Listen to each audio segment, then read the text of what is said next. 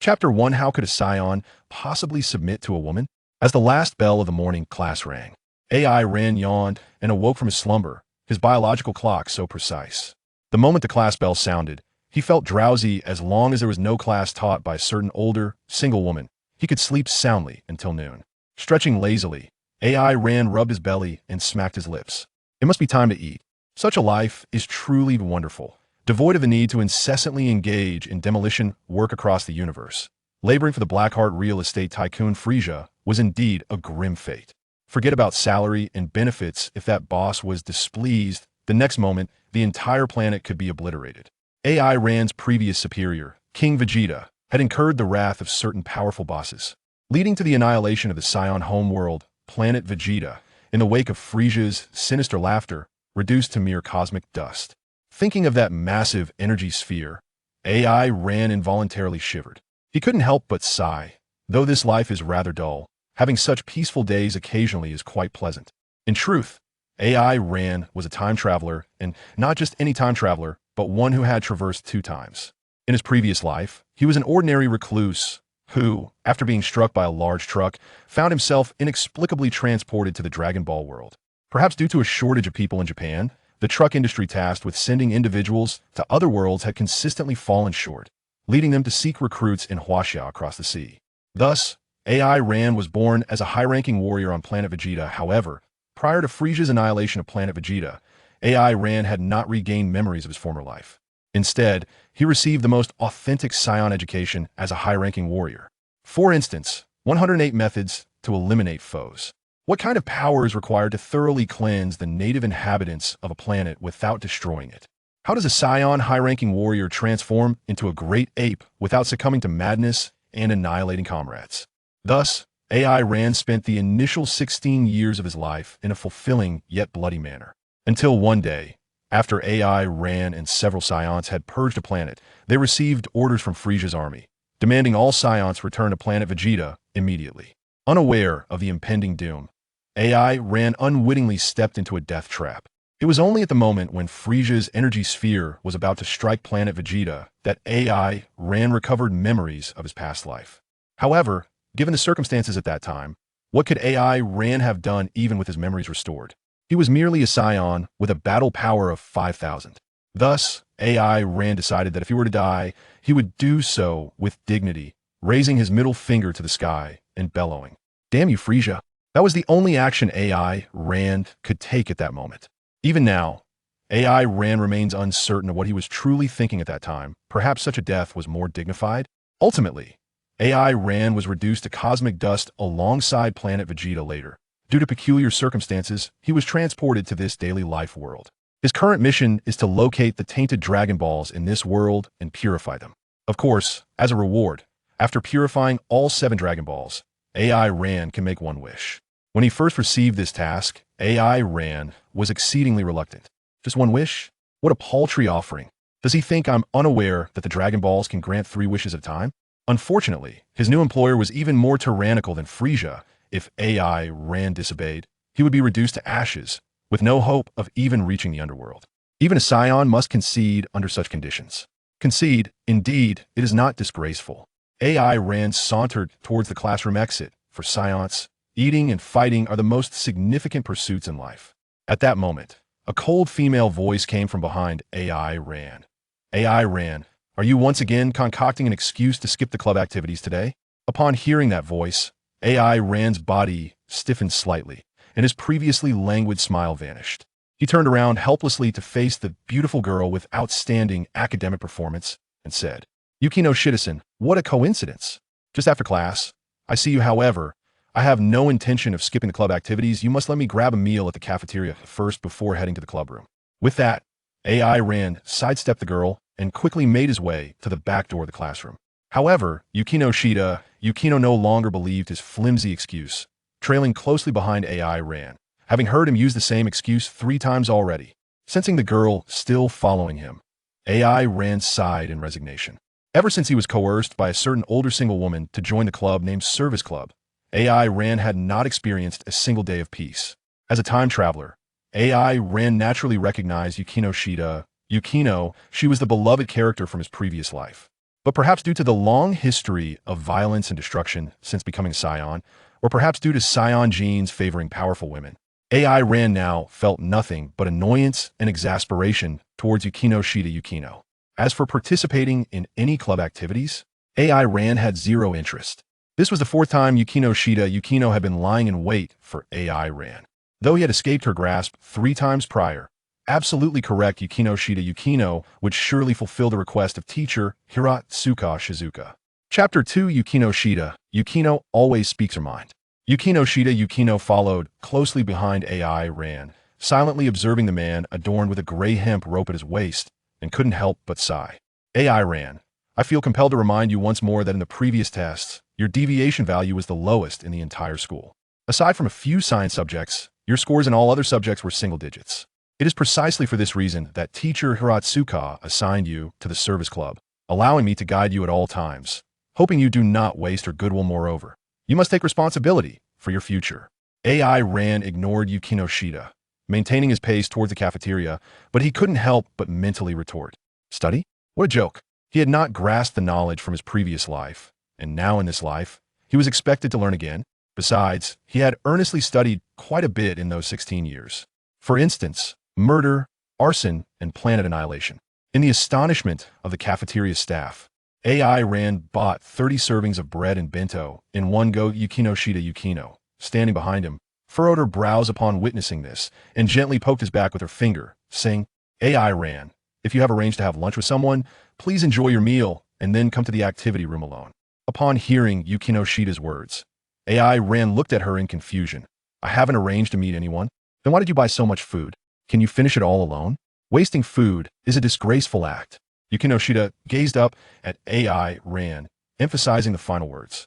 Not all this is merely enough to fill me halfway. Besides, overeating isn't good since you're here. Why not assist me? AI Ran flashed a neighborly smile at Yukino Shida. Help me carry some of this. I can't manage it all by myself. Minutes later, AI Ran and Yukino Shida emerged from the cafeteria, carrying the spoils of lunch. Yukino Shida looked at the 2 plastic bags filled with bento in her hands, feeling somewhat disheveled. Is this lunch? In any rational person's understanding, such a quantity is far beyond what one individual could consume. Even for those renowned for their hearty appetites, it is impossible to finish 30 servings in one sitting.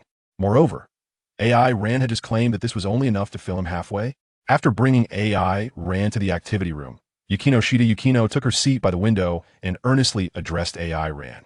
AI Ran, I understand your intentions.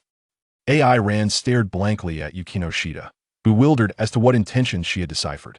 As the lowest performing student in the school, with a super cute girl like me tutoring you, it is only natural for you, as a teenage boy, to engage in odd behaviors to attract my attention. I can understand that.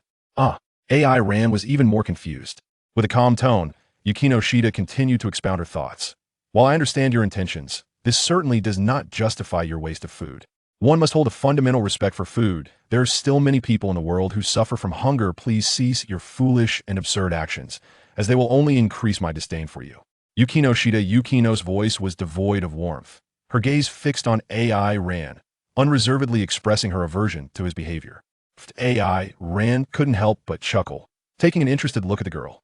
Though in his past life, AI Ran knew Yukino Shida was a kind-hearted girl who struggled with social interactions and never concealed her thoughts. However, when Yukino Shida's sharp tongue was directed at herself, Ayn Rand found it particularly amusing. I never would have guessed that your imagination is quite rich. It's my first time witnessing someone praise their own cuteness so nonchalantly. I am indeed adorable, and that is a fact, Yukino Shida replied with a hint of indifference. If you received countless love letters every day since elementary school, and even faced ostracism from all the girls in the school because of it, your indoor shoes have been hidden 60 times, 50 of which were by girls, 5 by teachers, and 5 by dogs. After experiencing all this, one can truly understand what a remarkable person they are. You also come to realize the kind of exclusion that outstanding individuals face in this society. No one is perfect, which is why I decided to establish this club. The Servitude Department, which I founded with the intention of helping others to change and, in turn, transform the world. Therefore, you need not worry, I will certainly save you, Ayn Rand. Sunlight streamed through the window, illuminating Yukino Shida, and Ayn Rand's eyes possessed an almost sacred aura at that moment.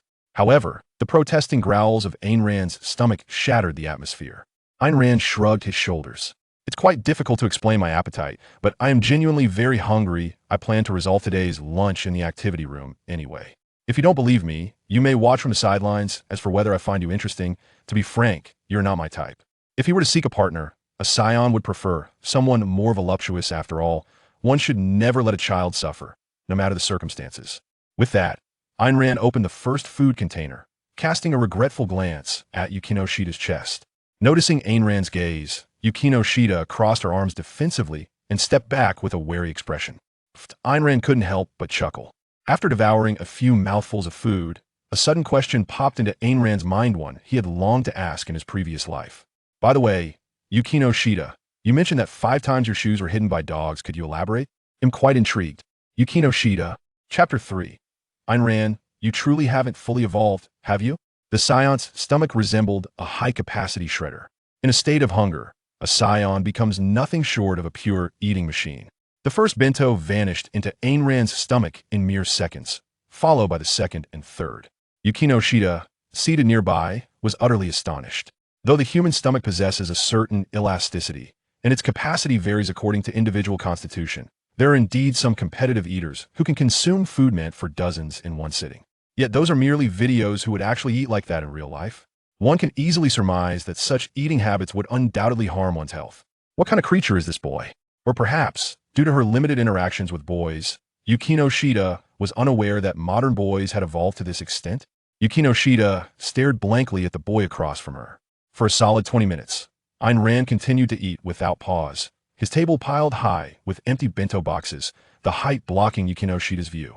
Normally, one would check the temperature of their food before eating, blowing on it to cool it down, then savoring each bite before swallowing. But what on earth was wrong with this man across from her? He could devour a loaf of bread in a single bite and finish a bento in just 2. Did he even chew? Could he truly taste the food? Finally, after finishing the last morsel, Ayn Rand nodded in satisfaction. Though I only ate to a moderate fullness, the flavor of this food was quite delightful. During his 16 years on planet Vegeta, Ayn Rand had scarcely tasted any proper food. After all, one cannot expect a group of battle maniacs who only know how to kill and wreak havoc to produce any reliable cuisine. The Scion diet has always been exceedingly simple, summarized in just 2 words: meat and fill me up. The cooking process is irrelevant, as raw food is acceptable. What type of meat is of little consequence. There are even Scions who relish eating aliens raw. But it must be ample and satisfying. After regaining memories of his past life, every recollection of those 16 years often left Ayn Rand feeling nauseated. At this thought, Ayn Rand couldn't help but internally express gratitude to his new boss. Although she was a heartless capitalist who only sought to exploit him, at least she had brought him to Earth. Staying on planet Vegeta would have been far worse. He might as well have descended into the underworld. At that moment, Yukino Shida's voice interrupted Ayn Rand's musings. I apologize. I initially thought you were trying to show off and waste food. I never expected. She paused mid-sentence. Even as a genius girl, she found herself at a loss for words to describe Ayn Rand's previous eating spectacle. Ayn Rand sensed Yukino Shida's embarrassment and casually replied, "You needn't apologize. My appetite is indeed rather extraordinary in the past. To avoid drawing attention, I would eat lunch alone on the rooftop." Is that so? Suddenly, Yukino Shida appeared to have discovered a blind spot, regarding Ayn Rand with a serious expression. Ayn Rand, I remember the rooftop door has always been locked, hasn't it? How did you get up there? Oh, that rusty lock. I merely tugged on it gently, and it fell off. The head of the teaching staff even summoned me to discuss it, however. After I explained, he forgave me and granted me permission to use the rooftop freely in the future. Seeing the incredulous look on Yukino Shida's face, Ayn Rand recounted the specifics of that day in the office. Just a few days prior, Ayn Rand had been summoned by the bald principal to the office for questioning. The principal pointed to the remnants of the rooftop door lock on his desk and demanded Ayn Rand demonstrate once more how he had damaged school property. Thus, Ayn Rand twisted the iron rod on the desk into a spiral. Upon witnessing this, the principal and the nearby teacher instantly transformed from fearsome dragons into timid chicks. Though Ayn Rand had always ranked last in the school, he had never committed any wrongdoing. It was presumed that his visit to the rooftop was merely a means to alleviate the stress of his studies. Sleeping in class? Not an issue. Our school, Tbohai, places great emphasis on students' mental well-being. It's all quite understandable. At this point, Ayn Rand had already packed up the empty containers, preparing to dispose of them shortly. He then continued speaking to Yukino Shida. They merely required me to compensate for the damages. They did not punish me. While I have long been aware of the unreliability of teachers, I never anticipated it would reach this extent. It seems the reputation of purify has indeed declined.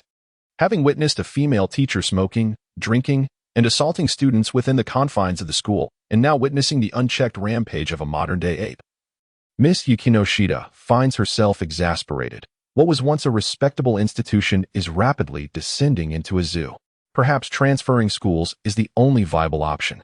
With a sigh, Yukino Shida rises and inquires, "Have you truly been consuming such copious amounts these past few days?" "Yes," comes the response. "Though I can only manage to eat until I am slightly satiated, it is just enough to endure until the end of the school day." It appears that Aaron is indeed suffering from a serious ailment. Remember, it is not advisable for humans to consume such excessive quantities at once. At this juncture, Yukino Shida hesitates. Is Aaron truly human? Could she perhaps be more akin to a bipedal gorilla or some modern primate? A being capable of devouring 30 portions of bento and bread in a single meal, yet only managing to feel partially full. This phenomenon certainly warrants thorough investigation. AI Ran gazed at the enchanting young girl before him, expressing his heartfelt gratitude. "Today, the minister has truly been a great help. Perhaps you could accompany me to buy lunch tomorrow." His time, after all, was invaluable and should not be squandered on merely satisfying the dietary needs of a gorilla. Yukino tucked her flowing black hair behind her ear and shifted her gaze away, stating, "However, if you could diligently attend club activities every day, I might consider it." Chapter 4. Does purifying the Dragon Balls require romance? Regarding Yukino Shida's request, AI Ran found himself at a loss for words. After school, he continued on his way, heading straight to his apartment. It was now April 15th, a Monday. It had been exactly 15 days since his arrival in this world, and he had spent 10 days attending classes at SBU High. Yet, he still felt estranged from his surroundings. Observing the people and objects around him evoked a sensation that was simultaneously familiar and alien. The more vibrant the atmosphere, the more pronounced his sense of dissonance became. In his previous life, he had already reached his 20s, living in a state of oblivion. Following a fateful encounter with a large truck, he had seemingly awakened from a slumber, only to find himself transformed into a deranged killer. The memories of the past decade were indelibly etched in his mind. And no matter how he rationalized it, he could not deny that the person in those memories was indeed himself. At the tender age of 7, he had embarked on his first mission with a team to conquer a planet with a population exceeding 100 billion. Within mere days, AI Ran, alongside several Saiyans, exterminated all living beings on that planet, regardless of age or species. If it was a living creature, it was destined for annihilation. The thrill of slaughter ignited a fervor within him. The adrenaline of battle coursed through his veins. The warrior spirit and malevolence were ingrained in the very essence of the Saiyan race, and from that moment on, AI Ran's bloodline had awakened in its entirety. Even now, with the memories of his former life restored, AI Ran found himself unable to resist the primal desires inscribed within his genes. He had always yearned for combat and carnage.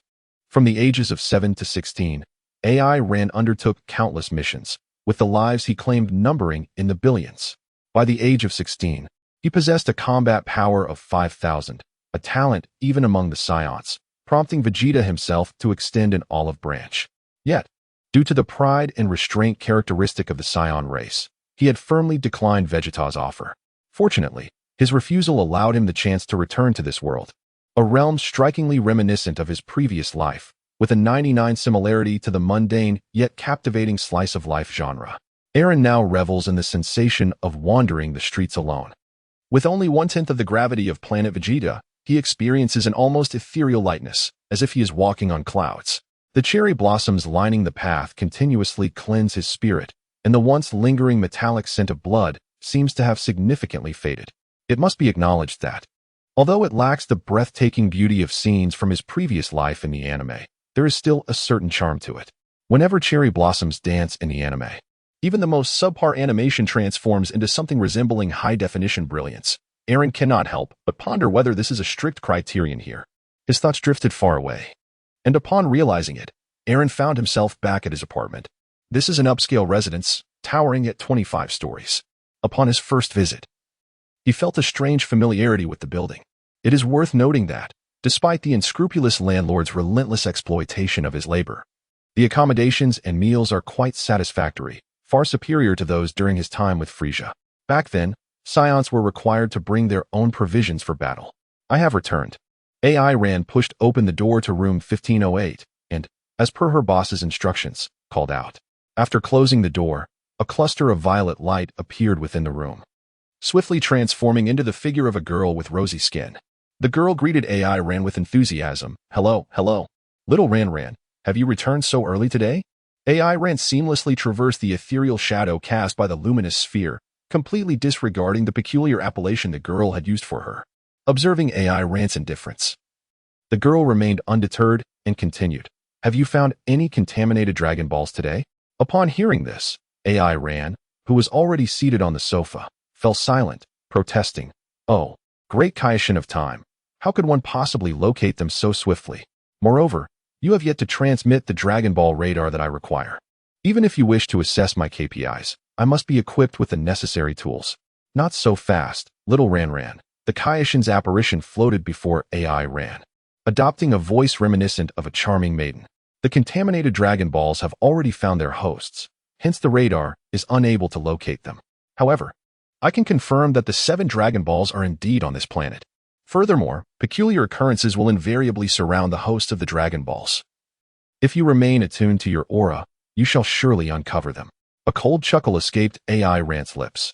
To think one as ancient as you, a being of several billion years, still pretends to be a young girl? What a peculiar sense of humor you possess. Little Ran. Are you secretly calling me an old hag in your thoughts? Such blasphemy against a deity warrants grave consequences, perhaps even to the extent of having your ashes scattered, rendering you unable to enter the afterlife. With an adorably sweet tone, the Kaishin spoke of something most terrifying, prompting AI Ran to concede. I apologize. I was wrong to harbor ill thoughts about a deity. She then pressed on with her inquiry. Great Kaishin of time. What must I do to purify the Dragon Ball host upon locating them? Shall I annihilate them with a single energy blast? Even if I learn to sense my aura from you, my combat power barely exceeds 5,000. Should I encounter a foe like a 1-star dragon, I doubt you would even need to intervene. It could easily reduce me to ashes. Fear not, little Ran, for this is your inaugural task as a time patroller. Combat will not be required. Simply channel the positive energy generated from love to purify the 7 Dragon Balls. Quite simple, wouldn't you agree? Love? AI Ran felt a stirring unease. What sort of love are you referring to? Romantic love? Precisely.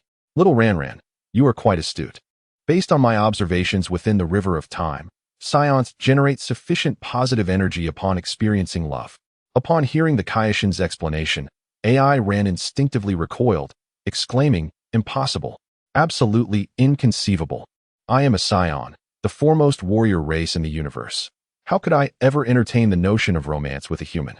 Yet, from my observations, it appears that aside from your notorious martial prowess, your race possesses a remarkable talent for relying on others. Who informed you of this? Be wary, for I might accuse you of slander. Chapter 5. The burden of one's own sins. In response to AI Ran's protests, the Time Realm King chose to remain unfazed. She dismissed her previous demeanor, adopting a serious expression as she addressed AI Ran. Little Ran, there is something I must remind you of. You do not possess the right to refuse my task. If you truly wish to evade this duty, your only recourse would be to return to the underworld to atone for your sins, ultimately erasing your memories and being reincarnated anew. What kind of cruel master could impose such an egregious labor contract, one that mandates death for noncompliance? The terms seem akin to those endured by the naive souls deceived into the treacherous clutches of northern Myanmar. Aaron, filled with sorrow and indignation, inquired, "Why did you save me earlier? Is the position of time patroller truly so vacant?" "No," came the reply, "in the original timeline. You were destined to perish at the hands of Frisia. My presence near planet Vegeta was merely to ascertain the safety of the Scion infant who fled to the northern galaxy. He is the key to the future world. Yet, just before the complete obliteration of planet Vegeta, I noticed a significant reduction in the malevolent energy emanating from you. Although your heart remains tainted with darkness, faint glimmers of light began to emerge amidst the shadows. Thus, this mission is not solely to purify the Dragon Balls, but also to cleanse your own soul. You must live in this world as an ordinary human. The sins you have committed must ultimately be borne by you alone." Upon hearing the profound words of the Supreme Kai of Time, Aaron fell into silence. In truth, for the past decade, he had merely lacked the memories of his former life. Aaron was certain that he remained fundamentally unchanged, It was he who had committed acts of violence and cruelty. He who had placed faith in power, and he who had lost his humanity.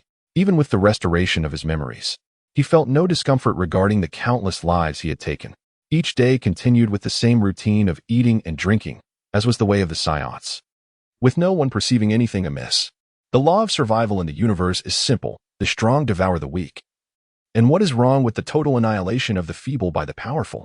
Even the Saiyans themselves were nearly eradicated by Frieza in an instant, were they not? Until now, Eren had always held this belief.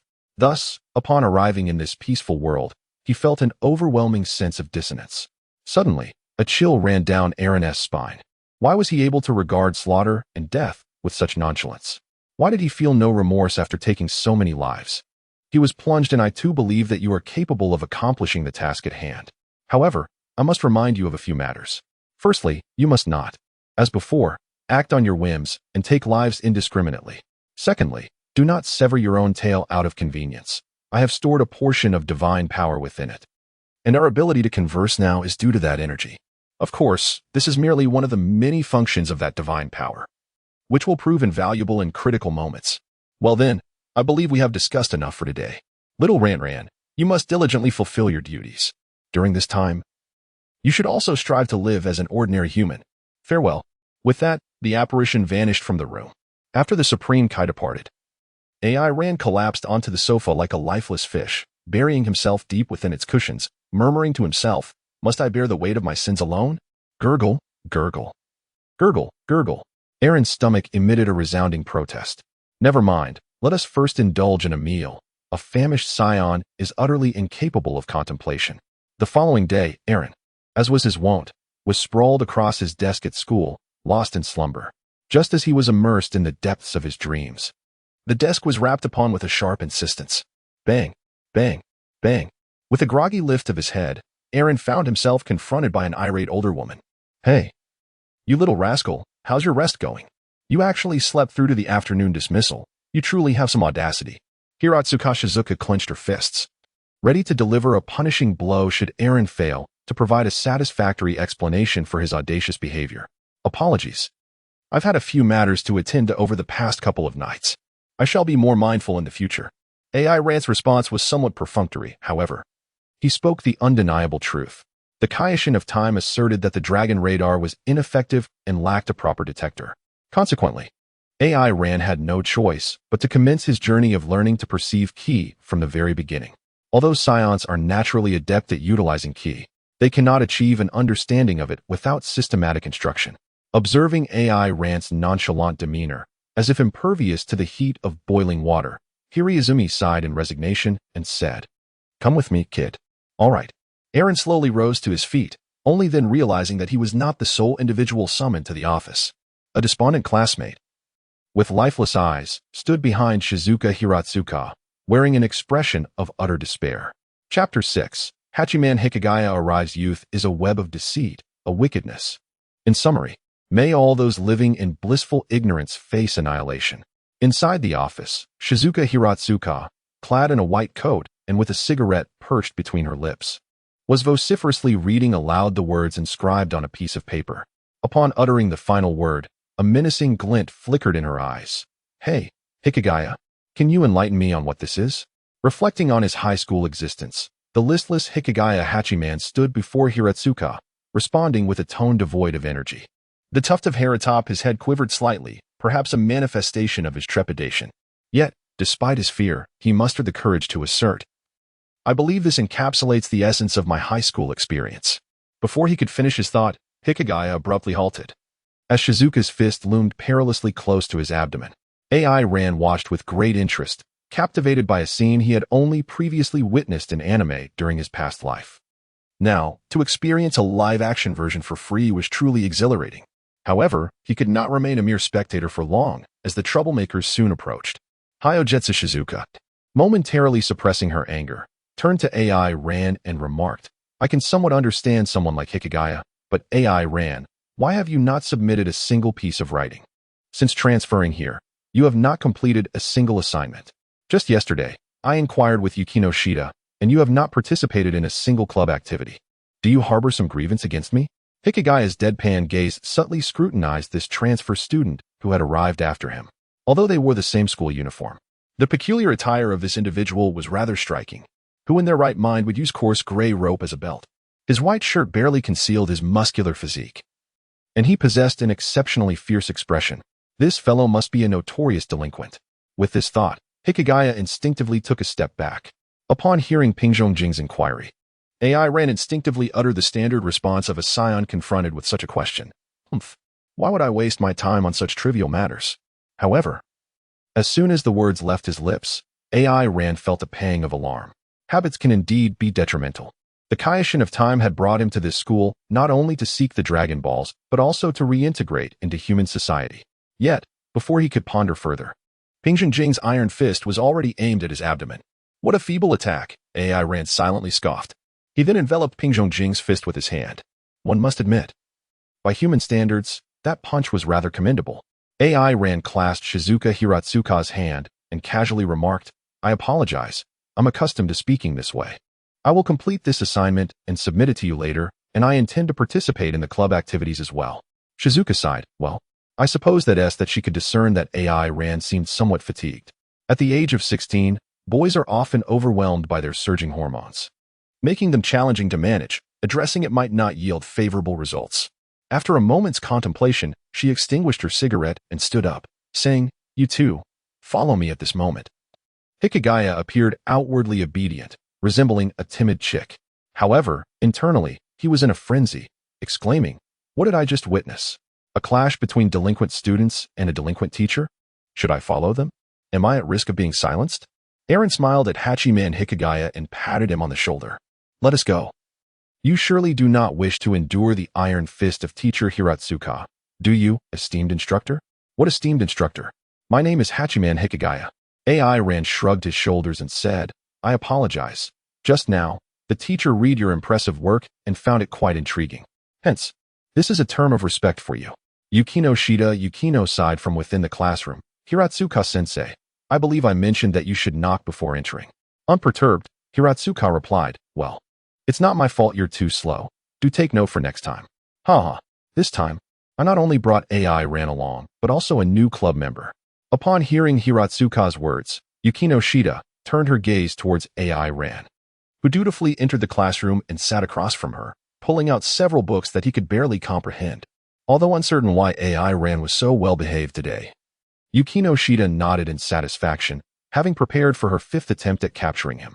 So, the clueless man standing beside Hiratsuka-sensei is our new club member?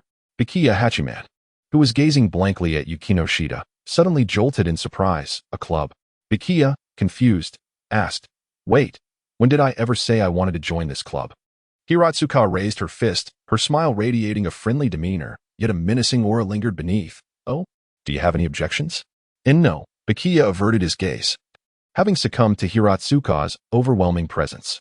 Well, as you can see, this fellow's personality is as dreadful as his gaze. Correcting his twisted character is now my task. Yukino Shida, arms crossed, I Bikiya warily, I must decline. Being scrutinized by such a lecherous gaze makes me uncomfortable.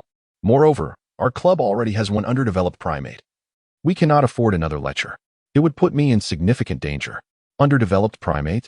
Hiratsuka gazed at AI Ran in confusion. Meanwhile, AI Ran, perplexed by the incomprehensible text before him, protested upon hearing Yukino Shida's remark. Hey, could you not involve me in this? Chapter 7. The first Dragon Ball on Yukino Shida?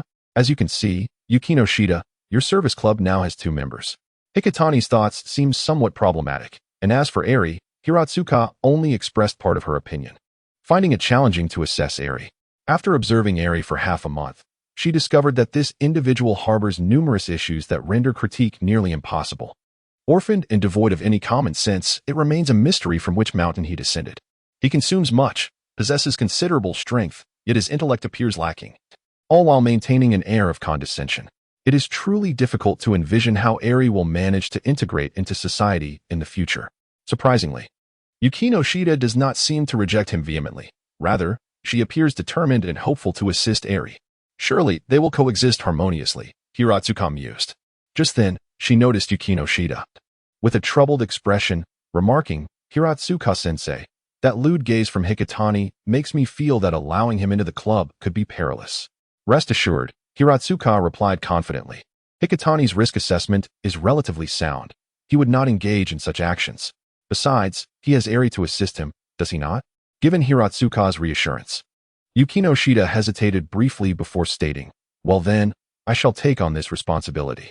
Upon receiving a positive affirmation, Hiratsuka waved her hand and said, then I entrust them to you. Ensure they get along well. With that, she turned and departed. The classroom fell silent in an instant.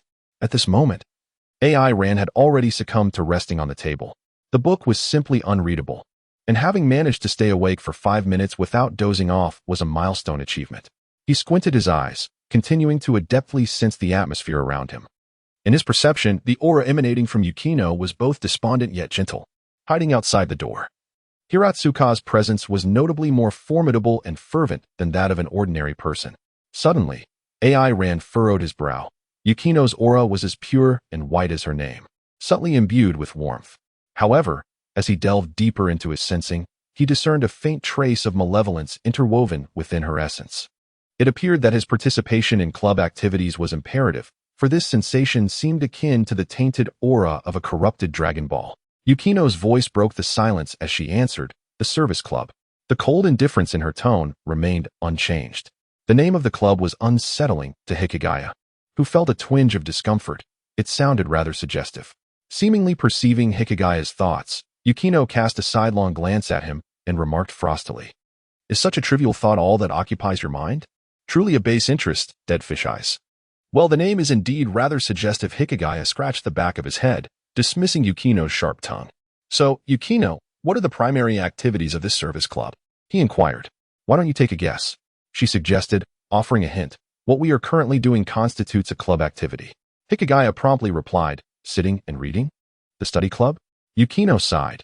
It is my fault. I should not have harbored any expectations of you. At that moment, AI Ran leaned on the table and sighed. The affluent extend their benevolence towards the impoverished. This is what one refers to as philanthropy. Of course, these were the words spoken to me by the former minister.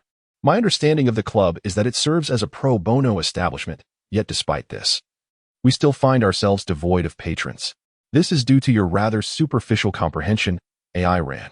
Nevertheless, given the underdeveloped nature of your intellect, I find solace in the fact that you have managed to grasp this much. As she spoke, Yukino Shida unconsciously rose to her feet, her arms crossed before her, adopting a condescending stance as she addressed Hikigaya. Welcome to the service club, and we are pleased to have you join us, Hikigaya. AI Ran slightly tilted her face, which had been buried between her arms, revealing one eye as she gazed at Yukino Shida and Hikitani. Although Yukino Shida offered a welcoming remark, the tone of her voice inevitably cast doubt on whether it was genuine or feigned. Since teacher Hiratsuka entrusted you to me, I shall diligently rectify Hikitani's mistakes while also striving to elevate AI Ran's academic performance. You may express your gratitude. Hikitani rolled his eyes, feeling quite displeased. Though I admit there's something odd about my statement, I am still quite exceptional. I ranked second in the school for the language section of the internal mock exams. And I don't look too bad either. Aside from not having a girlfriend or friends, I am fundamentally outstanding. Beside him, AI Ran heard Hikitani's words and buried her face once again. She felt she had no right to partake in such a conversation among academic elites, finding it far more significant to contemplate the aura emanating from Yukino Shida. How could she possibly extract the Dragon Balls from her? Moreover, how is positive energy generated? Perhaps it would be best to inquire with the King of Time upon returning. Yukino Shida's expression grew colder. What is there to be proud of in being second in school? I understand now. It is precisely because of your awkward demeanor that you have remained friendless. Yukino Shida, as far as I know, haven't you also been alone for quite some time? The esteemed flower of SBU High, the perfect and impeccable Yukino Shida Yukino, a prodigy with boundless charm and an icy disposition. Even if Hikitani was oblivious to the affairs among girls, rumors of such caliber continuously reached his ears. It was indeed curious that someone so exceptional never formed friendships at SBU High.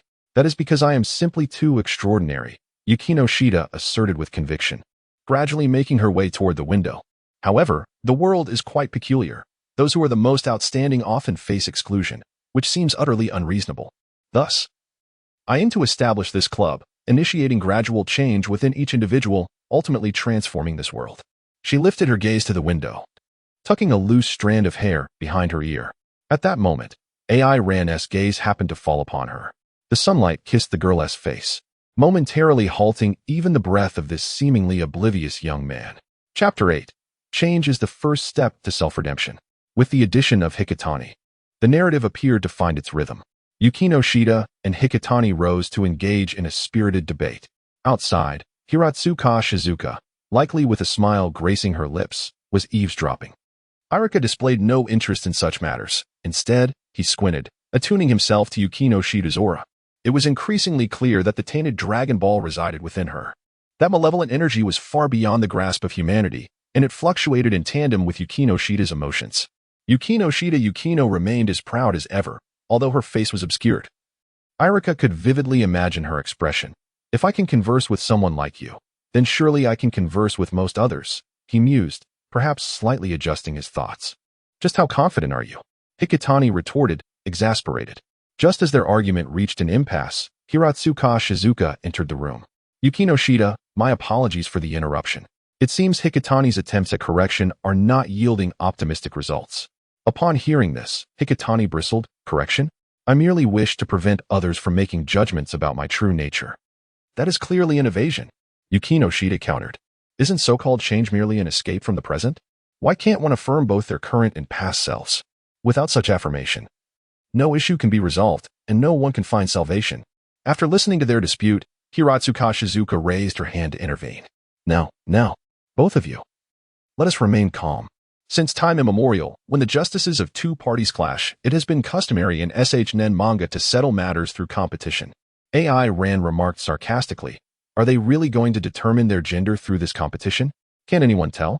With a sharp glare directed at AI Ran, Hiratsuka Shizuka continued, thus, let us hold a contest within this club to see who can better serve others. The winner shall have the authority to issue any command to the other. Yukino crossed her arms and stepped back 2 paces, declaring, I refuse. Facing this man, I feel an overwhelming sense of peril. That's mere prejudice. Second-year boys do not spend their days fixated on such lewd thoughts. Indeed, and let's not forget the unfortunate corporate drones who are perpetually forced to work. AI Ran quietly lay there, continuing her inner critique. Hiratsuka Shizuka timely interjected, Yukino Shida, are you perhaps afraid of losing, which is why you? It was an evident provocation, yet I shall accept it. With that, Yukino Shida turned to AI Rand and inquired, will you participate, AI Rand? AI Rand lazily remarked without lifting her head, I don't want to. I'm very busy and won't participate in such a tedious affair.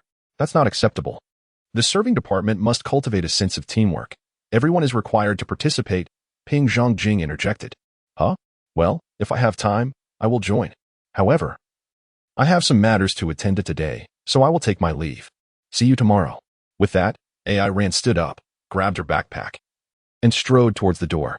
Observing AI Rand's retreating figure, Ping Zhongjing sighed. Compared to Hikia, AI Rand's personality issues were far more intricate. Although his demeanor seemed to have changed significantly during this period, Ping Zhongjing, drawing from her life experience, sensed that he had truly not altered at all. His current attitude was merely a result of his reluctance to engage with others. Unconsciously, Ping Zhongjing recalled their first meeting, remembering how AI Rand's gaze at that time was utterly devoid of humanity.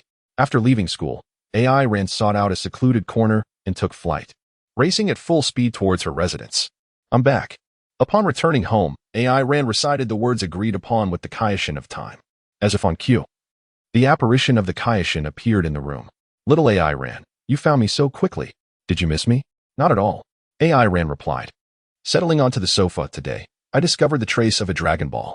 What must I do to extract and purify it from a human body? Wow, you're truly impressive, having found the first Dragon Ball so swiftly, the Kaioshin of time playfully exclaimed. Witnessing this, AI Rand rolled her eyes. Kaioshin, could we skip the theatrics? Please tell me how to purify that Dragon Ball. You must provide me with a method. Do I really need to fall in love to purify the Dragon Balls? Putting aside the playful demeanor, the Kaioshin of time reflected for a moment before responding seriously, currently. Little AI Rand, you are not yet capable. Whether extracting the Dragon Ball that resides within a human body or purifying it later, both require sufficient positive energy. This necessitates a kind heart. But given your present circumstances, you are absolutely incapable of achieving this. AI Rand was left dumbfounded. Then what should I do? I've found it. yet I cannot extract or purify it. This job is utterly frustrating. Don't fret, little AI ran. First, you must live well as a human. Of course, love is the only way for Saiyan to generate positive energy. However, you must also be cautious of those hosts. The tainted Dragon Balls may lead to unforeseen troubles. Aaron let out a sigh and waved her hand at the god of time. Very well, I understand. There's nothing more for you to attend to. You may take your leave. The god of time muttered in displeasure. Honestly, do you regard me as merely a convenient tool? With that, she vanished from the room. After a while, Aaron slowly approached the window, gazing at the scenery outside, murmuring to herself. Without enacting change, no problems can be resolved. Is there truly no salvation for anyone? Chapter 9. An unexpected change. AI Ran sat cross-legged on her bed, eyes closed, seeking any anomalous energies in the world around her. Yet, all her efforts proved futile, no matter how she scrutinized it. This was merely an exceedingly ordinary daily realm. Suddenly, as if sensing something, AI Ran opened her eyes and scratched her head. No wonder this building seems so familiar. Yukino Shida lives right across from me? Indeed. The proximity had blinded her to this fact. It was evident that her training still required refinement. With that thought, AI Ran focused all her attention on Yukino Shida, who was now the host of the Dragon Ball. She couldn't afford any mishaps with her. This was crucial to whether she could make a wish in the end. Contemplating this, AI Ran couldn't help but indulge in her daydreams. If a wish could be granted, what would she desire? Just past 8 o'clock. In room 1507 of the same building, Yukino Shida finished her evening routine and changed into her pajamas. The white spaghetti-strap nightdress slipped down one shoulder, revealing a generous expanse of her smooth skin. However, she paid it no mind, as she was in solitude, and she held great confidence in the security of her surroundings. Sitting on the sofa, she cradled a cat magazine, while the television played a previously recorded episode of Mr. Pan's anime. This was her nth time watching this series. As a devoted cat lover, she adored any creature associated with the feline family. So, one might argue that pandas are merely oversized cats? As time progressed, the indoor temperature gradually dropped. Feeling the chill, Yukino Shida involuntarily shivered. She wrapped herself in a blanket, murmuring, "It's already April. Has this winter ended yet?" Nevertheless, the temperature continued to plummet, dropping below 10 degrees within mere minutes.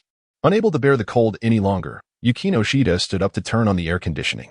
Suddenly, a portal-like luminescent curtain appeared out of thin air in the living room. As soon as this curtain materialized, it emanated a bone-chilling cold, causing the room to freeze instantaneously. Moreover, it unleashed a formidable gravitational pull towards Yukino Shida, threatening to engulf her entirely.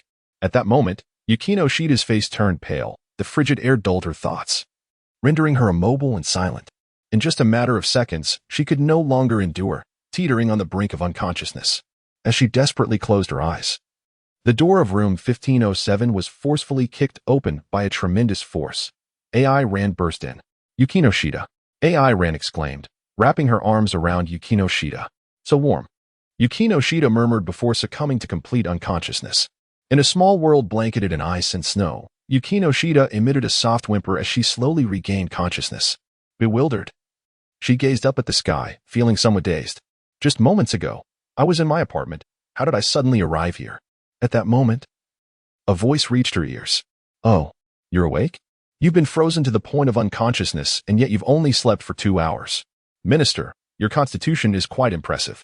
Upon hearing this voice, Yukishida sat up abruptly, tightening her black coat around her, casting a wary glance towards the source of the sound.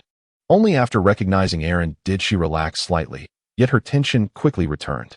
"Aaron, where are we? What just happened?" Aaron, clad solely in a white shirt, approached Yukishida and, after taking a seat beside her, replied, "I'm not entirely sure, but it's now evident that we are no longer on Earth.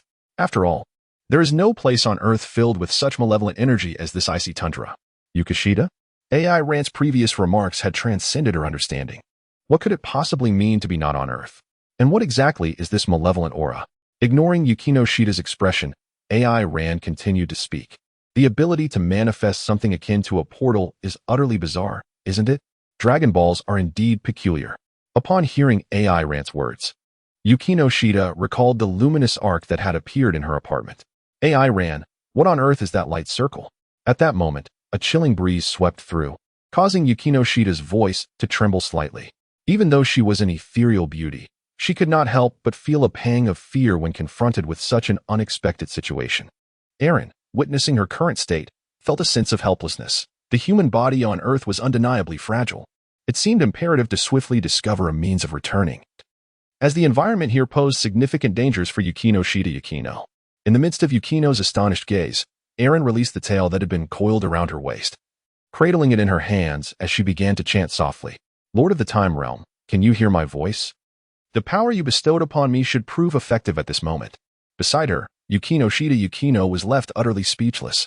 Although she had previously inquired whether Aaron had yet to achieve complete evolution, the sight of Aaron revealing her tail left her completely flustered.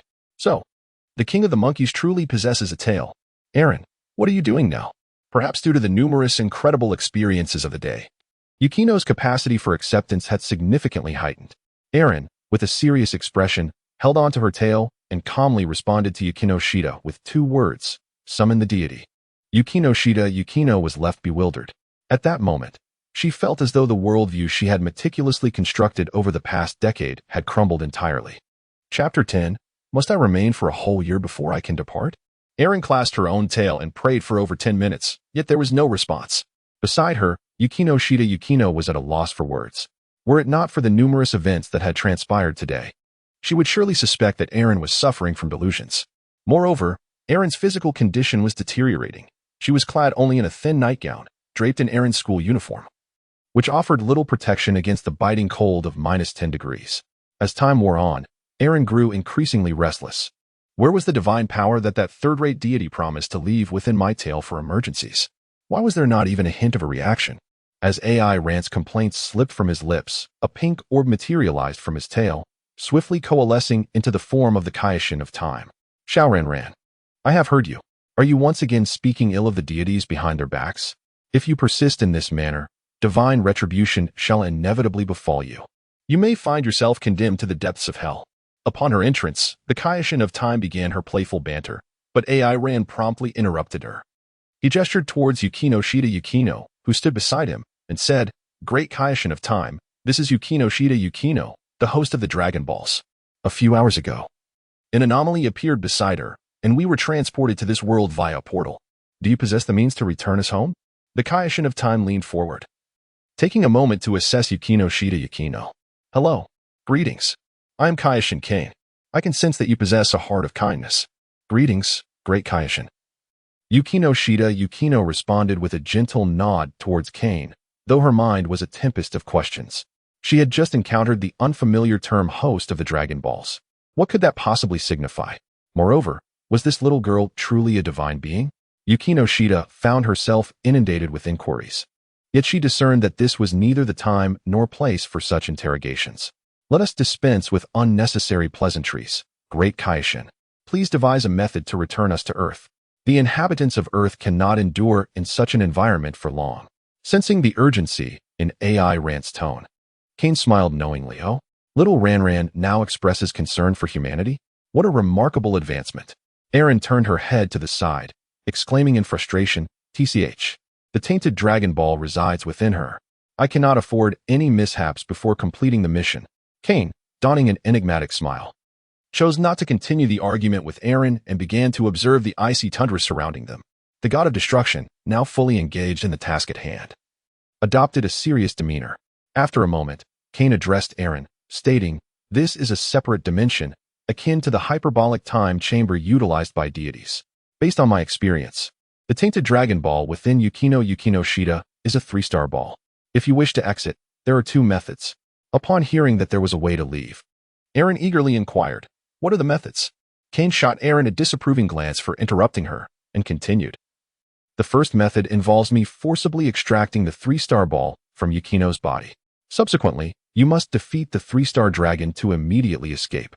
However, the combat prowess of the 3-star dragon is likely superior to that of the Super Saiyan 3 I previously mentioned." Kane paused, her expression shifting to one of disdain as she glanced at Aaron. The implication of her unspoken words clear. A mere fighter with a power level of 5,000 was unworthy of standing before such formidable beings. At that moment, Aaron felt her face flush with embarrassment. How could this seemingly ineffectual deity belittle her? Yet, she remained submissive, not only out of necessity, but also due to her resentment toward her own insignificance. Perceiving Erin's inner turmoil and observing her expression, Cain nodded. Although this Saiyan often displayed an arrogant demeanor, ever since Cain had rescued her on planet Vegeta, Erin's malevolent tendencies had been gradually dissipating. The situation was indeed progressing favorably. Not wishing to prolong Erin's anxiety, Cain revealed the second method. The alternative is to remain here obediently. If you endure for a year, a portal will reappear, allowing your return. What? A whole year? Erin exclaimed. Given Yukino's current condition, merely surviving a single day seemed an insurmountable challenge. How could that be feasible? Yukino's eyes dimmed as she contemplated her predicament. Not only was her survival in question, but if she were to go missing for an entire year, how frantic her parents and sister would be. The thought was unbearable. Cain, possessing the ability to read minds, regarded Yukino with gentle compassion and softly assured her, "Do not worry. Erin will find a way to ensure your survival. Although my capabilities are limited, I will assist as much as I can. Furthermore, this place functions similarly to the hyperbolic time chamber. While the flow of time here is unstable, a year spent within will equate to mere hours outside. At most a single day." Upon hearing the words of comfort from the King of Time, Yukino's previously despondent emotions began to gradually improve. Though she remained uncertain about the future, there lingered a glimmer of hope that everything might eventually return to its rightful course. Ran. I am the deity of time management. Due to certain regulations, I cannot intervene extensively during the purification of the Dragon Balls. Therefore, shortly, I can only provide you with some warm clothing and a sense of being. I apologize, but this is all I can do for you at present. Observing the apologetic expression on Cain's face, Ran waved her hand dismissively, replying, "This is already more than sufficient. Thank you, Lord King of Time." Chapter 11. The commencement of a year of solitude within a cave sheltered from the wind in the frost-covered tundra. This humble abode was where Ran and Yukino would spend the night. Rather than a true cave, it resembled a larger indentation in the rocky wall, barely accommodating two individuals. Mere minutes after the specter of the King of Time vanished, Yukino's clothing and the Senzabine were promptly delivered. It was indeed her winter attire. The means by which Cain acquired them remained a mystery. When the garments and Senzabine arrived, Ran couldn't help but scoff at the mediocrity of the deity. It was important to note that the Dragon Ball universe possessed the miraculous invention of capsules. A few storage capsules could have effortlessly resolved their immediate predicament. Clearly, the King of Time could not offer significant interference in the matter of purifying the Dragon Balls. As Yukino meticulously spread some dry moss and soft grass across the cave's rocky floor, she also created a slight separation. She found the situation rather peculiar, after all. She was inexplicably about to cohabitate with another man in this cave. Although Ran did not seem particularly strange, there lingered a sense of unease within her. But was Ran truly human? The Saiyans, despite possessing a tail, bore an uncanny resemblance to humans. Yet, recalling Ran's ability to fly and unleash powerful energy blasts, Yukino felt uncertain if he could still be classified as a carbon-based life form. As Yukino labored, her mind wandered through a labyrinth of thoughts: deities, extraterrestrials, Dragon Balls. Such concepts undoubtedly required ample time to comprehend and assimilate. The separation has been established, Ran. Though her tone remained frosty, a faint blush crept to her ears under the soft moonlight. This scene bore an uncanny resemblance to a wife urging her husband to retire for the night. Yukino suppressed her errant thoughts and, striving for a calm demeanor, called out to Ran outside, "You should rest early. There remains much to be accomplished tomorrow: constructing shelter, foraging for sustenance. Very well, you shall rest within, while I take my place at the entrance. If anything amiss occurs during the night, simply call out my name." Ran gazed at the flickering flames of the fire he had conjured with his key cannon, contemplating the solitary figure of his companion, who would share the upcoming year with him. Beneath the soft snow blanketing the grass, Yukino had lost her sense of sleep. "I truly appreciate your help today. Had I arrived in this world alone, I might have met a silent demise," she expressed. "There's no need for gratitude. My duty is to purify the Dragon Balls that reside within you. Until then, I shall ensure your safety," Ran replied, his rejection of her thanks striking a chord with Yukino, who furrowed her brow slightly. This man instinctively repelled all those around him, encasing himself within barriers of solitude. Observing Ran, Yukino likened him to an unapproachable stray cat, forever wary and resistant to the world. Unable to suppress her curiosity, she inquired, "Could you share how you spent your previous life?" "My past holds no significance," Aaron replied, his tone tranquil yet distant. He recoiled at the notion of recounting the past decade and more, a life spent as a reclusive individual in a time of peace, now transformed into a ruthless figure who reveled in destruction. He felt as though he were on the brink of a personality split, with the brutality coursing through his veins urging him towards chaos, while the moral compass shaped by his former life continually reminded him of the horrors of such actions. Noticing the confusion in Yukino Shida's eyes, Aaron resolved to shift the conversation. "Director, I see you, like me, traversing the school in solitude. It seems you might lack friends here." As soon as the words escaped his lips, he realized the folly of his statement. At this stage, how could Yukino Shida possess friends? After a brief silence, she responded with the anticipated retort, "To have friends, we must first define what constitutes a friend." AI Ran suddenly sensed an endearing quality about Yukino Shida.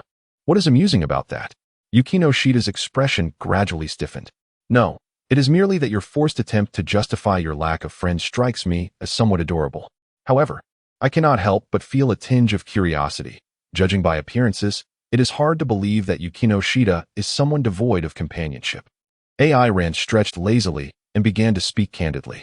"Indeed, I have been quite adorable since childhood, and it is precisely this charm that has drawn many men towards me. Yet, their affections have never been genuine. They are merely enchanted by my cuteness." Yukino Shida recalled the memories of being confined in the shoe storage room during her childhood, and her expression gradually turned cold. AI Ran smiled softly, remarking on Yukino Shida's awkwardness. However, this self-evident proclamation of her own adorableness reveals a rather intense narcissism in the child. Yukino Shida, feeling slighted, let out a huff. "Humph, AI Ran has no right to accuse me of being awkward. After all, she hardly ever interacts with anyone at school, spending most of her time napping." With that, she turned her back, indicating her waning interest in continuing the conversation with AI Ran. "Is she asleep?" AI Ran muttered a question to himself, but upon receiving no response, he lay down on the soft grass that had been prepared for him beneath the snow. The biting cold wind howled outside the cave entrance. Thus began their year-long solitude. Chapter 12. An unreliable beginning in a state of drowsiness. AI Ran felt a warm body enveloping him like an octopus. He slightly opened one eye. Indeed, even though he was sheltered from the wind in this cave, it was still quite chilly last night. It was only natural that the girl instinctively sought warmth by cuddling against him, especially considering the cave entrance was closer to the fire. However, upon closer inspection, Yukino, nestled beneath the snow, appeared rather adorable. As he carefully observed the girl using his chest as a pillow, a faint smile graced AI Ran's lips. As AI Ran gazed outside, he noticed that the day had fully dawned. He gently cleared his throat, rousing the young girl who had been resting on him, then promptly closed his eyes, feigning sleep once more. With his eyes shut, AI Ran felt that the ground beneath him, though barren, was unexpectedly soft. Upon awakening, Yukino realized she was tightly embracing AI Ran, letting out a startled exclamation as she hurriedly retreated deeper into the cave. However, the confined space of the cave offered little room to maneuver. Ouch! She accidentally collided with the stone wall. The pain brought tears to her eyes, and as she tenderly rubbed the back of her head, she noticed that the man before her showed no signs of waking. Quickly, she lowered her voice and movements, carefully crawling out of the cave. Although her earlier predicament was quite embarrassing, the fact that AI Ran remained asleep seemed to alleviate her discomfort. As Yukino Shida stealthily slipped out of the cave, as if she were a thief, AI Ran struggled to suppress his laughter. Though he was tempted to awaken suddenly and tease her, he chose instead to remain in slumber, considering her delicate disposition. AI Ran, you have finally awakened. Yukino Shida sat quietly on a nearby stone outside the cave, glancing at AI Ran as he emerged. At that moment, she recalled the incident from the previous night when she had inadvertently embraced him, a blush creeping onto her cheeks. "It must be because I used to sleep with Mr. Pan at home." Yes, AI Ran must have been mistaken for Mr. Pan. In a flurry, Yukino Shida concocted the most reasonable explanation for her actions from the night before. Today's weather was significantly better than yesterday, with the wind blowing gently, carrying a whisper of warmth. Aaron stretched languidly and casually remarked, "I stayed up late on night watch last night. The weather is quite pleasant today. We must promptly seek sustenance and construct shelter." Yukino gazed at the boundless expanse of tundra and instinctively nodded. After the events of yesterday, she had wholeheartedly regarded Eren as her steadfast support for survival in this unfamiliar land. Next, Eren stroked his chin, delving into contemplation. He had sensed that there were no formidable beings in this vicinity. This was both a blessing and a curse. The absence of powerful entities indicated a lack of dangerous foes, yet it also suggested a potential scarcity of food. Due to his inexperience with sensing energy, he remained uncertain about this matter. Science required substantial nourishment.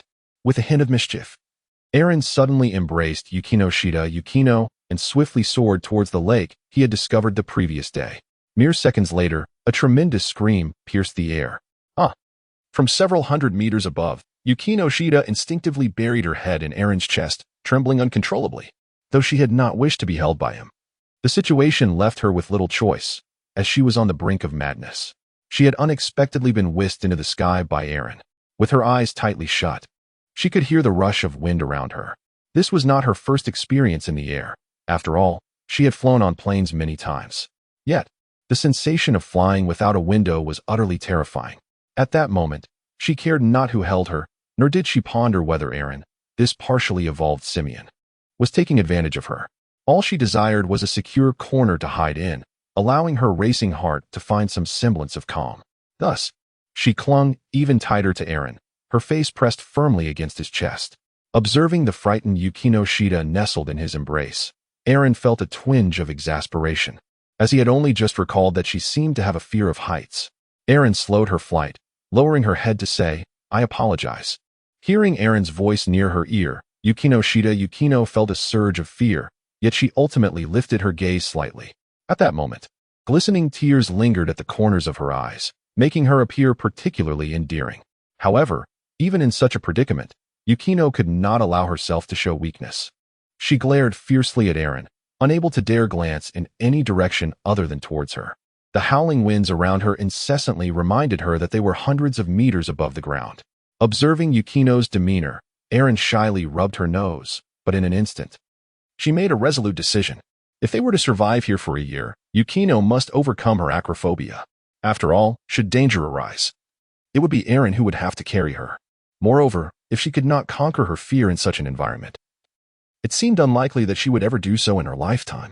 Thus, the hand that had been gently resting on Yukino's shoulder abruptly shifted to her waist. As Yukino felt a mix of warmth and embarrassment, she was suddenly lifted and spun in a counterclockwise motion. What are you doing?" Yukino's voice trembled. In a rush to escape the safety of Eren's embrace, she quickly shut her eyes, paralyzed with fear as she could not bear to ascertain her surroundings. At that moment, Eren's hands were firmly encircling her waist. Confused about what was about to transpire, Yukino felt a wave of anxiety wash over her. Eren gently lowered her head and whispered softly in her ear, "Yukishida, do not be afraid. I am right behind you. Slowly, open your eyes." Above them stretched an expanse of azure, while below lay a breathtaking panorama. Before you is a landscape perhaps unlike anything you have ever experienced in your life. Do you not wish to enrich your memories with this unparalleled moment? Upon hearing Eren's words, Yukishida's body trembled slightly. She felt a stir within her. Ultimately, she slowly opened her eyes. The ground, adorned with verdant moss and snow-capped mountains, mirrored the cerulean sky, while in the distance, a tranquil lake nestled within the depths of a pine forest resembled a flawless mirror. How is it? The scenery is quite splendid, is it not? In truth, the heights are not so frightening. Enchanted by the view, Yukishida nodded in affirmation. Eren smiled gently and continued to fly towards the distant lake. He had already made up his mind. That would be their campsite for the coming year. Chapter 13. The Gradual Erosion of Power. AI ran crouched by the lake, letting out a sigh before dipping his tail into the water, patiently waiting for a fish to bite. Yukino was nearby, searching for drywood. Upon witnessing AI Ran's peculiar behavior, she couldn't help but stifle a laugh. Hearing her laughter, AI Ran's face flushed crimson. In a hushed tone, he murmured, "What's so funny? If it weren't for the need to protect this water source, I would have blown it to the sky already. That would make catching fish so much easier." "That won't do," AI ran. "Destruction is never justifiable, regardless of the circumstances," Yukino retorted. "Humph." AI ran, displeased, turned his head away and closed his eyes, focusing intently on the sensations beneath the water. Are there fish approaching?" He suddenly opened his eyes wide and began to move his tail with greater vigor. Quick bite. This is your favorite large worm. Suddenly, from beneath the surface, a fish weighing several dozen kilograms seized AI Rant's tail. In an instant, he felt a jolt coursing through him, his body going numb. No way. I perfected my tail training years ago. How could this happen? Before he could ponder further, the immense force yanked AI Ran into the depths of the lake. AI Ran. Upon witnessing this, Yukino dropped the firewood in her hands and desperately called out his name as she rushed to the lakeshore. However, by the time she reached the edge of the lake, the tumultuous waters had returned to a tranquil state. She knelt by the lake, tears streaming down her face, murmuring in self-reproach, "It's all my fault. If it weren't for saving me, AI Ran wouldn't have come here." Suddenly, the water surface began to exhibit unusual phenomena. Initially, there were only a few sporadic bubbles rising from the depths, but soon, the entire surface erupted. The mighty fish was flung from the water by a tremendous force, and AI Ran soared out alongside it, delivering a powerful kick that sent the fish crashing towards the shore. After executing this feat, AI Ran slowly descended beside Yukino, wiping the water from his face and exhaling a sigh of relief. Phew, that was close. I nearly perished at the hands of that beast. AI Ran. Yukino suddenly sprang to her feet, disregarding the fact that AI Ran was drenched, and embraced his neck tightly. Upon feeling his warmth, she finally broke down in tears. "I thought you were dead." Cough, cough. "Hey, let go. I was fine until now, but if you keep choking me like this, I really might die." After a considerable time, Yukino gradually calmed her emotions, her face flushed as she released the nearly strangled AI Ran. She began to inquire about what had just transpired. "So, your strength is rapidly diminishing?" "Of course. Otherwise, how could I have nearly been suffocated by you?" With a roll of her eyes, Aaron continued. "The tail is the source of a Saiyan's strength, yet it is also its sole vulnerability. However, I have entirely overcome the weakness of the tail years ago. Just now, that beast clamped down on my tail, and I instantly lost my strength. Even without further restrictions, I discovered that my power is rapidly dissipating." As she spoke, Aaron faced snow beneath and prepared to unleash a ki blast, her palm directed at the recently gathered firewood. A wisp of green smoke emerged from her palm, only to vanish moments later. Nearby, a fish rolled over, seemingly endowed with a hint of intelligence, as it regarded Aaron with an expression of bemusement. Although the creature was on the brink of being consumed, witnessing such a captivating display of folly was not entirely in vain. "I shall dispatch you soon." Upon realizing that the fish were mocking her, Aaron's expression darkened. Reluctantly, she summoned all her energy, the veins on her forehead bulging. In this time, a diminutive sphere of energy emerged from her palm. It moved at a pace so languid it was almost laughable, heading towards the pile of firewood, igniting it in flames. This was Aaron's final ki blast. With a satisfied pat on her belly, Aaron exclaimed, "I am stuffed." Yukino Shida gently wiped the grease from her lips, glancing at the fish skeleton before addressing Aaron. "No matter how many times I witness it, your appetite remains astonishing. Such is the nature of Saiyans. To sustain this battle-ready physique, a copious amount of food is essential." Yukino regarded Aaron thoughtfully, nodding softly. "I find myself envious of your physique and power. If I possessed such strength, surely I could make this world a better place." "Make this world a better place? Perhaps. If you had such power, you might pursue that, but Saiyans typically do not." Yukino looked on, puzzled by this revelation. Aaron lay on the ground, gazing at the sky. After a moment of silence, he spoke, "For our purpose is to plunder. The cost of this power is that our people are devoid of compassion. We pursue strength and scorn the weak. Our very essence is defined by wanton plunder and destruction. These traits are deeply inscribed in our genes, persisting until the day of our extinction." At that moment, Yukino Shida interrupted Aaron with a serious expression. "The Aaron I know is not this kind of person." With a self-deprecating smile, Aaron turned to face Yukino Shida Yukino and said, "Is that so? Perhaps you have misjudged me." Yukino Shida gently shook her head. "No, my intuition does not falter." Feeling somewhat embarrassed under Yukino Shida's unwavering gaze, Aaron turned away. "My strength is rapidly waning. While I still possess some energy, you maintain the fire here, and I shall go fell some trees. We must construct our shelter today. Your petite frame cannot endure another night in the wilderness." With that, Aaron strode toward the forest. Chapter 14, The Gradual Approach. Bang. With a resounding crash, Aaron placed the final log in the position designated by Yukino Shida. Although most of his energy had dissipated, His inherent physical prowess as a member of the Isaiah allowed him to transport such heavy objects with merely a slight increase in his breath's cadence. AI Ran stood bare-chested, hands on his hips, gazing at the wooden cabin before him with a satisfied nod.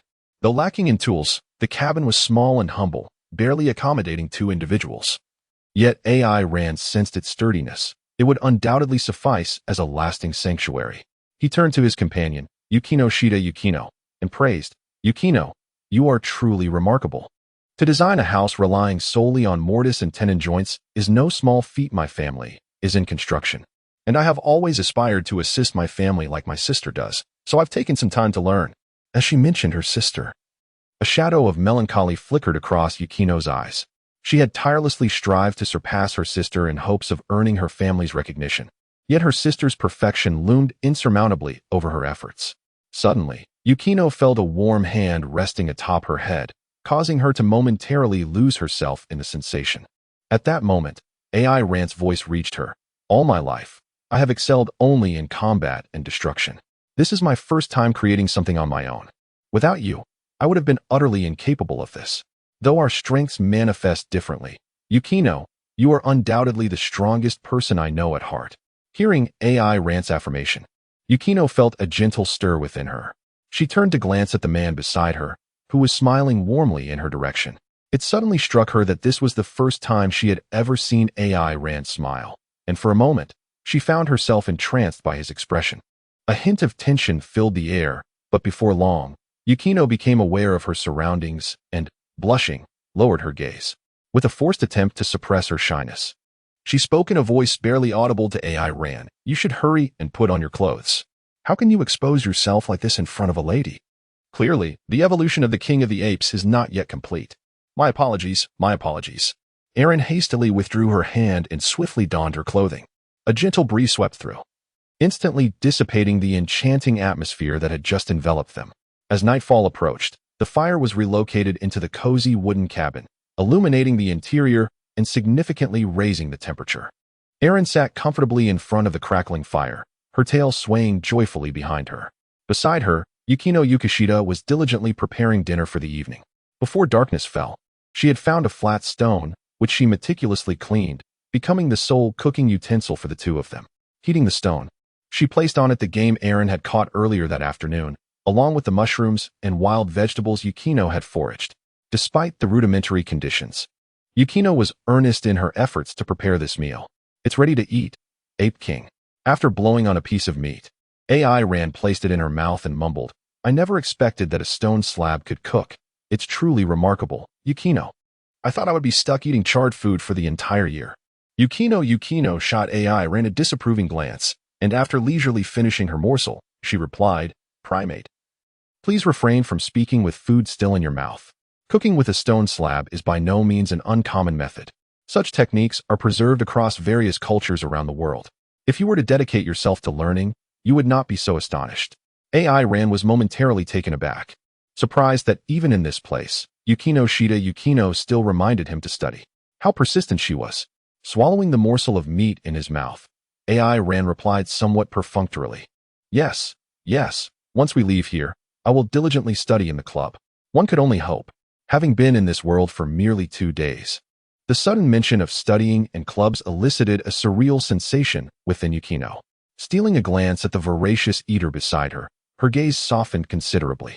"In truth, I am not remarkable at all. If you were not here, I would struggle to survive even in the most basic sense. This warmth is a gift you have bestowed upon me."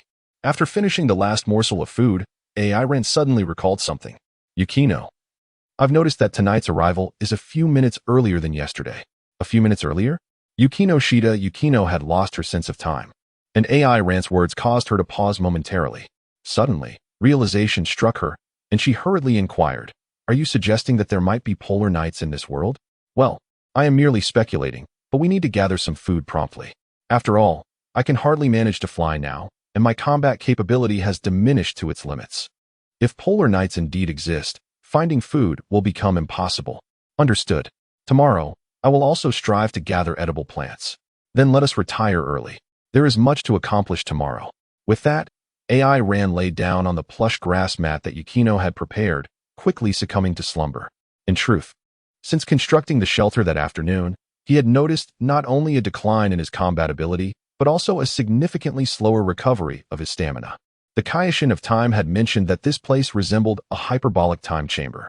The known counterpart, another such chamber, is a training ground with tenfold gravity. This place, too, possesses unique characteristics as a training ground. Observing AI Ran fall asleep so swiftly, Yukino was reminded of the morning scenario when she had awakened in AI Ran's embrace. Her ears burning with embarrassment. After a moment's hesitation, she gently bit her lower lip and stealthily approached the plush grass mat, lying down less than a meter away from AI Ran. In the latter half of the night, delicate snow began to fall outside the wooden cabin. Inside, the two slumbering figures unconsciously drew closer to one another. Chapter 15. The Talking Cat. The following morning, Yukino awoke first. Upon opening her eyes, she realized she was resting on AI Ran's arm. Just like yesterday, had she again embraced this man in her dreams? At that moment, AI Ran's tail entwined around Yukino's slender waist, bringing the two of them closely together, so much so that Yukino could feel the warmth of AI Ran's breath. However, she found it peculiar that she did not feel any particular aversion to such intimate proximity with AI Ran. Yukino concluded that had it been another man in such close quarters, she would have undoubtedly lost her composure. Yet, all she felt now was warmth and security. This unusual sentiment left the young girl somewhat flustered. Perhaps it is because Gorikuin behaves so much like a monkey that I do not perceive him as a man. After quickly conjuring a rationale to persuade herself, Yukino recalled the various clumsy antics hidden beneath AI Ran's stern exterior, inadvertently breaking into a faint smile. She gently shifted her position, but sensing the movement, AI Ran abruptly opened his eyes. Thus, the two locked gazes at close range. Observing Yukino's flushed cheeks, AI Ran bashfully rubbed his nose and said, Yukino, my hand has gone a bit numb. Springing to his feet with remarkable speed, Yukino adjusted her clothes while casting a sidelong glance at AI Ran. Don't misunderstand. I am accustomed to sleeping with a stuffed toy at night, so I have yet to adapt to this. I will rectify this habit as swiftly as possible. Erin slowly rose to her feet, gazing at Yukino with a look of perplexity. I had assumed you merely felt cold after falling asleep at night. Today, I shall see if I can find an opportunity to procure some fur, for your current condition cannot withstand the polar night. Indeed, I do not possess the extraordinary physique of a certain primate. However, I am quite surprised that you, Erin, could arrive at such thoughts independently. Hey, even I would consider these matters, she retorted. What kind of image do you hold of me in your mind? Yukino pondered for a moment before hesitantly responding, impertinent. With a mind filled with muscle-bound humanoid creatures? TCH, what a woman lacking in perceptiveness. Erin proudly lifted his head, adopting an air of superiority as he circumvented Yukino and exited the wooden cabin.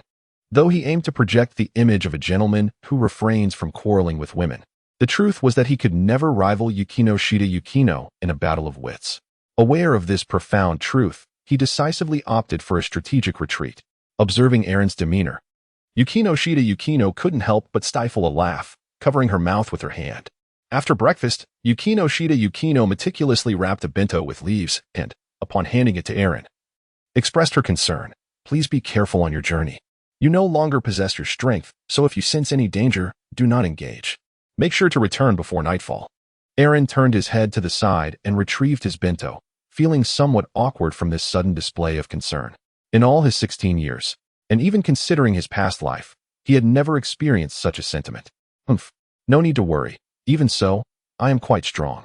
Ensure you gather edible plants, but do not stray too far from the cabin. Wait for my return.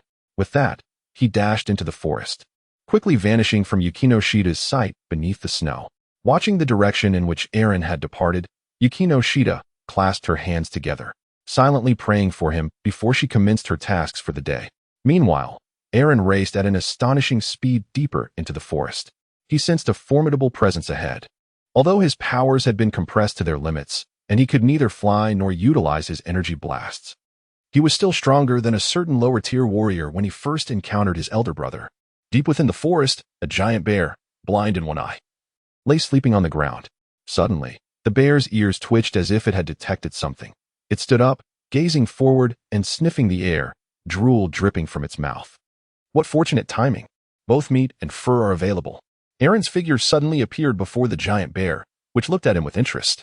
The bear, oblivious to how Aaron had arrived before it, could not believe this tiny creature dared to provoke it. As the master of this forest, such insolence could not be tolerated. It rose to its full height, towering over 6 meters, its muscles bulging dramatically. Roar.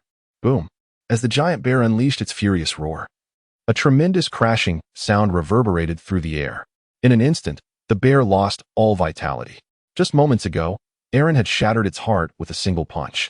Wrinkling his nose in disdain, Aaron remarked, "This fellow has a truly awful stench." At that moment, a voice suddenly emerged from behind him. Roar. Human, you possess some skill. But might you spare this prey for me? Startled by the voice, Aaron swiftly turned around to behold a colossal tiger, towering 3 stories high. Squinting its eyes as it scrutinized him. A talking tiger? Such a large creature, and yet I cannot sense its presence? Aaron's heart tightened, as if she were preparing for battle against a formidable foe. Oh, you dare to challenge me? She taunted. If you relinquish this prey now, I shall allow you to depart. The tiger bared its fangs at Aaron. However, curiously, it refrained from launching any further attacks. Despite its menacing words, a sheen of cold sweat was perceptibly forming on its brow. Chapter 16. Beneath the snow of the cat slave there is no murderous intent, nor is its aura particularly strong, and it does not initiate an assault. This scene feels strangely familiar. AI Ran had already mingled in the cosmos for quite some time, thus acquiring a breadth of experience and knowledge. Within the universe, numerous races wielded the ability to transform, often using it to intimidate others. After swiftly making a judgment in his mind, he leapt into action, slightly restraining his strength, and struck down upon the great tiger's head.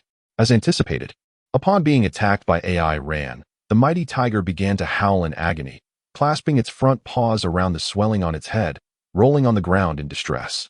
Aaron crossed her arms, gazing at the so-called great tiger with a mocking expression. What? You, so feeble, dare to snatch prey from my grasp?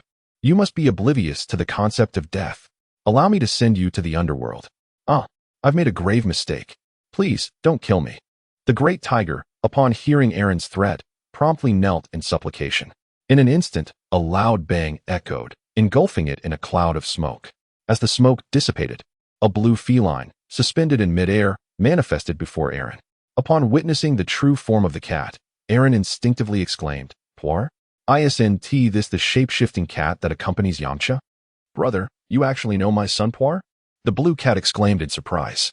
No, I do not know your son. It was merely your appearance that triggered the memory of that name. What is your name? How did you come to be in this world? I am Poirot, hailing from the southern regions.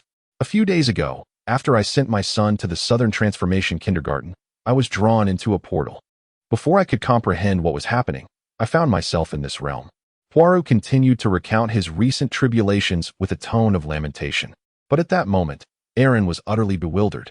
How could a creature from Earth in the Dragon Ball universe appear here? Could it be a consequence of the tainted Dragon Balls? That third-rate deity had provided nothing but a task, and failed to inform me of anything else. As AI Ran grappled with the limitations of his own mind, his thigh was unexpectedly embraced by a feline creature. A plaintive voice echoed, Big brother. Please allow me to be your little brother. I can wash, cook, and warm your bed. Gazing at the pitiful Puraloo, AI Ran found himself at a loss for words. Do all of your kind yearn to serve as subordinates? He pondered. What utility could a cat that merely transforms possibly possess? A supply of rations, perhaps? Just as he was about to decline, a vision of a devoted cat owner surfaced in his mind. After some contemplation, he nodded and replied, Very well. I shall reside here with a companion for 1 year. During this time, you may accompany us. After a year, we shall part ways. Upon concluding his statement, AI Ran lifted the corpse of a colossal bear and began his trek towards the wooden cabin. Thank you immensely, Puraloo said, bowing politely to AI Ran. When it raised its head, it realized AI Ran had already ventured quite far and hurried to catch up. Wait for me, big brother. I don't even know your name. Please refrain from calling me big brother. My name is AI Ran. Understood, big brother AI Ran. I shall remember that. As night falls, this evening seems to arrive a touch earlier than the last. Yukino Shida Yukino leans against the railing, her gaze lost in the direction of the forest. Suddenly, she perceives a faint commotion emanating from that very direction. Promptly, she steps out of the wooden cabin and peers into the depths of the woods. After a moment, She spots Iron emerging from the trees, burdened with a hefty load of meat. A breath of relief escapes her lips, dispelling the worry that had clouded her features. And an inexplicable joy washes over her. However, she quickly reins in her emotions. As Iron approaches, Yukino coolly inquires, "Did I not instruct you to return before dusk?" "Apologies, I took a bit longer than anticipated," Iron replies, setting the meat down and presenting the already roasted bear pelt to her. "After all, butchering an animal can be rather gruesome. I thought it prudent to prepare everything before returning." Upon hearing Iron's explanation, a flicker of tenderness glimmers in Yukino's eyes. She accepts the bear pelt, gently admonishing, "Next time, do not act so recklessly. In our current situation, we must face whatever comes together. I am not as fragile as you might imagine." Iron, poised to respond, is interrupted by a sudden, urgent voice from the forest. "Iron, why did you leave me behind? Why the rush?" Startled, Yukino peers around Iron to glimpse the source of the voice. In the dim light, she observes a feline creature darting toward them. Upon reaching Iron's side, Pulu gasps for breath, grumbling, "Iron, you run too fast. I can't keep up." Yukino, upon seeing Pulu, is momentarily taken aback. Unable to resist, she extends her arms and embraces Pulu tightly. Meow, a delightful sound escapes Yukino's lips. Suddenly caught off guard, Pulu struggles fiercely, calling out to Iron, "Help! This woman is going to suffocate me." Yet Iron appears oblivious to Pulu's pleas, standing motionless as Yukino's previous meow echoes in his mind. He realizes, to his surprise, that his heart seems to race involuntarily. Chapter 17. The harsh winter approaches outside the little wooden cabin by the lake. Aaron commenced the process of curing bear meat in accordance with Yukino's suggestions. In the absence of sufficient salt, transforming the bear meat into jerky proved to be more advantageous for preservation. Upon completing all the necessary procedures, he turned to face a certain individual. Deeply engrossed in the irresistible allure of feline companionship, Yukino cradled Pururu in her arms, gazing down at it with an expression of utter fascination. "Meow?" Pururu looked up at Yukino with an expression of exasperation. "Miss Yukino, I am capable of speech. Might we communicate using human language?" Yukino gently nodded, her tone imbued with a hint of tenderness. "Yes, I understand, but I feel that when you remain silent, I can more profoundly appreciate your endearing qualities." Despite having encountered extraordinary beings such as aliens and deities during this period, Yukino believed she required additional time to fully accept the notion of a talking cat reappearing in her life.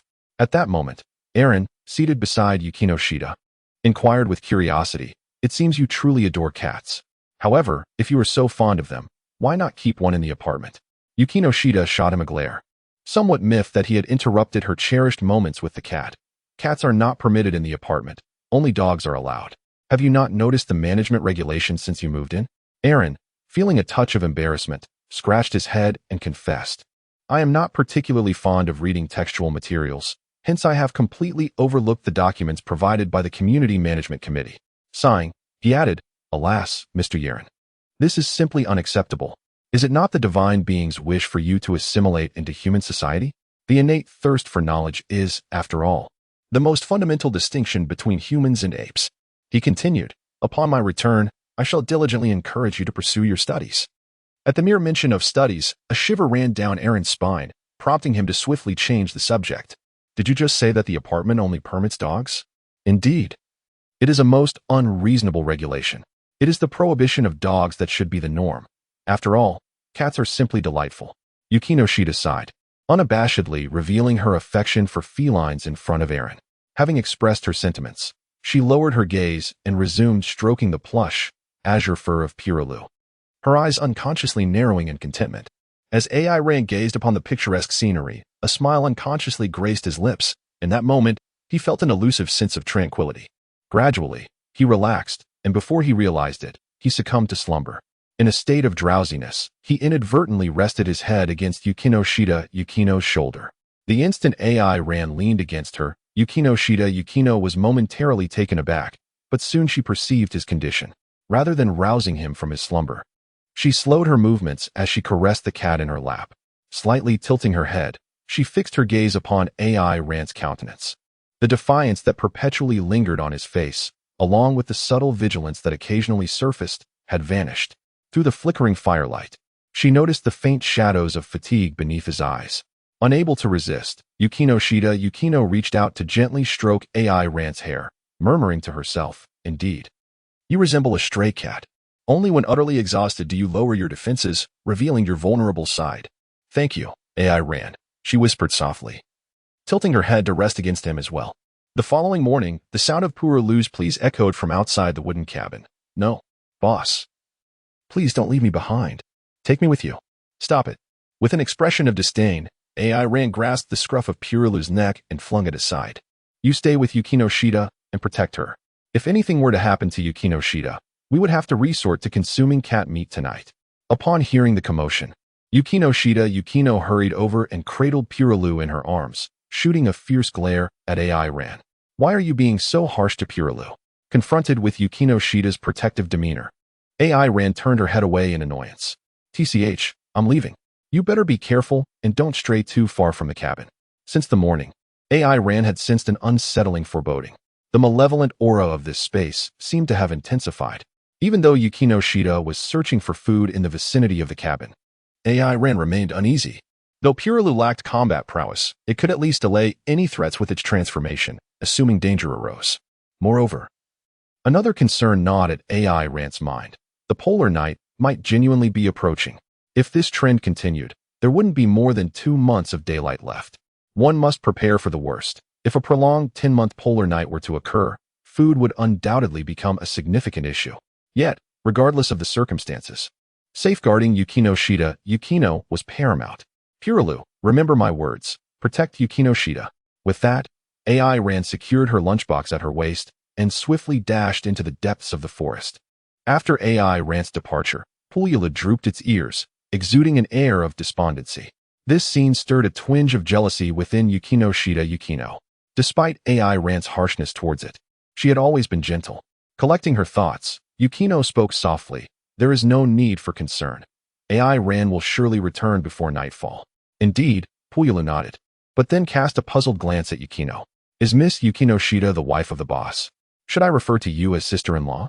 Upon hearing Purilu's words, Yukino's face flushed a deep crimson, her speech faltering. "Why you? How could you say such a thing? AI Rand and I merely share an ordinary classmate relationship." "But last night, you were clearly sleeping together," Purilu insisted. "I even saw you both embracing in slumber." At that moment, Yukino felt as if her mind was on the verge of overload. Chapter 18. The sudden appearance of the evil dragon deep within the forest. AI Rand, after bathing in a small river, hummed a cheerful tune as he leisurely dragged a large reindeer towards the campsite. Today marked his final outing for hunting. Aaron and Yukino have spent 2 months in this frigid realm. Since a few days ago, daylight has dwindled to less than 2 hours, and once night falls, the weather becomes exceedingly harsh. Hurricanes sweep through this world, accompanied by blizzards, and temperatures plummet to over -30 degrees. Under such conditions, even if Aaron ventures out to hunt, he finds no prey. However, Aaron and Yukino have adequately stocked their supplies in advance, allowing them to remain quietly in their camp for the time being. During these 2 months, aside from hunting, Aaron has also dedicated time to enhancing the camp. He reinforced the original wooden cabin and constructed a wooden fence surrounding the entire encampment. Furthermore, Aaron built 2 additional structures. One serves as a food storage warehouse, while the other is designated for cooking and bathing. Yes, despite the presence of 3 wooden cabins now, the 2 still reside together as before. As for Pururu, he is relegated to the warehouse each night by Aaron, his only purpose now being to deter rodents. Curiously, Yukino, the devoted cat lover, has not opposed Aaron's decision this time. Aaron walked slowly, burdened by the reindeer as he traversed a path blanketed by over 1 meter of snow, making it impossible to hasten his pace. Suddenly, the anxious voice of Purilu echoed from a distance. "Aaron, where are you? Miss Yukino is in trouble." Upon hearing this, a sense of urgency gripped Aaron's heart. He unceremoniously dropped the reindeer and sprinted towards Purilu's direction. Soon, he was met by Purilu, whose face was streaked with tears. "Speak quickly. What has happened?" Aaron inquired loudly. "Just now, a blue-skinned creature with wings appeared at the camp and attacked us. It has encased Miss Yukino in ice." Upon hearing Purilu's words, Aaron's expression darkened instantly. Anger surged within him, veins protruding on his forehead, and the fur on his tail bristled. That must be a 3-star dragon. How could it possibly appear at this stage? With no time to ponder further, Eren dashed towards the camp with utmost speed. Inside the camp, Yukino found herself in a dire predicament, her body encased in ice save for her head and hands. Her complexion was pale, and her limbs were completely numb. Despite her helplessness, she refused to yield, glaring fiercely at the blue-skinned creature before her. Still not despairing? Is it ignorance that breeds your fearlessness, human? The 3-star dragon sneered, fixating its gaze on Yukino. In your current state, you will lose consciousness in just 15 minutes, and within an hour, you will meet a tragic demise. Hurry, let me witness your despair. Through clenched teeth, Yukino retorted, I will not succumb, you pervert. Ha! No matter, you will despair. The 3-star dragon continued with malicious glee. Once you are dead, I will journey to that previous world and deliver its inhabitants to their end. The wails of humanity are the most exquisite symphony to my ears. The creature licked its lips, revealing a cruel grin. The Dragon Ball still resided within Yukino body, preventing the 3-star dragon from killing her, as that would lead to mutual destruction. However, it needed only to guide Yukino deeper into despair, generating sufficient negative energy to escape this so-called host. The 3-star dragon circled around Yukino, inching closer to the girl, and ominously whispered, Tell me, there must be many whom you care for in that world. Your parents? Your sister? Such a pity, you will not be able to hear their cries. With each word the dragon uttered, Yukino face grew paler. Who among the living does not fear death? At the moment when Sanjong revealed the identities of his parents and sister, Yukino felt a fleeting sense of despair wash over her. Suddenly, the figure of Iron materialized in her mind, dispelling all traces of hopelessness and fear. That man had vowed to protect me. Observing the transformation of Yukino's once despondent gaze into one of determination, Sanjong felt an unsettling impatience stir within him. Yet, he maintained his composure. Hoping to provoke her further with his words, Are you relying on that Saiyan? It is futile. He is merely an incomplete monkey. I could crush him with a single hand. If your sole hope perishes before you, what kind of despair would you offer me? I truly anticipate it. You should be the one to despair. Go to hell, you scoundrel. At that moment, Iron finally arrived. Without uttering a single word, he launched a direct kick at Sanjong. However, the strike did not connect and merely passed through his body. Aaron's heart tightened. Is it an illusion? He began to swiftly sense the whereabouts of the 3-star dragon. Roar? Are you searching for me, worthless creature? The voice of the 3-star dragon suddenly emerged from behind Eren. Bang! A punch struck Eren's back, causing his body to lurch forward and crash to the ground. Immediately after, the 3-star dragon appeared beside him and kicked him away. The tremendous force sent Eren crashing against the camp's fence, and he was subsequently buried beneath the splintered wood. Silence ensued. Eren, upon witnessing this scene, Yukino cried out his name in anguish, yet received no response. I can feel it. This is the negative energy born from despair. The 3-star dragon exulted internally. For soon, he would have the opportunity to break free from this host. Chapter 19. The Scion's ultimate move as he sensed the continuous flow of negative energy. The 3-star dragon became exhilarated. Continued to tremble in fear. Continued to succumb to despair. He silently roared. In that previous world, he had never had the chance to absorb sufficient power. Therefore, he devised a plan to draw the host of the 3-star ball into this icy realm. In this world, 10 months out of the year shrouded in darkness would provide ample malevolent energy to fully corrupt the 3-star ball and manifest him. His plan had succeeded halfway. Indeed, there was enough wicked aura here to materialize him, but for reasons unknown, the monkey near Yukino continually generated positive energy, compressing his own power to the limit. Finally, he could no longer restrain himself. If this persisted, the Dragon Ball would surely be completely purified. As he steadily absorbed the negative energy, the 3-star dragon burst into triumphant laughter. Is this your last hope? Ha! The sensation of personally annihilating humanity's hope is simply exquisite. Yukino could no longer discern what that repulsive creature was saying. Tears blurred her vision.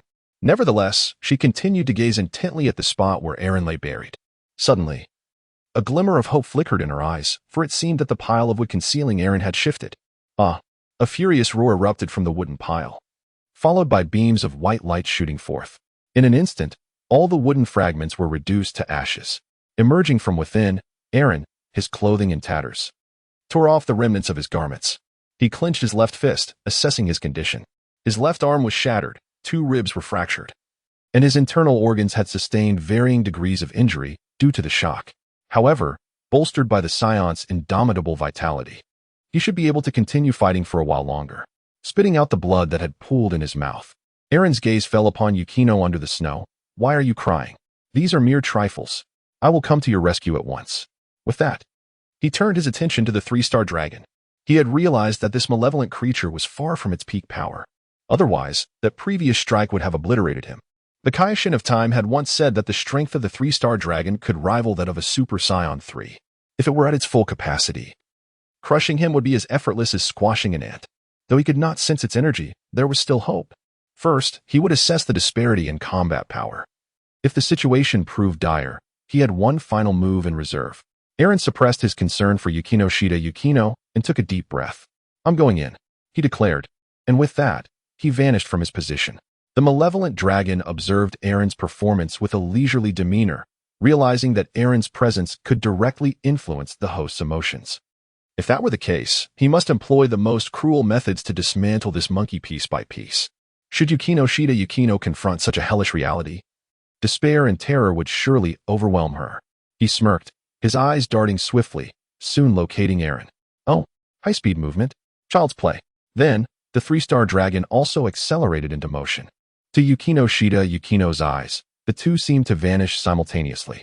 However, a tremendous sound erupted from the sky shortly thereafter. Struggling to lift her gaze, she saw nothing but the sonic booms generated by their clash. Bang, bang, bang. The sound waves from their battle fell like a torrential downpour upon the ground. Gradually, Yukino found herself too intimidated by the sonic blast to look directly at the conflict above. Meanwhile, Aaron was unleashing his full might against the 3-star dragon while secretly assessing his own combat capabilities. Indeed, even if the 3-star dragon was not at its peak, he was far from being its match. The disparity in physical strength was too great. In just a brief exchange of blows lasting mere seconds, several of his bones had already fractured. What initially felt like a mere internal shock now threatened to rupture his organs. Yet, he believed that if he executed his ultimate move, he could surely eliminate the dragon. With a calculated mind, Aaron swiftly distanced himself from his opponent. The 3-star dragon did not pursue, instead crossing his arms with a mocking expression directed at Aaron. What's the matter? Are you, monkey, preparing to surrender? Unfortunately, I won't grant you a swift end. I intend to tear you to shreds, piece by piece. The 3-star dragon sneered, summoning a chill that manifested as a scythe made of ice in his hand. Puyulu, you must protect Yukino now. First, get her away from here. Then, find a way to thaw her. Aaron suddenly let out a thunderous shout. He had sensed Puyulu's presence since approaching the camp. At that moment, Puyulu stealthily reached the vicinity of Yukino. Yes, boss. Transform. A cloud of smoke enveloped him as he transformed into a floating vehicle, placing Yukino upon it and fleeing towards the outskirts of the camp. However, with a mere gesture, the 3-star dragon conjured an ice wall that emerged before Puyulu and Yukino. Trying to escape? Just as he prepared to descend and seize them, Aaron appeared before Puyulu, blocking the 3-star dragon. He tossed a small pouch onto the vehicle, seized the opportunity to flee, unfreeze Yukino, and have her consume the contents of that pouch. Yukino, seated in the vehicle, witnessed Aaron's dire state, tears streaming down her face uncontrollably. You must be careful. If you perish, I shall follow you into death. Uft.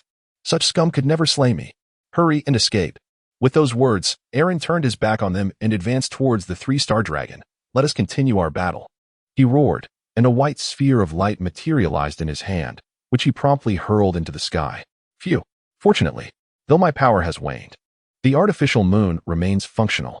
The artificial moon ascended, illuminating the entire forest. Aaron watched as its tail flickered rapidly, his breath quickening in tandem. Thump. His heart resonated with a powerful sound, its rhythm accelerating with each beat. Thump, thump, thump. At last, the Saiyan transformation commenced.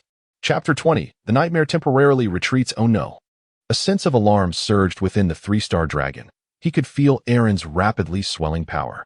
With no mind left for Yukino and Puyulu, he darted straight towards Aaron, wielding his scythe to slash at his neck. Yet, The anticipated spectacle of decapitation failed to materialize. The swiftly growing hair of Iron shielded him from the blow, and his enlarging physique rendered the strike of the scythe to appear merely as a minor incision. As a superior warrior, although Iron could not maintain complete lucidity like Vegeta in his great ape form, he was still capable of discerning friend from foe. Roar! The colossal ape that AI ran transformed into bellowed at the three-star dragon, simultaneously unleashing a crimson energy blast from its mouth. The three-star dragon barely managed to evade it, as the energy blast surged deep into the forest. Moments later, it detonated with an explosion reminiscent of a nuclear blast, reverberating through the woods. The three-star dragon glanced back, cold sweat trickling down his brow. He was not at his peak strength, and faced with such an assault, uncertainty gnawed at him. In truth, even without utilizing his full might, the three-star dragon's combat prowess still surpassed AI Rance by a considerable margin. However, he was not a warrior. As an evil dragon, his nature was one of treachery and cowardice, driven by a primal fear of death. Any hint of danger could render him immobile. Yet, AI Rance's onslaught did not relent. As enormous hands continued to rain down upon him, forcing the three-star dragon to retreat further. Soon, their battleground shifted to the frozen surface of a lake. Seizing this opportunity, Pulyalu steered the vehicle away from the camp. In the car, Yukino struggled to glance back at AI Ran, her face etched with concern. You must be all right. If possible, I would rather you not risk yourself so fiercely on my behalf. Your safety is all that matters. Miss Yukino, let us retreat into the forest. I shall find a way to break the ice binding you there. Yukino shook her head resolutely. No, we cannot stray too far. I want to remain within sight of AI Ran. Even without such strength, I will not allow him to bear everything alone. Very well, but we must also find a place safe from harm. Moreover, you have sustained severe frostbite. If we do not remove the ice soon, you may not perish, but you will be left crippled. Sensing the urgency, Pulyalu hastened their escape. The battle between AI Ran and the Samsung Dragon rages on. Caught off guard, the Samsung Dragon is struck down by AI Ran, enduring a relentless barrage of blows. Enough, you wretched monkey. The Samsung Dragon unleashed a freezing beam, encasing one of the giant ape's arms in ice. Aaron could not contain a pain scream as he staggered backward, retreating 2 steps. Seizing the opportunity, the three-star dragon flapped its wings and ascended into the sky. The recent blow had inflicted considerable injury upon it, and as it gasped for breath, the three-star dragon glared menacingly at Aaron, exclaiming, "To hell with you, you wretched monkey." A chilling aura rapidly coalesced around it, forming a colossal orb of ice and snow that hurtled toward Aaron. With a furious roar, the giant ape swiftly completed the charge of its destructive cannon, targeting the incoming icy sphere and the three-star dragon. The two energies collided midair in a dazzling display. "You cursed monkey." The three-star dragon continued to curse, exerting all its strength to force its energy sphere toward Aaron, veins bulging on its forehead. Sensing the imminent threat to his life, Aaron also began to fight desperately, channeling every ounce of his power into the destructive cannon, significantly amplifying its strength. After a brief stalemate, the three-star dragon, now slightly intimidated by its advantageous position, thought to itself, "I cannot die. I have not yet inflicted suffering upon all humanity." Such thoughts incessantly plagued its mind. Yet, how could it possibly defeat a desperate Aaron? Consumed by the will to survive? Finally, Aaron seized his moment. Even transformed into the giant ape, his singular focus was to crush this wretched creature's head, even at the cost of his own life. With a roar, blood began to pour from the corners of the giant ape's mouth. But the intensity of the destructive cannon surged further. Bit by bit, the icy sphere was pushed closer to the three-star dragon. At that moment, the three-star dragon's composure shattered. It decisively relinquished its energy sphere and fled skyward in a panic. However, the uncontrolled energy sphere was swiftly shattered by Aaron, and the residual energy engulfed the three-star dragon. "Ah, I will not be obliterated." The three-star dragon's anguished cries echoed. "As long as the Dragon Balls remain unpurified, I shall have the chance to resurrect. Next time we meet, I shall crush you, monkey." With that, the three-star dragon did not struggle long before it transformed into a wisp of black smoke, vanishing entirely beneath the onslaught of the destructive cannon. Once the three-star dragon had dissipated, Aaron, in his giant ape form, collapsed to his knees in exhaustion. At that moment, he gradually regained a semblance of consciousness. Overextending his life force was no trivial matter. He was left with barely half of his vitality. However, he still had one final task to accomplish. He lifted his head and summoned his remaining strength toward the artificial moon above. With that, the moon began to fade away. Eren gradually transformed back from the state of the giant ape, collapsing onto the frozen lake's surface, unconscious. Meanwhile, Pulyalu had already freed Yukino from her icy entrapment. At that moment, Yukino's limbs had succumbed to frostbite, rendering her immobile on the ground. Pulyalu retrieved a pouch that Eren had entrusted to him, extracting the soul magic bean within. Miss Yukino, this is a directive from Boss Eren. You must consume it swiftly. Upon hearing it was Eren's instruction, Yukino instinctively opened her mouth. As the magic bean entered her stomach, her necrotic tissues rapidly revitalized. In mere moments, Yukino regained her vitality, pulling Pulyalu close as she urged. Hurry, the sounds of battle have ceased. We must find classmate Eren at once. Pulyalu had initially intended to advise Yukino to wait, but upon witnessing the urgency in her pleading gaze, he nodded and transformed into a hovering vehicle, ferrying Yukino towards the lakeside where the conflict had recently unfolded. Chapter 21. The Challenge of Naming in the Dim Light. Yukino and Pulyalu fervently searched for Eren. Suddenly, Pulyalu exclaimed with excitement, Miss Yukino, I see the boss. Quickly, let us hasten. Upon hearing his call, Yukino dashed towards the direction Pulyalu indicated. Before long, they discovered Eren, unconscious and bloodied, lying naked upon the icy surface. The moment she laid eyes on him, tears streamed uncontrollably down Yukino's face. Why has it come to this? She sprinted to Eren's side, shedding her outer garment to drape over him. In her haste, her long hair fell chaotically about her, and her pristine hands were stained with Eren's blood, emanating a peculiar scent. Biting her lower lip, Yukino forcefully stifled her tremors and spoke to Pulyalu. We must return to camp swiftly. Understood, Miss Yukino, Pulyalu affirmed, transforming into a van. After Yukino carefully loaded Eren onto the vehicle, it sped towards the camp with great urgency. Inside the vehicle, Yukino cradled Eren in her arms. In her vacant gaze lingered only anxiety and guilt.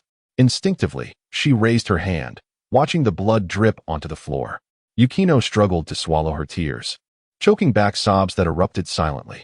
If it weren't for saving me, Eren wouldn't have exerted himself so recklessly. Sensing the distress within the vehicle, Pulyalu voiced his concern. Miss you must remain calm. The bow upon hearing the name of AI ran. Yukino's eyes regained a glimmer of light. After wiping away her tears, she nodded. The eternal night had begun, and to escape the biting cold, all creatures retreated into their lairs. The world fell into a profound silence, save for the resounding roar of Pururu, transformed into a van, racing onward. Days later, a sudden wail erupted from the little cabin in the campsite. Damn it! I'm in excruciating pain. Startled by this voice, Yukino and Pururu rushed in from outside. Anxiety etched on their faces. You have finally awakened. Yukino exclaimed with joy as she approached AI Ran, her voice tinged with emotion echoing in the air. AI Ran struggled to open her eyelids, and what greeted her were two faces, each with a distinct complexion, yet remarkably unified in expression. It took a few moments for her sluggish mind to rummage through the depths of her memory to recall what had transpired earlier. AI Ran opened his mouth, his voice dry and parched, akin to a long-drought desert. I apologize, Yukino. I am terribly hungry. Could you possibly prepare something for me? It's good that you are awake. It's good that you are awake. Yukino's repeated words conveyed the most sincere emotions. She gazed deeply at AI Ran and then said, Please wait for me a moment. I will go prepare a meal for you right away. With that, she headed towards the adjacent wooden cabin. At that moment, Purulu fluttered in front of AI Ran, sobbing, Wah, boss, you were so gravely injured. I thought you were done for. It was a stroke of luck. You were almost finished. AI Ran glanced at the bandages adorning his body, crafted from strips of Yukino's own clothing. Without any tools, he was unsure how she managed it, considering that her lack of physical strength was her only vulnerability. Reflecting on this, the lines on AI Ran's face gradually softened. He turned to Purulu and gently said, Purulu, you did exceptionally well this time. Purulu ceased his weeping and grinned. Of course, I am your loyal little brother. AI Ran also smiled faintly as he began examining his injuries. These wounds could be considered the most severe he had ever sustained in his lifetime. Multiple fractures across his body, internal hemorrhaging, and his energy reserves completely depleted. Lord of Time Kai-Shin, the task you've assigned me is truly arduous, he murmured.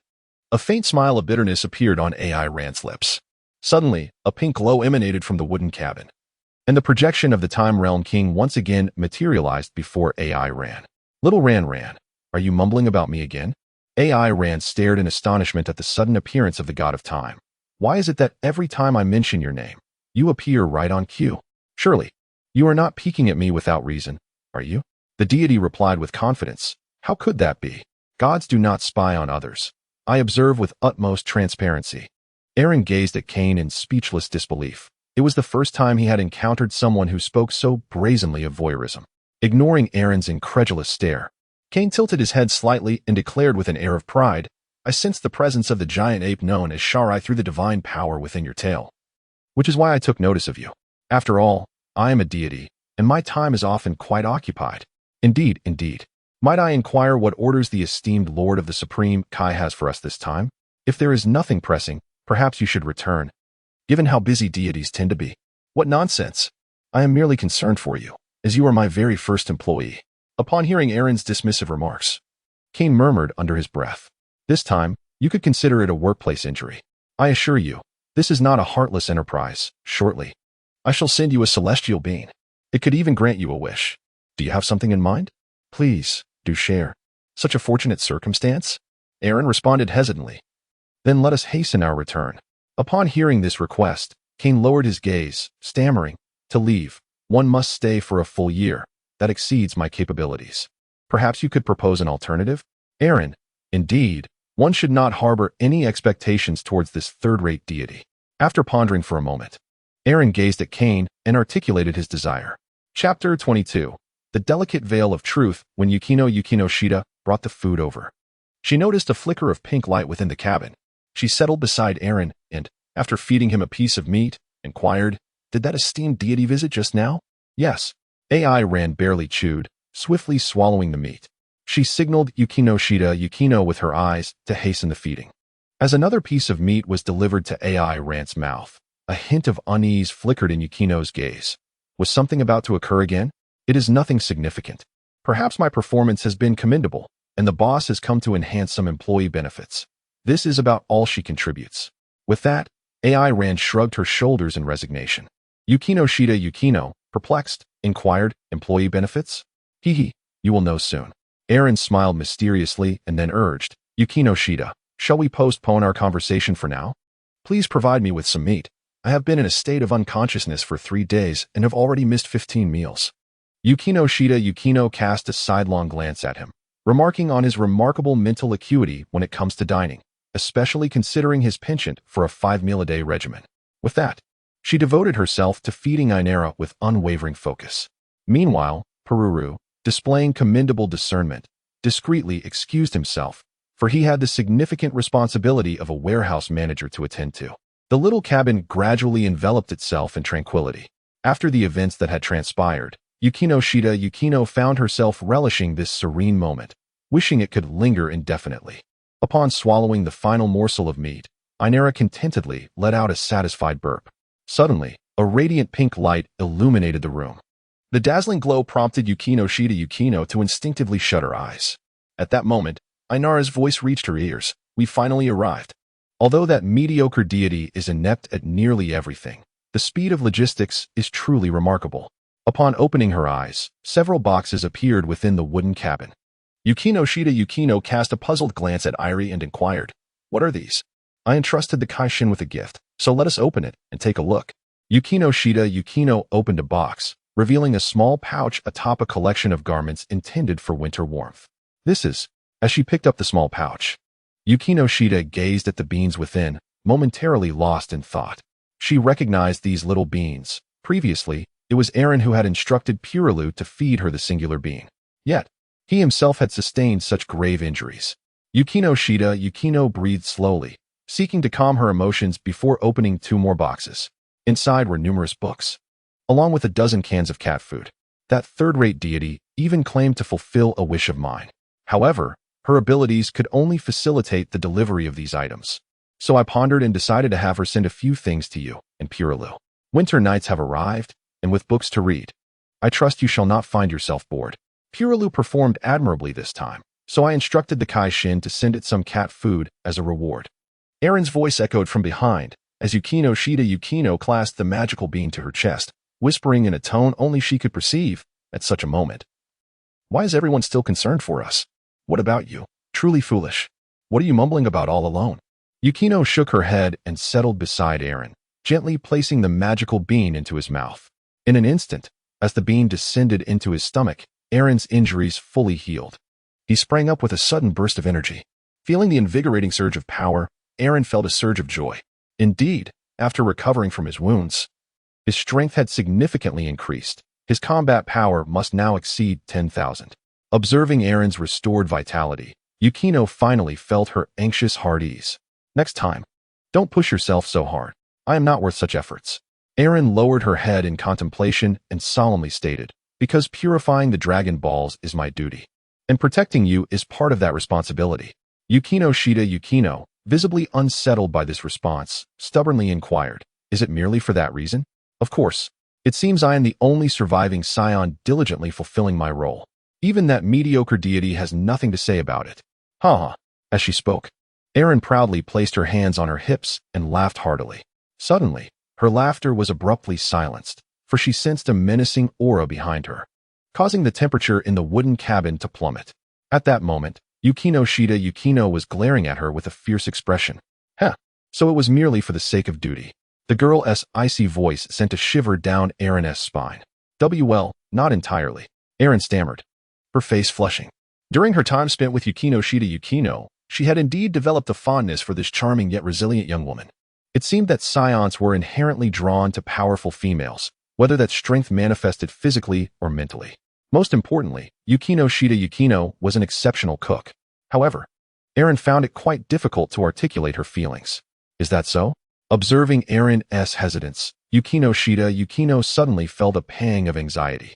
She hurriedly tidied up the dishes and walked towards the door, her steps noticeably lighter and her lips curving into an involuntary smile. Chapter 23, The Promised Land, 2998, 2999, 3000. In the courtyard of the camp, Eren was performing push-ups while balanced on one hand. The emergence of an evil dragon had made her acutely aware of her own frailty. A degraded version of a 3-star dragon had nearly claimed her life. If she did not intensify her training, she could scarcely fathom how to confront the enemies that lay ahead. Yukino sat on the railing, engrossed in a book while occasionally stealing glances at Eren. As they were enveloped in the polar night, Yukino could not ascertain how long she had been there. Yet, life had regained its tranquility. After completing her rest for the day, Eren collapsed onto the ground, panting heavily. Yukino approached him and offered a towel, remarking, "No matter how many times I witness it, your stamina is truly astounding." After accepting the towel and wiping his face, Eren grinned. "My current training is still far from sufficient." Upon seeing Eren smile, Yukino found herself momentarily dazed, her face growing warm. She had unwittingly realized that she was often captivated by this individual. Now, even a mere smile could send her heart racing. They shared a bed every night, yet. What's wrong? Why are you standing there in a daze? It is nothing, merely a reflection on how long we have lingered here, enveloped in perpetual darkness. To the extent that I have lost all sense of time. Yukino, appearing unfazed, turned around, her arms gracefully crossed over her chest as she inhaled softly. Eren had not noticed anything unusual about Yukino. He scratched his head and pondered for a moment. It should be nearly a year now. And considering the number of meals we've shared, I believe we can return soon. I can't help but wonder why you calculate time based on the number of meals. Yukino shot him a glance, but a sense of melancholy lingered in her heart. Once they returned, would their relationship remain as it is? Would it gradually revert to the previous dynamic of leader and subordinate? Anxiety filled her heart, although they would soon return to their familiar routine. Yukino found herself grappling with uncertainty. At that moment, Eren's voice broke through her thoughts. By the way, we are neighbors, right? Once we return, can I still come over for meals? I've become so accustomed to your cooking that I can no longer bear my own culinary disasters. That will depend on my schedule and your own performance, Yukino replied with a faint smile. Indeed, after enduring so much together, there was no need for worry. Hadn't he promised to always protect her?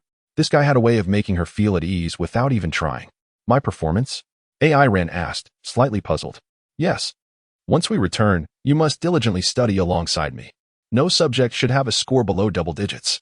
While I want to hold too high expectations. You must at least manage to graduate smoothly. Upon hearing Yukino Shida's words, AI Rant's expression fell instantly. As the time for parting approached, Pururu clutched a can of cat food, eating while crying. Woo-woo, are you all leaving? This can is so delicious. Yukino Shida gently stroked Pururu's smooth fur, her face full of reluctance. After a moment of hesitation, she turned to AI Ran and said, "Can we really not take Pururu with us?" "No, Pururu does not belong to our world. Moreover, in another realm. It has children waiting for it," AI Ran replied. Hearing this, Yukino Shida sighed and cradled Pururu in her arms. While cherishing their final moments together, she spoke to Pururu. "Thank you for saving me before, as I have no way to repay your life-saving grace. Thus, I can only express my gratitude with feeble words. If fate allows, our parting is but a temporary divergence toward different paths in life, and we shall ultimately reunite in Rome. If we are not destined to meet again, I wish for your swift return to your promised land." As she spoke, Yukino Shida cast a glance at Iron. It seemed that I had finally discovered my promised land. Choosing not to intrude further upon the bittersweet farewell between the young man and the cat, Iron wandered alone into the courtyard, gazing at the softly brightening sky. He found himself ill at ease with such scenes of parting. For a full 10 months, the sun's radiant light once again graced this land. His pupils constricted slightly, and he quickly acclimated to the daylight. Farewells, it seems, have not left me with anyone I would truly miss. Suddenly, he felt a hand clasp his own. Turning around, he found Yukino Shida standing charmingly beside him. "I have bid a proper farewell to Pururu." AI Ran nodded, instinctively tightening her grip on Yukino's hand. Sensing the warmth of AI Ran, Yukino gently remarked, "Having spent a year here, though the conditions are harsh, I find myself feeling a bit reluctant to leave. Before purifying the Dragon Ball, I shall remain by your side."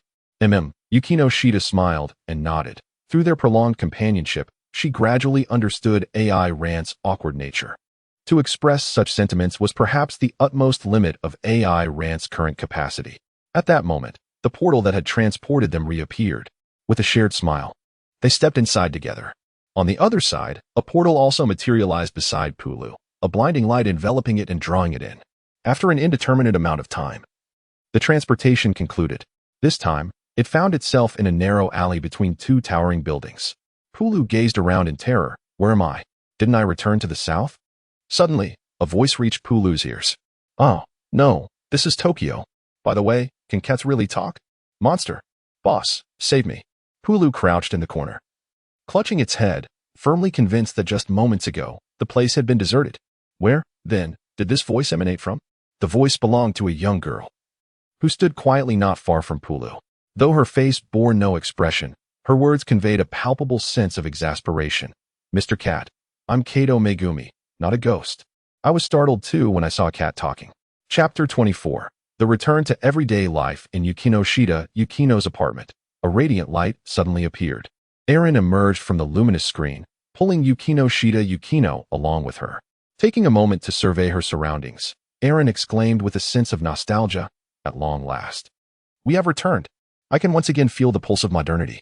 Picking up the phone that lay upon the coffee table, Yukino glanced at the time, which still indicated the hour as 3 o'clock in the morning. Having spent a year in the icy realm, only 7 hours had elapsed in the realm of reality. At this moment, AI Ran was surveying the abode of Yukino. One might say that the house reflects its inhabitant, although the space is quite ample. It lacks any superfluous decorations or embellishments, presenting a rather stark appearance.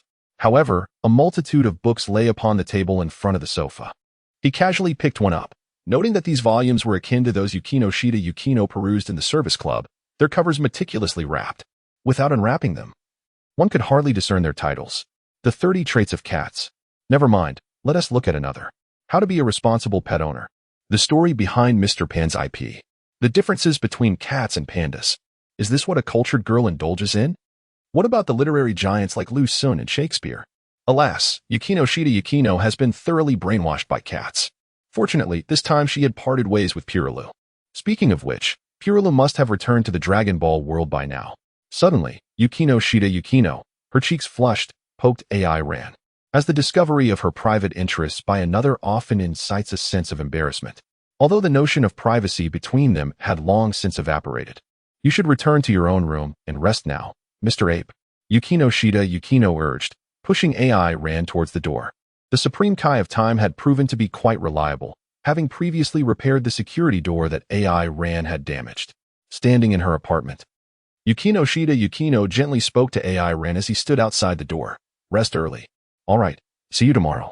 Aaron opened his room door, stepping inside after leaving those words behind. See you tomorrow. After closing the apartment door, Yukino pressed her hand against her chest, a smile involuntarily gracing her lips. Indeed, some things remain unchanged even upon returning. Tomorrow is something to truly look forward to. Morning, 7 a.m. At the elevator of the apartment, Aaron leaned against the wall, awaiting Yukino's arrival. Good morning, Yukino. Even after spending a year in this icy realm, Yukino maintained her habitual schedule. Spotting Aaron by the elevator, she approached him with measured steps. Good morning, Ape. Responding to the familiar greeting she heard daily, Yukino pressed the triangular button for the elevator, which chimed and opened its doors. The two entered in succession. Today marks the continuation of their school life. Walking side by side on the road, they encountered few vehicles, only occasionally spotting a few early risers. Taking a deep breath of fresh air, Aaron remarked, walking this way occasionally feels rather pleasant. How did you usually get to school, Ape? I flew, opened the window, and soared directly to school. I would arrive in 5 minutes. This way, I could sleep a little longer. That can't happen anymore. Why not? Aaron looked at Yukino in confusion. That deity insisted you should integrate into human life. Such cheating cannot be considered integration, Yukino replied earnestly, though she was genuinely concerned that if Aaron flew to school every time, their moments together would be significantly reduced. True. After all, I still need to protect you. However, I've just discovered the whereabouts of a Dragon Ball. I wonder where the others might be scattered. Reminded of his responsibilities, Aaron felt a tinge of melancholy, silently cursing that unreliable third-rate deity. In the future, if you plan to engage in any perilous activities, please inform me in advance. Though I may not be of much help, still. As she spoke, Yukino's body trembled slightly. Noticing her unease, Aaron took her hand. Do not worry. It's actually not very dangerous, and I am much stronger now than before. AI Ren suddenly paused. For Yukino was gazing at him with a serious expression. Very well, I shall inform you if I come across any other Dragon Balls. That's more like it. Yukino nodded in satisfaction. At that moment, she realized that AI Ran was holding her hand, and she immediately felt flustered. With a gentle tug, she freed her hand and, blushing, softly remarked, We are almost at school. At this moment, AI Ran also came to her senses, feeling at a loss as she tucked her hands behind her back. Apologies lingered in the air as the two of them continued in silence until they reached the second floor of the teaching building, where they parted ways. Upon arriving at the back door of the classroom for Grade 2, Class F, AI Ran walked straight in and took her seat at the back by the window, a place reminiscent of Wang's hometown. As she basked in the warmth of the sun, she couldn't help but stifle a yawn before resting her head down. Indeed, she relished this peaceful existence. On the other side of the classroom, a certain high school student with lifeless eyes gazed at AI Ran with skepticism. Had he not just witnessed her holding hands with Yukino on their way to school? Could they possibly be a couple? If that were the case, would he inevitably be forced to endure their affection in the club? After much contemplation, Hikigaya Hachiman made a decision. It would be best to find an opportunity to sneak home after school. The club, after all, was not suited for him. Chapter 25. All Saiyans are actually fat tigers after school. Yukino opened the door to the service club's classroom. AI Ran had already settled into her seat, burying her head in the crook of her arm, resembling a slumbering ostrich, which was oddly amusing. Treading lightly, Yukino gradually passed by AI Ran, who suddenly lifted her head. How could you still notice me despite my subtle movements? I caught a whiff of your fragrance. Perhaps jasmine or lavender. AI Ran was uncertain, yet the scent lingered vividly in her mind. AI Ran felt that this was the fragrance uniquely belonging to Yukino. Hentai. Yukino shot a glance at AI Ran, her face slightly flushing. What are you talking about? It's merely something I unconsciously remembered. Aaron sat up, his gaze occasionally drifting to the face of Yukino, while at other times, he surveyed the entirety of the clubroom. It struck him that he had yet to truly observe this classroom. What was he furtively looking at? No, it merely felt somewhat desolate. Had he ever considered adding some daily necessities? Perhaps a kettle and cups for brewing tea. In this wintry realm, even amidst harsh conditions, Yukino had managed to forage for some wild tea leaves suitable for consumption. Indeed, let us venture out together to procure some tea utensils. And perhaps pick up some disposable cups as well, to graciously entertain any clients that may arrive. Clients, one wonders when they might make their appearance. That classmate Hikitani has yet to show up. AI Ran languidly rested his head upon the desk. In his previous life, he had not perceived the monotony of this existence, but now he realized that the so-called service club scarcely received any requests throughout the year. Such a leisurely state of affairs might be tolerable for a day or two, yet prolonged idleness proved intolerable for a Saiyan's restless spirit. Seated beside AI Ran, Yukino retrieved a textbook and remarked coolly, "Who says there are no requests? Aren't you one of them? Teacher Hiratsuka has entrusted me with the task of ensuring that you at least pass one subject in the upcoming examination. Now, present the book, for you promised me." "Very well. I suppose it is time for me to engage in some much-needed study." Aaron exhibited an unwavering spirit, retrieving his textbook, which bore no signature, its pages remaining pristine and unblemished. 5 minutes later, Aaron lay his head on Yukino's shoulder, drifting into slumber beneath the serene snowfall. Observing him, Yukino gently pressed her forehead, letting out a resigned sigh. "Ah, I truly should not have harbored expectations for you." Nonetheless, she refrained from waking Aaron, instead retrieving a collection of essays to peruse. "Let him rest upon my shoulder for now," she mused. Taking a deep breath, she sought to steady her emotions, not wishing to be disturbed by the awakening of the slumbering youth, for such proximity was not merely for enjoyment. "I'm coming in, Yukino." The door to the service club's classroom was abruptly flung open. Hiratsuka Shizuka dragged in Hikigaya Hachiman. Upon witnessing the scene between Aaron and Yukino, Shizuka's mouth fell agape. "What on earth are you two doing?" Beside her, Hachiman wore a knowing expression. His decision to flee was undoubtedly wise, for he would be forced to endure the sight of their affection. The sudden intrusion startled Yukino momentarily, but she quickly regained her composure. Gently patting Aaron awake, she stood from her seat and approached Shizuka, crossing her arms coolly. "Did I not mention the necessity of knocking before entering, Hiratsuka-sensei?" The aura emanating from Yukino prompted Shizuka to involuntarily take a step back, awkwardly rubbing her nose. "Haha, I'll be more mindful next time. But what about you and Aaron? What is it?" Aaron had also awakened, though he remained somewhat bewildered by the current situation. "Nothing of consequence." Merely reminding Hiratsuka-sensei of the most fundamental etiquette, she replied before turning back to Shizuka, her tone regaining its icy demeanor. "So, Hiratsuka-sensei, have you returned with our runaway club member?" Seeing Yukino deftly avoid the topic of her relationship with Aaron, Shizuka opted not to press further. These youngsters were rather disheartening. At 27, she was still grappling with unresolved matters, only to witness these two drawing closer in a single day. She raised her fist towards Hachiman. "Yes, Hachiman, you had better shape up here. Otherwise, you shall face my wrath." With that, Shizuka strode out of the classroom, followed by a lament echoing through the corridor, reminiscent of a struggle against the exuberance of youth. Yukino glanced at the still vigilant Hachiman and remarked, "Stop standing there foolishly. Find a place to sit." Upon noticing that Hikigaya had taken a seat near the classroom door, Yukino returned to her own seat and continued, "In order to face life with positivity, one must possess a resilient heart. Whatever the endeavor, it is essential to participate actively, including in club activities. I hope you will engage wholeheartedly in the club activities in the future, Hikigaya." However, in Hikigaya Hachiman's eyes, both Yukino and Aina had already become symbols of vibrant social life, while he himself resolutely shunned any interaction with such individuals. Yet, contemplating Hiratsuka Shizuka's formidable fists, Hachiman was determined not to yield. He refrained from contradicting Yukino's words and instead withdrew a novel to immerse himself in. At this moment, Aina began to grasp the unfolding situation. He cast a peculiar glance at Hikigaya, sensing that his presence seemed to disrupt the established lives of these two. Nonetheless, not a shred of guilt stirred within him. For, inherent in the nature of a Saiyan, much like the character of Panta, was the belief that whatever one desires must rightfully belong to them. With this thought in mind, Aina averted his gaze, once again lifting the textbook that was so dull it could induce slumber. Chapter 26. At last, the commission arrives. The classroom gradually reverted to its usual ambience.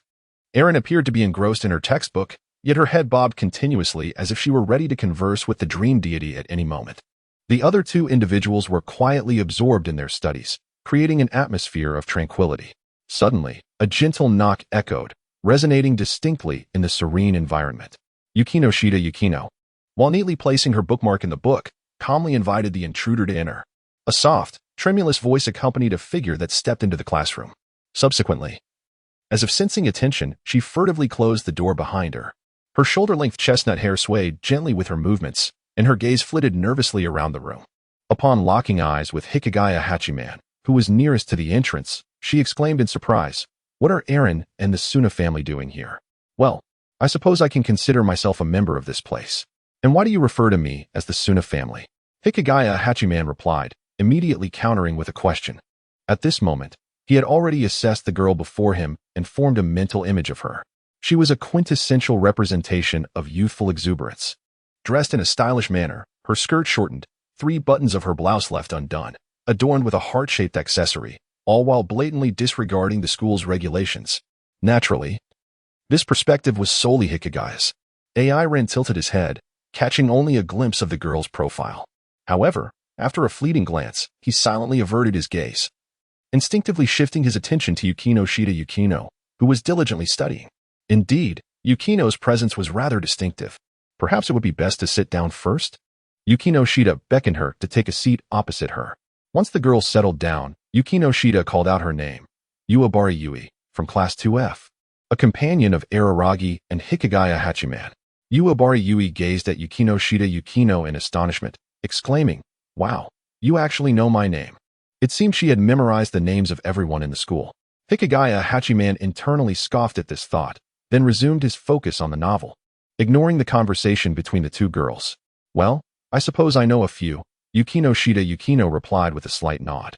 "Now, please state the purpose of your visit, Uebari-san." I heard from teacher Hiratsuka that wishes can be fulfilled here. Is that correct?" Yui Yugahama inquired hesitantly. "We are merely offering assistance. Whether your wishes come to fruition ultimately rests upon your own efforts. It is better to teach one to fish than to simply provide fish. Do you comprehend this?" Yui Hahama appeared quite impressive, her eyes shimmering with enthusiasm. I would like to make some cookies." After uttering this brief statement, she cast a glance at Hachiman Hikigaya and Araragi. The presence of the two boys rendered her somewhat hesitant to continue. Noticing her embarrassment, Yukino Shida turned to Araragi and said, "Could you please fetch me a drink? You are aware of my preferred flavor, aren't you?" "Understood." Eren stood up and walked towards the corridor.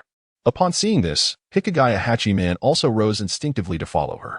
Along the way, Eren subtly broached a topic of significance. "Do you truly not recognize Yubahama Yui? Just now, when she called your name, you appeared quite perplexed. Initially, you were indeed unaware, but upon reflection, you realized she must be one of our classmates. It seems you have heard that name in class before. How indifferent you are to your own class." After exchanging a few words, Hikigaya Hachiman discerned that Ayn Rand did not seem to be a delinquent, and he gradually relaxed a bit.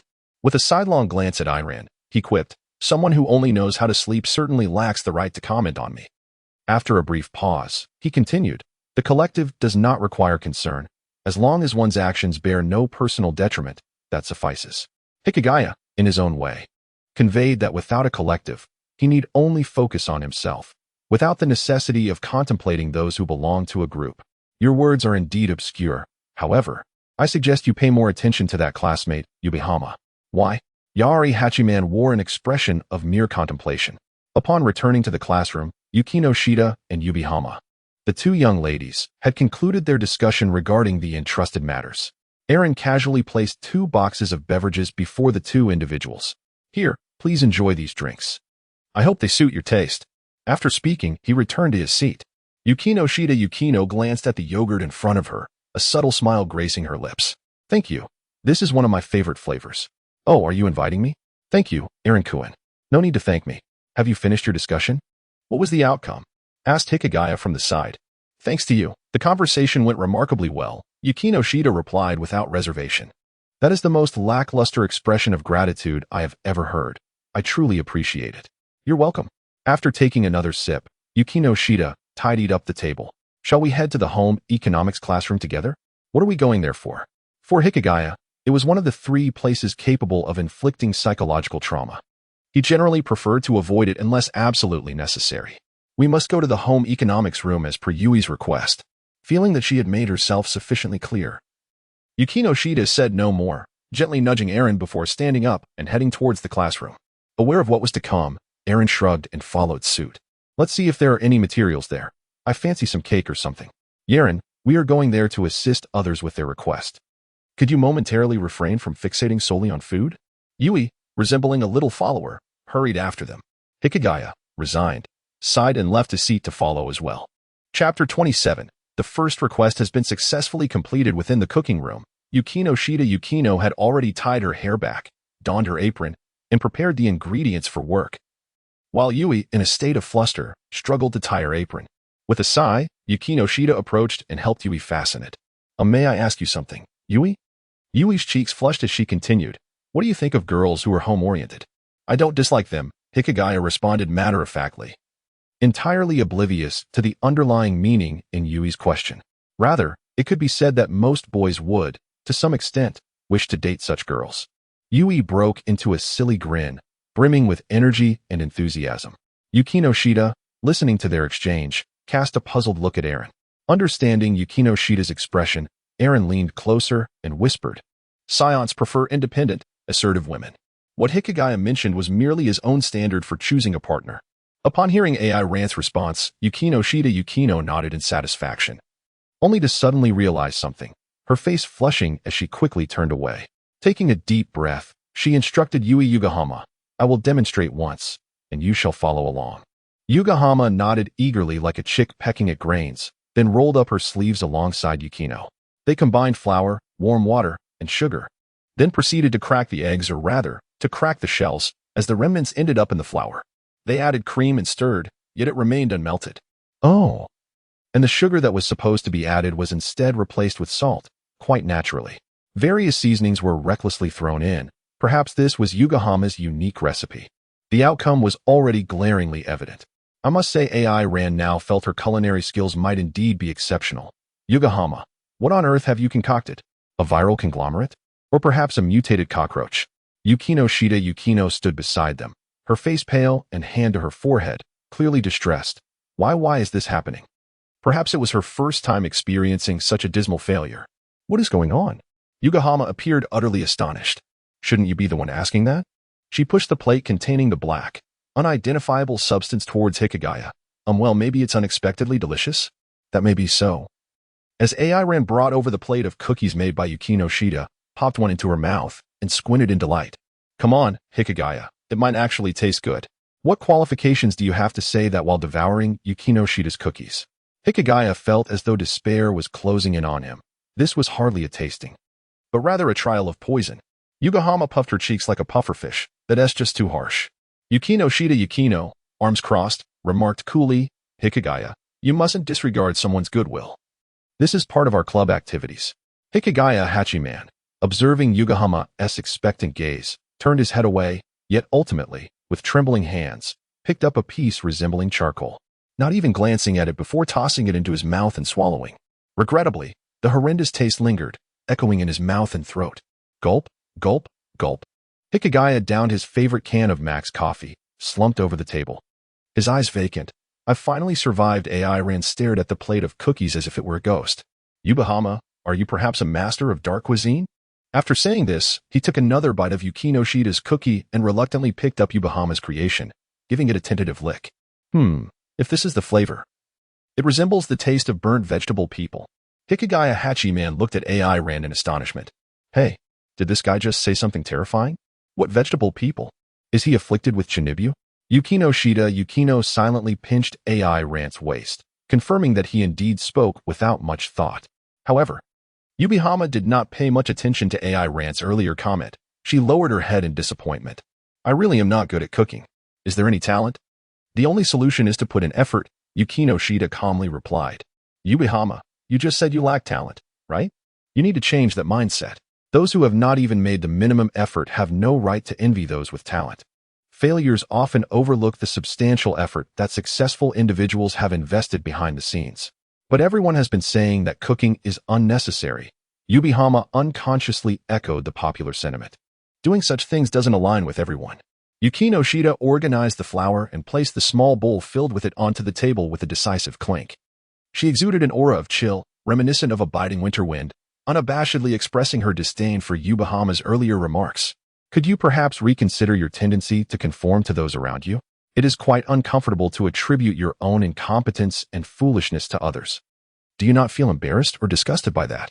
AI Ran silently stood behind Yukino, gently placing her hand on her back. Moments earlier, he had sensed a hint of malevolence emanating from the three-star ball. As a warm wave coursed through her body, Yukino paused, realizing that her previous remarks were somewhat excessive. Yui Yugahama, dressed in an apron, lowered her gaze, concealing her expression. Hikigaya, feeling a twinge of sympathy, was about to speak, but was taken aback by an unexpected exclamation. So cool. Yukino looked at her in astonishment. I'm sorry, I truly went too far just now. Yes, I know, Yui replied. Though it was indeed a bit much, I appreciate your honesty. Unlike me, who always tries to please others. I apologize. I will do better moving forward. Yukino's chill seemed to dissipate, and for the first time, she saw Yui in this light. Just keep doing your best. I will guide you along the way. In the kitchen, a scene unfolded. This is salt, not sugar, Yugahama-san. Could you please taste it before adding sugar? Why so much vanilla extract? Everyone's palate varies. But surely it can't differ to the point of being inhuman. What is the purpose of adding coffee powder to the cookies? Is it for personality? What does that even mean? Are you trying to create poison in your food, or perhaps to do away with Hikigaya? Yui's flurry of activity was vigorous, only to discover that she had erred 85% of the time. Yukino felt exhausted from correcting her. Fortunately, after Yukino's patient guidance, Yui finally produced cookies that were edible rather than resembling charcoal. Hikigaya took a bite. These are acceptable for gifting. Yui blinked in surprise. Huh? When it comes to gifts, it's the thought that matters, Hikigaya explained. You see, as long as a boy receives a gift from a girl, he's usually happy, regardless of the taste. As long as it's edible, that's what counts. Well then, let us leave it at that. Thank you, Yukino-san, AI Ran-san, and thank you, Yui. Hey, why are you whispering when it comes to me? Hikigaya protested with a scowl. I risked my life to taste that. Chapter 28, Anri Green. Yugahama-san, are you sure you want to leave it at that? Will the commission task continue later? Yukino was genuinely concerned about Yui's commission. Yui turned, smiling. I think this is fine for now. I can practice at home later. Thank you, Yukino-san. As Yui prepared to leave, AI Ran kindly asked, Are you sure you want to leave wearing that apron? Yui hurriedly removed the apron, thanked them, and waved goodbye. See you. Let's South clean up this place too. Yukino suggested. Yukino remarked as she placed the used tools into the sink. In truth, there were not many items to clean, with Eri's assistance.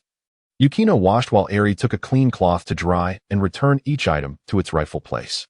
The two had coexisted for quite some time, and such unspoken understanding had naturally developed between them. After tidying up, they waited for a moment until Hikitani returned from disposing of the trash, and together, the three departed from the home economics classroom, just as the bell signaling the end of club activities rang out. Upon leaving the school, Eri and Yukino walked side by side along a path adorned with cherry blossoms. Observing the falling petals, Yukino expressed a sense of nostalgia. It has been a long time since I experienced campus life. Indeed, while I still prefer the thrill of battle, this tranquil existence is rather pleasant. Erin spoke halfway before suddenly closing her eyes, standing motionless in place. Noticing Erin's unusual behavior, Yukino inquired with curiosity. What is the matter? I sense a malevolent aura emanating from that direction. It appears to be a tainted Dragon Ball. Erin's countenance was grave as she pointed towards the direction of Tokyo. Are you truly going there now? Yukino grasped Erin's wrist, her brow furrowed in concern. The prior appearance of the three-headed dragon had cast a significant psychological shadow upon her, one that she had yet to overcome. Indeed, I must go. The malevolent dragon poses an immense threat to this world. Any one of them could utterly annihilate it. Observing the worry etched upon Yukino's face, Erin forced a light-hearted smile. Fear not, I shall not act recklessly. Did you not once express that your dream was to transform this world? Until you realize that dream, I will safeguard this place. It is not merely my duty. I occasionally long to be a partner of justice. I will wait for you at the apartment. Did you not mention wanting to come over for a meal? I shall prepare dinner for your return. Despite her words, Yukino showed no inclination to release Erin's hand. She gazed at her with anticipation, yearning to hear a response from him that would bring her solace. Erin gave a thumbs up to Yukino and calmly declared, Yes. I desire a great deal of meat. After uttering this, he removed Yukino's hand from his wrist and sprinted towards an uninhabited alley, dashing at full speed in the direction of Tokyo. In a CAF somewhere in Tokyo, 3 young women and a man, accompanied by a cat, were engaged in a discussion. The boy, possessing delicate features and adorned with black-framed glasses, was fervently presenting his ideas. With Iri as the illustrator and Kasumigakaka Shiwa penning the script, we can surely transform this Kato-san from an ordinary bystander into a flawless heroine. Arno. My name is Kato, not Ghana, interjected the boy named Aki. Kasumigakaka Shiwa cast a fleeting glance at Kato Megumi before returning her attention to her notebook, where she was scribbling notes. The proposal for the Shining Girl project had been initiated by Aki a few days prior, since it was a romance game. A delectable main character was essential. She and Iri had been waiting in this CAF for nearly half an hour before Aki finally arrived with the protagonist. The truly inconspicuous heroine perfectly aligned with the original intent of the Shining Girl concept. Had it not been for the presence of a blue cat, Kasumigakaka Shiwa would have remained oblivious to the addition of another person. In the face of the small commotion unfolding before her, Shiwa chose silence and had no desire to analyze Kato Megumi. Having just met this reticent and expressionless heroine, she found it far more engaging to exchange a few words with Iri. At least the latter could invigorate her spirits. I'm so sleepy, Shiwa yawned softly, her eyes betraying her weariness. The previous night had been spent pondering the plot of the Love Metronome and the Shining Girl narrative, resulting in a severe lack of sleep. Ethics-kun, if you don't get to the point soon, I might just fall asleep. Aki intended to elaborate on Kato Megumi's lack of presence. But upon witnessing Shiwa's struggle to stay awake, he hastily placed the crumpled proposal on the table, his demeanor shifting as he began to pat his chest in reassurance. Iri picked up the proposal, glanced at it, and then passed it to Shiwa. Aki, are you serious about this proposal? Just this one sheet with a few hundred words? I say. Ethics-kun turning to Shiwa, Aki appeared to be confronted with an indescribable dread, his body tensing as he even knocked over his chair. Shiwa-senpai, is there something you wish to express? I wish to know why I am here. Shiwa typed rapidly on her notebook, the hurried and erratic sounds reminiscent of a fully automatic firearm, leaving Aki with an inexplicable sense of alarm. 2 days ago, I heard about the ideas erupting from your mind like a volcanic explosion. After spewing lava, will you proceed to release volcanic ash? Volcanic ash, once pulverized, can serve as a supplementary material for cement. Yet, all I perceive is a solitary individual's damp aspirations. Are you suggesting an amalgamation of saliva and volcanic ash to construct an apartment, inviting a myriad of enchanting young maidens to immerse themselves in your soggy dreams? Oh. Senior Shiyu, it seems even an Iluan could not withstand the pressure, retreating step by step until he collided with the desk behind him. I believe that if we all strive together, we can. However, Kazano Oka Shiyu showed no intention of halting.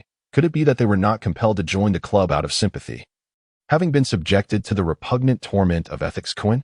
Moreover, Ayaka Kisaragi slightly lifted her head, gazing at the bewildered Iri Shirace. I must ask, is it truly acceptable for someone who possesses such a flawless exterior yet is utterly inept within, to illustrate as a so-called noble lady? As anticipated, the fiery and determined Iri Shirace abruptly rose from her seat, her body trembling with indignation as she revealed her 2 adorable, defiant fangs. Who are you calling useless? I simply cannot fathom why Rinchiro would enlist the help of someone as gloomy as you to write the script. Witnessing this, Akihito Rintaru felt as though he might choke on his own frustration. The newly formed club seemed on the verge of disintegrating. He hastily replied, I admit my disposition is indeed dark. However, before he could finish, Kasumigakaka Shiwa interjected, addressing Iri with unwavering composure.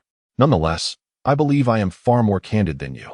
Her expression remained unperturbed by Iri's retort, calm as a placid lake, yet her eyes surged with unspoken tumult as they turned to Akihito. Rintaru, is your proposal truly going to be utilized in such a pitiful manner, on that tattered, yellowed paper? Another piercing blow struck Akihito, leaving him reeling and nearly lifeless. At the entrance of the CAF, Inari watched the unfolding drama with great amusement. What had begun as a mere observation of the dynamics was unexpectedly turning into a captivating spectacle. Moreover, that rascal Peru was also in attendance. He stroked his chin thoughtfully. An Iluan, Xia Ji Chiu Shiryu, Zhe Xiyuan Ing Li Li, and Ka Tong Hui, each carried a hint of malevolence. Who then? is the true bearer of the Dragon Ball? Chapter 29. Whose body does the two-star dragon reside in? Eren observed the performance of the four individuals before her, her brow slightly furrowing in concern.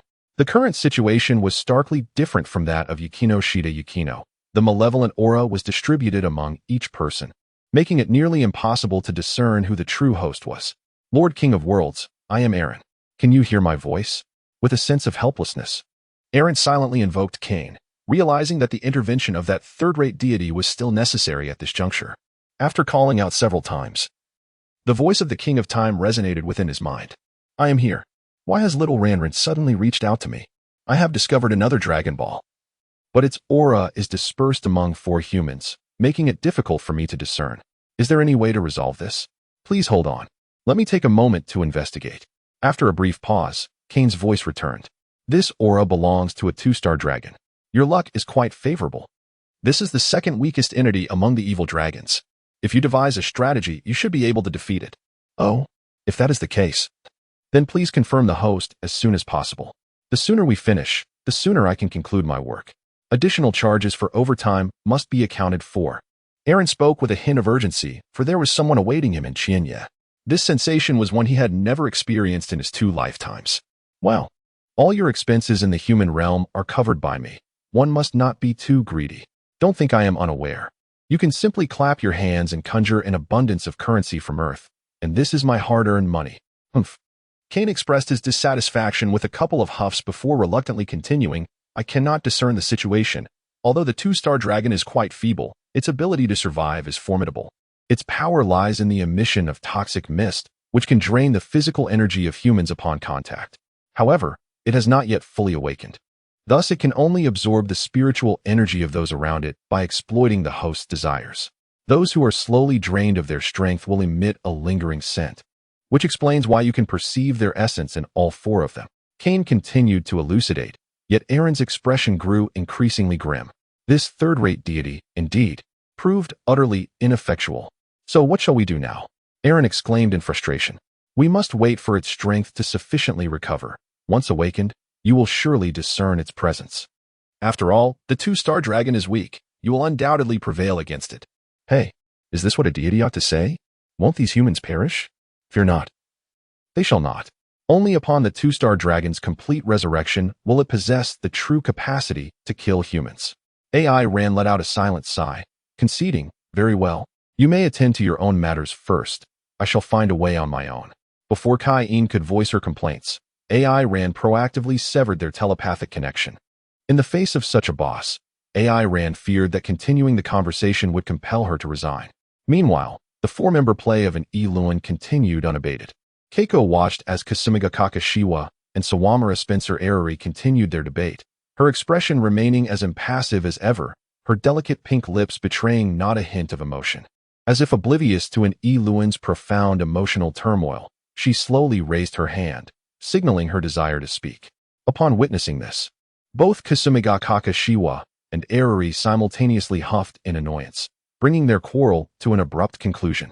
An Iluan felt as though he had glimpsed a lifeline emerging from the abyss, swiftly extending his hand toward the girl destined to encounter fate in this springtime moment. How had he not noticed before that Keiko was quite charming? Yet, her next words plunged him back into despair. Inikuan, I believe there was a moment when you found me endearing, rather than appreciating my very existence, which is why you invited me to join the Dojin Club. If I recall correctly? Upon hearing this, a tinge of embarrassment crept onto an Iluan's face. He wished to clarify but felt drained, especially since he had mistakenly called Keiko by the wrong name mere moments ago. Just as the atmosphere grew increasingly awkward, a voice broke through, like a blessing from an angel in an Iluan's eyes. Ah, so you are here, Peru. AI Ran slowly approached Kata Megumi, casting a meaningful glance at Peruru. Meow? Peruru instantly erupted with excitement. Could it be that its wishes were about to be fulfilled? A miracle was unfolding. The leader had truly arrived. It wriggled free from Kata Megumi's grasp and wrapped itself around AI Ran's leg. At that moment, AI Ran suddenly felt as though he had become the focal point of attention. 3 pairs of eyes from the seats ahead were simultaneously directed towards him. One gaze was icy and piercing, another was unabashedly filled with seething resentment, and finally, there was the subtly profound look from a certain indifferent girl. Aside from Kata Megumi, The other two girls appeared somewhat displeased by AI Ran's abrupt interruption of their conversation. However, this held no significance for AI Ran. Were it not for the mention of Dragon Balls, even recognizing these so-called wives from a previous life would not have motivated him to seek their acquaintance. He currently harbored no interest in those who were entirely unrelated to him. Biologically speaking, they were not even of the same species. Of course, Yukino Shida Yukino remained the sole exception, at least for the time being. AI Ran disregarded the others and approached Kato Megumi. "Thank you for taking care of my pet during this time." "No need for thanks," Kato replied. "Puril has always been delightful, and having him by my side has brought me many surprises." Kato cast a knowing glance at Puril. It seemed she had already discerned the cat's abilities. TSK. Why does this cat always create trouble for me? Although AI Ran immediately discerned the underlying message within the young girl's words, it was of little consequence. Even if she were to inform others of a talking cat, it is unlikely anyone would believe her. Since it is currently unclear to whom the Dragon Ball is attached, perhaps it would be wise to devise a plan to infiltrate this group. AI Ran contemplated for a moment, but reflection was never his forte. He could only proceed step by step. "Is that so? This child has caused you trouble. I apologize. I overheard your discussion on game development. Is there any way I might assist? Consider it a token of my gratitude for your care of Puyulu during this time." Kato Megumi did not respond to AI Ran, but turned her gaze toward Akilinya, for it was his team after all. At that moment, Akilinya was gazing at AI Ran with wide-eyed fascination. What was that peculiar rope wrapped around his waist? Was it a new form of cosplay? He walked down the street with such audacity, entirely unashamed. Was this what they referred to as comradeship? Adjusting his glasses, Akilinya cleared his throat. "That sounds good. We are in need of more hands. Let us unite to create the most exquisite, beautiful girl game." "Wait." Kasumiga Kakashiyu interjected, casting a dubious glance at the strange man. "What can you actually do? Programming? Or music? Although the ethics club may resemble a child's play, I certainly do not wish for just anyone to be involved." Aaron found himself momentarily stunned. What was this programming and music? His only expertise lay in destruction and chaos. How could he possibly grasp these seemingly sophisticated pursuits? Suddenly, a spark of inspiration ignited within him, and he turned to an Eluan, saying, "Though I possess no skills in these areas, I have heard that creating games can be quite costly. Are you in need of an investor?" Chapter 30. The Chaotic First Meeting Investment. The expressions of the four individuals present varied as they regarded Aaron. The wariness in Shikano Yu's eyes gradually dissipated, replaced by a look of pity directed at Aaron. Who was this foolish scion of a wealthy family? Clearly, he intended to fund such an unreliable club merely because he had rescued a cat. When did money become so easily acquired in this world? Indeed, such individuals existed. There are certainly those less endowed with wisdom. Irie muttered under her breath, casting furtive glances at Shikano Yu. "I do not wish to be associated with someone so prideful that they refuse to acknowledge their own willingness to join. I am not." Just as Irie stood up, her face flushed, Aaron interjected, "How about this? I will invest 1 million yen initially, and if it proves insufficient later, you may inform me. As for a venue, I have an apartment where I currently reside alone. You may use it freely on weekends." "Classmate," an Eluan exclaimed, gripping Aaron's hand tightly, "from this moment forth, you shall be a member of our club. Together, let us create the most heartwarming visual novel. By the way, what is your name?" AI Ran withdrew his hand with an impassive demeanor, for he harbored a distinct aversion to such excessive intimacy with males. "I am AI Ran, a second-year student at Chiba City's Sobu High School." He mused, "Do not speak of a mere million. Even 100 billion could be conjured with a mere clap from that third-rate deity. Moreover, in Japan, a nation predominantly reliant on cash, one need not fear inquiries regarding the origins of funds. What an extraordinary ability it is. Yet, for AI Ran, such matters hold no significance whatsoever. The sole pursuit of a scion is the thrill of battle and the relentless quest for strength. As for the wealth of humanity, unprotected by the strong, it ignites not an ounce of interest within him. During his 10 years serving Frisia, AI Ran had witnessed countless civilizations obliterated in an instant from the cosmos, many of which he had a hand in extinguishing himself. Now, as dusk fell, he pondered whether the day had yielded no progress. Although he had joined this club at the behest of AI Ran-kun, he questioned the motive behind Aki-kun's invitation. After all, he was merely an inconspicuous passerby. When faced with Kato K's inquiry, Aki Ryu felt a tinge of awkwardness at first, yet his voice soared an octave in response. Ghana, you are not inconspicuous. Suddenly, confusion arose. And my name is Kato K. Do not belittle yourself. AI Ran paid no heed to their conversation and took a seat on the chair that an Eluan had just moved for him. As soon as he settled down, he felt his energy gradually depleting. Although the rate of loss was negligible, he was now certain that the two-star dragon was undoubtedly among these four individuals. However, confronted with the identical auras emanating from them, AI Ran was unable to discern the host of the two-star dragon. It appeared that he could only passively await the awakening of the malevolent dragon, after which he could launch it into the abyss with a well-timed blast. Nevertheless, the ingenuity of devising such a clever scheme to infiltrate this organization was truly commendable. Aaron contentedly lifted the coffee before him, gently blowing on it before taking a sip. Alas, it was indeed bitter and decidedly unpalatable. Without the accompaniment of snacks, he would have preferred red tea. Nevertheless, while in pursuit of the two-star dragon, he found some solace in the presence of this anime live-action adaptation.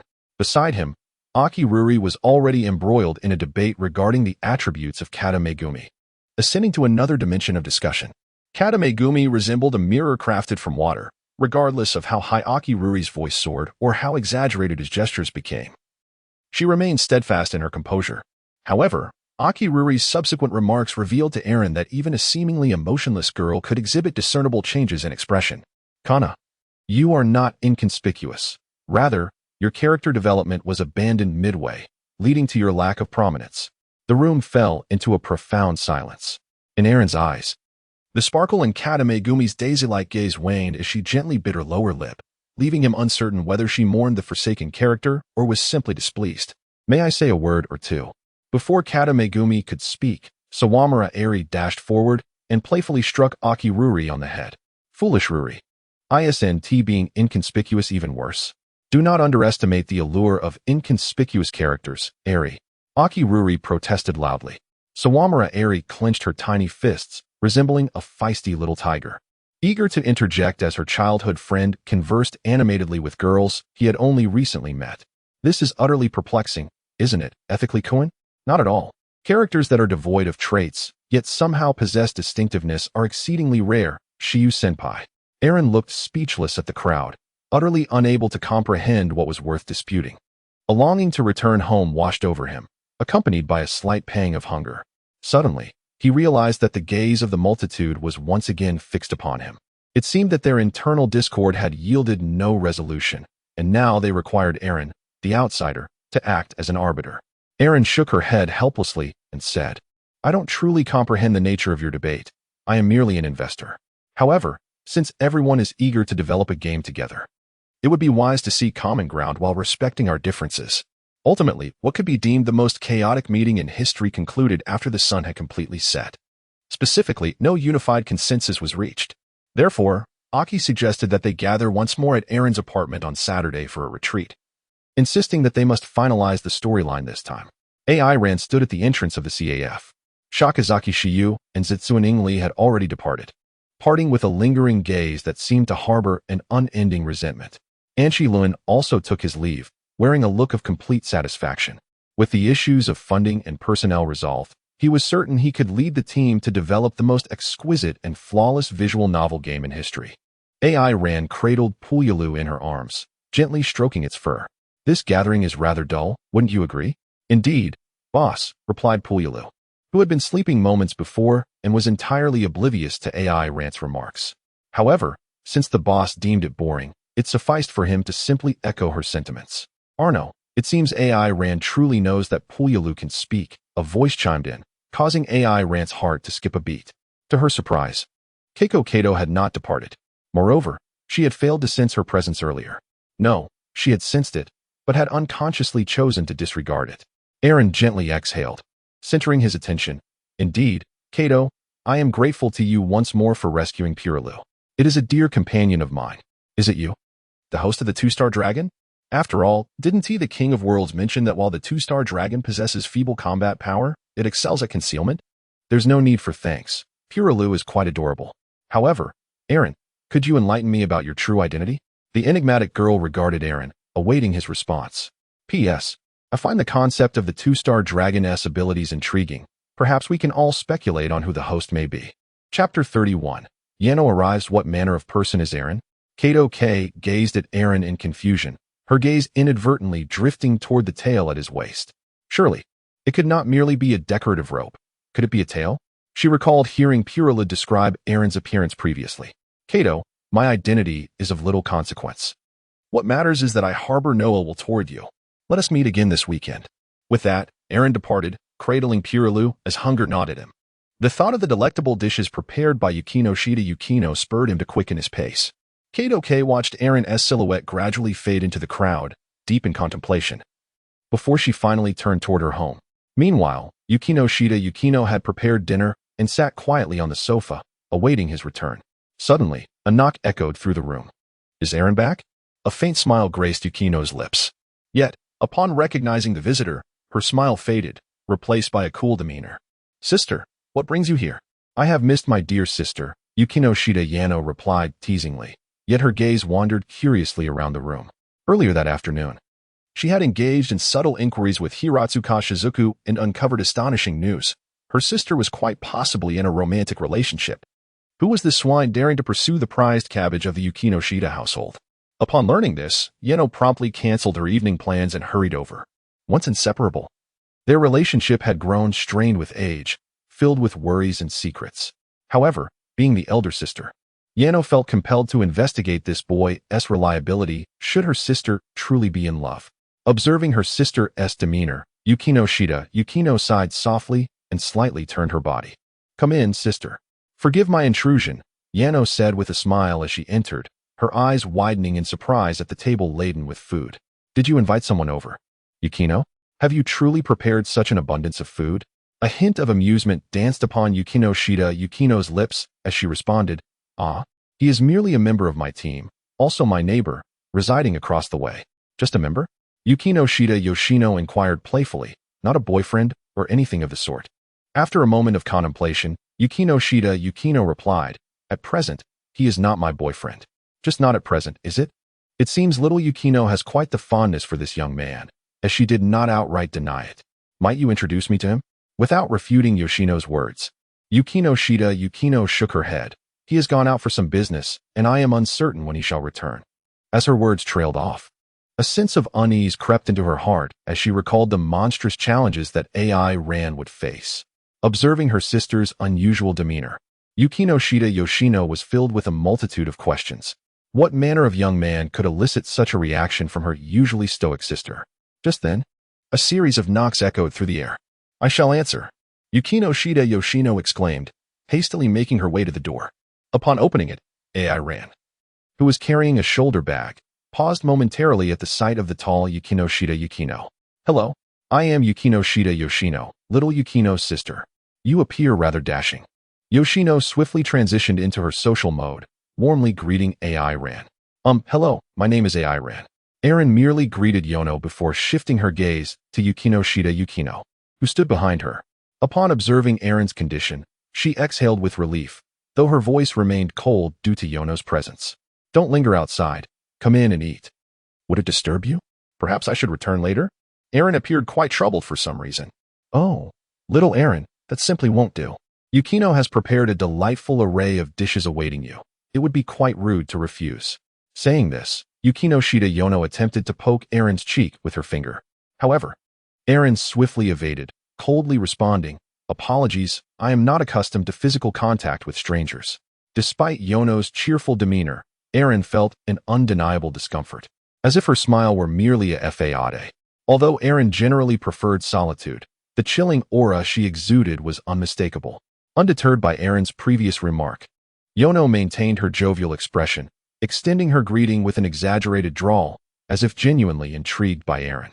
In such circumstances, Aaron realized she could not leave just yet. Then I shall impose, for I am indeed quite famished. With that, she circumvented Yono and proceeded indoors. Another bowl, please. Yukino calmly accepted the bowl from Aaron's hands and returned to the kitchen to serve her more rice. In her effort to accommodate Aaron's appetite, she had even procured an oversized bowl, yet this was already the third time she had replenished it. Yono looked on in astonishment as Aaron continued to shovel food into her mouth. Little Aaron certainly eats with gusto. Really? Is that so? Perhaps I am simply too hungry. But consuming too much at night is not advisable. I usually only eat until I am 70% full. Is that so? Yono chuckled awkwardly. This doesn't seem like 70%.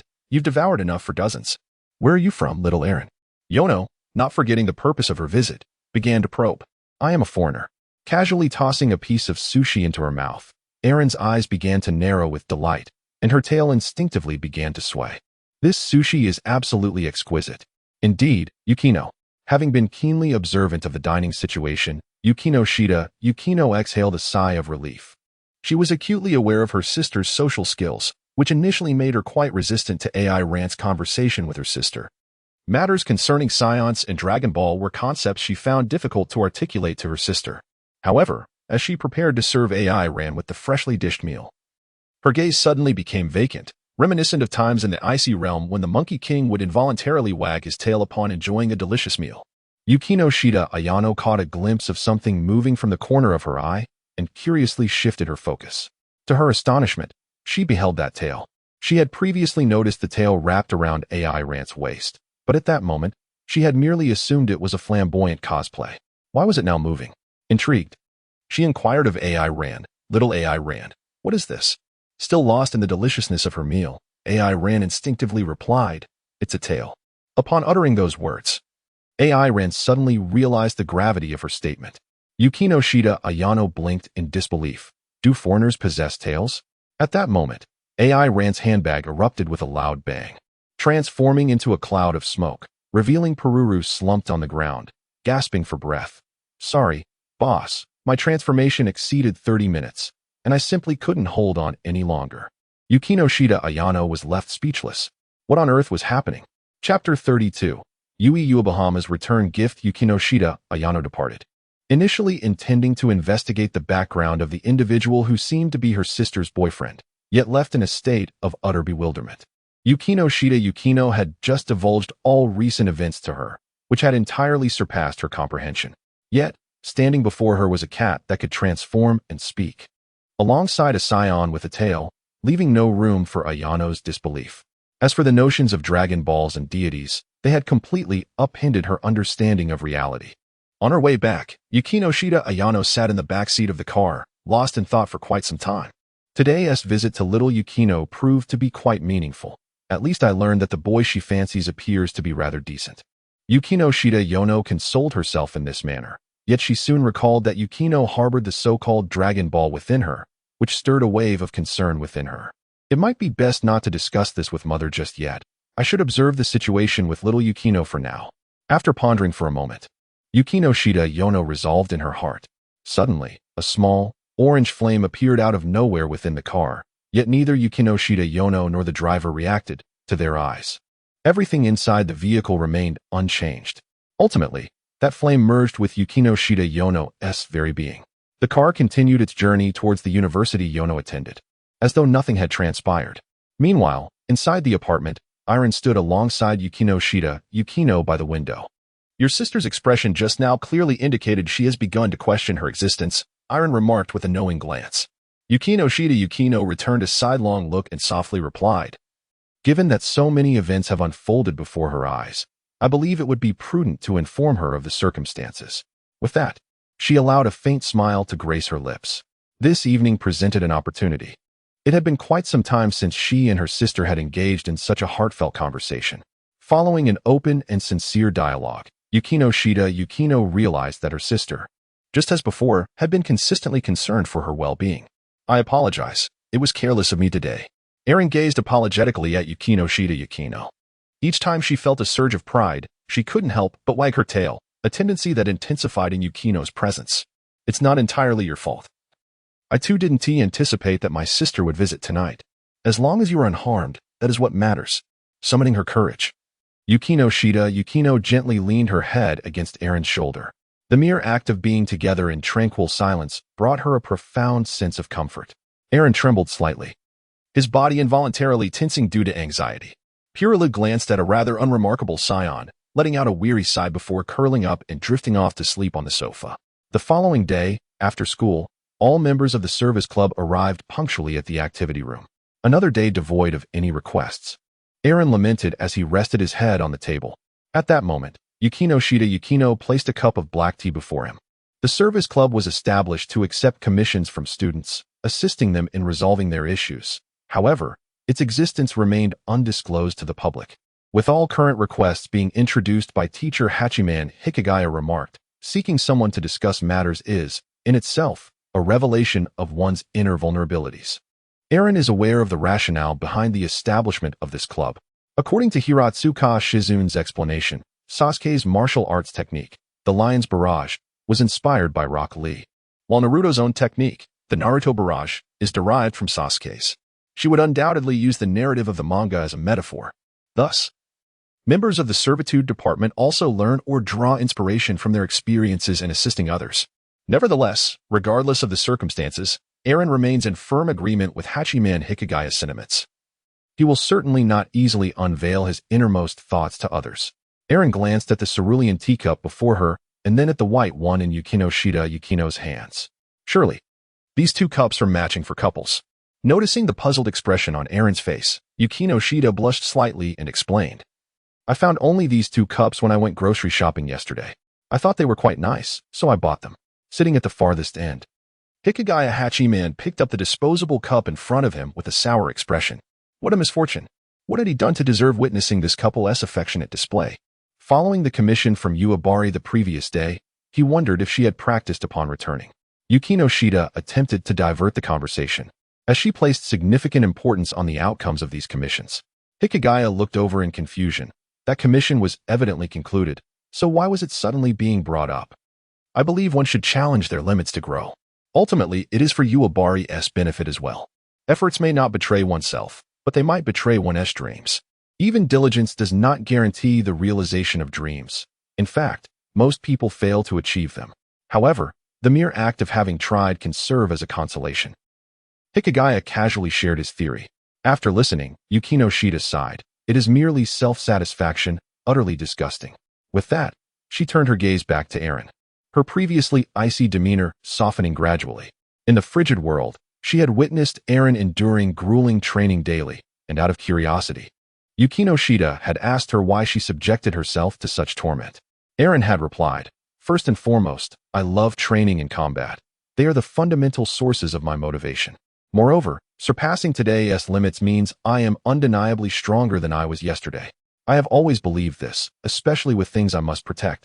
At that moment, a sudden knock echoed through the room as Uebari breezily pushed the door open. Yahalo! Hikigaya mentally scoffed at her peculiar greeting, glancing at Uebari before returning to his novel. Meanwhile, Yukino and Uebari had already begun conversing. As a token of appreciation, I brought you some baked cookies. Yukino's expression soured, clearly affected by the memory of Uebari's questionable culinary skills. Hikigaya seemed to recall that peculiar taste, growing somewhat uneasy. Eren, however, shrugged off the concern. It was merely a flavor reminiscent of burnt vegetables, hardly intolerable, overly dramatic earthlings. I have no appetite at the moment. Thank you for your kindness, Yukino stated bluntly. Yet Uebari, undeterred by her decisive refusal, hummed a tune while retrieving a small bag of cookies from her bag.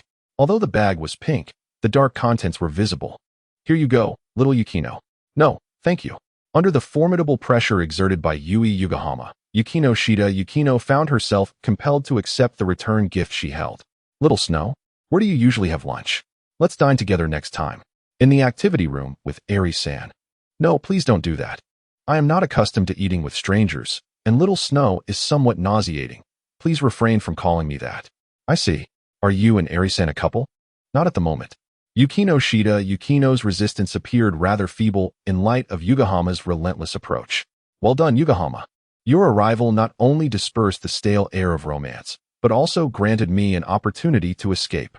Closing his novel, Hachiman Hikigaya rose from his seat and, in a barely audible voice, bid farewell before exiting the activity room. Yugahama took note of this and quickly set Yukino down, retrieving a new bag of slightly different cookies from her bag as she pursued him. It seems he has not managed to escape after all. Observing this, Eri silently chuckled to herself. Chapter 33. The Game Club's first retreat. With Yugahama's joining, the service club began to buzz with liveliness. After resolving the incident involving the novel of Yoshihiro Matsubuzai, Saturday arrived. Today marked the first retreat of the Game Club, hosted at Aries' apartment. You should refrain from participating in the retreat. The ability of the two-star dragon is to absorb the strength of those around it. And I am somewhat concerned about your physical condition. Upon hearing Aries' words, Yukino shook her head. I am not as frail as you imagine, and I am somewhat worried about you. Rest assured, if I feel any discomfort, I will return home first. Very well, Eri relented, unable to oppose Yukino. At that moment, the doorbell rang. Upon answering, Eri heard the voice of Ryoko Aki. Eri-san, we have arrived at your apartment lobby. Yes, please come up. I am in room 1507. Waiting for you. Soon, a knock echoed on the apartment door. Observing Eri arranging snacks, Yukino sighed helplessly. I'll open the door. Oh, thank you for that. As a competent investor, AI Rand took on all the expenses of the club for 2 days, which naturally included snacks. The money conjured by the King of Time was too good to waste. Upon opening the door, Yukino cast a cursory glance at the original quartet of the gaming club. Aki Aaron also momentarily found himself in a daze. Although he was a staunch advocate of the two-dimensional world, he couldn't help but be slightly captivated by Yukino's beauty. Particularly, her ethereal aura made him feel as if he had been transported into a realm of fantasy. Behind her, Kasumigakaka Shiyu observed the dawdling Aki Aaron with a slight frown, while Sawamura Spencer Arari covered her mouth, sighing at Yukino's elegance. Only Kata Megumi maintained her inscrutable expression, leaving her thoughts shrouded in mystery. Before long, Aki Aaron regained his composure. Hello, we are here for the club retreat. Is AI Ran around? Yes, please come in. AI Ran has prepared food for you. Yukino replied, slightly moving aside. Meeting them for the first time, she harbored no significant animosity towards the group, though Aki Aaron seemed momentarily entranced by her presence. Who could blame him for being so charming? Yukino was ever so confident. Upon seeing the members of the gaming club, AI Ran nodded slightly. Good morning, everyone. Good morning, they chorused. Let's sit down and chat. AI Ran positioned Yukino at the edge of the sofa, while he took his place in the center, contemplating a slight distance between her and the other members of the gaming club. The ability to absorb energy was no trivial matter. Even though the rate of energy dissipation was exceedingly slow, he was reluctant to let Yukino take any risks. Aki Akane sat opposite the coffee table, with Arari Spencer Sawamura on his left and Shiyu Kisaragi on his right. As for Katu Megumi, AI Ran was taken aback. Where had Kato gone? A calm voice suddenly emanated from his left. Kato K had somehow seated herself on the sofa, and AI Ran had been completely oblivious to her presence. Furrowing his brow slightly, AI Ran found himself astonished by Kato K's stealth. It seemed almost a pity that someone with such talent did not pursue a career as an assassin or a ninja. It's nothing, AI Ran replied, shaking his head. Let us commence the discussion on the game. You need not concern yourselves with my presence or that of Yukino. After speaking, AI Ran transitioned into a state of heightened awareness. The moment he detected the presence of a two-star dragon, he would summon Kane to apprehend it. As for any game discussions, AI Ran felt utterly disinterested. Moreover, as a reclusive individual who had only traversed through time due to an unfortunate incident with a truck in 2022, he had encountered every conceivable game. He was, after all, well-versed in the subject.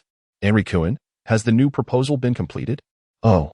Enri-Ruri hastily consumed the cookie in his hand, surprised that Kanata would inquire about the progress. AI Ran slightly furrowed his brows. Once the conversation between Enri-Ruri and Kato initiated, the fluctuations of energy began. As of now, he could detect nothing unusual. However, it was a relief that there were no anomalies on Yukino's end.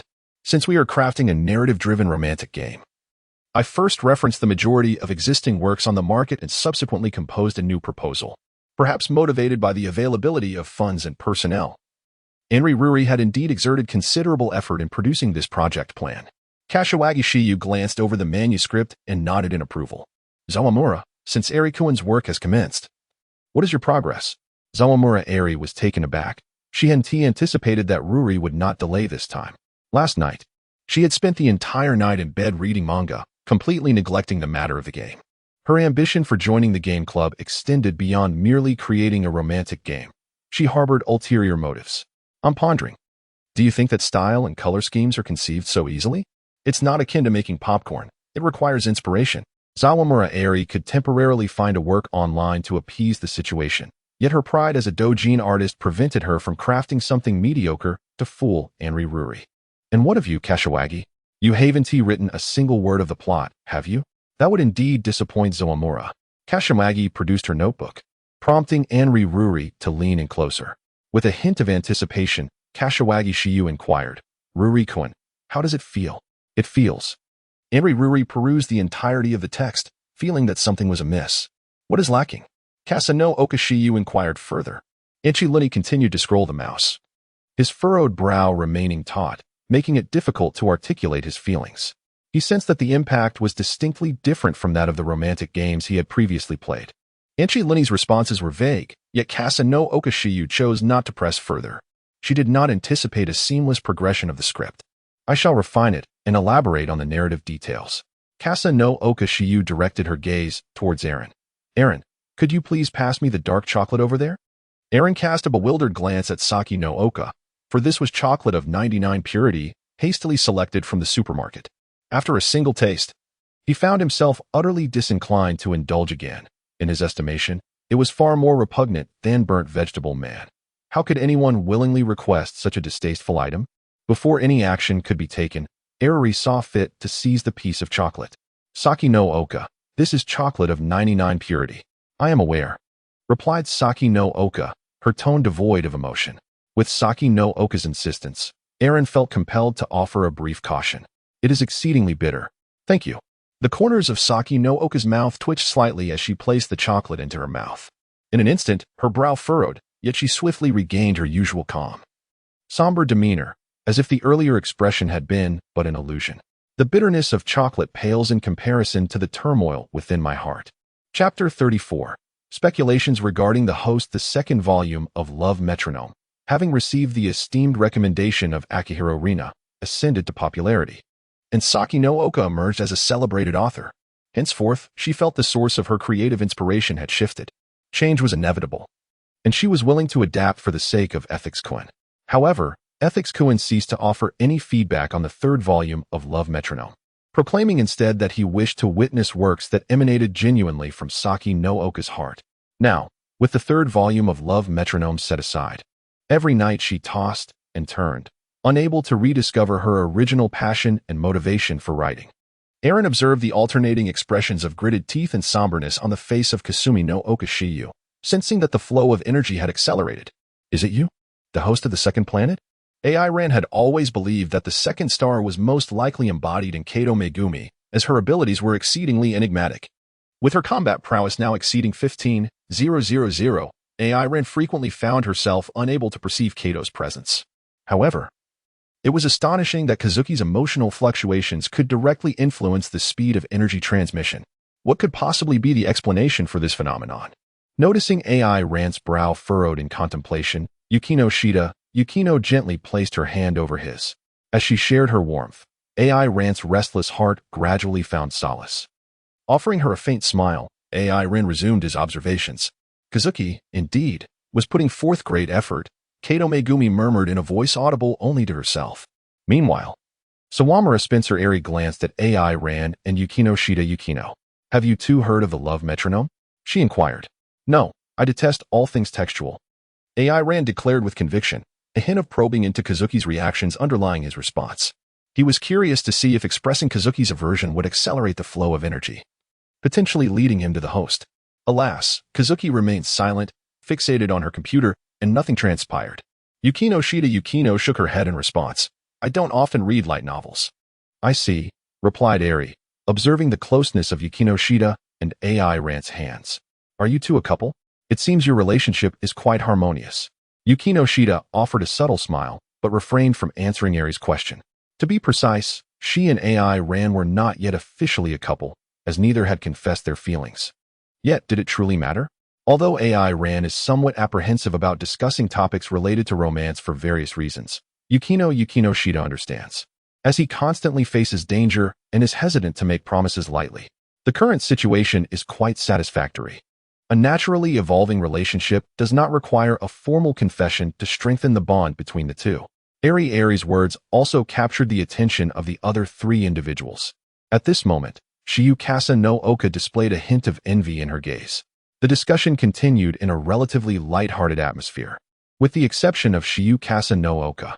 After her script was rejected by Aki Aaron, she fell silent, fixated on her computer, writing something.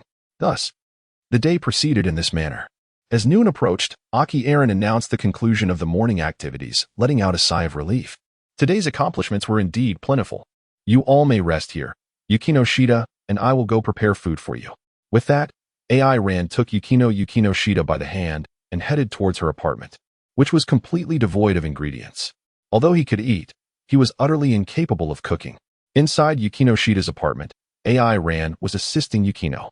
With so many people dining, and a certain voracious eater present, the workload was quite substantial. Noticing AI Ran lost in thought, Yukino Shida inquired, "Are you still pondering over the Dragon Balls?" "Yes. The ability of the two-star dragon is to enhance its power by absorbing human desires and emotions. Just now, the emotional fluctuations of Kasa no Okashiyu intensified the malevolent aura. However, I can't shake the feeling that she doesn't quite resemble a host." AI Ran confided her troubles and speculations to Yukino Shida, pondering the complexities of the situation. The cerebral prowess was never a hallmark of science. There was a possibility that Kato could be the host. Have you ever heard that strange entities are drawn to one another? Purulu appeared before her the moment he arrived in this world, coupled with her elusive abilities, which inevitably raised suspicions. Although the two-star dragon could not harm humans prior to its complete resurrection, I cannot ascertain whether prolonging this matter could inflict irreparable consequences on these individuals. Therefore, it is imperative that I locate and eliminate it swiftly. After listening, Yukino Shida pondered for a moment and replied, Yuan Kuin, you may have fallen into a cognitive trap. The most likely candidate may not necessarily be either of them. Then who do you think it is? AI Ran inquired, her urgency palpable. I cannot divulge that just yet, lest my thoughts lead you to form preconceived notions. Yukino Shida gently tapped AI Ran's forehead and shot him a disapproving glance. Now, let us focus on preparing the meal, for the workload has significantly increased due to a certain individual. Arnold, do you require my assistance? I am quite adept at cooking. Kato K's voice suddenly chimed in, startling both AI Ran and Yukino Shida. When did Kato-san arrive? AI Ran chuckled awkwardly, inquiring hesitantly. I followed along with you. But it seems you have not noticed my presence. Kato K feigned a distressed expression, although AI Ran and Yukino Shida perceived no discernible change in her demeanor. From the very beginning? Does that mean yes? I heard everything about the evil aura, Dragon Balls, and strange occurrences. AI Ran, could you elaborate on this matter? Furthermore, what is your connection to Purulu? What exactly are we experiencing? Yukino Shida supported her forehead with a sigh. Yuan Kuin, your clumsiness here is of little assistance. Perhaps you should step outside for a moment. Kato-san, could you help me prepare lunch? I will explain everything to you in due course. Very well then. Nodded and walked into the living room of Yukino Shida, where Mr. Pan was present. In the kitchen, Yukino Shida and Kato Megumi were busy at work. Although there was no direct urging from Yukino Shida, Kato's puzzled gaze lingered. After a moment of silence, Yukino Shida organized her thoughts. Kato, the situation is as follows. P.S. A poll has been initiated. According to the storyline, a pivotal moment will occur in 10 to 15 days.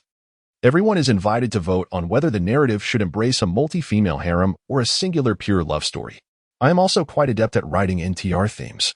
And should there be sufficient interest, I could even create a group to pen some GHS side stories. Therefore, I welcome any thoughts you may have. Please leave your comments here. I will tally the preferences for single female leads versus harem enthusiasts in 10 days and announce the results to determine the direction of the plot. By the way, if you are reading this, I would appreciate a 5-star review. Thank you. Chapter 35. A dramatic turn of events as Kato Megumi remarked. Her culinary skills are indeed quite impressive. Aaron placed a piece of meat in her mouth and chewed thoughtfully for a while, savoring its flavor. Although the taste did not evoke the same astonishment as the dishes prepared by Yukino Shida, it could be considered a rather decent home-cooked meal. Yet, even in its simplicity, one could sense the care that had gone into its preparation. Indeed, Kato, you are destined to become a wonderful wife in the future.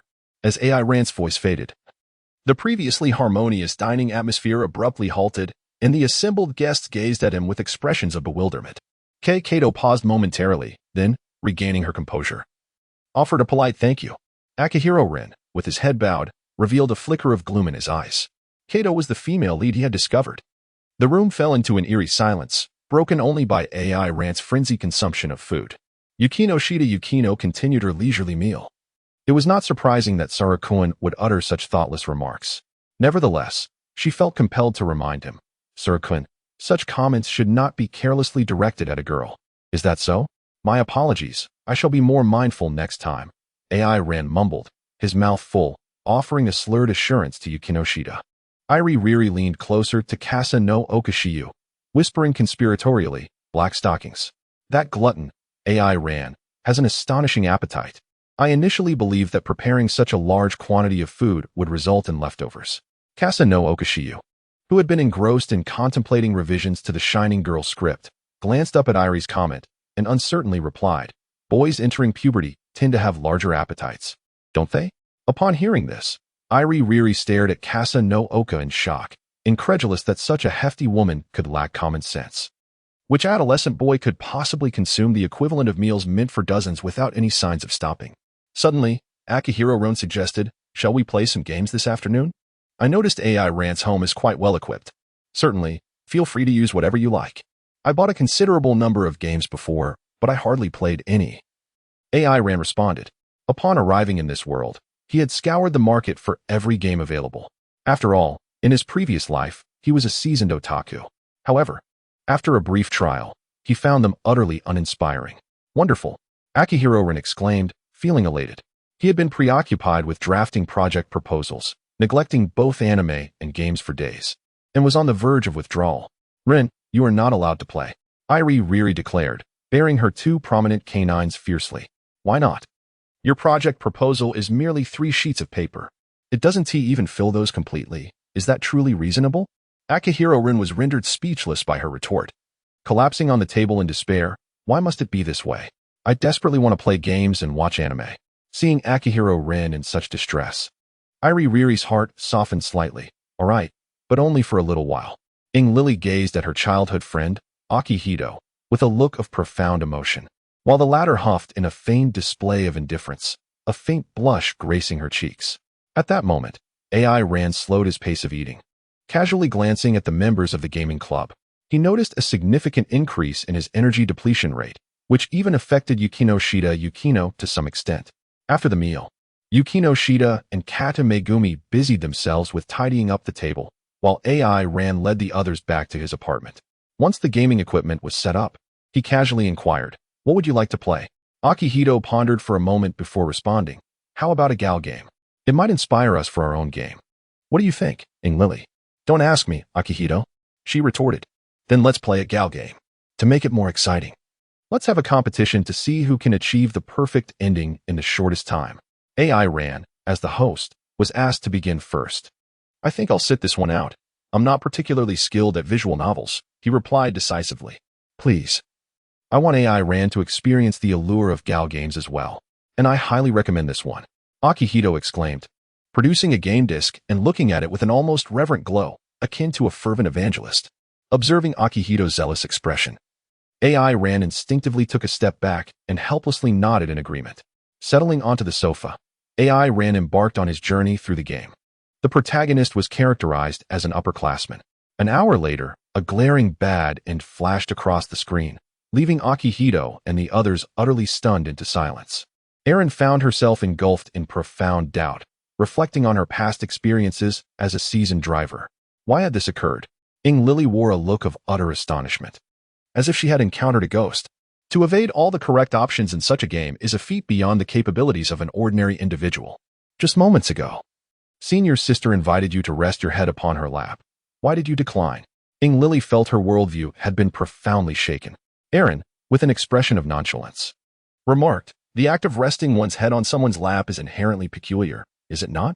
If one were to maintain such a position, the female's knee would undoubtedly suffer greatly. If the male protagonist truly harbored feelings for the senior, he would not engage in such behavior.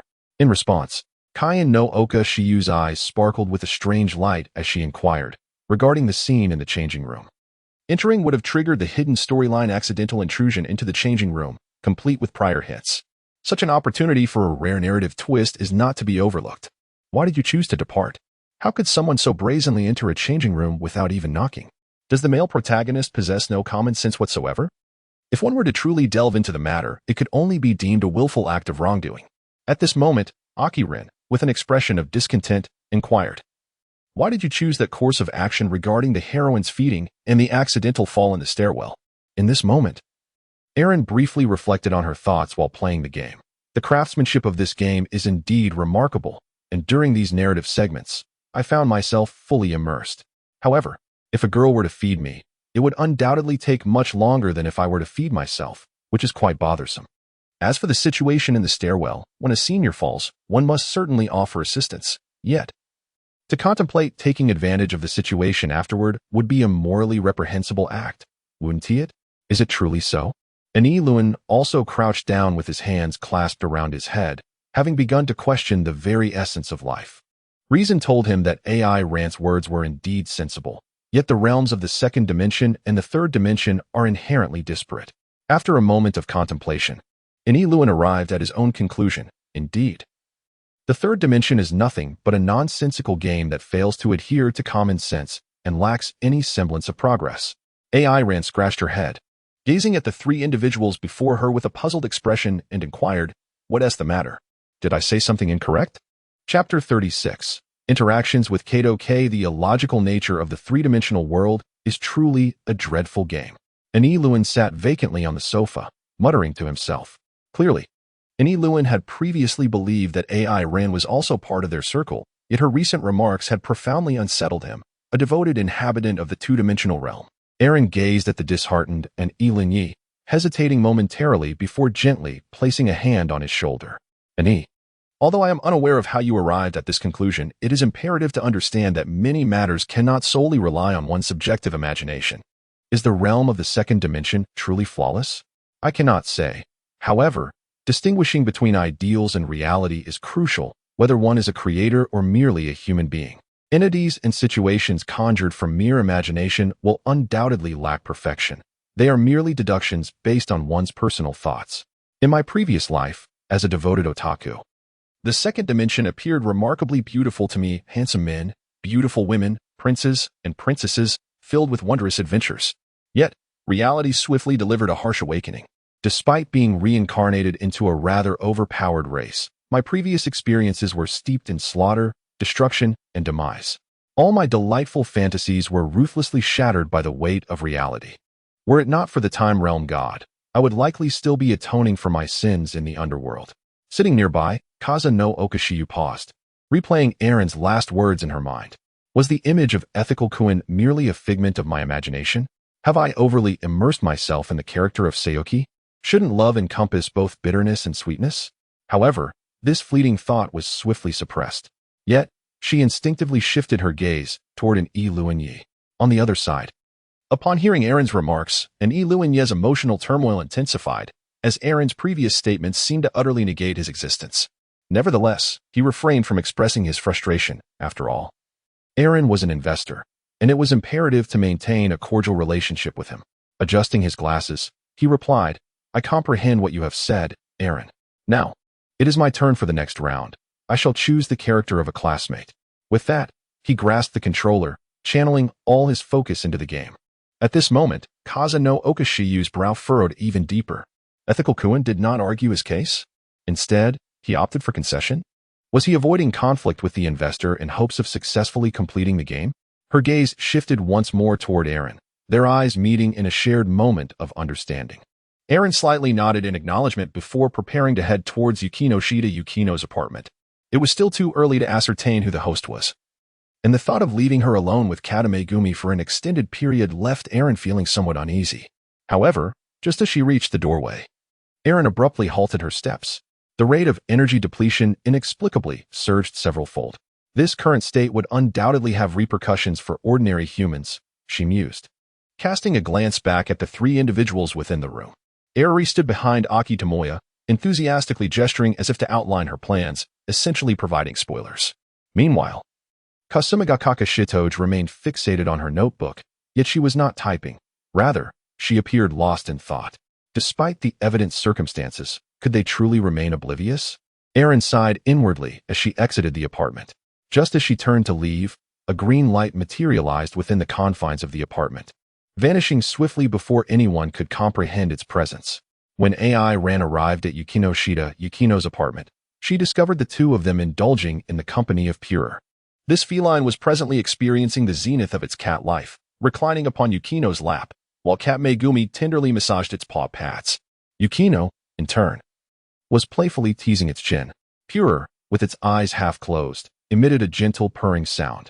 Aaron stepped forward, grasped the nape of Pulu's neck, and casually tossed him aside. As a Saiyan subordinate, how can one allow oneself to succumb to such degradation? Quickly, fetch me some tea. Yes, boss. Pulu exhibited great potential as a subordinate, promptly darting toward the kitchen upon receiving Aaron's command. Yukino covered her mouth, stifling a gentle laugh. Was the recent display of the great ape due to Pulu reclining on my lap, inciting his jealousy? One could discern such emotions from his expression. He truly could not conceal his innermost thoughts. AI Ran sat not far from Yukino, massaging her temples, pondering over yet another frustrating task that left her utterly perplexed. At that moment, the calm voice of Kato Megumi reached her ears. AI Ran, Miss Yukino just informed me about the situation regarding the second star. I appreciate your efforts to protect us. It's merely my duty. After all, I am paid for my services, so there is no need for gratitude, AI Ran replied, pausing momentarily as she began to scrutinize Kato Megumi, who she believed to be the most likely host of the second star. Kato, have you experienced any unusual occurrences recently? Or is there anything discomforting about your health? Kato Megumi pondered for a moment before shaking her head. No, aside from encountering Pururu and you, my life has remained unchanged. The only difference is that I have joined this gaming club. I see, AI Ran instinctively nodded. Despite facing an unknown peril, the legendary saintly Megumi exhibited no signs of concern. Both Yukino and Yoshino had taken considerable time to come to terms with the harsh truths. Yet here was Kato Megumi, maintaining her usual demeanor, which left AI Ran somewhat in awe. Kato, there is no need to worry excessively. With my current strength, I can easily protect you from this malevolent dragon. So please trust me, and should anything unusual occur, do not hesitate to contact me. Kato Megumi nodded slightly. However, each time AI Ran accurately pronounced her name, a peculiar glimmer would flicker in her eyes, a rarity that seemed only attainable by her closest kin in her previous life. The feeling of being inconspicuous was indeed vexing. At that moment, a voice suddenly emerged from outside Yukino's apartment. Kana, are you here? I'm here, Kato replied as she rose to head towards the door. We're playing a game, and I thought you might want to join us. Kana, come and experience the allure of Gal games. Aniki, my name is Kato. Apologies, I'll be sure to remember next time. This has happened many times already. With that, their voices gradually faded into the distance. Chapter 37. How to Handle Delinquents in the World of Slice of Life Anime. On a Sunday afternoon, AI Ran accompanied 4 members of the gaming club to Chiba Station, as they were set to return to Tokyo. This weekend retreat had not yielded any substantial progress in their gaming endeavors. Since Saturday afternoon, both Aki Lin and Eri had been completely engrossed in their games. Even Kasha no Okashiyu and Kato Megumi, who typically refrained from gaming, eventually joined in. Even Aki Lin, a seasoned otaku, had to admit that although AI Ran was not particularly skilled at gaming, his collection of games and various devices was indeed extensive. Virtually everything available in the market could be found in his home. Even items he did not possess could be procured upon request, as AI Ran promised to acquire them before their next visit. Such a generous benefactor, or rather, a financial supporter, is indeed a rarity these days. Everyone, see you next Saturday. If there are any last-minute events, just message me in the line group, and I will arrive promptly. As the train approached, AI Ran waved goodbye to the 4, his smile slightly strained. After 2 full days, his apartment had almost transformed into a gaming den for this group. Yet, despite this, AI Ran had managed to uncover nothing. It appeared that he would have to patiently wait for the 2-star dragon to revive on its own, hoping that by then, no one would meet a tragic fate. Eri raised her small fist and exclaimed, Henny AI Ran, you must be my model next time you come. You must keep your word. I absolutely refuse to pose in such embarrassing ways again. AI Ran turned her head and let out a cold snort, recalling the events of the previous night. After everyone had settled down for the night, AI Ran began her bath. Once she finished, she stepped out, bare-chested, intending to seek a secluded spot in the forest for a brief training session. Just as she exited the bathroom, she collided head-on with Li, who had risen for a midnight visit. The sudden appearance of a man, exposed from the waist up, instinctively triggered a scream from Inglili. The commotion drew the attention of Kasumi no Okashiyu and Katamegumi. As for Aki Akane, for reasons unknown, he did not make an appearance. It was surprising to discover that AI Rankuin possessed such a striking physique. AI Ran vividly recalls the moment when Kasumigakaka Shiyu teasingly licked her lips before retreating to her room for a rest. Meanwhile, Kata Megumi maintained her calm demeanor, offering solace to the still frightened Iri. Given that it was merely an accident in the late hour, after AI Ran's brief explanation, everyone dispersed to rest. However, the following morning, upon returning from his training, AI Ran was approached by Iri, who demanded compensation for the previous night's incident. She insisted on him posing shirtless for her creative work. Unable to resist her, AI Ran found himself pulled into her bedroom, displaying various poses while bare-chested. Throughout the morning, he endured Iri's ecstatic laughter as she delved into her creative process. Wasn't she usually quite shy? Truly, she was destined to be an artist. Waving goodbye to the 4 members of the game club, AI Ran turned to leave. This morning's experience had left a profound impact on the psyche of this Saiyan. Now, reflecting on the incident, he felt an overwhelming desire to distance himself from this group. Not far into his departure, he heard Kasumigakaka Shiyu's voice call out, "I never would have guessed, AI Rankuin, you're rather innocent. That is certainly more than some certain golden-haired Sundara artist." Who could she be referring to?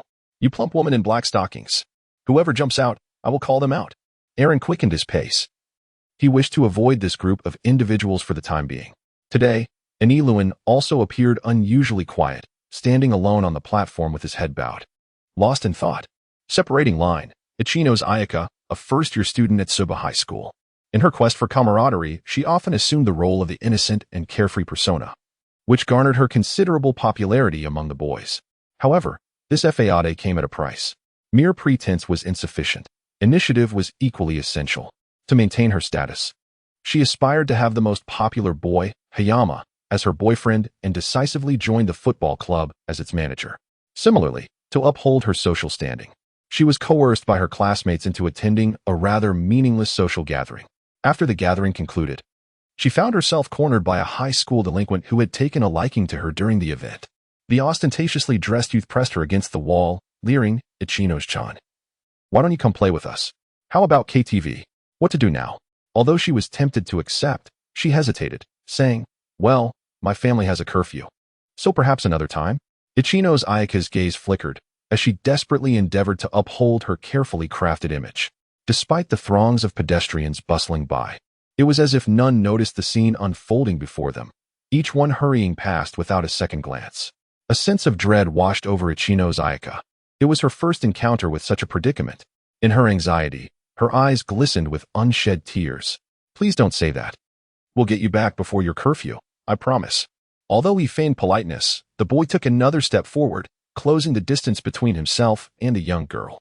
At that moment, one of his friends, who had accompanied him, nudged him in the side, signaling that something was amiss across the street. The boy, visibly annoyed, glanced in the direction indicated by his companion. AI Ran stood across the street, intently gazing at the group of individuals. Without any superfluous movements, he merely observed. Yet the palpable aura of menace emanating from him was entirely directed at one particular boy. Under such scrutiny, the boy could no longer contain his cold sweat. Thus, he made what might be deemed the wisest decision of his life. "How about we reschedule for another time? It seems I've suddenly remembered I have other matters to attend to. So, let's leave it at that, Ace-chan." With that, he hastily retreated along with his companions. Watching the ruffians disperse, AI Ran shrugged and continued his walk towards the apartment. What a frigid world we inhabit. Injustice occurs right beside us. Yet not a soul is willing to pause. It was unnecessary for him to know the identity of those he might save, for he held no interest in the lives of the indifferent. There was no need to validate anything through violence. These individuals were far too feeble to ignite any desire for combat within him. Meanwhile, waiting for his return in the apartment was Yukino Yukinoshita, whose dream was to see the world transformed into a better place, undoubtedly hoping that he could become a partner in justice. Ace Ku had been encircled by the thugs and had scarcely glimpsed the identity of her savior, only faintly recognizing that the figure wore the same uniform as those from Subu High. After calming herself, she turned her gaze in the direction AI Ran had departed. AI Ran had ventured far ahead, leaving only a vague outline visible, alongside her distinctive feature, the tail that coiled around her waist. Chapter 38. The Man Appeared a New Day. AI Ran strolled leisurely towards the service club. Despite being classmates, AI Ran and Hachiman Hikigaya were not the type to enjoy each other's company outside of their club activities. They had scarcely exchanged words. From a certain perspective, AI Ran and Hachiman possessed diametrically opposed personalities, both exhibiting a certain awkwardness. One appeared somewhat muddled yet could display remarkable clarity in critical moments. The other seemed perpetually lucid but was prone to hesitation when faced with situations. For instance, at this very moment, upon entering the service club, AI Ran found that Yui Yugahama had yet to arrive, leaving only Hachiman and Yukino Shida in the classroom. The atmosphere palpably tense, as if they had just quarreled. What on earth was going on today? AI Ran pondered, observing the two, despite their ongoing discord. They usually managed to maintain a semblance of restraint in her presence. Yukino cast a sidelong glance at Hachiman and coldly remarked, "Our club's treasurer wishes to withdraw and join the tennis club." Huh, what prompted this? Wasn't everything fine before? Moreover, Yui had been frequently visiting since last week, bringing a hint of popularity to their club. Yukino further asserted, "I do not believe you possess the capability for collective activities. Your transformation remains incomplete, Hikigaya." She held a firm regard for commitments. Hachiman glared at the two with evident displeasure. "I am merely honoring someone else's request, so." His words trailed off. Rather than endure the daily grind of watching others' antics and tolerating Yui's exuberant nature, he would prefer to join the tennis club. At that moment, Hachiman recalled the visage of a certain angel, causing his face to flush an unnatural shade of red. AI Ren scrutinized Hachiman Hikigaya. Was it the tennis club? A commission? Could it be that man who nearly led the esteemed teacher astray? Aha! I have brought the client. At a moment when the atmosphere had grown tense, Yui Yugahama energetically burst through the door, followed closely by an adorable young boy. "Hachiman, Ayaka, what brings you here?" Upon hearing Ayaka's direct address, Hachiman's face flushed a deeper shade of crimson. Goodness, it seemed he was truly bending. Aaron cast a glance at Hazuka Ayaka. Truly, she was remarkable, in terms of appearance. She was indeed on par with Yukino Shida. It was a pity that she was a boy. Noticing Ayaka's troubled expression, I decided to bring her along, thinking that as a member of the club, I ought to contribute in some way. "Yuahama-san, it's nothing. You don't have to thank me. It is my duty as a member," Yukino Shida Yukino replied calmly. "Yuahama-san, you are not actually a member yet," she added. "Am I not?" Yuahama looked at Yukino Shida and Aaron with a bewildered expression. "Well, since I Haven T received your application and our advisor has T approved it, you are not yet a member." Upon hearing this, Yuahama let out a lament.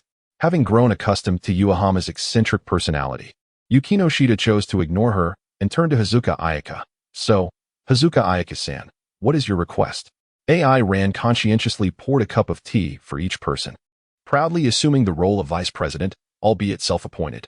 Meanwhile, Yukino Shida Yukino had just concluded listening to Yuzuki Ayaka's request. "Very well, I shall accept your commission. All that is required is to enhance your skills, correct?"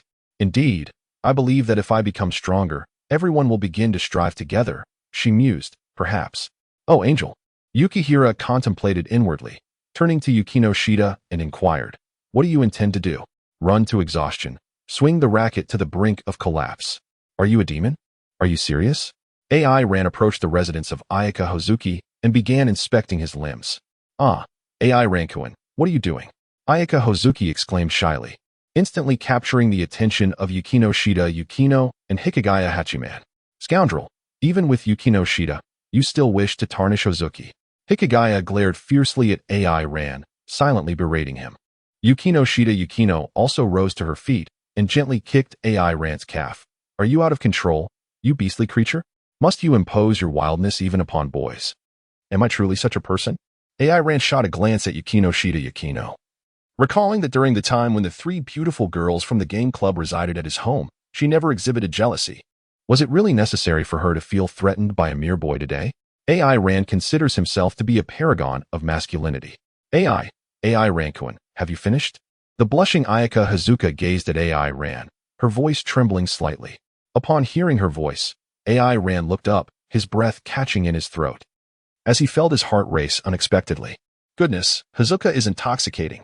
Observing AI Ran's hand resting on Hazuka Ayaka's neck and shoulder, caressing her delicate skin, Hachiman Hikigaya looked on with envy and jealousy. He admonished, "Quickly let Hazuka go. Why are you all staring at me? I'm merely feeling the bones." AI Ran replied helplessly. Yukino Shida Yukino, feeling a twinge of jealousy, inquired, "Did you discover anything, AI Ran-kun?" The address had shifted from Yuan-kun back to AI Ran-kun, indicating that Yukino Shida's jealousy was nearing its tipping point. AI Ran took a step back, crossing her arms as she regarded Ayaka Hozuka. "I must say, while your physique may not be particularly fragile, pursuing martial arts, or rather, a physically demanding sport like tennis, may not yield the anticipated results. Have you truly exerted even the minimum effort?" Yukino Shida Yukino felt a twinge of dissatisfaction. Aaron sighed. Observing that Yukino Shida Yukino always compelled herself to exert effort while neglecting the importance of balance between work and rest. This was evident during her previous assistance to Zaimokuza Yoshihiro in reviewing his novel.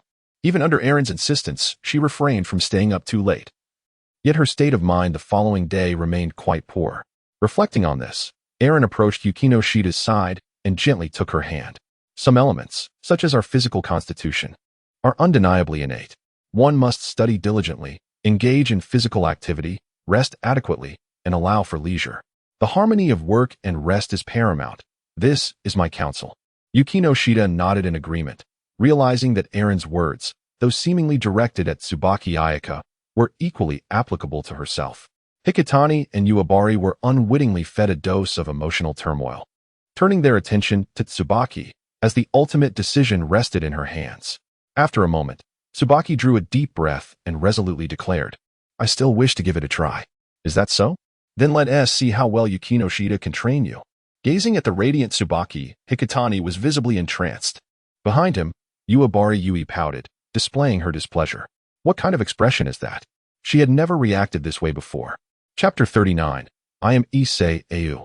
Senpai on the tennis court, Uebari Yui and Tsubaki Ayaka were performing push-ups together, while Hikitani's gaze was drawn to something captivating. AI Ran sat at a distance, her expression one of utter disbelief as she observed him. Was Yubihama Yukino's affection not glaringly apparent? Yet this fellow displayed not a hint of acknowledgement. If he truly held no feelings, why then did he steal glances? What a clumsy oaf. It was evident that Yuzuki Ayaka's physical fitness was lacking. Her feeble strength prevented her from completing even 5 push-ups in one go. Even Yubihama, standing nearby, surpassed her in capability. What a pity, AI Ran murmured, discovering that this individual was, in fact, a boy. At that moment, Yukino Shida Yukino's voice floated over. What a pity. Can you elucidate that for me, you brutish creature? AI Ran's body involuntarily stiffened. There was little preparation to commence training. Hazuka's arm strength was far too inadequate, rendering further push-ups futile. Aaron decisively chose to change the subject. Puzzled by Yukino Shida, Yukino's wariness towards that delicate young man. Well, it seems only fitting for me to be his sparring partner. I am the most suitable choice here. Yukino Shida Yukino picked up 2 rackets and strode towards the center of the court. AI Ran languidly observed the ant scuttling on the ground. Indeed, his presence on the field seemed rather inappropriate. With just a slight exertion, he could likely overturn the entire court. Ever since he arrived in this world for his studies, AI Ran had never partaken in any athletic endeavors, as the risks were far too great, at least for others. In an effort to encourage the physically unfit Ayaka, Yukino Shida Yukino deliberately tossed the ball from side to side, compelling him to move, for only then could he catch it. However, such physically demanding activities posed a high risk of falling, and for someone like Ayaka, who lacked stamina, the chances of mishap were even greater. As expected, it wasn't long before he found himself sprawled on the ground. AI Ran sighed and retrieved the medical kit from behind her. Indeed, this scene had come to pass. Would Yushan and Miura Yumiko make an appearance afterward? AI Ran silently speculated as she handed the medical kit to Ayaka Hazuka. Ayaka, blushing, softly expressed her gratitude. AI Ran awkwardly turned her head, huffed softly, and walked towards Yukino Shida Yukino. Why is Yaren so clever today? Yukino Shida Yukino looked at AI Ran with a puzzled expression, a hint of danger lurking in her gaze. Please, Hazuka is a boy, all right? I am a straight man, although he is indeed quite adorable. AI Ran thought to himself, but refrained from voicing it. He helplessly shrugged. When it comes to sports, I consider myself an expert. Can your stamina keep up? Lack of endurance is your only weakness. If it proves too challenging, perhaps we should have Hikigaya substitute in. He gestured towards the worried Hikigaya Hachiman. Look, he would surely agree. All right then. After a moment of contemplation, Yukino decided to let Hikigaya Hachiman take over. Indeed, many circumstances would not change simply due to AI Ran's presence. Shortly after Hikigaya took charge, AI Ran noticed a group of people approaching the court, and he sighed. Are they really coming again? Ah, we're playing tennis, exclaimed a blonde girl at the front, her joy palpable. Since the tennis court was reserved by Hazuka Ayaka, anyone else needed her permission to enter. However, this group pushed through the iron gate without asking. It was as if a king and queen were surveying their domain. And the queen effortlessly seized the initiative to claim the court, disregarding the expressions of Hikigaya Hachiman, Yui Uebin, and Hazuka Ayaka. Before long, a clash ensued between the two groups.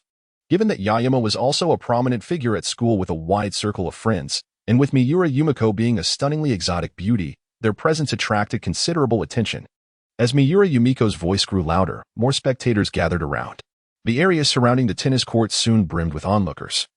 Resembling a pack of wolves drawn by the scent of blood, exuding an invisible pressure favoring Yayama's side.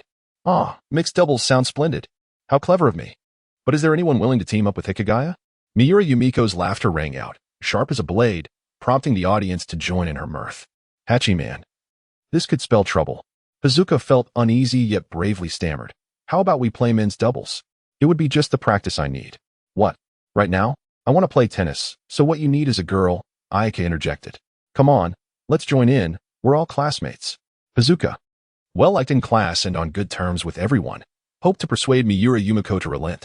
Ayaka appeared frightened, casting a glance at Miura and then at Hikigaya. Caught in a dilemma of wanting to refuse yet unable to do so. Sigh. Aaron sighed and said, Yukino Shida, allow me to handle this matter. It would be best for me to negotiate with the popular one in our class. Be careful. AI Ran chuckled softly. Why worry about such trivial matters? Yukino shot him a disapproving glance. I advise you to be cautious and not harm your classmates. There will be consequences.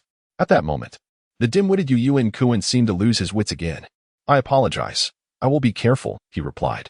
AI Ran let out a light-hearted laugh and made his way toward the court. The debate on the court continued unabated. You see, Kaika has tacitly agreed with my point. Hikiya blurted, his face flushed with indignation. That's a blatant misrepresentation. Come on, everyone, let us just enjoy ourselves and avoid the quarrels, Yishan interjected, adopting a peacemaker's demeanor. Yet his words clearly leaned in favor of their side. I must insist that you all leave. The court has been reserved by Hosatsuka. If you wish to play, you must file your own application. Do not cause a disturbance here. At this moment, AI Ran had already arrived at the center of the court. The previously boisterous atmosphere suddenly fell into silence. Ever since AI Ran emerged from the office of the director, the legend of him twisting steel into spirals with his bare hands had spread throughout the campus, coupled with his ever-present air of disdain towards others. Everyone regarded him as an exceedingly unruly individual. As soon as AI Ran spoke, she instantly captivated everyone present. What? Is AI Ran also going to assist in the selection of the best fruit? Somewhat reluctantly, Miura Yumiko muttered, yet due to AI Ran's esteemed reputation, she dared not voice her objections too loudly. Oh, AI Ran, you are here as well, Yama greeted AI Ran with a smile. AI Rance, standing in Class F, bears a striking resemblance to Yukino Shida, Yukino's ecological niche, in Class J. Both remain indifferent to others while commanding a certain degree of reverence from their peers. Furthermore, Yukino Shida Yoshino has explicitly instructed him that AI Ran is to become her brother-in-law. As the son of the family lawyer, Yama is also reluctant to engage in conflict with AI Ran. Yama, if you wish to play tennis, you should first submit an application. Let us adhere to the established protocols. It would be rather unseemly to bicker here and become a source of amusement for other classes. AI Ran, accompanied by the group led by Yama, strolled towards the exit of the court. Let's take the opportunity to play together sometime. For today, we should part ways, she suggested. Very well, Yama replied, reluctantly ushering away Miura Yumiko. Suddenly, a shadow crept close to AI Ran's ear and whispered, Senpai, my name is Issei Ayin. Please do not forget it. AI Ran turned her gaze towards Issei Kaiju, but by that moment, she had already departed with the throng. Have we met before? What is there to become acquainted with? Aaron shook his head in silence, and suddenly the temperature around him dropped significantly. Turning around, he found Yukino Shida Yukino observing him with an amused expression. Chapter 40, The Malevolent Aura of Kasumiga Kakashiyu, really? The Beast King is acquainted with a first-year female student? Quite unexpected, Yukino Shida remarked, crossing her arms and standing uncomfortably close to Aaron, their bodies nearly touching. I don't know her. I've never seen her before. Raising a hand to support his chin, Yukino Shida murmured, I see. That makes sense. After all, the Beast King has always behaved so crudely. While there may occasionally be moments of brilliance, it seems unlikely that he would easily win a girl's affection. Standing nearby, Hikigaya and Yui watched the oblivious pair, instinctively distancing themselves. The two felt that remaining near them would inflict considerable emotional distress. However, their synchronized movements captured each other's attention, prompting an instinctive glance in the other's direction. In that fleeting moment of eye contact, both quickly averted their gazes. I say, Hazuki, shall we resume our training? Hikigaya stammered. He still felt a twinge of social anxiety, particularly around girls, and instinctively chose to retreat. Hazuki Ayaka replied with a smile. Yes, Hachiman, let us continue. Angels. Hikigaya sighed, his steps toward Hazuki becoming noticeably lighter, the earlier awkwardness completely set aside. AI Ran cast a disdainful glance at Hikigaya Hachiman, expressing disappointment at his lack of ambition. You were given a chance, yet you squander it. Why aren't you stepping up? What are you looking at, Sarakoan? AI Ran turned his head. At that moment, his face was almost touching that of Yukino Shida Yukino. He quickly took a half step back, his voice somewhat awkward. It's nothing. Indeed, AI Ran was more of a theoretical player. If he were to take action himself, it would be quite impossible. Kaza no Okashiyu fell ill. On the night she returned from Chiba, she began to develop a high fever. As time passed, her muscles started to ache as well. Both of her parents were away on business, leaving no one aware of her condition, even at school.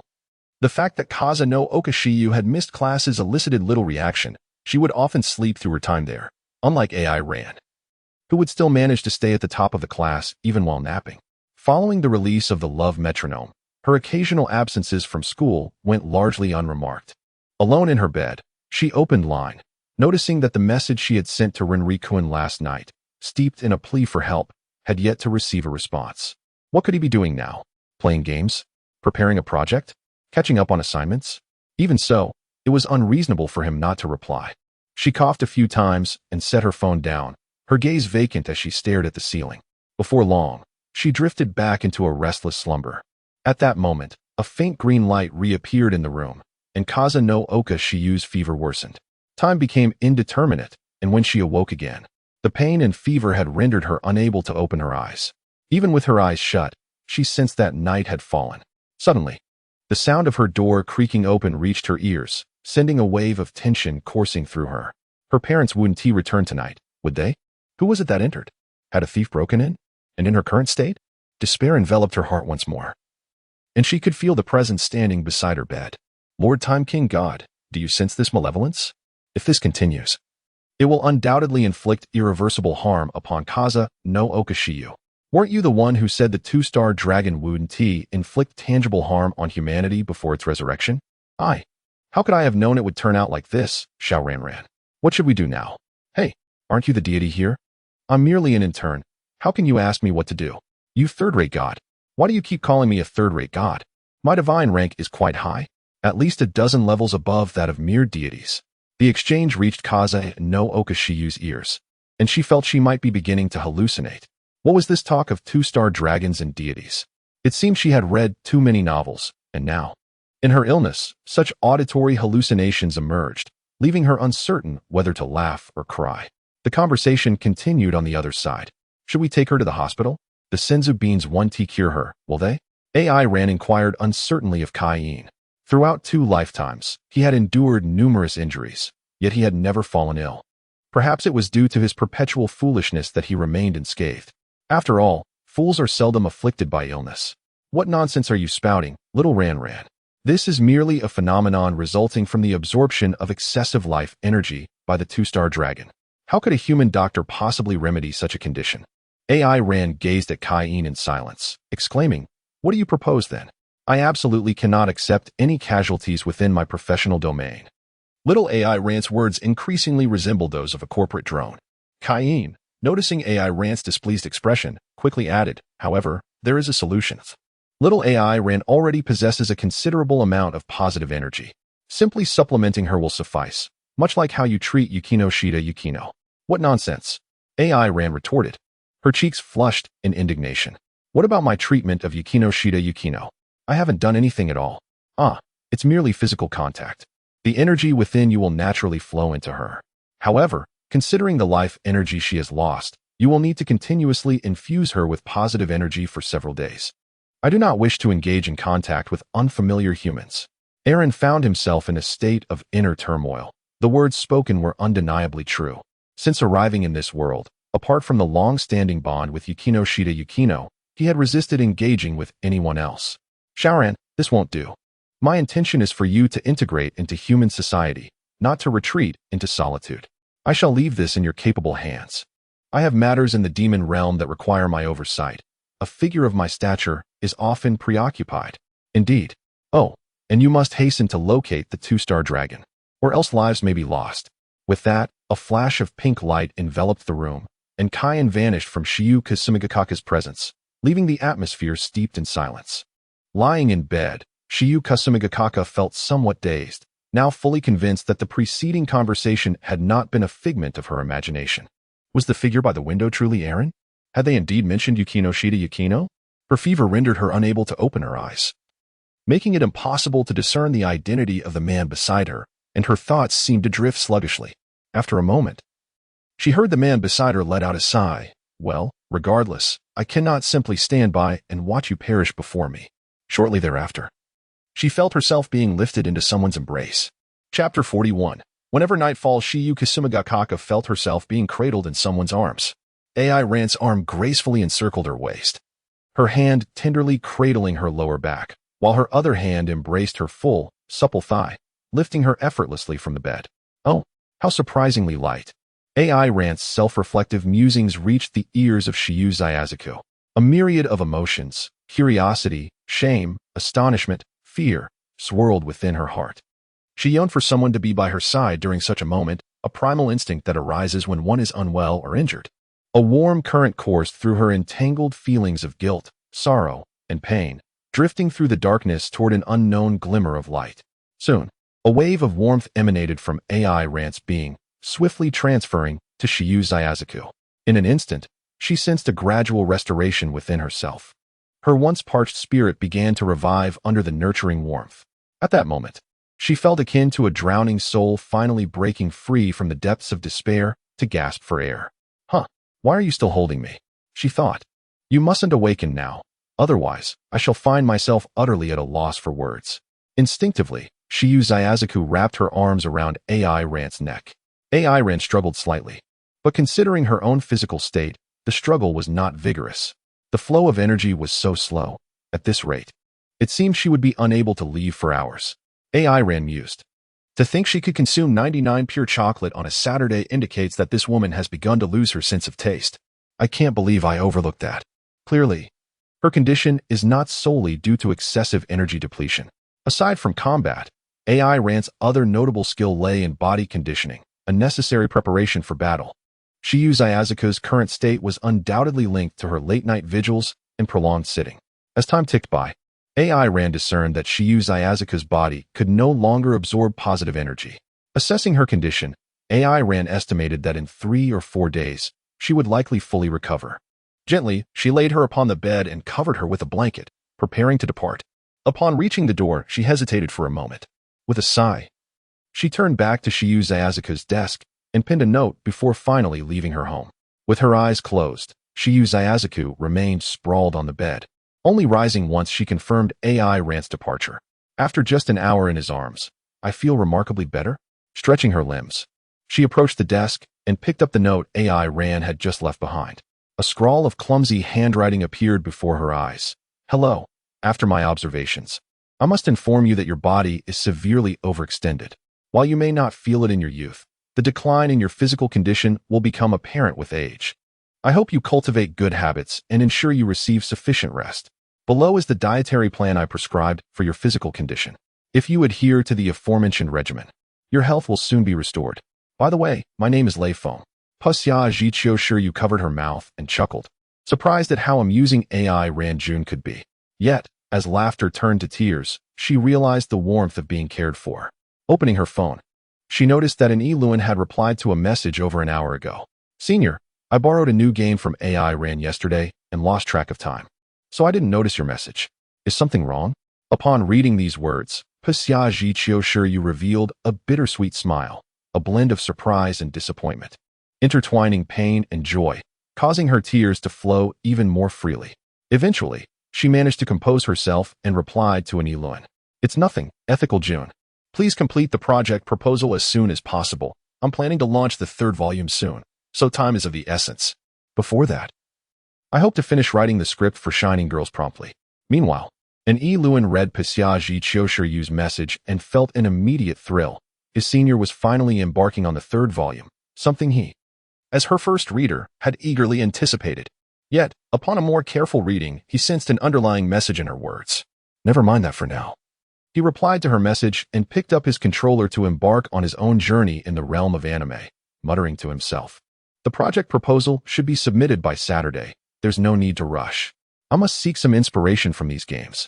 At that moment, upon seeing his message, Pasyaji Chiyoshiryu laughed through her tears. She had come to terms with the idea that an Iluan might have feelings for her. Yet he did not truly care for her. After waiting a day, her message had seemingly vanished into the void. And whether he had read it or feigned ignorance made no difference, since an Iluan valued her abilities rather than her essence. Why should she attach unfounded emotions to the rhythm of romance? Tossing her phone aside, she curled up under the covers. That night, she shed her tears. And when dawn broke, she would no longer weep over this matter. As AI Ran soared through the skies, he couldn't help but inwardly lament his predicament. Fortuitously, he had been training in a forest not far from Tokyo at the time, allowing him to sense the malevolent energy and respond promptly. Had he been elsewhere, it could have resulted in dire consequences. This job was indeed a troublesome burden. That third-rate deity was utterly ineffectual. It now seemed increasingly unlikely that Kasa no Oka Shiyu was the host, for a two-star dragon would not willingly eliminate its own host before awakening. Who could it be? Might it truly be Kato? Contemplating this as he flew back to his previous training location, he was beset by numerous questions. Yet, one certainty emerged. Since the two-star dragon was no longer as innocuous as before, proactive measures were imperative. How could he possibly draw it out? Cursed wretch! Once I uncover your whereabouts, I shall scatter your ashes. In a state of bewildered rage, AI Ran could only curse vehemently. Little did he realize that during the purification of the 7 Dragon Balls, he had faced 2 perilous moments, one of which was instigated by this seemingly weakest two-star dragon. Nevertheless, his primary desire was to resume his training. Ever since he began generating what he termed positive energy, his combat prowess had accelerated dramatically. His strength had now surpassed 18,000. Chapter 42. Chiba Specialties on a New Day. AI Ran arrived early at the Servitude Department, but to his surprise, Hikigaya had arrived even earlier than he had. What was going on? AI Ran gazed at Hikigaya with a mixture of suspicion and uncertainty, as he was known to saunter into the clubroom only when the bell rang. Today seemed different. I have a request from a classmate of my sister, Hikigaya declared gravely, fixing his serious gaze upon Yukino Yukino, as this was indeed a request from his own sister, and he wished to treat it with the utmost respect. No wonder. I almost forgot that Hikigaya Hachiman could be considered a quintessential Chiba product, a brother complex incarnate. Thus, he shared a tacit understanding with Yukino Yukino, who wore a look of astonishment. Although we typically do not accept requests from students of other schools, upon realizing that your sister bears the same lifeless gaze as you, I cannot help but feel a pang of sympathy. Now, do enlighten me about your sister's request, Yukino Yukino remarked with her characteristic sharp tongue, though her expression remained one of pristine purity. Hey, my sister is exceptionally beautiful, arguably the most stunning in the world. And what is with those looks you two are giving me? AI Ran pretended to ponder for a moment and teasingly remarked, I've been contemplating romance lately. Could you enlighten me? Having spent an extended period with this group of club members, AI Ran had begun to engage in playful banter, increasingly embodying the demeanor befitting a 17-year-old youth. Suddenly, a loud thud. Yukino Yukino kicked AI Ran under the table, exclaiming, How could you dare to target a fellow member's younger sister? When did you transform into a scoundrel? Yukino narrowed her eyes, emanating an aura of menace. Precisely. Moreover, my sister is still in middle school, so do not even think about laying a finger on her. Kamachi is mine. Aaron grasped the hand of Yukino Yukino and, with a playful smile, inquired, Minister, Should we simply disregard Hachiman's recent bizarre remarks? It seems hopeless. Let us execute him. With an outsider present. Yukino Shida's face flushed as Aaron unexpectedly took her hand, yet she did not pull away. Instead, she shot a reproachful glance at Aaron. Hey, don't hastily condemn others. My crimes surely do not warrant execution. Aaron's eyes narrowed into slits, but soon transformed into a scrutinizing gaze fixed upon Hikigaya Hachiman. So, you indeed consider yourself guilty, harboring feelings for your sister? Not at all. Hikigaya's heart was burdened with exhaustion. Ordinarily, enduring a bit of unpalatable affection was sufficient. Yet today he found himself besieged by a couple's playful banter. Perhaps it would be best to abandon this club altogether. Yui, when will you come over? His inner voice yearned for Yuabin Yui. Yahalo, is sincerity truly powerful? At Hikigaya's call, Yuabin pushed open the door to the clubroom. What is the matter? Upon seeing Hikigaya despondently sprawled across the table, she cautiously surveyed the atmosphere within the room before inquiring. We are condemning a certain pervert who intends to prey upon his own sister. Yukino cast a sidelong glance at Hikigaya, who returned her gaze with a plea for assistance. Meanwhile, Yuabin Yui directed a look of distaste towards Hikigaya. Hikigaya was struck by a final blow. He felt utterly submerged in despair. After a playful exchange, he finally revealed his sister's request. So, you want me to investigate why Kawasaki Saki from your class has been returning home late at night, and then persuade her? With one hand propping up her chin, Yukino summarized Hikigaya's earlier statement. That's the case. Hikigaya nodded. Since it was his sister's request, he initially intended to undertake this task alone. However, it was well known that he suffered from social anxiety. Even now, he could not ascertain what Kawakami Saki looked like. After much contemplation, he concluded that collaboration was essential to accomplishing this task. Yukino shifted her gaze to the dazed Aaron and inquired, what are your thoughts? Oh, it should be nothing serious. She has probably just found a job at night, but it still warrants investigation. Well versed in the unfolding narrative, Aaron felt little concern. Yet he resolved not to interfere excessively. Hiratsuka's perspective was sound. Through acts of assisting others, all members of the service club could learn something valuable. This included Aaron himself, who, despite being aware of the trajectory of events, was gradually discovering how to live well as an inhabitant of Earth. After pondering for a moment, Yukino proposed. How about this, Hikigaya-kun? Tomorrow, you should arrange to meet with Kawasaki's younger brother. Once we grasp the specifics, we can devise a plan. Then let us continue to accompany Hozuki in her training today. Yohinari, brimming with vitality, raised a hand. In the depths of night, the room of Kasumi no Okashiyu was enveloped in darkness. She lay on her side, her head resting upon her hand, her legs intertwined in a graceful manner. The hem of her nightgown, slightly rolled up, revealed a flat abdomen devoid of any excess flesh, while the partially open neckline hinted at a generous, snow-white curvature. Silken strands of hair cascaded down her face, partially obscuring her features, which added a touch of radiant beauty to her smile. Last night, after coming to terms with everything, many matters suddenly became crystal clear. Even the love metronome, which had long eluded her, now seemed poised to flow effortlessly onto the page. Though her body had yet to fully recuperate, the pains and inner turmoil had vanished, allowing the world to regain its former brilliance in her eyes. Suddenly, she heard a faint rustle outside her window, prompting her to quickly pull the covers over herself and nestle deeper into the warmth. At that moment, a shadow stealthily slipped through her window and into her bedroom. Surely, it was Aaron, much like a thief in the night. A subtle smile crept upon Kasumi no Okashiyu's lips as she envisioned Aaron's current appearance. This evening, Aaron did not lift her into her arms, but merely clasped her hand. A steady stream of positive energy flowed between them. The familiar warmth of last night enveloped her once more, and Kasumi no Okashiyu couldn't help but let out a soft sigh of contentment. Ran looked at Kasumiga Kakashiyu, who lay on the bed, with a mixture of suspicion and uncertainty. After a while, noticing that there were no signs of her awakening, he let out a sigh of relief. Alas, coming to work felt akin to engaging in thievery. Ran continued to channel his energy to Shiyu Kusanagi, exercising utmost caution. For the human form is inherently fragile. As the final vestige of energy was transmitted, Ran released a sigh of relief. Shiyu Kusanagi was recovering well. Within a day, the energy previously absorbed by the two-star dragon would be fully restored. Moreover, having endured the purest form of positive energy, her body would undoubtedly be in a far better state than before. Without lingering, AI Ran quietly closed the window of Shiyu Kuzunagi's room and departed.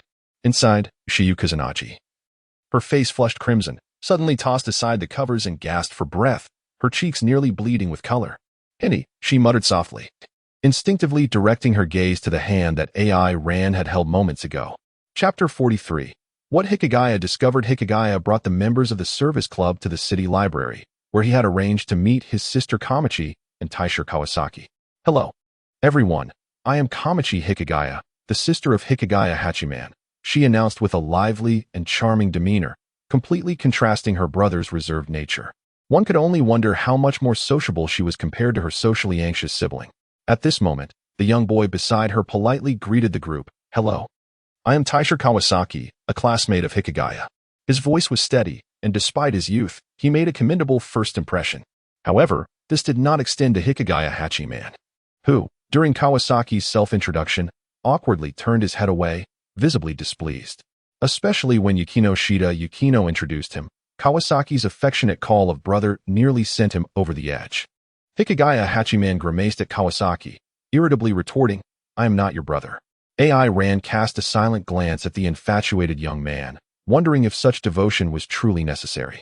At that moment, Kamachi eyed Yuobin Yui with suspicion, pondering why she felt a sense of familiarity with her. "Huh? Haha, perhaps you're mistaken," Yuobin chuckled nervously, her gaze wandering slightly. It was then that AI Ran interrupted their conversation. The exceedingly sensitive Hikigaya, if he were to discover that Yuobin was indeed the owner of the dog responsible for his accident, would likely become withdrawn once more.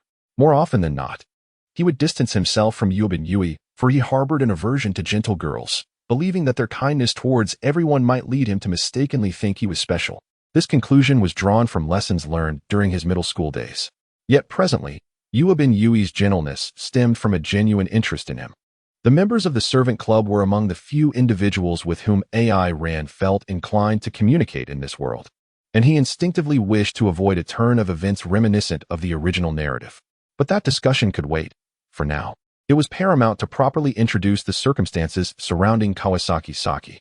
AI Ran gently tapped the table, steering the conversation back to the intended topic. "My sister, a student at the esteemed Sobu High School, is named Kawasaki Saki.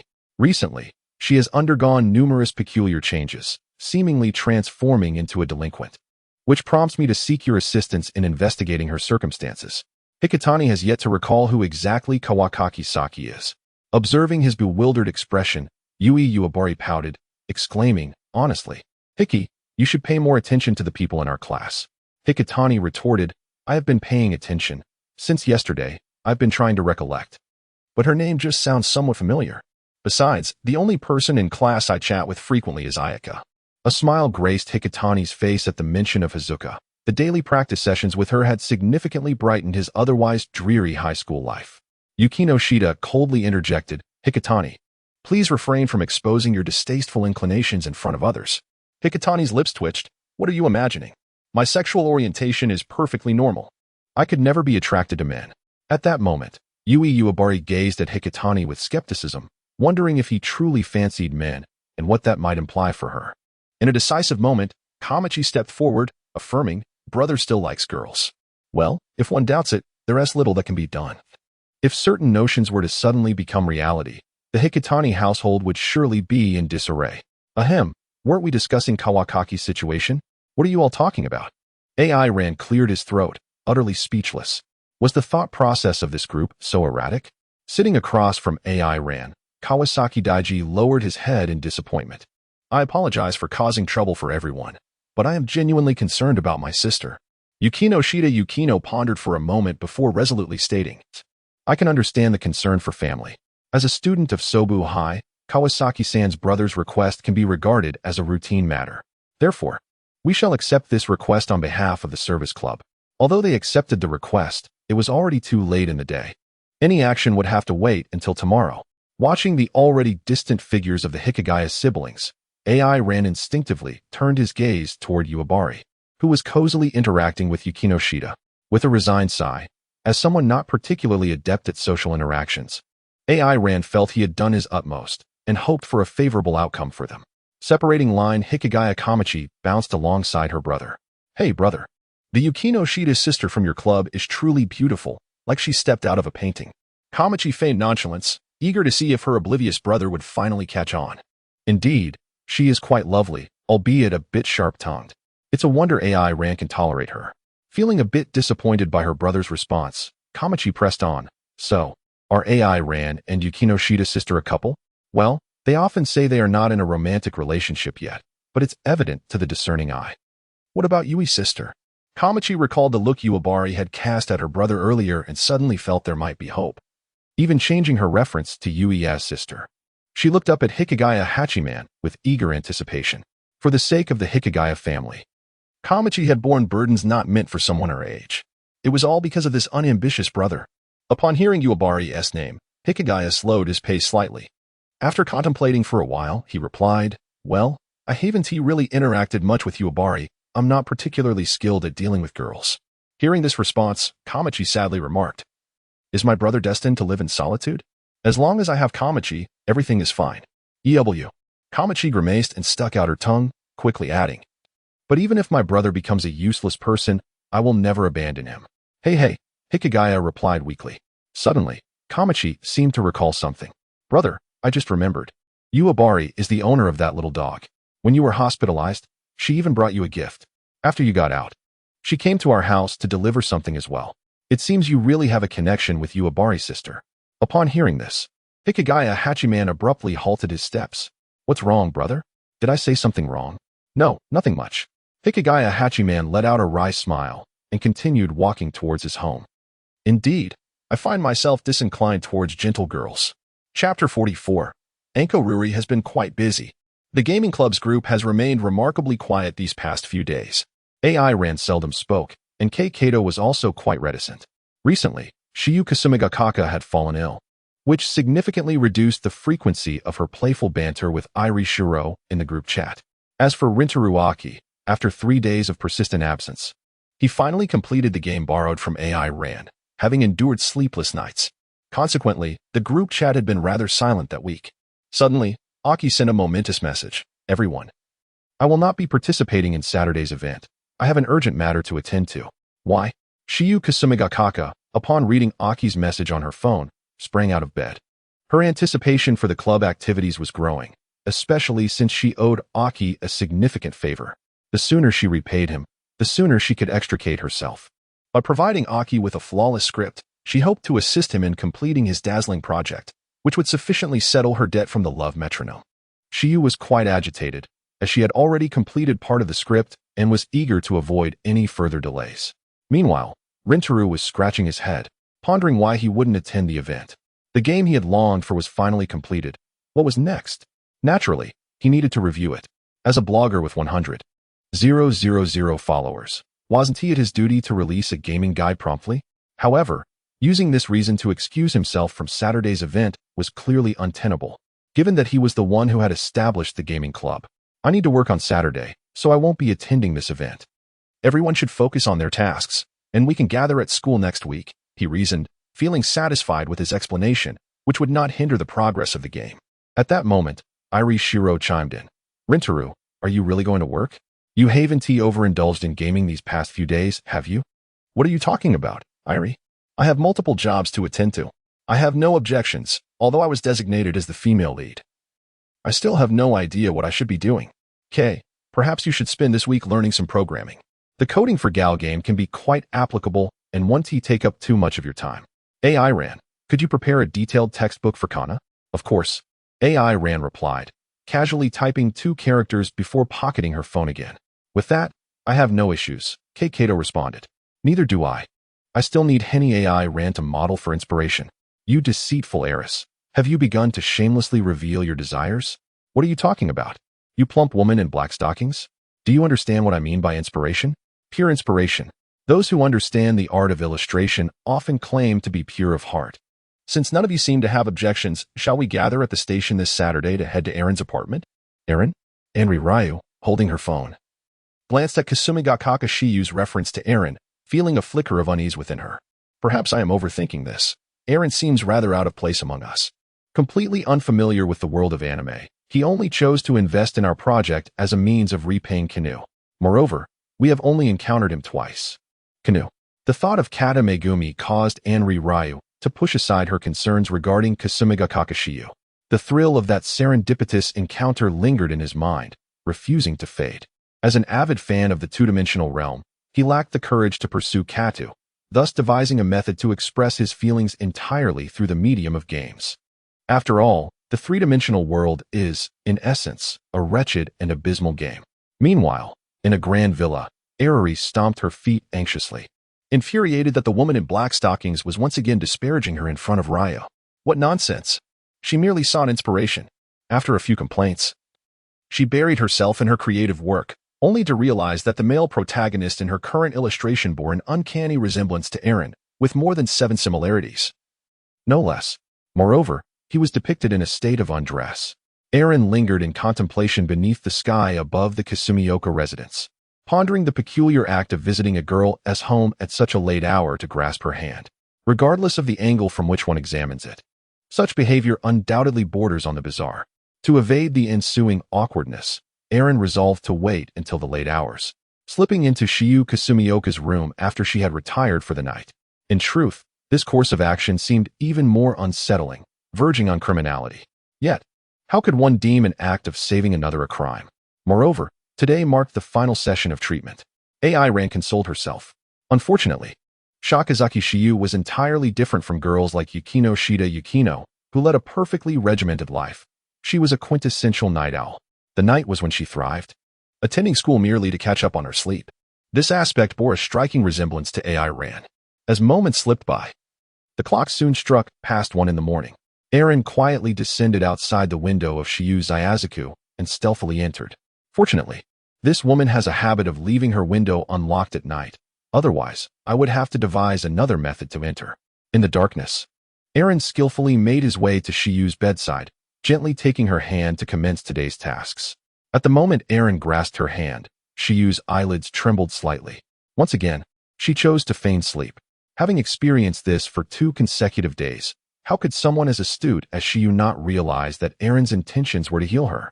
Thus, she opted to maintain the pretense of slumber, allowing both to avoid any awkwardness. As Eren's energy surged into her body, Shiyu let out a soft whimper. Whether out of shyness or not, she felt a warmth begin to envelop her. In recent days, Shiyu found herself frequently reflecting on the events of the night before last. In a moment of utter despair, Eren had pulled her from the abyss. The warmth of being cradled in Eren's embrace was an experience Shiyu had never known, causing her to become slightly entranced. Eren exhaled softly, relieved that this clandestine task was finally complete. He rose to observe Shiyu. Though the darkness allowed him to see only her silhouette, he could discern from her breathing that she had fully recovered. Reflecting on the narrative of a transient heroine he had once encountered, Eren murmured to himself, from a certain perspective, humanity is indeed a resilient species. Though frail in body, their spirit remains indomitable. With a sigh, Eren quietly departed. His work for the day was accomplished. That third-rate deity certainly would not be compensating him for overtime. Was Eren Kuin just speaking of me? Shiyu pondered. Strong? It seems I owe Eren Kuin a debt of gratitude. However, since he came in secret, wishing for me to remain unaware, how could I repay him? Shiyu murmured to herself as she slowly rose from her bed. After turning on the bedroom light, she approached her desk. The computer was merely in sleep mode, and Shiyu gently tapped it. A partially completed document appeared on the screen, the title reading The Love Metronome. Chapter 45, The Strategy of the Wayward Girl During Thursday's Lunch Break. Enduring the peculiar gaze of Hikigaya, Uehama finally reached her limit of tolerance. Blushing, she turned to him and asked, Hikigaya, what does that expression mean? Is there something wrong with me? Hikigaya quickly lowered his head. No, there's nothing wrong. Yukino Shida Yukino snapped her book shut with a resounding clap. Hikigaya, if you wish to avoid being taken away, I suggest you refrain from teasing my subordinate further. Am I not also your subordinate? Yari Hachiman muttered softly, diverting all his attention to the novel in his hands. At this moment, Irie slowed her pace of eating. And given Hachiman's current state, even she could surmise a few things. Yet, Irie was at a loss for how to address the existing dilemma. Relying on a Saiyan to act as a matchmaker hardly seemed a plausible solution. Nevertheless, one could trust that matters would eventually resolve themselves. With this thought in mind, Irie chose to continue her meal. Meanwhile, Yukino Shida Yukino timely offered him a cup of red tea. Thank you. After taking a sip, AI Ran gently expressed her gratitude to Yukino Shida Yukino. Yukino shook her head, replying, "It's nothing, compared to the hardships you've endured over the past couple of nights. This is inconsequential." Hachiman Hikigaya and Yui Uebari exchanged astonished glances at the two of them. Did Yukino Shida just utter some scandalous words? What did she mean by the hardships of the night? Hachiman felt a surge of anxiety and decided against pursuing the thought further, fearing that knowing too much might lead to dire consequences from the two. Yui's face turned crimson as she furtively glanced at Hachiman, a gesture that he perceptibly noticed. Did Yui Uebari truly treat him with such kindness merely because he had rescued her dog? Hachiman hoped not.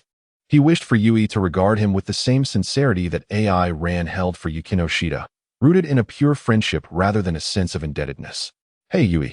Frustrated and restless, Hachiman ultimately resolved to act. He rose to his feet, addressing Yui. Hey, Yui, come outside for a moment. I have something to discuss with you.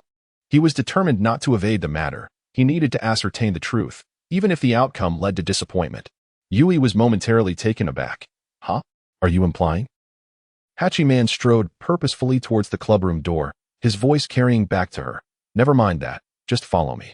If Yui continued to hesitate, Hachiman feared he might lose the courage to confront the situation, especially with Yukino Shida casting a disapproving glare in his direction. After all, Yui was Yukino Shida's only friend, and she could not bear the thought of letting Yui go out alone with Hachiman. Aaron, noticing the situation, began to soothe Yukino Shida Yukino, whispering gently in her ear. There is nothing to worry about. Hikigaya will ensure Yubahama's safety. Moreover, even from here, I can sense if anything goes awry. The warmth of AI Ran's breath brushed against Yukino Shida Yukino's earlobe, causing her to momentarily weaken, and she cast a reproachful glance in his direction. Her cheeks flushed as she nodded slightly. AI Ran felt assured by this reaction from Hikigaya. It seemed that the latter had undergone considerable change, at least refraining from hastily passing judgments on others as he once did. Regardless, Yuobin Yui was not like the proud blonde Arari, who often spoke insincerely. If Hikigaya had approached her earnestly from the beginning, while Yuobin might not have uttered the words "I like you," she certainly wouldn't have miscommunicated and caused a misunderstanding.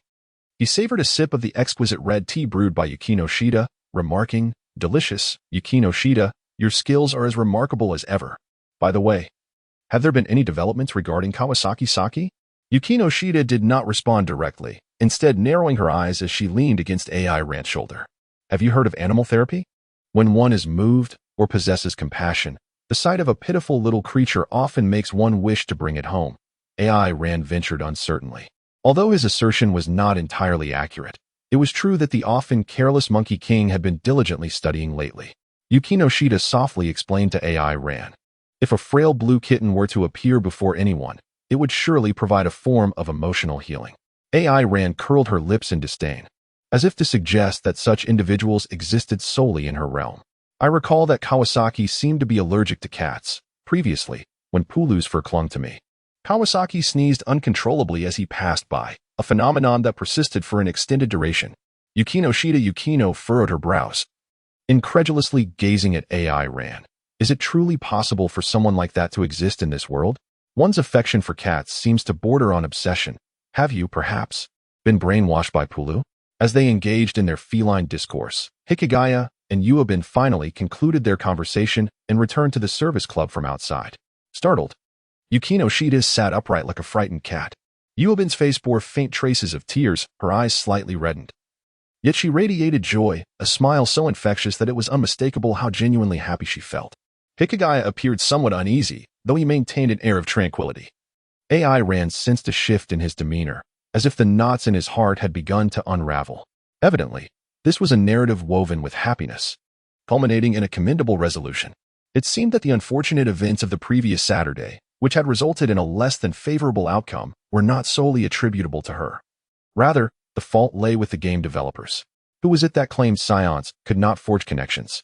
Upon returning to his seat, Hikigaya inquired, "So, what conclusions have you reached regarding Kawasaki Saki?" "We're still at a standstill." Yuobin raised her hand. "What about romance?" Yukino Shida regarded her with a perplexed expression. "Romance? Surely. It is only love that can evoke transformation in a girl." As she spoke, she stole a glance at Hikigaya Hachiman, breaking into an innocent smile. Yukino Shida instinctively glanced at AI Ran, nodding thoughtfully. She found Yuobin's assertion to be quite astute. Aaron gazed at Yukino with a look of astonishment. Could it be? Has your intelligence been diminished by Yokohama? This plan is evidently unreliable. AI Ran decisively intervened, determined not to allow Yubihama to lead Yukino astray any longer. Ahem. Are you familiar with the establishment known as Eagle Ladder? It's that bar near the apartment. Oh? Yukino cast a disapproving glance at AI Ran, silently questioning how he came to know of that bar. What are you thinking? I meant that Kawasaki is likely working there.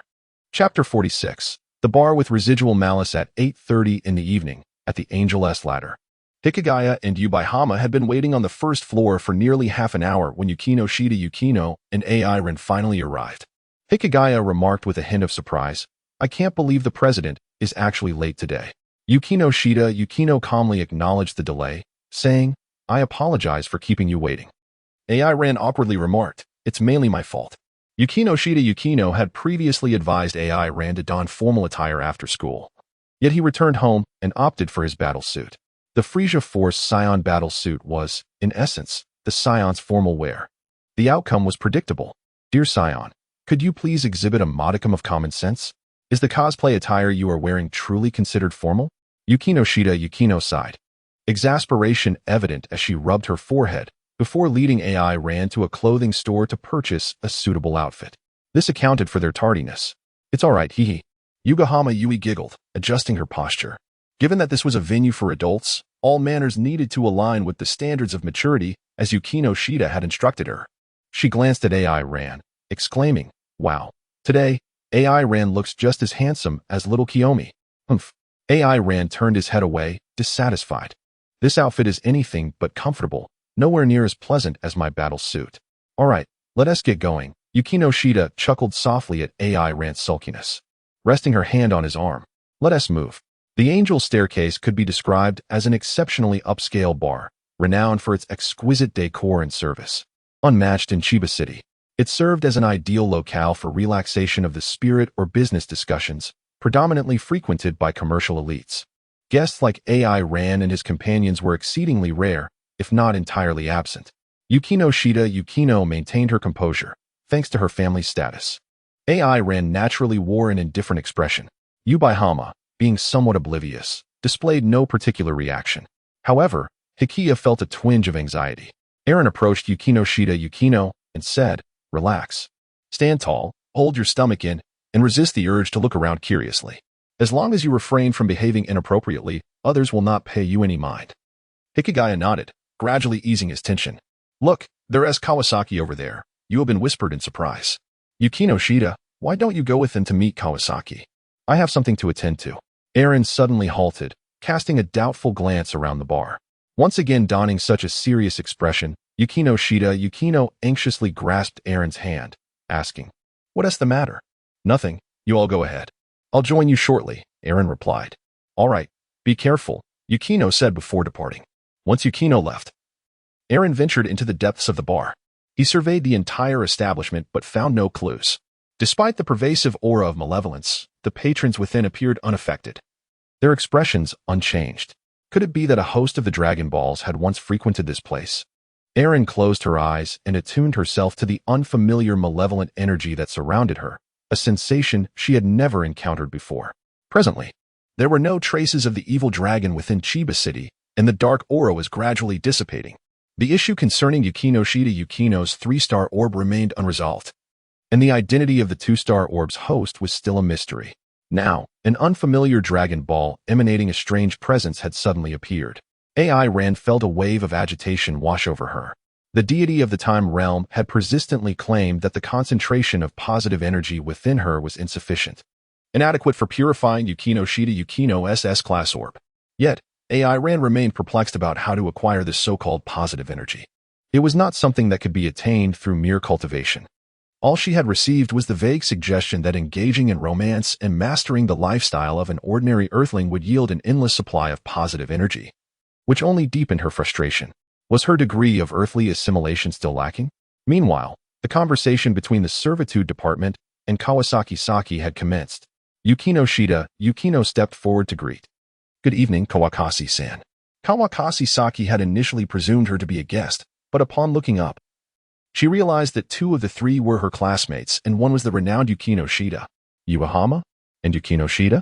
Hikiya, with a deadpan expression, gazed discontentedly at the girl who had overlooked him. Hey, what about me? Kawasaki Saki replied nonchalantly, I do not recognize you. You seem to be from our class, but I do not know your name. Kawasaki Saki nodded slightly, then regarded the three before her with suspicion, inquiring, so, what brings you here? A few students from Subu High, clad in expensive formal attire, had come to the Angel's steps, and Kawasaki assumed they were seeking her. As it turned out, she was correct. Your brother. Yukino Shida, Yukino stated calmly, Kawasaki Daiji has informed us of your situation. And, according to Kawakasi-san, cough. That sounds a bit odd, let us just call him Daiji. By Daiji's request, we hope to restore you to the gentle sister who does not return home at midnight, who grieves over her studies, and who has no secrets, Kawasaki Saki. Kawasaki Saki sighed helplessly. Daiji has indeed taken on an unnecessary task. Unnecessary? Yukino Shida softly echoed, offering no further commentary, yet her expression conveyed her unwavering resolve. As Kawasaki Saki polished a cup, she spoke slowly. In any case, I do not care what Daiji has told you. It has nothing to do with you. You need not concern yourselves with me. Yukino Shida glanced at her watch. Cinderella's magic is set to expire at midnight, but your magic is about to wear off now, Ariel. Subu High has regulations regarding work hours, and time was quickly running out. You. Kawasaki Saki glared at Yukino Shida, who maintained her calm demeanor. The atmosphere grew tense. At that moment, Hikiya interjected. You are working to save up for your college tuition, aren't you, Kawakasi-san?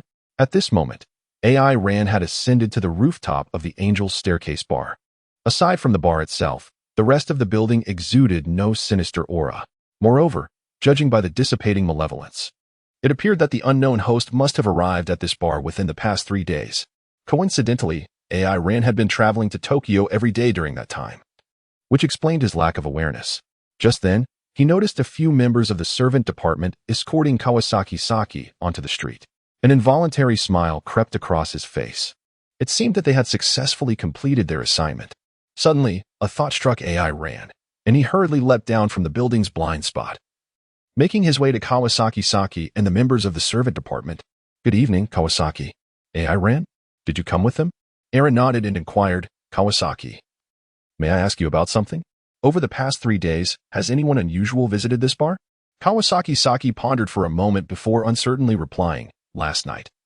A young lady arrived, accompanied by a blonde maid. She immediately reserved the entire venue, seemingly to retrieve her brother who had become inebriated here. This group could be considered one of the few peculiar visitors in recent days. I see, Aaron murmured while stroking his chin. A young lady? A wealthy individual? A blonde maid? Ultimately, he sighed, realizing that this scant information was utterly insufficient. Chapter 47. Is it possible that the host of the 2-star dragon is male? In the absence of further clues, Aaron reluctantly abandoned his search for the whereabouts of the new Dragon Balls. Given his current solitary state, it would be prudent to prioritize matters concerning the 3-star and 2-star balls. Time swiftly passed, and Saturday arrived, marking the day of the gaming club meeting. Yukino Shida Yukino had returned to her family home the previous evening, as she was accustomed to reporting her status every weekend, being part of a prestigious local family. The upbringing in the Yukino Shida household was notoriously strict, making her previous week an exception. Since only 3 girls were coming today, Aaron decided to meet them at the station. All were associated with the Dragon Balls, and any mishap would be unfortunate. The apartment was not far from Chiba Station, a mere 20-minute walk. Along the way, Sawamura Eri could hardly contain her excitement, her twin tails bouncing energetically. Aaron's home is filled with so many delightful things, and there's an abundance of food. It's like paradise. However, there's nothing left. At least the food is run out. If we want to eat, we'll have to wait until I go shopping this afternoon. Aaron regarded Irie with a distinctly unfriendly demeanor, her expression akin to that of a bandit entering a village. Was the game truly worthy of such exhilaration? Irie, however, seemed unconcerned, instead chuckling as she patted Aaron on the shoulder, stating, one must fend for oneself. Aaron, just provide the game. I've brought my own snacks. She proudly patted her bulging backpack. Meanwhile, Shiyu Kazaniku's attention shifted toward Aaron and Irie, her brow slightly furrowed as she inquired, Irie, let us not lose focus. Where's your artwork? Fear not, it is prepared. Kato Megumi quietly remarked from the rear, Aaron, why isn't Kinoshita accompanying you today? Upon hearing this, Kazanaku's frown deepened. Aaron, walking ahead, replied without looking back. Yukinoshita returned home yesterday. I'm not entirely sure of the details.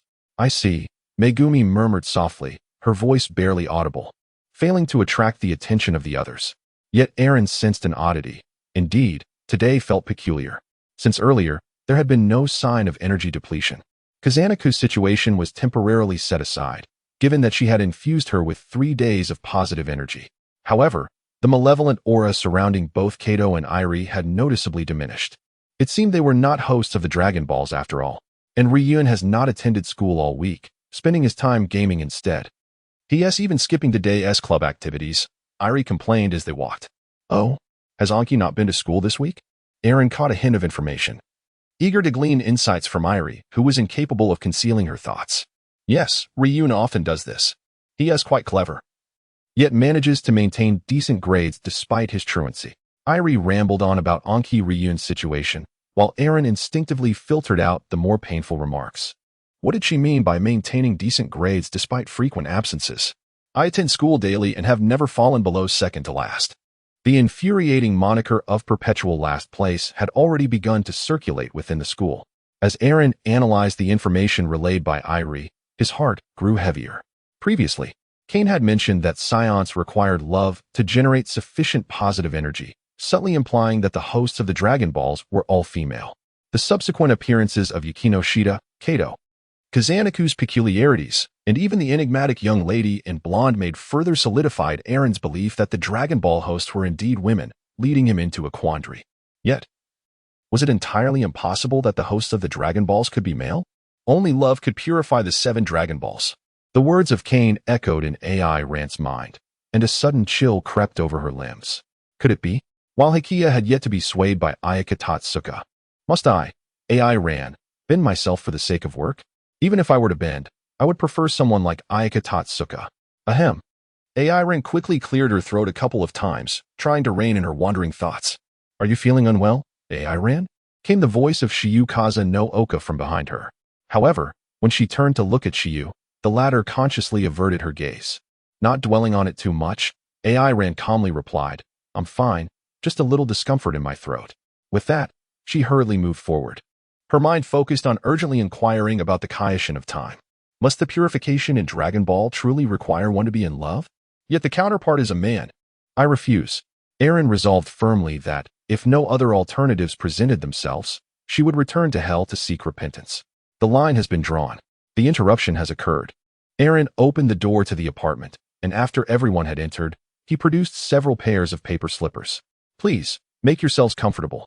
I shall refrain from participating in the game development for the time being, as I wish to change into some different attire in my room. Aaron impatiently slipped into her room, softly uttering, I am back. As she spoke the secret phrase, a pink glow illuminated the bedroom. Hello, Xiaoran greeted the god of time. I have some inquiries to make of you. Aaron fixed a stern gaze upon Kayan. Should this second-rate deity fail to provide her with a satisfactory answer, Aaron would undoubtedly choose to resign. Kayan, bewildered, stared at Aaron, then pressed her fingertip against Aaron's forehead. Within mere seconds, she accessed Aaron's thoughts. Withdrawing her finger, Kayan burst into laughter, exclaiming, Ha ha ha, could it be that the host of the second planet is male? Ha ha ha ha. Aaron's expression darkened as she solemnly addressed, Lord Kaioshin of Time, I implore you to uphold the dignity befitting a deity. Your current conduct transcends mere mediocrity. It has devolved into outright insignificance. I am, after all, one of the highest-ranking deities among the multitude of universes, second only to the Grand Minister. Kane, maintaining a teasing tone, observed Aaron's demeanor, which suggested she might be on the brink of a self-destructive plunge into the abyss. Quickly, she added, Young one, do not act so impulsively. You are, after all, an intern in the Time Patrol. Once you secure your position, you will enjoy a formal designation with a promising future ahead. Please, do not despair. Aaron is currently the sole warrior on this timeline. If he were to cease his efforts, Kane would have no idea where to find a replacement to continue the work. Your expression resembles that of a malevolent corporate owner manipulating their employees. Let's dispense with the trivialities. Is there a solution? Once the 2-star dragon revives, all that is required is to eliminate it. It is a straightforward task. By vanquishing the accumulation of malevolent energy, purification will naturally be achieved. AI Ran looked at Cayenne with a face full of skepticism. Is it really that simple? Then I shall take you to find an Eluan. And you can extract the 2-star dragon from his body. Oh, little Ran, that's not feasible at the moment. Let us not forget that you're still uncertain whether an Eluan is the host. Even if we assume he is the host, I cannot intervene significantly during the purification process of the dragon pearl. It is something you must navigate on your own. In the previous incident involving Yukino Shida Yukino, I have already overstepped my bounds. AI Ran. This third-rate deity is indeed engaging in PUA, isn't it? Chapter 48. The Game Club with Hidden Motives. Aaron was quite upset with Kane. What is you must find a way to solve it yourself even mean? I am merely an intern. Is it really that hasty? After calming herself, Aaron returned to the living room with an armful of books. Lily was engrossed in a discussion about the plot of Shining Girls with Kasumi no Okashiyu. Meanwhile, Kato Megumi sat quietly on the sofa, though for some reason her gaze flickered upon Aaron's arrival. It has now become nearly certain that these 3 young ladies before her are not the hosts of Dragon Balls. Aaron also relaxed, as maintaining a constant focus on sensing the aura can be quite exhausting. Cat, these are the current instructional materials for the universally accepted templates of Gal Game in the market. Take a look. There is a computer available for your use in the room where you last rested. Feel free to use it. Oh, thank you. Aaron placed the books before Kato and, after conveying a few matters, proceeded to the kitchen to prepare beverages for them. Meanwhile, Irie's spirits lifted instantly. The computer? She was aware that every boy's computer contained some study materials. However, the quantity of such materials paled in comparison to those on her own device. Nevertheless, one could never have too much information. It also served as an opportunity to discern the peculiarities of Aaron's interests. If she could uncover something intriguing, she would no longer need to worry about Aaron denying her access to resources. Haha, I truly am a little genius. With this thought, she stood up, casually stretched, and then made her way toward the second bedroom of Aaron's house. What scheme is that pretentious young lady concocting now? Kasumigakaka Shiyu merely cast a fleeting glance at Irie before redirecting her focus to the script. Since finding Aki's protagonist, the preparation for the Shining Girls narrative had been underway for nearly a month. A few weeks ago, Aki had yet to find a leading lady, causing delays. And last week he had been preoccupied with gaming, leading to only a rough discussion of the concept. This week, however, Aki, in his role as the manager, had outright canceled the activity. A skilled artisan cannot create without materials. Without a comprehensive plan, how could one produce a script that would satisfy Aki? Taking out her phone, Kasumigakaka Shiyu sent a message to the group chat. Aki-kun, could you please send over your project proposal? I need it urgently. After a while, Aki's response arrived. Sorry, senpai. I'm not quite satisfied with the current proposal. Could you draft the protagonist's part based on Kana's character for now? In Tokyo, Aki had been holed up in his bedroom for 2 days without stepping outside. After replying to Kasumigakaka Shiyu's message, he swiftly continued working on the script on his computer. His creative fire burned brightly. Of course, the focus of his creativity was the guide for the game he had previously completed. He could already envision how the release of this guide would propel his follower count, which had previously reached 100,000 to new heights. A profound sense of fulfillment enveloped his spirit, so much so that he did not even notice that Kasumigakaka Shiyu had begun addressing him as Aki-kun instead of Aki. Just then, the notification sound of a new message chimed again. He furrowed his brows and glanced at his phone. It was yet another message from Shiyu in the group chat. Aki-kun, I've shared a draft in the group. This is the latest storyline. Time is short, and it's not detailed enough, but the outline is complete. Shiajicho Shiyu was aware that Aki-Lin also harbored feelings for Kata Megumi, or at least for the imagined version of her. It was Shiyu who inspired Shining Girls, so she resolved to cater to his preferences. With this thought in mind, she sent another message. I will endeavor to craft more character storylines for you to choose from. In this one, the female protagonist remains a classmate of the male lead, and their encounter is quite dramatic. Please take a look. Upon quickly reviewing the draft, Aki-Lin's face lit up with surprise. Any lingering dissatisfaction evaporated, replaced by an abundance of praise. This is splendid, Shiyu-senpai. I knew that teacher Xiaoshitsi could pen a love metronome, so it stands to reason she could create compelling character storylines. He added, understood.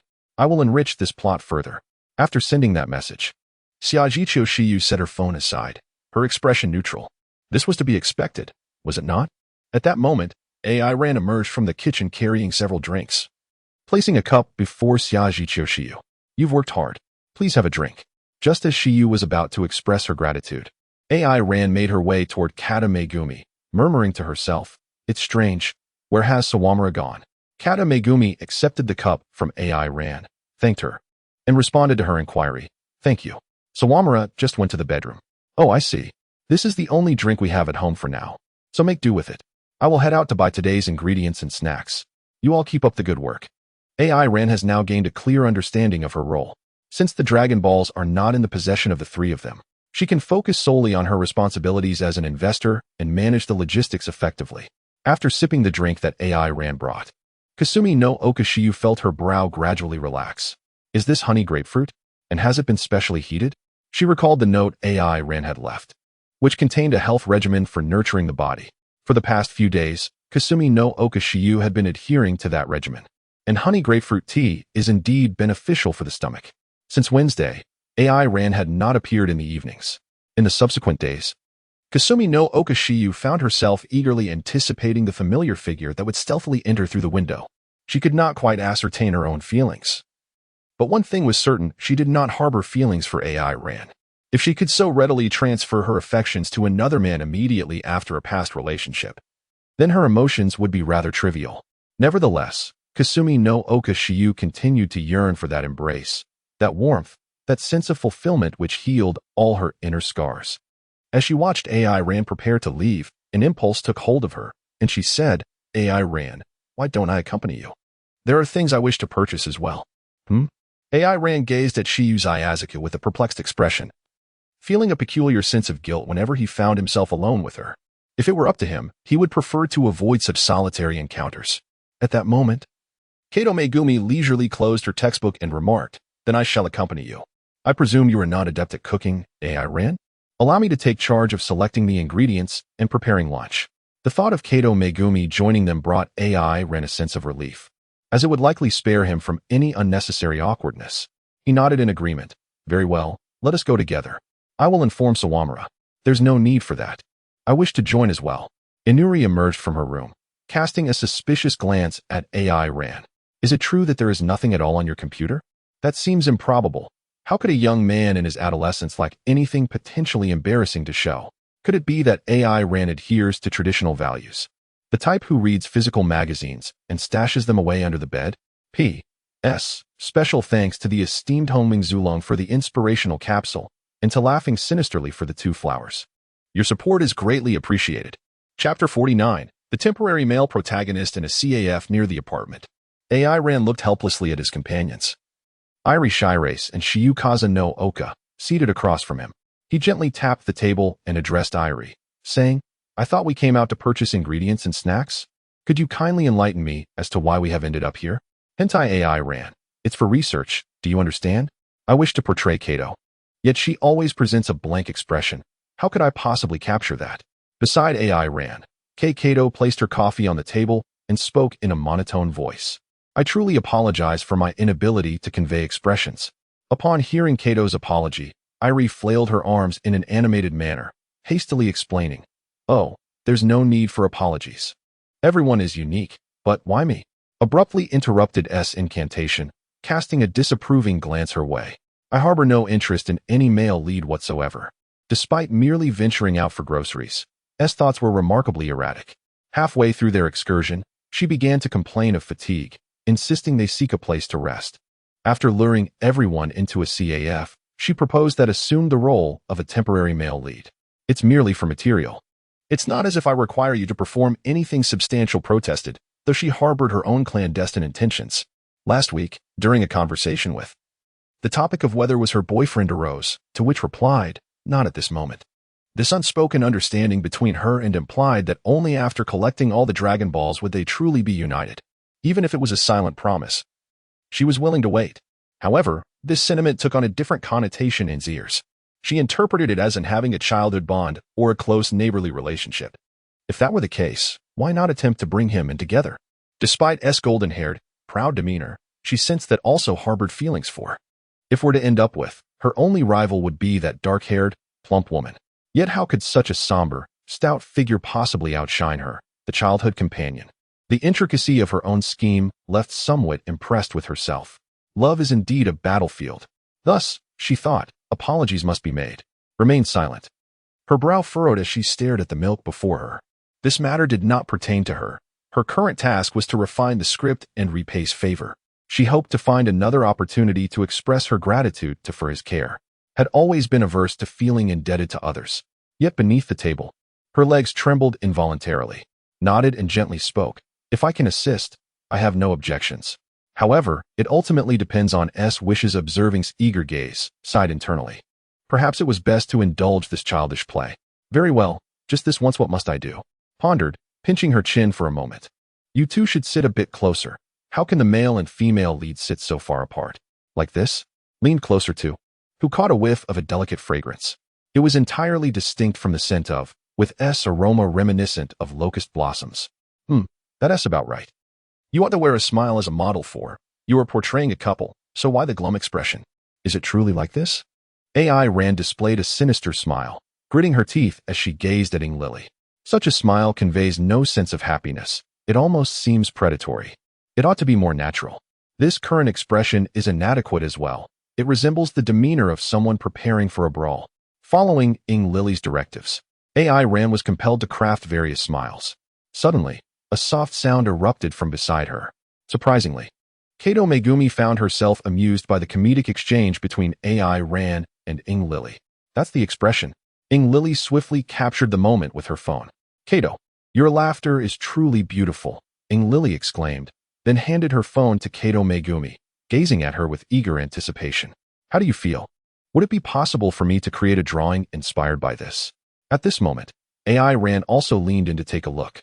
In the photograph, Kato Megumi wore a subtle smile, her eyes sparkling with a lively essence, elevating her grace and presence to an extraordinary height. Nodded in agreement with Ing Lily's earlier remarks. Indeed, Kato, you should smile more. It truly enhances your charm. Kato K tilted her head in confusion, gazing at AI Rand. Is that what you believe, AI Rand? Of course, AI Rand responded. Well then, I shall make an effort to smile more, Kato K replied. Lifting the coffee from the table and taking a gentle sip, the steam blurring her face slightly. Hey, we should hurry and buy some ingredients, Kashinakashiyu said, her leg bouncing faster. Aren't you all feeling hungry? Zawamura Ing Lily looked at Kashinaku with a perplexed expression. She sensed that something was off about this woman today. Just as she was about to inquire, AI Rand's voice interjected. It's almost noon. We really should go grocery shopping. At that moment, he found himself questioning the purpose of his existence. What was he even doing here? The host of Dragon Ball was not under surveillance but had to play the role of a temporary male lead? How had circumstances led to this? It was utterly absurd. In Tokyo, Aki Rintaru had finished revising his manuscript. He nodded in satisfaction. This was a labor of love and passion, sure to create a significant stir within the community. He clicked to upload and then retrieved his phone to check on the progress of the club. Suddenly, he found himself staring blankly at the screen, where Kato's photo of her covering her face and smiling appeared. Just moments ago, Ing Lily had uploaded it to the group as material. This is my fateful encounter from that day, Aki Rintaru exclaimed, pacing excitedly indoors before carefully saving the photo. Wait a moment. Why was Kato so joyfully smiling today while I was absent? I should have joined the club activities earlier. Aki Rintaru murmured to himself, pondering what had transpired. He was eager to know, intensely curious. Suddenly, that faint green light reappeared, lingering longer and more vividly than before. Aki Rintaru remained oblivious to its presence, lost in contemplation of the image on his phone. Meanwhile, AI Rand, who was at the checkout, abruptly turned to glance at the three girls from the gaming club, wondering why their ominous aura had resurfaced. This is truly significant for the narrative of this book. Chapter 50, The Monster That Feeds on Obsession. The residence of Enchi-Luin-Yi in Tokyo was entirely enveloped in a green luminescence. Due to this barrier, the home and the outside world transformed into two completely isolated realms. Enchi-Luin-Yi stared vacantly at a photo of Kata Megumi on his phone, while beside him sat a green-skinned creature resembling a toad. Ha ha ha. Unrequited love, unattainable desires, and thoughts that elude us. Human beings are perpetually ensnared by their obsessions, with the unattainable desires deepening ever further. You share this sentiment, do you not, my host? Enchi-Luin-Yi numbly nodded, as if his soul had departed from his corporeal form. How splendid. It is precisely for this reason that I chose you amidst the vast sea of humanity. The two-star dragon proudly caressed his ample belly, proclaiming, "You are indeed my most perfect host, endowed with a profound obsession. Yearning to evolve from a mere player into a creator, longing for the woman before you. Am I correct?" And Qi Luanyi continued to nod. "You are already performing admirably. Moreover, I have savored the obsessions of the other two women, and they were truly delectable. You can harness these to fulfill your aspirations, which is commendable. However, recently, a certain delicacy inexplicably vanished, leaving insufficient energy for my complete revival. Do you comprehend this?" And Qi Luanyi remained unresponsive, seemingly engrossed in contemplation of the two-star dragon's earlier words. The two-star dragon was not in haste. Once and Qi Luanyi nodded again. He leaned closer and continued to entice him. "Why not merge with me? This way, not only will you attain all that you desire, but you will also revel in the ecstasy brought forth by the anguished cries of humanity, just like us, the malevolent dragons." This time, and Qi Luanyi's previously numb expression suddenly twisted into one of malevolence, his body trembling violently. The two-star dragon sighed, realizing that the moment was not yet ripe. Fortunately, and Qi Luanyi's sudden surge of intense obsession granted him an opportunity for manifestation. Yet now, the power was insufficient. The two-star dragon placed his large hand upon Qi Luanyi's head, allowing a surge of malevolent energy to swiftly infiltrate his body, soon calming him down. "I have been too hasty, my host. Nevertheless, I know you better than anyone else in this world. You will inevitably choose to merge with me.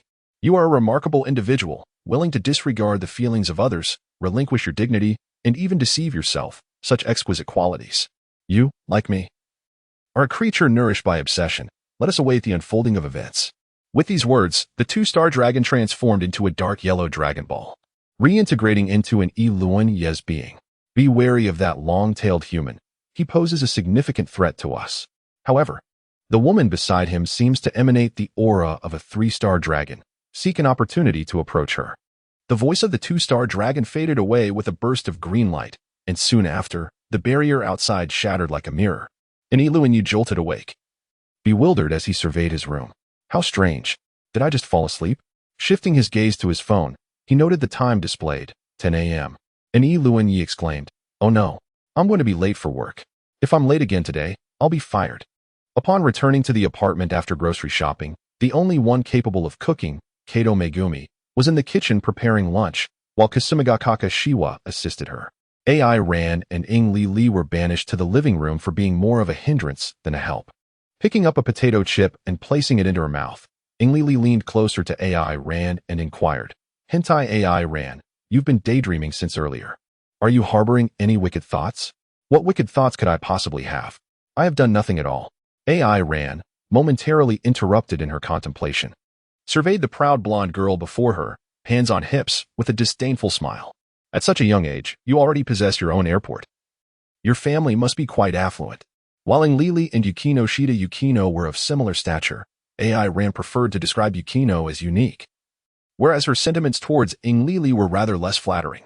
Indeed, this was the double standard of a Saiyan. Ing Li crossed her arms and stepped back. Yet reluctant to concede any ground in their verbal battle, she revealed her two small canines, glaring fiercely at AI Ran. "What else with that look?" With a shrug, AI Ran chose not to continue their sparring and shifted the topic. "Never mind that. Aren't you supposed to be working on your manuscript? You just obtained the photographs you desired. I still prefer to draw at home. I always feel awkward when I'm out." At this, the corner of AI Ran's eye twitched involuntarily. "Then how come you didn't feel awkward when you drew my half-naked portrait last week? You even laughed in a rather unsettling manner." After indulging in another potato chip, Ing Li's spirits brightened considerably. "You bought so many snacks. Can you finish them all by yourself? I'll help you devour some today, all right. You may indulge in the snacks, but do allow me some peace and quiet for a while." AI Ran leaned back and closed her eyes. "Humph." Seeing AI Ran yield voluntarily, Ing Li let out a triumphant snort. In truth, her combat prowess was rather feeble. In numerous encounters with Kasumi no Okashiyu, victories were a rare occurrence. Yet, before AI Ran, she always seemed to hold an undeniable advantage. With a resigned sigh, and free from Ing Li's interruptions, AI Ran began to sense once more. The presence of an Qi Luanyi had vanished from this world. The members of the gaming club exuded a malevolent aura, allowing AI Ran to swiftly detect them, regardless of distance. However, since earlier, she could no longer perceive his presence, as if he had completely disappeared from existence. Several times, AI Ren contemplated a trip to Tokyo. The malevolent aura surrounding Kata Megumi and Sawamura Irie had intensified. This phenomenon had not manifested in Kasumi no Okashiyu, perhaps due to AI Ran's prior intervention. Faced with this bizarre situation, AI Ran initially intended to inquire further with the Kaiwangshin, but that thought was immediately dismissed. AI Ran has already discerned that the words of this second-rate deity are largely unreliable. It is likely that her professional competence does not even measure up to that of the god of destruction sent from the seventh universe. Initially, she claimed that the Dragon Balls required love to be purified, only for a man to emerge among the hosts. Subsequently, regarding the incident with Yukino Shida Yukino, she stated that merely staying quiet for a year would suffice, yet before long, the 3-star dragon appeared. Later, she asserted that the 2-star dragon could not kill anyone before its complete resurrection, only for Shiyu Kasaka's life force to deplete significantly, nearly costing her life. Her words are as if blessed by a divine touch. One must cherish life and steer clear of unreliable deities. Ultimately, one's work must rely on oneself. Suddenly, the presence of Aki Linya re-emerged in AI Rant's perception. Chapter 51. Truly, you're the sage Hui. Aki Linya's essence did not exhibit any significant changes. However, AI Rant sensed an unsettling foreboding. Her perception of energy had reached near perfection, and if nothing extraordinary had occurred, it would be impossible for her to miss such a phenomenon. What exactly transpired with Aki Linya? AI Ran found herself in a perplexing state, unable to delve any further into her thoughts. The reason for this was the unexpected resurgence of hostilities between the rivals, Kasumiga Kakashiyu and Inari Riri. In a moment of resignation, AI Ran opened her eyes, and there, not far from her, 2 individuals were locked in a standoff. Kasumiga Kakashiyu stood with her arms crossed, leveraging her height to look down upon Irie Shiro. Have you not even managed to produce a draft by now? Do you truly wish to complete Shining Girl by joining this club? Irie Shiro, don't call my name, you black-stockinged, overweight woman. Have you accomplished much yourself? Indeed. Kasumiga Kakashiyu replied with a haughty laugh. The initial draft of the protagonist section is already finished, and Runekuin has given his approval. Your part of the work is the pressing matter at hand. Runekuin? Irie Shiro looked at Kasumiga Kakashiyu with a puzzled expression. This black-stockinged, overweight woman seemed rather off today. The one who knows you best is always your rival. And the oblivious Irie Shiro exemplified this perfectly. What's wrong? Is there something amiss with my statement? Kasumiga Kakashiyu settled onto the sofa, occupying the very spot where Irie Shiro had been moments earlier. AI Ran silently shifted to the side, urging the 2 of you not to involve the innocent in your conflict. Why stand so close? TSK. Kasumiga Kakashiyu continued to glare at Ing Lily, her foot unconsciously beginning to tremble. I certainly will not hinder the progress. Besides, Kato has only just begun learning programming today, and it requires time to get accustomed to it. Indeed, until now, Ing Lily had yet to put pen to paper, and in her moment of insecurity, she quickly found herself at a disadvantage in terms of momentum. Nevertheless, Ing Lily gritted her teeth and glared defiantly at Kasumiga Kakashiyu, refusing to back down. Today, this heavily built woman in black stockings was clearly out of sorts. She had done nothing to provoke her, merely sitting on the sofa and munching on potato chips. Moreover, Lewin was not even present today. AI Ran silently observed the 2 individuals engaged in a verbal duel. Indeed, it was only when confronted by AI Ran that Ing Lily managed to gain the upper hand, yet against Kaza no Okashiyu. She swiftly succumbed after just a few exchanges. At that moment, Kata Megumi quietly entered the living room. Kaza no Oka-senpai, Sawamura-san, AI Ran-kun, dinner is ready. Both Ing Lily and Kaza no Okashiyu, engrossed in their sharp-tongued banter, were startled by her sudden voice, momentarily recalling Kata Megumi's presence. Kaza no Okashiyu, with enthusiasm, waved her hand and smugly declared, well, I shall let you off this time, blonde underdog. Ing Lily, baring her small fangs, retorted, just a mere Kaza no Okashiyu. Despite being metaphorically pinned to the ground, she refused to concede defeat in front of Kaza no Okashiyu. Even though it was Kata Megumi's arrival that interrupted the latter's onslaught, Kata Megumi placed the dishes on the table and remarked lightly, the relationship between Kaza no Oka-senpai and Ing Lily-san is quite good. Who is close to her? Ing Lily averted her gaze awkwardly. All right, let's eat. AI Ran-san. Could you assist me by bringing the food from the kitchen? There's simply too much. and it's a bit overwhelming. Sure, I'm quite hungry myself. AI ran, who had been feeling quite famished, promptly made his way towards the kitchen, but halfway there, he suddenly sensed something amiss. Why did Kata's tone imply that she was the mistress of the house?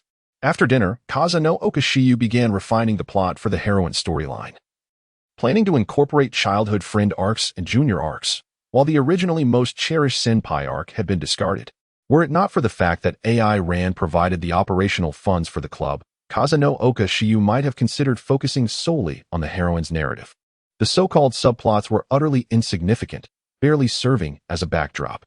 After all, the planner did not care. Perhaps spurred by Kaza no Okashiyu's influence, Ing Lily began to earnestly sketch. It must be said that the Ing Lily immersed in her work was an entirely different person from before.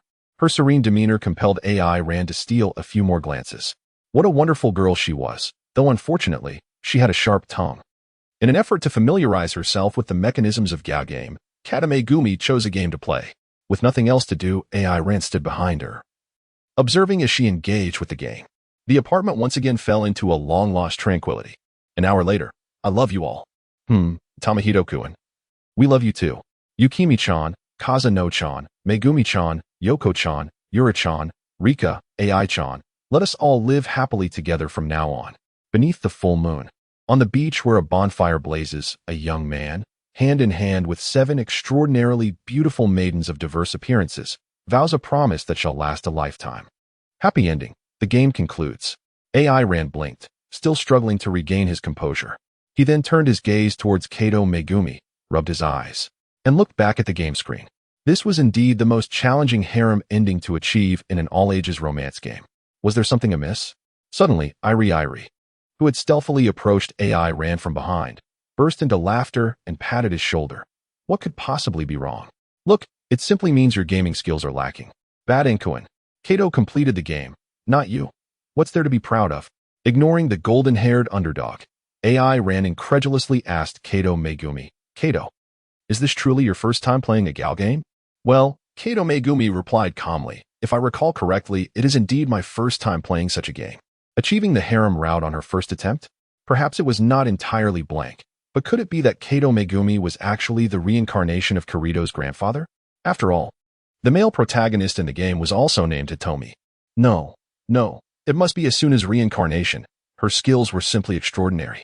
Could it be attributed to the notion that only women truly understand a woman's heart? The moment the thought crossed his mind, AI Ran immediately dismissed it. No, typically, those who create Gao games are middle-aged men without girlfriends. Huh? Does AI Ran-kun think that all the members of our club are merely middle-aged men without girlfriends? Kariya Shiyu teased, her eyes sparkling with a peculiar light. Chapter 52. Anki Ryu was also stimulated. Kariya Shiyu herself was uncertain about her feelings. Before lunch, upon seeing Iri sitting next to AI Ran, she couldn't help but feel irritated. Watching AI Ran and Iri banter amiably while praising Kato Megumi's gaming prowess only heightened her vexation, ultimately leading her to interrupt their conversation. Although she was certain that she did not harbor romantic feelings for AI Ran, she could not fathom why she felt discomfort by his interaction with other girls. Was this the so-called bridge effect? Did her gratitude for AI Ran saving her give rise to such emotions? Kariya Shiyu found herself in a state of confusion. Feeling that he had misspoken, AI Ran looked at Kariya Shiyu apologetically. Our club should be an exception. Everyone here is quite lovely. Oh, Kariya Shiyu sighed, then redirected her focus to scriptwriting. She dared not continue conversing with AI Ran. If everything happening now was merely a result of the bridge effect, Kariya Shiyu would not feel so anxious. But what if it wasn't? She hesitated to delve further into her thoughts. As time gradually passed, the late spring sun arrived earlier than the ordinary perception of time. After completing a painting, Yang stretched languidly. It was nearly 5 o'clock. She glanced at the clock and addressed the group, saying, let us dine out this evening. I have completed the initial draft of the heroine. I can take my time with the subsequent details. However, I am still at a loss for the outdoor scenery materials, so I need to venture out for inspiration. Erin cast a puzzled glance at Iri, then turned to indicate the surroundings, as she was well aware that Kaza no Okashiyu, being the scriptwriter, understood the necessary scenes better than anyone else. Such a simple truth was evident even to an outsider like Erin. Naturally, Iri comprehended this as well. However, She would never dare to inquire about it from Kaza no Okashiyu. Without hesitation, Kaza no Okashiyu took a sip of her honey pomelo and directly addressed Irie's concern. She was more than willing to assist with any tasks that would expedite the game's progress. The evening's narrative primarily involved two key moments: the male and female protagonists agreeing to go shopping together, with all scenes set in a shopping mall, specifically in the elevator and clothing section as depicted in the game. Of course, considering Rondo-kun's preferences, it would be prudent to include a fitting room scenario as well. As she spoke, a hint of disdain flickered in her eyes, for men invariably favored such so-called fanservice scenes. Her gaze shifted to Aaron, and she paused momentarily. Indeed, there were some fools who lacked common sense and did not appreciate such elements. Recalling Aaron's remarks about fanservice scenes from the previous Saturday, a smirk involuntarily graced her lips. Let us hasten to the mall, then. We can solve dinner in the process. I feel as though I might starve, Irie exclaimed, patting her abdomen with an expression of impatience. By the way, weren't you snacking all afternoon? How could you possibly still be hungry? AI Ren seemed to have stumbled upon a new world, pondering whether Ing Li possessed the traits of a Saiyan. With a smug expression, Ing Li retorted, "Humph. It's hardly surprising. For girls, desserts and main courses occupy different stomachs." Hentai AI Ran, if you continue like this, you'll surely struggle to find a girlfriend. Very well. Let's head out. AI Ran sighed, rising and making his way towards the door. He had misjudged the situation, given Ing Li's demeanor. It was clear she could not possibly bear the bloodline of a Saiyan. Accompanying a girl on a shopping excursion can be a rather excruciating experience. Even the mighty Super Saiyans, Goku and Vegeta, would find themselves ill-equipped to handle such an ordeal. AI Ran found herself at a loss. Yagami Irie and Kasumiga Kakashiwa were animatedly engaged in a discussion about the visual representation of the game's narrative, while AI Ran and Kata Megumi, mere bystanders, rested on a nearby bench. The bench could only accommodate two, and while Kata Megumi maintained an air of tranquility, AI Ran had succumbed to slumber beside her. The faint scent of acacia emanating from Kata Megumi enveloped AI Ran, allowing her to relax effortlessly. She tilted her head, careful not to make contact with Megumi. However, to an outsider's eyes, it appeared as though AI Ran was leaning against Kato. At that precise moment, Yagami Irie happened to witness this scene. She hurriedly seized her camera, capturing the moment. The protagonist's first date and their physical contact. This was indeed a rare opportunity for material. Kasumiga Kakashiwa glanced in the direction of the camera, and upon seeing AI Ran and Kata Megumi, her breath hitched, and her pupils constricted rapidly. Apologies, I must have dozed off. I hope I didn't touch you, Katu. Kata Megumi calmly replied, not at all. Rather, it seems that whenever AI Ran approaches me, he instinctively shifts away. Zawamura Irie fiddled with her camera, feeling quite accomplished today in every sense. I've got the photos. I'll share them in the group chat. Wait. The chat group was inundated with messages at a dizzying pace, the notifications ringing incessantly, quickly amassing over 99 alerts. The cacophony of their distinct notification tones melded together, resembling a miniature concert, drawing the attention of passers-by and amplifying the awkwardness of the moment. Kasumiga Kakashiwa rubbed her temples, thoroughly exasperated with this inept young lady. I said to wait. Does fast typing earn you a prize? Just compress the files and upload them. Zawamura Irie recognized her blunder. Yet it was absolutely out of the question for her to accept she was reprimanded.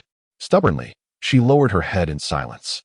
Kasumiga Kakashiwa chose not to press further, realizing that her previous remarks may have been overly harsh. However, the earlier scene lingered in her mind. She exhaled softly, reminding herself repeatedly that it was merely the suspension bridge effect. Sensing the awkward atmosphere, Kata Megumi interjected to ease the tension. Well, since we've completed our shoot for today, shall we head back? Yes, let us return. I still need to sift through this pile of photos to find the most suitable material. Meanwhile, in Tokyo, after a long day of work, Anki Lin dragged his weary body home. Just as he sat down before his computer, his phone erupted with a flurry of text message notifications. What on earth is Irie up to? Iniluinyi swiftly perused the photographs shared in the group chat, realizing that even in his absence, everyone had actively participated in the club activities. Suddenly, a particular image caught his eye. In the photograph, AI Ran rested her eyes against the shoulder of Kato K, who wore a serene smile, seemingly reveling in the moment. What on earth is happening? Kato is my protagonist, Iniluinyi exclaimed, leaping from his chair in shock. Chapter 53. Wish fulfilled. Late at night, AI Ran had just completed her training, and was soaring towards her apartment.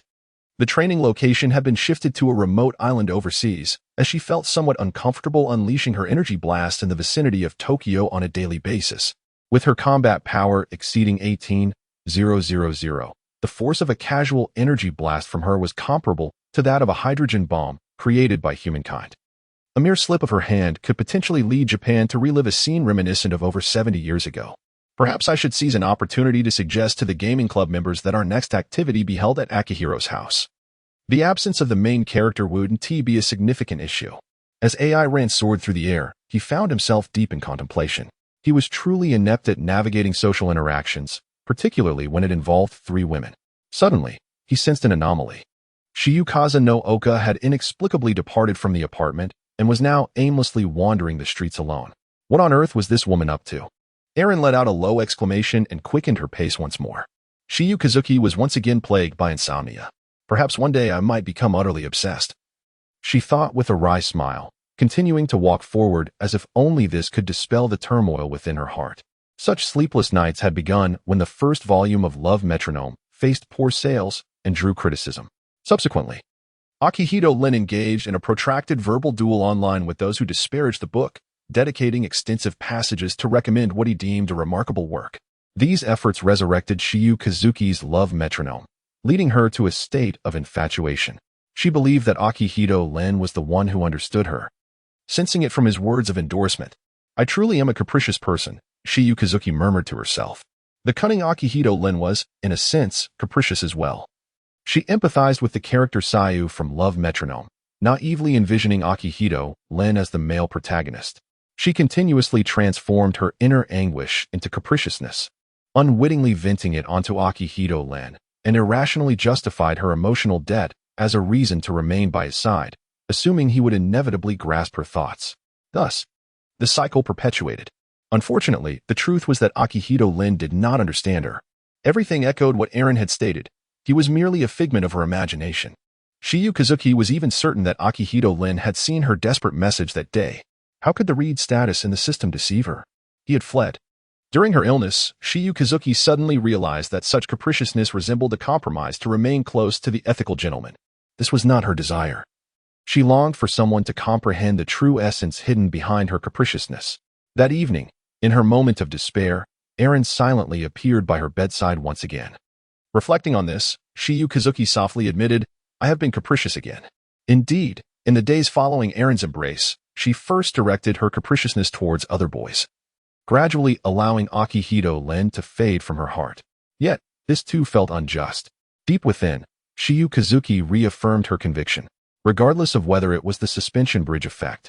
If she could so easily transfer her affections to others, what did that make of her previous self? Moreover, it was unfair to Aaron. Although Aaron seemed emotionally inept, he would undoubtedly remain oblivious if she did not bring it up. Taking a deep breath, the coolness of late spring filled Shiyukazuki's lungs. "I must return and strive to craft a perfect script. This is what I owe to Akihito Len. By this time next year, I shall be graduating, leaving without any debts." As for AI Ran, the mere thought of that name halted Kasumigakaka Shiyu in her tracks. She too bore a debt to AI Ran. That night, without him, she surely would not have endured. The torment of the soul that night was far more unbearable than the physical pain. AI Ran's presence not only alleviated her bodily suffering, but also mended her emotional wounds. Subsequently, she unwittingly transferred her affections onto him. Though AI Rankuin wishes for me to remain oblivious, I cannot act as if nothing has transpired. I must take action, otherwise. A gust of cold wind swept by, causing Kasumigakaka Shiyu to instinctively hug her arms tighter. Tears flowed once more, unconsciously. She stood there foolishly at the roadside when suddenly, the blare of a horn pierced the air. A large truck had lost control. The driver desperately slammed on the brakes, yet Kasumigakaka Shiyu remained within the danger zone. Clearly, this truck was not the one that transported souls to another world. After all, that vehicle never halted. Kasumigakaka Shiyu's face drained of color and fear in her despair. She closed her eyes, her mind consumed by a singular thought. How she longed to feel that warmth once more. The deafening horn continued unabated. Although the truck's speed had diminished, it would not stop before colliding with Kasumigakaka Shiyu. The driver, too, resigned to despair, shut his eyes.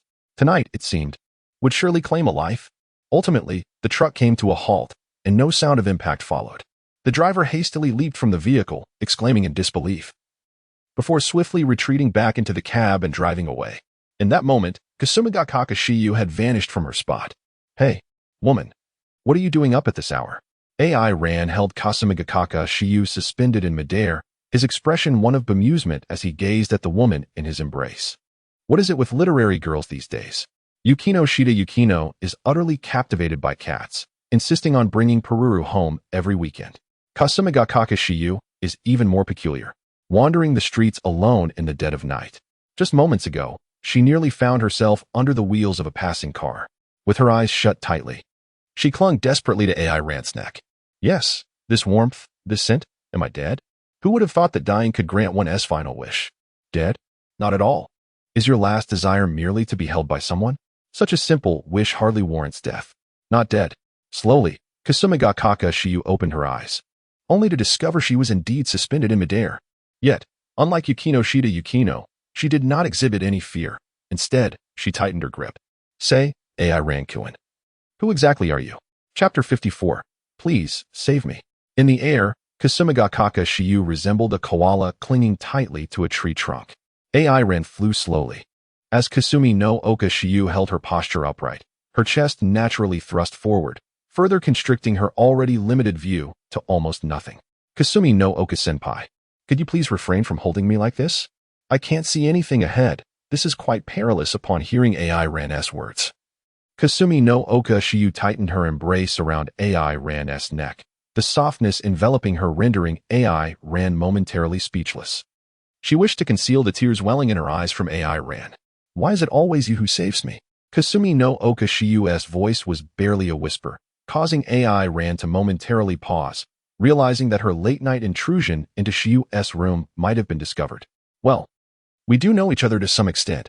I couldn't possibly stand by and watch you encounter peril.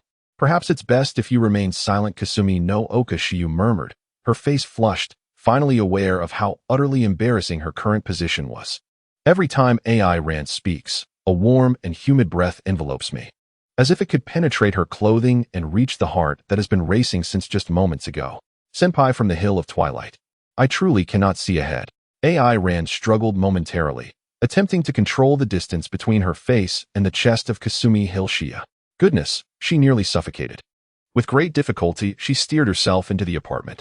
Upon reaching the edge of the sofa, AI Ran whispered, Kasumi Hill senpai, you may release your legs now.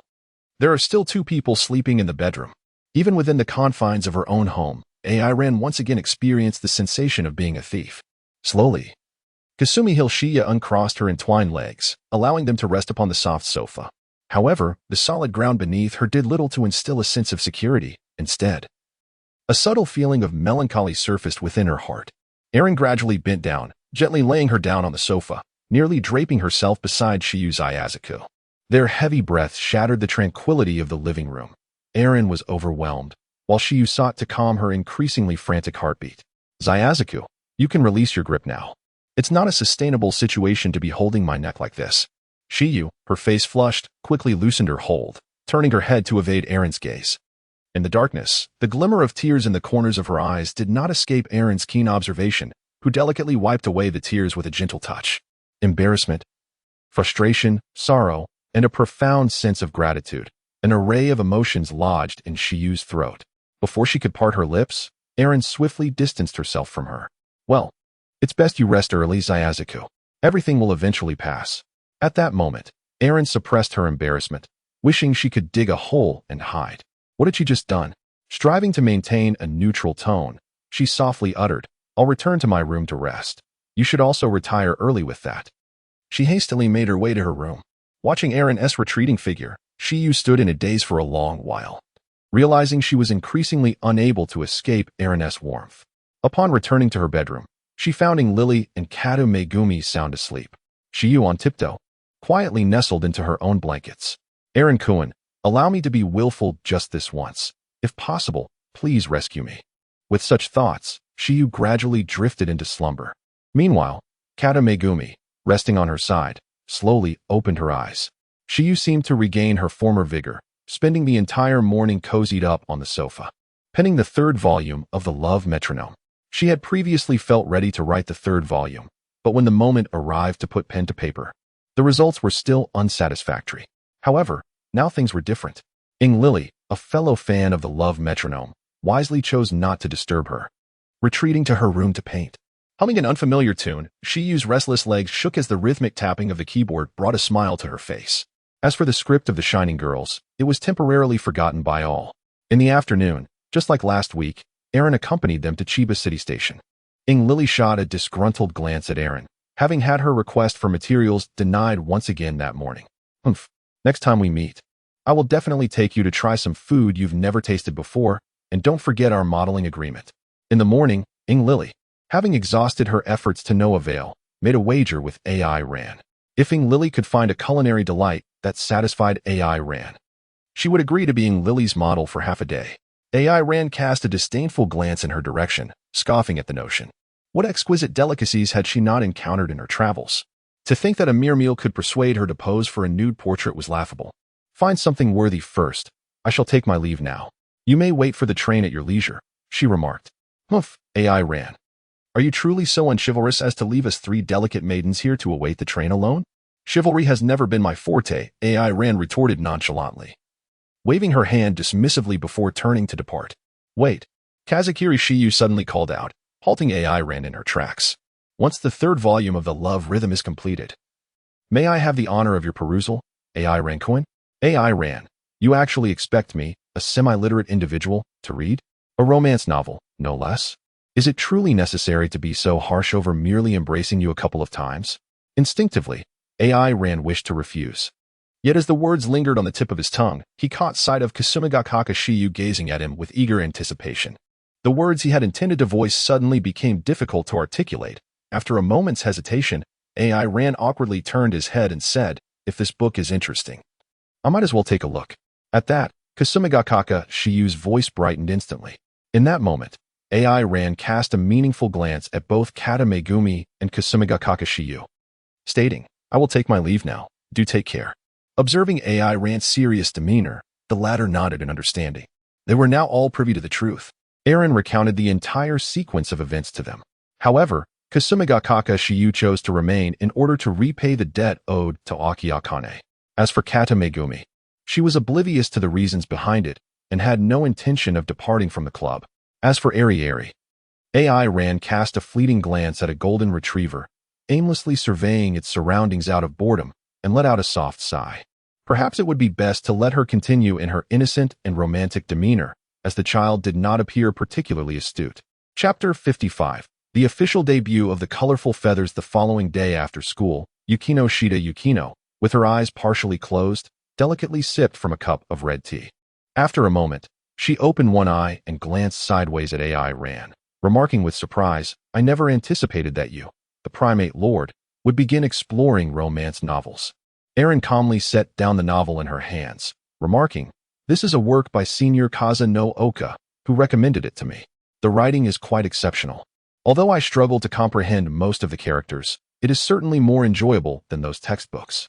Today, AI Ran's plan was to immerse herself in a novel within the confines of the clubroom, seeking refuge from the torment of being compelled to study by Yukino Shida Yukino.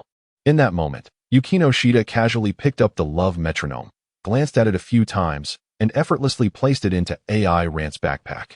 Then, with the familiarity of a seasoned practitioner, she produced a Chinese test paper before AI Ran's wide-eyed astonishment. Before indulging in your novel, you should complete this test paper. My dear AI Ran, how could this be? AI Ran helplessly rested her head on the table. The first plan of the day had met with failure. Yui Yugahama, as always, arrived brimming with energy. She directly inserted herself between AI Ran and Yukino Shida Yukino, forcing AI Ran to shift closer to Hachiman Hikigaya. Xiaoshiwe. Yesterday, Yumiko mentioned that girls' cosmetics truly must be expensive.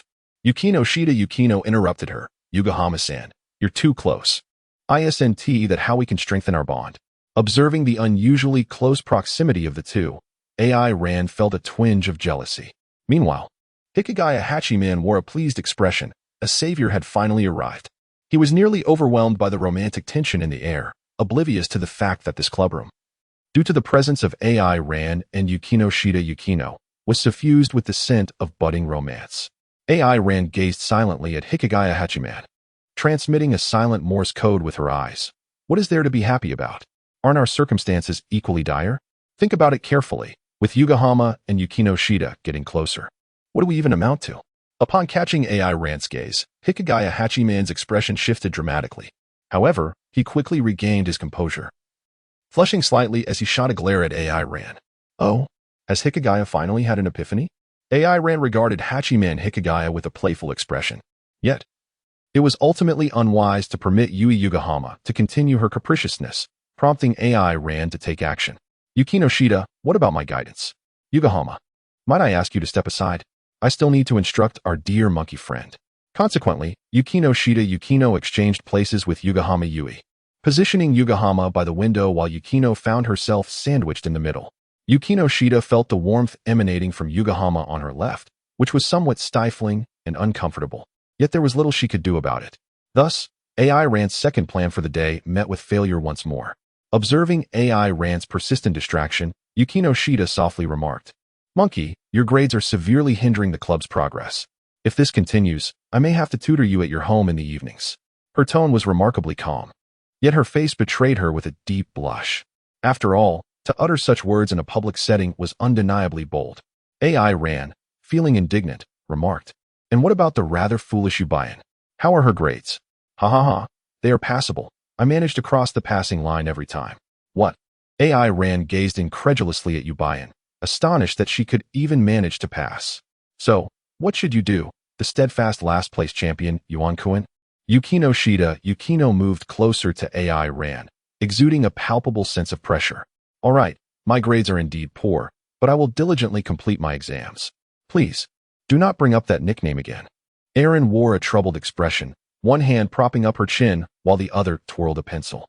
In the past, being alone with Yukino Shida Yukino felt akin to sitting beside a tranquil and serene lake, a gentle breeze brushing by, instilling a sense of relaxation deep within. However, with the presence of the restive Hachiman Hikigaya and the boisterous Yui Yugahama, this once serene lake now seemed to pulsate with vitality. Ripples constantly forming as if stirred by dragonflies skimming the surface. Nevertheless, this did not alter the essence of their peaceful daily life, marking the beginning of Erin's gradual integration into the world. Thus, she felt an inexplicable satisfaction with her current state. On a separate note, Ayaka Ichino's walk towards the service club, having learned a few days prior that her senior was a member. Yet, how does one reach the service club? No student seemed to know, so she sought out the faculty room, her remarkable initiative being her greatest asset. A certain iron-fisted, perpetually lab-coated teacher, intrigued by this, promptly led the girl outside, inquiring if she had a request for the service club. "I wish to express my gratitude to a senior in the service club for their assistance." "Senior? Hikigaya?" "No, it's Senior Erin." Shizuka Hiratsuka was somewhat astonished. Could it be that this individual actually assisted a junior? Was it perhaps due to matters of the heart? As this thought crossed her mind, Shizuka felt a surge of annoyance. She herself was still single. Why were these youngsters all embarking on romantic escapades? Rumor had it that Hikigaya and Yugahama were recently getting along splendidly, and she resolved to find an opportunity to break them apart. Their happiness must not be allowed to overshadow her own. With a chuckle laced with resentment, Shizuka couldn't help but laugh, causing Ayaka to instinctively distance herself from her. Who knew this leftover woman's bitterness might one day affect her own prospects for marriage? "Hey, I'm coming in, Yukino Shida." As usual, Shizuka barged through the service club's door. Yukino Shida let out a sigh, having lost interest in reminding this forgetful teacher once again. "Teacher Hiratsuka, have you come with a request for us today?" "I'm primarily here for this little one." Shizuka shifted her position slightly. Ayaka quickly introduced herself. "Hello, seniors. I am Ayaka Ichinos, a first-year student. Erin, this one wishes to thank you for your previous assistance." Shizuka emphasized the word gratitude heavily while discreetly assessing Yukino Shida. However, Yukino Shida merely regarded Ayaka with calm composure and nudged the almost dozing Erin. "Wake up, Manzaikuin. Someone is here to see you." "What?" Erin, with a bewildered expression, lifted her head. Isaka Ayami cast a sweeping glance over the few individuals present in the service department. Aside from the stunningly beautiful Yukino Shida Yukino, she had not heard of the others, rendering them somewhat inconsequential. Thus, Isaka Ayami focused her attention intently on Yukino Shida Yukino, only to feel a weight settle in her heart. The flawless beauty before her was undeniably imposing, and she exuded an air of both intelligence and grace, suggesting that her academic prowess would undoubtedly match her appearance. Then, Isaka-san, please have a seat and let us converse. Yukino Shida. Yukino's cool voice resonated, prompting Isaka Ayami to instinctively shrink back. Chapter 56. Katamegumi is upset. After Hachiman Shizuku escorted Isaka Ayami to the classroom of the service department, she departed without further ado. Although she served as an advisor to the department, she adhered to a philosophy of hands-off guidance. Isaka Ayami settled across from Aaron and expressed, "Senpai, I am grateful for your assistance previously." Assistance? When did that occur? Do we know each other? Aaron gazed at ICU with a look of utter bewilderment. He had no recollection of this girl whatsoever. It was merely 2 Sundays ago, near Chiba Station. Aaron lowered her head, reminiscing for a moment. "Oh, so it was you back then. I have received your gratitude. There is no need to dwell on this matter. It is not, after all, a pleasant memory for you." Aaron nonchalantly waved her hand and continued to delve into the Chinese examination paper before her. Observing Aaron's indifferent demeanor, Ayaka hesitated for a moment before continuing. "In fact, I have a request I would like to entrust to everyone." Yukino Shida. Yukino handed her a cup of red tea in a disposable paper cup and inquired, "So, Ayaka, what is your request?" "Thank you. I wish to make some genuine friends at school," she replied. Meanwhile, Hikigaya Hachiman internally scoffed. "Wouldn't it be better for you to seek out the social butterflies? They are usually quite accommodating to requests. Besides, with your appearance, it's evident that you fit right in with them. Such a beautiful girl is bound to attract attention. Why would you come to our socially inept club?" Yukino Shida. Yukino cleared her throat a couple of times. "Ahem, is that so? Could you elaborate on the type of friends you are looking for?" Upon hearing this, Aaron tilted her head, gazing at Yukino Shida with an expression of disbelief. "Must you persist? This request seems beyond your capacity." "Oh, it appears it is my turn to step in," Yuobin Yui exclaimed, hands on her hips, beaming with pride. "Allow me to introduce you to Yamaiko and the others. They are all wonderful people." Hikigaya Hachiman interjected, "It might be better to befriend those in the same grade." However, Ayaka quickly interrupted. "Actually, seniors would be fine too." She then turned her gaze back to Yukino Shida. "Yukino, could you assist me with this?" Yukino Shida. Yukino pondered for a moment before nodding. "Ayaka, we accept your request." Tokyo Tenoki High School. Soaraji Spencer Arari felt somewhat fatigued, having already stifled several yawns during the afternoon classes. Had it not been for her desire to maintain the faade of a perfect young lady, she would have long since succumbed to exhaustion. It was hardly surprising, considering she had been tirelessly working since Saturday to ensure that the game production did not stall due to issues with the original art. She had not indulged in gaming at all, and today, she only managed to go to bed past 4 in the morning. Frankly speaking, the mere fact that she did not arrive late for school today seemed nothing short of a miracle to her. Fortunately, the investment of her time and energy yielded commendable results after countless discarded sketches. She finally rendered the character design of the game as protagonist that she envisioned in her mind. For her, this represented a satisfactory piece of work, although it remained merely a simple draft. The protagonist's demeanor and the air of tranquility she embodied resonated well with the descriptions provided by Shiyu Kazunoko and the requirements conveyed by Ryoko Aki.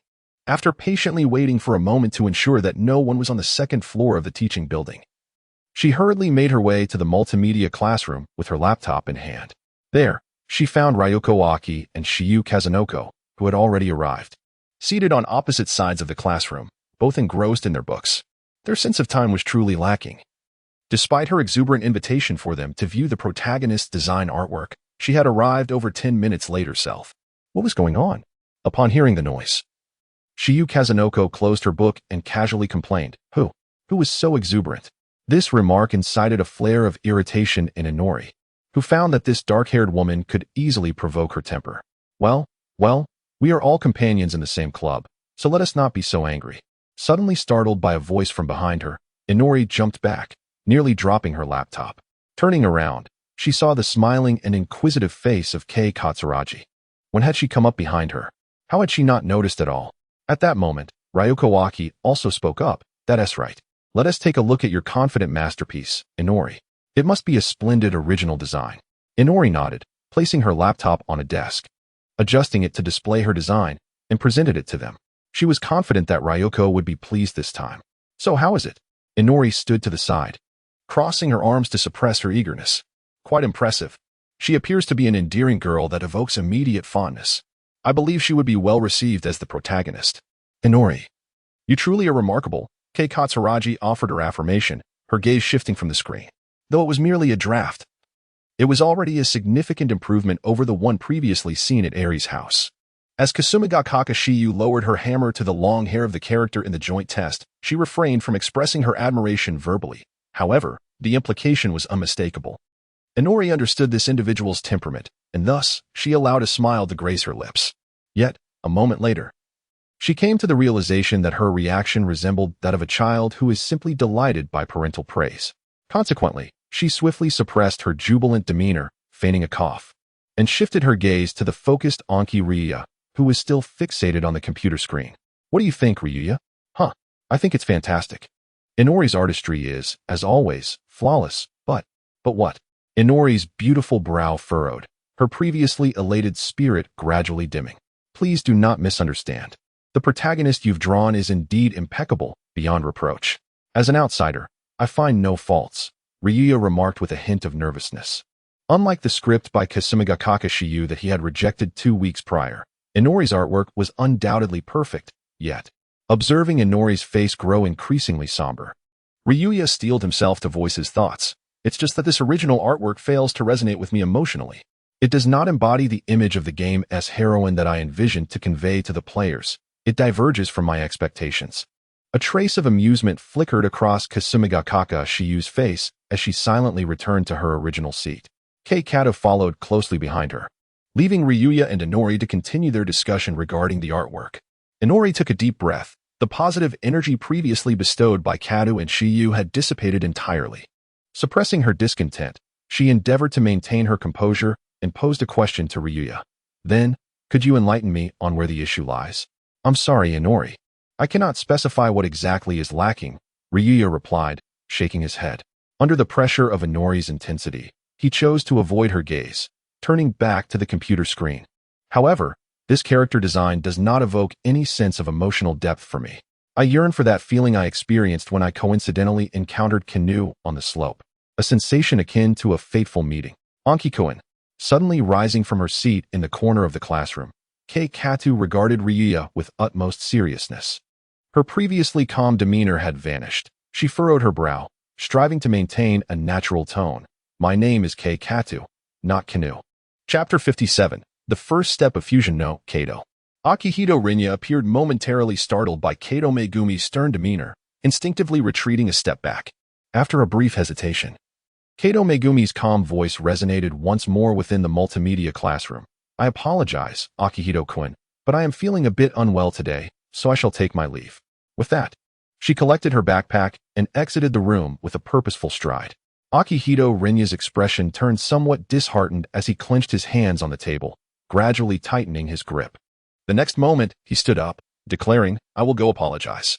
Just as he was about to move, Kasumiga Kakashiya spoke slowly. Wait, Rinya-kun, have you perhaps forgotten something?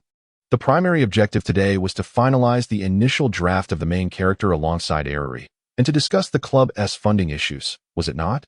Even with Airi's financial support, you must present a reasonable budget plan, correct?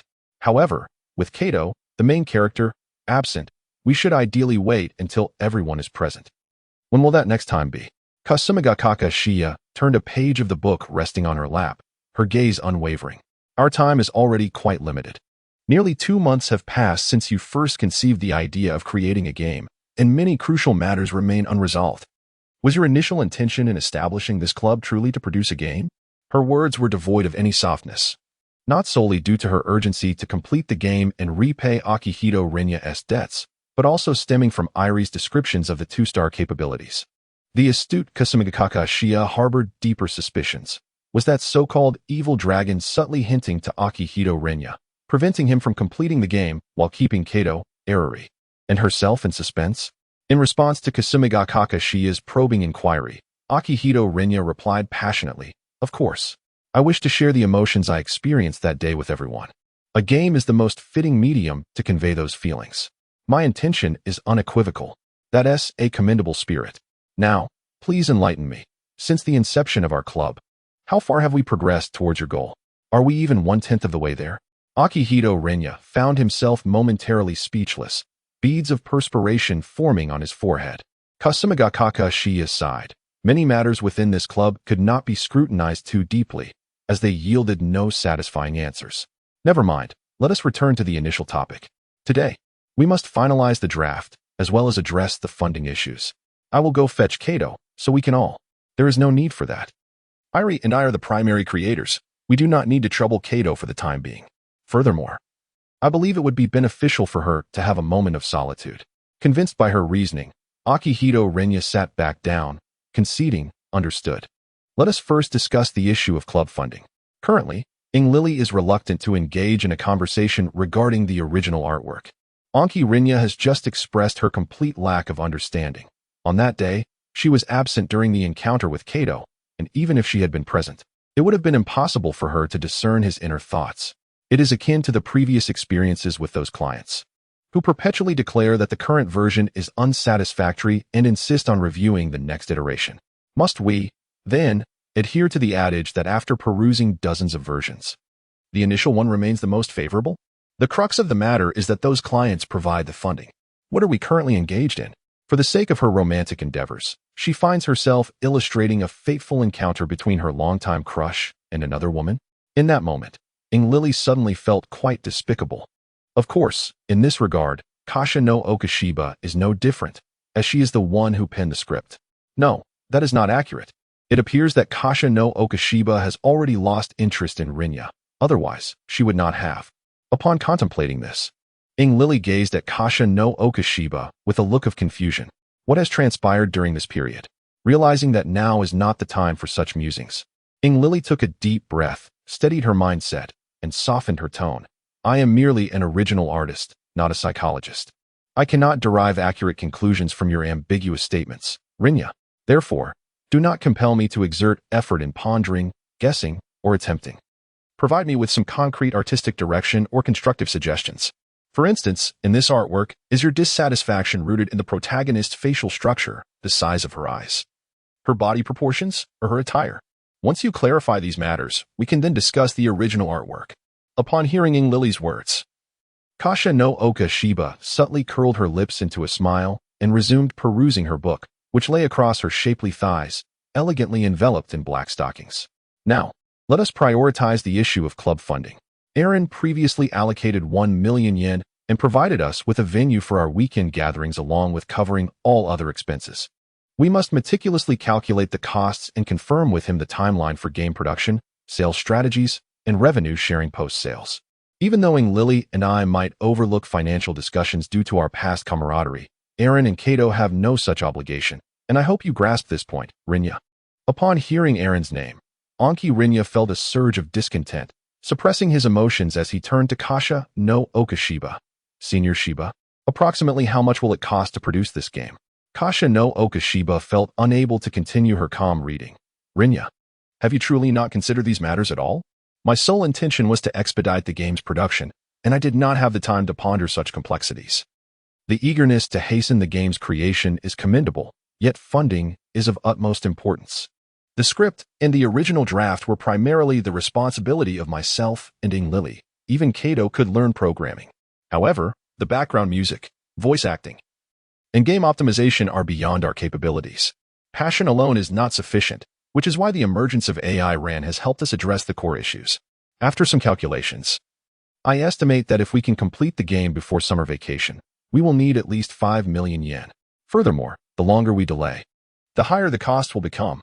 I am also an examinee, and I can only assist you until summer vacation. Beyond that, I will be powerless. 5 million. There are only 2 months left until summer vacation. Please consider the situation from the perspective of a producer, Runai. Creating a game is not merely a matter of impulsive enthusiasm. I hope to see an accurate budget for the club's finances this weekend. I cannot accept that AI RAN's funds be endlessly poured into a bottomless pit for your personal dreams, ignoring the astonished and despairing murmurs of an Runai. Kasumigakaka Shiwa finished speaking and left the classroom. Lily gently bit her lower lip and followed Kasumigakaka Shiwa out, leaving an Runai alone in the classroom. Muttering to himself, how did it suddenly come to this? Everyone has only been away from me for a week. Why has it changed so drastically? And Irunai felt a surge of anxiety as things spiraled beyond his control. He clenched the table tightly, growling, "The real world is truly a terrible and worthless game." At that moment, a voice echoed in his mind. "Have you finally realized? Would you consider merging with me? That way, you could attain everything you desire. Our Dragon Balls exist to fulfill the wishes of others." And Irunai shook his head, expressing his discontent. "I have not yet failed. Is that so?" The two-star dragon ceased to speak, but the merging had already begun, though an Irunai remained oblivious to it. P.S. In the next chapter, the protagonist will begin to courting Lily. Watch my maneuvering. Chapter 58. The Saiyan does not wish to engage in others' romantic affairs in a restaurant in Tokyo. The owner's roar echoed. "Ani, if you daydream again, just settle your bill and leave. You've already messed up several orders today." And Irunai shrank his head, bowing to the owner. "I'm sorry, boss. Please don't fire me. I still need to save money for the newly released game." The owner sighed and said helplessly, "Fine, it's almost closing time anyway. Clean up and prepare to leave. Make sure to work hard tomorrow. And remember not to be late again." "Yes, thank you, boss." And Irunai wiped the sweat from his brow. He had indeed been distracted all day. Kato had stormed out of the multimedia classroom in anger, which was a significant blow for him. The heroine in a gal game would never treat the male lead this way. Reality is truly a frustrating and worthless game. Muttering softly under her breath, Anilun began to gather her belongings. Across the street, in a quaint CAF by the window, AI Ran pondered, "What is happening? I can no longer sense an Eluin's presence at all." AI Ran finished her coffee in one swift gulp, furrowing her brow in distaste. Indeed, it was excessively bitter. Without sugar, it resembled nothing more than the water used to wash pots. AI Ran, "Did you bring me here to work just to spy?" Ing Lily, clad in a green tracksuit, lightly kicked AI Ran's calf in discontent. The current Ing Lily was a stark contrast to her usual self. She sported a pair of thick black-framed glasses and wore a somewhat outdated yet impeccably clean green tracksuit. This outfit was a relic from her middle school days. Although she lamented that it still fit her, it remained one of her favorite pieces of loungewear. AI Ran cast a glance at Irie, exclaiming helplessly, "I wasn't peeping. I already mentioned that I was going directly to the place where Aki works. It was you who insisted on dragging me here. And now I'm dressed like this. How can I face anyone? Moreover, I have no desire to see him right now." Irie took a small bite of her mousse cake, demonstrating to AI Ran that a sweet treat could indeed elevate one's spirits. The moment the cake touched her lips, her previously forlorn expression transformed into one of delight. Once the presence of Aki had faded, AI Ran immediately thought of Irie. As they had grown up together, Irie certainly knew where Aki worked. However, AI Ran was taken aback by Irie's choice of attire for the outing, and it seemed there was some underlying tension between Irie and Aki. Could it be related to Aki's sudden disappearance? Pondering this, AI Ran tentatively inquired, "Did you have a quarrel with Aki? Or has something else transpired?" AI Ran was somewhat familiar with Irie's temperament. If she did not take the initiative to ask, this proud girl with golden hair would never divulge anything. After all, Irie had just assisted her, and it involved something significant. It wouldn't hurt to show some concern. It's about the original artwork. The character design I prepared for the protagonist didn't get approved, and even now, I am left in the dark regarding the reasons for its rejection. Irie lowered her head, her radiant golden twin tails cascading down beside her. As she indulged in her dessert, she recounted the events that had unfolded in the multimedia classroom, using a narrative tone, and even showed AI Ran the character design on her phone. As she concluded her tale, Irie pressed her lips together, reminiscing about her childhood bond with Aki, and her heart softened, prompting her to defend him a little. As for Aki, he has been putting in quite an effort lately. At the very least, he still holds the position of producer, overseeing game planning and narrative design. Pondered for a moment, casting a glance at Ing Lily, and said, "I see. Perhaps. I do not know much about an. However, since you, Ing Lily, have made such a judgment, it is likely that your perspective is indeed correct. This was a falsehood. And Eluin, Yi has been excessively unreasonable. As a producer, he ought to have properly prepared for the early stages, possessing a clear understanding of the protagonist's image and personality. Yet, when faced with the illustrator, he fails to articulate even the most fundamental requirements. As the person in charge, he bears the authority to determine the adoption of all content. Yet in exercising this power, he simultaneously bears the obligations of a producer. And Eluin Yi is neither your benefactor nor your patron. Why should you deny your own efforts and force yourself to accommodate such a useless individual who merely spews empty words? By the way, I am the one who should be considered the patron here. These were the thoughts that truly occupied AI Rand's mind. Nevertheless, the other party held expectations for an Ilunyi, and the original intent behind the establishment of that game club was, after all, a mutual willingness. Furthermore, it appeared that there were no leads regarding Dragon Ball in this matter. Thus, AI Rand concluded that this was a matter of their relationship, not something she should fret over unnecessarily. It was best to remain a confidant, a silent treehold that would not betray secrets. Despite this, AI Rand still felt quite exasperated. After listening to Lily's narrative and understanding the ins and outs of the situation, even as an outsider, AI Rand felt a surge of indescribable frustration. At that moment, she noticed an Ilunyi emerging from the restaurant across the way. Lily, it is getting late. I have some matters to attend to, so let us conclude our conversation for today. Thank you for your assistance. I shall treat you to a delightful meal this Saturday. But I still want to sit here for a while. In response to the yearning evident in Lily's eyes, AI Rand chose to ignore it. Is that so? Then you can rest here for a bit. I will take my leave. However, it is nearly dark, and it may not be safe for you to remain outside alone. It would be best to return home early. Aaron rose to his feet, preparing to depart.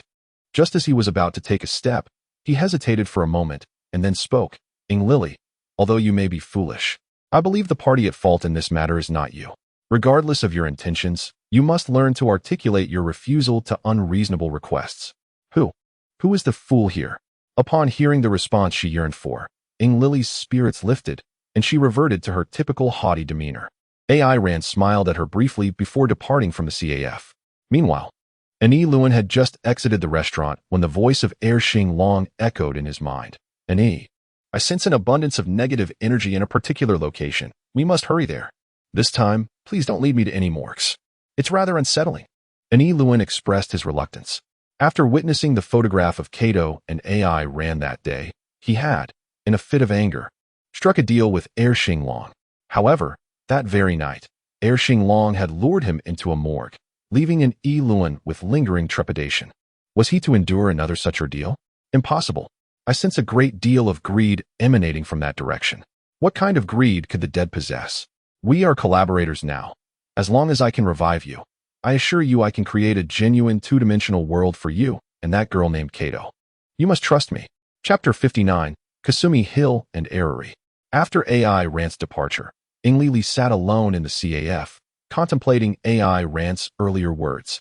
However, after much reflection, all Lily could offer herself was a wry smile. Aaron spoke wisely, asserting the necessity of verbally rejecting unreasonable requests. However, the one making the request is, indeed, Akihiro. Akihiro harbors feelings for Kato Megumi, a fact known to Eriri. As someone who exclusively engages with the childhood friend routes in Gal games, Eriri has been keenly observing Akihiro's choices.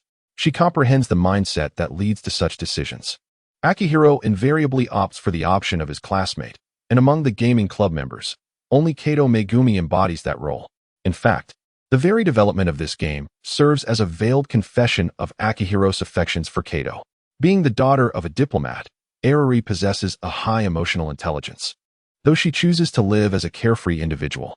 Thus, she is acutely aware of all these dynamics. Yet, despite this understanding, she still opts to involve herself, hoping to rekindle the relationship she shared with Akihiro during their elementary school days, and perhaps even advance it to a romantic one. Such is the nature of youthful infatuation. At that moment, Eriri suddenly noticed a figure clad in black stockings passing by her bedside. She hurried out of the CAF and called out to her, Kazuki no Oka Yutaha. Upon hearing her name, Yutaha turned around, her expression morphing into a teasing smile upon recognizing Eriri. Oh, what a surprise to see you here, Sawamura Spencer Eriri. She likely surmised the reason for Eriri's approach. The comments made in the club that day must have been a thunderbolt for Eriri, shattering her perceptions of her relationships with others.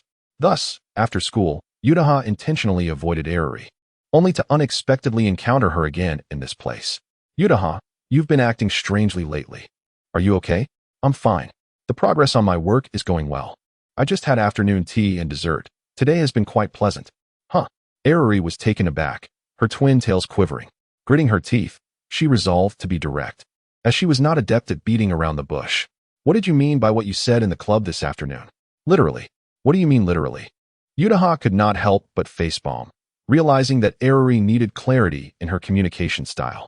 Arari pouted, and at that moment, Yutaha appeared less peculiar, aligning with Arari's previous impressions of her, still annoyingly familiar. What's with that impatient demeanor? It's nothing.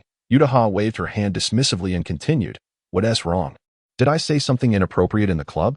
My only intention is to complete the game as quickly as possible. Really? Doubt was etched across Arari's face. People can change. Sawamura. The memories in her eyes receded like the tide, and Shiyu Kazuki's gaze was no longer constrained. 3 days apart, and one should regard each other with fresh eyes. Our past affairs have long since faded, and it's high time for classmate Sawamura to update her preconceived notions. Huh. Inori furrowed her brow. When I initially joined this club, I did entertain thoughts of progressing further with Runyakuen, but I've come to realize that what I truly needed was never him. Now, all I desire is to wholeheartedly complete this game without any loose ends. Not needing Runya? Inori gazed at Shiyu Kazuki in disbelief, cautiously voicing her most pressing question. Have you given up? Yes, just last week, I relinquished my hopes. Although classmate Sawamura can be rather foolish, my intentions have been quite clear since the afternoon. Last week, Inori mumbled to herself. The most compelling reason for giving up on Runya would be the presence of someone else she favors. Last week, Shiyu had been unwell at home and missed school, while Runya had also stayed home for 3 days. Initially, Inori suspected there was some secretive connection between the two, but she soon discovered that they had not communicated at all. They spent the weekend at Aaron's house. Had Shiyu developed feelings for Aaron? Indeed.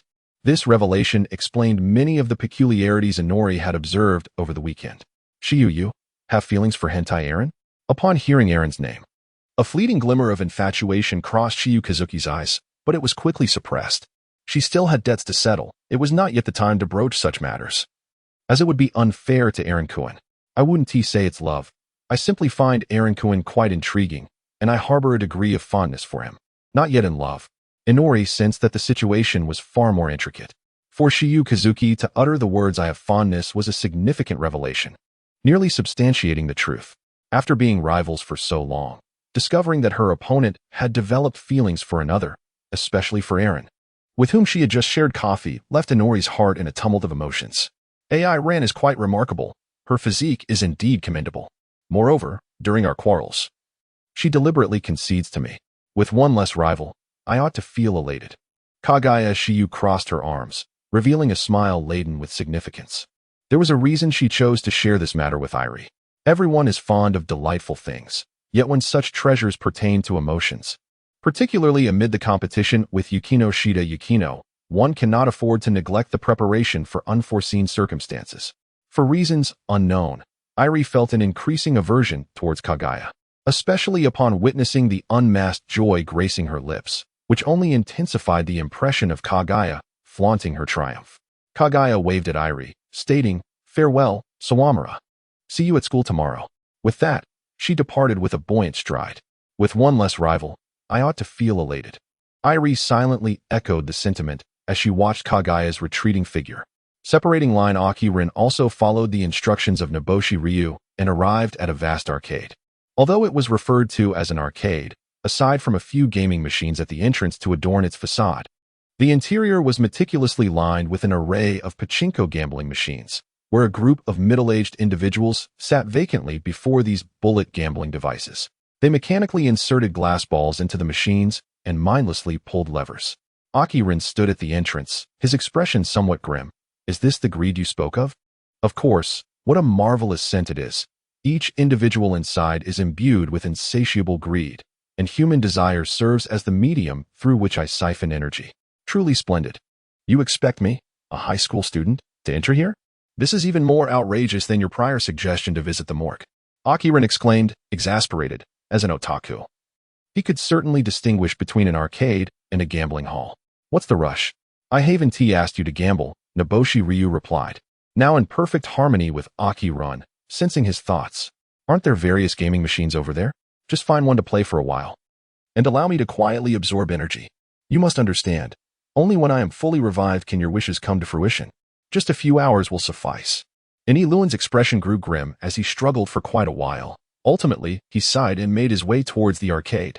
Chapter 60. Rainy night. After exchanging a few coins, an Eluan seated himself before an arcade machine, anxiously surveying his surroundings, fervently hoping to avoid any acquaintances. As a fervent enthusiast of the second dimension, his reputation had already been tarnished at Feng Jiqi High School for unabashedly advocating manga and games in any situation. The mere thought of being spotted in such a gambling venue by someone he knew sent shivers down his spine. Be more natural, An. Your furtive demeanor will surely raise suspicions. An Eluan retorted irritably. It's easy for you to say. Relax, it's merely about absorbing some energy. These people will be fine, replied Ershing Long nonchalantly. He excelled at concealing himself. Until his true resurrection, he would never engage in large-scale slaughter that might expose him. Upon hearing Ershing Long's words, an Eluan adjusted his black-framed glasses and inserted a coin into the machine, beginning to play. An hour later, the previously clear night sky began to drizzle softly. Ershing Long's voice echoed in an Eluan's mind once more. Not bad, not bad. These avaricious humans have certainly provided me with ample energy. We can leave now, An.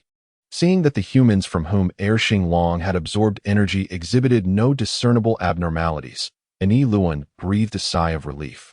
Rising to his feet, he lowered his head and hurriedly merged into the throngs on the street, making his way home. On the journey, an Eluan inquired with curiosity, "How much longer until your resurrection?" "Soon," Ershing Long replied dismissively, then fell silent once more. On the rooftop of the building opposite the arcade, Ai Ran held an umbrella, furrowing her brow as she intently watched an Eluan's retreating figure, lost in contemplation. On the other side, Lily leaned against her bicycle, standing alone at the entrance of a grocery store. The sky was overcast, with a continuous drizzle that was neither torrential nor light enough to warrant a brave venture home in the rain. How long will this downpour last? It's already dark. Lily turned to glance into the grocery store. Unfortunately, despite its diverse offerings, it did not sell umbrellas. If I hadn't spoken to Kasumi no Okashiyu, I might have made it home by now.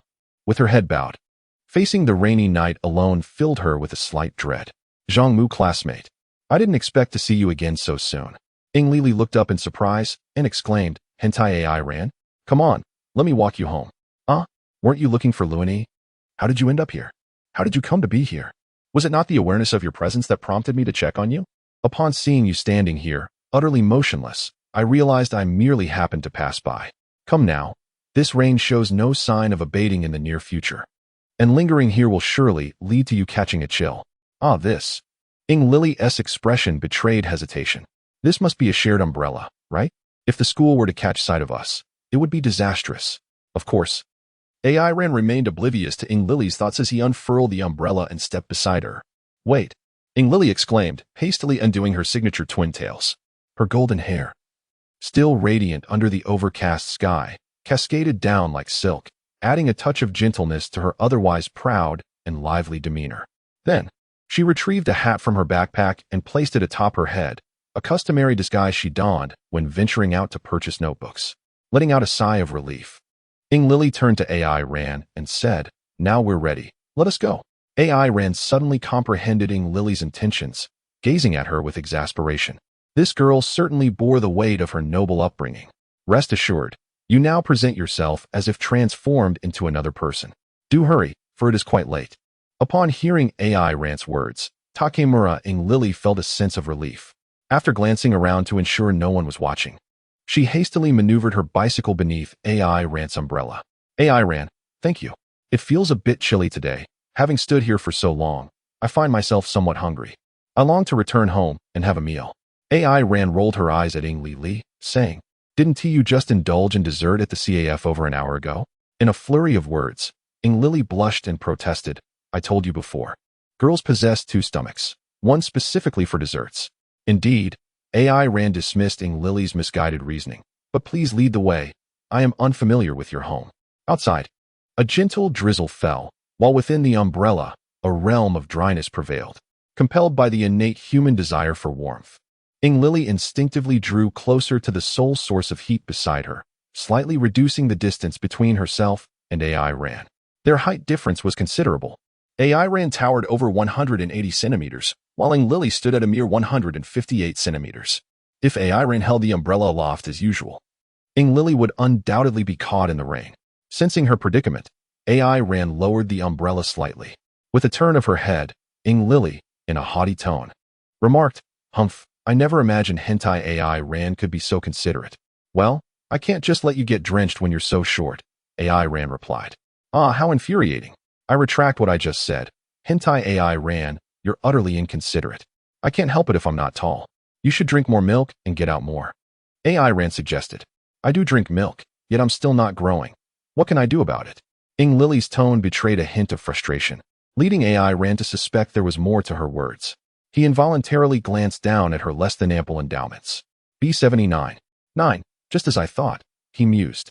In his previous life, the only memories of Ing Lily, beyond her golden hair and prideful demeanor, were tinged with this lamentable figure. With a hint of sympathy, AI Ran said, "Don't lose heart. Perhaps there is still hope for growth." However, as he lowered his gaze, he fortuitously locked eyes with Ing Lily, whose expression transformed into one of fierce intensity, akin to a small golden retriever poised for mischief. "Hentai AI Ran, where do you think you're looking?" A shiver ran through AI Ran's heart. He had not anticipated that his subtle movements would be detected by Ing Lily. Nevertheless, he maintained an air of tranquility, responding in a nonchalant tone, "Do not misunderstand. I was merely admiring your hair. I believe that after letting down her twin tails, classmate Zitsuan has become quite charming." Ing Lily's eyes sparkled with delight. No girl would turn away from a compliment on her beauty. However, she was reluctant to let AI Ran see her joy. So the corners of her mouth curled up in happiness, only to swiftly transform into a display of tsundere pride. With a soft huff, she averted her gaze elsewhere. Chapter 61. Under the serene night sky, the only sound was the rhythmic patter of raindrops on the umbrella. Beneath its shelter, AI Ran and Ing Lily engaged in casual conversation. As they neared home, after a brief silence, Ing Lily suddenly inquired, "AI Ran, has something transpired recently between you and Shiyu Kaisin?" Indeed, a myriad of events had unfolded, including AI Ran's clandestine nightly visits to Kaisin's bedroom, which had been discovered, as well as the fact that he had embraced her twice thus far. In contrast, his interactions with Yukino had been far more subdued, limited to merely holding hands and resting his shoulder against hers. After all, Yukino was quite a reserved individual. Despite their mutual feelings, both were diligently striving to maintain their current distance until their relationship became more defined. Unlike Yukino, Kaisin was akin to a blazing flame. Once she acknowledged her feelings, she preferred to take the initiative. Reflecting on Ing Lily's question, AI Ran subconsciously recalled all that had transpired between them the previous week, the agony, resilience, acceptance, and tenderness displayed by Kaisin, each moment vividly resurfacing in his mind. After a moment of contemplation, AI Ran finally spoke. "Last week, I happened to assist classmate Kaisin a few times, so I suppose we are now somewhat acquainted." AI Ran felt a tinge of uncertainty. Suddenly, Ing Lily burst into laughter, remarking, "Though AI Ran may be a hentai, there are times when she truly exhibits tenderness." Tenderness? Ing Lily's self-assessment left AI Ran somewhat bewildered. As a Saiyan, when had she ever possessed such a quality? Before a grand mansion, Ing Lily halted, clasping her hands behind her back as she addressed AI Ran. "Well, I've arrived home. Thank you. It's nothing. I merely accompanied you back. You helped me locate Aki-kun today, did you not?" Ing Lily shook her head. "No, that is not what I meant. What you said to me at the CAF today brought me immense comfort. I had begun to doubt myself, and I truly needed a sense of affirmation. So thank you. And don't forget our wager. I will undoubtedly find a culinary delight that will astonish you.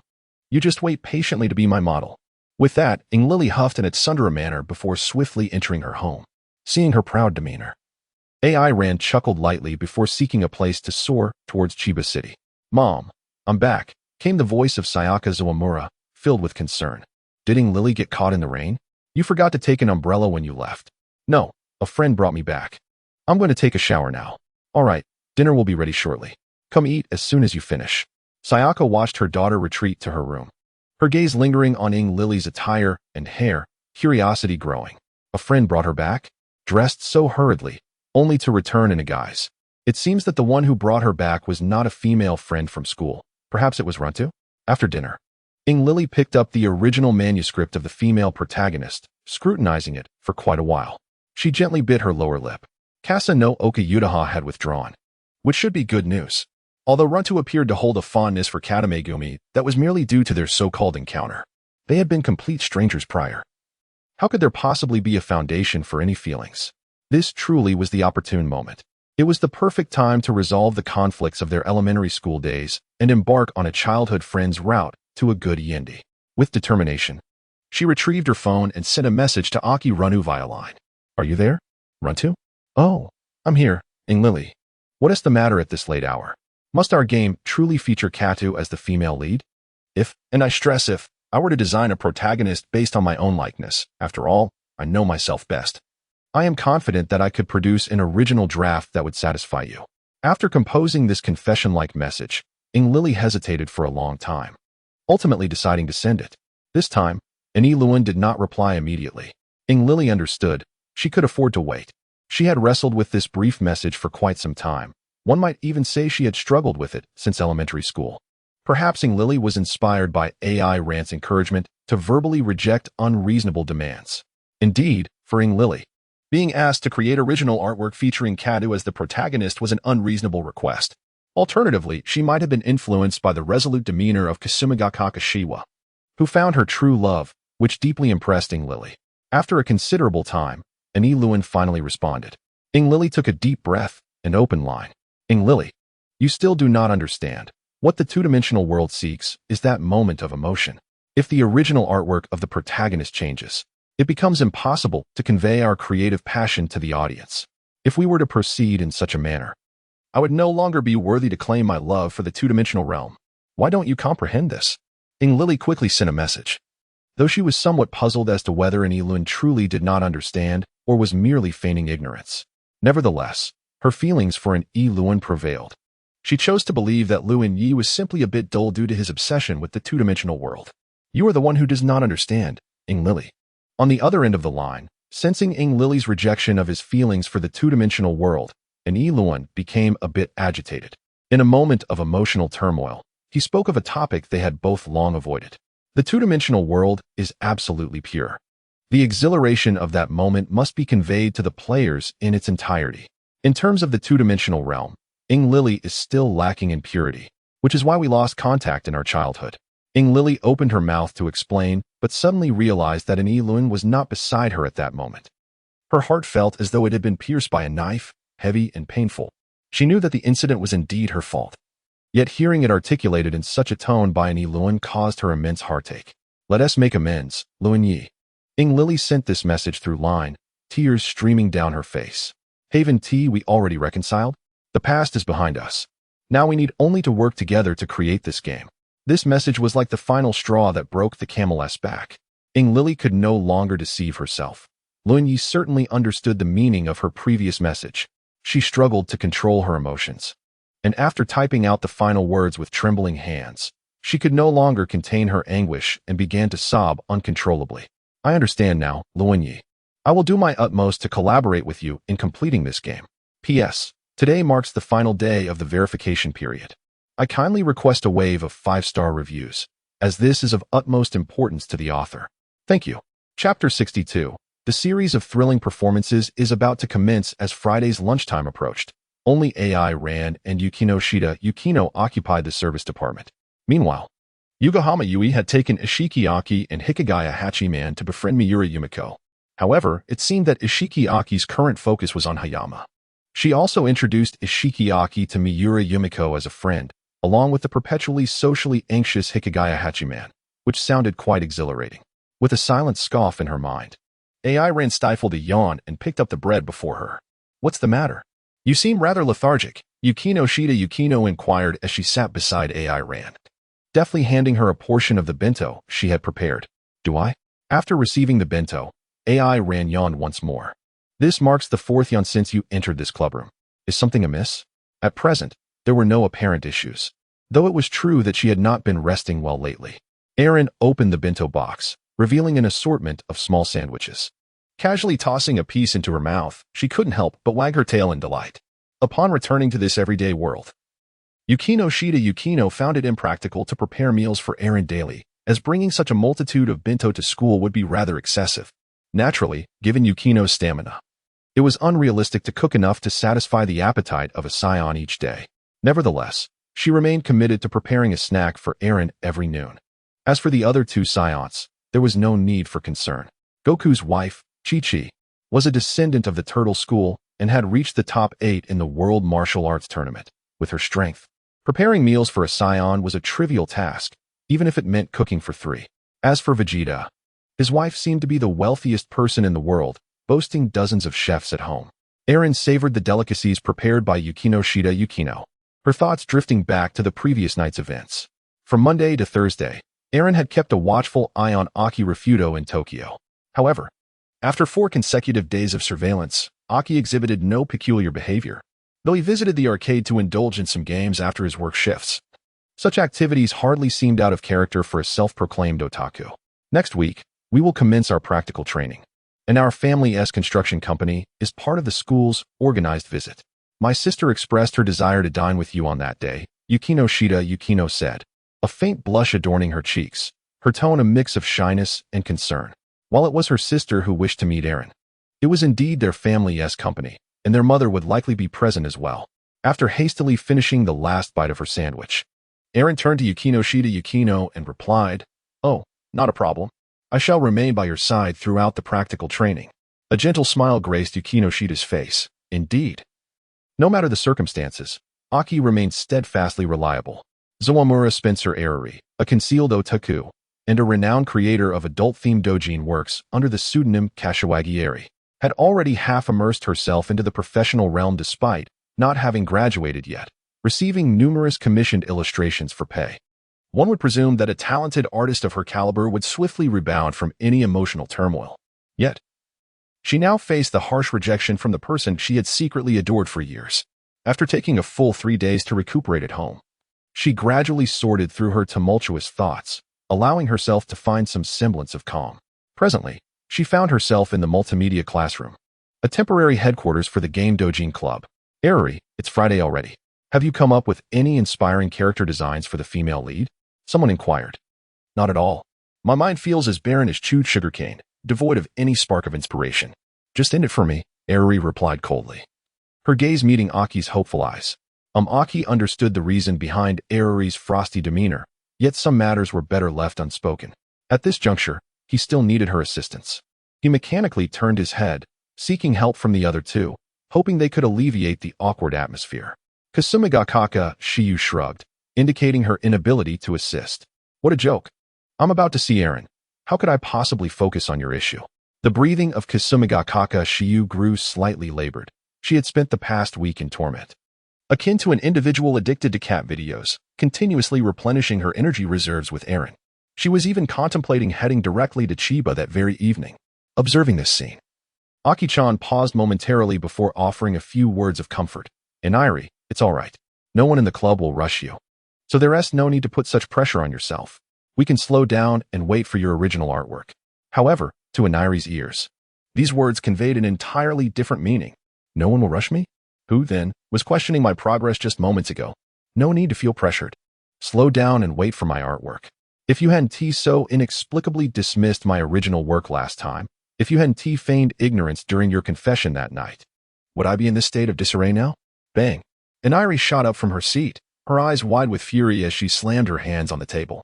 Her lingering feelings for Aki-chan were slowly being eroded. Yet, upon witnessing Aki-chan's retreating movements, she chose not to voice her thoughts, but instead swallowed her indignation. After casting a fierce glare at Aki-chan, she crossed her arms and gradually sat back down, turning her gaze to the window. Kasumigakaka Shiyu observed the evidently troubled Inairi, furrowing her brow in contemplation. As a novelist, she understood the irritations inherent in the creative process, and thus empathized with Inairi. However, it was clear that Inairi's current emotional state transcended mere irritation. Recalling their chance encounter at the CAF on Monday, she began to speculate. Aki-chan, Kasumigakaka Shiyu spoke, drawing the attention of her peers to herself. Let us set aside the matter of the original artwork for now. I previously sent you the initial draft of the game via line. Did you have a chance to look at it? Aki-chan seemed still dazed from Inairi's outburst, taking a moment before responding in a flustered manner. Yes, of course I looked. Really? What did you think? Are there any areas that need revision?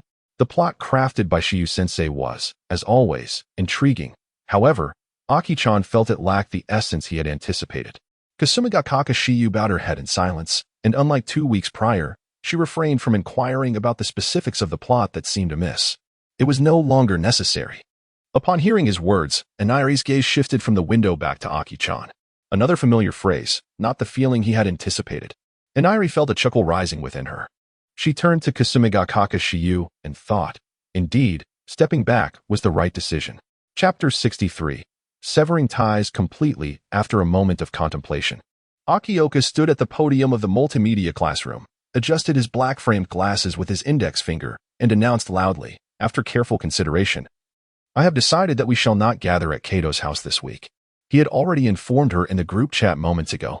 The expression on Kasumiga Kakashiwa's face immediately darkened, and she inquired in a hushed tone, why? In pursuit of inspiration for our game project, and to recapture the emotions from the day I first met Kato. I wish to invite her to my home to play games together, and then perhaps take a stroll, he explained. A date? Kasumiga Kakashiwa shot a disapproving glare at Akioka. Why should everyone's group activity be cancelled for your personal rendezvous?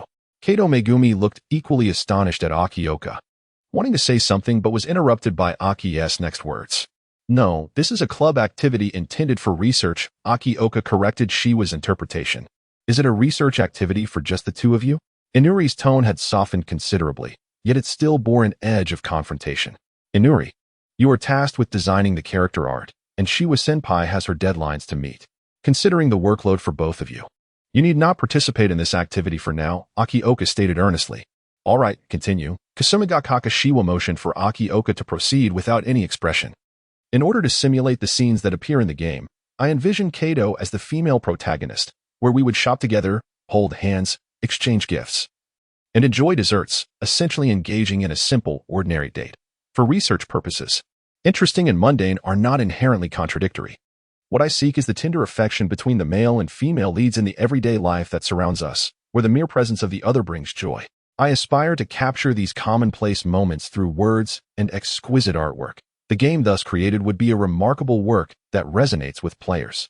As his passionate speech concluded, Kato Megumi, seated at the back of the media room, rose and stated in a calm tone, I'm sorry, Aki. Although I agreed to be the protagonist of this doujin circle, I am not inclined to partake in what you've proposed. If we are not gathering this weekend, I will study at home instead, as my recent academic performance has been lacking. I truly need to dedicate some time to my studies. With that, Kato Megumi picked up her backpack and prepared to leave. Akioka hurried towards the back of the multimedia classroom, attempting to stop her.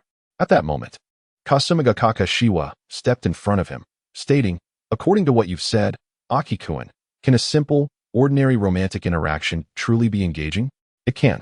Anri Ryu also nodded resolutely, yet his gaze persistently drifted towards Kato Megumi. Upon noticing that Kato Megumi seemed to have no intention of leaving immediately, he redirected his attention to Kasumiga Kakashiwa. If it were the celebrated novelist Shiwa Kasumi, she would undoubtedly craft vividly alive characters and captivatingly exquisite tales. I place my faith in you. Confronted with Anri Ryu's expectations, Kasumiga Kakashiwa closed her eyes, crossed her arms, and quietly pondered, refraining from an immediate response. To her, her only connection with Anri Ryu was the debt she owed him, a debt that, once settled, would see them part ways. Her current task was to contemplate the feasibility of such a script. Anri Riri observed this scene before her with a profound sense of déjà vu. It recalled an ordinary afternoon before the establishment of their club when Anri Ryu had appeared before her without any prior indication. Join me in creating a game, Anri Riri. If it were you, you could undoubtedly produce the most exhilarating original artwork. You are the finest illustrator I know, and I believe in your talent, he had resolutely declared, rallying the team with spirited encouragement, claiming trust, yet she had not seen him alongside her in their shared journey. I believe in you. I believe in you. Were you a cheerleader or a game producer?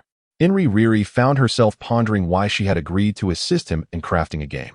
What was the initial sentiment that had drawn her to the club? Was it the satisfaction of being needed by Anri Ryu? The pride in having her abilities acknowledged? Or perhaps a sense of responsibility to be of service? It seemed none of these. Rather, it appeared her involvement stemmed from a fondness for her childhood friend.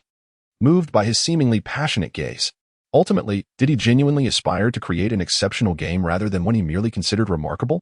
Or more directly, a game inspired by Anri Ryu and Kato Megumi?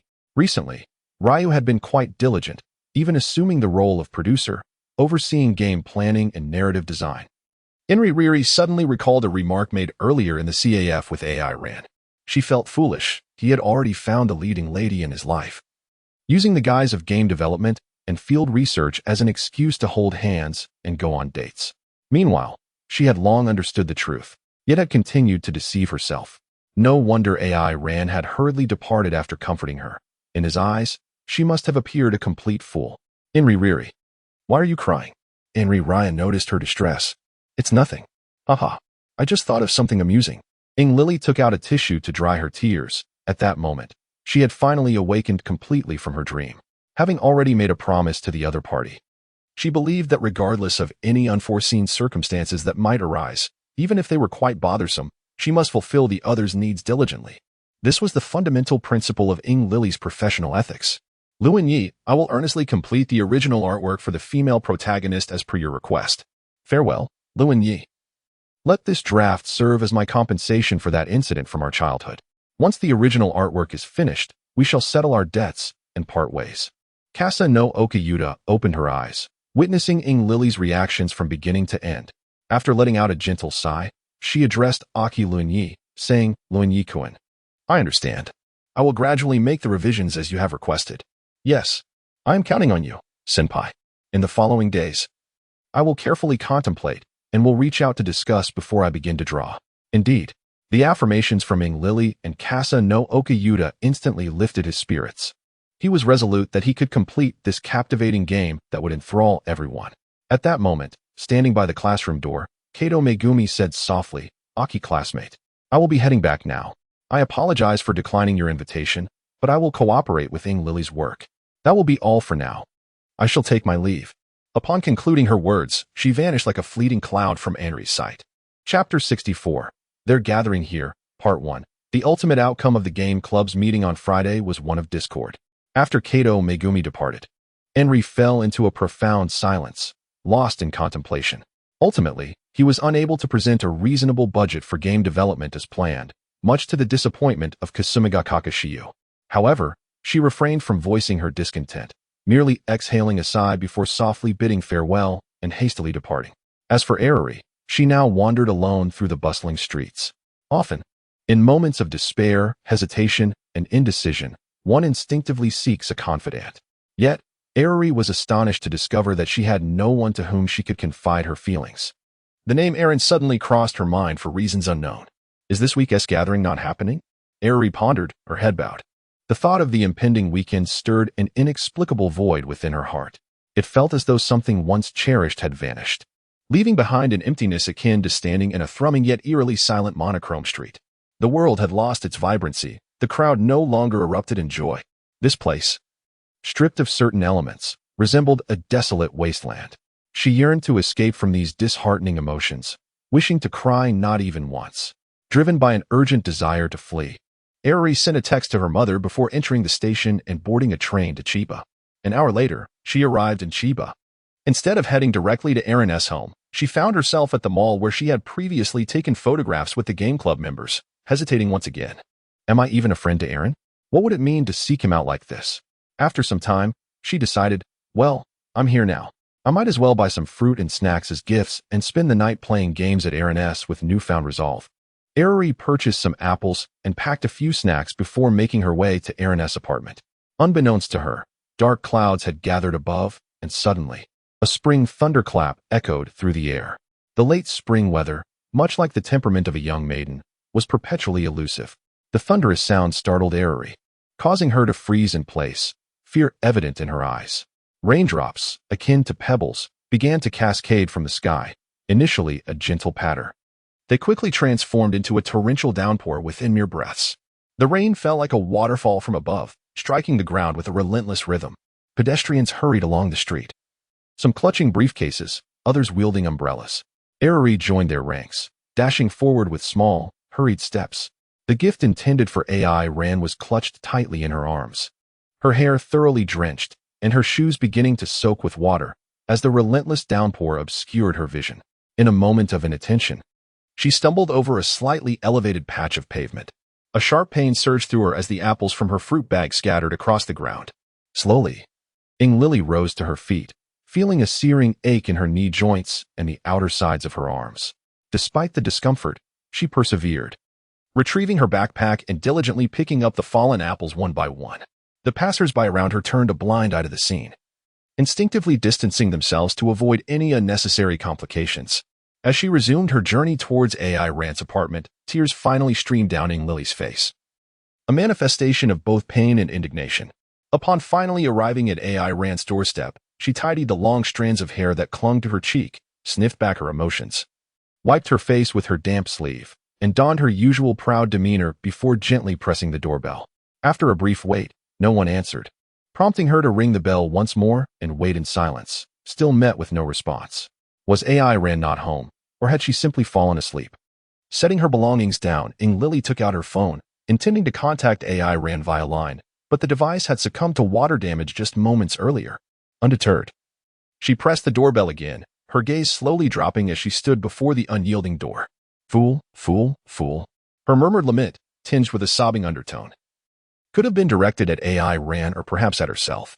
She leaned against the wall and gradually sank to the floor, resting her head upon her knees as her quiet sobs escalated into silent tears. The thunder rumbled more frequently, and the rain outside intensified. At this moment, AI Rand was hovering above the residence of an Yi. This afternoon, he unexpectedly received a message from an Yi, announcing that this week's gathering had been cancelled.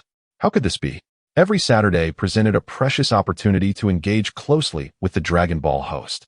Iran stared irritably at the residence of an Yi, contemplating on numerous occasions the possibility of unleashing a ki blast to send both an Yi and his abode soaring into the heavens. Such an act would undoubtedly conclude the task of purifying the Dragon Balls. Regrettably, murder is unequivocally prohibited. The Supreme Kai of Time had warned him that should he take a life, he would be condemned straight to hell. With a resigned sigh, Iran propped his chin on his hand. Suddenly, a thunderclap resounded, and torrential rain began to fall. Well, since it is raining, there seems to be no change on an Yi's side today. Perhaps it is best for me to return for now. AI Ren wiped her face with her hand, realizing that a Saiyan's hair would no longer change after reaching adulthood. Therefore, even in the downpour, there was no need for her to fret over it. A few shakes upon arriving home would suffice. A warm shower and a good rest awaited her.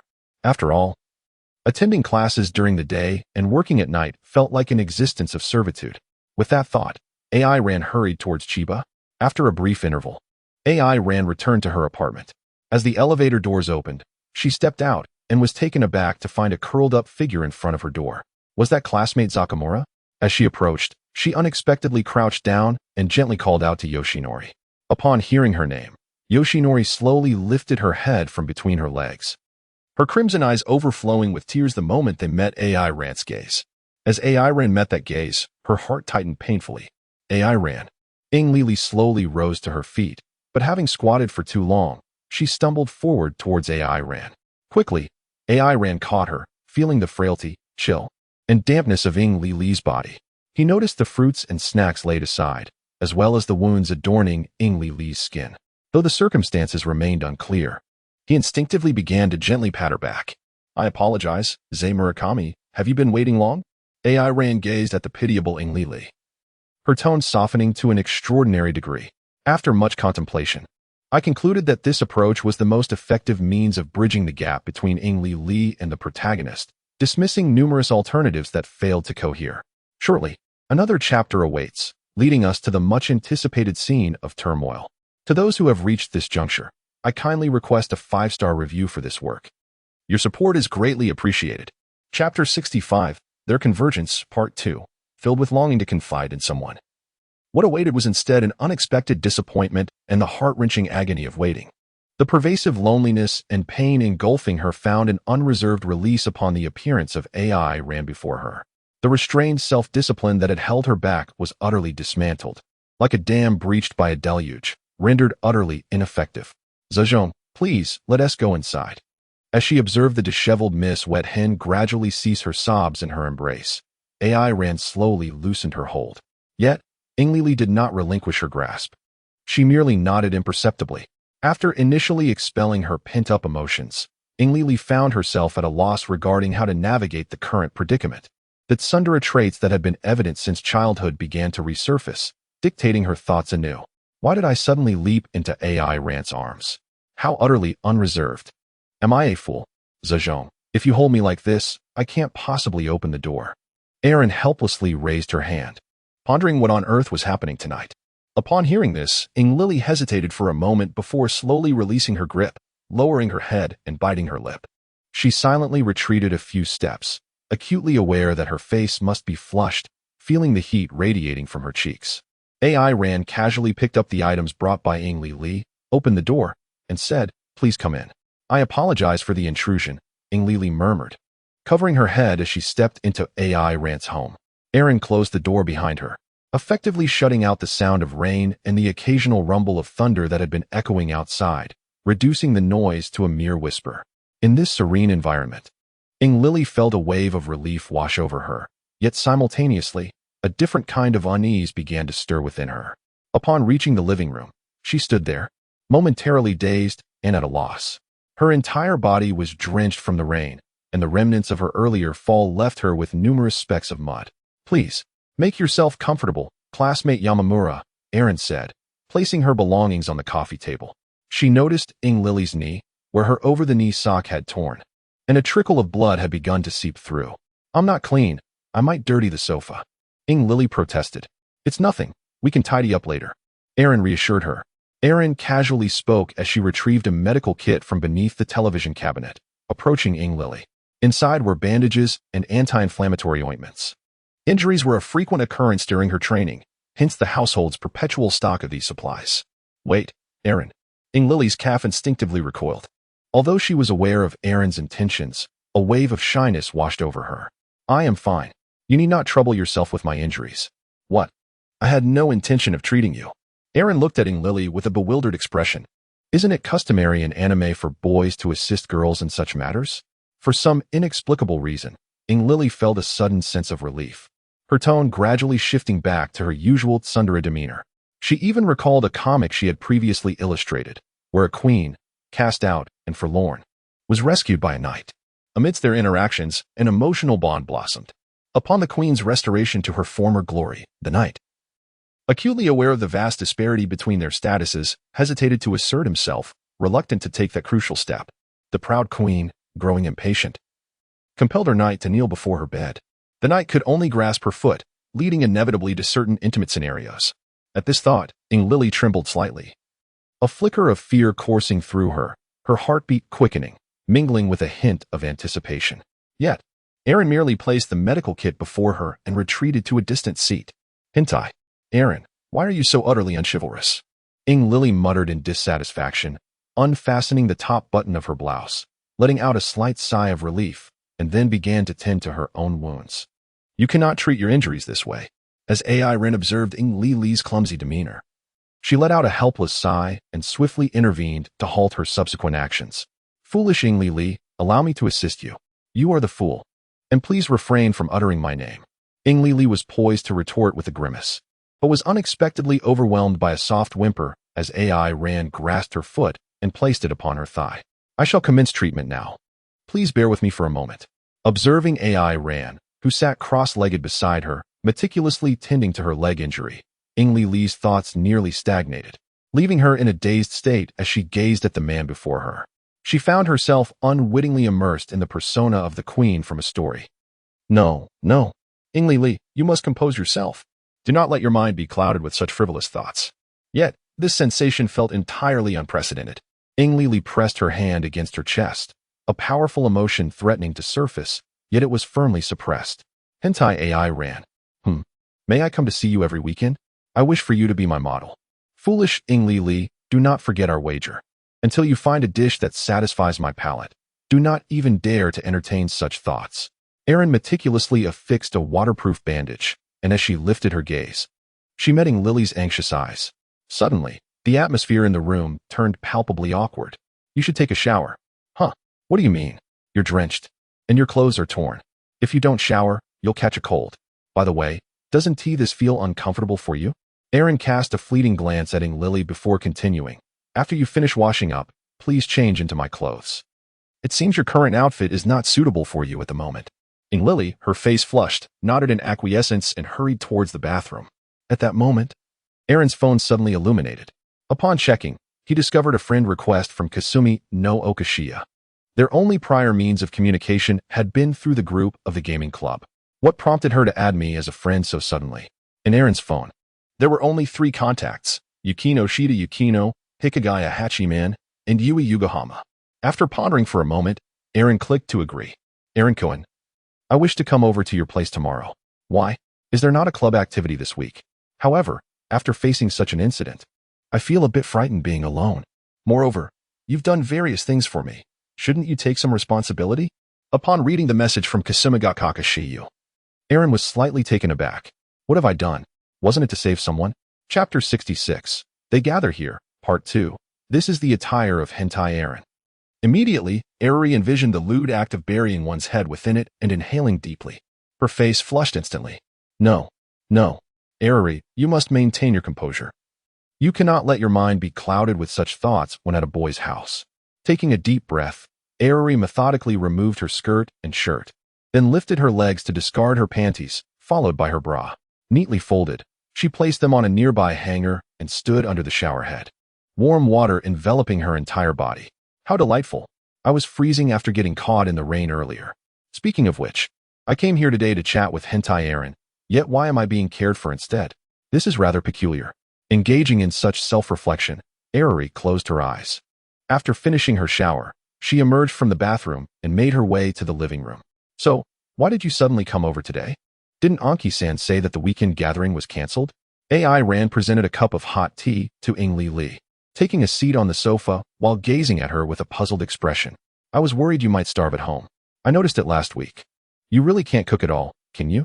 Ingli Li's face flushed slightly, and by this point, she was at a loss for how to confide in AI Ran. At this moment, AI Ran found himself momentarily dazed, for he had witnessed a side of Ingli that was entirely different from her usual demeanor. Her golden locks cascaded over her shoulders, unbound into twin ponytails, and her freshly washed face bore a gentle blush. The white shirt she wore, a gentleman's attire, hung loosely on her frame, its length accentuating a relaxed fit. Ingli, already petite, appeared even more delicate in this ensemble. It struck him that, in this attire, it seemed she might not be wearing any undergarments at all. Coughing to mask his embarrassment, AI Ren averted his gaze and suggested, I'll prepare something to eat. You haven't had dinner yet, have you? Although I lack culinary skills, I do have an assortment of bento from the convenience store. Rising from his seat, he made his way to the kitchen, feeling the awkwardness of their situation as a solitary male and female in the same room. Thank you, Ingli murmured, her eyes following AI Ran's retreating figure. The television blared a variety show, yet she was unable to focus on it. Despite her efforts to maintain an air of nonchalance since emerging from the bathroom, the turmoil within her was palpable. She was acutely aware that she had bathed at a male friend's home, clad in his clothing, and now shared the same space as him. With the night sky having swallowed the daylight, outside, the rain showed no signs of abating, and the thunder rumbled incessantly, creating an unsettling atmosphere. Speaking of which, I texted my mother this evening, yet she has yet to reply. Is she not worried about me at all? Lily's thoughts wandered chaotically, leading her into a state of distraction. A wave of dizziness washed over her, and the urge to sleep began to creep in. As a creator of works within the genre of humiliation, her mind suddenly sprang to life. This scenario felt oddly familiar, could it be? Her gaze fell upon the half-consumed cup of hot tea before her. No way, it can't be. Seated on the sofa, she observed AI Ran bustling about in the kitchen. Hentai AI Ran, you truly are peculiar, she thought, before her consciousness began to fade completely. Hey, silly Lily? Aaron sensed that Lily's breath was somewhat erratic and hurried over in a flurry of steps to check on her. Observing her dazed expression and the rapid, shallow breaths escaping her parted lips, Aaron swiftly placed her hand on the other's forehead. So hot. Aaron hesitated no longer and swiftly lifted Lily, gently placing her upon the bed in the guest room. Throughout this process, he meticulously regulated his strength, channeling it into Lily's body. As Aaron's pure life energy flowed within her, a rosy hue graced Lily's complexion, and beads of perspiration gradually appeared upon her forehead. Gradually, her breathing began to steady once more. AI Ran gazed at the gradually recovering Li and sighed, pondering the peculiar circumstances. He then quietly exited the guest room, gently closing the door behind him. Li, still in a daze, opened her eyes and caught a glimpse of AI Ran's departing figure. She instinctively murmured, "Hentai." AI ran, "You naughty boy." Even now, Lily remained lost in her own thoughts before succumbing to a deep slumber once more. The next morning, at the break of dawn, Aaron languidly sat on the sofa, gazing at the television with a sense of ennui. Up until now, he had yet to regain his composure. Lily had arrived, drenched from the rain, feverish, and now asleep, all in one breath. Only Aaron remained in a state of bewilderment. Indeed, it seemed that everyone in this gaming club was fundamentally incompatible with him. AI ran, in a state of helplessness, propped her chin up with her hand. At that moment, the doorbell rang unexpectedly. "It's only 7 o'clock. Who on earth is seeking me so early?" With a sudden leap, AI ran sprang from the sofa and swung open the apartment door. Upon seeing the visitor, she exclaimed in surprise, "Sister Kasumigakaka? It's me. What's the matter? You seem quite taken aback to see me. Am I not welcome?" Kasumigakaka Shiyu responded with a teasing tone, yet her demeanor belied a turbulent inner state. It had been a week, and she was in dire need of AI Rant's invigorating presence. Suddenly, her gaze fell upon a pair of women's leather shoes placed at the entrance. Shiyu's pupils constricted sharply, but she feigned nonchalance and inquired, "AI Rankun, do you have a guest at home?" "Yes. Lily came over for some reason last night and is currently resting," AI Ran replied. "Lily?" Shiyu inwardly exhaled in relief. Although she was unsure of the reason for her visit, it was indeed Lily, which alleviated her concerns. "Please, come in, Sister Kasumigakaka." AI Ran relinquished half a step, and upon the entrance of Kasumi no Oka Poem Feather, he closed the door to his apartment. At the very instant the door shut, Kasumi no Oka Poem Feather suddenly lunged into AI Ran's embrace. The moment their bodies met, AI Ran was momentarily taken aback, rendering him incapable of thought, and soon he found himself pinned to the ground by Kasumi no Oka Poem Feather. What is happening? Are humans truly this formidable? How could one bring me to the floor? Aaron felt as though his mind was on the verge of crashing. He, who was never particularly adept at contemplation, was utterly at a loss regarding how to respond. Aaron-kun, Aaron-kun. Kasumigakaka Shiyu called out his name with a flushed complexion, as if she were on the brink of awakening some extraordinary attribute. Just as Aaron found himself in a state of confusion, a sudden scream echoed from the guest room. "Hentai Aaron, what did you do to me last night?" Simultaneously, the door of Aaron's apartment was knocked upon once more. Kata Megumi stood outside, holding 2 large bags of groceries with an air of vivacity. AI Rant's heart sank instantly. Who can tell me what on earth is happening? P.S. This chapter still feels somewhat lacking. I will revise it when I get home after work, as I am currently writing while slacking off at my job. Chapter 67, AI Ran. I wish to escape, yet find myself unable to do so. Shiyu of the Zayansaku is already on the brink of collapse. Aaron was utterly astonished. With wolves before him and tigers behind, and a golden retriever in the guest room, what a farcical scenario akin to a harem comedy this was. Moreover, the girl in his arms, Shiyu Kazunoko, was evidently in a trance, manifesting what could only be described as a Yandere attribute. Kazunoko's physique, which had long been deprived of exercise, could not possibly contain the power of a Saiyan like Aaron. Yet, strength arises from the heart. If one lacks the will to resist, the power to do so naturally dissipates. Perhaps it was due to the shock of Kazunoko's actions. Or perhaps a desire not to harm her, or for some other reason entirely. Aaron spoke in a calm tone, striving for composure. "Kazunoko, please calm down. I need to open the door. I am uncertain what has transpired with Aaron." The girl with long black hair perched atop Aaron, her crimson eyes shimmering with a mist of longing and desire, felt an inferno of emotions burning within her, desperately seeking an outlet. How could she keep Aaron by her side forever? Should she consume him? No, the time was not yet ripe. She had to endure. Forcing herself to suppress the inner flames, Kazunoko gradually descended from Aaron, taking a few hurried breaths as the flush on her cheeks began to fade. With a light step, she made her way towards the living room of Aaron's home. Meanwhile, Aaron stood up and opened the door. "Kato? Good morning, Aaron. I apologize for arriving unannounced." Kato Megumi stood at the threshold, carrying 2 large bags of groceries, her expression serene as she regarded Aaron. She continued, "I accidentally overheard some unusual sounds from within." "Has something happened?" It's nothing.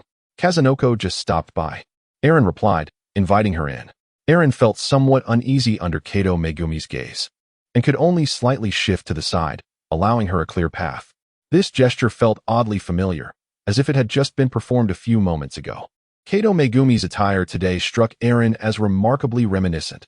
A white beret, wisps of bangs gently swaying in the breeze, a red outer garment atop, and a voluminous white lace skirt below, complemented by white stockings that were impeccably fitted, leaving a tantalizing glimpse of skin between the skirt and the stockings, igniting boundless imagination. Isn't this the limited edition outfit of Saint Megumi? Upon noticing Aaron's gaze, Kato tilted her head, expressing a look of confusion. Aaron, why do you keep staring at my clothes? Are they not appealing? Oh, it's nothing. Kato, you look stunning in this outfit. It suits you perfectly. In her heart, AI Ran silently apologized once more to Anilun. Why do I say once more? AI Ran suddenly awoke. Kato, please come in. Just in time, the foolish Eruri and Senior Kasumigakaka are also here. With that, AI Ran took the 2 packages of ingredients from Kato's hands and stepped inside first. Foolish Eruri. Kato silently repeated this moniker in her mind, then remarked, "Pardon the intrusion," and followed AI Ran inside. Returning to the living room, Eruri and Kasumigakaka Shiyu resumed their verbal sparring, with her arms crossed.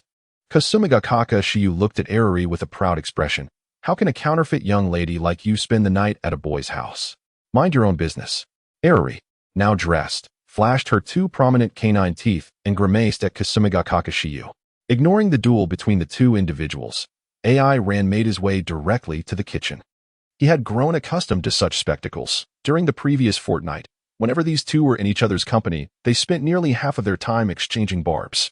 Upon noticing AI Ran's arrival, Li fell silent, staring at him in a daze. Moments earlier in the room, she had assessed her condition. Her attire was disheveled, yet she felt no discomfort. Had she not experienced a fever the night before?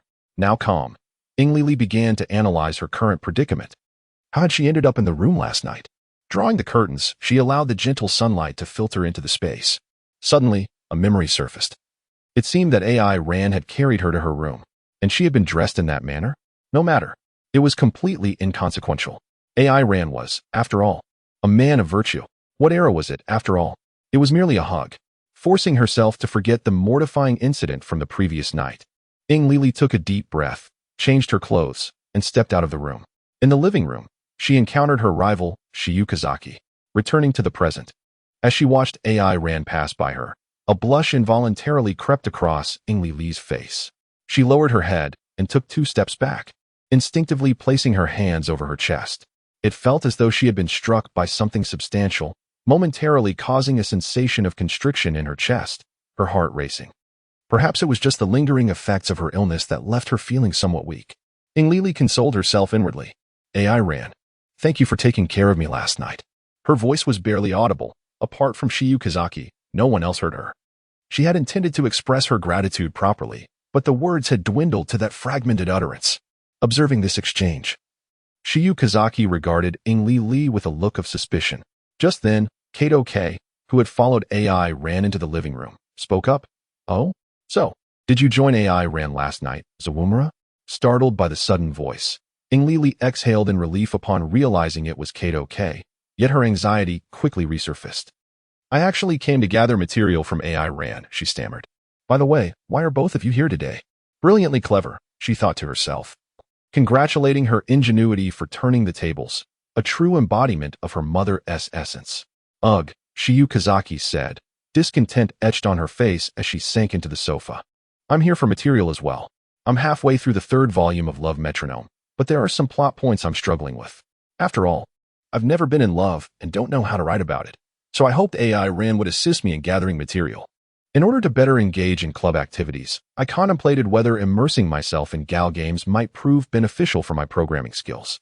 Among my acquaintances, it seems that only Aaron has a substantial collection of games, which is why I have come to seek inspiration. After a moment of contemplation, Megumi Kato expressed her thoughts with an air of indifference. Shiwa Kasumigakaka, unable to contain her excitement, fidgeted and shifted her gaze towards Aaron. Since we are all here to gather inspiration, how about we take a stroll today? What do you think, Aaron-kun? I truly wish not to be regarded as a mere subject of your research. Aaron resolved to take action in defense of the Saiyan dignity. Chapter 68. Mutual indebtedness in a secluded park, rarely frequented by people, Lily held a digital tablet. Addressing Aaron and Kadu, the experience of the female protagonist is about to commence, so we must hurry. Kazunaka Shiyu's light voice drifted from behind her, truly deserving of the title otaku manga artist. You venture out so rarely, akin to a dog freed from its leash. Hey, keep your voice down. Lily anxiously glanced around. Her identity must remain concealed. Otherwise, it would result in utter social demise. After confirming that the vicinity was deserted, Lily cast an indignant glare at Kazunaka Shiyu. Next time, I'll use you as the model for my comic. By the way, aren't you the one who stays at home all day? Why are you criticizing me? I'm quite different. I frequently venture out for inspiration. Only those adept at observing life can craft words that truly resonate with the heart. However, Kazunaka Shiyu turned to Aaron, who stood behind her. Today marks my first time gathering material with someone of the opposite gender. Humph. Aaron sulkily turned his head away. Standing beside him, Katake wore a serene smile. Aaron, please don't be upset. I shall cook for you over the next couple of days as compensation. Indeed, the dignity of a Saiyan seems to be worth about 10 meals. Kazunaka Shiyu, visibly displeased, settled beside Lily. Katake and Lily were engaged in game development, prioritizing their material gathering, while tomorrow was reserved for the romantic metronome. AI Ran was quite displeased. He had perused the heroine experience plan penned by Kato Megumi no less than 10 times. Regardless of the perspective he adopted, he discerned two words lurking between the lines: cannibalism. The essence of Kato Megumi's heroine experience plan could be succinctly encapsulated in a single phrase: the romantic journey of a bashful youth and an innocent maiden. While one might argue that Kato Megumi's naivety was somewhat plausible, he could not fathom how he was even remotely bashful. Must a Saiyan be so audacious? Of course, it seemed that Kato Megumi was not particularly naive either. With a serene expression, Kato Megumi gazed at AI Ran and proposed, "Shall we hold hands?" The overly courageous Saiyan took a step back, a look of confusion clouding his features as he queried, "Kato-san, was there such a scene in the script?" "Well, since I can never seem to produce a satisfactory expression for Eriri, I thought I might experiment with this. It may yield some results." AI Rankuin. Shall we hold hands? The first task of the heroine experience is nearing completion. Meanwhile, Kasumiga Kakashiwa fixated intently on AI Ran and Kato Megumi, her eyes narrowed. The crimson irises exuding an unsettling aura. Having perused Kato Megumi's heroine experience plan, she was acutely aware of its underlying intricacies. However, the prospect of spending the next day alone with AI Ran for research made her endure the current situation. Nevertheless, Eriri consciously lagged half a step behind Kasumiga Kakashiwa, her animalistic survival instincts causing her to tremble, sensing the murderous intent emanating from Shiwa, who seemed on the verge of exploding. Had this woman truly gone astray? Kasumiga Kakashiwa, you won't suddenly explode, will you? Why would I explode? Kasumiga Kakashiwa incessantly shook her leg, her agitation evident. Eriri gestured forward with her chin, remaining silent, fearful that any misstep might trigger Shiwa's ire. Zawamura-san, do you think they aren't tired of holding hands by now? Eriri shrank her neck, noticing that Kasumiga Kakashiwa's reference to herself had become peculiar. I also think they've been holding hands for far too long. For reasons unknown, an inexplicable pang of jealousy welled up within her. And even the sight of the couple in the distance, engrossed in photography, irked her slightly. Those who are in a relationship should just explode. Turning back, Eriri noticed the wind playfully tousling Shiwa's hair, her expression darkening as well. Kasumiga Kakashiwa, if you wish to hold hands, just go ahead. AI Ran still has a free hand. Eriri's words dripped with bitterness, as she found herself utterly bewildered about her own intentions. It's easy for you to say. Today is your research outing with Kato. Tomorrow will be my turn. I never expected you, this reckless vixen, to reveal such a side of yourself. Vixen? Have you ever encountered a vixen as lovely as I? The attention of Kasumiga Kakashiyu was momentarily drawn to Eriri, diverting her gaze from Ayanami and Kato Megumi. No matter how beautiful one may appear, it cannot conceal the essence of a ruffian. Oh? So Eriri merely boasts, yet deep down, she acknowledges that I possess a touch more beauty than she does. The desire for beauty is inherent in every woman. Discussions on this topic could stretch endlessly without fatigue. Eriri, unwilling to concede, retorted, "Humph, you truly are self-absorbed. You're merely a woman of ample proportions who favors black, relying solely on your vulgar physique. Indeed, those who possess little tend to be the most sensitive about it." Kasumiga Kakashiyu placed her notebook on her thigh and pointed to a certain area of Eriri. "Look, even junior high students have surpassed you in development. Kasumiga Kakashiyu, I'm going to fight you." After a playful scuffle, Shiyu returned her gaze to Ayanami with an audible sigh of discontent. She whispered to herself, barely audible, "Why isn't it ready yet? What are you planning to do about Ankiruri's club?" The way Aruri referred to her childhood friend had shifted. Without turning back, Shiyu replied coolly, "How would I know? The previous draft was rejected, and without a proper project proposal, I cannot restart the copywriting process. Then I am even more helpless. For now, I can only sketch some female characters, as without any text, I have no idea what to illustrate." Aruri lifted her head, exhaling softly. The sunlight illuminated her hair, which clung to her cheeks, rendering her somewhat ethereal. "What is this? No longer calling him Ruri. Have you begun addressing your childhood friend by his name directly? After enduring so much, I've come to terms with it. However, I still wish to excel in this game. If I could succeed this time, what it mean?" Kasumigakaka Shiyu did not catch the latter part of Aruri's words, as her focus was entirely captivated by Ayanami and Kata Megumi. She could hardly contain herself. Aruri suddenly chuckled. "If we excel in this game, could it not mean that we can finally put our childhood behind us? To owe nothing to each other would indeed be the best form of forgetting. P.S. Slacking off at work while typing is quite improper. Not only did I draft 4,000 words of waste for this chapter, but the manager also keeps popping in for inspections. It terrified me. Upon reaching this point, dear friends, I kindly request a 5-star rating. Thank you all." Chapter 69. The complete disappearance of Aki Akane in the evening. AI Ran returned to the apartment and collapsed onto the sofa, resembling a salted fish incapable of turning over. He had spent the entire afternoon learning how to gently hold the hand of an innocent young girl, a task far more exhausting than any form of training. Lily returned to the guest room with Kata Megumi, meticulously examining her face and making final adjustments to the already established CG concept art. This afternoon, she had devoted herself wholeheartedly to illustrating everything from the fundamental character designs of the female protagonist to the various states of the protagonist and male lead across different endings. Once I complete the modifications, I will share them in the group. This way, my task will conclude before the manuscript is released, and I will temporarily be free from participating in any school club activities in the living room. Kasumigakaka Shiwa took a cushion from the sofa and seated herself beside AI Ran, softly inquiring, "Are you tired? If possible, please refrain from speaking to me at this moment." AI Ran's head was completely buried in the sofa cushions, his voice muffled and indistinct. Much like before the last appearance of the Samsung Dragon, he had recently been besieged by an inexplicable sense of impending crisis. Thus, he spent several hours each night surveilling an Iluan, dedicating the remainder of his time to fervent training. He had even begun to contemplate requesting a spirit time room from Cain. It is worth noting that Cain is the god of time, the sovereign of the realm of time. Surely, she possesses what is commonly found among the deities of Earth. However, after enduring so many days of intense training, he could not help but feel a profound sense of fatigue. Suddenly, AI Ran sensed a pair of hands resting on his shoulders, applying a slow yet rhythmic pressure. This sensation was exceedingly pleasant, nearly eliciting a moan from him. Was it Kushina Shiyu? AI Ran felt a profound inner conflict, uncertain whether he should lift his gaze.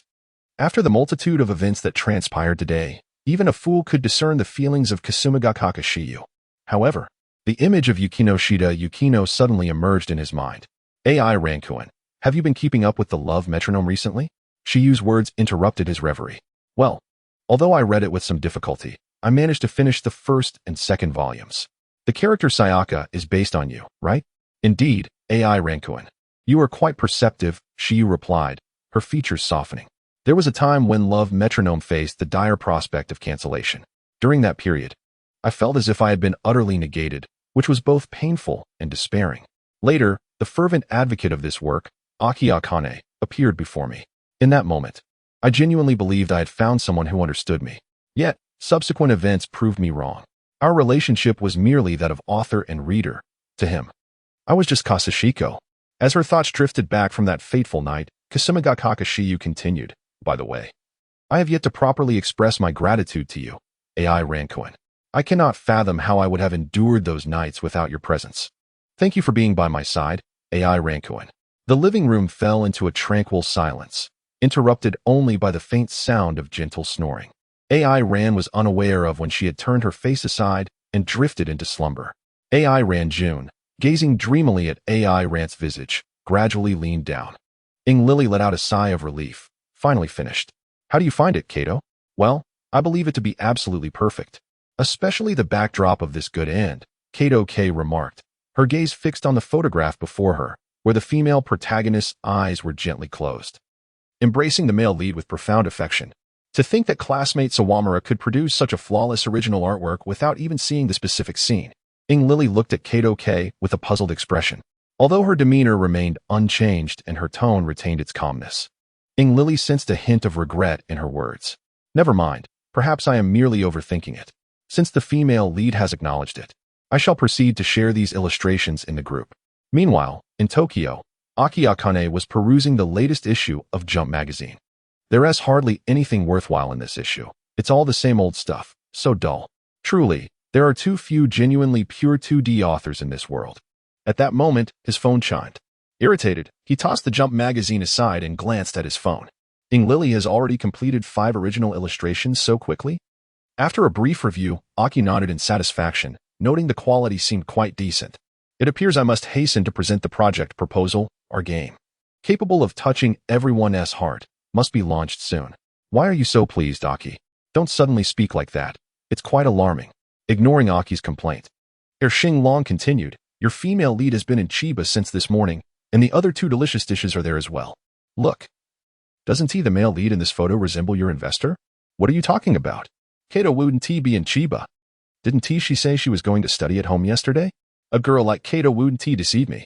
I can sense the location of anyone who has had their energy absorbed by me. She is currently in Chiba, at your investor's home. Impossible. No way.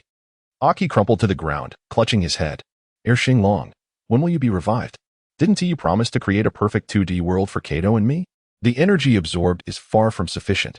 At this pace, your female lead might already have children, and I may not even be able to revive. With a sigh, the 2-star dragon expressed its frustration. It was constantly attuned to the thoughts of Aki Ryuya, who had previously considered himself a mere backup option.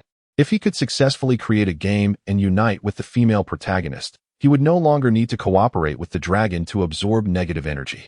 Of course, if things did not go as planned, he could utilize the evil dragon's power to conjure a perfect 2-dimensional world where he could be with his beloved character. Truly, he was an ideal host. However, the time for action seemed to have arrived. Indeed, Aki Ryuya, once again provoked, had tears in his eyes and was softly roaring. 2-star dragon, tell me, how can I resurrect you swiftly? I yearn for that perfect world. All you need to do is accept me, my host. Simply open your heart to me, and you shall gain all the power of our dragon pearl, enabling your wish to come true. Fine. I cannot bear to endure this worthless 3-dimensional game any longer. As you wish. A radiant green light enveloped Aki Ryuya's room in an instant. In Chiba City, AI ran.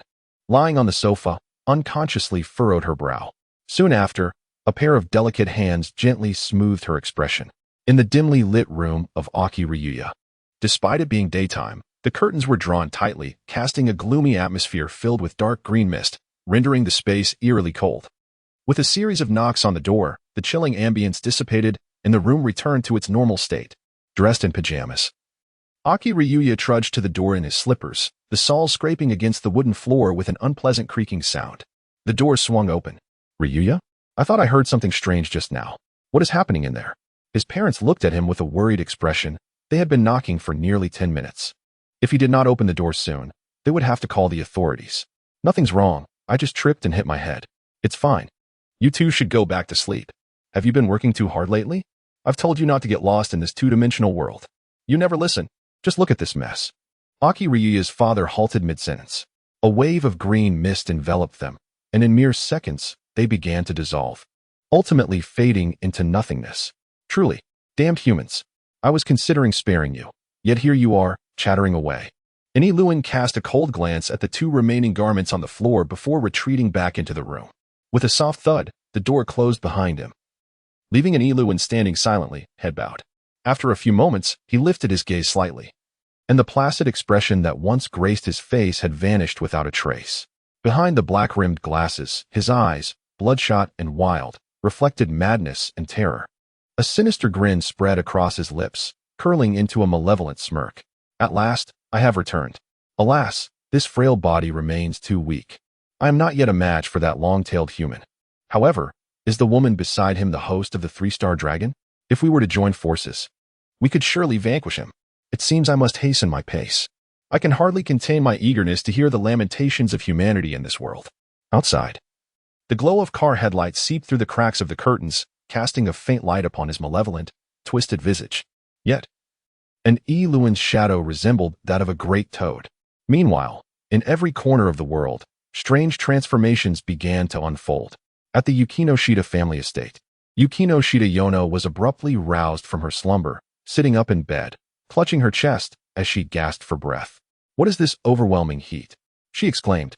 In the adjacent room, Yukino's expression flickered with a pale blue glow, which swiftly dissipated. Damn that monkey.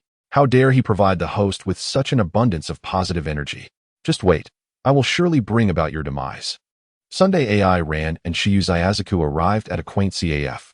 As per their agreement, today was dedicated to gathering material for the Love Metronome project. The sunlight cascaded through the window, illuminating AI Rant's face as he flipped yet another page of the manuscript. It must be said that Shiyu Zayazaku's literary prowess was remarkable. It captivated AI Rand to the point of distraction. The dryness in his throat gradually brought him back to reality.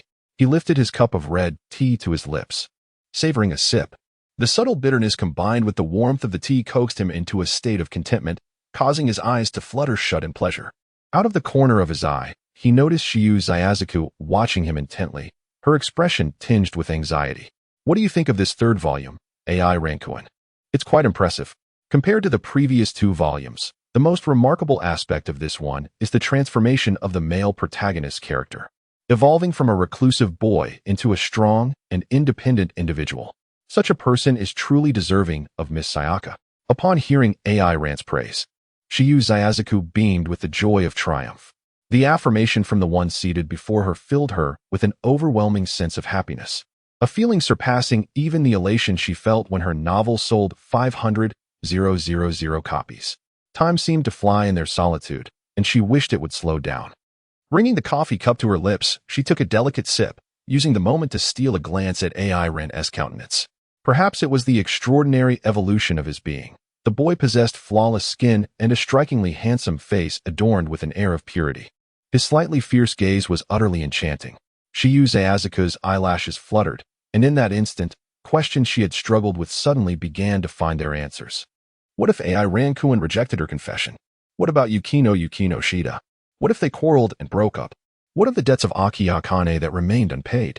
A myriad of concerns flooded her mind, yet true affection often manifests in such a manner, not born of a desire for romance, but a spontaneous and genuine admiration. It is a love that emerges from deep consideration, entangled in the very essence of caring too much. Yet at this moment, Shiyu Zayazaku found herself casting aside all those anxieties, dismissing the chaotic reasons. A day of love brings with it a day of tenderness.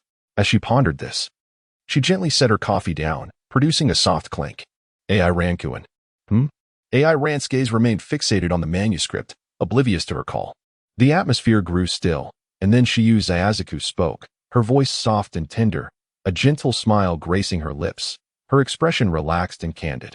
"If one day you contemplate seeking a girlfriend, perhaps you might consider me?" This marked the most courageous moment of Shiyu Zayazaku's life. In the past, she had merely been a master of words.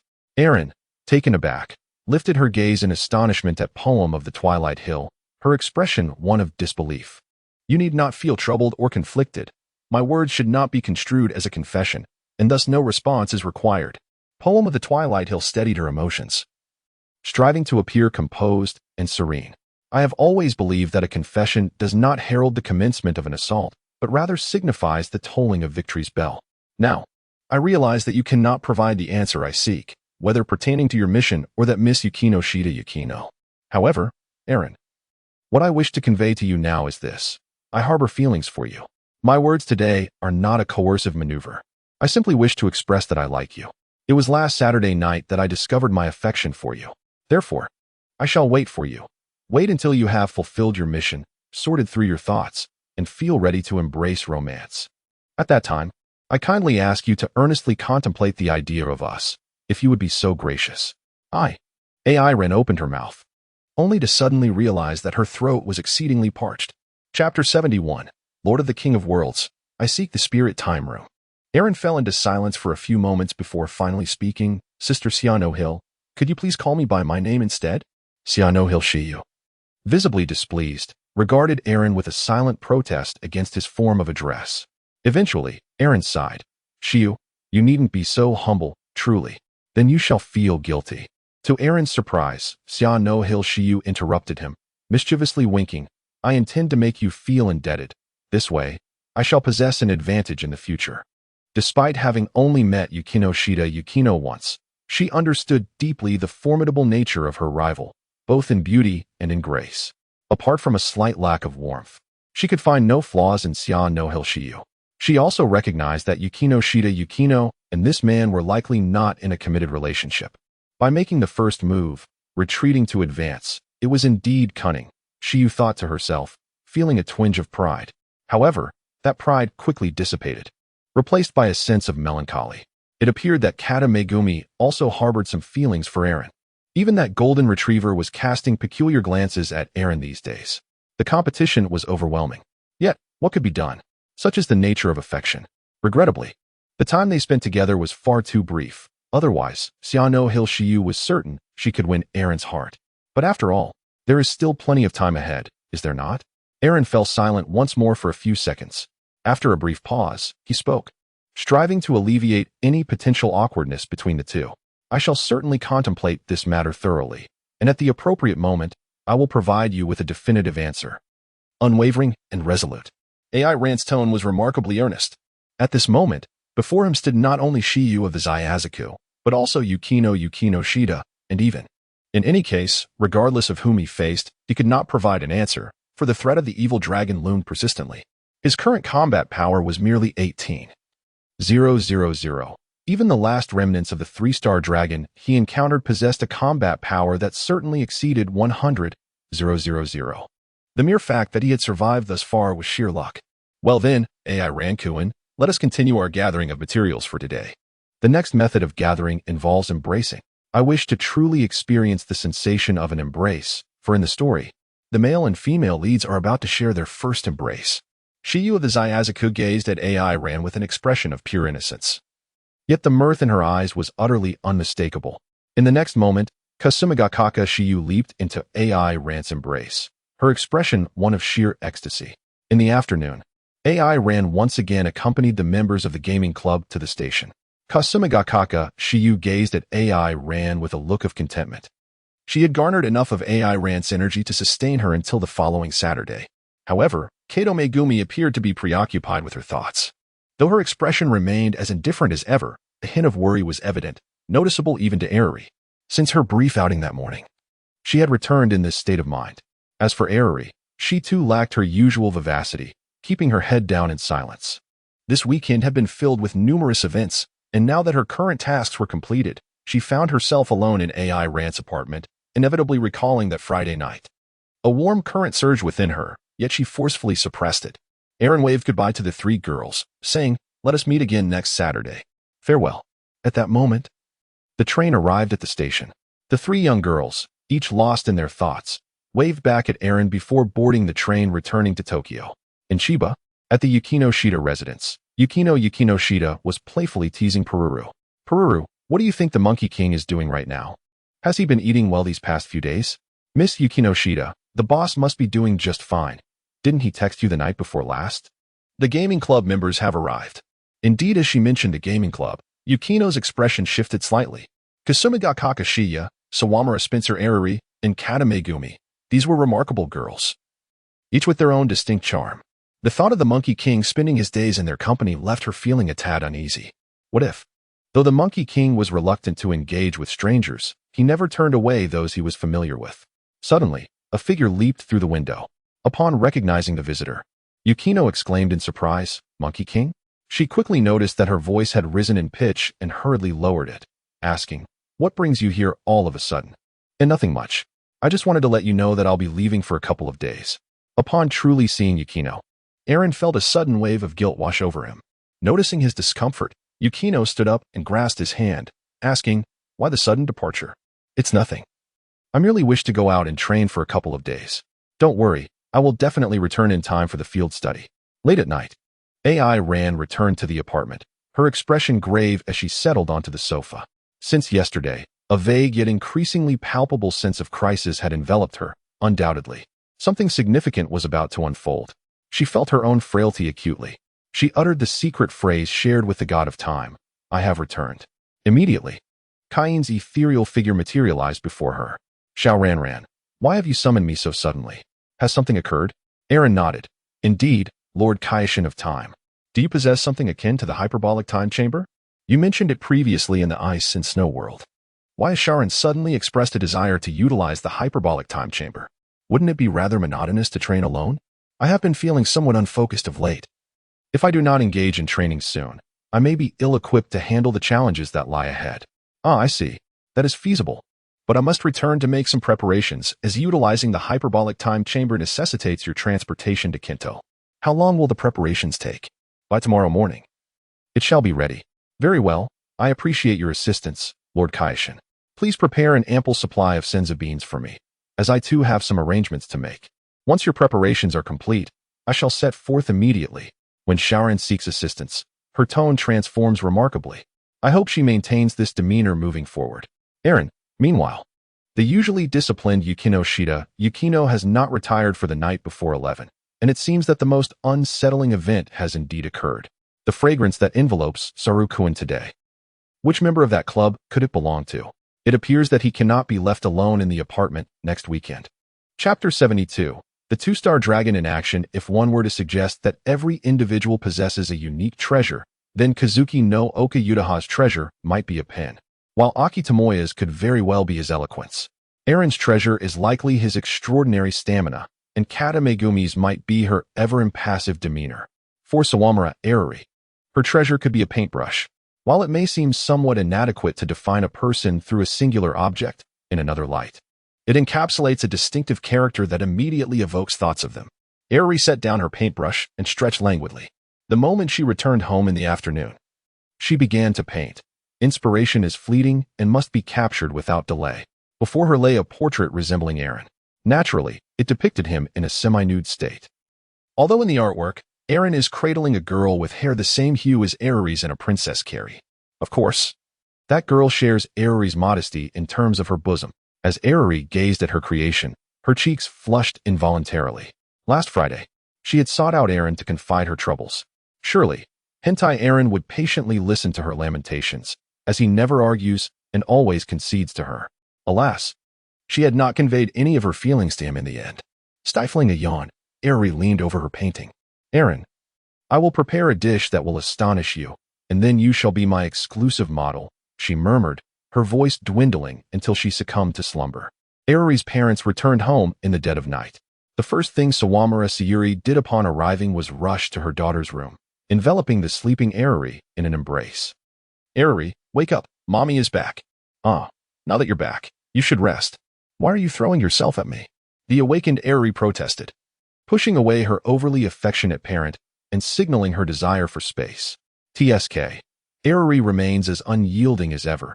You must be delighted that your mother has returned." Sayuri chided gently. "How have you been spending these past few days at your friend's house?" Sayuri ambled over to Arari's bedside, her attention drawn to the painting that her daughter had covered. "Is everything all right? I hope you've been generally happy." Lily furrowed her brow slightly. She had been quite cheerful before noon on Saturday. However, the recollection of yesterday afternoon's protagonist interview left her dissatisfied, and she pouted in discontent. Most troubling of all was the fact that today, AI Ran had spent the entire day with that hefty woman in black stockings.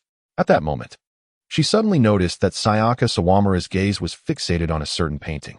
A blush crept across Lily's face as she hurriedly flipped the painting over.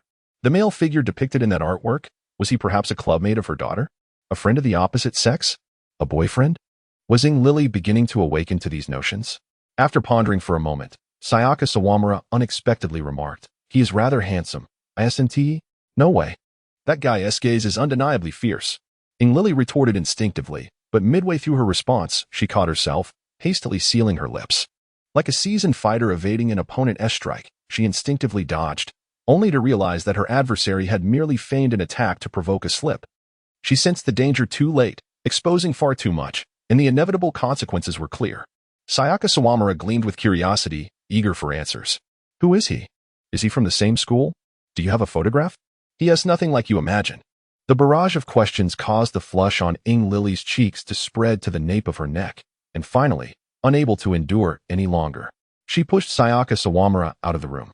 The tranquility that had momentarily returned to her heart was once again disrupted by Sayaka's words, and her thoughts drifted back to the brief physical contact they had shared not long ago, as well as the daydreams of a princess and knight induced by that drowsy red tea. She seized a cushion from her bed, pressing it firmly against her face, unable to suppress the smile that crept onto her lips. It seemed she would not find sleep tonight. Meanwhile, in a secluded alleyway in Tokyo's 21st district, a series of piercing screams echoed. Moments later, a shadowy figure emerged from within. Akirin adjusted his glasses. Satisfaction etched on his face. Indeed, though they were of inferior ilk, their energy was relatively pure. It wouldn't be long before he regained his strength. As the most cunning of the evil dragons, he had devoted the entire day to crafting a flawless plan to eliminate AI Ran. Confronting the three-star dragon directly was out of the question. Not only was he no match for AI Ran, but even if he assisted in resurrecting the three-star dragon, he risked being devoured himself. It is well known that among evil dragons, mutual consumption is the swiftest means to augment one's power. I am still too weak in my current state. I lack sufficient leverage to collaborate with the three-star dragon. Once I remove that human, I can effortlessly consume the three-star dragon as well. In such a scenario, this world would belong solely to me. Akirin muttered to himself, his head bowed in frustration as he raked his fingers through his hair. I yearn to indulge in gaming, to immerse myself in anime, and to create that game. Bang. Suddenly, he struck himself fiercely across the face. Damn it. Has the world of otaku seeped so deeply into your subconscious? After a day of abstaining from gaming, my body surprisingly exhibited withdrawal symptoms. With that, he turned his head and spat out the blood in his mouth. Pulling his phone from his pocket, he sent a message in the club group chat. Classmate AI Ran. This Friday afternoon, may our gaming club visit your school? Would that be all right? I believe that the architectural layout of Feng's Key High School is rather unsuitable as the backdrop for our game. In the group chat, AI Ran's message swiftly arrived in response. Sure, I will mention it to Yukino Shida later. We can consider it a collective activity of our service club. Upon reading this text, Urshing Long broke into a sinister grin. The unfolding of events has indeed aligned perfectly with my expectations.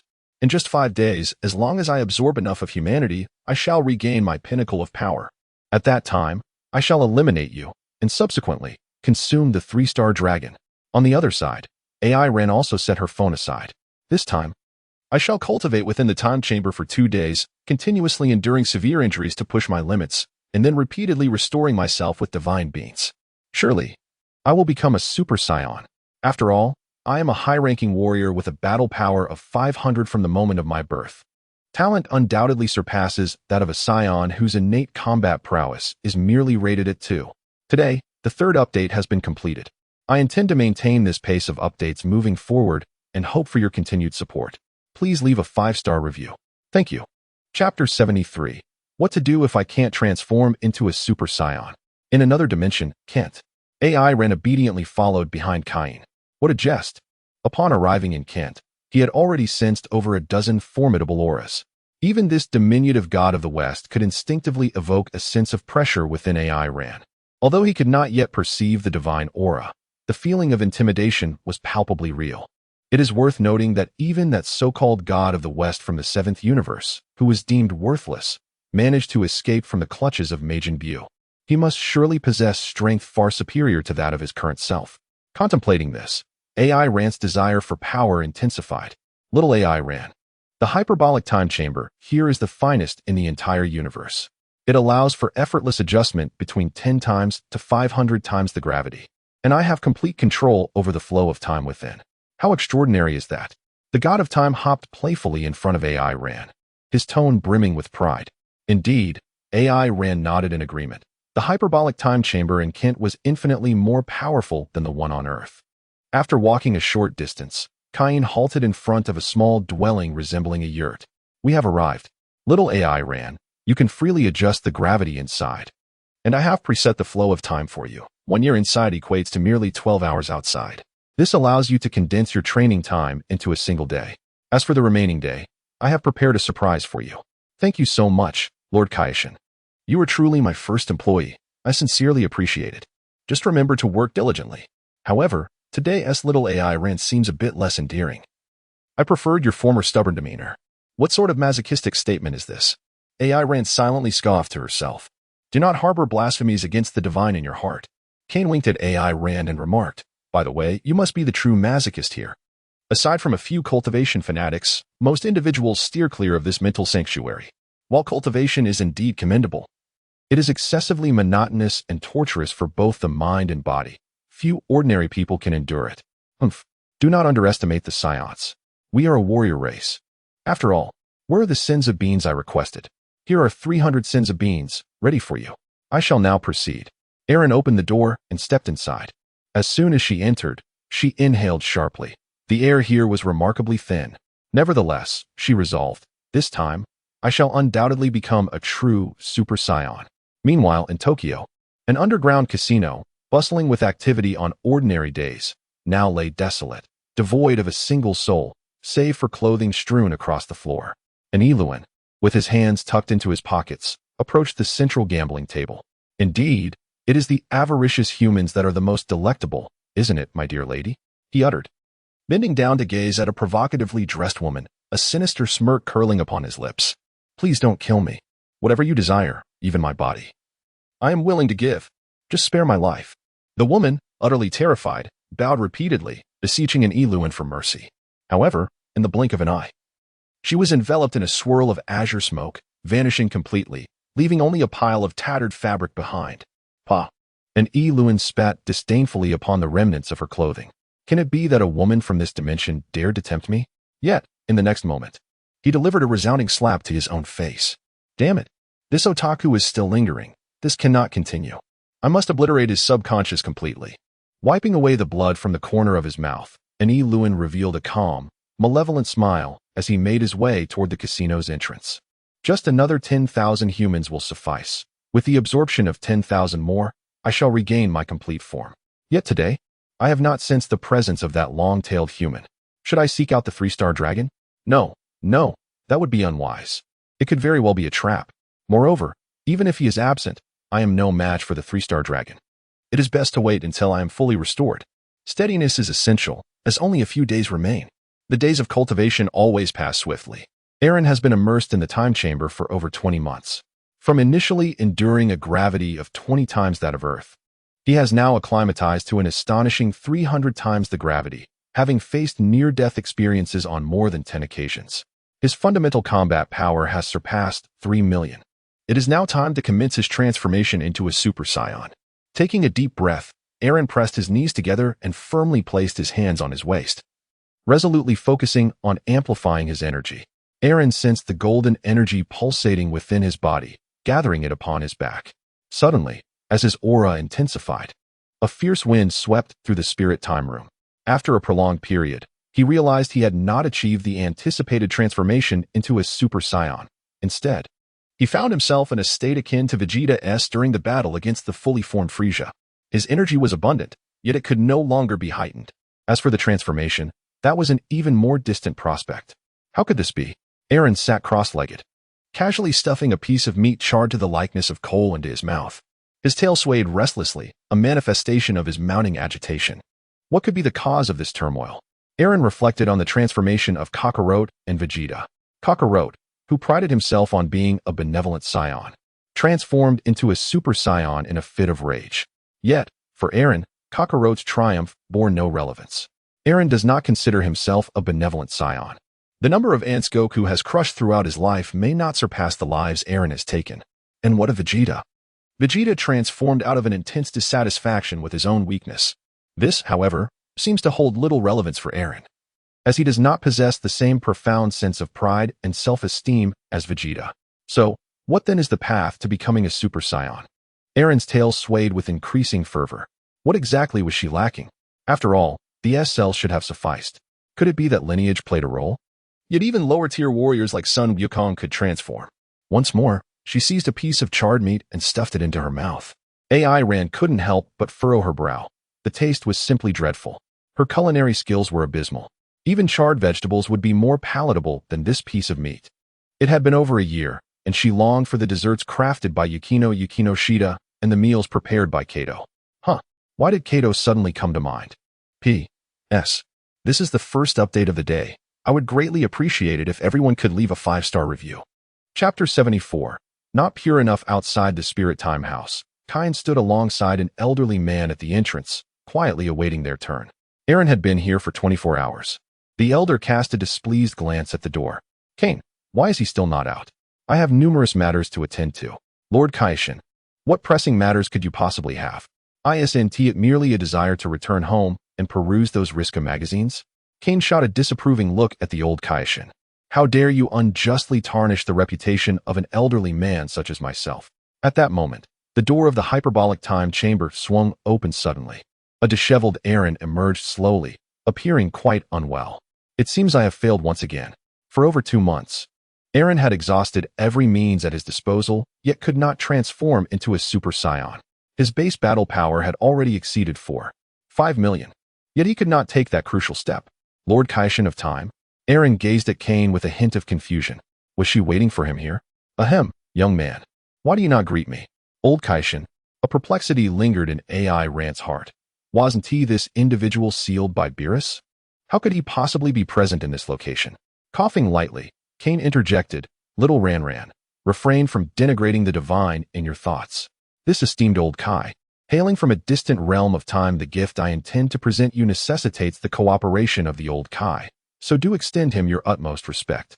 Aaron grew increasingly perplexed, having never heard of any remarkable qualities possessed by this elderly figure. Suddenly, she seemed to recall something and promptly addressed the old Kai with a tone of affability. Oh, esteemed old Kai, do you possess the ability to enhance others' combat prowess? Humph. At least you exhibit some discernment, yet your appearance vexes me greatly. I shall take my leave. Wait. Ran quickly interjected to halt the departure of the old Kai, casting frantic glances at Kain. With a resigned sigh, Kain implored, esteemed old Kai. He is my sole employee at present. Might you extend a favor? We had previously come to an understanding, had we not? Humph. I harbor no fondness for him. My abilities are rather taxing on my stamina, unless, esteemed old Kai, I happen to reside on a planet abundant with intriguing treasures that you covet. Perhaps I could bring some to you on another occasion? AI Ran cast a knowing glance at the old Kai, who immediately betrayed a fleeting, mischievous smile before quickly suppressing it. Ahem, you are quite impressive. Follow me, he said, making his way toward a patch of grass. You have yet to achieve the transformation into a Super Saiyan, correct? Indeed, I sense that my potential has reached its zenith. No matter how hard I strive, I cannot surpass that boundary. At the mention of this matter, AI Rant's expression fell. Your potential has not yet reached its limits. You have a long journey ahead. Do you understand why you are unable to transform? I do not. Might the esteemed old Kai enlighten me? Because you lack purity. The old Kai halted, turning to gaze intently into AI Rant's eyes. You are unlike the Saiyans I have encountered before. Whether they were malevolent or benevolent, they invariably possessed a pure heart. But you? I sense none of that within you. With that, the old Kai gestured toward the grass. Sit down. I will use my powers to assist you once more. However, even with my help, the enhancement will be limited. Reflect deeply on your reasons for seeking strength and ponder the essence of who you are. Only then will you succeed in your transformation. AI Ran obediently seated himself upon the ground, while the old Kai began to perform an eccentric dance around him. Aaron's thoughts began to drift gradually. What does the old Kaishin mean by not being pure enough? Is it because I am not a true-bred Saiyan? AI Ran hung his head in contemplation. It was indeed true that many memories had faded entirely from his mind. In his past life, he had been a lethargic individual, possessing a limited understanding of the world around him. During his school days, he spent his time engrossed in anime and video games. Later, upon entering society and facing various setbacks, he completely abandoned himself, isolating within the confines of his home. If the so-called waifus, Yukino Shida Yukino, Kashiwagi Saki, Katamegumi, and Sawamura Spencer Arari, had stood before him at that moment, he would have surely felt a profound sense of shame and sought refuge from their gaze. Since regaining his memories, AI Ran continued to adhere to the Saiyan mindset, as if all that transpired in his previous life was but an illusion. Yet, deep down, it was fear that gripped him. He feared reverting to the cowardice of his former self in this life. Surely, his past incarnation must have also dreaded becoming a mere instrument of violence in this existence. Suddenly, AI Ran thought he heard the voices of several individuals. Yuan Kun. AI Ran Kun. Anti-AI Ran. AI Ran classmate. Instinctively, upon hearing their voices, AI Ran smiled. Indeed, he still yearned to be a person of purity. In Tokyo, bathed in the glow of night, silence reigned as usual. Yet, the mass disappearance of individuals had plunged many into a state of panic. Within a span of a single day and night, 4,000 souls had vanished entirely from this world. Anki-rin wandered through a residential area, soon spotting the house of Kata Megumi. Although martial law had not yet been enacted, the streets were eerily deserted. Kata Megumi had just taken a shower and settled into her bed. Upon unlocking her phone, a new background appeared, an image from when AI Ran had nearly dozed off against her shoulder in the mall. AI Rankuin, she murmured. Their interactions had been infrequent, yet throughout her life, he was the only one who, upon learning her name, could always pronounce it correctly. Even now, if she were to leave quietly, AI Ran would undoubtedly sense her absence immediately. Was it due to his peculiar ability? Kata Megumi dismissed this notion, recalling how AI Ran often forgot her, especially on Sundays when he would notice her proximity while interviewing Kashiwagi-senpai. Fortunately, she had managed to conceal herself in a hidden corner at that time. If only you could always keep an eye on me. Kata Megumi sighed softly, extinguishing the lights in her bedroom. Not far from the house, Anki-rin gradually shifted his gaze away from Kata Megumi's room. All right, I believe I've seen enough. It is time for us to move on to our next destination. Time is of the essence. As an Iluin cursed under his breath, he turned to leave. Damned otaku. Even in death, this body remains obsessed with anime, video games, and chasing women. Blast it. Once my strength is restored, I shall erase every fragment of your subconscious. Fortunately, I had anticipated the protagonist's harem-building strategy. Chapter 75. The on-site internship begins on Wednesday morning. Yukino Shida Yukino, clad in a flowing white dress, stepped out of her apartment with her customary punctuality. Today marked the day of the on-site internship, eliminating the need for school uniforms. She gazed at the closed door of the Aaron residence and let out a sigh. Where is Jin Yuan-kun? As she approached the elevator, she spotted a familiar figure leaning against the wall by the elevator entrance. Hey, Yukino Shida, you're as punctual as ever today? Yukino Shida Yukino paused momentarily, then smiled gently. When did you return? Just now.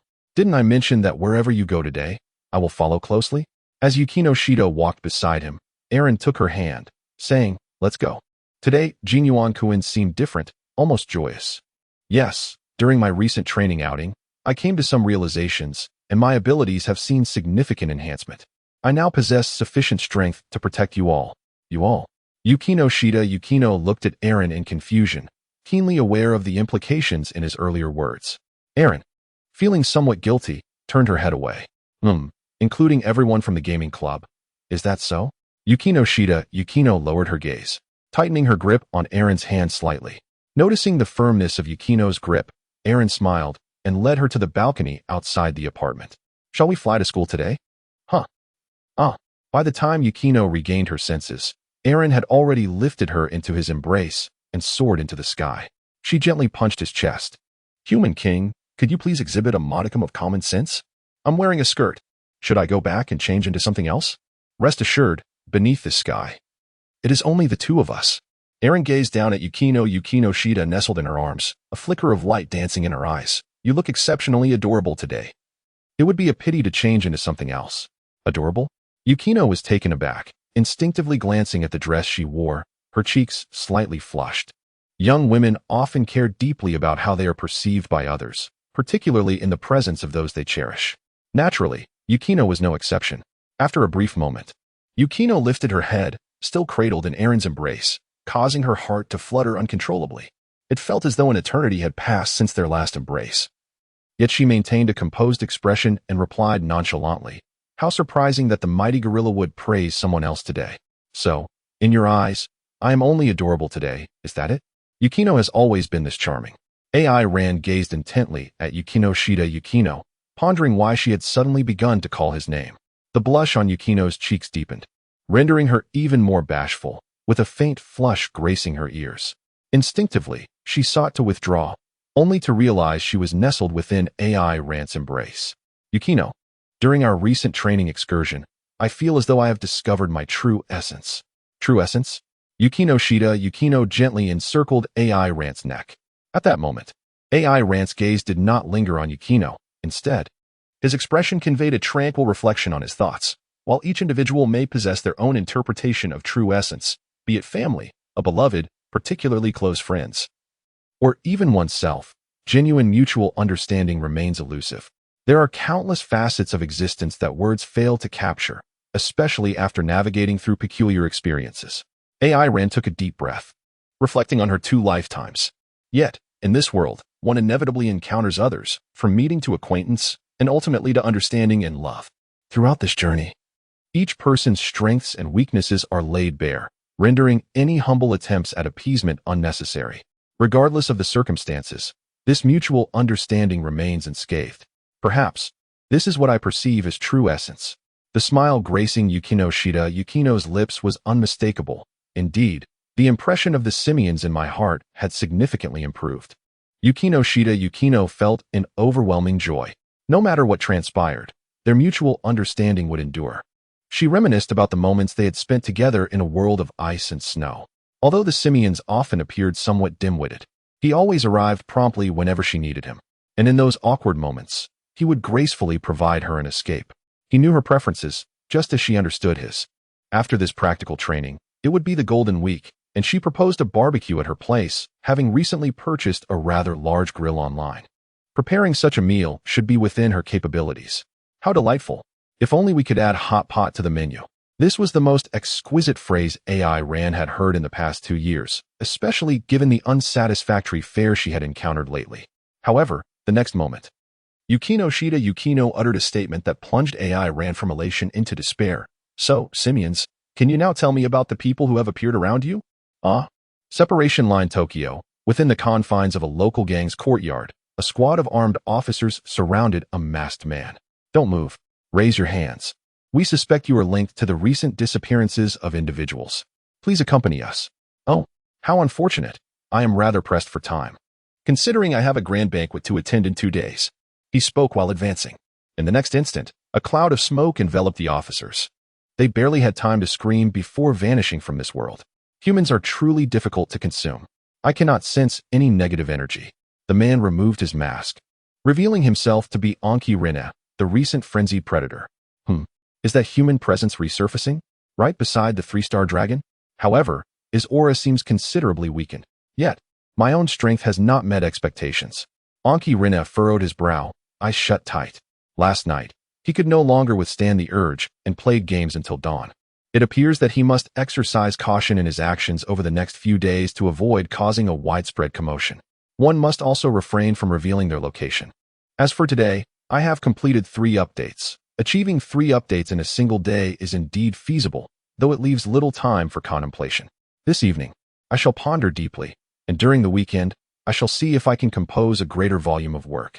To those who have reached this point, I kindly request you to bestow a 5-star review upon this book. Your support is greatly appreciated. Chapter 76. Only Love Can Purify the Dragon Balls. Several buses halted at the entrance of SBU High School. After all, this is an event organized by the school, and it is only natural that students are not permitted to roam freely. As AI Ran and Yukino made their appearance, all eyes were irresistibly drawn towards them. The two were astonishingly holding hands as they approached.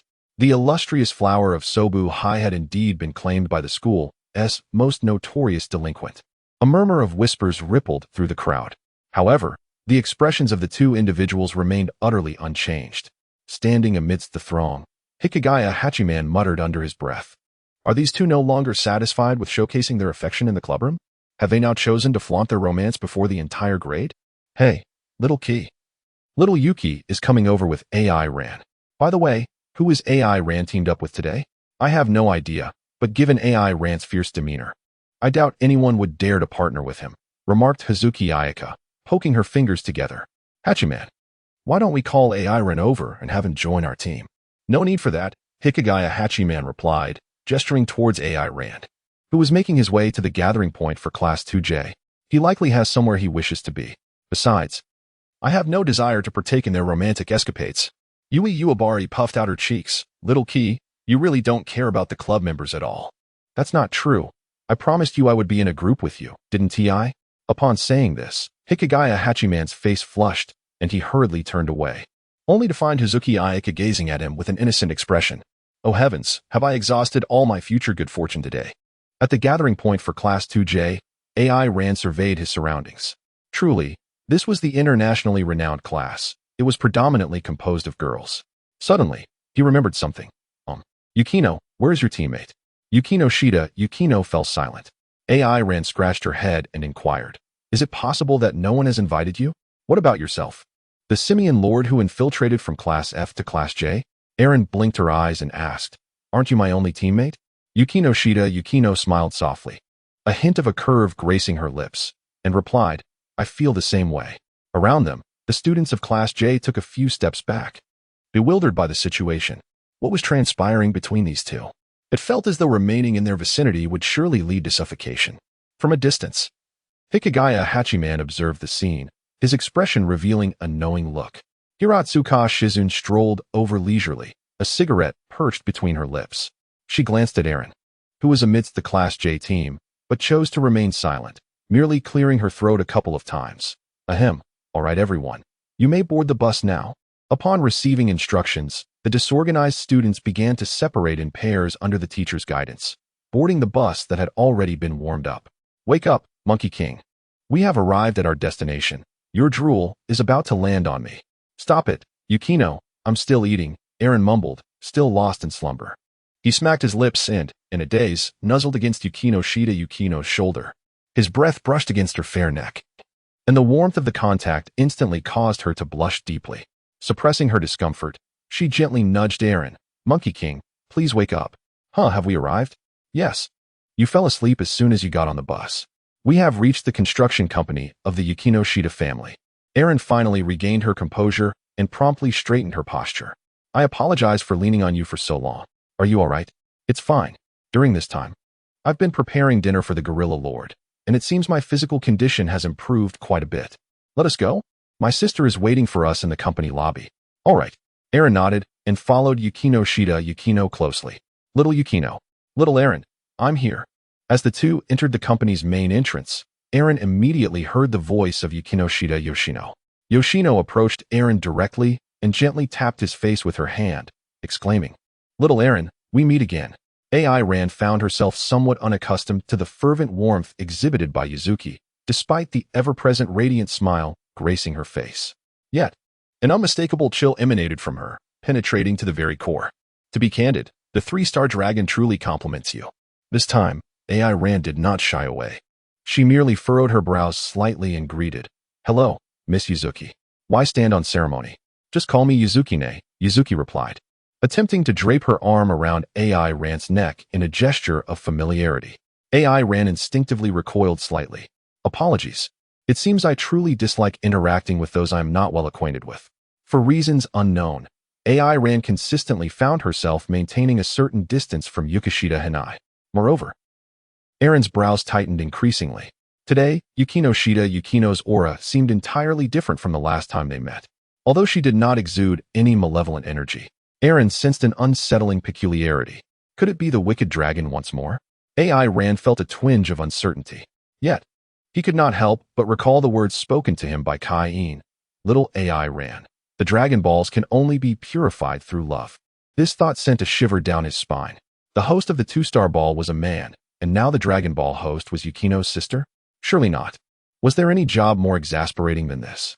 Little AI Ran was indeed rather aloof, lacking any semblance of charm.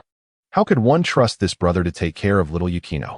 At that moment, Yukino Yukishida interjected, interrupting Ayano's speech. Today is the day for our field study. I believe it would be best if you showed us around the company. Oh, I see, Ayano said, propping her chin on her hand and nodding with a smile. That works. Coincidentally, our mother is waiting for you upstairs.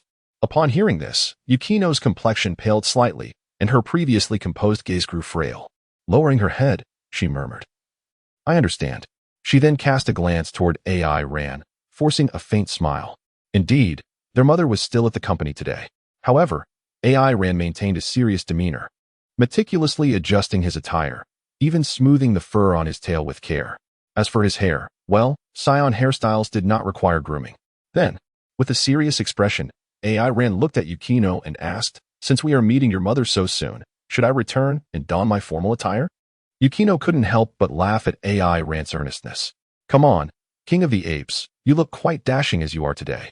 It would be best to leave that cosplay-style formal wear aside. P.S. I yearn to venture out, but I must write a plea for 5-star reviews. I shall indulge in leisure only after completing 3 chapters. Chapter 77. My parents must work at a demolition company." Ayano gazed at AI Ran with astonishment. Could a mere sentence truly calm her sister? Why don't you accompany me for a tour of the company first? After all, the field study is your primary task today. Mother is currently in a meeting, and we can all have lunch together afterward. Yukino Yukishida nodded gently, leading the way. Ayano provided a detailed introduction to the company, and Yukino listened attentively. Contributing to the family like her sister and earning their mother's approval had always been her cherished dream. AI Ran followed behind. Her sister's conversation held little interest for him. His sole concern at that moment was that Yang Nai's aura seemed somewhat off. Aaron gently caressed his tail, calling out to Cain in his heart. "Lord of time and space, I am Aaron. Can you hear my voice?" Before long, Cain's voice resonated in his mind, laced with evident impatience. "Little Aaron, why are you summoning me again? I am currently quite occupied with significant tasks." "Occupied? I have been in Kent for 2 days. Yet I have not witnessed you engaged in any work," Aaron retorted.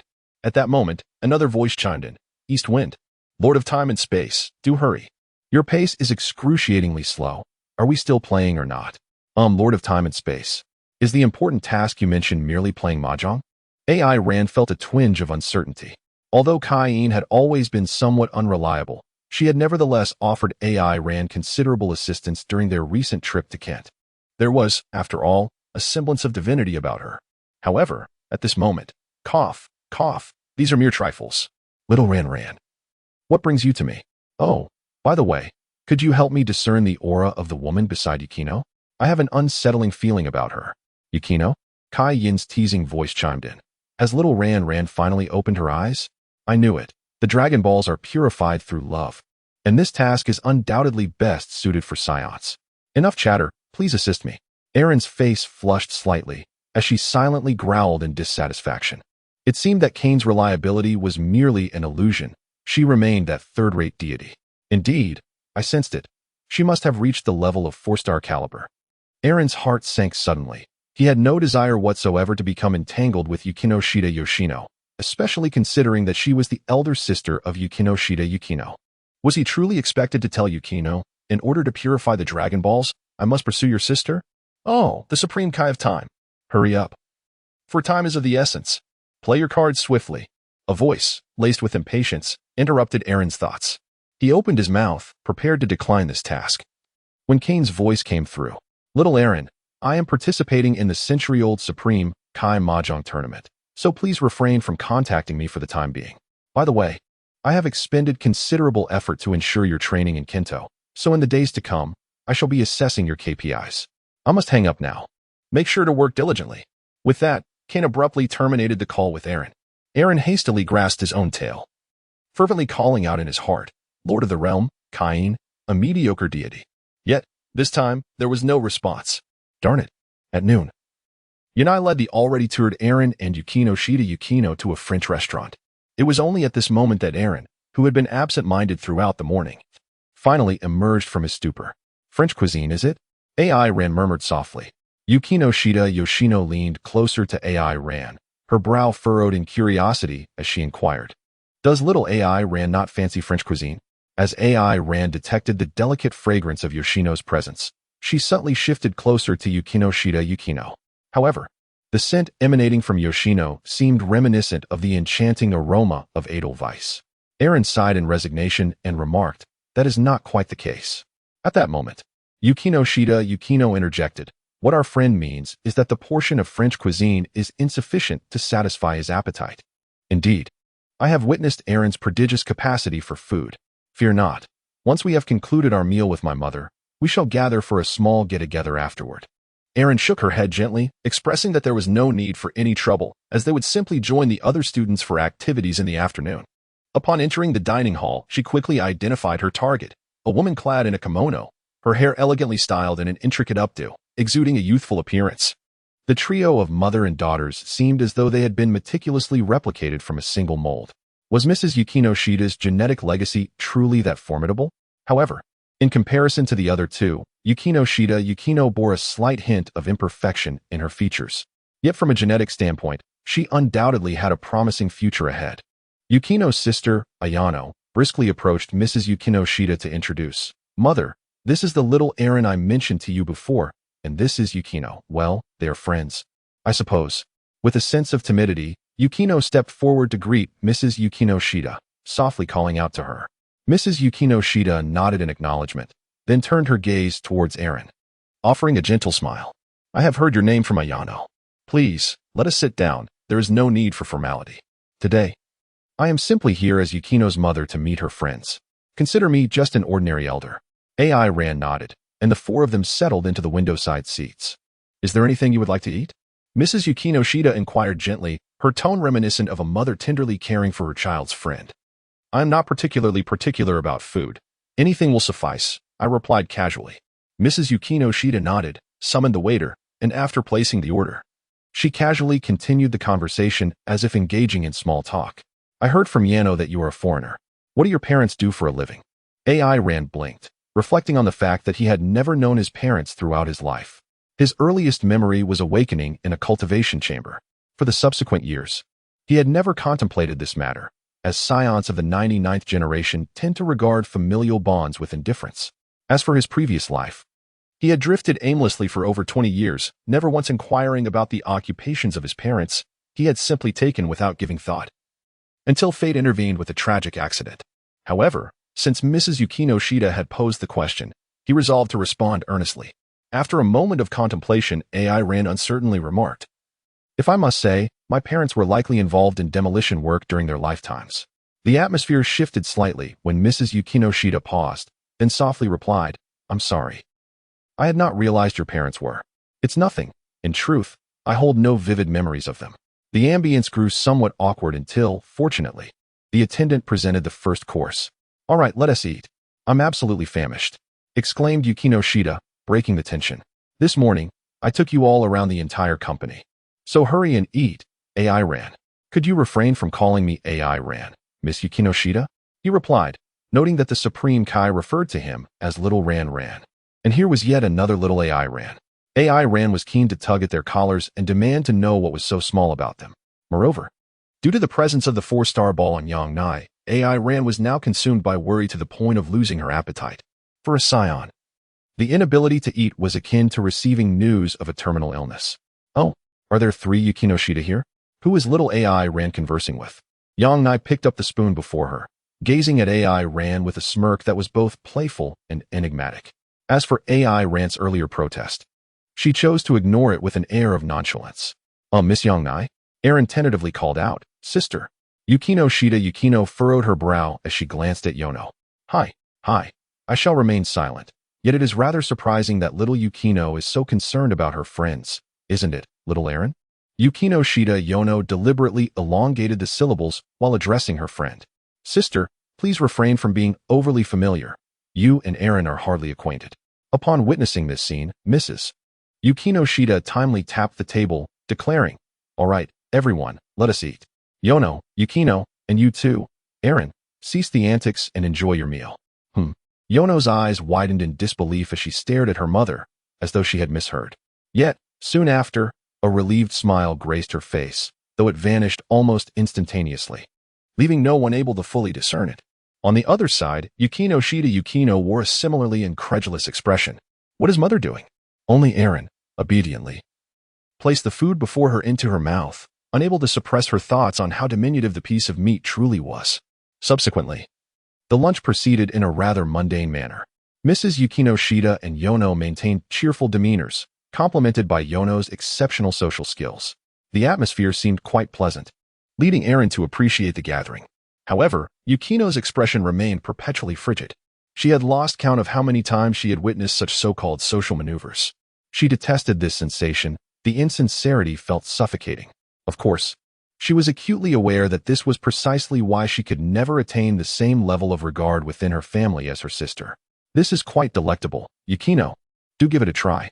AI Ran placed a piece of dessert onto the plate of Yukino Shida, her face adorned with an expression that seemed to implore, "You must trust me." As Yukino took the delicacy into her mouth, her expression transformed, reminiscent of melting snow, revealing a serene smile. Indeed, it appeared she preferred the company of the ape lord after all. Is this truly the case? The ape lord sometimes utters words of profound significance. After dinner, AI Ran and Yukino took their leave. They were scheduled to visit another place in the afternoon, and since it was a school-organized event, it was impractical to have everyone wait for just the two of them. Once they departed, Mrs. Yukino Shida's smile gradually faded, and beside her, Yano completely lost her earlier vivacity. If AI Ran had been present, he would have certainly noticed. At that moment, Yano appeared even more aloof than when she first met Yukino. Mrs. Yukino Shida softly remarked, "Yukino seems to have made a rather fine friend. Have they officially begun dating?" "It appears not yet." Yano reverted to her usual demeanor, as if the previous chill had never existed. Observing her daughter's transformation, Mrs. Yukino Shida sighed inwardly. "I can see that Yukino has genuinely developed feelings for that boy, which is quite a good thing." At that moment, her once commanding presence diminished, enveloped in a subtle sadness. "I have always been a stubborn person. Thus I took it upon myself to dictate Yukino's future, from her studying abroad to her enrollment in Sobu High. I once believed that given Yukino's nature, she might never develop feelings for anyone, but the appearance of that boy today surprised and comforted me. If only you also wished for."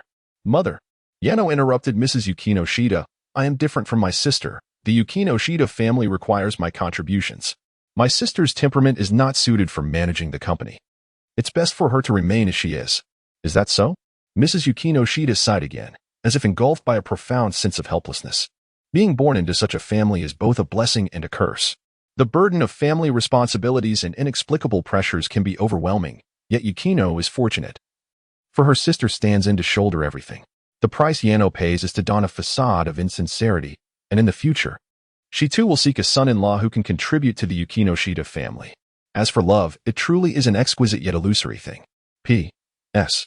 I am truly struggling with writer's block. I've drafted nearly 6,000 words yet remain unsatisfied. I intended to formally introduce Yano's arc around chapter 150, and these past chapters serve as a prologue. However, today my mind feels as though it has crashed, making it impossible to write well. Perhaps the author should take a break. After some rest, I will gradually revise. Your 5-star reviews are greatly appreciated. Thank you all. Chapter 79, The Reunion of 4 Women Friday, After School in the Service Club. Aaron has yet to arrive today, following the last exam. He found himself at the bottom of the rankings once again. As soon as the class ended, he was whisked away by Shiratsuki Shizuku into the small room for a grueling session of remedial tutoring. Hachiman Hikagaya and Yui Yugahama instinctively retreated to a corner. Although the clubroom remained as quiet as ever, an oppressive atmosphere pervaded the space today. They all struggled to contain themselves, resisting the urge to flee. Yugahama, typically lively, swallowed hard and cast a furtive glance at the 4 women within the room. After pouring a few cups of red tea for the guests, Yukino Shida settled by the window, engrossed in a book titled The Rhythm of Love. Opposite her, Kazuki no Oka Shiyu scrutinized Yukino Shida while her robust thighs trembled rapidly, a sign of her agitation. Whenever she encountered perplexing or irksome matters, she resorted to this manner of releasing her pent-up frustration. Next to Kazuki no Oka, Ariiri sat with her twin tails drooping, exuding an air of lethargy. Meanwhile, Kato Megumi sipped her tea nonchalantly, appearing unfazed. A sudden heaviness fell upon Kazuki no Oka's heart. How infuriating it was to sense that someone seemed to have reached their limit. Moreover, what was with the commanding aura emanating from Yukino Shida? Gazing at Yukino Shida, who was calmly engrossed in her novel, Kazuki no Oka experienced an odd sensation. The primate lord belongs to me. No matter what schemes you devise, I shall not yield. You shall not take him. This was perhaps the sentiment Kazuki no Oka was grappling with. By the way, Ariiri, has Runa been in touch with you? How long until he arrives? Kazuki no Oka inquired. Ariiri rolled her eyes, responding, "How would I know? Runa hasn't contacted me at all during this time. If Kato hadn't mentioned it today, I wouldn't have realized he hasn't been to school for a week." Ariiri could see that Kazuki no Oka was in a foul mood, but she wondered why Kazuki was seeking her out. They had known each other for quite some time, ever since Ariiri entered the school and was constantly compared to the formidable black-haired girl who had dominated the campus for a year. No one appreciates such comparisons, especially when the two are of entirely different styles. Now, seeing Kazuki no Oka initiate a conversation, Ariyuri saw through the facade. This plump woman was merely attempting to mask her discomfort and embarrassment by engaging her in conversation. Indeed, Ariyuri herself felt rather awkward, particularly when recalling that fateful evening last Friday. Kazuki no Oka, puzzled, asked, "Runa hasn't been to school for a week?" "Indeed. It seems you are once again engrossed in gaming at home," a familiar scene. Lily rested her head on the table, letting out a wee hum of discontent. At that moment, Kato Megumi spoke up. Anki-san contacted me via line this afternoon, mentioning that he would arrive later, though he did not specify a precise time." Just then, Yukino closed the novel after reading the final page. "It is quite all right. We can leave school a bit later this evening. Jinen-kun has already sought permission from the principal." With that, she turned her gaze toward Kasumigakaka Shio. "Kasumigakaka-senpai, your novel is truly remarkable, particularly in its depiction of the protagonist's emotions. No wonder you have sold over 500,000 copies as a light novel author. I eagerly anticipate the third volume." A smile graced the lips of Kasumigakaka Shio, a domain in which she excelled. The third volume was nearing completion and would be released shortly after Golden Week, thanks to the invaluable assistance of Ain Rankuen, enabling her to write so smoothly. Her words carried a hint of implication, yet Yukino merely nodded earnestly. Just moments ago, she had confirmed something significant.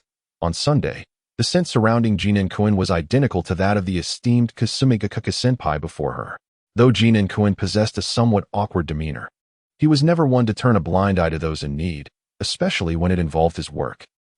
Kasumigakaka Shio understood the implications of Yukino's reference to work and grasped the deeper meaning behind her words. However, with a finger poised on her lips, she revealed a knowing smile. "I am quite looking forward to Ain Rankuen and Yukino Shida-san becoming the first readers of the third volume of Love Metronome. Although Ain Rankuen has already perused my draft." Yukino did not comprehend the significance of this draft, merely nodding and replying with a soft, "Certainly." Although she was unaware of the current status between Yukino and Ain Ran, based on her observations, Kasumigakaka Shio was confident that she was currently well ahead in the race. At that moment, Kato Megumi placed her disposable teacup on the table. "Speaking of which, Yukino Shida-san, this black tea is truly delightful. No wonder Ain Rankuen speaks so highly of your skills. Would you be willing to teach me?" "Of course, Kato-san. Your culinary skills are already quite commendable, so you should be able to master this quickly." Yukino would never deny a reasonable request from others. Upon seeing Yukino, discussions regarding the art of tea and culinary skills commenced. Ariri's twin tails swayed even more dramatically. She surveyed the gathered individuals. Aside from the unfamiliar Hikigaya Hachiman and Yui Yugahama, it seemed that her own domestic skills were utterly lacking. Even that portly woman in black stockings could lend a hand in the kitchen. Surely, there exist princes of 60 years, nearly bequeathed titles by the queen. Of course, there are also 16-year-old princesses, such as she, the adorable Sawamura Spencer Ariri. She relies on others for everything, from clothing to meals. Utterly inept in all matters aside from her studies and painting. How discontenting. Quite vexing indeed. Hentai AI Ran, why have you yet to arrive at this clubroom? AI Ran emerged from the office with a distressed expression. After receiving a phone call, Hiriizumi Shizuka hastily departed post-school, leaving him alone to complete 3 examination papers. Now, as the sun began its descent, a faint green barrier suddenly enveloped the school grounds. Iniluan stood at the school gate, hands tucked into his pockets. Haha. Everyone is gathered now. The combat prowess of humanity remains disappointingly low. It appears none of you shall escape this time. After tonight, the world will surely revert to its rightful state. With that thought, he strode purposefully toward the direction of the 3-star dragon he sensed. Meanwhile, AI Ran had arrived at the classroom doorway, prepared to push the door open, but abruptly halted his motion. Has the 2-star dragon already been resurrected? P.S. The next chapter will commence the conclusion of the 3-star and 2-star dragon events. It will likely take about 10 chapters, so stay tuned. Your 5-star reviews are greatly appreciated. Chapter 80, an indoor hellscape, an outdoor battlefield.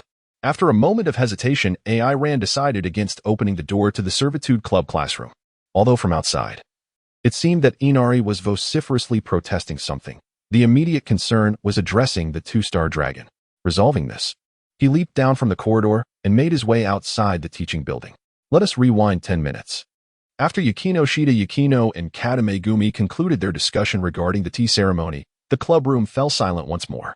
In truth, the sole connection between the Servitude Club and the gaming club was AI Ran. Without his presence, the already unfamiliar individuals would not suddenly become acquainted. Moreover, due to the presence of a certain individual, their relationships grew even more intricate.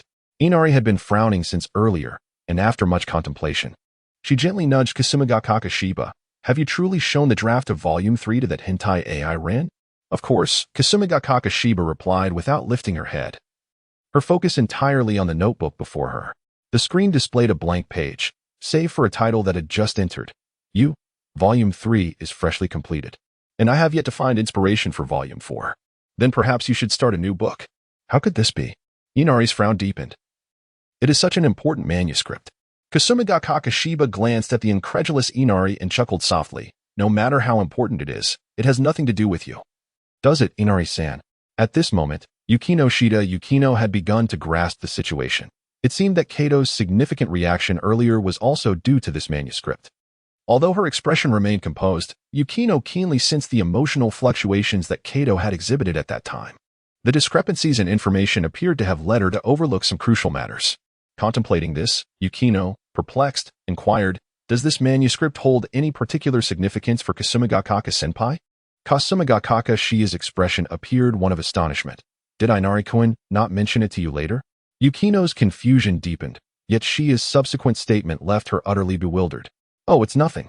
I merely confessed to Inari-kun while showing him that manuscript, and at that moment, he did not refuse. The confession was genuine, and his lack of rejection was equally true. However, Kasumigakaka-shiya had obscured some vital information in her narrative. If it could lead to the downfall of Yukino Shida Yukino, it would be preferable for her to take the initiative to distance herself from Inari-kun. She was prepared to resort to any unscrupulous tactics, such as love. There is but one victor, and the winner takes all, while the vanquished are left to languish. Kasumigakaka-shiya had begun to disregard the finer details. Yukino Shida Yukino was left in complete shock, at a loss for how to articulate her current emotions. Was it disbelief or anger? Meanwhile, Kato's hand, poised for writing, momentarily froze before she quickly resumed her studies. In the corner of the classroom, Hikigaya Hachiman and Yugahama Yui gaped in astonishment. What on earth is happening? We need to go home. Just as the situation teetered on the brink of chaos, Eruri suddenly slammed her hands on the table and stood up. Addressing Kasumigakaka-shiya, she shouted, Kasumigakaka-shiya. Ah, you shameless one. Do not fabricate such blatant lies. If it were as you claimed, you would have been boasting about it long ago. Eruri vehemently denied Shia's assertions. In that moment, she was utterly oblivious to her own thoughts. Yet, even if what Kasumigakaka-shiya said were true, she was determined to render the matter false. Instinct triumphed over all. At that moment, propriety and friendship were cast aside. However, following her outburst, Yukino Shida Yukino's complexion noticeably improved. Meanwhile, Inari, blissfully unaware of the tumult unfolding in the clubroom, encountered Anki Ruri on the playground. Anki greeted Inari politely. It's been a while, Inari-san. Not far away. Inari had already entered a combative state. Something about Anki Ruri felt off. Such an overwhelming presence could not possibly belong to a mere human. According to AI Rant's assessment, the current combat power of an Iluin Yi has undoubtedly reached a level comparable to that of his former superior, Frisia. A combat power of 120 million? No, it surpasses that. An Iluin Yi now stands at a level akin to that of Son Goku during his initial transformation into a Super Saiyan. However, this is still insufficient. You are not an Iluin Yi. You are the two-star dragon? The words were left unspoken. Eren sprang into action without hesitation. He was neither Vegeta nor Son Goku. And the identity of the person before him was inconsequential. His priority was to subdue him. With unwavering resolve, Eren launched a powerful punch aimed directly at an Iluin Yi's face. Simultaneously, an Iluin Yi retaliated with a punch of his own. The collision of their fists resonated with a tremendous roar, causing the ground to tremble violently. The sonic boom shattered every window within the school premises, and within the service club, piercing screams echoed in response. Everyone gazed in astonishment out the window. Yukino Shida Yukino, undeterred by the tremors shaking the classroom, struggled to reach the window. Is that Luin Yi? Exclaimed Lily, who had also approached the window, her expression akin to seeing a ghost. Regardless of whether it is Luin Yi or not, we must descend quickly. This place is perilous. Kagaya Shinomiya expressed her concern as she observed Eren battling on the playground, articulating what she deemed the most prudent course of action. Upon hearing her words, Hikigaya Hachiman flung open the service club door and shouted, "Everyone, come out." He then hoisted the terrified Yui Yugahama, who had collapsed in fright, back to her feet. The scenes reminiscent of an anime had materialized in reality, driving Hikigaya Hachiman to the brink of madness. However, the urgency of their escape took precedence. Despite her previous experiences, Yukino Shida Yukino's complexion remained pale as she urged, "Let us distance ourselves for now. The battle involving the Monkey King will have far-reaching repercussions. We must run away." AI Ran also realized the gravity of the situation. This battle could not be prolonged, nor could it be fought on the ground. With this thought in mind, AI Ran silently delivered a powerful punch to an Iluanya's abdomen. The immense force instantly propelled him skyward. "How is this possible? I have always sensed that your energy is clearly inferior to mine. You are indeed not an Iluanyi." AI Ran had already succumbed to the murderous intent, and the sin of blood emanating from an Iluan was all too familiar to him. How many lives had this fiend taken in the past few days? The roar of fury erupted, enveloping AI Ran in a golden light. How could this be? An Iluan clutched his head, disbelief etched across his face. In his perception, AI Ran's energy now surpassed his own by several fold. Chapter 81. The resurrected 3-star dragon Kent hesitated for a moment before tossing out a bet of 80,000. "I win," Kayan exclaimed, revealing all the cards in his hand. "Old Supreme Kai, hurry and pay up. You've been making a ruckus all day. You're over 1,000 million years my junior, and yet show no respect for your elders," the old Supreme Kai replied, reluctantly drawing a beautiful chip from the drawer of the mahjong table. He then said slowly, "By the way, your little employee is set to perish today. And you heartlessly severed your connection with him. Isn't that a bit too harsh? If he dies, I'll simply retrieve him from the King of Hell." "It's not the first time I've done so." Kayan snatched the chip from the old Supreme Kai's hand and continued, "Some things come at a price. Assisting him in becoming a Super Saiyan has already significantly altered the timeline, not to mention he isn't even the original Super Saiyan. Nonetheless, I believe the current little Ran will undoubtedly become a competent time patroller, despite his rather peculiar inclinations." "What is so peculiar about it?" The old Supreme Kai shot Kayan a glare. "Is it strange for him to fall for a girl he liked before losing his memory? Only a Saiyan who understands love can generate positive energy. If it comes to it, you can have him work for me. There are hardly any Saiyans left in the 7th universe. Dream on. Are you hoping to have little Ran do your bidding? You want him to bring you some adult literature from Earth, don't you? You degenerate. From now on, you are forbidden from approaching little Ran. After just a few hours of conversation, you've already led him astray. Fine, if you won't give it, let's just play cards." Humph. The golden light gradually dissipated. Having transformed into a Super Saiyan, AI Ran slowly appeared before an Iluan. Before an Iluan, the silhouette of a Super Saiyan emerged. Adorned with golden hair and blue eyes, with arcs of lightning flickering around him, AI Ran clenched her fists, feeling an overwhelming surge of power within her. This was the Super Saiyan beyond the Super Saiyan, the Super Saiyan 2. After 2 years of rigorous training in the hyperbolic time chamber and a further awakening of potential by the Elder Kai, she finally mastered the transformation into a Super Saiyan. Although she may not compare to Vegeta during the Buu saga, nor could she rival Gohan's initial transformation into a Super Saiyan 2, she was more than capable of handling the current situation. No. She had to conclude this battle swiftly. The desire for destruction that accompanied her transformation into a Super Saiyan was simply too intense. Eren murmured softly, then turned her gaze towards the terrified face of an Iluanyi. Oh, could it be that even the malevolent dragon is capable of experiencing such an emotion as fear? AI Ren unconsciously revealed a cruel smile. "Tear him apart. Tear him apart. Tear him apart." Lian Eren suddenly shook her head vigorously, dispelling the thoughts that had torn through her mind. Do you truly believe you can triumph over me? No matter how formidable humans may be, they are merely sustenance for me." The fluster on an Iluan's face gradually dissipated, as a thick plume of green smoke began to emanate from behind him. Poison? Eren possesses an intimate understanding of the capabilities of the 2-star dragon. Thus, she would never recklessly charge into battle. AI Ran raised a hand, unleashing a formidable surge of ki energy from his palm. As the energy wave traversed through the verdant haze, a portion of it was absorbed, yet the remainder struck Akidamoya with unrelenting force. A piercing shriek echoed as Akidamoya plummeted rigidly from the heavens. Though his entire body exuded the acrid scent of charred flesh, He clung tenaciously to life, not succumbing to death immediately. AI Ran extended a finger, pointing directly at the visage of an Luan Yi, which was entirely cloaked in green. An energy began to coalesce, preparing to deliver the final blow, for this body belonged to an Luan Yi. There was no need to prolong his suffering. At that moment, an unexpected occurrence transpired. An Luan Yi's figure abruptly vanished from AI Ran's sight. Meanwhile, Yukino, who had nearly reached the school gate, found herself once again immobilized by ice, as did others around her.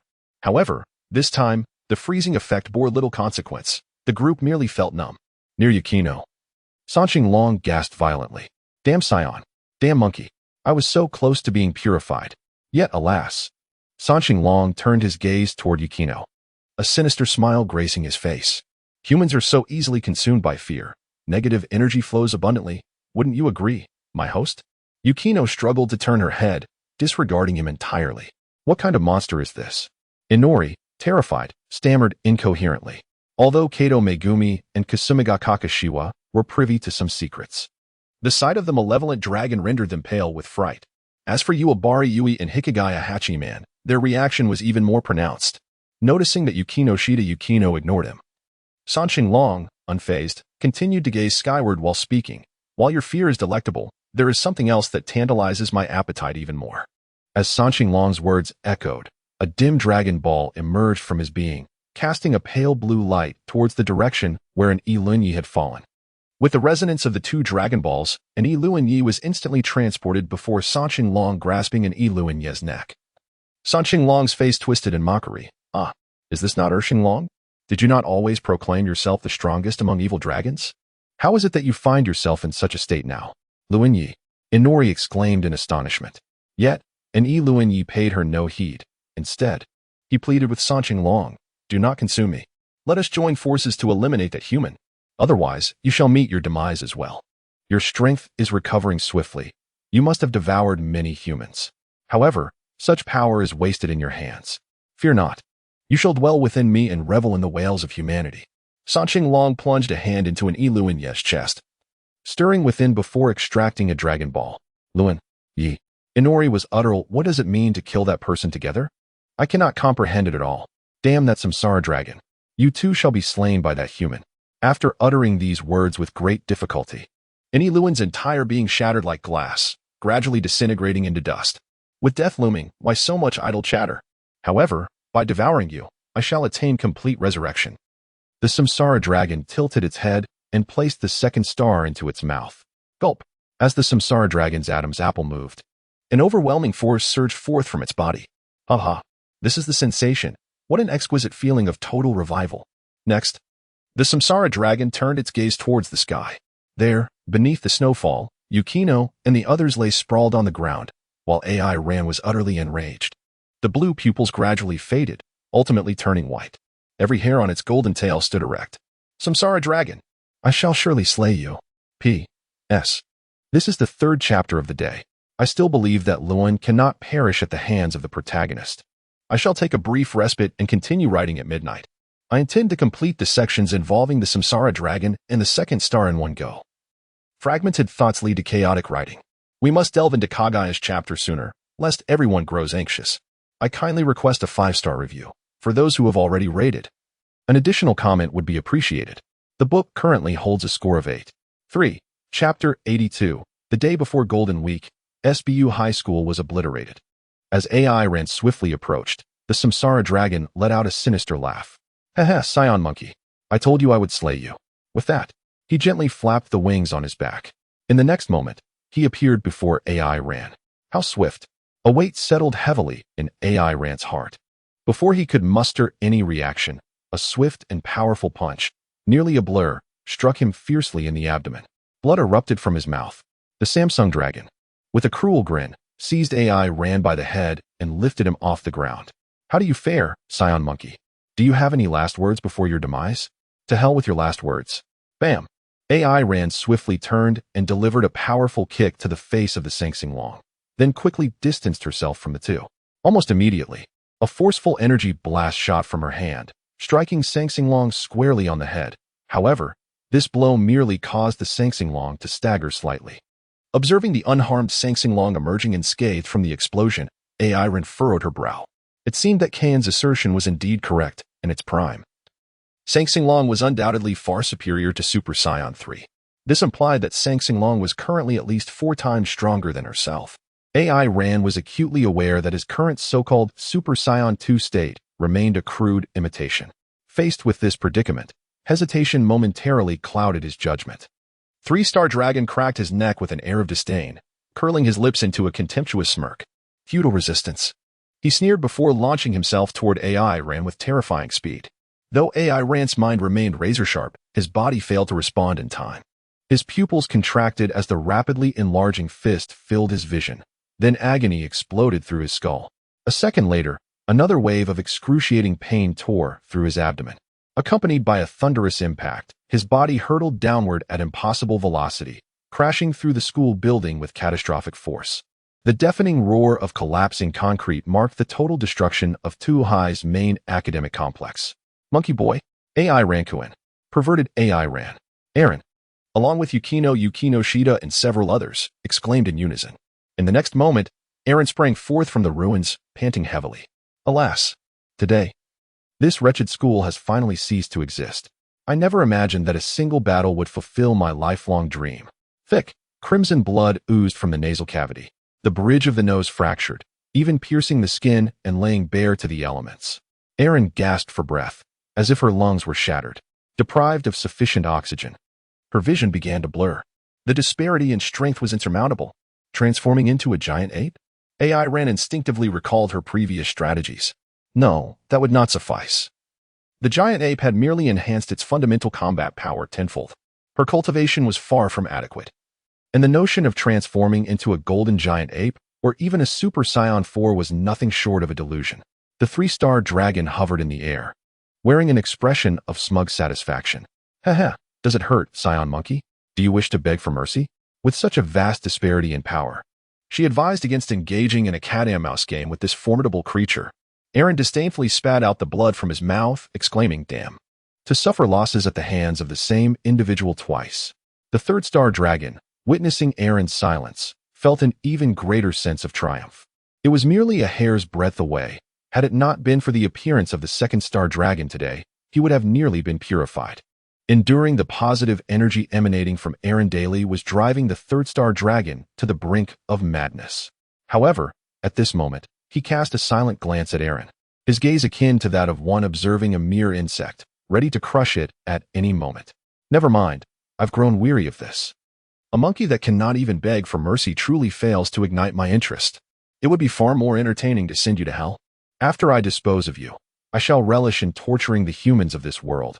I expect that will be considerably more amusing. He raised his right hand, aiming it towards Eren as a blue energy orb materialized in his palm. As Ren's pupils constricted, the sensation of impending death intensified. Boom. With the descent of the energy sphere, an explosion illuminated the sky. As the smoke cleared, Ren, along with the teaching building of Zhongwu High, vanished from the spot, leaving behind a deep pit several meters wide. Witnessing this scene, Yukino nearly fainted. Others were similarly affected. Kasumiga Kakashiyu even bit her lower lip until it bled. Haha, that damn monkey is finally dead. Now this world is mine, exclaimed Sang-Sing-Long, clutching his forehead as he laughed heartily. Suddenly, his gaze, penetrating through his fingers, caught sight of the seething hatred in Yukino and her companion's eyes. Fear not, I shall ensure that we reunite in hell. What an exhilarating performance this has been. Saying this, Sang-Sing-Long gathered another orb of energy in his hand. At that moment, Hikigaya Hachiman and Yui Yugahama finally embraced, closing their eyes in despair. However, Yukino and several members of the game club did not falter. Though their faces remained pale from fear, they fixed their resentful gazes firmly on Sang-Sing-Long suddenly. Ren's figure appeared behind Sang-Sing-Long, her previous injuries now completely healed. In an instant, she locked both of Sang-Sing-Long's arms. Struggling fiercely, Sang-Sing-Long shouted, "How is it possible that you are not dead? And how have your injuries healed?" Eren remained silent, for he needed to summon all his strength to momentarily confine the 3-star dragon. Fortunately, he had previously learned a bit about instantaneous movement from Kane and had brought back a few divine beings.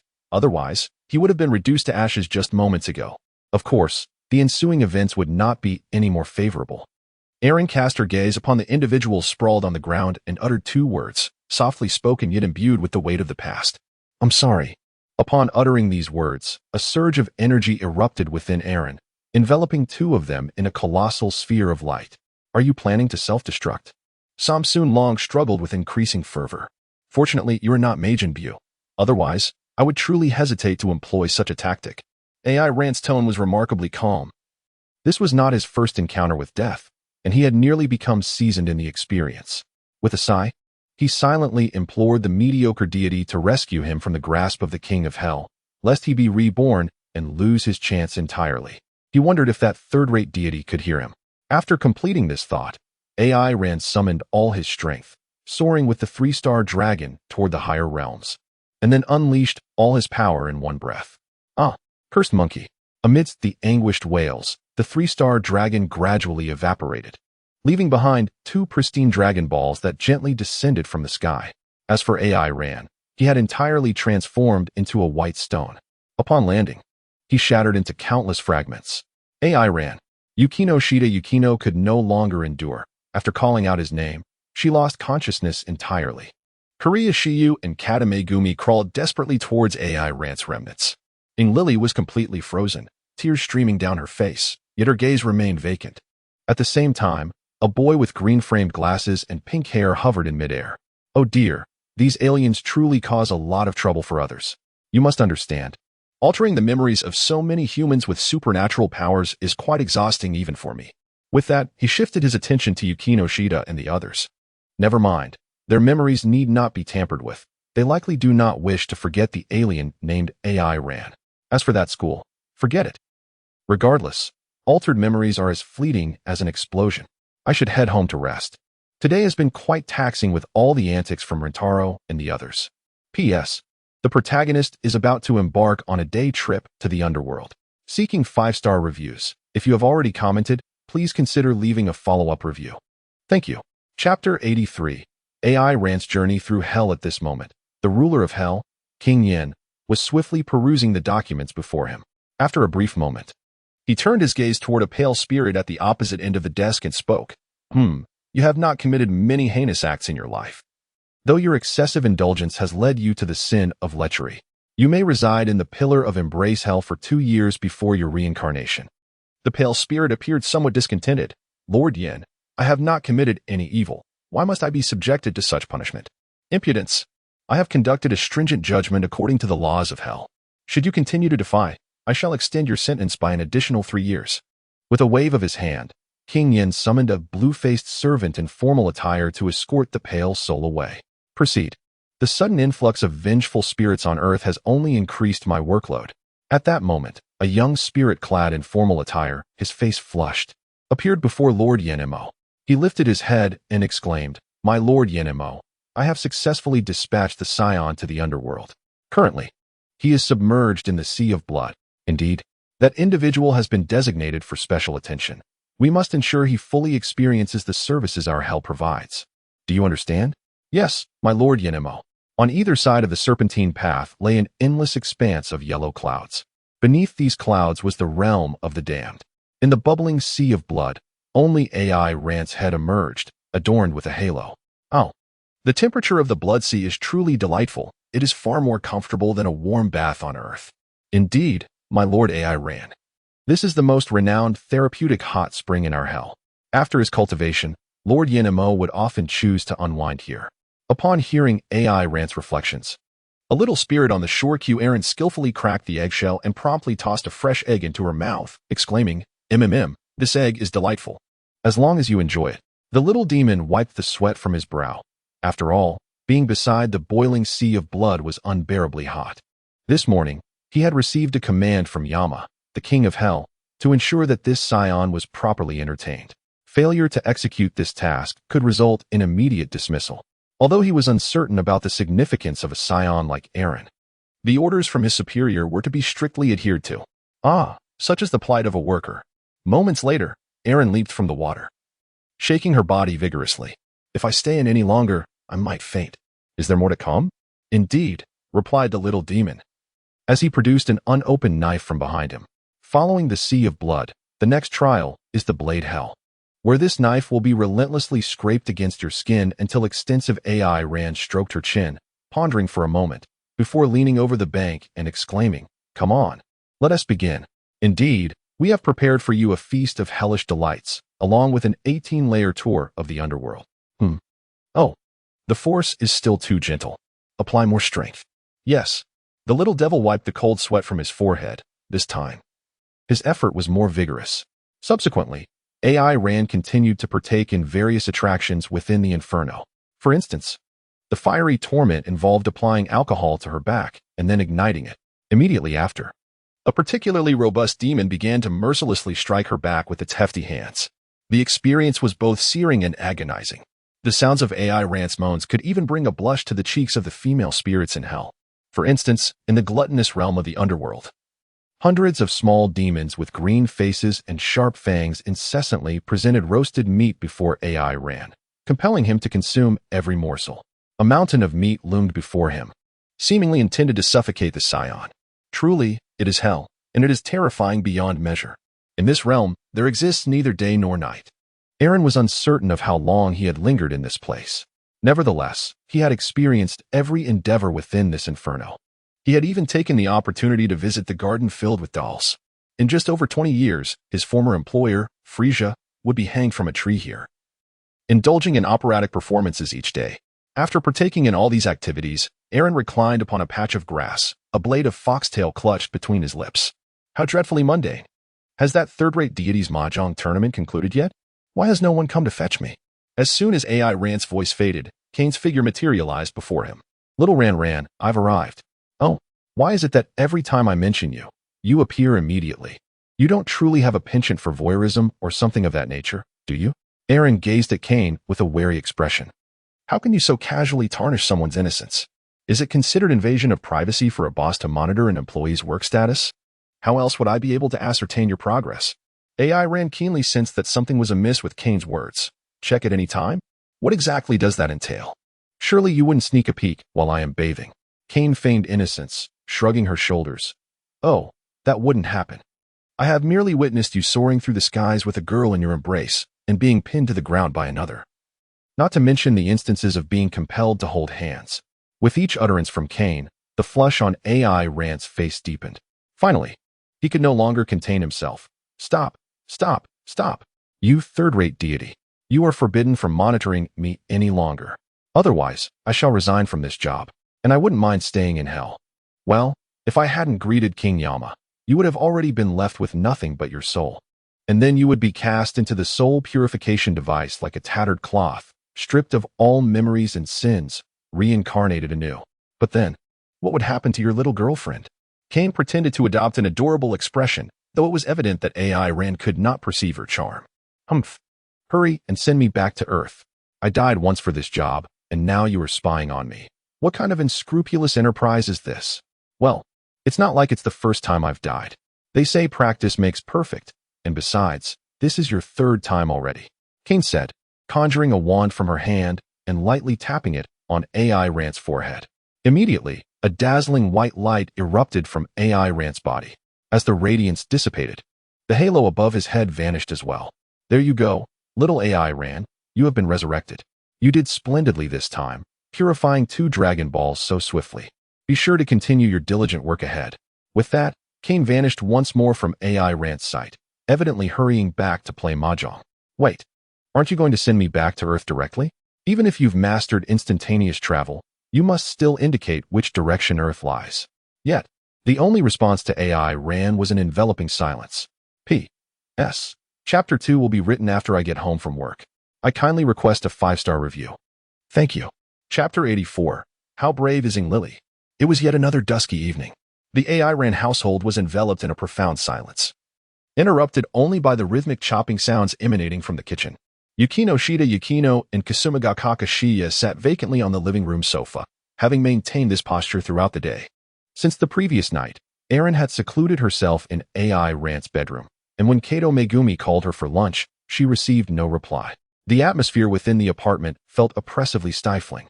After a while, Kasumigakaka Shiya's hoarse voice broke the stillness. Is it true that you said AI Rand might return? She gazed intently at Yukino, her eyes reflecting an abyss of despair. Yukino faltered, before continuing, I am not entirely certain. She longed to provide both herself and Kasumigakakashiya with a definitive answer, yet reason compelled her to deem such a possibility improbable. Despite the extraordinary powers of the beast man, he had disintegrated before her very eyes. The notion of resurrection felt utterly fantastical. Their only hope lay in the divine intervention of AI Rant's enigmatic patron, who might conjure a miracle. However, at that moment, Kasumigakakashiya lost all semblance of composure. Did you not claim that AI Rankuin might return? Why are you uncertain now? I truly do not know. Yukino erupted, but I absolutely refuse to believe that the beastman has perished. Her outburst abruptly ceased. Although she continued in fragmented whispers, I believe the beastman must still hold a glimmer of possibility. Lowering her voice, she recognized that venting her frustrations at Kasumigakakashiya was wholly inappropriate. This was neither the right course of action nor what the beastman would have wished of her. Kasumigakakashiya seemed to succumb to an overwhelming fatigue, reclining sideways on the sofa, her face resting where AI Ran had lain the previous week. In the kitchen, Kato Megumi paused momentarily in her chopping, having sensed the commotion, then bit her lip and resumed her task, a solitary tear cascading down her cheek. In AI Rant's bedroom, Lily once again stirred from her slumber. The lingering scent of AI Ran still enveloped her within the covers. She tightened her grip on AI Rant's school uniform, cast a glance at the ceiling, and then closed her eyes once more. Surely, this was merely a dream. Once she awoke, the hentai AI Ran would return to her. Wouldn't he? She buried her head deeper into the blankets, her body curling up gradually. At that moment, AI Ran's figure suddenly appeared on the ceiling of the bedroom. Before he could react, he free fell onto the bed. Glancing around the familiar room, AI Ran could not help but begin to grumble. Damn. That third-rate deity actually made me return on my own. I wandered through the universe for ages before finally locating Earth. I nearly perished. It was perilous. That planet had collided with a comet and was on the brink of explosion, just as it was about to blow. I barely sensed the essence I had left on Earth, which allowed me to teleport back just in the nick of time. Still shaken, he patted his chest, only to suddenly discover two smooth arms wrapped around his neck. Lily, what are you doing in my room? Although she was not visible, AI Ran could still sense her presence. Hentai AI Ran? You truly have returned? Lily's voice was laced with surprise, and her grip tightened considerably. Yes, I have returned. Could you please let go of me? What are you doing in my room at this late hour? Have you finally turned strange after drawing too many comics? AI Ran had just narrowly escaped death and was still reeling from the experience. Now, enveloped in the embrace of Lily, the continuous wave of stimulation was momentarily overwhelming for him. Upon hearing AI Rant's words, Lily fell silent. Was she truly dreaming? After all, the AI Rant she knew would never speak to her in such a manner. Yet, this dream felt strikingly vivid, his warmth, his voice, his scent. Slowly, Lily leaned in closer. Indeed, if this was merely a dream, there was no need to worry about such matters. In the next moment, she pressed her lips against AI Rant's nose. However, in the absence of light, Lily relied solely on sound to discern AI Rant's position, and her initial attempt ended in failure.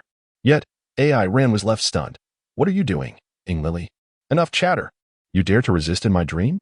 Just a mere hentai AI Ran. Lily removed her arms from around AI Ran's neck, then straddled him, her hands firmly cradling his face. Another kiss followed, this time hitting the mark.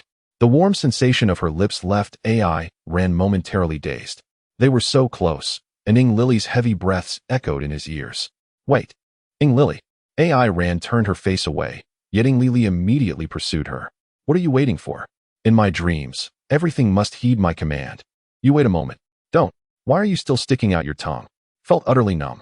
Are all women on Earth this assertive? Previously, it was Poem of the Twilight Hills, and now it is Irie Shirace. Gradually, Irie herself seemed to sense that something was amiss. This dream feels incredibly vivid. She hurriedly rose and pinched her thigh fiercely. The next moment, she exclaimed, Hentai Aaron, how could you? Aaron seized the opportunity to leap from the bed, opting to disregard Lily's accusations. I shall take my leave now. It seems Yukino and the others are just outside. She remarked. That Lily, the illustrations differ somewhat from reality. Lily abruptly yanked the blanket towards herself and exclaimed, You must go out. AI Ran hastily opened the door to her bedroom, only to find Yukino Shida and two other girls already standing at the threshold, alerted by the commotion. Eren smiled sheepishly, exclaiming, "Well, I'm back." At that moment, Yukino leaped into Eren's arms, exclaiming with delight, observing that there was no room left in Eren's embrace. Kasumigakaka Shiyu grasped the corner of Eren's garment tightly. Kata Megumi chuckled gently, "Welcome back, Eren-kun. I apologize for causing you worry. I have returned." Eren gently exhaled, realizing that she indeed favored this world. As her emotions gradually settled, Yukino extricated herself from Eren's embrace. In the presence of Kasumigakaka Shiyu and Kata Megumi, she felt exceedingly bashful. At that moment, Kata Megumi tilted her head in curiosity and inquired, "Eren, we just heard Eri scream. What transpired?" Well, I just teleported into the room and startled Eri, which is why she screamed." "Yes, that's the whole story." Eren, feeling guilty, turned her head to the side. Kasumigakaka Shiyu crossed her arms and fixed her penetrating gaze upon Eren. "Oh, is that so? P.S. Today, I have completed 3 updates. I will catch up on the manga of Princess Kaguya in the upcoming series featuring several female protagonists. I kindly request a 5-star review. For those who have already rated, please consider leaving an additional comment." Chapter 85, The Longest Night, Eri's Transformation. Outside the bedroom. As the voices of AI Ran and Yukino gradually faded away, Iri slowly emerged from beneath the covers, tears streaming down her cheeks. It was truly overwhelming. Just as Yukino Shida had said, the perverse AI Ran had indeed survived. Time seemed to stretch infinitely as Iri's sobs eventually subsided. Her fingertips trembled slightly, and she ungracefully collapsed onto AI Ran's bed, adopting a duck-like posture. With each breath she took, AI Ran's scent enveloped her senses. Yet her mind was a chaotic whirlpool. Recalling the events that had transpired, an inexplicable sense of panic welled up within her. That kiss felt like a key, unlocking the shackles of her muddled existence. Had she truly been so bold as to initiate a kiss with the perverse AI Ran? Iri instinctively clutched the bed sheets, whispering softly to herself. Though she possessed a tsundere demeanor, she was no fool, nor was she lacking in the courage to pursue love. She could not pinpoint when this affection for AI Ran had begun to bloom within her. It was not merely a friendship, but rather a romantic yearning akin to that which she felt for Akiakane. Had it stemmed from that stormy night? That seemed unlikely. Perhaps it had begun even earlier. Yet, she had never contemplated revealing her feelings, for that would be deemed unbecoming behavior. After her disappointment with Akiakane, the thought of harboring feelings for another man felt like a betrayal. Iri reaffirmed this notion within her heart. Faced with this unusual sentiment, she dared not acknowledge nor deny it, thus remaining passive and hesitant. Any action she took would undeniably expose her inner turmoil. However, when Kasumigakaka Shiyu revealed that AI Ran had not rejected her confession, Iri found herself unable to contain her emotions. What ensued shattered the last remnants of her defenses, all within the span of less than 10 minutes. Anri and Eri both met their demise before her eyes. It was only at that moment that Yoshino truly acknowledged her feelings. She had indeed fallen for Eri, cherished him deeply. However, by then, Eri had already been shattered into countless fragments. For an entire day and night, Anri disregarded the haunting images of herself pleading with the 3-star dragon and Eri sacrificing himself to save everyone, confronting the monster in a final act of bravery. The agony was suffocating, leaving her with no recourse but to hide in this room, numbing herself with sleep. After forcing herself to regain composure and weighing her thoughts for an extended period, Yoshino recalled the words of Shiyu Kasa no Oka, who had once mentioned at the CAF entrance her fondness for Eri. Then she remembered the statement from yesterday. After showing Eri-kun the manuscript, I confessed my feelings to him. Eri-kun did not refuse. With both hands pressed against her chest, Yoshino forced herself to cease further contemplation. A tinge of bitterness began to spread, inevitably engulfing her heart. With a soft sigh, she began to reminisce about her interactions with Eri. At that moment, her phone suddenly rang. Was it her mother? She hurriedly answered the call. "Hello, Mom." On the other end, a voice feigning tears emerged. "Yoshino, you now have someone you like, and you don't even contact your mother when you go out. It truly saddens me." "What are you talking about?" "You silly mom. However, I must remind you, even if you have someone you like, hugs and kisses are permissible, but you mustn't." "I would never do that," Yoshino exclaimed, mortified. It seems Mother is overthinking again. Our Yoshino lacks the courage for such things. If she really had someone she liked, she might not even be able to speak to them properly. After all, our Yoshino is quite tsundere. Who said that? Just then, Yoshino realized she had nearly fallen into her mother's trap again. Oh, what just happened? Nothing. If there's nothing else, I'll hang up now. Goodbye, Mom. Aren't you going to chat with me a little longer? Never mind. Goodbye. After finishing her words, Lily abruptly hung up the phone. What on earth does this Fujoshi think of others all day long? Lily sighed in complaint, then instinctively touched her lips. So this is what a kiss feels like. Quite pleasant indeed. But Kagaya Shino, Yukino Shida, and Kato. Lowering her head, Lily slowly recited the names of these individuals. And then she recalled the grim visage of Aki Runa. Ah, Runa, farewell forever. With this thought, Lily embraced her quilt and opened AI Rant's bedroom door, quietly slipping into the guest room. She lay down on the familiar bedding in the guest room, curling herself into AI Rant's blanket. Time to sleep. Tomorrow heralds a brand new beginning. Meanwhile, in the underworld, King Enma frowned as he reviewed a report. How should they handle this human named Aki Runa? Although he did not directly kill 10,002 humans, according to this report, he had previously been collaborating with the evil dragon. Beneath the enormous desk, a well-dressed little demon respectfully stated, "My Lord Enma, for such a low-level world, it would be best to completely erase any trace of this individual's existence." After contemplating for a moment, King Enma slightly nodded. Indeed, for that world, this would be the most prudent solution. You may proceed. Understood. Saying this, the little demon pulled out a laptop from his pocket. After entering Aki Runa's name, all his life's records appeared on the screen. The little demon skillfully operated the device, sending the data to the recycle bin before clicking to permanently delete it. Instantly, all memories of Aki Runa gradually vanished from the minds of everyone on Earth. Even in schools, government agencies, and the internet, all direct records related to him swiftly disappeared. It has been taken care of, my Lord Enma. Even those who were well acquainted with Aki Runa, after a single night's sleep, will no longer remember that this person ever existed in this world. I understand. We must keep a close watch on that low-level world. We need to monitor where the employees of Lord Time's realm are active. Perhaps one day that planet will simply explode. Sigh. I shudder to think of the additional workload that will entail. Yes, I understand. P.S. Today marks the beginning of the first chapter. I kindly request a 5-star review. For those who have already rated it, I would appreciate your continued support with another 5-star review. Thank you. I am grateful for the generous acknowledgement from the esteemed patrons who have supported me. Chapter 86. The Longest Night, the Lord of the Apes. You may kiss me now. Ever since the night of AI Rant's demise, Yukino Shida Yukino has found no respite, merely seated on the sofa in a daze. The thought that AI Ran might return was her sole source of strength. However, upon witnessing AI Rant's miraculous resurrection, the tension she had been holding onto suddenly dissipated, leaving Yukino Shida Yukino utterly spent. Eren gently carried Yukino Shida Yukino into her room and laid her softly on the bed. I apologize for causing you concern. Yukino Shida shook her head in response, saying, You have already expressed your apologies that night. As long as you return, I am utterly satisfied. Observing Yukino Shida's slightly pale visage, Eren couldn't help but furrow her brow in worry. Tenderly smoothing Eren's furrowed brow, Yukino Shida adorned her delicate face with a gentle smile, reassuring her, It's nothing. I simply haven't rested well. A good sleep will suffice. Could you please help me by massaging my legs? I've been sitting all day, and they feel a bit numb. AI Ran sat beside Yukino Shida Yukino's bed, placing her long legs, bound by stockings, upon her own thighs. She began to massage them gently. Yukino gazed at AI Ran, her face tinged with a faint blush.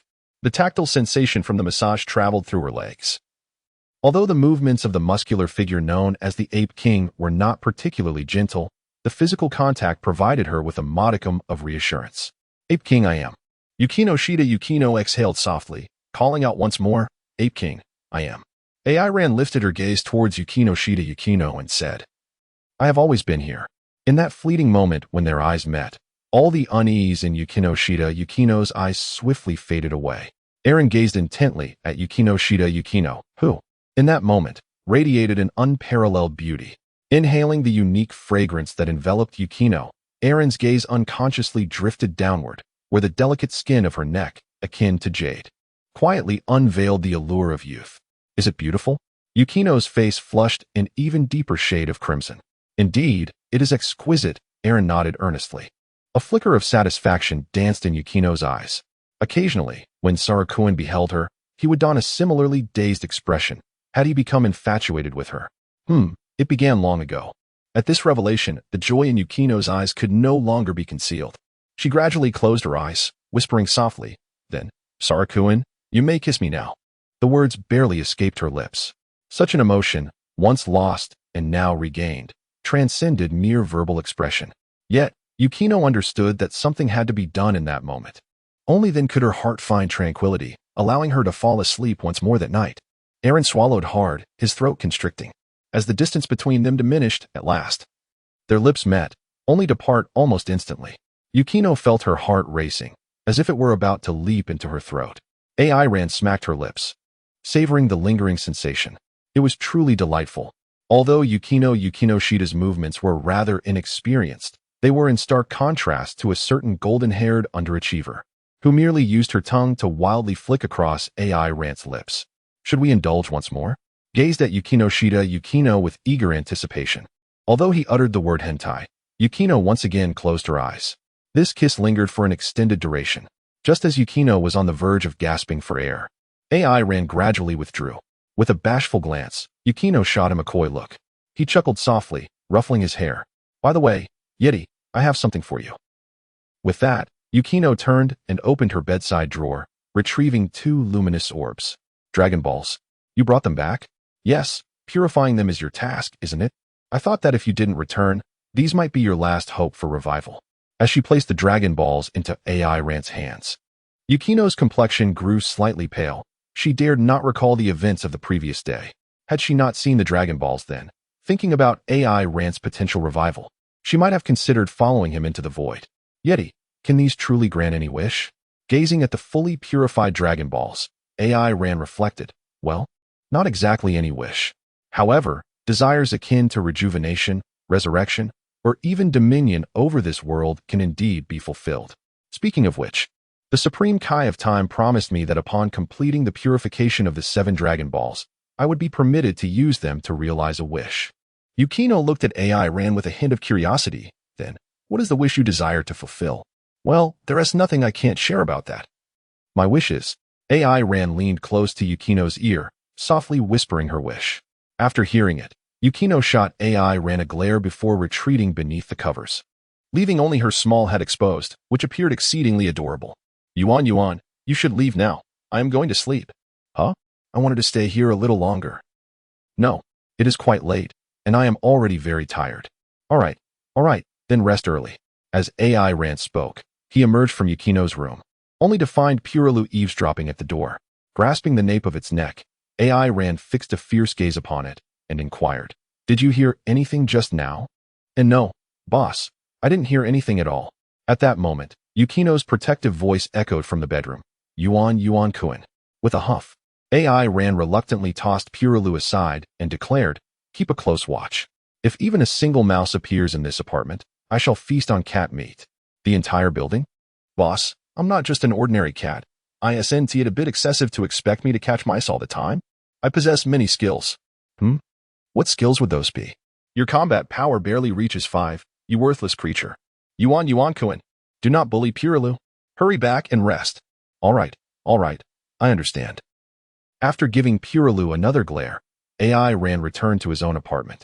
Inside the bedroom, half of Yukino's face was buried in the blankets. The thought of Aaron's earlier expressed wish made her cheeks flush even deeper. Hentai, she murmured softly, burying herself further into the comfort of her bed. Quickly drifting into slumber. She had been utterly exhausted these past few days. P.S. This is the 2nd chapter for today. I kindly seek 5-star reviews. If you could leave a review, I would greatly appreciate it. The rating has reached 8.5, and although the data is dismal, I find solace in the score. Chapter 87. This night is so long. Upon returning home, Aaron was taken aback as he gazed at the dining area. In the pitch-dark apartment, there was a solitary glimmer of light. Kato K sat quietly at the dining table, cradling a cup of red tea. Kato-san, have you not gone to rest? Where is Shia-senpai?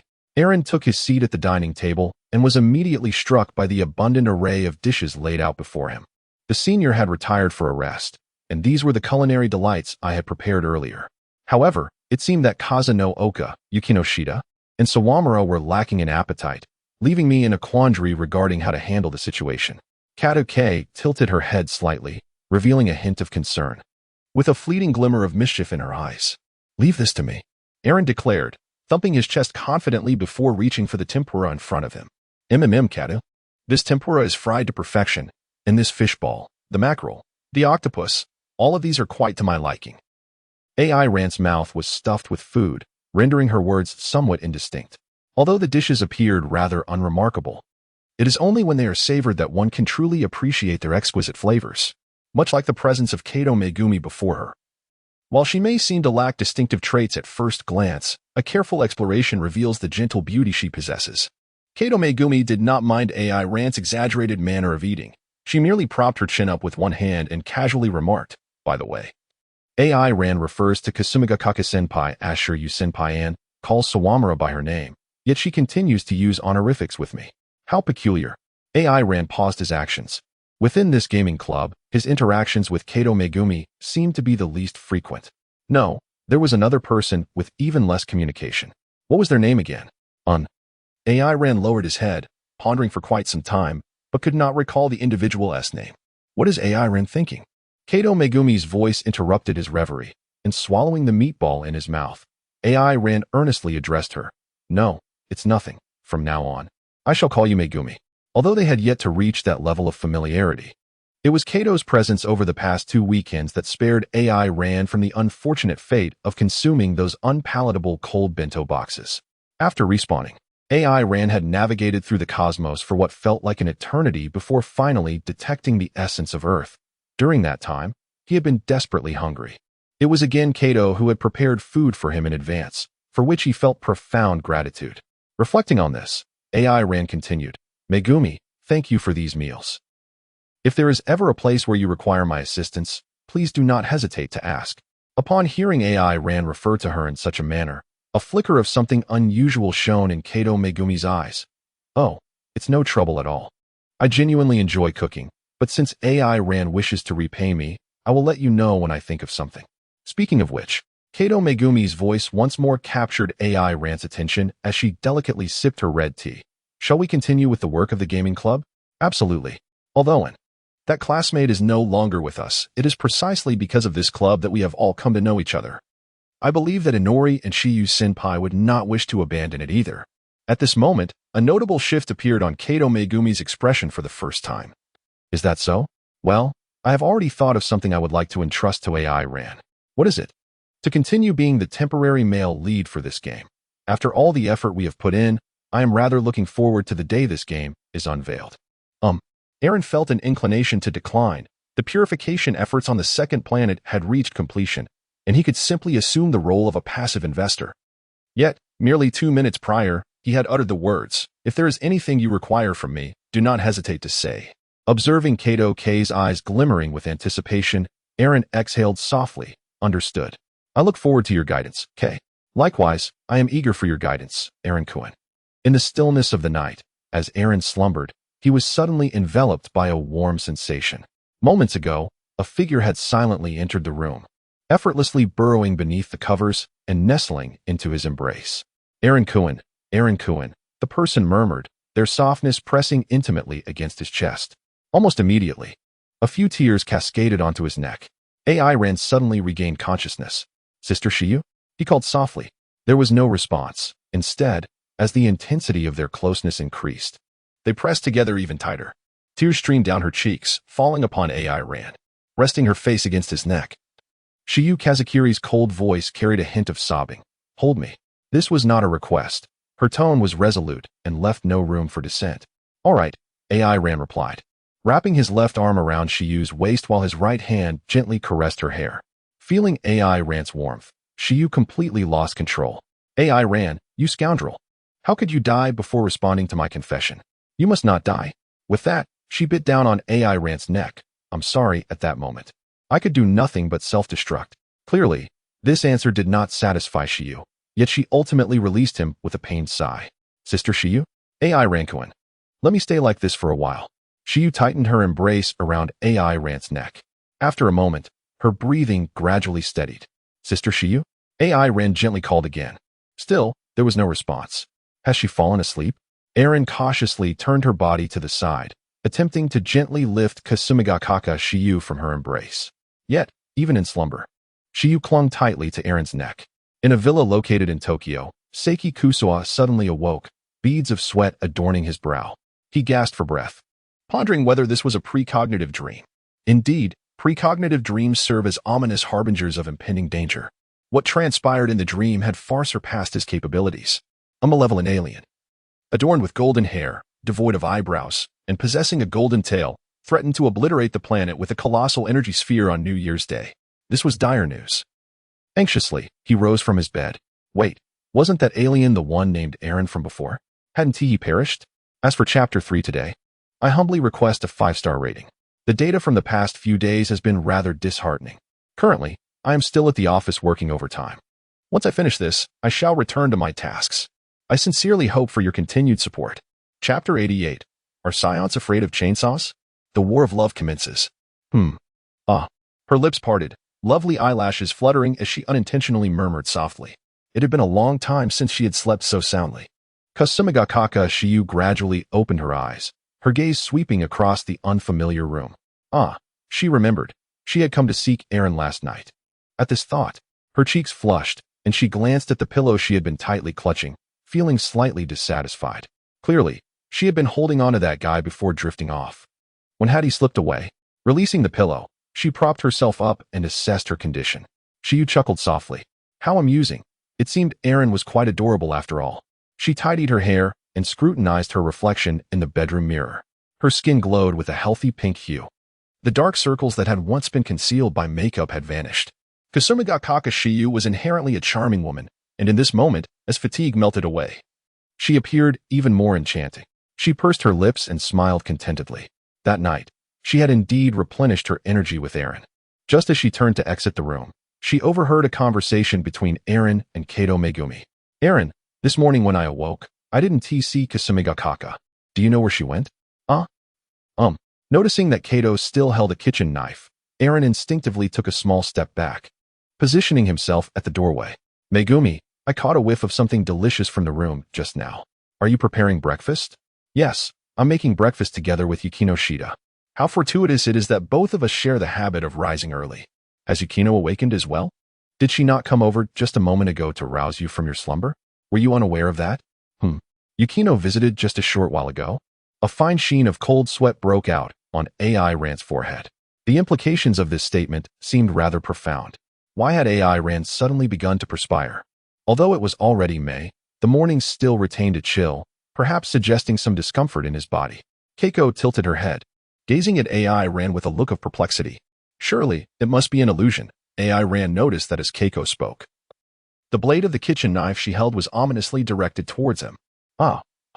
For practitioners of martial arts like us, a mere trickle of cold sweat is trivial, nothing to fret over. Keiko, I shall freshen up now, and I eagerly anticipate today's breakfast. With that, AI Rant sidestepped and slipped into the bathroom. Observing AI Rant's hasty retreat, the corners of Keiko's mouth curled into a subtle smile.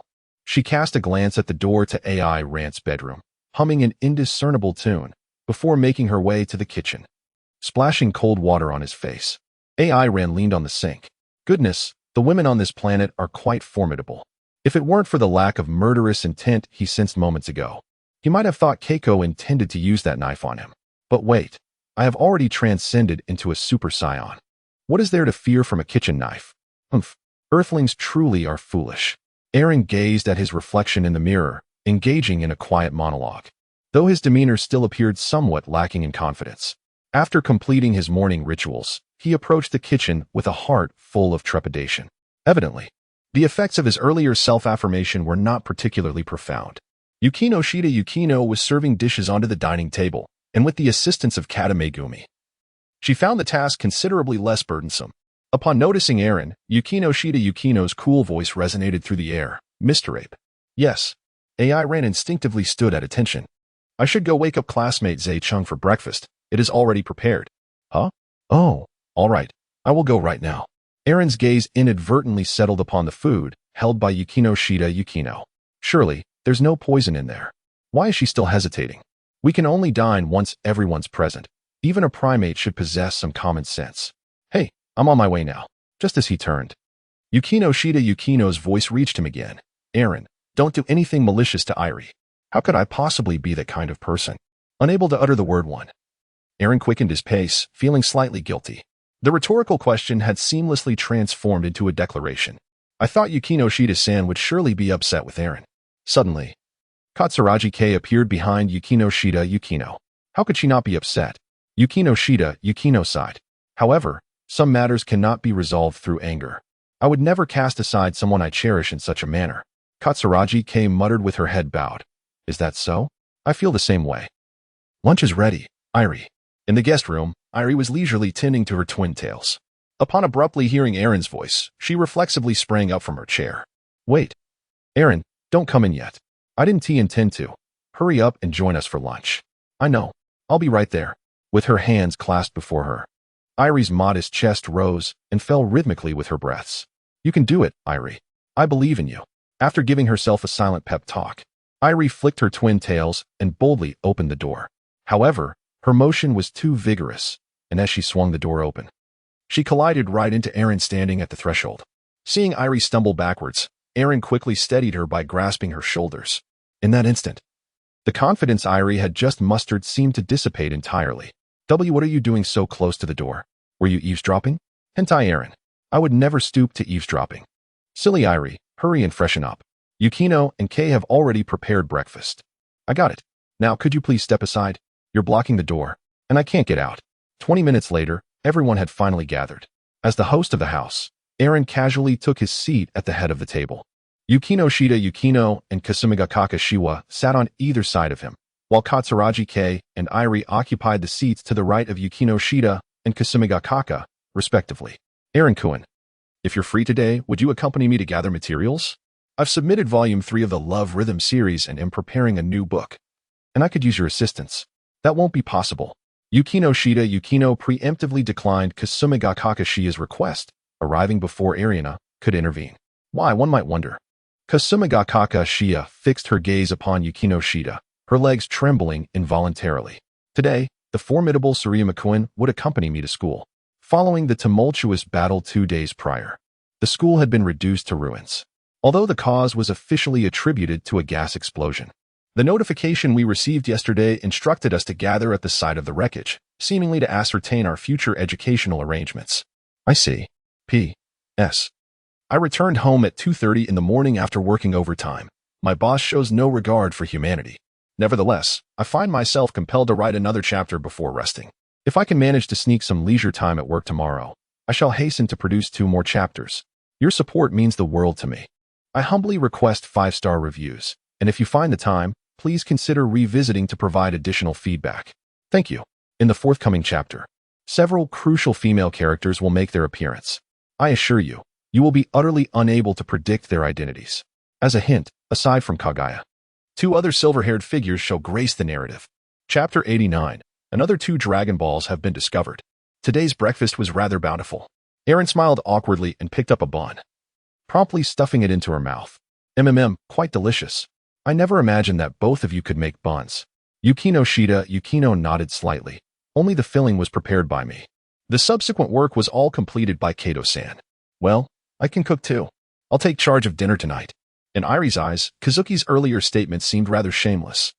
She cast a disdainful glance at Kazuki. Come on, as far as I recall, the only thing you can make is instant noodles. Didn't you try it last Saturday? What do you know? That was merely modesty. Modesty and knife skills. Your potato strips could easily be transformed into French fries. At that moment, Kazuki began to regard Irie with newfound seriousness. Why had this girl been undermining her all day? Senpai Kazuki, classmate Sawamura, please cease the quarrel. We are all friends. Are we not? Kato's tone bore a hint of exasperation. Humph. Irie also grabbed a bun and took a bite. Ah, truly delectable. After devouring another bun, Irie lavished praise upon both Yukino Shida and Kato. Yukino Shida couldn't help but chuckle. She appreciated such unpretentious individuals and relished the affirmation from others. Kato nodded slightly. It's wonderful that Irie enjoys it. Kazuki scrutinized Irie with growing suspicion. Something about her seemed off. As long-standing rivals, they were always keenly aware of each other's changes, although she couldn't yet ascertain the reason behind Irie's transformation. After the meal, Yukino Shida and Aaron stepped outside together. Upon reaching the end of the corridor, Yukino Shida unexpectedly called out his full name. AI Ran was momentarily taken aback. Being called by her full name at that moment felt ominous. I do not wish to walk to school today. Carry me. Huh. Upon hearing Yukino's words, Ein felt an inexplicable sense of relief. He gently embraced Yukino, taking flight towards the school. In midair, Yukino wrapped her arm around Ein's neck and stole a glance at him. Noticing Ein's anxious demeanor, a subtle smile crept onto Yukino's lips. At the edge of the ruins of Subu High, a large gathering of students had assembled.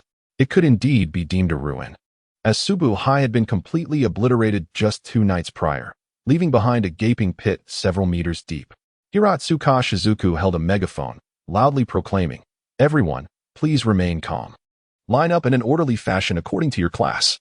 With her command, the once chaotic crowd gradually began to fall into order. Hikigaya, why do you have such deep dark circles under your eyes? Have you not been sleeping well these past few days? Feeling a gentle tap on his shoulder, Hachiman Yukino Shida swiftly turned around. Upon recognizing the visitor, his heart raced once more. Aaron? I thought you had perished in such a fragmented manner? Haha, indeed. However, due to certain circumstances, I have returned. Hikigaya Hachiman reached out to touch AI Ran. Is it warm? Hey, do not engage in inappropriate behavior. I am not like you. I am straightforward. I am certainly not ambiguous either. Yari Hachiman expressed his grievances, stating, honestly, as an ordinary individual, I find it exceedingly difficult to endure such absurd occurrences. No wonder your dark circles are so pronounced. You haven't had a good night's sleep these past few days. Have you? Well, that is not entirely the reason. Hachiman lowered his gaze, feeling somewhat guilty. The primary cause of his insomnia was that just 2 days prior, he had held a girl for the very first time in his life. His overwhelming excitement had prevented him from finding rest. As for Irie, due to Yukino's remarks about the possibility of Irie's revival, Hachiman merely offered a symbolic half-hour of silence in remembrance. After all, the events of 2 days ago had transcended all common sense, leading him to choose to believe Yukino's words. At that moment, the bald principal approached Hiratsuka Shizuka and took the megaphone from her hands. Ahem, dear students, I trust you are all aware that just the other day, a gas explosion occurred within the school premises. Fortunately, it took place after school hours, resulting in no injuries. Following the Golden Week, the school will be rebuilt on the original site. Of course, to ensure that your studies are not disrupted, all students will attend Shuchiin Academy in Tokyo for a year after the Golden Week. As soon as the words of the bald principal were uttered, a myriad of discussions began to circulate among the students. Isn't Shoji Academy the prestigious institution that only the offspring of notable families can attend? Indeed, I have heard that the students there are predominantly the children of influential figures. No way. Wouldn't it be utterly awkward for ordinary individuals like us to fit in? Nonsense, we will surely be mingling in the outer college. I doubt we will encounter many students from the inner academy throughout the year. AI Ran unconsciously stroked her chin. Shuchiin Academy? How familiar that sounds. Kagaya-sama wants me to confess? Upon hearing AI Ran mumbling to herself, Hachiman Hikigaya rolled his eyes. AI Ran, which girl are you pining for this time? Huh, what girl? Still pretending. No wonder you exploded the day before yesterday. It seems that the ultimate fate of a socialite is indeed an explosion. Ahem. The bald head of the principal coughed, signaling the students to quiet down. Now, let the members of the Shuchiin Student Council share some important announcements. Subsequently, 2 elegantly dressed, stunningly beautiful young ladies stood before all the students of Subu High. Upon seeing them, everyone was awestruck by their beauty. One had shoulder-length white hair adorned with a black headband, exuding the grace of a refined lady. The other had waist-length black hair, evoking a resemblance to Yukino Shida Yukino, yet possessing a distinct difference. If Yukino Shida Yukino radiates a cool demeanor underlined by gentleness, this girl emanates an aloofness that keeps others at arm's length. Of course, in terms of figure, both were equally captivating. Hello everyone, I am Anna Kinomoto, the president of Shuchiin Academy, and beside me is the vice president, Kagaya Shinomiya. I will now share the academic schedule of Shuchiin Academy. Anna Kinomoto offered them water. In the crowd, AI Ran scrutinized them with suspicion. Wasn't the president of Shuchiin supposed to be Miyuki Shirogane? What is this Anakinomoto all about? I feel like I've heard that name somewhere. Moreover, there is a strong aura of mischief surrounding these two, especially Kaguya Shinomiya, whose presence I sensed at the bar last time. At this moment, AI Ran was 100% certain that these two were the hosts of the Dragon Balls. Her gaze was unabashed, and Kaguya Shinomiya, standing beside Anakinomoto, quickly sensed the unusual attention. She coldly directed her gaze toward AI Ran. Their eyes met for the first time. P.S. I bet no one has guessed this, right? In my outline, this is undoubtedly the most interesting female protagonist. I request a 5-star review. If you enjoy it, please leave a follow-up comment. There's another chapter today. Chapter 90. Anna Kinomoto Shuchian Academy appeared somewhat desolate during the Golden Week. Principal Adolphe Pescarolo was bustling about the teaching building with his phone in hand. Huh? How can this be? There are no students attending classes today. Yet why can't I find any rare Pokemon? He raised his phone above his head, yet the game interface on the screen remained unresponsive. Suddenly, a cold female voice echoed from behind him. Principal, please refrain from such peculiar behavior on school grounds. If discovered, it could adversely affect our institution's reputation. Upon hearing this voice, Adolphe Pescarello remained motionless, replying, it's you, Teacher Tongsumafuyu. Your sternness remains unchanged, which I greatly admire. However, please hold your tongue for now. I have stumbled upon a rare pocket sprite. Principal, please cease your antics. This morning, Anna and her companion from the Shikigami family have already headed to SBU High. Oh, but didn't Anna's mother specifically instruct us to avoid allowing her daughter to participate in such activities? After all, Lady Kinemiyako is a member of parliament. We must take her directive seriously. As he spoke, Adolphe Pescarello began to move, adopting an even more bizarre posture. Crouching low like an ape while holding his phone aloft. Witnessing the principal's continued frivolity, Tongsu brow furrowed slightly. Yet, contemplating the matters she needed to report, she suppressed her dissatisfaction. Anna Kinemiyako is an exemplary student, graceful in appearance, outstanding in academics, and possessing impeccable character. She truly represents the pinnacle of our institution. No wonder you, as her teacher, are so generous with your praise for your most cherished student. However, Anna's mother has been advocating for a stringent policy to prevent unhealthy interactions among adolescents. A perspective that has regrettably influenced her educational approach, antiquated and conservative. She even prohibits Anna from attending sex education classes. Adolphe Pescarello nodded, signaling that he was listening intently. I previously discussed this with Lady Kinemiyako, but she wishes to safeguard Anna in this tumultuous society, hence her strict prohibition against any unnecessary contact with the opposite sex, effectively isolating her from all forms of sexual education. She aims to extinguish potential dangers at their inception. A hint of discomfort surfaced on Tongsu otherwise serious countenance. Recently, the discipline committee member, Aino, confiscated several students' inappropriate materials and placed them on my desk. When Anna passed by, she curiously inquired why those girls were dressed so scantily. Even such an exemplary student as Anna, if she remains uninformed, how will she navigate society in the future? It is all too easy for her to be deceived. Hence, I believe it is vital for her to gradually engage with the outside world. Within my educational domain, I shall protect her to the best of my ability. This is also my responsibility as an educator. Teacher Tongsu, your perspective is quite commendable. Indeed, our esteemed Professor Adolphe Pescarello is truly beloved at the Shioji Institute. He tucked his mobile phone into his pocket and strolled deliberately toward the principal's office, closely followed by the diligent Matsukasa Fuyuki. Upon entering the principal's office, Adolphe Pescarello transformed, adopting a serious demeanor as he settled behind the desk. I believe I grasp your thoughts. What are your next steps? He inquired. The upcoming opportunity for students from SBU High to attend our school for a year presents a remarkable chance. Given the current scale of the student council, complete management is unfeasible. Therefore, I propose selecting a student from SBU High to serve as an administrative assistant to support the student council. Ideally, this individual should be an honest and dependable male, considering our student council is entirely composed of young ladies. An administrative role, you say? That position is indeed commendable, as it entails physically demanding tasks. A boy willing to endure such toil must have commendable character, he mused. I concur. I entrust this matter entirely to you. Thank you. Principal, Matsukasa Fuyuki replied, tossing her beautiful cherry blossom-colored hair.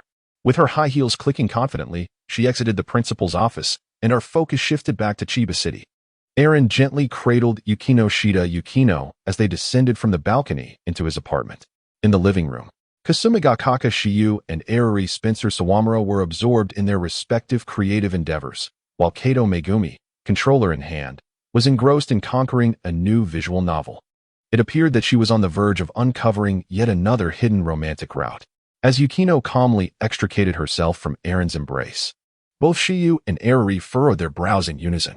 They exchanged glances, each discerning a clear message in the other's eyes. Was Yukino attempting to assert her dominance over them? The two had already engaged in a conversation about Yukino and Eren's relationship prior to their departure, for Arari's overtly peculiar behavior could hardly escape Shiyu's keen observation. After a period of dialogue, they both arrived at a definitive conclusion. While friendship is cherished, love must be fiercely pursued. Eren, what are your academic plans moving forward? I've been quite worried about it this morning, Arari inquired. The horn sounded, and Arari was the first to make her move. AI Ran took a seat on a stool and remarked, for the coming year, we shall be attending classes at Shioji Academy.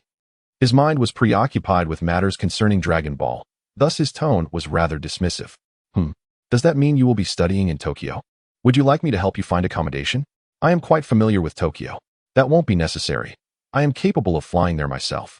Tokyo and Chiba are not far apart, and Yukino has already informed her family. The Yukino-Shida household will assist us in securing a place in Tokyo. Are you two going to cohabit? In an astonishing moment, Arari was struck by AI Ran's straightforwardness, leaving her momentarily paralyzed. Not at all, classmate Sawamura. We are merely looking for two apartments in close proximity. Yukino-Shida exuded a sense of calm, having anticipated her opponent's thoughts, and now appeared quite at ease. I see. Arari seemed to falter, exhibiting signs of retreat. Kagarazaka Shiyu glanced at Arari, thinking it unwise to harbor expectations for her. After all, her combat prowess was on par with that of Peru. Clearing her throat, she continued, AI Rankuin, since the game is set to continue, why not embark on a group trip during this golden week? I happen to have a voucher for a hot spring. This was a gift from Machida when her novel sold 500,000 copies, and it was fortuitous that it could be utilized now. Kagarazaka Shiyu surveyed Arari and Yukino, then cast a glance at her own chest. Once we arrive there, AI Rankuin will surely understand what kind of woman is truly suited for him. Arari, this time. Let me show you how battles are fought. P.S. This is the third update for today. I shall release some bonus chapters tomorrow. The author is about to commence the demonstration of multi-threaded operations. Chapter 91. The Hot Spring Journey commences. After much deliberation, the travel plan proposed by Shiyu Kazanokai was successfully approved. Yukino had never traveled with peers before, and she too felt a sense of anticipation. Thus, in the afternoon, Eri obtained the accommodation voucher from Shiyu Kazanokai and booked a hotel in Hokkaido a day in advance. Meanwhile, Shiyu Kazanokai, along with Kei Katu and Eri Ryuzuki, returned to Tokyo. Preparing for a trip requires numerous arrangements for young girls. They would reconvene at Eri's apartment the following morning. On the train to Tokyo, Shiyu Kazanokai was rapidly typing away on her laptop. Eri Ryuzuki sat beside her, gracefully reviewing the outline of her new book. When in public, Eri's disguise was remarkably effective, provided she refrained from speaking. To book a hotel in such a manner felt almost like cheating, a talent that would be wasted if not utilized for delivering packages. Despite her considerable appetite and strength, Eri set her outline aside and turned to Shiyu Kazanokai, remarking, "You have changed, writing a scene about hot springs in your new book. The significance of this book far exceeds that of the love metronome. The sole criterion for assessing a novel's quality is its sales. Understanding what readers enjoy is essential for boosting those sales. Dear readers, is the hot spring scene intriguing? If not, I shall revise it immediately. Who is the loser? You dark-hearted woman." Shiyu Kazanokai seemed to possess a superpower with just a few words. She could provoke Eri Ryuzuki into a fit of rage. I never said it was unattractive. I am the original illustrator for this new book. I lack experience in depicting hot spring scenes and require on-site research. Ugh, it's such a hassle. Eri Ryuzuki tugged at her hair in frustration. Shiyu Kazanokai's lips curled into a smug smile. Thus, this hot spring trip is indeed necessary. Eri-kun will finalize the hotel booking today, and we shall depart tomorrow morning. At that time, the image of her greatest rival, Yukino, flashed through her mind as she stealthily glanced at Eri, whose development paled in comparison to that of middle school students. What about the male protagonist? Must he have Eri as your model? Eh. Wasn't Eri also keen on having Eri-kun as your model before? Perhaps you could simultaneously gather material for the parts you wish to depict during this trip. Eri Ryuzaki pinched her chin, instinctively nodding in agreement. You make a compelling point, Shiyu. The next morning, Kasa no Oka Shiyu was the first to arrive at Erin's residence. As the apartment door stood ajar, Erin, seated on the sofa, lifted her gaze to behold a pair of long legs clad in black stockings entering her line of sight. Dressed in a pink mini skirt and draped in a red coat, Shiyu's alluring figure was elegantly displayed. Shortly thereafter, her voice of complaint reached Erin's ears. Is this suitcase excessively heavy? Erin rose to her feet, accepting the heavy suitcase from his hands, the weight of it causing him to involuntarily grimace. Traveling with a girl was undoubtedly troublesome. It felt less like embarking on a journey and more akin to relocating. Today, Erin seems rather gentlemanly. Perhaps a reward is in order? Kasumiga Shiyu playfully tapped her lips with her finger, her eyes sparkling with mirth. I wouldn't dream of it. It's merely that seeing you struggle with such a burdensome load made me concerned about your back. It could impact the itinerary for the day. Oh, with that, Kasumiga Shiyu stepped closer and wrapped her arms around Erin, playfully nuzzling against him. Before AI Ran could break free, she took a step back. Well, this is the reward. What are you all doing? Upon hearing this voice, AI Ran's lips twitched as Yukino stood at the doorway, her presence unnoticed until now. Unlike Kasumiga Shiyu, who appeared to be moving with an abundance of luggage, Yukino carried only a single shoulder bag. She was clad in a pristine white dress, complemented by a blue coat. During their field training, Yukino had observed AI Ran's apparent fondness for this outfit. The sole distinction today was that Yukino, usually adorned with flowing long hair, had remarkably braided it into two plaits and donned a white hat. I'm merely giving AI Ran-kun a customary hug, Kasumiga Shiyu said innocently. Winking at Yukino. A customary hug, Yukino echoed Shiyu's words, yet AI Ran felt the temperature around her plummet rapidly. Kasumiga Shiyu, undeterred, crossed her arms and gazed at Yukino. Just as AI Ran was about to speak to ease the tension, Yukino's icy gaze fell upon him. He promptly shut his mouth and complied.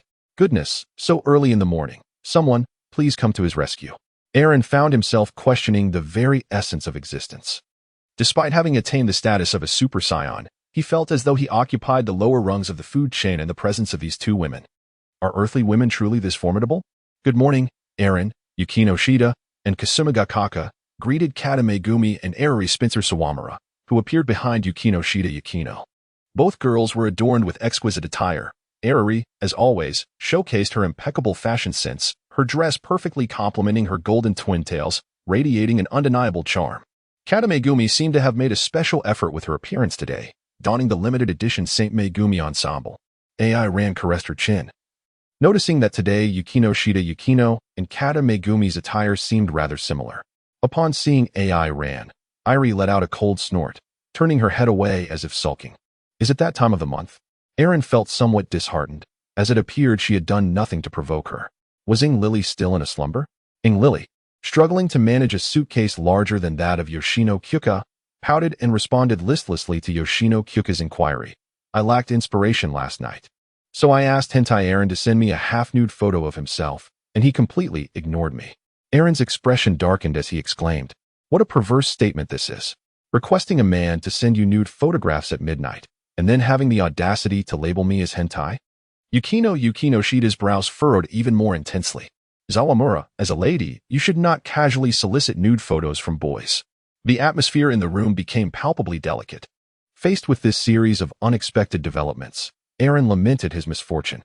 His gaze unconsciously drifted towards Kato Megumi, who, thankfully, still exuded her tranquil demeanor today. However, Kato Megumi's subsequent words abruptly shattered Eren's daydream. Well, Eri, don't be upset. Soon, when we arrive at the Hot Spring Inn, you will have the opportunity to gather inspiration. AI Ran rubbed his brow and sighed. Since everyone is here, let us embark on our journey. I am eager to test the abilities I have recently acquired. Please place your hands upon my shoulders. P.S. This is the first chapter of today. I glanced at the data during lunch, and it was disheartening to behold. I kindly request 5-star reviews, and for those who have already reviewed, I would appreciate it if you could leave an additional comment. Chapter 92. The mantis stalks the cicada, while the yellow bird lies in wait. Yukino and the others place their hands on AI Rant's shoulders, gazing at him with expressions of confusion. Aaron smiled, extending her index finger to touch her brow. The energy orb I left near the hotel should still be intact. Found it. With that, the teleportation initiated, and several individuals vanished from their location. After a brief bout of dizziness, Lily was the first to open her eyes. Upon surveying her surroundings, she exclaimed in astonishment, "Wow, hentai Aaron. What kind of ability is this? You actually transported us to Hokkaido. This must be magic. Can you teach me?" "Well, this is a power known as teleportation.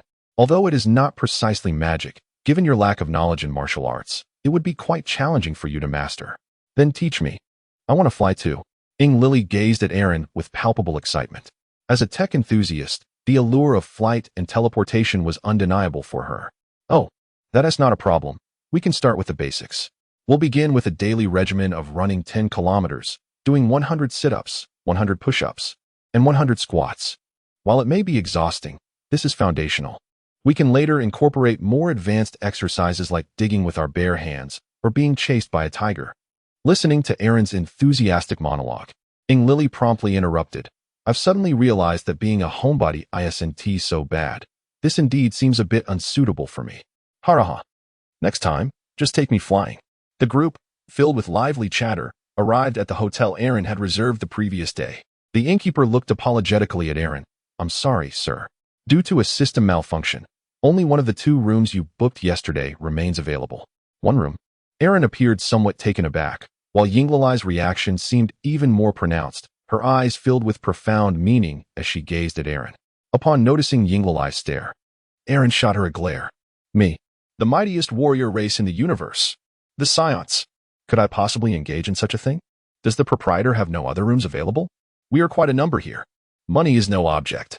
I sincerely apologize, but we truly have no more rooms available.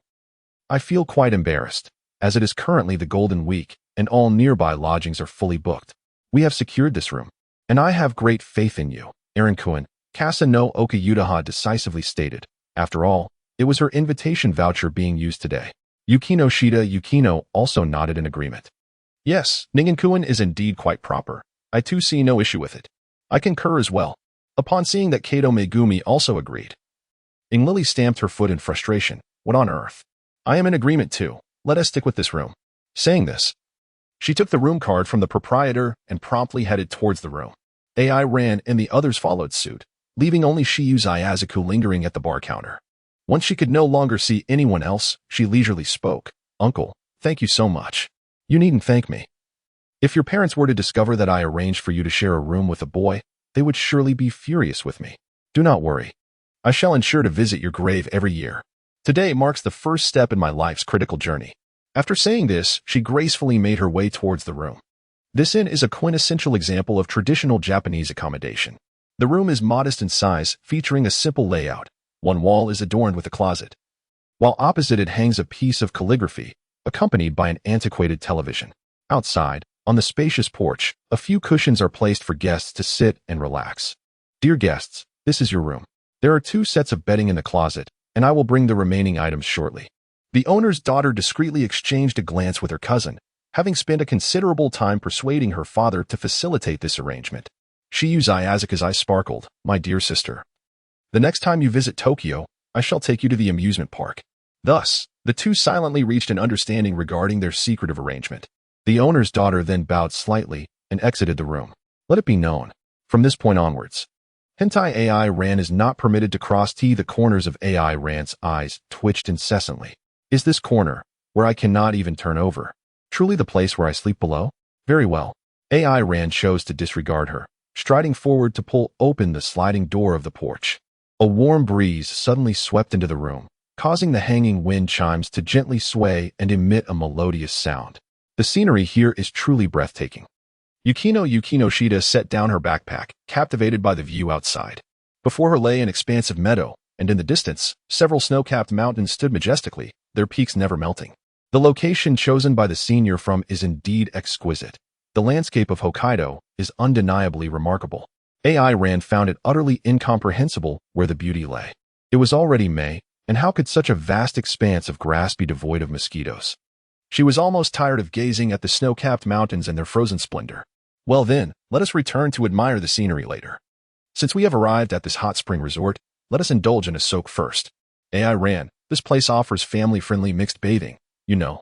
Kasumi no Oka Shiyu leaned slightly closer to AI ran, tilting her head and winking at him, her voice laced with seduction. Humph, you all go ahead and wash. I shall remain here for a while. I will join you after you have finished bathing. Aaron settled down in a cross-legged position on the porch, his tail instinctively raised. The reason he chose this posture over kneeling was that sitting cross-legged was considerably more comfortable, allowing for greater relaxation. Upon witnessing this, Kasumigakaka Shiyu chuckled softly before leading Yukino Shida Yukino and others to the hot springs. Meanwhile, feeling a sense of boredom, Aaron took to the skies, soaring towards the snow-capped mountains in search of a suitable training location. Half an hour later, he returned to the inn with a sense of resignation. It was utterly impossible to train there, as the place was teeming with people. Was there truly such a multitude of travelers during the Golden Week? Upon entering his room, he was momentarily taken aback by the scene that unfolded before him. Hui, have you finished your bath so soon? Where is everyone? The ladies' area also features a dedicated relaxation zone, but one must wear a yukata to enter. They've all gone ahead, and as for me, Kato Megumi, clad in a pink yukata, furrowed her brows slightly, appearing somewhat distressed. Aaron-kun, I seem to have encountered a slight predicament. What troubles you? I'm not quite sure how to put on a yukata. It seems I've done it incorrectly, as there are always two extra ties at my waist that I can't seem to fasten. Then scrutinized, realizing that her attire was indeed quite different from the girls he had previously encountered in yukatas. Perhaps you could seek out to assist you with that? He suggested. In truth, he felt somewhat incapacitated at the moment. Stood up, yet she seemed perplexed about how to don the garment, as her feet were constricted by the yukata, rendering her unable to take a step. It appeared that wearing a yukata for the first time necessitated assistance. As she spoke, she tucked a strand of hair behind her ear and added, if you wouldn't mind, could you help me out a bit? I'm not sure how to. With a look of uncertainty on her face, gazed at him, prompting to exhale a resigned sigh. Well, let me check my phone for some guidance on how to wear this. He then retrieved his phone and began searching for a tutorial, diligently studying the instructions thereafter. AI Ran began to untie the sash around her waist. Kato was quite cooperative, even slowing her breathing considerably. Although her expression remained serene, AI Ran could hear the rapid beating of her heart. She was still somewhat anxious. Observing AI Ran's clumsy demeanor, Kato inquired in a calm tone, AI Ran, do you have confidence in helping me don the yukata? It should be feasible, shouldn't it? S lips twitched slightly. If he were to make a statement, he might be more adept at undressing than donning a yukata. After a brief moment, he successfully untied the belt around Kato K's waist and gently pulled out the restraints binding her legs. Instantly, Kato K regained her freedom. She wiggled her feet. But perhaps due to the exuberance of her movements, combined with the smoothness of her skin, her yukata unexpectedly slipped to the ground before she could react, revealing her bare form. Kato K gasped, her previously placid expression transforming into one of astonishment. Since a yukata does not require undergarments, she now stood before AI Ran in a state of complete exposure. Her skin was remarkably fair, flawless, and even radiated a milky glow. Her body was proportionate. Though not as exaggerated as that of Kasumiga Kakashiwa, her curves were undeniably more appealing than those of most high school girls. AI Ran was utterly stunned, even sensing a warmth beginning to gather within her nasal passages. AI Ran swallowed hard, his gaze involuntarily drifting from her chest to her delicate navel, then lingering slightly lower. Kato Megumi's posture was rather precarious. As her yukata slipped away, she reacted instantly, yet failed to catch it in time. This left her hands shielding her modesty below while her thighs instinctively pressed together. Even the normally unflappable Saint Megumi found a rosy hue gradually coloring her cheeks, her eyes reflecting a mixture of distress, shyness, and concealed panic. Like a helpless little rabbit, she exuded an unintentionally alluring vulnerability. I'm sorry, it wasn't intentional, he murmured. AI Ren finally came to her senses and hastily stepped back, intending to turn away. However, at that moment, an unforeseen event transpired. Yuri's large box lay obstructively in the center of the room, and as she retreated, she inadvertently stumbled over it. Although a martial artist's stance is typically firm, AI Ran's heart was anything but steady. Consequently, she found herself tilting backward. AI Ran, be careful, Keiko Kato exclaimed. her expression shifting to one of alarm as she noticed AI Rand's imminent fall. Without a moment's thought for her own disheveled appearance, she reached out to catch her. And then, AI Rand's previously reclined posture shifted to a forward lean. With a soft thud, the two of them tumbled onto the bedding, their gazes locking in a moment of shared intensity. Aaron could even perceive his own reflection within Kato K's eyes.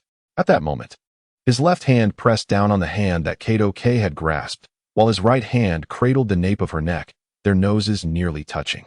The warm breath that Kato K exhaled brushed against Aaron's nose, creating a ticklish sensation.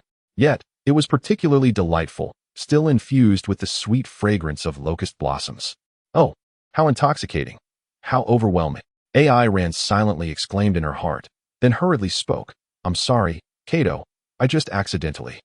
It's not your fault, AI Rand. Kato K interrupted, her gaze fixed on his face, which was so close that her heart raced even faster. She slightly tilted her head, revealing her elegant neck. AI Rand, could you please stand up? I'm sorry. AI Rand pulled the pillow closer and placed it under Kato K's head.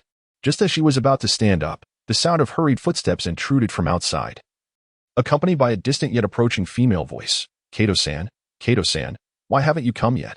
That stout woman in black stockings wants me to come and take a look. Is it Sawamura-san? Kato K shifted her body, a hint of panic flickering in her eyes. Still lay atop her, and she herself was utterly unclothed, as was about to enter, in a state of urgency, paid little heed to her surroundings. She swiftly kicked the blanket at her feet, lifting it, and pressed head against her chest. With her left hand, she grasped the blanket and covered both of them, leaving only their heads exposed. Just as the blanket settled, the door swung open with a loud bang, and hurriedly stepped inside. Upon hearing the noise, instinctively turned her body, attempting to elevate the blanket with her shoulder to conceal the presence of two individuals beneath it. Yet, this maneuver proved to be quite uncomfortable for her. The position was awkward, and his breathing became labored. The warmth of his breath against her skin ignited an unfamiliar sensation within, causing her cheeks to flush a deeper shade of crimson. Fortunately, being a nearsighted recluse, had removed her contact lenses while soaking in the hot springs earlier. Everything before her appeared blurred, allowing her to remain oblivious to any irregularities. Why are you lying in bed? Are you feeling unwell? Inquired, her expression one of confusion. It's nothing. I simply didn't rest well last night. I'm just catching up on some sleep. I'll get up for dinner soon, replied. Though her response was laced with uncertainty, how could she be so tightly wrapped? Then, caught sight of a foot protruding from beneath the blanket. In that instant, she seemed to grasp the situation. As a seasoned illustrator of adult content, her mind raced with specific scenarios. I see. Well, once you've rested, do come over, she said nonchalantly as she approached the exposed leg and stepped down forcefully, even grinding her foot a few times. Hentai. Just you wait. At this moment, AI Rand, ensconced in his blanket, could not help but lament his predicament. The pain was certainly not unbearable, given the defensive capabilities of the Isaiah people. The force exerted by Ing Lily felt akin to that of an ant's bite. However, with the pressure of a pillow above and a leg service beneath, he truly felt overwhelmed. With a resounding bang, the door slammed shut, prompting AI Rand to emerge from his cocoon.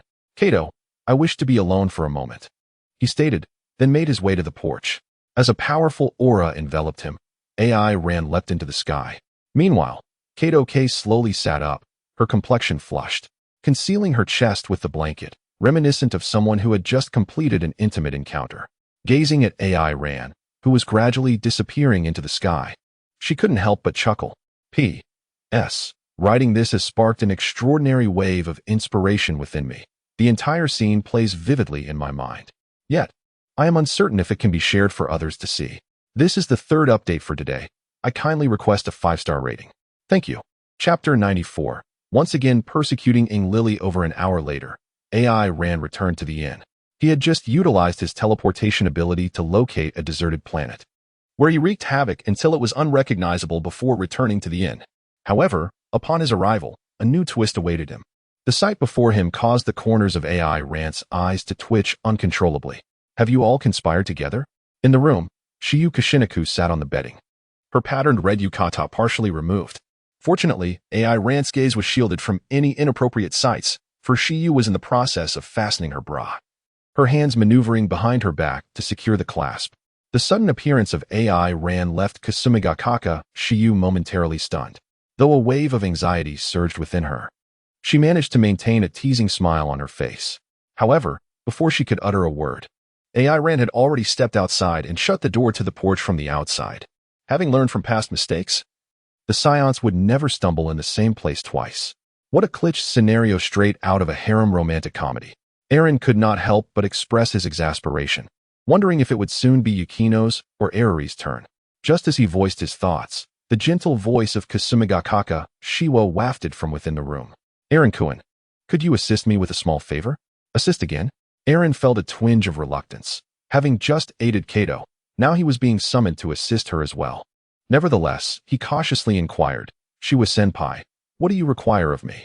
At that moment, Kasumigakaka Shiwa's cheeks flushed with embarrassment. Presently, her singular desire was for Eren to fall in love with her, yet she was not prepared to advance their relationship further. Thus, encountering Eren in her current state made her shy. However, she genuinely needed his assistance. With a troubled gaze directed towards the corridor, she tucked a loose strand of hair behind her ear and softly murmured, when you suddenly appeared before us, you startled me, causing the button on my back to become askew. I cannot seem to unfasten it. As she spoke, she attempted to reach behind her with her right hand. Yet she still failed to make contact. If it were Yukino or Arari, perhaps they would not have faced such a predicament. After all, the discomfort of a too-tight bra is not something one with a B79 cup size could truly comprehend. Are you certain you want me to help you? Eren asked, his uncertainty evident. Blushing, Kasumigakaka Shiwa responded affirmatively, yes. In truth, she could easily await the return of Yukino and the others to seek their assistance. Yet this unexpected incident aligned too closely with her original plans to let the opportunity slip away. My sincere apologies to the other three women. I must ensure that Eren-kun understands that a woman's worth extends beyond mere intelligence and beauty. Measurements also play a decisive role. Contemplating this, Kasumigakaka Shiwa spoke with a quivering voice. Please come in quickly.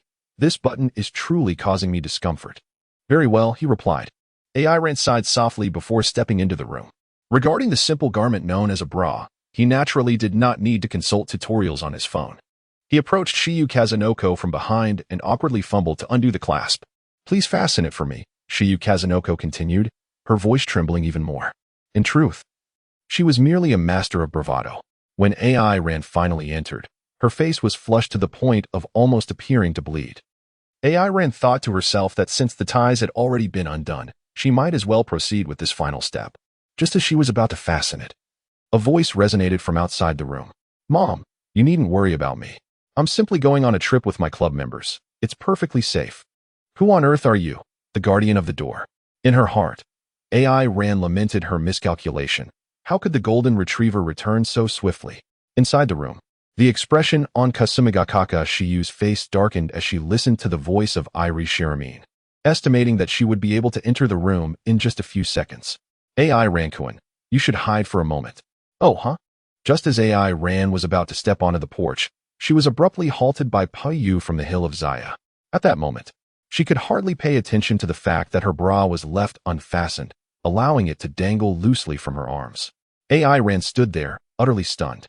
This was the second time. Payu's gaze swiftly swept across the room, soon honing in on the closet. She urged AI Ran towards it. I apologize for this. AI Ran-kun, please, just let me go out to the porch. There is no time. AI Ran's muffled protest was callously disregarded by Kasumi no Okapoem Feather, who then unceremoniously shoved him into a closet. However, the closet was rather small and could not adequately conceal a Scion standing at 180 centimeters tall. As AI Ran had entered with his legs first, the sliding door was effectively jammed, leaving half of his face exposed. With a resigned sigh, Kasumi no Okapoem Feather positioned her body to shield the visible portion of AI Ran. What a misfortune this trip has turned out to be. AI Ran. Hold on for a moment. I shall make it up to you later. Just as she finished speaking, Irie Riri entered the room after concluding a phone call. Irie Riri, with her hair tied up in a bun and clad in a beige yukata, still bore traces of lingering moisture on her neck. Kasumi no Okapoem Feather. What are you doing by the closet? I am observing the layout of the room. The subsequent developments in the novel require a more detailed depiction. Kasumi no Okapoem Feather feigned composure, contemplating how to distract Irie Riri. At that moment, Irie Riri retrieved her framed glasses from her large suitcase. Oh, where's AI Ran? The mention of AI Rand's name instantly reminded Irie Riri of the potential incident between him and Kato. With a dissatisfied pout, she turned her gaze toward Kasumi no Oka poem Feather. Yet, this time, she noticed something unusual. AI Rand was concealed behind Kasumi ga Kakashiyu. Perhaps due to the previous tension, Kasumi ga Kakashiyu did not completely obscure AI Rand, allowing some strands of her hair to be visible from Ari's perspective. After all, AI Rand's hairstyle bore a striking resemblance to Taboo's. The Saiyan Taboo indeed had hair that was quite challenging to conceal. Kasumi ga Kakashiyu shifted her gaze to the side and, with a hint of guilt, remarked, where is AI Rankuin? To be honest, I am not quite sure. Feigning ignorance, Ari silently scoffed. But it was not the right moment to expose them. Doing so would only lead to AI Rand's embarrassment. Just wait. I will certainly seek an opportunity to be alone with AI Rand, and I shall not relinquish him to you. P.S. The bonus chapters will conclude in 2 more installments. I have already organized the storylines of Anna and Kagaya Shinomiya. Let us proceed with the narrative. I kindly request a 5-star review. Thank you, everyone. Chapter 95. Miss Yukino Shida sat firmly at the finish line. In the evening, the journey had only just begun. Aaron felt as though he was on the verge of being overwhelmed. He sat cross-legged outside the porch, while inside, Yukino Shida Yukino and the others were meticulously arranging their yukatas. To his surprise, there was a fireworks festival today. Indeed, our timing was impeccable. Ari, with her twin tails swaying, appeared quite exhilarated, adorned in her exquisite yukata. She looked forward to attending the festival with someone special, indulging in the various activities, savoring the delectable festival treats, and capturing photographs for keepsakes. Perfection. Kasumi ga Kakashiya shot her a glance, wondering how it could be anything less than wonderful. From the accommodation to the fireworks display, she had devoted an entire day to planning. If not for her inability to find a reason to venture out alone with Aaron, it would hardly be Ari's moment of joy. With that thought, Kasumi ga Kakashiya let out a quiet sigh. After a while, the door to the porch swung open. Behind the dazed Aaron, the voice of Yukino Shida, Yukino, resonated. Yarenkuin. Her tone was a blend of shyness and candor, encapsulating the essence of youthful purity and beauty. Airen turned her head, her gaze instantly captivated. Her waist-length hair was elegantly secured with a pale blue butterfly-shaped hairpin. The pristine white yukata enveloped the young girl, adorned with blossoms of varying sizes and soft blue hues. Her delicate feet were encased in white tabi, complemented by a pair of wooden sandals in a natural wood tone. Though this ensemble appeared simple, for some inexplicable reason, it suited Yukino Shida exceptionally well. Noticing AI Rand's momentary daze, a faint blush crept onto Yukino's cool countenance. Despite her shyness, she regarded AI Rand with hopeful eyes and softly inquired, "What do you think of my outfit, Renyingu? It's beautiful. To be honest, I find it hard to look away." "Really?" The corners of Yukino's mouth curled slightly upward. "You always speak so directly, without a hint of subtlety. However, I shall tentatively trust your taste." With that, Yukino promptly turned and walked towards the interior of the house, her smile blossoming even brighter. Then, a voice floated back to AI Rand. "Let us go to the fireworks festival together." Of course, Aaron rose to his feet and followed her inside. However, as soon as he entered the room, 3 pairs of discerning eyes fixated upon him. "Aaron Cohen, what do you think of my outfit?" Kasha no Okashiyu twirled before him, her dark red kimono seemingly unable to contain her youthful allure, leaving Aaron momentarily mesmerized. He raised his thumb in admiration, exclaiming, "Shiyu-senpai, you look stunning today." Beside him, Ing Lily lowered her head and muttered, "Big pig's trotters. Ain't you just adorable today, Ing Lily?" Upon hearing Aaron's compliment, the previously bashful Ing Lily's cheeks flushed a bright crimson. "Humph, I have always been this cute." Even without hentai Aaron's praise, that remains an undeniable truth. With a haughty demeanor, she swiftly caught up with Yukino Shida Yukino, who had already stepped outside, murmuring softly to herself, "Truly, hentai Aaron knows how to charm the ladies. I should hurry away, lest I become entranced by his sweet words." Aaron's gaze shifted to Kato Megumi. Although Megumi still bore her usual indifferent demeanor, Aaron could discern a glimmer of anticipation in her eyes. "Megumi, today you are far more enchanting than those so-called heroines from the games." Though it was Aaron who offered the last compliment, Megumi was nonetheless delighted to graciously accept it. Her tone remained calm, yet as she turned away, Aaron felt a flicker of unease. However, her excitement for the game their club was developing overshadowed her apprehension, especially since Aaron had already assumed the role of the protagonist. Whoosh. Bang! The dazzling fireworks ascended into the sky, trailing a long tail before bursting into a myriad of stars. The onlookers gazed upward, marveling at the splendid display. How dull! This is far less captivating than the explosions of celestial bodies. Seizing the moment when no one was watching, Eren flicked her tail behind her. Yukino Shida Yukino and Kasumigakaka Shia nestled closely on either side of Eren, while Megumi, slightly behind, momentarily flickered with emotion before regaining her composure, her hand subtly grasping Eren's tail. As for Arari, her entire focus was absorbed by the fireworks above, rendering her unusually quiet. How beautiful! Yukino Shida murmured as she gazed at the night sky. Such events are rare, whether in Chiba or Tokyo. Eren, hearing her words, turned to Yukino Shida, the colors of the fireworks dancing across her face. In the interplay of light and shadow, Yukino Shida emanated a hazy allure. AI Ran gazed at her in silence, momentarily entranced. His heart began to race involuntarily. How wonderful it would be to witness such breathtaking scenery again in the future. Yukino Shida Yukino remained oblivious to AI Ran's expression, her attention wholly captivated by the fireworks. No matter where you wish to go to admire the views, I shall accompany you. The words slipped from his lips unbidden, and AI Ran immediately realized his gaffe, quickly turning his head away. With a soft chuckle stifled behind her hand, Yukino Shida Yukino noticed AI Ran reverting to his awkward demeanor. Meanwhile, on the other side, Kashiwao Shiyu, equally unwilling to concede, wrapped her arms around AI Ran's other arm, casting him a pointed glare. Behind AI Ran, the gaze of Spencer Shirakawa finally fell upon the scene, and she instantly felt as if she had consumed several lemons. How infuriating! How detestable! Hentai AI Ran. Enrili gritted her teeth and boldly squeezed herself between AI Ran and Kasa and no Okayudaha. Hentai AI Ran. I'm feeling a bit chilly. Could you lend me your jacket? Oh, all right. AI Ran, without a moment's hesitation, shed her coat and handed it to Ing Lily. At that moment, Ing Lily nodded in satisfaction. I am truly a genius, effortlessly compelling these two women to release the Hentai AI Ran. Hentai AI Ran. Just wait for me. Do not let me seize the opportunity. As the second chapter unfolds, this welfare chapter is nearing its conclusion with the final chapter approaching. Chapter 96, Ing Lily's Midnight Visit. After the fireworks festival, the group lingered outside for several hours before returning to the inn on the second floor. I felt an unsettling apprehension about sharing a room with Hentai AI Ran, so I devised a plan.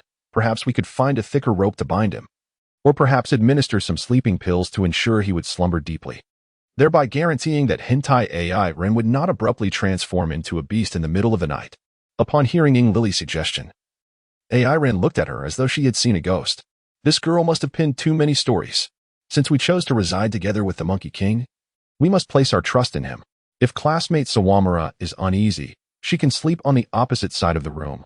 I will rest beside the Monkey King. Yukino Shida Yukino stood resolutely by AI Ran's side. The two had spent an entire year together in the icy realm. If the Monkey King harbored any ill intentions, perhaps only two would have returned from that world. Reflecting on this, Yukino Shida Yukino felt an unexpected pang of regret within her heart. Ing Lily flicked her twin ponytails. Even so, I refuse to sleep in the corner. I shall rest near the wardrobe, allowing me to conveniently monitor Hentai AI Ran throughout the night. I will keep a vigilant watch over you. Kasa no Oka Shiyu let out a cold laugh. Monitoring AI Ran. Is it truly surveillance, or does one wish to guard against their own thievery? Soon, the three began to bicker over their sleeping arrangements. Ultimately, Kato Megumi's voice interrupted their debate. Everyone, since we rarely have the chance to be out together, why not play a game? The atmosphere here is delightful. Let us share ghost stories. Megumi's suggestion was indeed sensible. Eren's eyes sparkled with excitement as she swiftly extinguished the lights in the room. Telling tales? Oh, this is where Eren truly excels. The notorious cosmic thief, Eren, is determined to weave a chilling ghost story to send shivers down your spine. Otherwise, the mischief of today would be in vain. Eren, why did you turn off the lights? I'm not ready yet. Enri clutched a pillow, shrinking her neck in apprehension. Her cerulean eyes glimmered with a vulnerable light amidst the darkness. That's precisely the point, to frighten you. Aren't you the guardian of the door today? Eren smirked and then cleared his throat, saying, let me begin the tale. I excel in recounting ghost stories. With that, he illuminated his phone's light, casting it upon his face, and deliberately lowered his voice. Wait. Ing Lily interjected hastily. You're making me unprepared. Hentai Aaron. Taking a deep breath, she patted her cheeks and proclaimed, I'm ready now. Please proceed. All right, I shall commence. Today, I will narrate the story of a girl named Sadako. Once upon a time, there was a girl named Sadako. AI Ran had long realized that tales like the cursed Midnight Bell and Sadako no longer existed in this world, which is precisely why he chose to narrate this story. Indeed, merely 5 minutes later, Yukino leapt into his embrace. AI Ran unconsciously revealed a smile. 2 minutes later, Kasumigakaka Shiyu was trembling as she leaned against AI Ran's back. At that moment, AI Ran felt as if something unwelcome was about to occur, and his smile gradually faded. Indeed, 2 minutes later, Kato Megumi wrapped AI Ran's arm around her chest. Before he could savor that softness, Yukino and Kasumigakaka Shiyu pinched at his waist, one after the other. Moreover, there was Arari, who had concealed herself under the blanket. Covering her ears before Yukino leaped into AI Ran's embrace. Earlier, there had been a slight awkwardness during the ghost story segment, but such minor discomfort did not impede their ability to share a bed together. After witnessing Yukino and the others huddling under their blankets, Erin returned to her secluded corner, separated by a box and a coffee table. This night, she felt an inexplicable difficulty in finding slumber. Erin possessed an acute sense of smell, as the air in the room was suffused with a delightful medley of fragrances. After savoring their essence, Yukino swiftly drifted into slumber, her daily routine perpetually maintaining a rhythmic order. Kasumigakaka Shiyu and Kata Megumi, however, remained restless, tossing and turning. The most exaggerated of all was Inori, who had cocooned herself within the blankets, curling up in a shivering ball. This girl truly lacked resilience. Before long, drowsiness enveloped Erin, and she too gradually succumbed to the realm of dreams. As time passed into the depths of night, Inori, feeling parched under the chill of the air conditioning, rose from her slumber, groggily making her way to the coffee table to pour herself a glass of water. Gulping it down in one swift motion, she, still burdened by fatigue, fumbled her way back to her bed in the darkness, pulling aside the covers to lie down. Yet, it appeared she had inadvertently drawn back Erin's blanket. The warmth of the bed elicited a soft, contented sigh from her lips. AI Ran was unaware that someone had entered. She merely felt a chill and instinctively pulled the blanket closer around herself. At that moment, Lily furrowed her brow, feeling somewhat cold. Yet, there seemed to be an exceptionally warm presence beside her. Consequently, she turned slightly, burying her face in AI Ran's chest, and with that, she peacefully drifted off to sleep. As dawn approached, Lily found herself in a dream. In her dream, she and AI Ran had been in love for a year, marrying on the day of their graduation. At the moment he placed the wedding ring on her finger, Lily blushed and tiptoed, offering her soft lips to him. Suddenly, the dream became hazy. Lily's eyes fluttered open, appearing to awaken. Yet she remained enveloped in the essence of the dream. Gazing at AI Ran, who was so close, she instinctively leaned in for a kiss.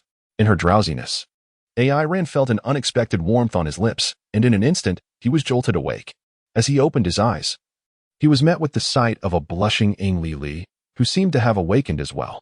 She wrapped her arms around AI Ran's waist, perhaps even brushing against him. Their eyes locked, and Lily instinctively felt the urge to scream. Swiftly covered her mouth. Calm down, Lily. This is my bed. If you make a sound here, there will be no way to clear our names. Noticing Lily slowly nodding, AI Ran finally breathed a sigh of relief and gradually removed her hand, causing Lily's cheeks to redden even further. Suddenly, she shot AI Ran a fierce glare. It's all your fault. Hentai AI Ran. Just think about it. Lily revealed her 2 canine teeth and playfully bit down on AI Ran's mouth. Erin was utterly stunned. Lily, are you truly this vicious? Are your parents aware of your actions?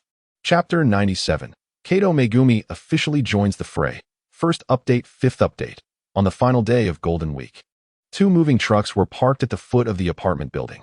Tomorrow marked the beginning of the school year, and the Yukino family had arranged for Yukino to have an apartment near Shichien Academy. Naturally, Erin also relocated to the vicinity. However, due to the absence of other residences around the apartment, Erin rented a house approximately a kilometer away from Yukino's new home. The previous owner of the house had operated a karate dojo, leaving a rather spacious training area within the premises. This pleased Erin greatly, even though it seemed another tenant already resided there.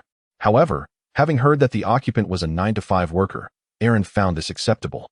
The physical labor of moving was solely undertaken by Aaron, who had no intention of waiting for the sluggish, elderly movers to dawdle. He simply required them to neatly stack the items onto the truck. Yukino directed from downstairs, her expression alert whenever anyone brushed against her Mr. Pan dolls. I told you. Hentai Aaron's physique is perfectly suited for delivery work. Just look at those muscles. Lily stood on the 15th floor balcony, her gaze fixated entirely on Aaron. Her voice tinged with excitement. Kasuma Kakashiba cast her a sidelong glance. Have you completely abandoned pretense? Be careful, you're almost drooling. Humph. And what of it? I simply crave his physique. Heh. Kasuma Kakashiba huffed, shaking her legs in annoyance, choosing to disregard the infatuated Lily. Just a golden retriever, hardly a threat. Even if a roasted duck were placed before Lily, with her skills, she could surely revive it and watch it fly away. Her attention then shifted to Kato Megumi, who stood not far away, hands clasped before her chest, her gaze locked on Aaron. This woman was indeed a formidable rival, her threat level surpassing even that of Yukino Shida. Kasuma Kakashiba's sixth sense as a woman continuously alerted her. Feigning indifference, she approached Kato Megumi and casually inquired, Kato-san? Kato Megumi gently raised an eyebrow, signaling her attentiveness. When Kasuma Kakashiyu closed her eyes and reopened them, all hesitation had dissipated. Certain matters necessitated face-to-face confirmation. Now, with Yukino Shida by Era's side, it was imperative to curb any potential rivals. One adversary, Yukino Shida was sufficient. What was Kato-san's perspective on Era-kun? Kato Megumi's pupils constricted, her fingers drifting from her chest as she methodically tidied her hair, a flicker of light dancing in her typically serene eyes. This inquiry was too broad. Could Kasuma Senpai narrow the scope? Perhaps then I could provide a response that would satisfy her. A satisfactory response. Kato-san would likely not meet my expectations. Kasuma Shiyu keenly sensed Kato Megumi's earlier anomaly. Certain questions no longer warranted further exploration. The next course of action was to take the initiative. Kato-san must be aware of my affections for Era-kun, and naturally, Yukino Shida, who had always been by his side, shared similar sentiments. Indeed, whenever Kasuma Senpai and Yukino Shida-san beheld Era-kun, an unmistakable glimmer appeared in their eyes. Particularly now, Kasuma Senpai was markedly different from the first time I met her. Unconsciously, Kasuma Shiyu smiled, as if reminiscing. All these changes in me stem from Era-kun. Without him, I would have perished twice already. Of course, my feelings for Era-kun are not merely born of gratitude. Rather, his presence brings me a profound sense of security, with all my longing naturally gravitating towards him. For us women, security is paramount. Is that so? Kato Megumi maintained her placid tone. Even as Kasuma Shiyu spoke of her feelings for Era, she exhibited no signs of wavering. This astonished Kasuma Shiyu. When did Kato-san develop feelings for Era-kun? I am genuinely curious, as it seems your interactions are rather limited. It was during our first stay at Era-kun's house. Kato Megumi responded without hesitation, as if she had never doubted her feelings for Era. Although we first met in a CAF, when I visited Era-kun's home days later, he accurately recalled my name and noted my every movement. Such attention had never graced my life in the preceding 16 years. To me, he is an extraordinarily unique presence. As she spoke, Kato Megumi paused for a moment before adding, of course, that was merely my initial reason for being concerned about him. Many events transpired subsequently, leading me to gradually realize that I seemed to have developed feelings for him. Such emotions of love cannot possibly be instantaneous. They require a process, albeit one that may only span a few days. Kato's abilities are truly remarkable, akin to that invisible girl in a manga. No one else can see her. Only the destined person can acknowledge her existence. Kasuma Shiyu chuckled at this. At that moment, a gentle breeze swept through, tousling Kato Megumi's hair, and she revealed a serene smile. Now then, Kasuma Shiyu attempted to take the initiative in their conversation. Initially, I inquired about Kato's opinion on Ain Renkuen. Does Kato now have an answer? Indeed, I do. Kato Megumi gently grasped her shoulder-length hair. It seemed that during our travels, Ain Ran had mentioned something akin to this. Megumi, if you were to grow your hair long, you would undoubtedly become the center of attention, the leading lady. At that time, both Kasuma Shiyu and Yukino Shida were present. Since it was merely a casual remark from Ain Ran, everyone had paid little heed. Reflecting on this, her smile blossomed even more radiantly. I believe I shall continue to let my hair grow. Is this answer satisfactory for you, Kasumigakaka-senpai? I understand. Kasumigakaka Shiyu sighed inwardly. Indeed, her intuition had proven correct. Another competitor had emerged. P.S. It seems that everyone is still unsatisfied with the updates, so I have decided to provide another chapter. Of course, if possible, please show your support by urging for more updates and perhaps offering a small token of appreciation to the author. Balancing work while providing multiple updates is quite challenging. I kindly request a 5-star rating. Thank you. Chapter 98, The Return of the Dragon Ball Host. Second update, 5th update, at long last. We have arrived at our new home. AI Ran pushed open the grand gate of the residence. Standing before her were Kasumigakaka Shiyu, Zekaeri, and Katamegumi, each wearing an expression of curiosity as they surveyed the estate. Their visit today was primarily to familiarize themselves with the surroundings. After all, AI Ran would be residing in Tokyo from now on, and they could visit her daily. Yukino Yukino did not accompany them, as she was busy organizing her new abode. However, she felt little concern, for the distance was not great, and she would have ample time to spend with AI Ran. Kata Megumi donned a pink apron and remarked, AI Ran, you were rather inept at tidying up. I believe it's best if Shiyu and I take charge of this task. You may simply place your luggage in the hallway. With a face full of gratitude, AI Ran remarked, Hui, you are truly wonderful. You've been a tremendous help. Upon hearing this, Kato Hui revealed a slight, serene smile. However, beside them, Ing Lily furrowed her brow and kicked AI Ran's calf, exclaiming, Hentai AI Ran. I can help too. Give me an apron. Huh? You can actually tidy up the house? AI Ran regarded her with skepticism. Huh? I am determined to become a perfect young lady. Do not underestimate me. With that, she clumsily donned the apron. Yet, mere seconds later, a perplexed expression crossed her face as she turned to Kasumigakaka Shiyu, saying, could you help me? I seem to be unable to reach the ties at the back. Kasumigakaka Shiyu sighed, pinching her forehead. I think it would be best if you refrained from causing any more trouble. Black silk, plump woman, are you also underestimating me? Seeing Ing Lily's fearless demeanor, Kasumigakaka Shiyu raised her hands in exasperation. All right, I'll tie it for you, but you must be cautious. AI Rankuin possesses many fragile porcelain items on the dining table. Do not shatter them. Humph, am I truly that careless? Observing this scene, AI Ran's eyelids twitched. A sense of ominous foreboding washed over him. However, Ing Lily's intentions were sincere. It would be best not to dampen her enthusiasm. Indeed, as AI Ran moved the second box into the corridor, a series of crashing bowls echoed from within. Shortly thereafter, Ing Lily's anxious voice followed. I'm sorry. I didn't mean to. Hey, you faux young lady, perhaps you should step aside and not cause trouble for me and Kato, came Kasumigakaka Shiyu's voice. AI Ran, still standing in the corridor, pouted. It seemed his premonitions were accurate. Once again, he stepped outside the house.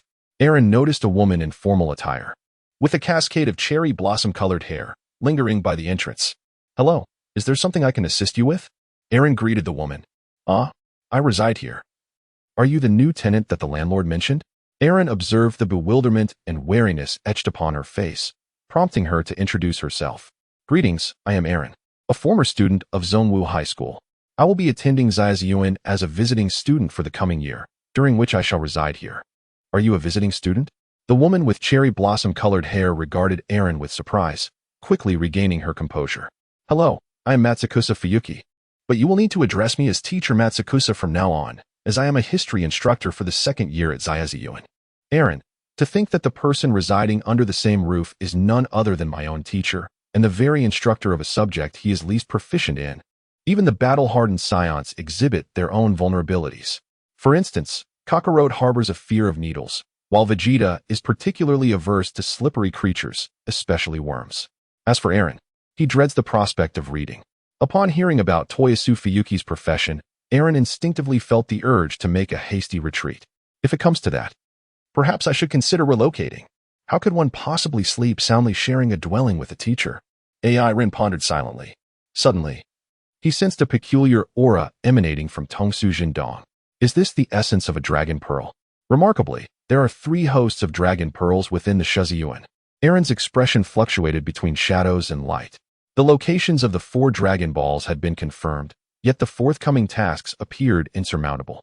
The 4-star ball resided beneath the snow. Resting with Yono, who happened to be Yukino's elder sister. The five-star ball was in the possession of Anna Kinomoto, the president of the Shuchian Academy Student Council, while the six-star ball belonged to Kagaya Shinomiya, the vice president of the same council. Eren had encountered both individuals a few days prior. Anna Kinomoto exuded the aura of a refined lady.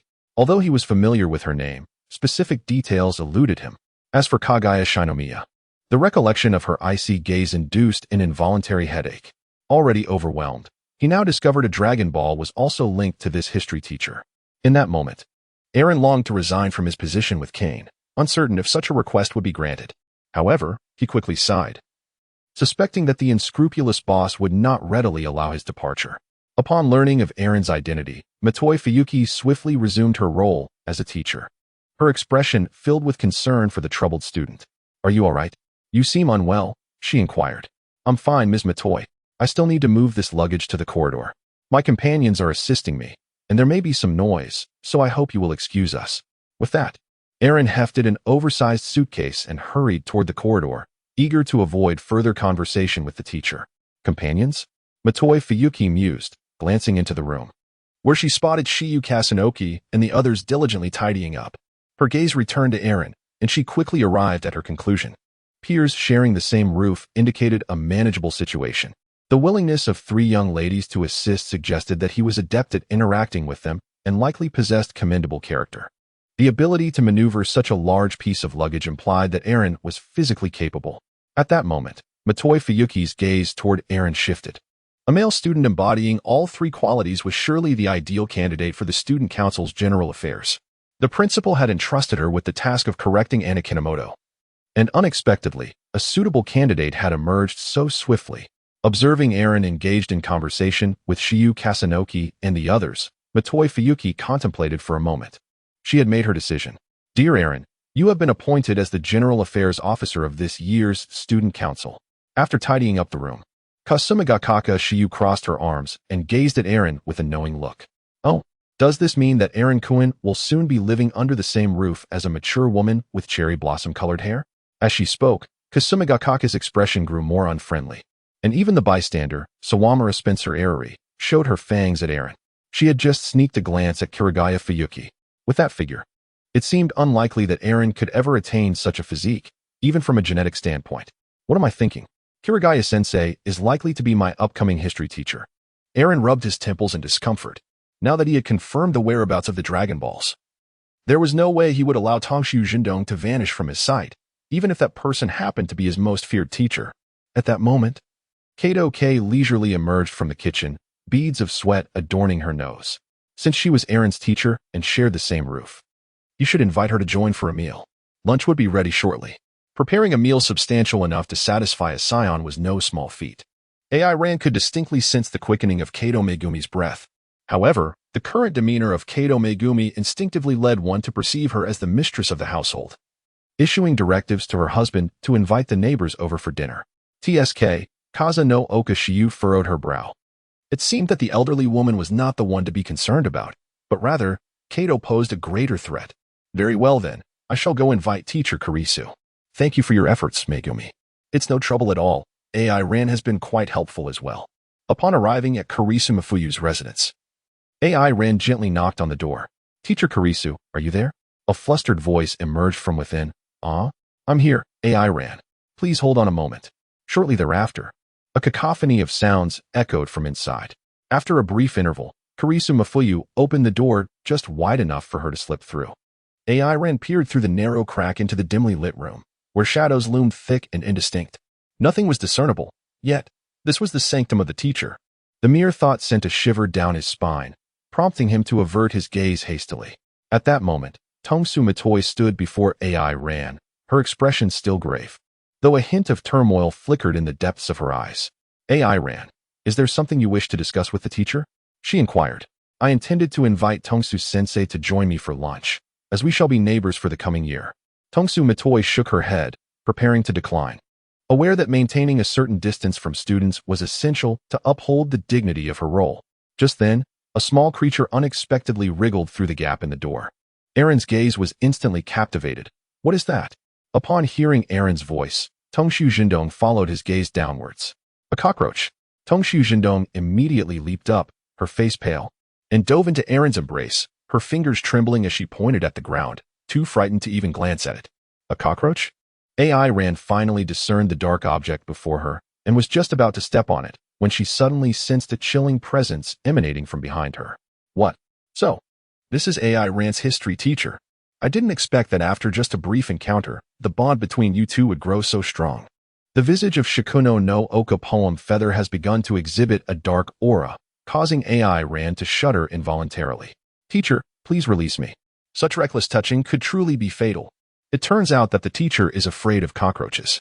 Poem Feather of the Kasumi Hill observed AI Ran raising her hands, displaying a look of helplessness, and swiftly deduced the situation that had just transpired, causing the chill within her to gradually dissipate.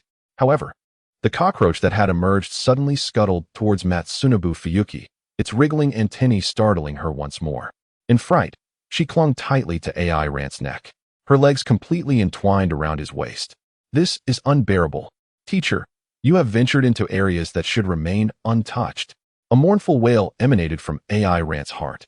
With a swift motion, Shiyu from the Hill of Twilight retrieved a small booklet from her bag, rolled it up, and struck down upon the cockroach. Subsequently, she grasped the collar of Tuka's coat and hoisted her up. Teacher, it is now safe.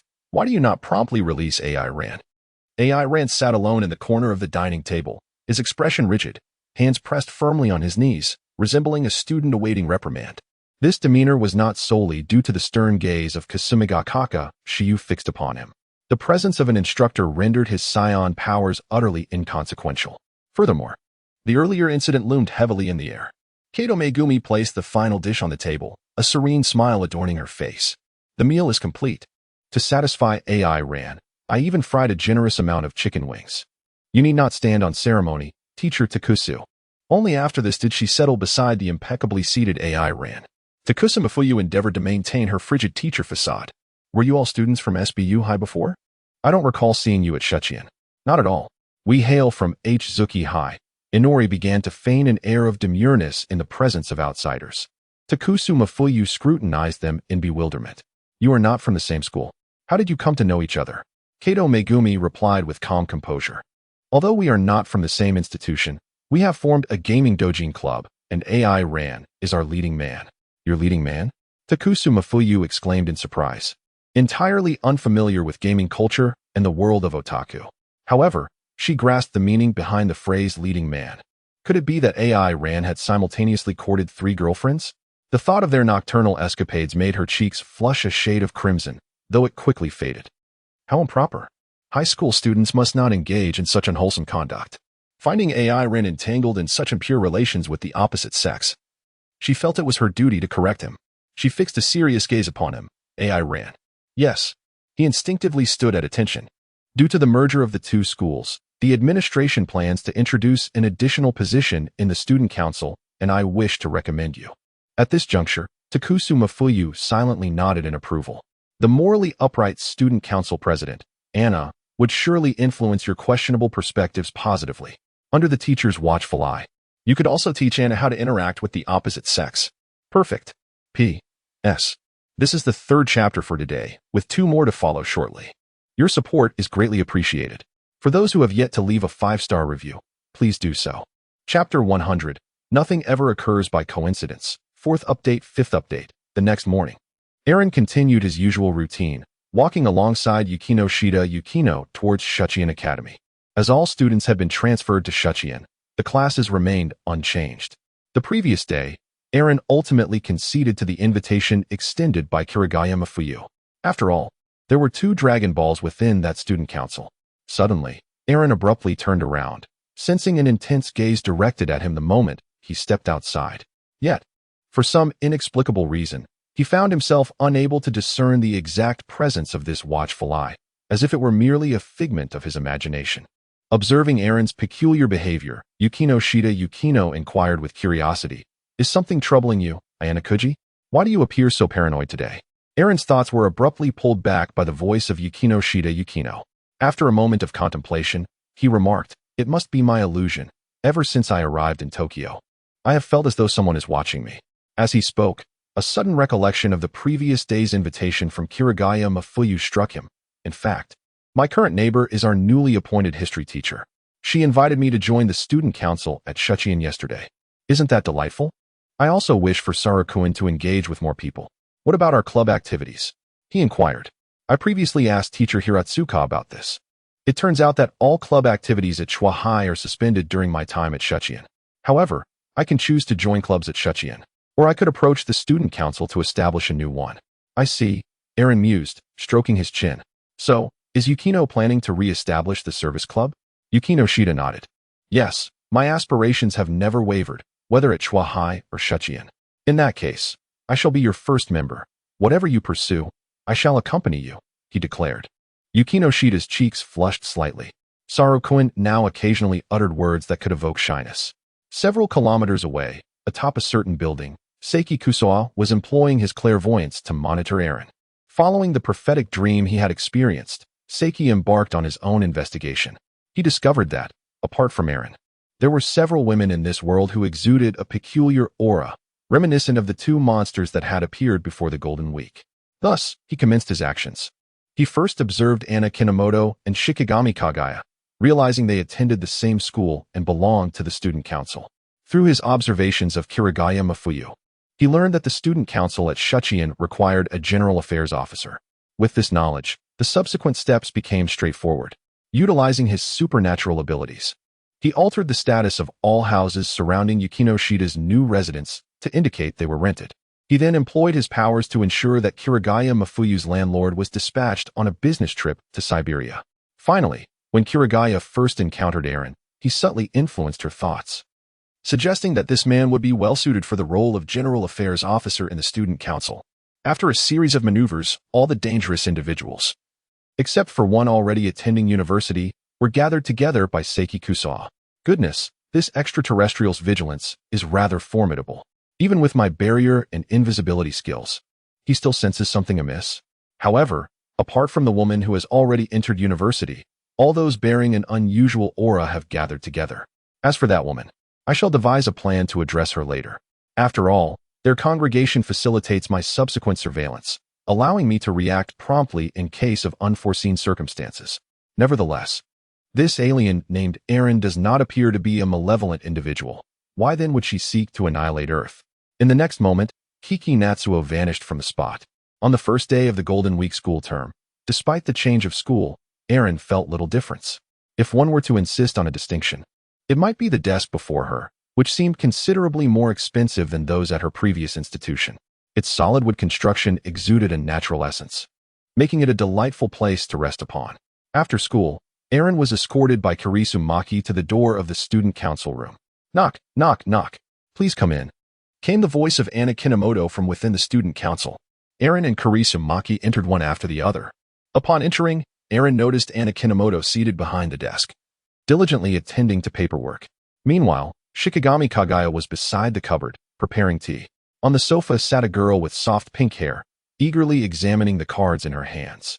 Aaron was aware of her name, the student council secretary, Fujiwara Chika. Good afternoon, teacher Karisu. Anna Kinomitsu stood up, bowing and smiling at Karisu Mafuyu. Shigami Kagaya also glanced over, nodding at Karisu Mafuyu. Good day, teacher Karisu. Afterward, she redirected her attention entirely to the teapot in her hands, exuding an aura that seemed to repel strangers. Fujiwara Chika joyfully bounded over to Karisu Mafuyu, seizing her hand. Mafuyu, you actually came to the student council? Would you like to play a game together? Karisu Mafuyu subtly stepped back, feeling somewhat ill at ease and conversing with the exuberant student before her. No, Fujiwara-san. The teacher has other matters to attend to. However, as a member of the student council, you should not become overly engrossed in games. Your studies are paramount. Oh, Mafuyu is always so strict, Fujiwara retorted. At school, please refer to me as teacher Karisu. Understood, Mafuyu. I promise next time. Observing Fujiwara Chika, Karisu Mafuyu helplessly rubbed her forehead before patting Aaron's shoulder. This is Aaron, a student from SBU High. Yesterday, I invited him to join the student council as the general affairs officer. Anna, you two may converse for now. I must return to grade papers. If you need anything, come directly to my office. All right, teacher Karisu. After Karisu Mafuyu finished her instructions to Anna Kinomitsu, she turned and exited the student council room, leaving the space for the students. At that moment, Shigami Kagaya presented a cup of brewed black tea to Eren, then offered another to Anna Kinemitsu and Fujiwara Chika. Having completed these tasks, she quietly retreated behind Anna Kinemitsu, remaining silent throughout. Witnessing this, Anna Kinemitsu flashed an apologetic smile at Eren and remarked, "I apologize, Eren. Shigami is just a bit shy, but the tea she brewed is delightful. Would you care to try it? P.S. This is the 4th update for today, and the 5th may have to wait until I return home after work. I kindly request a 5-star review. Thank you all for your support." Chapter 101. Something seems off with Anna Kinemitsu. 5th update. AI Ran settled onto the sofa, lifting a cup to his lips and taking a gentle sip. Something feels amiss. Under the influence of Yukino, who embodies the essence of tea, AI Ran had become, albeit reluctantly, a sort of connoisseur of black tea. Yukino's brews always bestowed upon him a refreshing sensation. Yet, this cup before him, while possessing a pleasing flavor, unmistakably bore the mark of Shigoma Kagaya's refined tea ceremony, which must have been honed through countless trials. However, AI Ran felt nothing of the sort from this tea. As the liquid flowed down his throat, all that lingered in his mouth was a faint bitterness. That bitterness made AI Ran involuntarily furrow his brow. At that moment, Shigoma Kagaya's voice reached him. Though it was merely a mundane inquiry, all AI Ran could sense was an icy detachment. "What is the matter? AI Ran. It seems my tea does not quite suit your palate." "No, Vice President Shigoma's black tea is quite commendable. It's just what? It feels as though Vice President Shigoma's tea adheres too rigidly to convention, lacking any vibrancy." At this point, AI Ran suddenly realized that it was rather inappropriate to critique someone upon their first meeting. "Is that so?" Kagaya murmured, falling into silence thereafter. Observing this exchange, Anna Kinemoto stepped in to mediate. With her eyes narrowed in a playful squint, she chuckled lightly, since AI Ran is introduced by Professor Kurosaki. Then as she spoke, she rose and took a small step back, nodding toward AI Ran. "Welcome to the Student Council, AI Ran. Let us strive to coexist harmoniously moving forward." "Thank you." Eren nodded. Though he could not recall the specific details of Anna Jinzagong, he was indeed quite taken by the young lady before him. Her manners were impeccable, maintaining a respectful distance that was neither too close nor too far, exuding a warm and approachable demeanor devoid of any hint of arrogance typical of children from affluent families. Even when she smiled, she would cover her mouth with her hand, embodying the essence of a true lady. Although Saiyans generally favored formidable women, Eren found himself quite fond of Anna Jinzagong. At least in his eyes, this well-mannered young lady represented a potential platonic friend of the opposite sex. However, in juxtaposition, there was a certain pretentious lady with twin ponytails. Never mind, the two were utterly incomparable. Fujiwara Chika, brimming with enthusiasm, examined Eren. "Our student council has a boy now. By the way, Eren, would you like to join us for a card game? It's really fun and is our club's latest invention." Yet, before Eren could respond, Shikigami Kagaya interjected. "Fujiwara, you received numerous club applications from students at Tobu High this morning. We should prepare to inspect the club rooms. This is not a time for leisure. Let's go." Why so stingy, Kagaya-chan?" As she approached Eren, Shikigami Kagaya offered him a slight nod before striding out of the student council room. "Goodbye, Eren. We'll chat next time." Although Fujiwara Chika wore a reluctant expression, she bounced along after Kagaya. With their departure, the student council fell silent once more.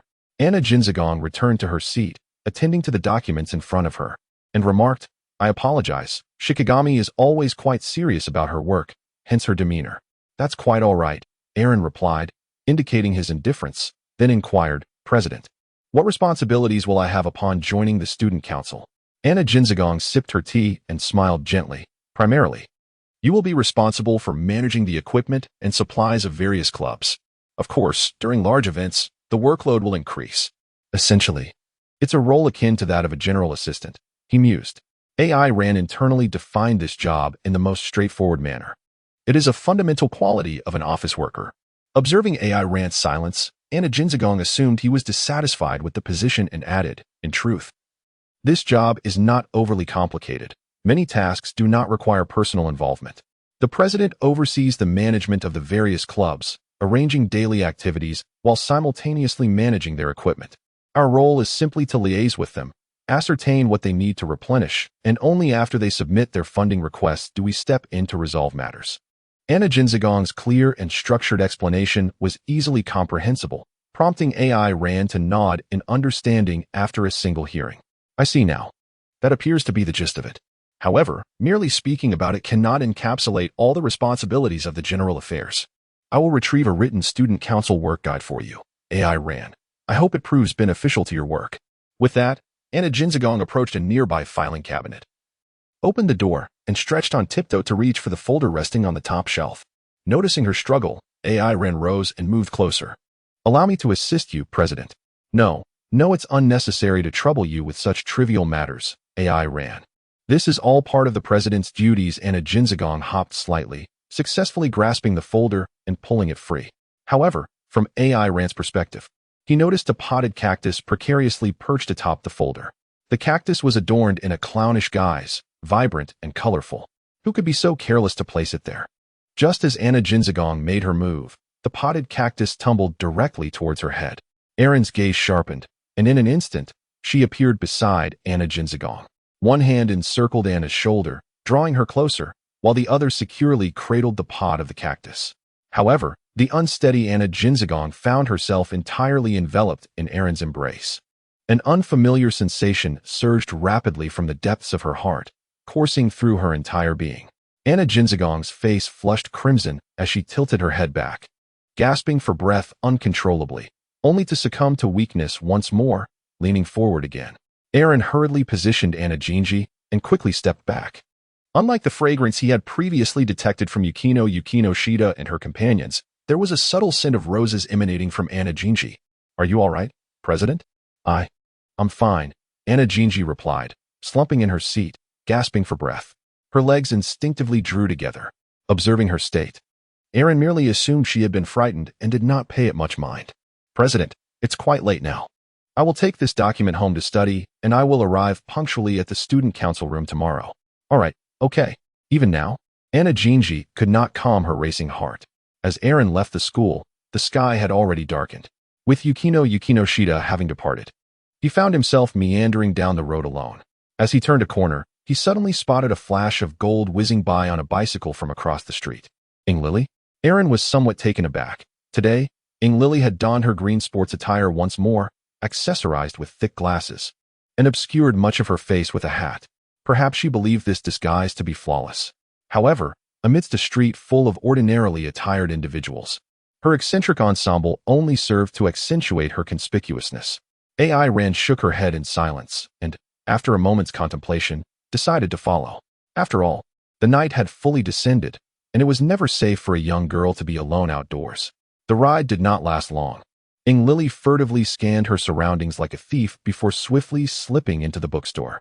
The proprietor, engrossed in examining a manuscript, lifted his gaze upon noticing a girl whose appearance was obscured by a hat, dressed in an unremarkable fashion. He nodded in acknowledgement and then pointed directly to the innermost row of bookshelves. The new volumes were situated at the back, with the Yuri titles on the bottom shelf, the humiliation genre in the middle, and the BL works on the top.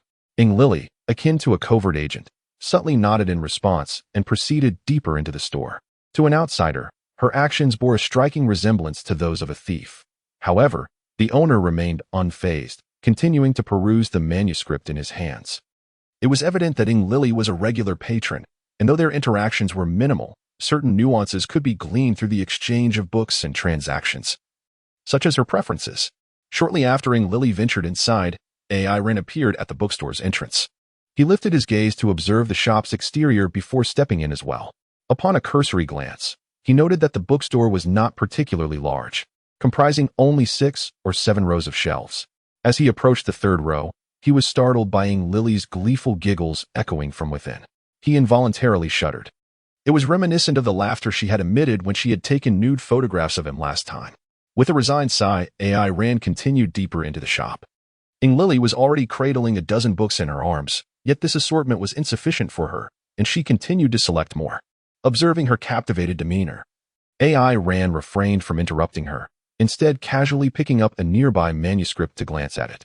The author was listed as Hoshigaki Irie. Was this not a work by Ing Lily? Aaron was immediately intrigued and turned to the first page. However, after merely glancing at it, his face flushed. Yet, The redness that crept upon his cheeks was not born of embarrassment, but rather of anger. The protagonist in this book bore a striking resemblance to Aaron, almost 7/10 alike. With his upper body bared, and the wounds adorning him were identical to those on Aaron himself. In the arms of the protagonist lay a flat-chested princess, Lily. Aaron gritted her teeth and let out a silent roar in her heart, then coughed forcefully. Upon hearing that sound, Lily's expression changed drastically. She did not turn around but instinctively sought refuge behind the nearest bookshelf. Why on earth is Aaron here? Lily found it hard to believe. This was her secret paradise, and she had never anticipated encountering Aaron in such a manner. Instantly, a wave of nervousness washed over her. As Aaron observed Lily's frantic escape, she couldn't help but chuckle softly. This girl, concealed behind the bookshelf. Lily had not heard Aaron's voice and thought she must have misheard. Phew, it seems I have truly lost my composure. How could the perverted Aaron possibly be here? With a lingering sense of dread, she gently patted her chest and cautiously peeked out. However, just as she emerged from her hiding place, she was met with Aaron's mischievous grin fixed upon her. Lily instinctively let out a cry. But in an instant, she felt a hand cover her mouth, and before she could fully comprehend the situation, she found herself enveloped in Aaron's embrace. Aaron lowered her head and softly whispered into her ear, "What is it? Am I truly that terrifying? Besides, this is a bookstore, so why the sudden fright?" The warm breeze continuously brushed against Lily's ear, causing her to feel faint. Her small face flushed a deep crimson, almost as if it were bleeding. She gazed at Aaron with a pitiful expression, who gradually pulled her from his embrace. Just as Aaron was about to withdraw his hand from beside Lily, he hesitated for a moment. Then, still feeling uneasy, cautioned her, "I am going to remove my hand now, so please refrain from making a fuss." Lily promptly nodded. Inhaling the scent that lingered on Aaron, her legs growing increasingly weak. Witnessing Lily's obedient demeanor, Aaron finally relaxed his grip. Once freed from Aaron's hold, Lily quickly stepped back, gasping for breath. Could it be that she was genuinely frightened? Is Lily's courage truly that feeble? With an innocent expression, Aaron blinked at Lily. At that moment, Lily gradually regained her composure. She flashed a playful grin, revealing her sharp canines, and exclaimed, "Hentai Aaron. How dare you misbehave with me in public? Prepare to face the consequences." With that, Lily lunged towards Aaron, wrapping her arms around his neck and locking her legs around his waist.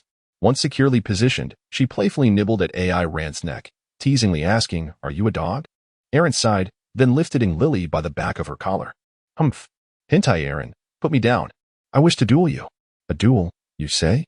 Even if I stand still, you would not stand a chance against me. Moreover, I was merely concerned about your safety. Seeing you out here alone at such a late hour." Upon hearing Aaron's words, Lily's struggles gradually ceased, and an involuntary smirk crept onto her lips before she quickly suppressed it. Tilting her head, she inquired, "Were you genuinely worried about me?" "Of course I was. What else would you think?" "Humph. Naturally, I thought I had encountered a hentai stalking an innocent young maiden in the dead of night." Though she spoke thus, Aaron could discern that Lily's mood had significantly improved. He gently set her down on the ground. "All right, I must be on my way now. You should head home as well. The safety in Tokyo seems rather dubious." As soon as these words left his lips, Lily's temper flared once more. "Hentai Aaron, how uncouth of you. Knowing the dangers, you ought to escort me home." With that, she aimed a kick at Aaron's calf. P.S. After a long period without rest, I finally took a day off today and indulged in a lazy slumber. I will promptly continue with the next part. And today I shall share some sweetness featuring Lily. Please leave a 5-star review. Chapter 103, Lily's Boudoir Before Long. Aaron exited the bookstore with the blushing Lily at his side. "Let us go. I shall accompany you home." "No, it's unnecessary. My bicycle is just over there," she replied, shaking her head in a flurry while pointing towards her bicycle.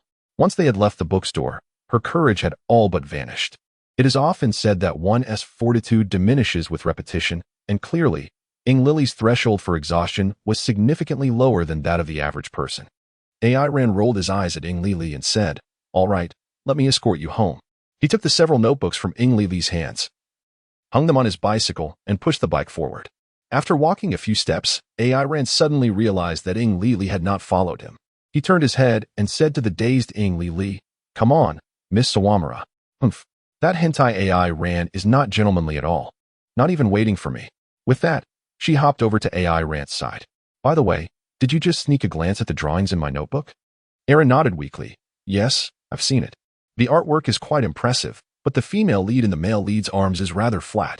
Aaron, are you really that superficial? A girl's worth cannot be measured by mere physical attributes. Lily replied, her tone filled with exasperation. As if Aaron's words had struck a nerve. Hey, should we turn at this corner if we're heading to your house? Hey, don't change the subject. After a playful exchange, Aaron and Lily finally arrived at their destination. We're home. Lily took the bicycle from Aaron and cheerfully pushed open the door. Aaron, tonight you've finally shown a bit of gentlemanly demeanor. Thank you. Before she could finish her words, Bai has stepped out from behind the door, interrupting her. With a teasing smile, she looked at the two returning together. Oh dear. It seems Lily didn't just go out for shopping tonight. She actually went on a date with a boy. No wonder she returned so late. Mom, it's not a date. We just happened to run into each other. Aaron just walked me home. Ignoring her daughter's flustered protest, Bai continued. Lily, since Aaron Cohen walked you home, you should properly thank him. She then turned her attention to Aaron. You are Aaron Cohen, right? I hear your name often from Lily. Come in and have a cup of hot tea. Mom. All right, then I'll impose. Aaron, evidently still learning how to navigate social situations, nodded readily in acceptance of the invitation, as long as there was no apparent risk involved. Wait, why does Aaron respond so naturally? This is my home, after all. Lily was taken aback. Isn't it more natural for you to be in my house? Aaron glanced at Lily. You've eaten at least half of the snacks bought each time. Don't say that. Lily's face turned crimson when her mother mentioned her visits to Aaron's house. She wished she could hit Aaron with her twin tails. However, considering Aaron's robust physique, she realized that such an action would be futile, leading her to abandon the idea. Forget it, I want to argue with this brutish alien. She quickly entered the house, changed into her slippers, and hurried to her room on the second floor, leaving behind a haughty silhouette. Witnessing this scene, Bai has smiled even more brightly. Oh my, Aaron Cohen and Lily share such a good bond. AI Ran did not perceive the playful tone in Sayaka's words. This ability was one he had yet to master. He stroked his chin and pondered for a moment before responding. Indeed, my relationship with Ari is quite good. Observing AI Ran's candidness, even directly mentioning his daughter's name, Sayaka's interest was piqued further. AI Ran, please come in. I will prepare some tea. There's no need to stand on ceremony. Consider this place your home. Thank you, Auntie. After a brief interlude, Sayaka returned with a tea tray adorned with an assortment of snacks and fruits. AI Ran, could I trouble you to take this tray to Ari? It's important for young people to communicate well, so I shall take my leave. All right, I will. AI Ran approached the door of Lily, balancing a tray of tea in her hands. She knocked gently, yet there was no response after a moment's wait. Closing her eyes to sense the surroundings, she realized that Lily was not present in her room. She had already commenced her bath. Is it truly necessary to bathe so soon? Girls can be quite troublesome. Just a brief stroll home, and she feels compelled to cleanse herself. AI Ran let out a soft exclamation and, with a casual familiarity, opened the door to Lily's room. Upon entering, he was taken aback. Goodness, this place, cluttered with sketches, is actually Lily's sanctuary? After moving aside a notebook carelessly placed on the coffee table and setting down a fruit platter, AI Ran sat cross-legged on the floor with decorum. Regardless of its resemblance to a doghouse, this was, after all, a young lady's chamber. Yet soon, his gaze was captivated by the myriad of notebooks scattered around. Time seemed to slip away, and before long, the sound of water ceased from the bathroom. Lily emerged clad in a light yellow dress, one of her favorites. Although AI Ran had previously seen her in sportswear, what young girl does not harbor a sense of yearning in the presence of one's beloved? Everyone wishes to present their finest self. Huh? What is that delightful aroma of snacks wafting through the room? Without her glasses, Lily's sense of smell was particularly acute. She wrinkled her delicate nose and opened the door, unable to discern who was seated on the floor due to her severe myopia. Mom, why did you bring snacks up here? This room is absolutely off limits to that hentai AI Ran. It would be so embarrassing. However, her mother did not respond. Once she donned her glasses and recognized AI Ran, as well as the notebook in his hands, a piercing scream escaped her lips, sharp enough to make AI Ran instinctively cover his ears. Hentai AI Ran, what are you doing here? Auntie asked me to bring up the snacks. Also, Lily, your room is quite the mess, and there are even adult books strewn everywhere. At AI Rant's words, Li Li's eyes instantly lost their sparkle. P.S. I genuinely wanted to write about Li Li's sweetness, but as I wrote, it inevitably veered off course. It's rather terrifying. I humbly request a 5-star review. Thank you all for your support. Chapter 104. Ultimately, Li Li must prevail. Hentai AI ran. What are you doing? Li Li lunged forward like a hungry tiger pouncing on its prey. With a deft turn, AI ran evaded Li Li's strike and leisurely remarked, I haven't done anything, merely perusing the comics you purchased. As she spoke, AI ran firmly grasped Li Li's shoulder, maintaining her steady control. Despite being restrained, Li Li's spirit of resistance intensified.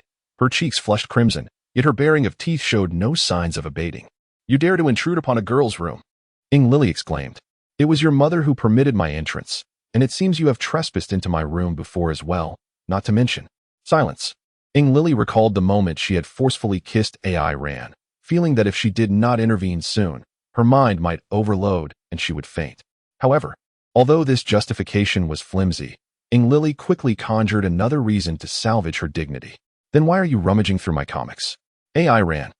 You also leave your comics strewn about in my house. I merely wish to help you organize them. Besides, I don't mind. What kind of person reads such things in a girl's room? Comics are still comics, you know, no matter what excuses Li Li employed. AI Ran effortlessly found a counterargument, responding with an expression of unassailable logic that left her speechless.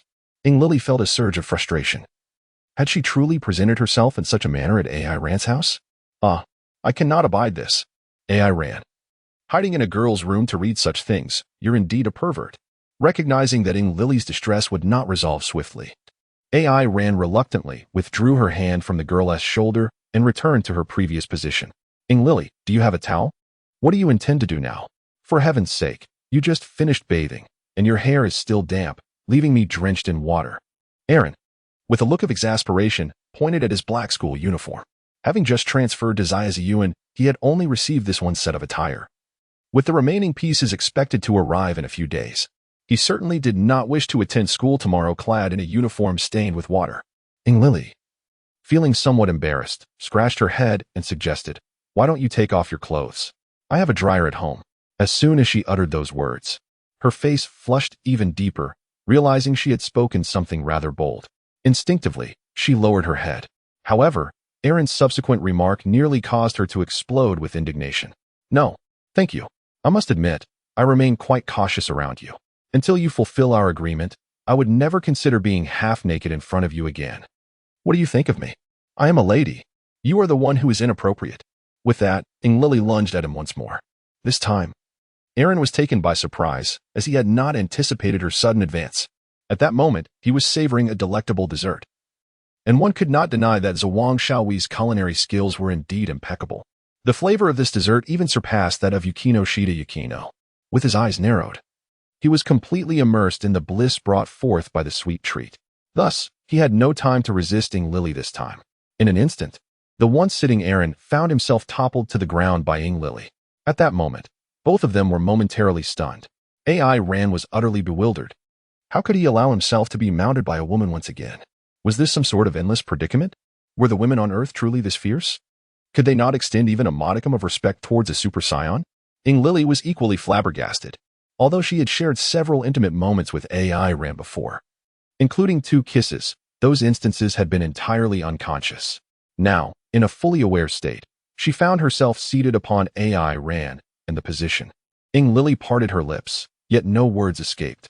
Instead, compelled by an unseen force, she leaned against AI Ran's chest. Her heart raced wildly. Yet as she absorbed AI Ran's warmth, she felt transported back to that rainy night, where a sense of security gradually flowed from him into her heart.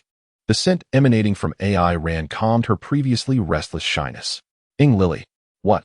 She was at a loss, uncertain of her current state, her small head instinctively nuzzling deeper into AI Ran's embrace. It was akin to a golden retriever seeking closeness with its master. Observing Li Li's demeanor, AI Ran swallowed the words he had intended to speak. It's nothing, just wanted to call your name. I must say, it rolls off the tongue quite nicely. Rolls off the tongue? AI Ran's remark snapped Li Li back to reality. She slowly lifted her head from his chest, her face flushed crimson, yet maintaining her characteristic haughty expression. What? Is my name really that easy to say? I thought it was something significant. Did this imply that such intimate addresses were commonplace for hentai AI Ran? Humph. Even though you always appear so foolish, if you were to confess to me, I might consider it. With that thought, Ing Lily leaned back down, awaiting AI Rant's next words. Ing Lily, could you possibly get off me? Huh? Ing Lily stared at AI Ran in disbelief, not hearing the response she had hoped for. Was hentai AI Ran feeling shy? Or did he actually want her to confess first?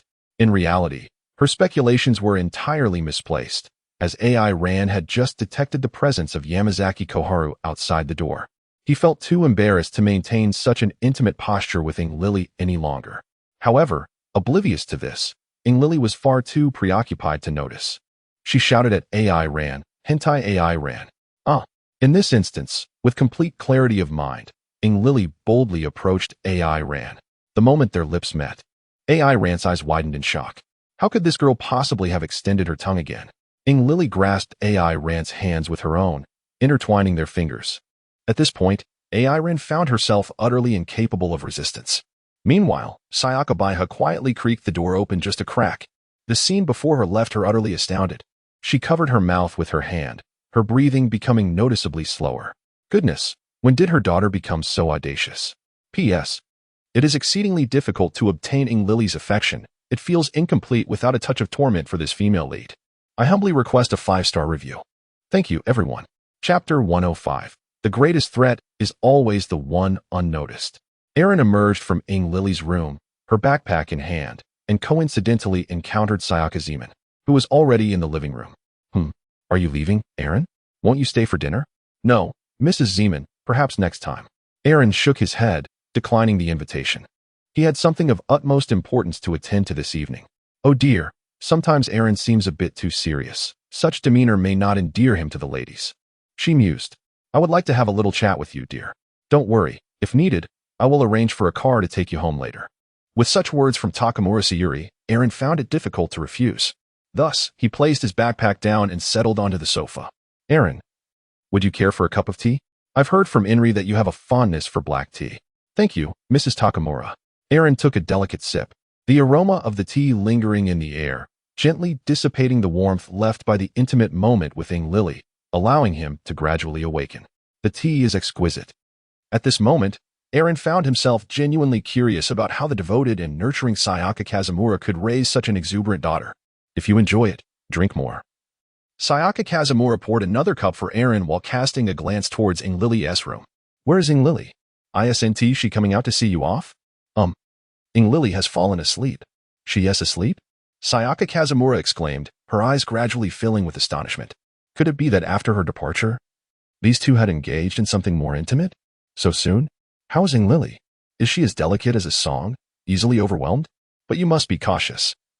I am not yet prepared to become a grandmother. Stop, Mrs. Kazumura. Please, hold on. AI Ran gazed at her with an expression of sheer disbelief. Just moments ago, it seemed that Sawamura Sayaka had been lurking just outside the door. Surely, she must have seen who had been knocked down. Indeed, with such a talent for blatant falsehoods, it was evident that Sawamura Sayaka and Iri were truly mother and daughter.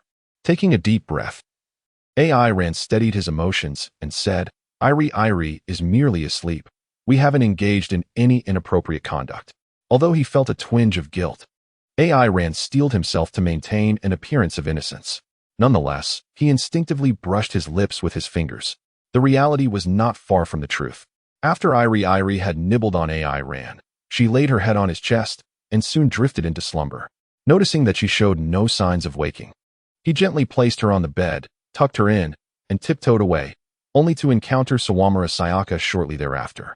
Sawamura Sayaka observed AI Ran with keen interest. What kind of security allowed her daughter to fall asleep in the presence of a boy without a hint of concern about potential impropriety? Most astonishingly, it had been Iri who had taken the initiative from the very beginning. However, the two children had only just begun to interact. It was not yet her place to intervene. Yet, Sawamura Sayaka's tone shifted as she remarked, AI Rankuin, Iri is my most treasured possession. What should I do if you were to upset her?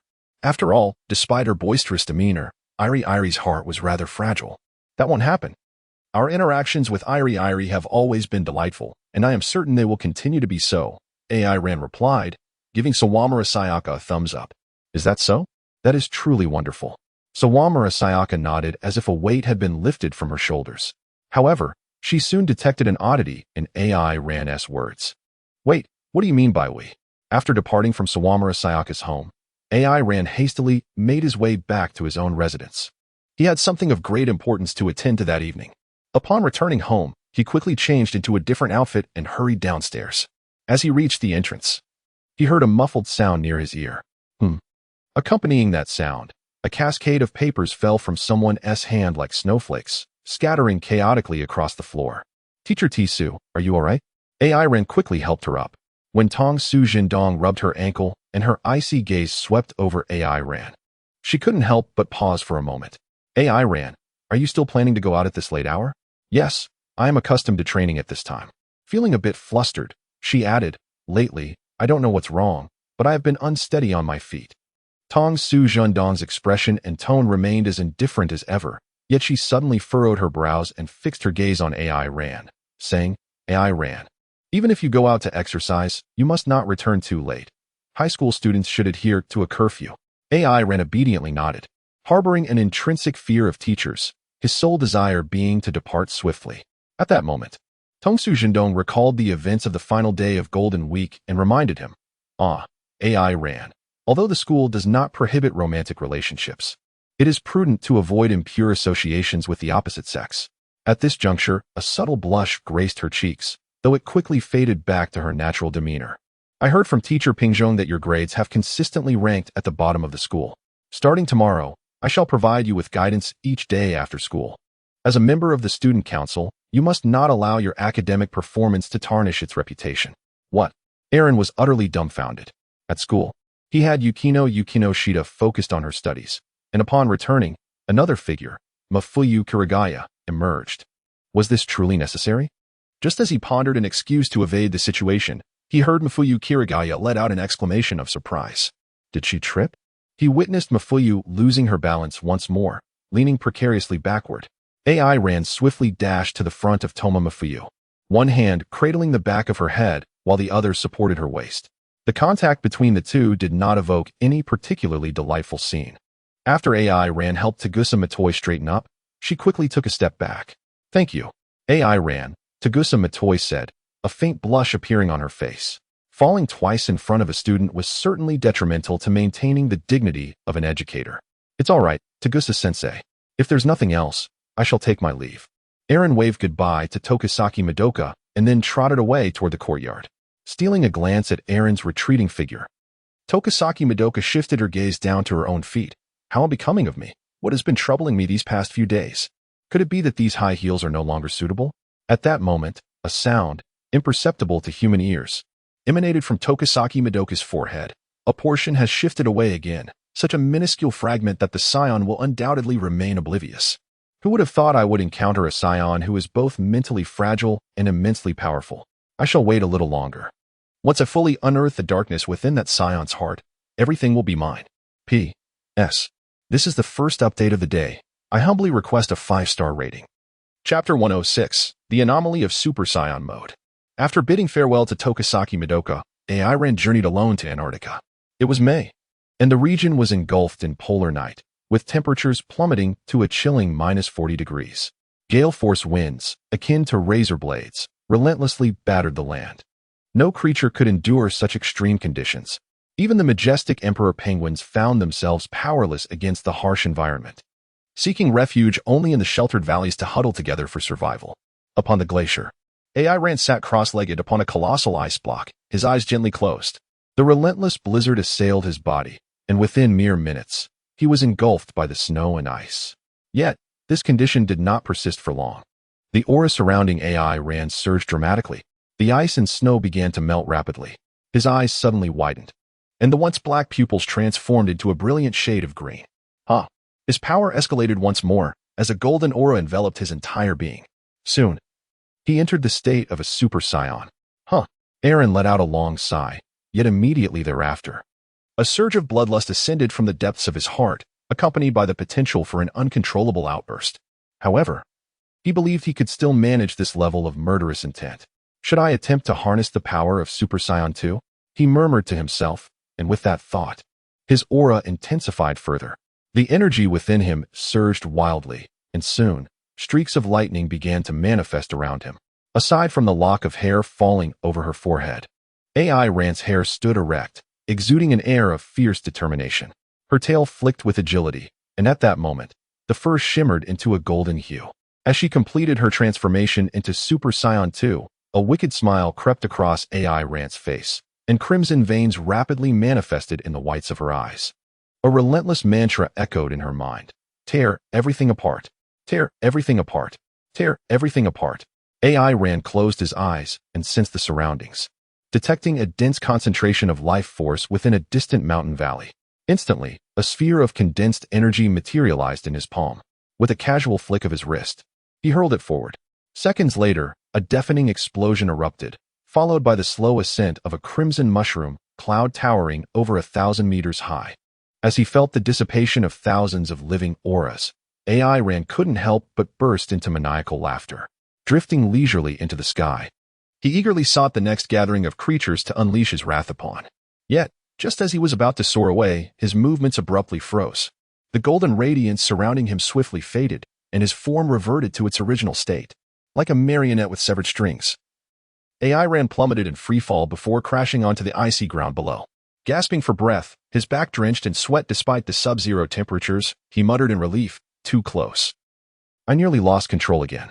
Although Aaron struggled to restrain the ferocity and bloodlust that accompanied his transformation into a Super Saiyan, he managed to maintain a semblance of rationality.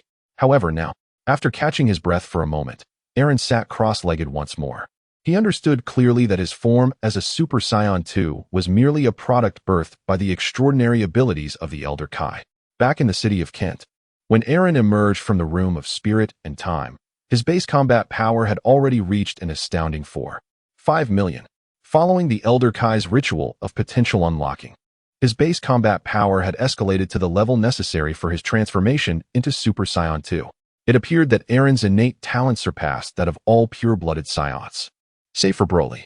Kakarot first transformed into a Super Saiyan at the age of 25, while Vegeta did so at 35. Yet, Aaron was merely 19 years old. Nevertheless, a transformation born out of extraordinary circumstances could never truly compare. Both Kakarot and Vegeta underwent countless harrowing battles before achieving their Super Saiyan forms, whereas Aaron had merely cheated his way into this transformation. His mindset had never fully harmonized with his prowess. Furthermore, during his time in Kent, he had only begun to accept the duality of his identity. He had never truly become a complete being. The following day, Aaron, sporting dark circles under his eyes, entered the student council room. Rarely had he gone without sleep during the day, and the bloodthirst he had felt after his transformation into Super Saiyan 2 lingered in his mind. At that moment, the voice of Anna Kinjo interrupted Aaron's reverie. "Congratulations, Aaron. Your official appointment has been finalized today." "Thank you," he replied, scanning the student council room. "Has everyone else not arrived yet?" He then cast a discreet glance at the Anna Jean Palace before him. The corner of Anna Jean Palace's mouth subtly curved upwards, her back straight as an arrow. Clad in a summer short-sleeved white shirt uniform, with buttons impeccably fastened at the collar, the golden insignia of the student council president hung perfectly in place. No matter how one looked at her, there was nothing to criticize. She was truly a paragon of refined upbringing, a quintessential young lady. AI Ran withdrew her gaze. Although Anna Jin's palace was the host of the Dragon Pearl, the malevolent aura surrounding her was not particularly strong. At that moment, Shigong Huiyi and Fujiwara Chika also entered. Upon seeing AI Ran, Shigong Huiyi was momentarily taken aback, then nodded in acknowledgement before coldly remarking, "Today marks your official appointment, AI Ran, the General Affairs Officer." AI Ran replied, "Indeed, I suppose so. I look forward to your guidance in the future." Aaron nodded at Shigami Kagaya. Although she always appeared distant and aloof, this demeanor might be attributed to the influence of the Dragon Balls. Perhaps it would be wise to observe for a while longer. After a brief exchange of pleasantries, the members of the student council commenced their tasks. Vice President Shigami, have all the club applications from Tamabuhai been verified? Not yet, President Anna. Thus far, we have merely conducted a preliminary tally of each club's funding reports. All clubs require reorganization, necessitating a comparison with last quarter's data to create a comprehensive table. Only then can it be submitted to the president. Given the implications of reallocating funds, we must proceed with utmost diligence. Very well, Vice President Shigami. Please provide me with the detailed data within 2 days, and Aaron will assist you in procuring the necessary supplies. Understood. I will continue the statistical work with Secretary Fujiwara. With that, Shigami Kagaya cast a fleeting glance at Aaron before striding out of the student council room. Upon witnessing this, Fujiwara Chika, who had just retrieved the flying chess set, wore a dismayed expression. Wait, are we not going to play here for a while? Hold on, Kagaya-chan. P.S. I'm not in the best of spirits today. Perhaps I shall rest before writing further. In the next chapter, Anna-senpai will become quite formidable. I kindly request 5-star reviews. If possible, please support the author with a small donation, as it is quite challenging to maintain 3 or even 5 updates daily. Chapter 107. What are you up to, Anna-senpai? After Kagaya and Chika departed, Anna Kinemiyako rose and approached the small table where the teapot rested, her gaze drifting through the window. Due to the rain, the school was nearly deserted. The usual fervor of the sports and music clubs, which often intertwined to create a youthful symphony, was momentarily hushed, replaced by the sound of the wind and rain tapping against the glass. It is quiet, indeed. Yes, it is quite serene. The process of AI Rant's painting came to an unexpected halt, as Anna Jinzagong stood motionless, her gaze fixed intently upon her. A sudden surge of malevolence emanated from her. Yet her expression remained inscrutable, devoid of any discernible emotion. She simply stared blankly at AI Rand. President, why do you look at me like that? AI Rand felt an inexplicable tightening in her chest under Anna's penetrating stare, sensing that something momentous was about to unfold. Anna Jinzagong offered no response. Instead, she slowly approached the door of the student council room, reaching out to turn the latch, which emitted a faint click within the small confines. PP President? AI Rand gazed at her with a sense of inexplicable unease growing within her. She desired to delay AI Rand for a moment longer.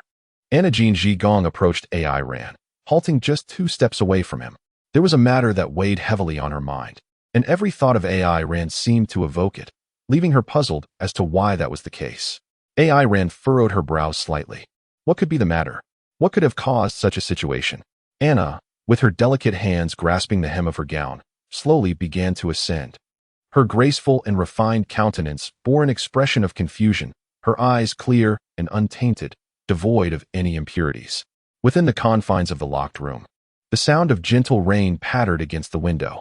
At this moment, it felt as though a soft rain had begun to fall indoors as well. AI Rand widened her eyes, her mind seemingly suspended as she absorbed the scene before her. What on earth was she doing? After a moment of daze, AI Rand gradually regained her composure, consciously averting her gaze from the exposed domain. She made an effort to lift her head, redirecting her focus from the stark reality to the countenance of Anna Jinzagong. Their eyes met at close proximity, and AI Rand noticed a faint blush rising on the other's face. Anna gazed directly at her, her eyes clear yet imbued with an indescribable excitement. As AI Rand beheld Anna Jinzagong's visage, buried memories from her past life were suddenly resurrected. Anna Jinzagong was none other than that deranged character from the sordid world of innuendos. So what was the situation now? Aaron's mind commenced a gradual analysis amidst overwhelming astonishment. She had just posed the question, what is the cause of this occurrence? So, what precisely does this occurrence refer to? Is it the rain? Or perhaps the obscurity of vision? As Anna of the Jean Palace articulated this, she took a petite step forward, her fragrance of roses wafting towards Aaron's, causing her heart to flutter unexpectedly. Wait, President Anna, please, hold on a moment. AI Rand leaned against the sofa, her hands resting upon its seat. With no path left to retreat, I still do not fully comprehend your intentions. What precisely do you wish to elicit from me? The ideal image of a young girl lifting her skirt, with both figure and beauty in exquisite form, is one that no youth could resist, not even a Saiyan. Yet, as the ominous aura thickened around her, AI Rand compelled her gaze to remain fixed upon the face of Anna Jinzagong. After a moment of contemplation, Anna Jinzagong finally spoke. I apologize, my previous statement was perhaps too vague. It is entirely understandable that AI Rand did not grasp my meaning. Allow me to clarify. Seemingly fatigued, she loosened her grip on her skirt, concealing once more the alluring curves that had previously captivated attention. Aaron finally exhaled slowly, the preceding scene rendering her momentarily incapable of coherent thought. However, Anna's subsequent actions shattered Aaron's defenses. With her hands positioned at her waist, she unzipped her dress from top to bottom, and the long garment, bereft of its support, succumbed to the pull of gravity and cascaded to the ground. What on earth is Senior Anna doing? Aaron's mind was in turmoil as the scene before him continued to assault his senses. He swallowed hard, feeling a heat rising in his throat. He did not consider himself a paragon of virtue, especially after the memories of 2 lifetimes had intertwined. Had it not been for the training he received from Kato Megumi, he could scarcely imagine what state he would be in now. After school, in the deserted school building. The student council room was locked tight, the rain pattering against the windows outside. The proximity of the male and female high school students heightened the tension, their breaths audible in the charged atmosphere. Wasn't this scenario reminiscent of something he had encountered in a certain book in Erori's room? The movement of AI ran in retreat directly overturned the sofa, yet Anna Jinzagong remained unfazed. The last time, feeling the intensity of AI Ran's gaze, Anna Jinzagong sensed a warmth enveloping her body, though she remained oblivious to its implications. The last time, it was also within the student council, when you shielded me, and I collapsed into your embrace. That moment, a foreboding sense of unease grew ever stronger within AI Ran, prompting him to cautiously inquire. Was there an issue during that incident? Anna Jinzagong gently nodded, her hands gradually enveloping her own form, as she sensed a peculiar loss of control over her body. For reasons unbeknownst to her, a subtle current of electricity continued to course through her, inadvertently collapsing into AI Ran's embrace during that occasion. She found her body behaving in an oddly unfamiliar manner. AI Ran noticed that her tone was becoming increasingly inappropriate, and the aura of the 5-star orb was intensifying. She took a deep breath, attempting to dispel the chaotic thoughts swirling within her mind. President, please compose yourself. Are you aware of what you are doing? I know. I am posing a question to AI Ran, hoping you can enlighten me. Her gaze remained clear and unclouded, devoid of any distraction. AI Ran found herself unable to dismiss her words, despite the impression that the person before her resembled a lovesick individual. Why seek me out? Why not approach others? Or even your own family, to inquire about this matter? I cannot reveal anything to my mother. If she were to discover that I had engaged in physical contact with a male, she would undoubtedly be furious. As for why I do not confide in anyone else, it is solely because only AI Ran elicits such a reaction from me. This must stem from the fact that the president has not interacted with any other males besides myself, or so I thought. However, it is not merely the physical contact that causes this. I am certain of that. Anna Jinzagong shook her head, her gaze resolute. It is the gaze. The gaze? Ever since the unexpected incident yesterday, whenever AI Ran's gaze falls upon me, I experience an uncontrollable and peculiar reaction throughout my body, my heart racing, and, just like now, I cannot pinpoint when it began, but Anna Jinzagong felt a warmth spreading across her entire being, even her thighs trembling slightly. At this moment, AI Ran was utterly bewildered. Was this due to Anna Jinzagong being infatuated, or was it because of the 5-star ball? Chapter 108. How to rationally confront a delusional individual lacking common sense. Anna Jinzagong gasped, her brow slightly furrowed. Being gazed at so intently by AI Ran intensified that peculiar sensation within her. Could AI Ran elucidate the nature of this occurrence? If visibility was insufficient, she could draw closer.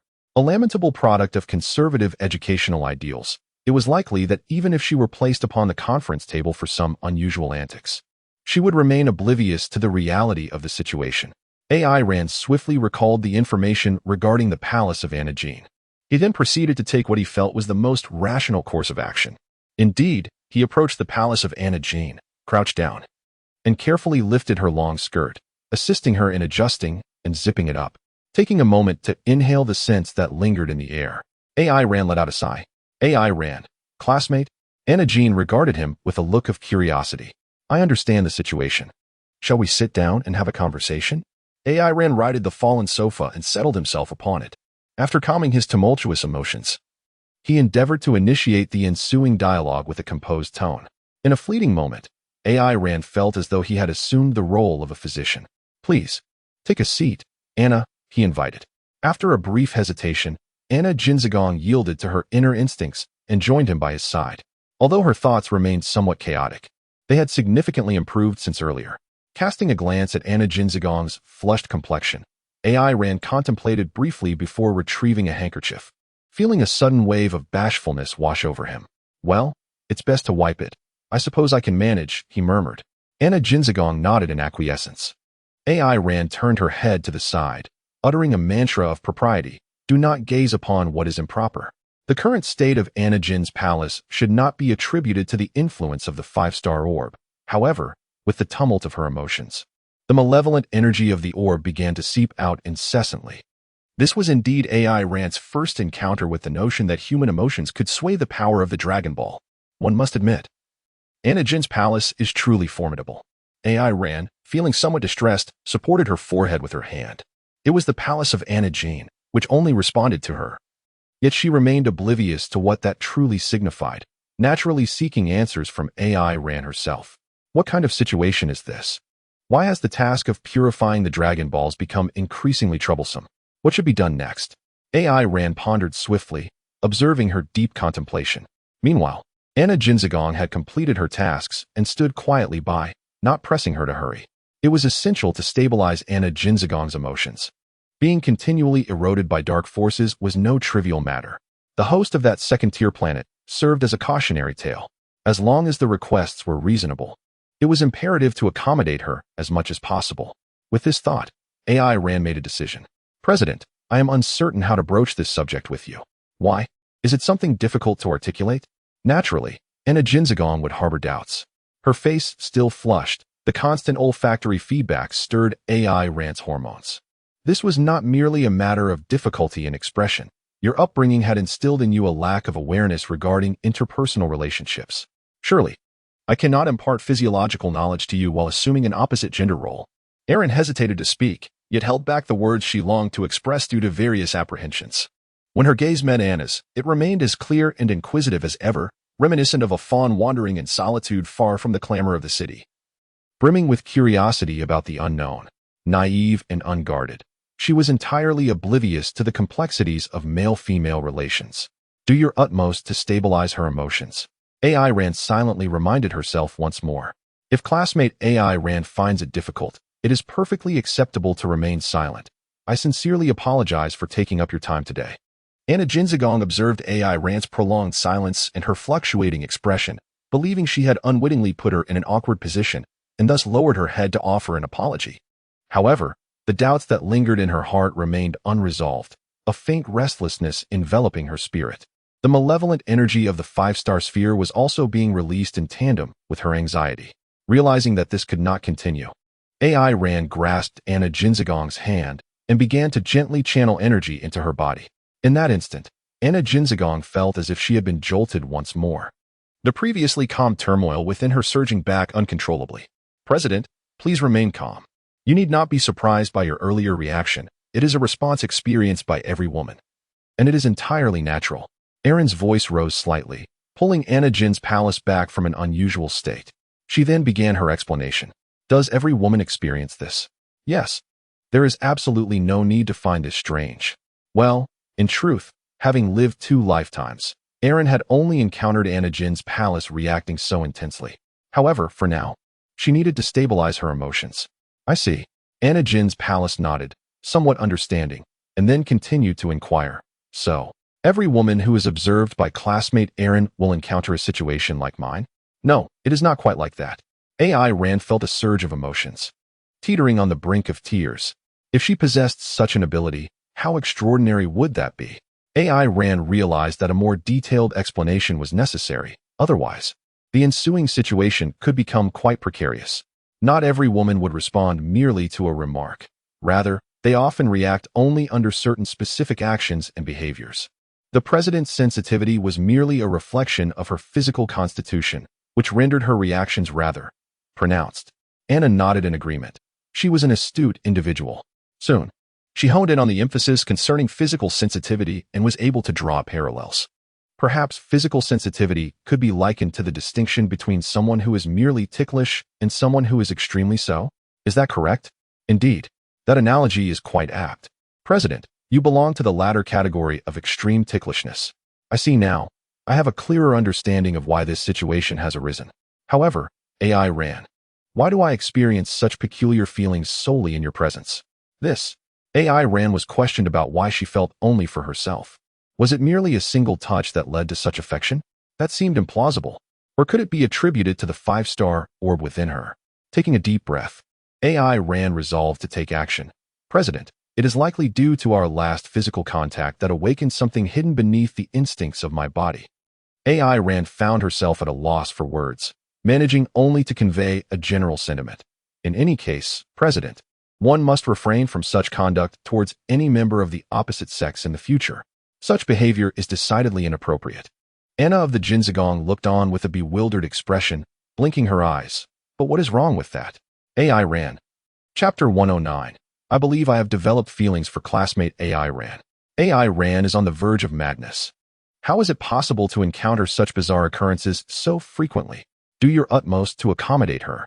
AI Ran asserted firmly within her heart that a girl's body should only be revealed to someone she truly cherishes or to her future spouse. This is a principle that must remain uncompromised. However, as soon as these words escaped her lips, she sensed an unsettling dissonance. It seemed as though she had encountered numerous individuals before. Yet, at that moment, she cast such thoughts aside and continued to gaze resolutely at Anna Jinzigong. With a contemplative expression, Anna Jinzigong offered a faint smile and reassured her, "Rest assured, I would never exhibit such behavior towards anyone else. To be honest, aside from you." AI Ran. I have never harbored such feelings for any other male. I even find myself resistant to proximity with others, though I am unsure why. Perhaps it relates to what you just mentioned about the impulses hidden within one's being. AI Ran nodded, acknowledging that as a Saiyan, he had truly exerted his utmost vocabulary to elucidate this matter to Anna Jinzigong. Nonetheless, he remained uneasy and continued, "What I have conveyed today is merely a general explanation. To truly comprehend the underlying reasons, the tomes on human physiology should satisfy the President's thirst for knowledge. The school library ought to possess such resources. I understand." The previously strange atmosphere gradually dissipated as the two conversed. After reiterating the importance of refraining from similar actions with other members of the opposite sex, AI Ran rose to take his leave. In truth, he had recently sensed that his own body was experiencing some issues, yet he had been unable to pinpoint the cause. "Will the President be waiting here for family to arrive?" he inquired. "Yes, I may have to wait a while longer. Then I shall take my leave. Please travel safely." Aaron briskly exited the student council room, firmly closing the door behind him. He needed to urgently reach out to Kane, for he increasingly sensed that something was amiss with his health. After AI Ran departed, Anna Jinzigong settled into the very spot AI Ran had just vacated.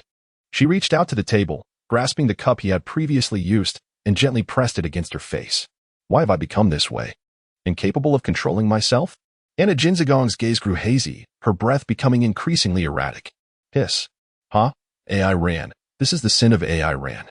I must visit the library." The thought suddenly resonated within her heart as Anna Jinzigong swiftly exited the student council room, cup in hand, accompanied by AI Ran.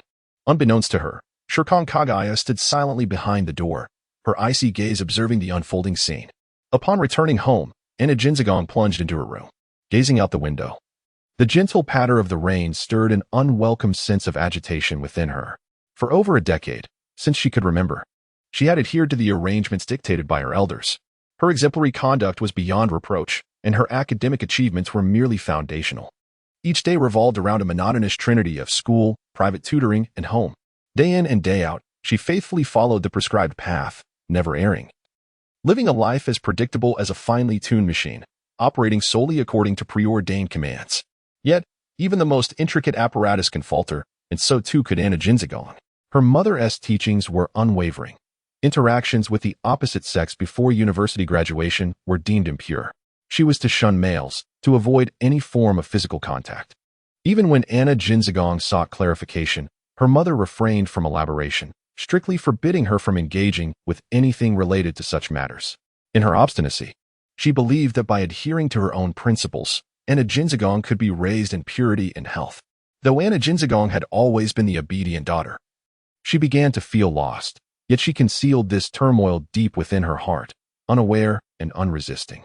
It was not until yesterday, during her close encounter with AI Ran, that everything changed. It was not merely the profound gratitude for being saved by him that stirred her, but the electric sensation of their bodies in close proximity. It coursed through her, even altering her mental state, presenting a feeling she had never experienced before, one that seemed to open the door to a new world. The pressure eased, and her spirit felt liberated, akin to a bird breaking free from its cage, soaring for the first time beneath the vast blue sky.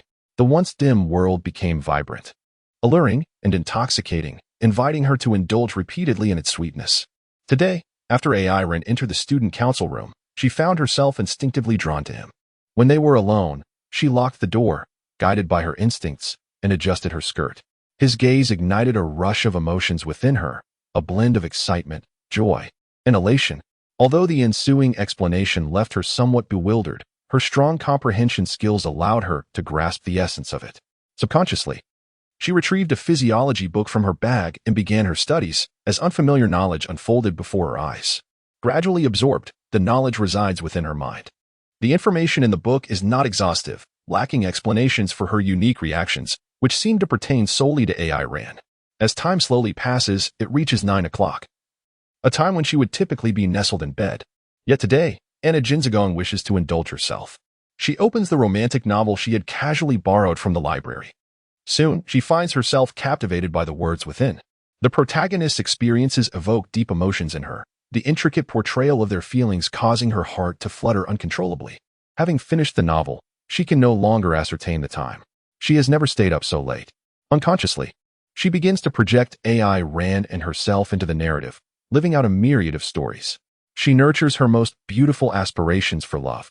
In her imagination, they gaze at the sea together, strolling yukatas at a fireworks festival, cook side by side, and care for one another. Much like the inseparable couple described in the book, covering her face with her hands, Anna Jinzagong experiences the meaning of blushing for the first time. As she gazes at a particular excerpt from the book, she clutches her chest. This is the feeling, the sensation of liking. I have developed feelings for classmate AI Ran. Turning her attention back to the quote, Anna Jinzagong softly recites, "Love exists within the genetic chains of every individual. It typically lies dormant, silent, and unassuming, until one encounters that special person for whom they are willing to change." AI Ran found herself ensnared in a veritable hell within her home. AI Ran, please focus. You have been working on this paper for nearly 3 hours. Tong Su Zhendong rapped her knuckles against the coffee table, her tone grave. In her brief tenure as an educator, she had never encountered a student so remarkably dull. Merely glancing at a book seemed sufficient to send this student into slumber. As an educator, her sense of duty compelled her to never abandon any student. It was evident that AI Ran had not heeded her words, her head drooping ever so slowly, observing the student on the verge of a rendezvous with Morpheus. Tong Su Zhendong lightly swept aside her silky, straight pink hair and sighed softly. AI Ran, let us call it a day. Your foundation is still rather fragile. I have brought some annotated materials for you to peruse during this time. Oh, is today's guidance already over? AI Ran, who had been on the brink of sleep, suddenly perked up. You must concentrate during your studies. Tong Su Zhendong succinctly remarked, her expression and words remaining as frigid as ever. Please wait here. I will fetch the materials for you. Thank you, teacher. She mused. They must be around here. Tong Su Zhendong approached the porch of AI Ran's home, gazing at the stack of books she had left there and crouched down to search for the educational materials. AI Ran hurriedly approached her side, eager to offer assistance. Tong Su Zhendong glanced up at him briefly, neither accepting nor declining his help. Her slender fingers sifted through the pile of books, finally uncovering the item she sought. Just as she was about to speak, the ground trembled unnaturally once more. Aaron immediately sensed the malevolent energy emanating from the dragon pearl, instantly becoming vigilant. In the blink of an eye, that sinister aura vanished without a trace. After assessing the essence surrounding Takusuma toy, Aaron silently breathed a sigh of relief. Suddenly, a tearing sound echoed, reminiscent of fabric ripping. Takusuma toy's countenance shifted, her eyes widening in disbelief, and even her hand, which held the book, froze mid-air, her body trembling slightly. AI Ran gazed curiously in the direction from which the sound emanated.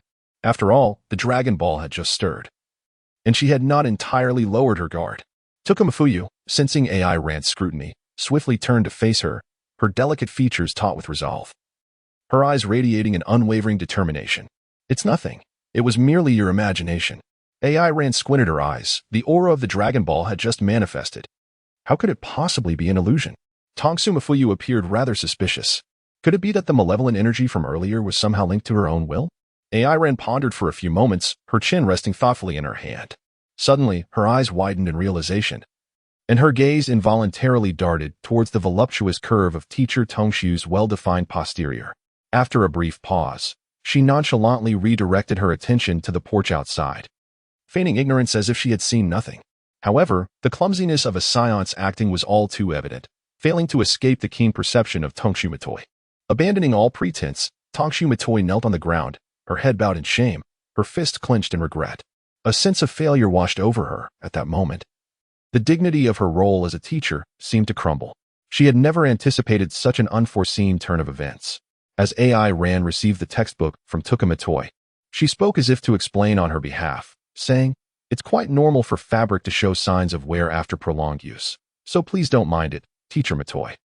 Subsequently, AI Ran rummaged through her belongings and produced a garment to provide modesty for Tuka Matoi, quickly emerging from her despondency. Tuka Matoi raised an eyebrow as she accepted the clothing from AI Ran, her previously tense expression softening slightly.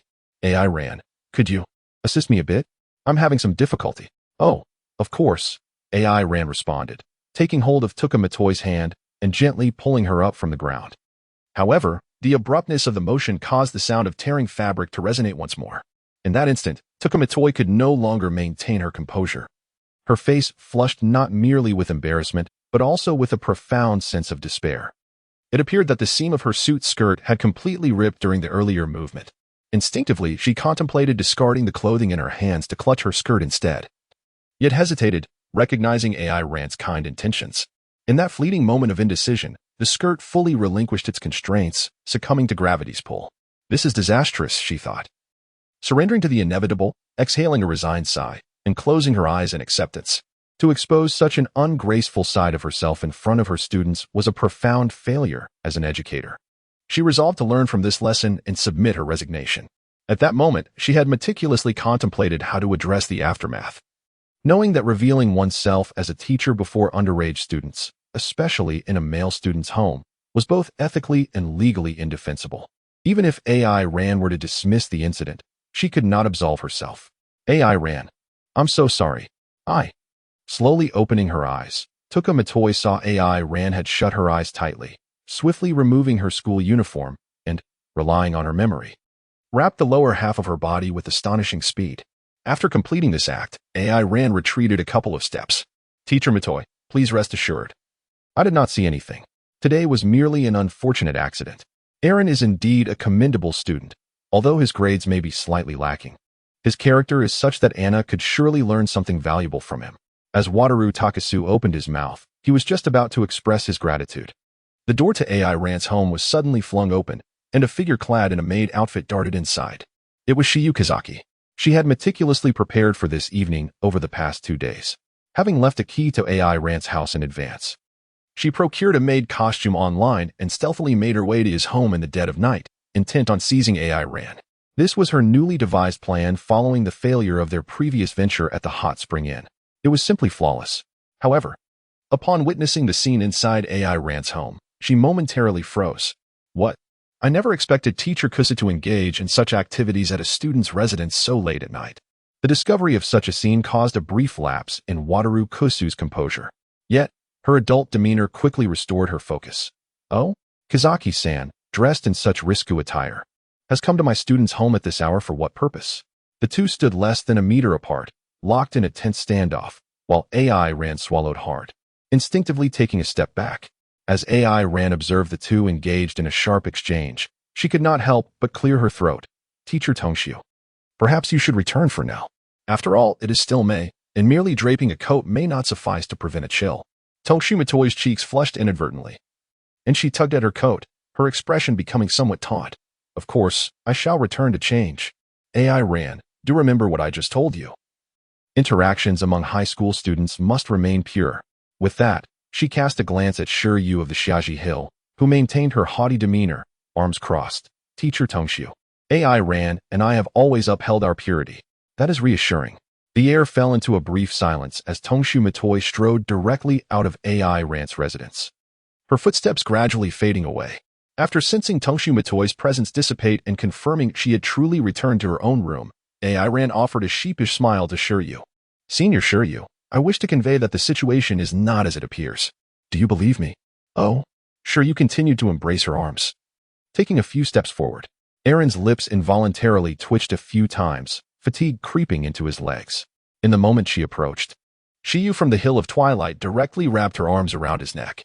Then, her delicate lips parted slightly, her voice so soft it was almost inaudible, mingling with her warm breath as it brushed against Aaron's ear, sending a tingling sensation through him. Come closer. AI Ran was acutely aware of her desires, yet he believed it prudent to acquiesce to her wishes at that moment. No sooner had he spoken than he felt a weight settle upon his back. He instinctively reached down to embrace the arch of Shiyu Ziziliu's foot, carrying her toward the living room. AI Rankuin, am I too heavy? She inquired. Heavens! You are as heavy as a mountain, he retorted playfully. Yet I distinctly recall witnessing you lift several hundred kilograms without so much as a flush or a gasp. Are you already beginning to find fault with me before we've even truly begun?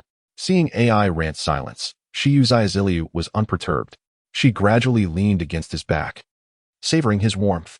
It was barely past 9 o'clock, and the night still held ample time for her to achieve her objectives. Upon reaching the living room, Shiyu Ziziliu seemed reluctant to dismount. With a hint of exasperation, AI Ran remarked, Shiyu, we have arrived.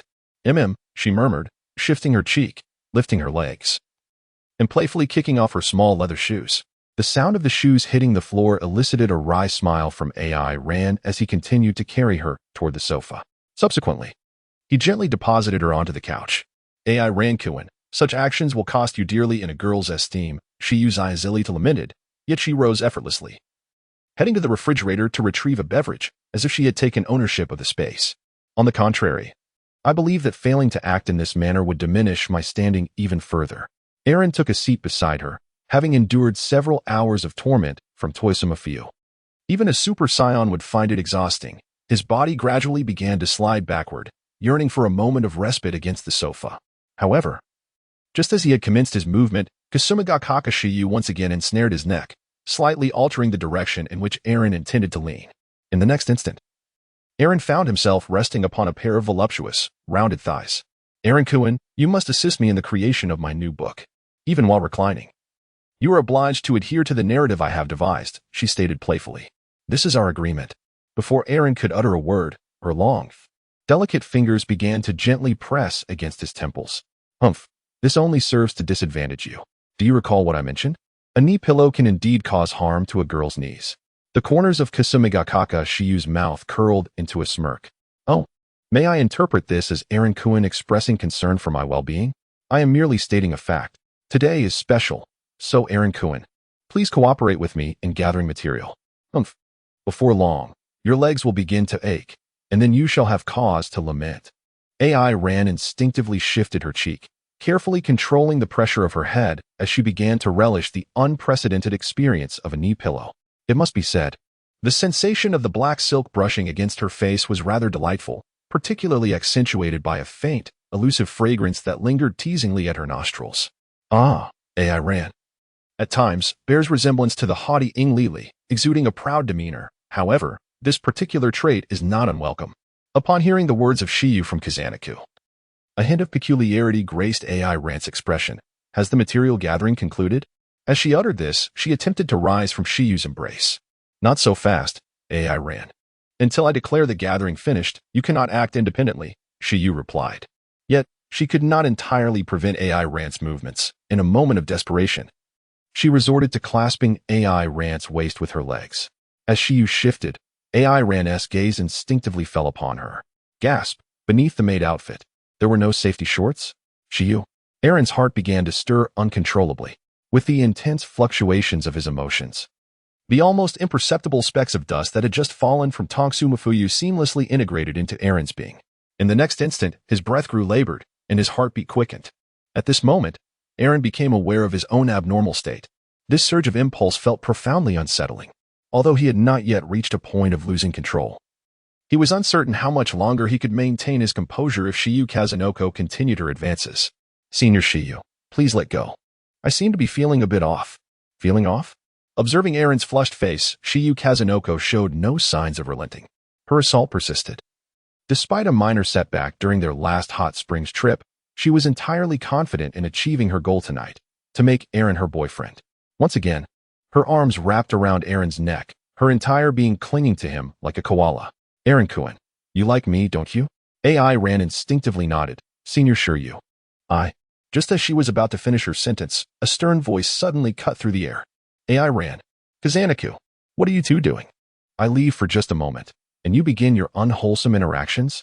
At the entrance, wearing a vibrant red tracksuit, Matsunaga Fuyuki looked at the two on the sofa with a serious expression. Chapter 112. Kazanaku Shiryu vs. Matsunaga Fuyuki due to Matsunaga Fuyuki's abrupt arrival. Kazanaki Shiryu was momentarily frozen, while AI Ran took the opportunity to rise from the sofa. Furrowing his brows, he quickly assessed his own condition. Yet no matter how he examined himself, there was nothing amiss in his aura. Kazanaku Shiryu was on the verge of losing her composure, exclaiming, "Why is it this woman again? We were so close. Did AI Rankuin just nod? Does he have feelings for me?" The expression on Kasumi no Okashiya's face rapidly shifted between anger and embarrassment. Meanwhile, after a brief moment of surprise, the temperature around Keisuke Matoi suddenly plummeted. Kasumi no Oka-san, appearing at a male classmate's home dressed like that late at night, and engaging in such behavior, please consider your future carefully before doing anything. Concurrently, after the initial shock and bashfulness, Kasumi no Okashiya regained her composure. She understood that if she yielded to Keisuke Matoi now, it would become even more challenging to engage in intimate gestures at AI Ran's home later. Therefore, she adopted a haughty demeanor and replied coldly, "As the teacher can see, wearing a maid outfit is merely a trivial hobby of mine. As for my previous actions with AI Rankuin, it was solely for the purpose of gathering material for my new book. Is that not permissible? Wearing such a shameful outfit at a male classmate's residence merely out of interest? Remember, he is a potential boyfriend." Kasumi no Okashiya's expression grew serious as she corrected her. Had Keisuke-sensei not appeared just now, AI Rankuin might have already made things official. Even if he were a confirmed boyfriend, such behavior is utterly inappropriate and perilous, especially considering he is merely a prospective boyfriend.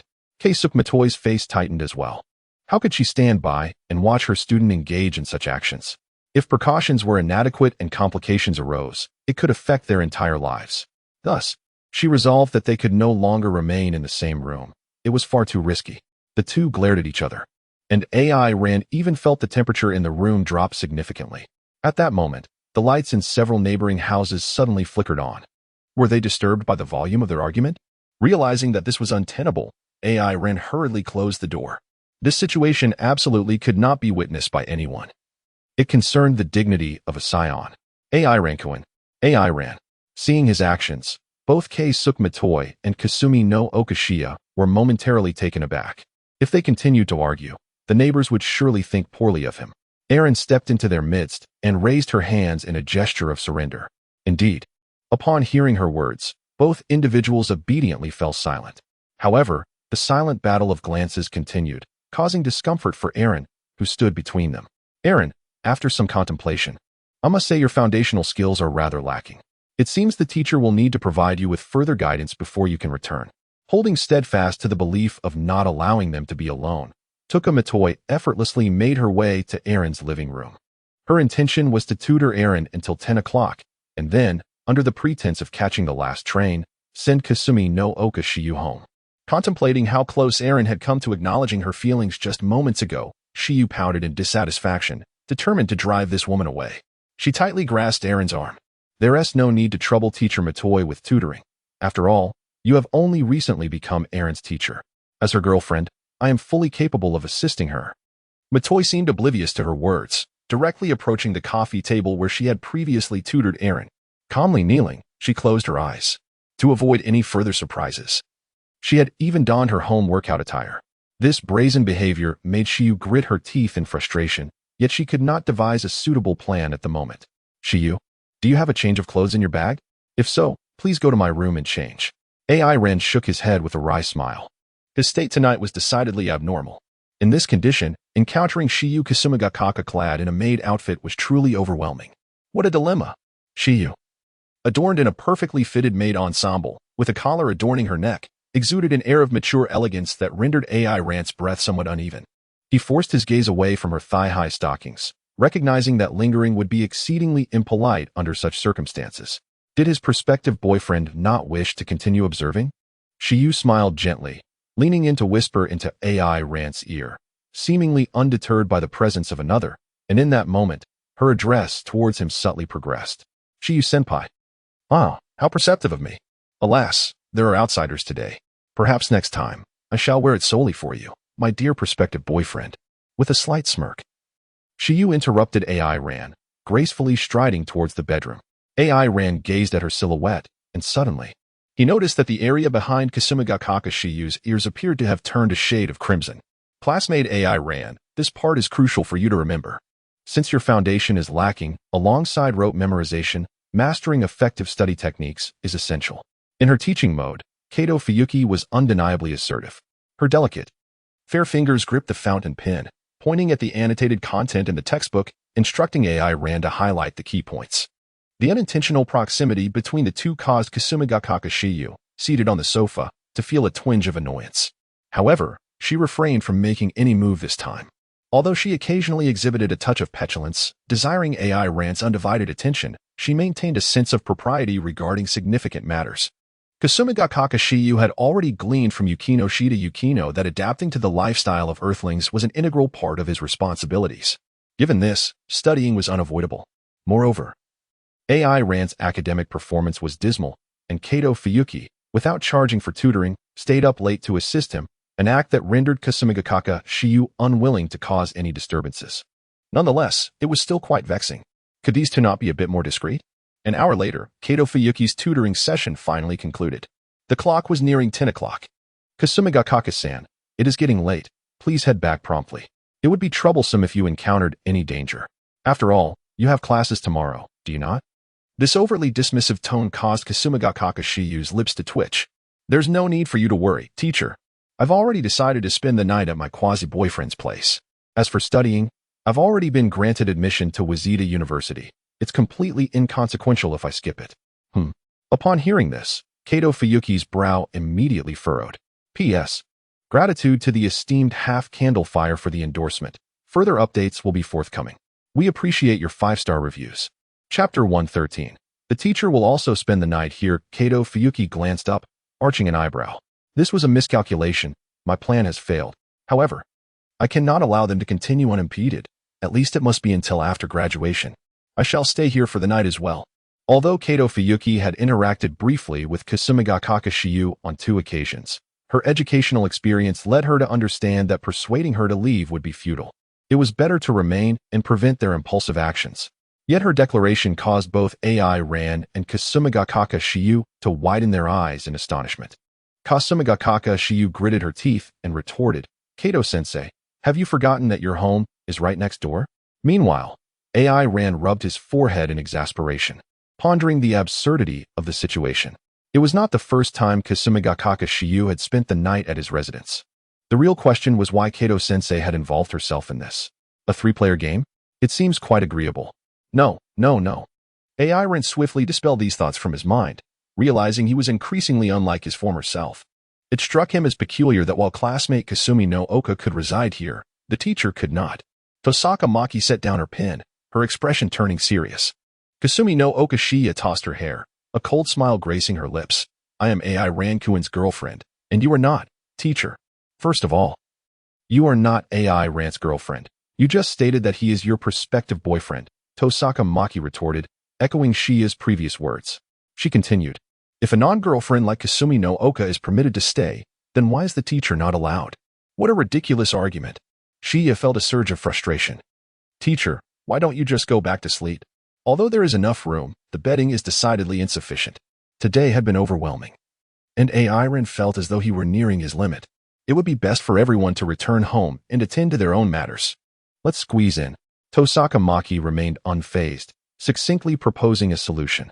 AI Ran, now increasingly exasperated, replied, Teacher, 3 people would be rather cramped. No sooner had he spoken than Shiya stepped on his foot with considerable force. Tosaka Maki tilted her head, her expression conveying, what are you thinking sentiment? Sleep together? AI Rankuin, you are still a bit young for a teacher. She then stated she would return to fetch the bedding, standing up after kneeling for over an hour.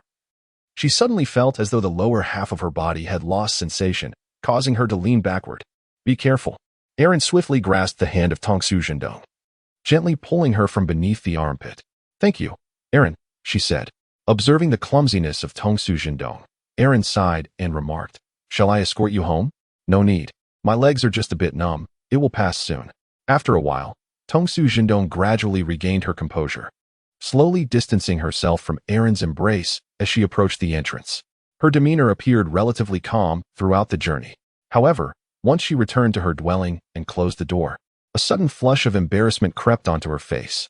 The once icy expression transformed into one of extreme panic as she recalled her recent lapses in decorum. Her heart raced violently at the realization of having blurted out potentially misconstrued words. What a blunder! It seems I inadvertently said something that could easily be misinterpreted. Having come into contact 3 times, significant parts of her body had already made contact with that Scion's form, yet it was still far from sufficient. On the other hand, the atmosphere surrounding Aaron grew somewhat awkward. Kawanaka Shiyu fixed her gaze upon Aaron for a moment before expressing her discontent with a soft click of her tongue. I'm off to take a shower, potential boyfriend. After a while, Tongsu Jindong re-emerged in a light, airy nightgown, cradling a blanket as she made her way to Aaron's home. Kawanaka Shiyu had intended to seize the opportunity to instigate something while bathing, but as her head peeked out from the bathroom, she spotted Tongsu Jindong seated on the sofa. After observing for a moment and realizing there was no opportunity for mischief, she sulkily retreated back into the bathroom. As the clock approached midnight and everyone had completed their evening routines, they exchanged goodnights before retreating to their respective rooms for rest. In the dead of night, Kawanaka Shiyu quietly opened her eyes and glanced at Tongsu Jindong beside her, a smirk forming on her lips. Ah, you are still too young. Unaware of the need to guard against the simplest of nocturnal ambushes. Yet, perhaps this was for the best. Aaron, wait for me to come over. Today I shall facilitate your formal transition. Gently pulling back the covers, Ayaka Shiyu had just withdrawn her foot when that exasperating voice reached her ears. Where are you heading? Classmate Shiyu? To the restroom. I'll join you. Let us go together. After discovering the futility of her nighttime escapades, Ayaka Shiyu had no choice but to retire for the night. However, the sleeping posture of Akatsuki Fuyuki was quite beyond description. Her body often encroached upon Shiyu, enveloping her like a cuddle pillow, with certain ample areas frequently pressing against Shiyu's face. This plump woman. The following morning, AI Rant's dark circles showed no sign of fading. He had endured a restless night. Throughout the entire evening, he was plagued by incessant dreams, revisiting the myriad tasks he had completed over the past decade. Transformed into a colossal ape, he had become a veritable machine of slaughter, unleashing devastating energy blasts that extinguished countless lives with each discharge. In his dreams, he laughed maniacally. It was not until the first rays of sunlight graced his face that AI Rand jolted awake. After freshening up, he noticed that there was still no sign of life from the guest room occupied by Shiyu Kazanaku and Matoi Mafuyu. Why were they still in bed? Did they not have school to attend? Muttering to himself, AI Rand approached the door and knocked, but received no response for quite some time. Were these two truly sleeping so soundly? With no other choice, he gently pushed the door open. The sight that greeted him left him momentarily stunned. A warm sensation filled his nostrils. Shiyu Kazanaku and Matoi Mafuyu were in a deep slumber, having huddled together for warmth against the chill of the night. Their noses were pressed closely, and their bodies, both voluptuous, were tightly entwined. The state of their pajamas was disheveled, revealing quite a bit. Had he not known of their mutual disdain, AI Rand might have mistaken their closeness for affection. Ladies, it is time to rise, hesitated at the entrance, nearly calling out from the threshold. At her beckoning, both individuals simultaneously opened their eyes, momentarily taken aback before exchanging disdainful gestures to push each other away. Your sleeping posture is rather extravagant, Tsukishiro-sensei, Kagaya Shinomiya remarked as she sat up, taking the initiative. Oh, it appears that you, too, resemble a koala when asleep, Kagaya-san. The narrative continues. Chapter 114, The Story of the Student Council commences. Within the confines of the student council room, Anna Kinomoto was diligently attending to paperwork, her gaze frequently drifting towards the sofa. There, AI Ran was meticulously reviewing the list of club equipment provided by Kagaya Shinomiya. Kagaya placed a cup of red tea in front of her and, with a tone devoid of any inflection, stated, General Affairs Officer AI Ran. All club equipment must be procured by next Monday. Naturally, I shall accompany you, as it would be rather inconvenient for you to handle the purchase of the dance club's costumes alone. Understood, Vice President Shinomiya, AI Ran replied.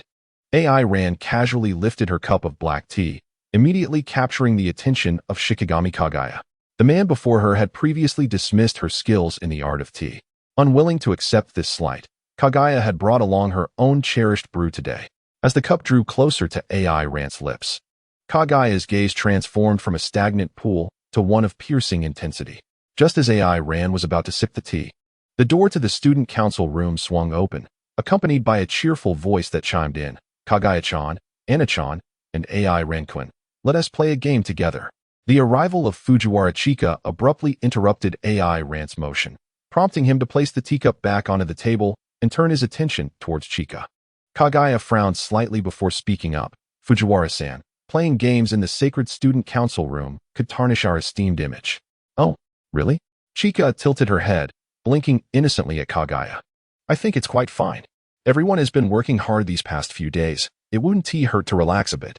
Suddenly, Inakinomoto stood up, making her way to sit beside AI Ran. As she settled down, a hint of an unnatural blush crossed her face. "Well, since the president has said so, let us play for a while. Fujiwara-san, what game have you prepared for today?" "Yay, today we shall play Ludo." Watching these three swiftly come to a decision was quite a spectacle. AI Ran felt a sense of speechlessness. "So what is my opinion?" The game known as Ludo, designed for 4 players, involves the rolling of dice, with planes circling the board before entering the central base to score points. Once all planes have entered the base, the successful player emerges victorious. Overall, it is an exceedingly ruthless game. After all, with 4 players engaged in a life-or-death struggle, the term brutal seems quite fitting. After deciding on the next game to play, the 4 of them settled onto the sofa, with Anna and AI Ran seated together, while Kagaya and Chika occupied the opposite side. AI Ran cast a glance at the chessboard before him and sighed. What a tedious game it was. For a Saiyan, who could completely manipulate power, wasn't it merely a matter of rolling the dice to achieve any desired outcome? It was, in fact, a battle devoid of suspense. With this thought in mind, he listlessly lifted the teacup from the table once more. Just as he was about to take a sip, he felt a faint jolt of electricity. Anna had unknowingly positioned herself closer, and despite the sofa's generous length of 2 meters and 40 centimeters, their shoulders and thighs were pressed closely together. The malevolent aura of the 5-star ball had resurfaced. At this moment, Erin set aside her tea to begin sensing the aura of Anna Jinzagong. However, as the 2 individuals drew closer, the malevolent energy of the 5-pointed star abruptly dissipated. Casting a glance at Anna Jinzagong, who was gently rubbing her legs, Erin swiftly reached her conclusion. If it is merely to this extent, I shall initially acquiesce to her. After all, malevolent energy is not to be trifled with. Meanwhile, upon noticing Erin once again placing her teacup down, Kagaya Shurgwang furrowed her brow even deeper. "Oh, do Erin and Kagaya-chan find this game unentertaining?" Observing the expressions of Erin and Kagaya Shurgwang, Chika Fujiwara surmised that the allure of the game was insufficient. Thus, she resolved to present some prizes. "I happen to have 2 movie vouchers here. The winner may take someone along to watch a film." How does that sound? Is it not far more intriguing now? However, I shall be the first to roll the dice. That won't do, Fujiwara-san. Though I have never played this game, my analysis of the rules indicates that having the initial advantage is crucial. Upon hearing about the movie tickets, Anna Jinzagong became invigorated. The weekend, 2 people, a dimly lit cinema, solitude. These phrases flashed through her mind, and in an instant, her breathing grew noticeably heavier. Kagaya Shurgwang nonchalantly nodded. "I believe that using rock, paper, scissors to determine the order would be preferable. This weekend, it would be possible to go out. Thus, she could persuade Hayasaka to take her to the cinema to experience the consumption of the common folk." Kagaya Shurgwang had developed a modicum of interest in those 2 movie tickets. "I am indifferent," Erin remarked, expressing no interest in the film. She might consider it if the offer were for a high-end buffet instead. "Then let us play rock, paper, scissors." Chika Fujiwara's upbringing was quite strict, forbidding her from visiting the cinema on weekends. Therefore, as long as the game was enjoyable, it mattered not who received the movie tickets. Thus, the 4 individuals, each with their own motives, commenced their game of rock, paper, scissors. Rock, paper, scissors. For Iron threw a punch, and Anna Kinamiyo followed suit, as did Shigami Kagaya. Only Fujiwara Chika cast a cloth. Am I not still in the lead? Fujiwara Chika joyfully cast the dice. Then, a 3. In a game of Ludo where one can only take flight with a 6, this was undoubtedly a futile throw. Shigami Kagaya picked up the dice. It seems the advantage of going first is not so pronounced. Only taking off a plane in the first round can be considered an advantage. The dice rolled in Shigami Kagaya's hand, and with a gentle toss. How is this possible? A 5. Next was Anna Kinamiyo's turn. She grasped the dice, her hand trembling slightly for reasons unknown. With a firm grip, she felt the movement of the dice, positioning the sixth side upwards. After calculating the necessary force, Anna Kinamiyo threw it. A 6. At the moment the dice came to a halt, she exclaimed in excitement. 3 seconds later, Iron casually tossed the dice. A 6. Apologies, this game is unwinnable for him. He can throw as many as he desires. 20 minutes later, Fujiwara Chika's body seemed to suddenly lose balance, leaning towards Shigami Kagaya. How is this possible? I haven't even rolled out a single plane. On the other side, Iron looked at the game board in disbelief. How can this be? I lost 2. His gaze then turned to the victorious Anna Kinamiyo. Her precision in throwing surpassed his. P.S. The transitional chapter has concluded. Now begins the official storyline of Shuchian Academy. I had planned to add more chapters last night, but accidentally fell asleep. When I awoke, it was already noon. And I didn't go to work today. Currently, I owe everyone 3 more updates, so I will continue to add chapters on top of the 3 owed. Chapter 115, The Terrifying Anna Kinamiyo. By the way, President, here are the movie tickets for you. Fujiwara Chika took out 2 movie tickets from her bag and then asked, President, who do you want to go to the cinema with this weekend? Anna Kinamiyo accepted the tickets, displaying a sweet smile. It's a secret. Shigami Kagaya's gaze lingered on the movie ticket for a moment before she quickly turned her head elsewhere. President, it's already quite late. I'll be heading back now. All right, Vice President Kagaya, take care on your way home. Huh, Kagaya-chan, are you leaving now? Wait for me, let us go together. As Shigami Kagaya and Fujiwara Chika departed, a feeling of unease washed over Iron, prompting him to begin packing his things, preparing to make an exit. However, just as he had gathered half of his belongings, the sudden sound of a door locking reached his ears. Again. It's happening again? Iron turned around and saw Anna Jinzagong slowly approaching him. For some reason, he was suddenly reminded of the tale of the big bad wolf and the little white rabbit. The typically proud Saiyan instinctively placed himself in the role of the little rabbit. President, since this was not his first encounter, Iron managed to suppress his astonishment. Observing the unusually flustered Anna Jinzagong, he felt he had the situation under control. As long as he did not overly provoke her and gradually purified the malevolent energy of the 5-star ball with positive energy, everything would be fine. Anna Jinzagong's voice trembled slightly. I won the game just now. Praise me. I did very well, didn't I? So, Iron, please compliment me. Iron's hand, resting on the table, was firmly held down by Anna Jinzagong. You must go along with her. Wasn't Anna Jinzagong's earlier request simply to compliment her? Although the reason eludes me, adhering to such a request should pose no issue. Reminding herself internally, Iron discreetly stepped back a pace and complied with the request, saying, President, you have performed exceptionally well. Your throwing precision truly surpassed my expectations.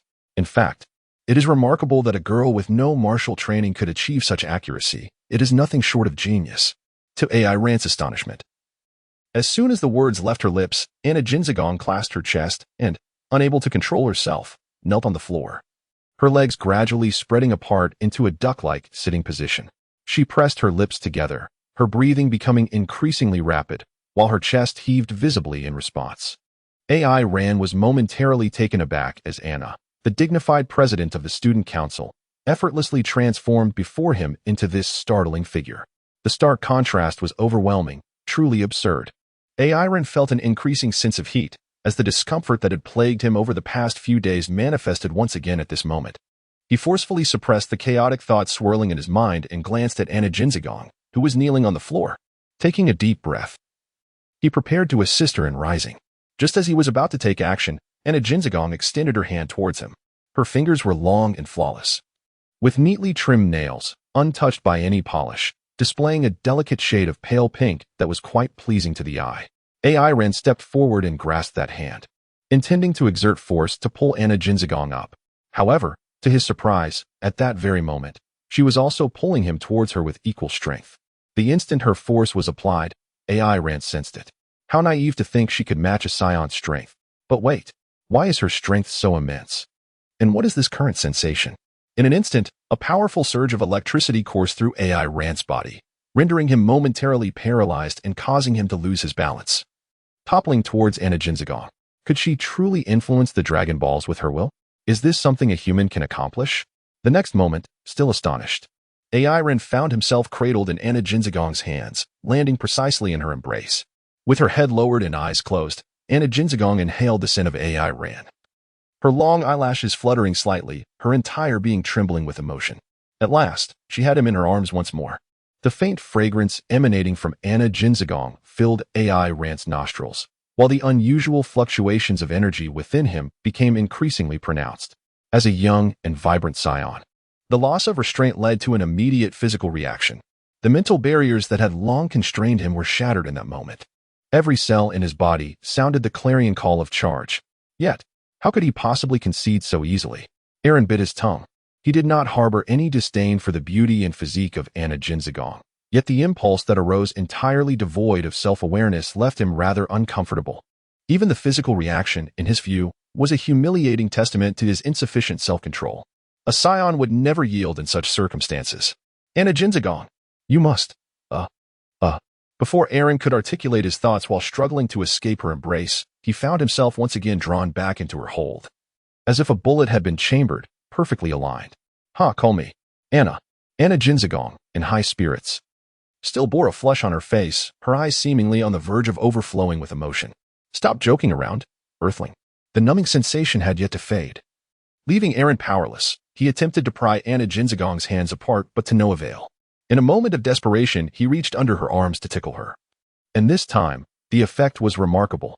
Anna Jinzagong instantly softened, her strength diminished considerably. Seizing this opportunity, Eren swiftly extricated himself from her grasp and stood up.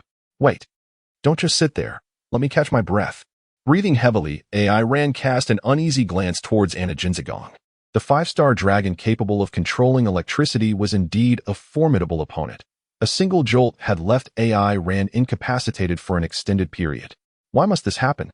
I cannot fathom it. Whenever I find myself alone with AI Ran, I become strangely different. Anna Jinzagong gradually rose to her feet, her expression tinged with confusion. She yearned for AI Ran's praise, longed to hear his voice, and desired to be in close proximity to him. The mere thought of these things filled her with immense joy. She approached AI Ran once more, and as her emotions surged, he could even perceive yellow currents crackling around her. Wait, don't move just yet. Let us converse calmly. In that moment, AI Ran set aside his Saiyan pride and chose to follow his heart once again. P.S. In today's second chapter, I seek a 5-star review. Chapter 116. Unable to withstand Anna's advance. Upon hearing AI Ran's words, Anna Jinzagong obediently halted in her tracks. Anna. AI Ran began, but before he could finish, Anna Jinzagong interjected. Call me Anna. Very well, Anna. Eren exhibited a remarkable compliance, particularly in the presence of that yellow lightning. Anna, I should have mentioned to you earlier that such actions are reserved solely for those we hold dear or for future matrimonial partners, correct?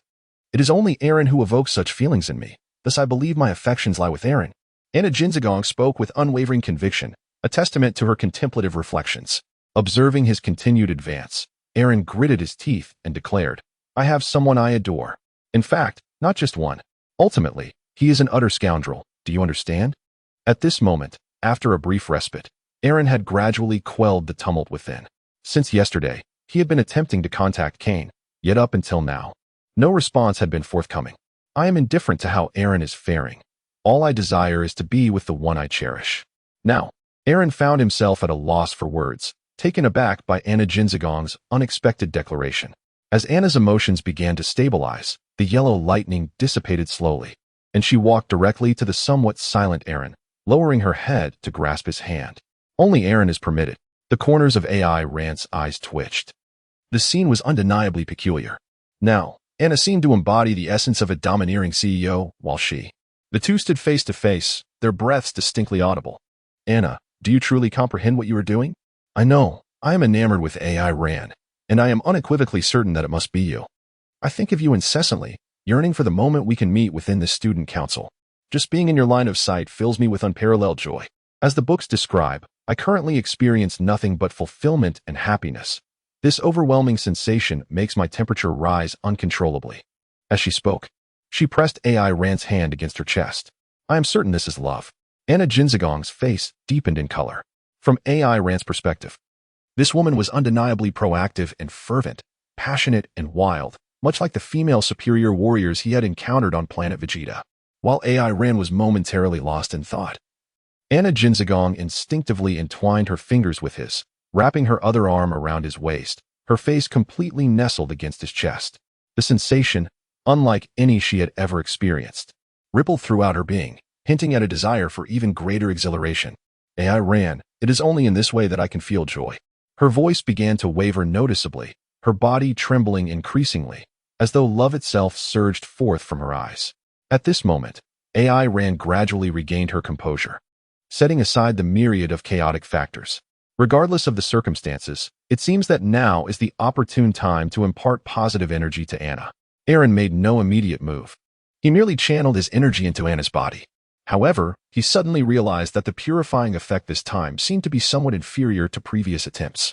The purity of the positive energy within him had slightly diminished.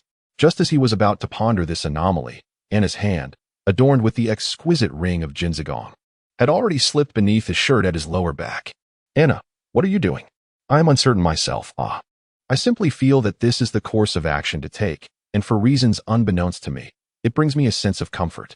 Sensing impending trouble, AI Ran swiftly completed the transfer of energy and took a slight step back. Anna, I implore you to exercise caution, especially in matters of the heart. I can assure you with utmost certainty that while you align perfectly with my aesthetic preferences, I have yet to develop affection for you. Certain matters should remain unaddressed until mutual confirmation is achieved. Do you comprehend? It is somewhat perplexing. This is a matter of mutual selection. For instance, Anna, imagine you are in the process of purchasing a car. You come across a model that captivates you, and you are eager to take it home. However, regrettably, there is currently someone test driving the vehicle, and you also lack sufficient funds. At this juncture, can you simply and directly evict the person inside and drive the car home? Moreover, this vehicle is not only incapable of accommodating a driver, but even the rear seats must be fully occupied. AI Ran crafted what she believed to be the most perfect metaphor, murmuring to herself in contemplation. However, having reached this point, she hoped that Anna Jinzagong would comprehend her sentiments. I understand, yet throughout my life, whenever I have been enamored with something, regardless of its cost, I have always brought it home with me. So, how much would it take for AI Ran to accompany me home? As Anna Jinzagong spoke, her complexion flushed once more. She was utterly defenseless against the allure of the vehicle named AI Ran. Although, as AI Ran had mentioned, someone was currently test driving it. She found herself unwilling to entertain such thoughts. She impulsively grabbed AI Ran's collar, pressing her face against his, just as she contemplated advancing further. AI Ran's limbs had completely regained their strength, and he promptly grasped Anna Jinzagong's shoulders. In the next moment, while the tingling sensation coursed through his palms once again. This time, the prepared AI Ran did not succumb to the previous lapse of composure. Who could fathom how this seemingly fragile woman could wield such emotional influence over the Dragon Balls? It was truly embarrassing for the five-star ball. After successfully thwarting Anna Jinzagong's advances, AI Ran felt utterly exhausted, both physically and mentally. In any case, we could not continue down this path at our current level. Certain matters must await the maturity of our emotions. What must I do to cultivate AI Ran's feelings for me to a more profound state? At the very least, it cannot be achieved through these means. Do you understand? Gazing at AI Ran's serious expression, Anna Jinzagong restrained her desires, tightly gripping her skirt as she earnestly stated, I have diligently studied various physiological texts over the past few days. The literature suggests that physical contact is the most crucial method for nurturing romantic feelings between men and women. It is not merely an expression of mutual desire, but also a means to convey affection. By gaining a deeper understanding of one another's bodies, the bond between the two individuals will strengthen, fostering greater intimacy. At this, AI Ran was left utterly dumbfounded. Which physiological text stated such things? Are you certain you were reading a biology book rather than something else entirely?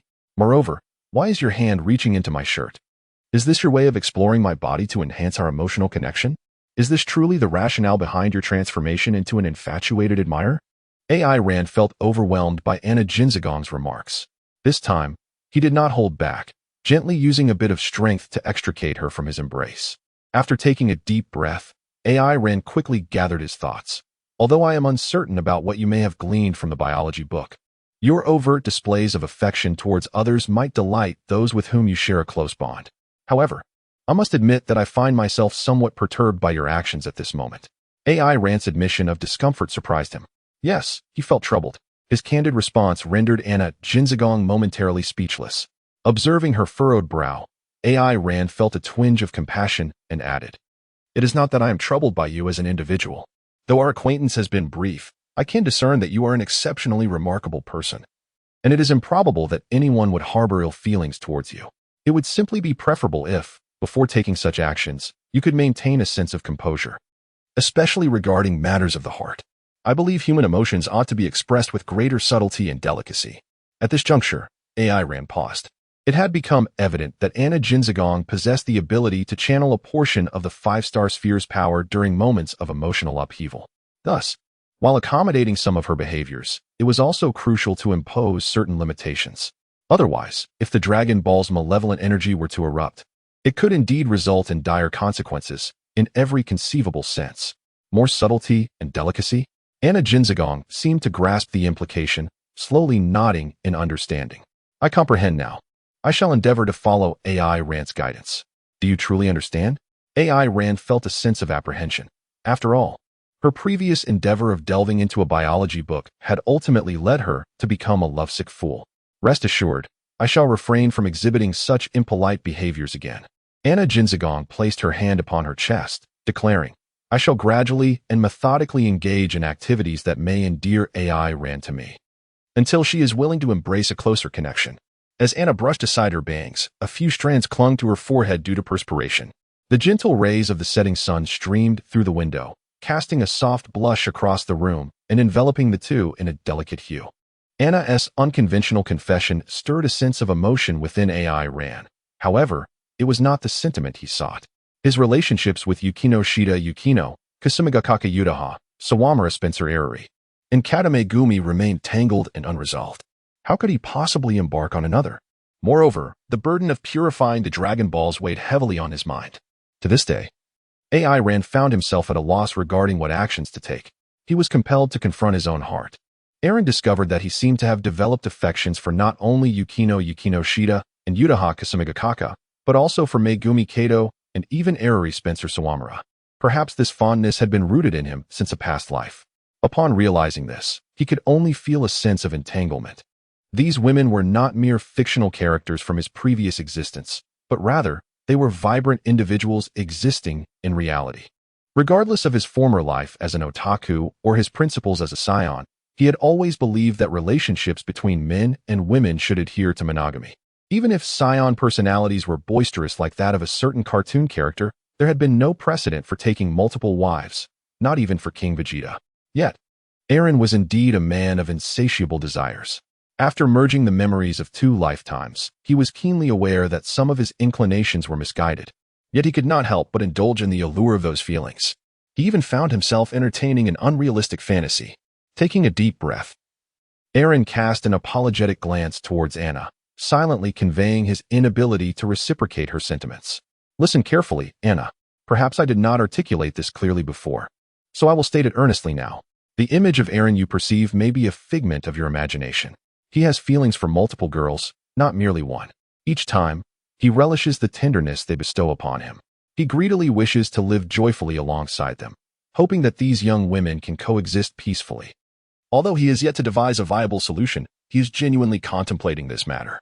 Such conduct might have been excusable in ancient times, yet in modern society, and even in the cosmos, it is undeniably the behavior of a scoundrel, despicable in every sense.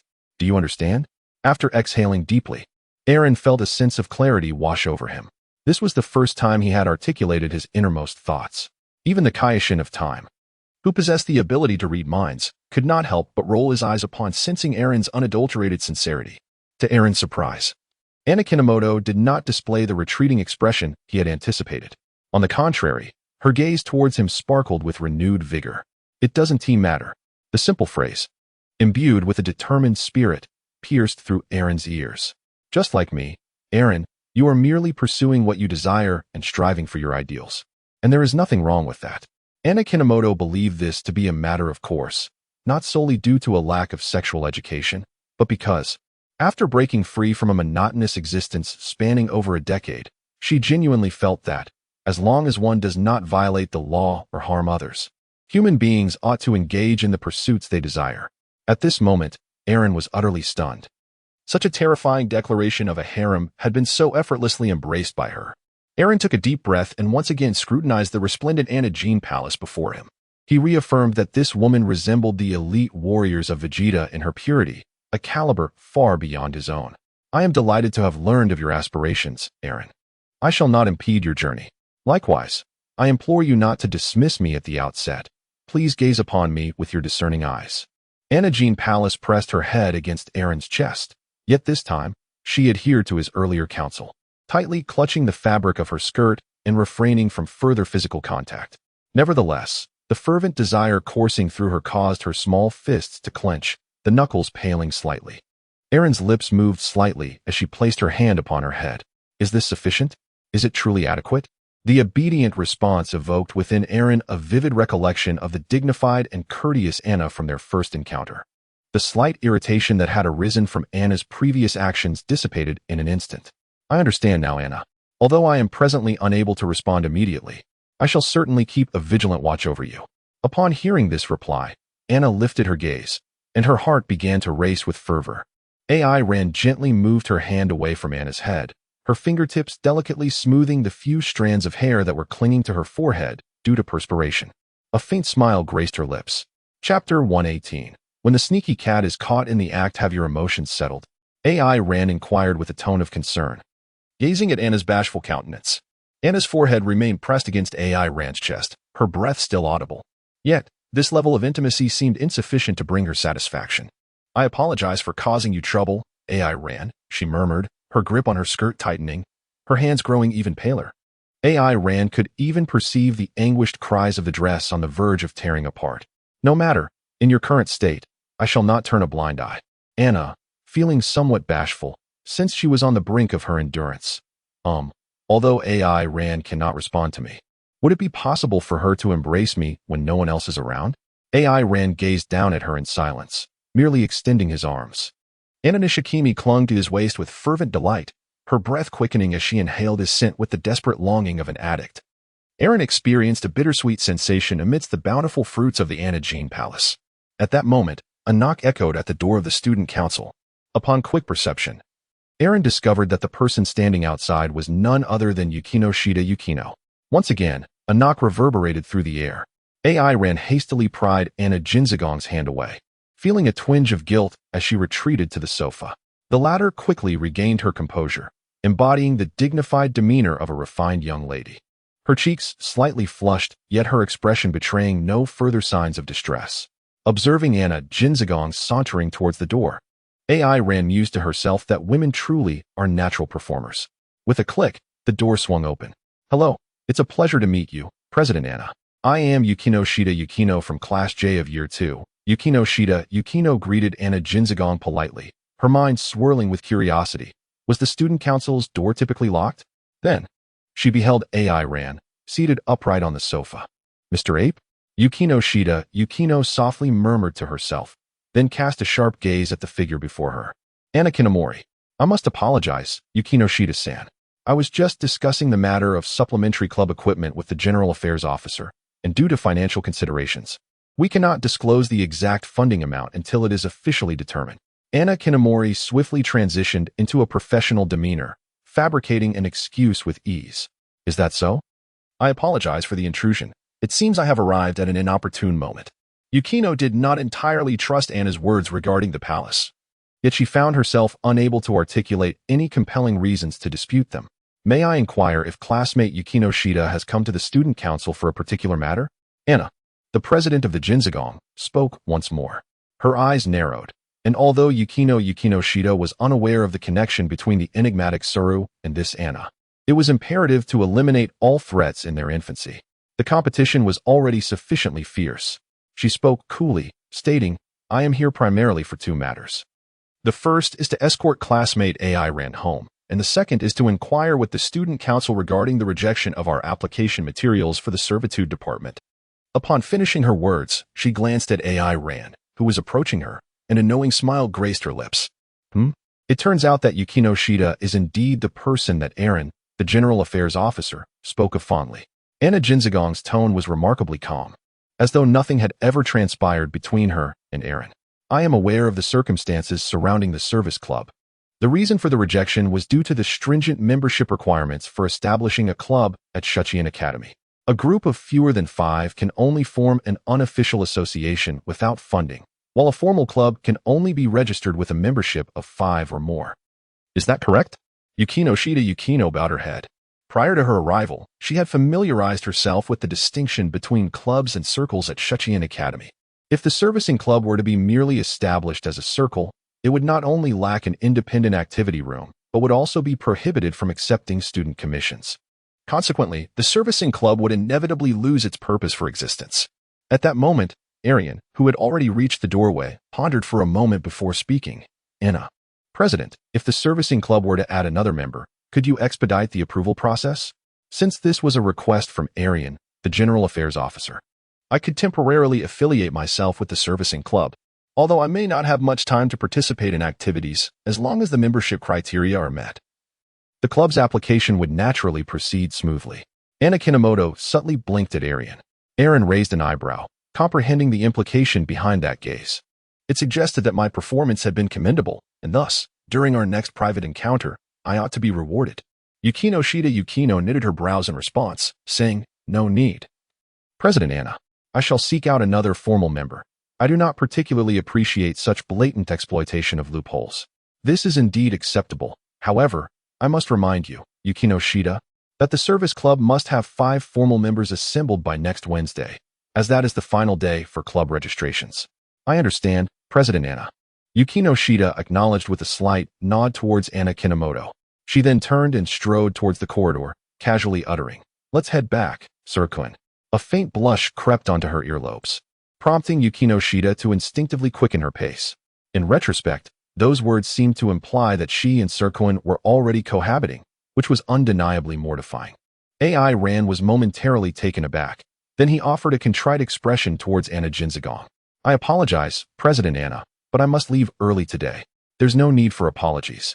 AI Ran, she replied, "even as a member of the student council, I will not impose upon you the obligation to remain in the council room at all times after school. If you have matters to attend to, please feel free to do so. Now, I shall proceed to handle some documents for the council. Well then, see you later. MM." After Anna Jinzagong closed the door to the student council room, AI Ran turned to follow Yukino Shida Yukino. Although her emotional intelligence was not particularly high, she fully comprehended the words spoken by Anna Kinojo earlier. Inside the student council room, Anna Kinojo leaned against the door. She slowly reached into her pocket and retrieved a pin-shaped recording device. Gently activating it, AI Ran's voice emanated from within. "President, you performed exceptionally well. Your throwing accuracy can only be described as genius." "I understand, Anna. Although I cannot respond to you immediately, I will certainly keep a close watch on you." Listening to AI Ran's voice from the recording device, Anna Kinojo gradually slid down from the door to sit on the floor. AI Ran. Tonight, I can find solace in your praises as I drift off to sleep. P.S. Today is Saturday, and I have a day off, so I will try to write more. I appreciate everyone's support. Please give me a 5-star review. Chapter 119. A long-awaited sweetness. AI Ran followed Yukino Shida Yukino into her apartment. This building was still developed by the Yukino Shida family's construction company, and in order to ensure Yukino's comfort, the furnishings and layout were strikingly similar to the apartment in Chiba. Upon entering the living room, the previously silent Yukino finally spoke. "I thought you would have much to say to me." As she spoke, a cryptic smile danced in her eyes, fixating intently on AI Ran's face. Unsure of how to begin, was that a valid excuse? Indeed. Yukino Shida Yukino chuckled softly. "After all, you're typically rather tongue-tied. So this seems quite normal. Why does it sound as if my image in your eyes is rather dismal? In truth, I am not that inadequate. Well, except when it comes to studying." Yukino Shida Yukino maintained her smile, her tone languid. "Indeed, it is quite dismal, for not only are you a training fanatic, but you also enjoy attracting attention from others. While I understand that being surrounded by a group of adolescent beauties brings you joy, I find such circumstances exceedingly distasteful. No. In fact, I am not particularly happy about it. At times, I even find it somewhat painful." AI Ran involuntarily revealed a bitter smile. "Oh, is it truly possible that the Lord of the Apes feels anguish over such trivial matters?" Yukino Shida Yukino lightly mocked, then returned to her usual tone. "Is Anna the host of the Dragon Ball?" Aaron nodded. Recognizing the astuteness of Yukino Shida Yukino, it was hardly surprising that she could perceive this. Indeed, it wasn't merely Anna Kinomoto who held a Dragon Ball. Vice President Kagaya Shinomiya also possessed one. The presence of 2 Dragon Balls within the student council was quite astonishing. Yukino's voice was laced with concern. Is there a danger? Although the 2 of them posed a nuisance, they were not particularly perilous. The true threat lay in sharing a roof with teacher Kurosaki. She possessed a 7-star ball. Yet the very sight of her filled me with trepidation. By the way, may I stay with you tonight? I truly dread returning to endure her hellish teachings. Another Dragon Ball, perhaps? Regrettably, I am unable to assist you, my dear Yui. As Yukino Shida Yukino indulged in her melancholic thoughts, Aaron's voice broke through the gloom. Is it permissible for me to stay here tonight? This query instantly dispelled her despondency. Yukino's cheeks flushed as she averted her gaze toward the sofa in the living room. This apartment has only one room. If you truly wish to stay, you will have to sleep on the sofa. It matters not. I can sleep anywhere. Aaron expressed her indifference, stating that she could even share a cat bed with Pulyalu. Oh, where's Pulyalu? She had not seen it today. There is a cat CAF near the apartment, and Pulyalu has gone there to work, claiming it desires to earn money to buy cat food. It has already been several days since it last returned. Aaron stroked her chin, pondering. This lazy cat is actually willing to work for money? Surely, there must be a charming little female cat at that CAF that has caught its fancy. Oh well, it matters not. That foolish cat is of little use anyway. Time has now reached 9 o'clock. Aaron and Yukino Shida Yukino sat on the sofa, engrossed in the remastered version of Mr. Pan. Yukino squinted, stifling a yawn as a wave of drowsiness washed over her, prompting her to head to the bathroom first. While in the bathroom, she felt a tinge of bashfulness. Despite their previous experiences in the icy realm, she had never shared such an intimate setting with Aaron during bath time. Though their relationship had undoubtedly grown close, a sense of shyness still enveloped her. After finishing her bath, she lingered in the bathroom, hesitating for a moment before summoning her composure to step out. With no guest room available in the house, Yukino Shida Yukino's cheeks flushed slightly, her gaze drifting, embodying the quintessential demeanor of a bashful young girl. AI Ren observed silently, choosing not to expose her feelings, merely offering a gentle smile. I can sleep on the sofa. It's all right. I shall take a shower as well. Today has been rather eventful, and I find myself quite fatigued. Yukino, feeling a touch of shyness, gazed at AI Ran as he entered the bathroom. After a while, she returned to her own room, her cheeks flushed. However, she did not close the door completely, leaving a slight gap. She believed that with AI Ran's keen perception, he would undoubtedly notice this detail. Am I truly losing my mind? After a moment of bashfulness, Yukino covered her face with her hands. It's nothing. We have shared a space before. She sought what she deemed to be the most rational justification. Time passed, and the sound of water ceased from the bathroom. An inexplicable tension gripped her as she pulled the blanket closer. Hearing footsteps approaching the living room, her heart raced to her throat. Yet, in the end, the door did not swing open. Listening closely, it seemed that AI Ran had indeed made his way to the living room obediently. What a blockhead! Yukino sighed deeply, attempting to steady her emotions. It was true. Having known Surakuen for so long, he often behaved rather like a wooden figure. A sense of regret washed over her. In such a situation, it was hardly appropriate for her, as a girl, to call him in. That would be utterly humiliating. Suddenly, a commotion erupted outside. I knew you weren't out working, Peru. You've clearly gone out searching for some little female cat. Huh. How did you know, boss? Humph. The whiskers on your face are practically forming a heart shape. How dare you neglect your duties at home and wander outside? You foolish cat, you'll pay for this. Tonight, I shall make you into a cat stew. Overwhelmed by the ruckus outside, Yukino could no longer contain herself. Surakuen, you mustn't bully Peruru. Come in here at once. Before long, AI Ran's figure appeared at the door, looking utterly bewildered as he stared at her. Yukino, aren't you tired? Why haven't you gone to sleep? Yukino pressed down her rising embarrassment and indignation. You will sleep beside me tonight, and you are not allowed to go out. I worry you might bully Peruru. AI Ran nodded earnestly. All right. Yukino's chest rose and fell rapidly, leaving one to wonder whether it was due to anger or shyness. Yet, in the next moment, AI Ran had already burrowed under the covers, wrapping his arms around her waist and rolling over on the bed. When Yukino regained her senses beneath the snowfall, she found herself nestled closely in AI Ran's embrace. The room was shrouded in darkness, but Yukino could feel AI Rant's gaze upon her. "Have you seen enough?" she questioned. Yet, there lingered a sensation of insatiability. "Then close your eyes and sleep." Yukino buried her face in AI Rant's chest, feeling a profound sense of relief that the lights were extinguished. AI Rant continued to embrace Yukino's slender waist, albeit with a gentle grip. Within moments, the girl's breaths became even, as if she had succumbed to slumber. However, the true state of Yukino could not elude AI Rant's keen perception. He slowly leaned closer to her ear and whispered, "I wish to kiss you, Yukino." A shiver coursed through Yukino's body, her head tilting slightly upwards. In the next heartbeat, AI Rant's lips met hers. Chapter 120. Let us host a gathering for couples deeply in love. The act of kissing, once initiated, often spirals into something irresistible. As AI Rant's lips captured Yukino's, the girl who had been anticipating this moment shyly wrapped her arms around his neck. Her sweet breath playfully brushed against AI Rant's face, enveloping him in a fragrant warmth that compelled him to open his eyes. Yukino was right in his embrace, their proximity revealing her exquisitely fair complexion, devoid of any embellishment, yet flawless in every regard. Under the moonlight, she radiated a charm he had never witnessed before. The intensity of their feelings was undeniably fervent.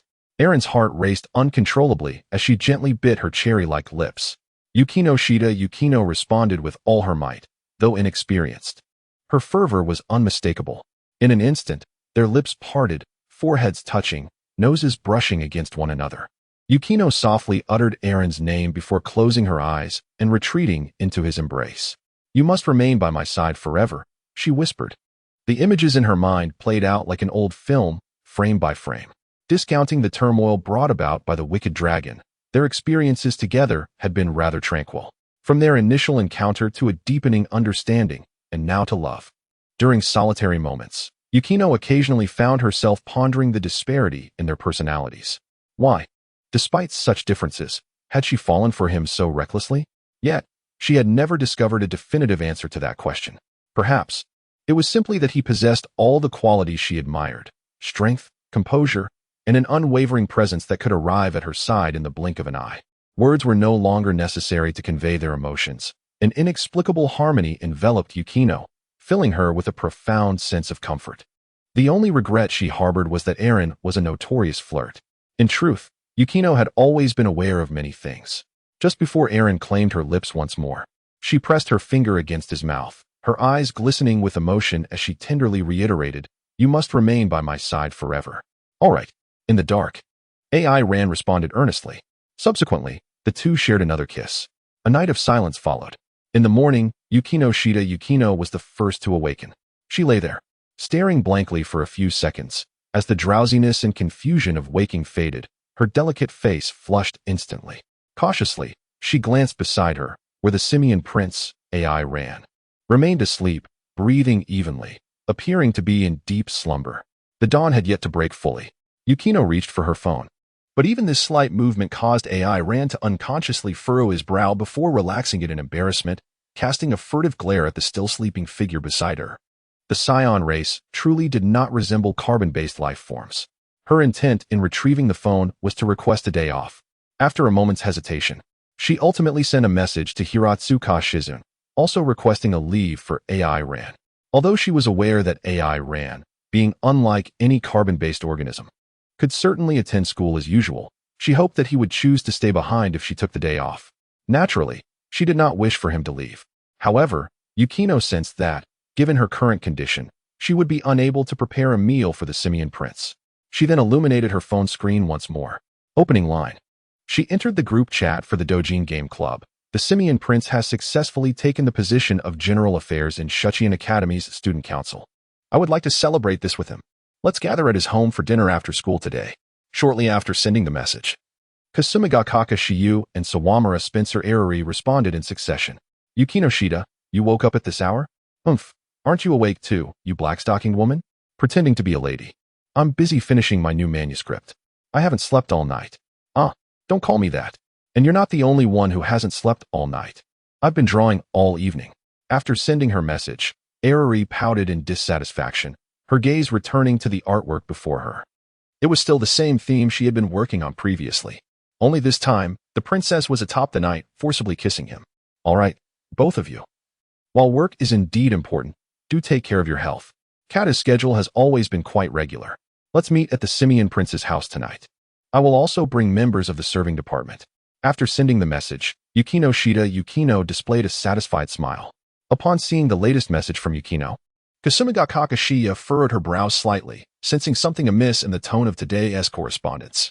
Meanwhile, Kato Megumi, who was hidden beneath her covers, repeatedly reread the conversation among Yukino and the others, gently biting her lower lip in contemplation. After concluding the group chat, Yukino found her drowsiness completely dissipated. She gazed at Irie for a while, muttering under her breath, "Hentai Ningen-kun, sometimes I truly wish to give you a good smack.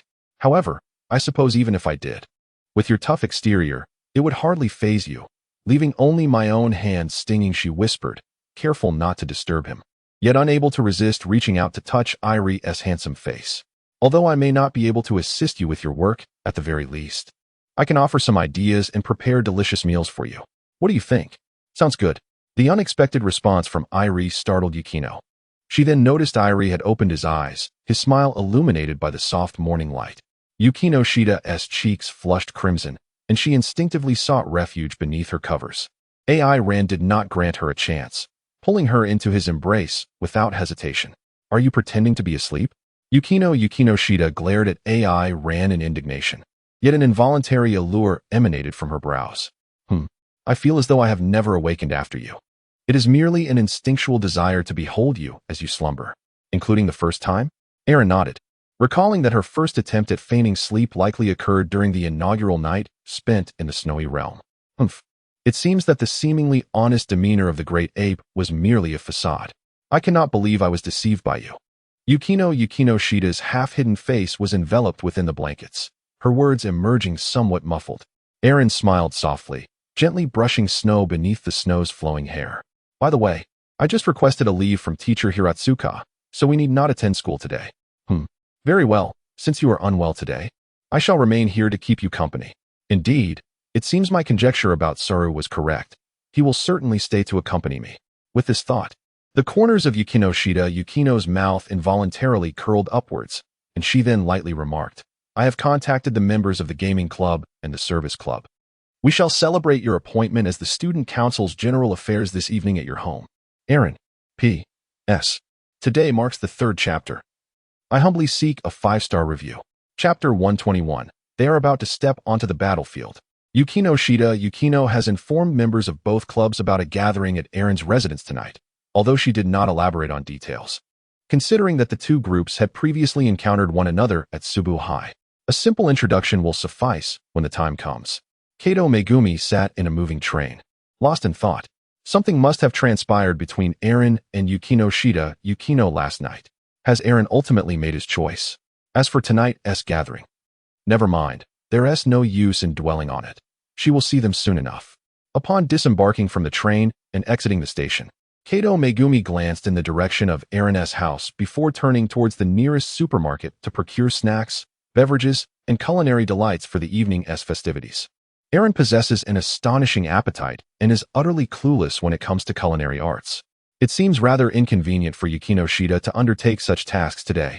As she placed each item into the shopping cart, a realization dawned upon her.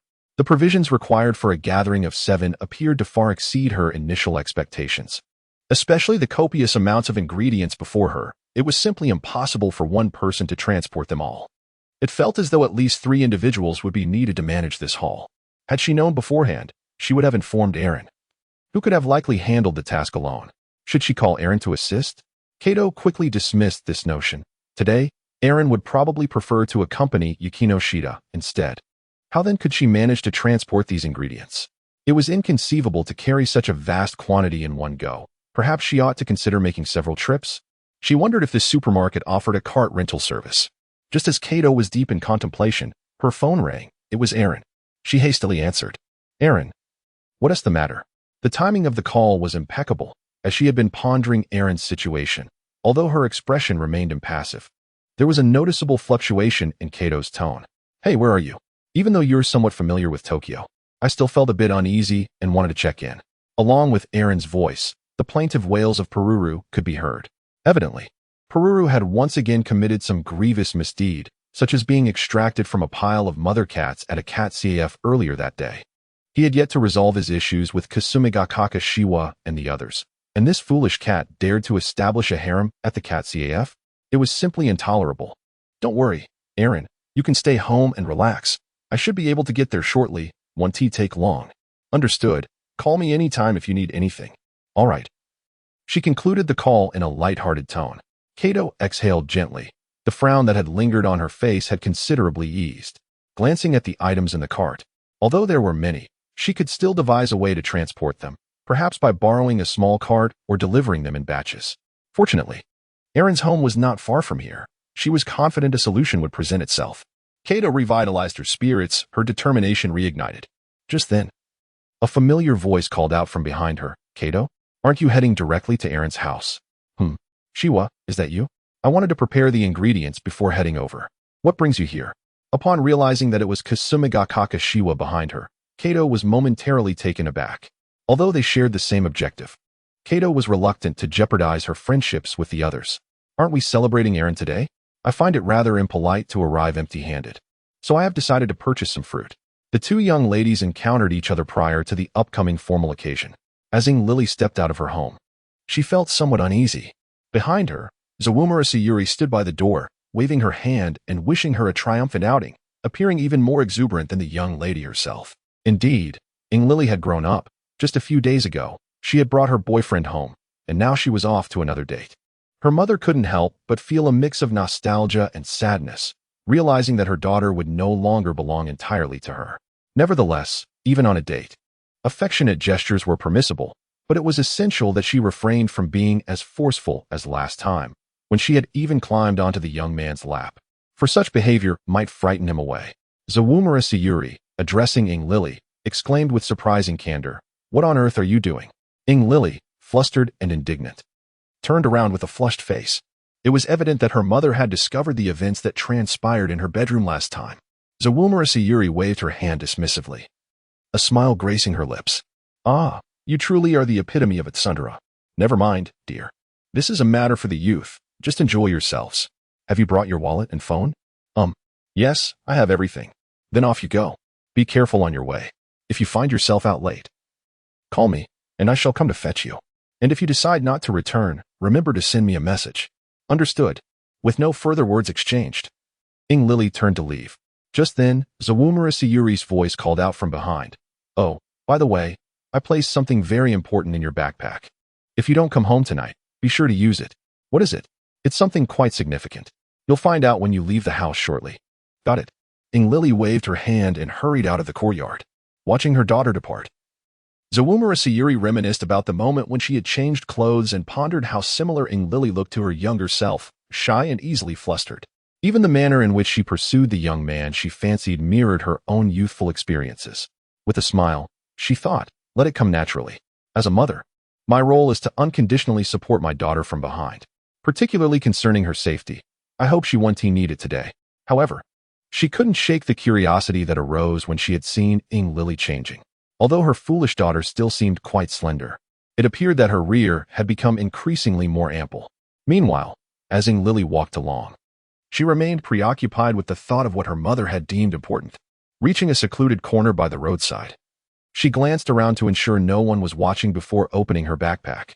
Upon revealing the contents, her face flushed crimson. What could that woman be thinking all day long? How could I possibly have any use for this item? She picked it up with the intention of discarding it. But just as she was about to act, a moment of hesitation seized her. After a brief struggle, Lily furtively glanced around, and with an air of guilt, she repacked her backpack and continued her way toward the station. P.S. This is the first chapter of today. I kindly request a 5-star review and some encouragement for my creative endeavors. Chapter 122. Everyone has arrived. Coincidences abound. The sole purpose for Kasumigakaka Utaha's visit to the supermarket was the belief that it would be inappropriate to arrive empty-handed today, as she wished to bring a small gift for AI Ran. After all, today was unlike any other. Several former members of the serving department were present, and maintaining a modicum of etiquette was essential. However, to her surprise, shortly after entering the supermarket, she spotted Kato Megumi finishing a phone call, and with her keen hearing, she successfully captured several keywords from the conversation. Aaron, my dear, do not concern yourself with me. I shall arrive shortly. After hanging up the phone, I found myself lost in contemplation. The recollection of Kato Megumi's declaration that day stirred a bittersweet sensation within Kasumigakaka Shiyu's heart. AI Ran June is truly a fickle individual. She murmured her discontent in her heart. Once Kato hung up the phone, she found herself in a quandary when Shiyu Kazunoko approached her with a warm greeting. Is this the ingredient for today's gathering? It must be quite burdensome for one person to carry it all. Allow me to assist you. No. That would be too much trouble for you. I impulsively decided to purchase these myself, so it wouldn't be right to inconvenience you, Shiyu-senpai. Kato hurriedly waved her hands. Ever since that declaration during Golden Week, she had not encountered Shiyu Kazunoko again. After all, they were not in the same year. And Shiyu had been granted direct admission to Waseda University, allowing her to choose whether or not to attend school based on her whims. Kato was aware that Shiyu had been dedicating all her energy to preparing a new book for AI Ran. However, after days apart, the reunion felt somewhat awkward. Don't mind it. We are on the same path, so let us walk together and chat. Shiyu Kazunoko smiled naturally, equally unwilling to let any circumstances tarnish her friendship with Kato. In that case, I am truly grateful. Kato, not one to be overly sentimental, had no qualms about accepting assistance from a supposed rival. After a brief moment of hesitation, she acquiesced. Thus, the two walked side by side. And with Shiyu's initial display of goodwill, Kato decided to set aside her previous concerns and engaged with her in their usual manner.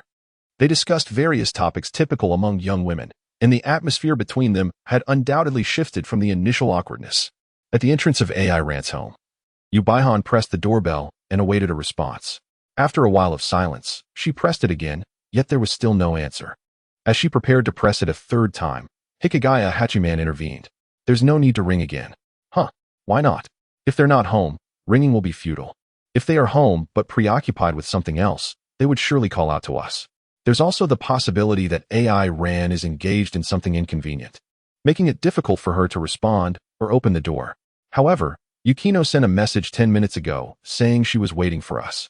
Then there's even less reason to ring the bell. Hikigaya Hachiman leaned against the porch with his hands in his pockets, a smirk forming on his lips as he recalled the message from Yukino Shida Yukino that morning. It seemed that several girls from the gaming club would also be joining today. According to the intel received before the Golden Week, this so-called celebration felt like it would inevitably turn chaotic, especially since the instigator of today's gathering was none other than the formidable Yukino Shida Yukino. Perhaps it would be best to let that social butterfly explode in her own way. With this thought, Hikigaya Hachiman braced himself for a swift exit. However, Yubaihan, standing beside him, drew an unexpected conclusion from his words. Hey, do you think something might have happened between Yukino and AI Ran inside? Why would you think that? Hikigaya Hachiman looked at her with confusion. Oh, I just instinctively thought of some possibilities. You see, Yukino was texting me 10 minutes ago saying she was waiting for us, yet now, upon ringing the bell, there is no response. I can't help but worry that something might have happened, like the news yesterday, where 2 people were knocked unconscious from a gas leak in their home, or perhaps something monstrous appearing suddenly like last time. Hikigaya Hachiman stepped from the porch to the door, standing upright and gazing at Yubaihan. Hey, your speculation is quite frightening. I was just saying it casually. Just a guess. Yubaihan began to feel a chill as she spoke. The two exchanged glances, and the wind stilled. In the next moment, their eyes widened in unison, and they lunged at the door, pounding and striking it with fervor. Hikigaya's voice cracked under the strain. Bang, bang, bang, bang. AI Ran. Open the door. AI Ran. Are you okay? At that moment, the door swung open amidst the persistent knocking, revealing a face that reeked terribly. Anyone interrupted during a moment of bliss would undoubtedly wear such a countenance. Prior to the incessant knocking, he had been savoring the soft petals of Yukino's lips and her unfamiliar responses. Couples, when alone together and having recently tasted the sweetness of intimacy, always manage to ignite sparks. The initial doorbell could be disregarded, yet such a forceful knocking could not be overlooked. Thankfully, it was merely a kiss. Are you two planning to dismantle the door? Upon welcoming these two into the house and listening to their explanations, Ayn Rand found herself both amused and somewhat touched. Whether in this life or her previous one on planet Vegeta, friendship had always been a luxury for Ayn Rand. My apologies, Ayn Rand. It seems I have let my imagination run wild. Uehama said, clasping her hands together and offering a contrite expression. Hikigaya Hachiman also wore an awkward grin. It's quite all right. Uehama, you go on ahead. Yukino is waiting for you. As for you, Hikigaya, let us clean this door together. Look at the state you've left it in. With that, Anrin turned back into the room, emerging with 2 towels. After tossing one to Hikigaya, they commenced their cleaning duties. As they worked, Hikigaya hesitated for a moment before speaking. Hey, Iran, while there's nothing inherently wrong with your explosive nature, I feel compelled to warn you, based on my assessment, tonight may be your last. Upon hearing Hikigaya's words, Ayn Rand's mouth twitched involuntarily. Surely, it couldn't be that dire. I hope so. Nevertheless, rest assured, if anything goes awry, I shall pay my respects to you this time next year. Get lost. I am a Super Saiyan. Do you know what a Super Saiyan is? The strongest in the universe. Am I afraid of this? Humph. Earthling, you are far too arrogant. Just then, 3 distinct voices echoed from behind Ayn Rand. Ayn Rand-san. Ayn Rand-kun. Hentai Ayn Rand. Upon hearing these voices, the universe's mightiest Super Saiyan momentarily faltered, mechanically turning around. Oh, everyone is here. P.S. The second chapter of today seeks a 5-star review. Chapter 123. Hikigaya Hachiman's online teaching. Yukino Shida Yukino, Kata Megumi, and Kasumigakaka Shitoge were preparing dinner. While the somewhat guilty Ayn Rand assisted nearby, the remaining 3 settled in the living room. Hikigaya, gazing at the PS5 before the television, suggested, shall we play a game? There are plenty of games that are simple enough for the girls to pick up, and you can choose whatever genre you fancy. Many games with exquisite music and stunning visuals have emerged lately. I have lost all interest in the game. Since earlier, Irie's gaze has been fixated on the kitchen. And although she has been somewhat oblivious, she has begun to sense that the atmosphere today is somewhat amiss. I decided to check the kitchen to see if there was anything I could assist with. After some contemplation, Irie resolved to join in. She absolutely could not allow those women to prevail. Thus, she rose and strode straight towards the kitchen, arriving beside Ayn Rand. Shall we also go over to help? Everyone is cooking, and it feels somewhat inappropriate for us to be gaming here, she suggested. Upon arriving, Hachiman Hikigaya, who was squatting by the television cabinet, quietly remarked, I have this nagging feeling that we should not be here. Why do you say that? Aren't we here to celebrate Ayn Rand? He responded, handing a game controller to Yui Yugahama. Take a good look at the kitchen and immerse yourself in their atmosphere. After all, we are outsiders. And it is from this perspective that much becomes clear. I feel that Ayn Rand will struggle to overcome this hurdle tonight. Yui cast a glance towards the kitchen, ensuring they were not overheard, before lowering her voice. Are you implying that they all harbor feelings for Ayn Rand? Then we must remain here. I firmly stand with Yukino. Yui is quite adept at reading the mood, and she quickly grasped the situation. Given Yukino's formidable nature, she certainly does not require our assistance. Besides, Ayn Rand has saved us before. So, I suppose helping him today is a way to repay that kindness. His thought trailed off as he gestured towards the kitchen.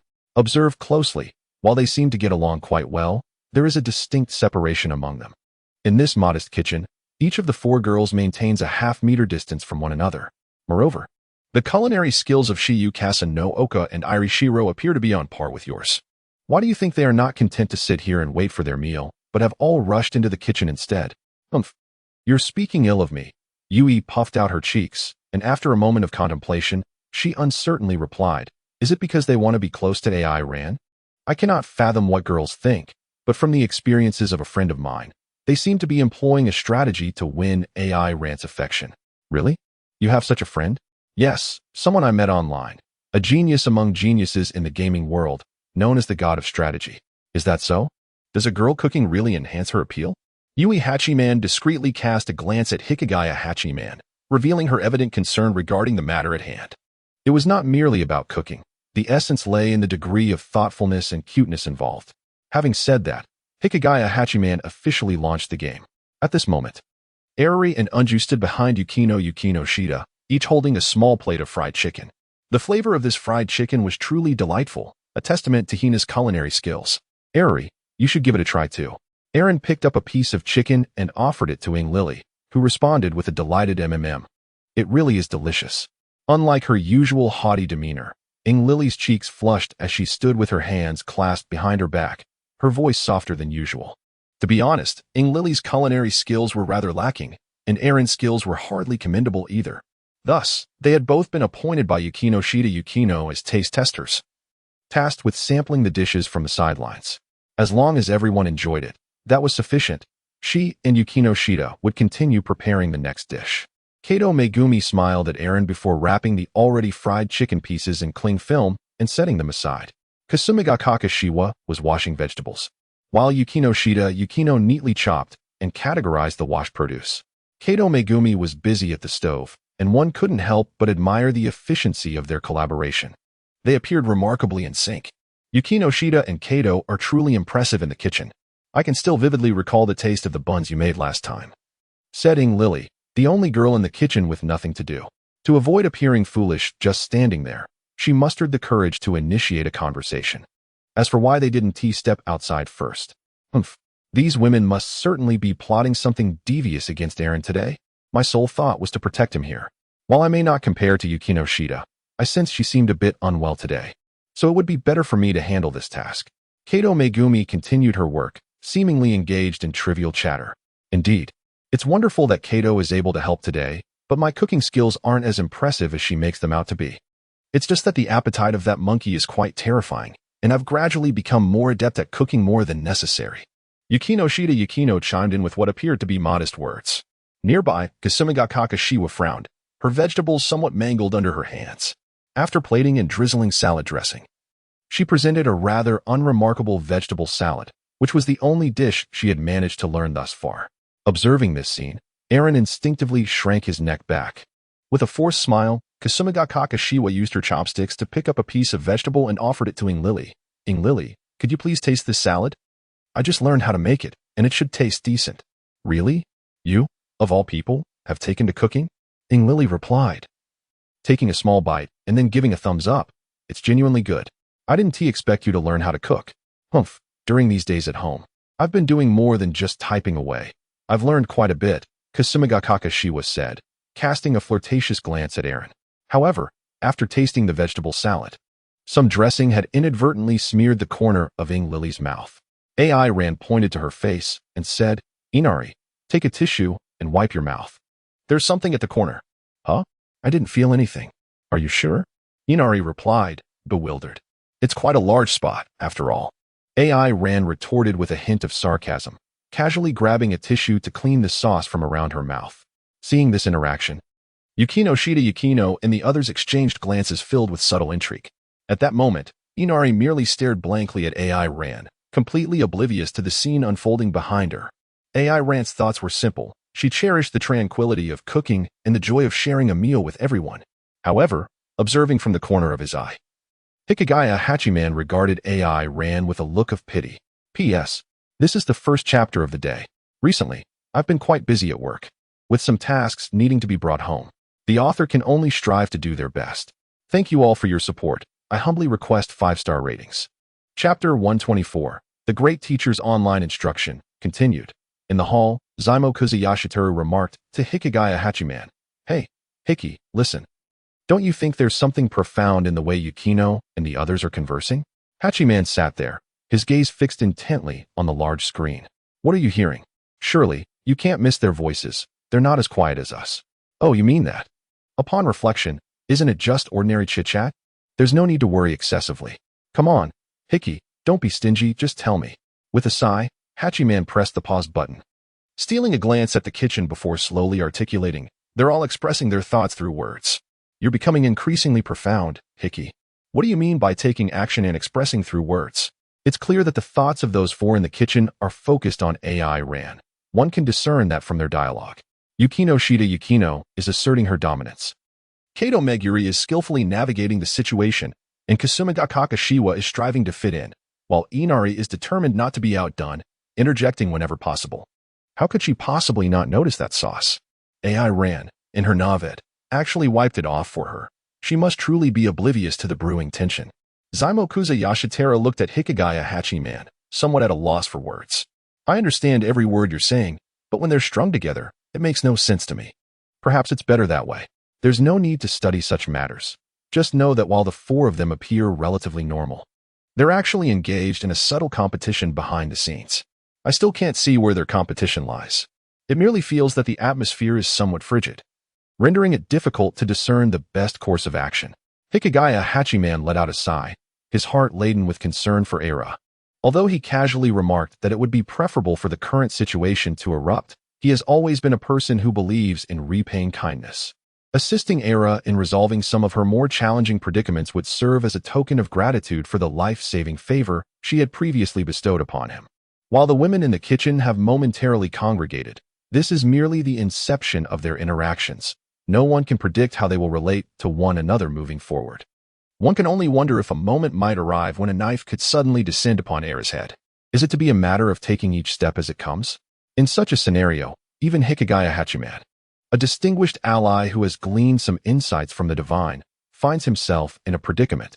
After all, he remains fundamentally a theoretical contender, with practical experience confined solely to the realm of gaming.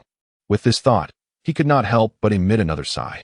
After arriving on Earth, the extraterrestrial AI Ren chose to indulge in earthly pleasures rather than pursue knowledge, leading one to jest that I may soon find myself paying respects at your grave.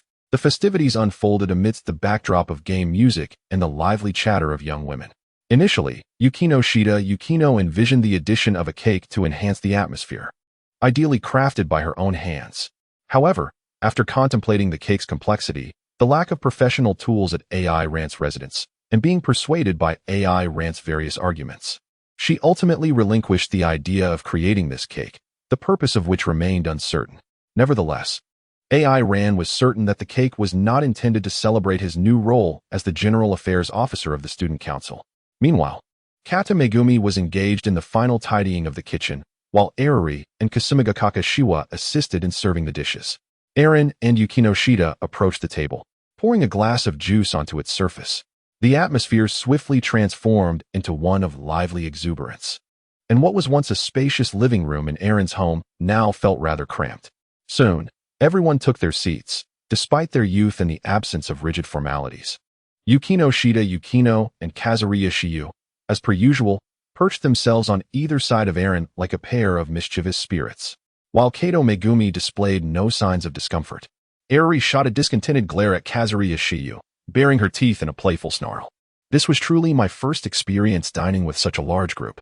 At the dining table, AI Rand found herself unexpectedly reflective. In the future, if the great ape wished to, he could summon such liveliness at any moment, for she was always available.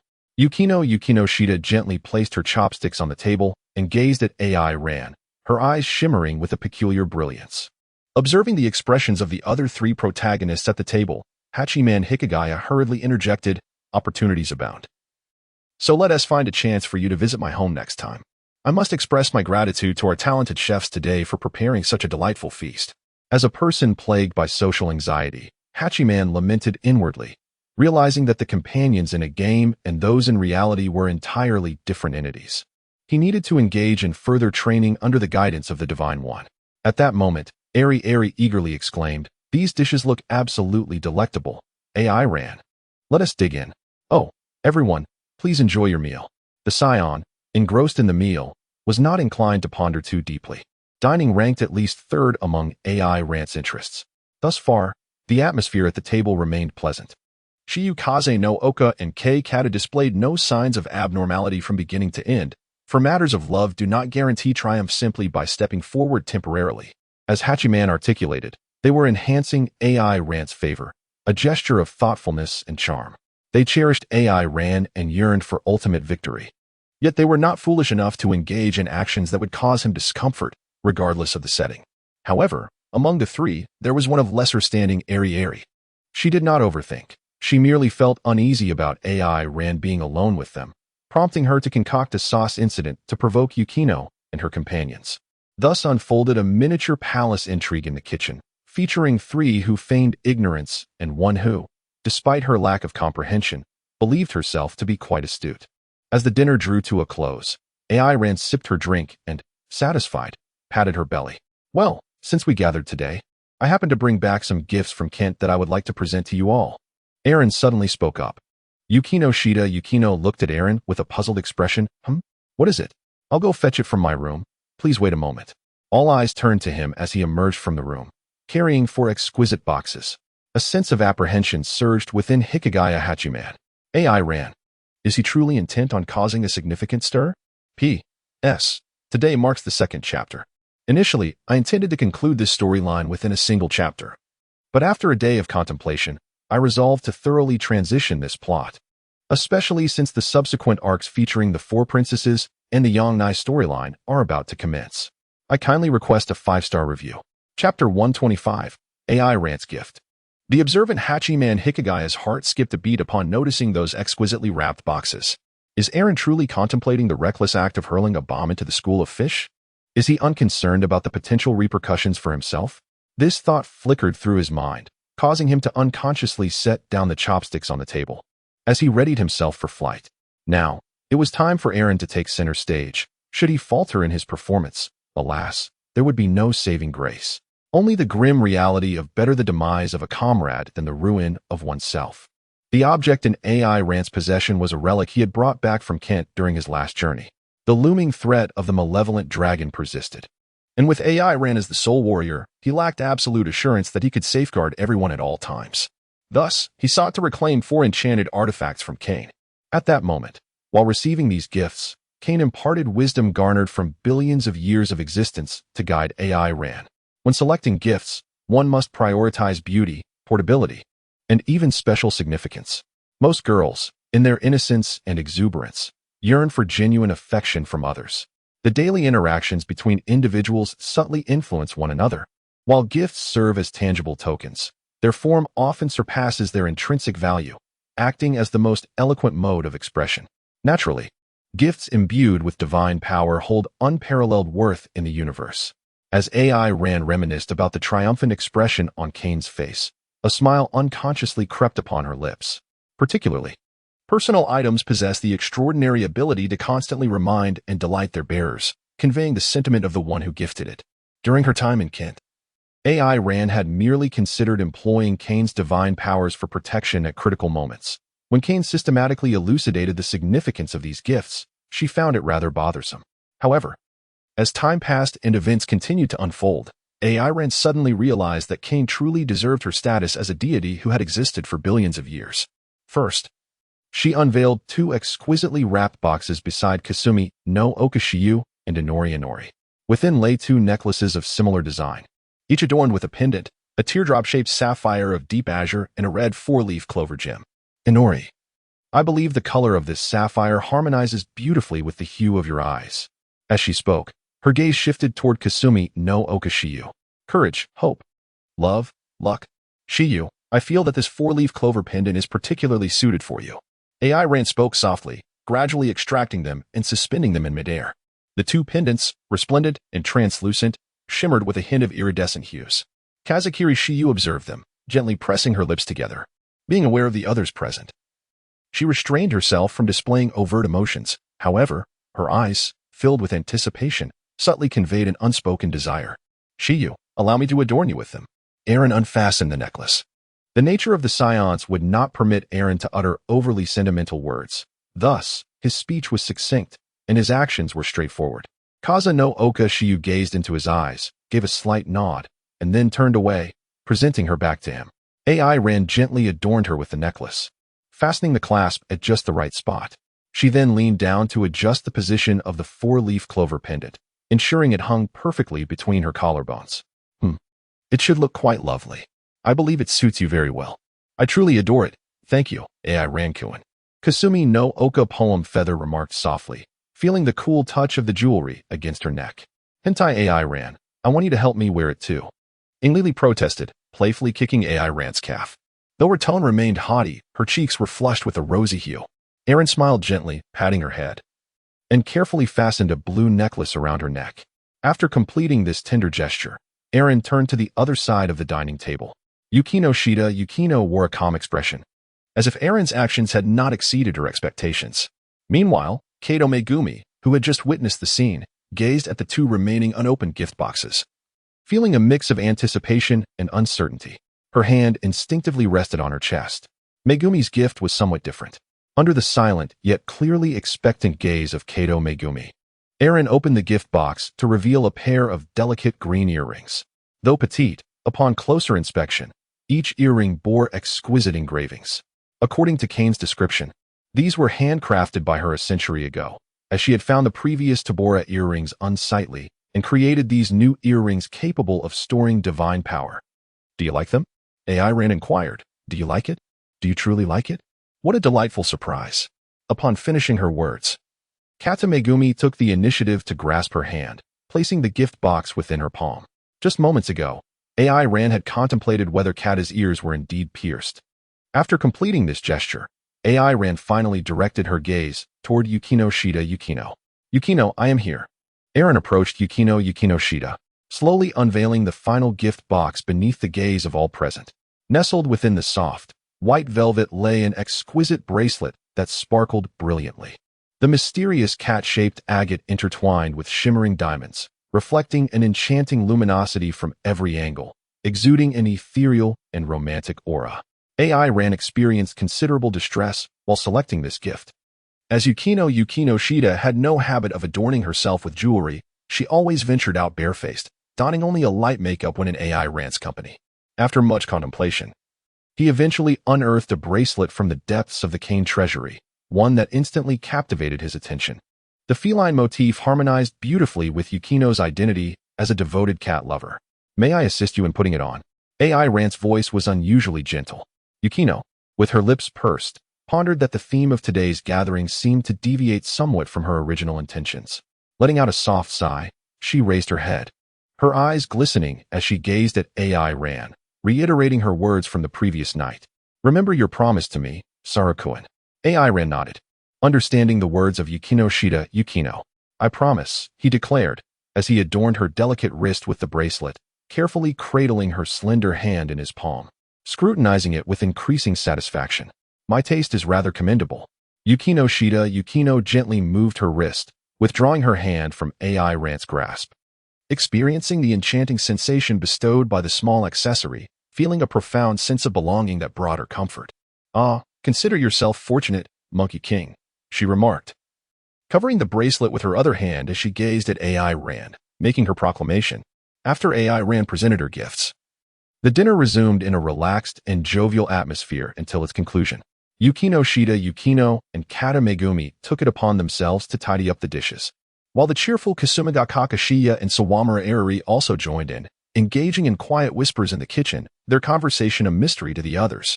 Occasionally, Arari would let out an exclamation of surprise, the reason for which remained unknown.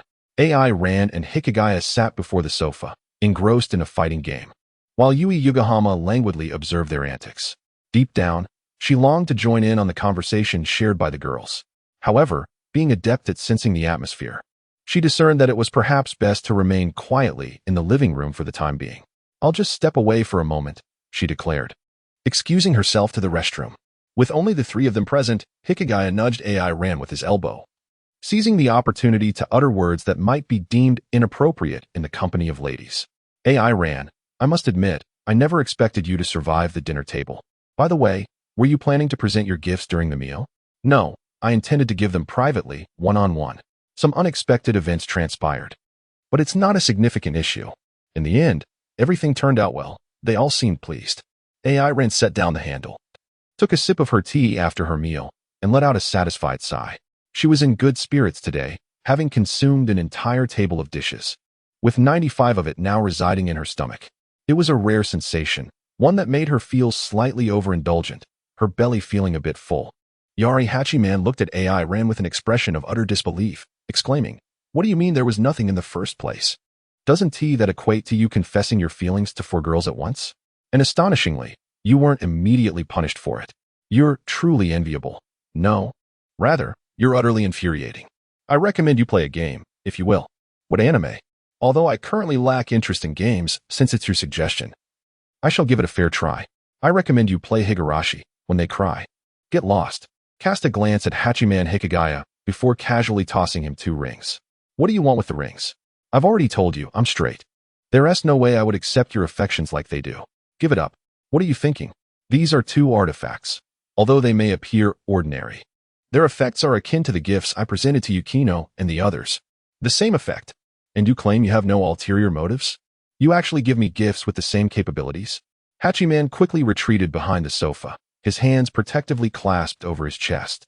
with a disdainful look directed at him.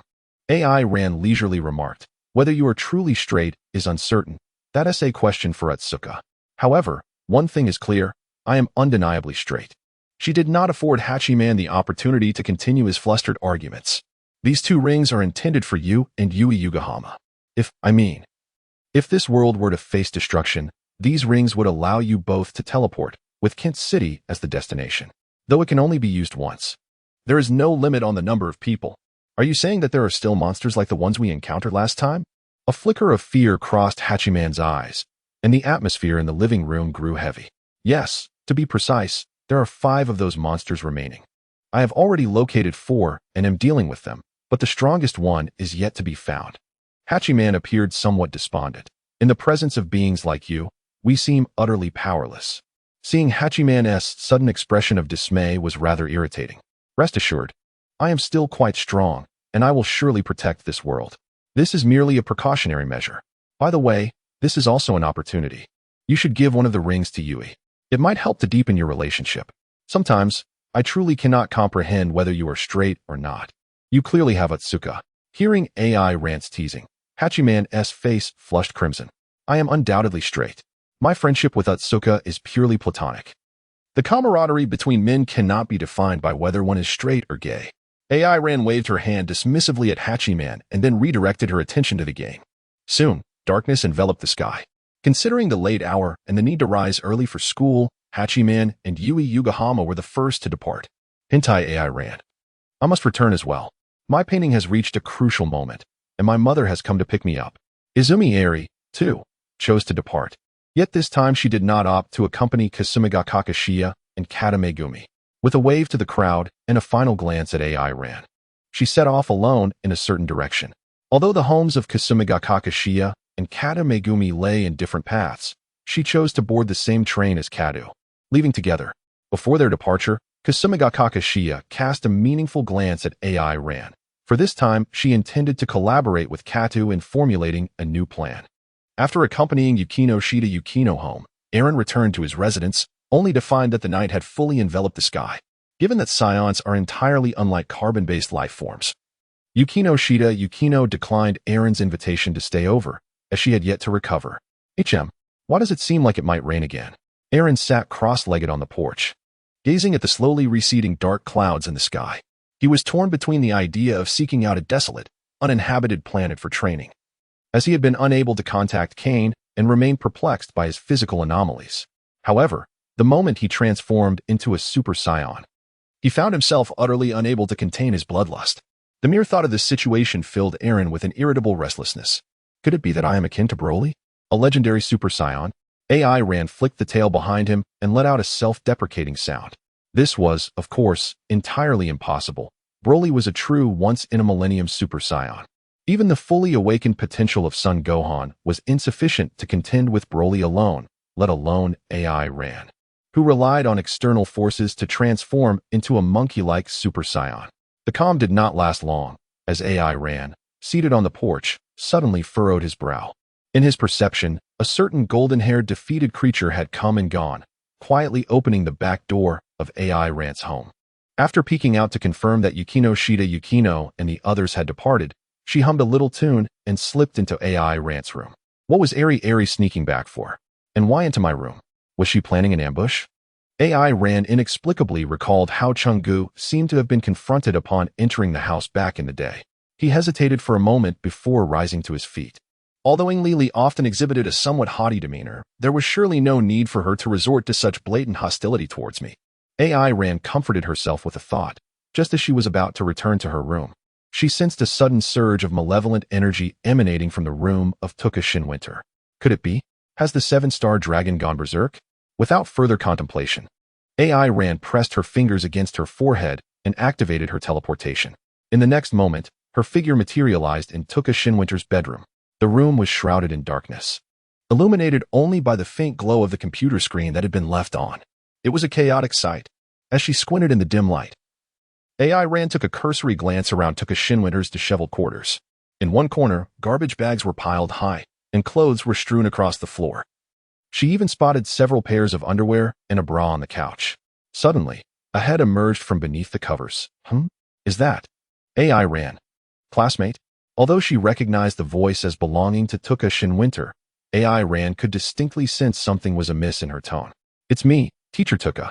Are you all right? She inquired as she groped her way to the wall to switch on the bedroom light. Wow, it's so bright. AI ran. Why did you turn on the light? Upon seeing Tuka Shinwinter's flushed face, which suggested a state of confusion, AI ran cautiously asked, Teacher, have you been drinking? After work. I had a drink with Teacher Hiratsuka. As she spoke, Tuka Shinwinter, clad in a long robe, slowly emerged from her cocoon of blankets, but feeling dizzy. She swiftly collapsed back onto the bed in a sprawled position. AI ran turned her head, feeling somewhat bashful to gaze directly at Tongshu Jindong, for it appeared as though beneath her long robe she wore naught but undergarments. Yet, at this moment, such concerns were trivial. The matter of the 7-star dragon was of utmost urgency. Teacher, do you sense any discomfort? Not at all. Tongshu Jindong replied, her breath slightly labored. It is rare for me to indulge in alcohol, and it brings me an exquisite sense of elation. Aaron furrowed her brows, sensing the aura emanating from Tongshu Jindong. Ever since he turned on the light, the malevolent energy of the 7-star ball began to dissipate at an astonishing rate, soon becoming entirely imperceptible. How peculiar, AI ran muttered to herself. But since the 7-star sphere was fine, she decided to take her leave. Apologies for disturbing your rest, dear teacher. To avoid a hangover, please remember to drink plenty of water. I shall take my leave now. After uttering these words, AI ran prepared to turn away, for the current attire of Tongshu Mafuyu was decidedly unsuitable for lingering here any longer. Yet, just as she was about to turn, Tongshu Mafuyu grasped AI Ran's left arm with both hands. She looked up, her gaze tipsy, and said, Say, AI Ran, did you think you could sneak into the teacher's room at night and just leave like this? AI Ran was momentarily taken aback. I merely came to check on you, teacher, as I was concerned. Oh no, I'm feeling rather lonely right now. Would you keep me company while I sleep? Teacher, please calm down. You're simply intoxicated at the moment. If I were to stay here until you sobered up, you would surely end up killing me. Wow. As AI Ran's words remained unspoken, Kurisu Mafuyu abruptly pulled him onto the bed. In all honesty, when faced with Kasumigakaka Shiwa and Arari Spencer Sawamura, AI Ran had indeed been passively enjoying the situation without resistance. However, confronted by Kurisu Mafuyu, he genuinely wished to resist. Yet, it was evident that she occupied the pinnacle of the food chain within AI Ran's perception.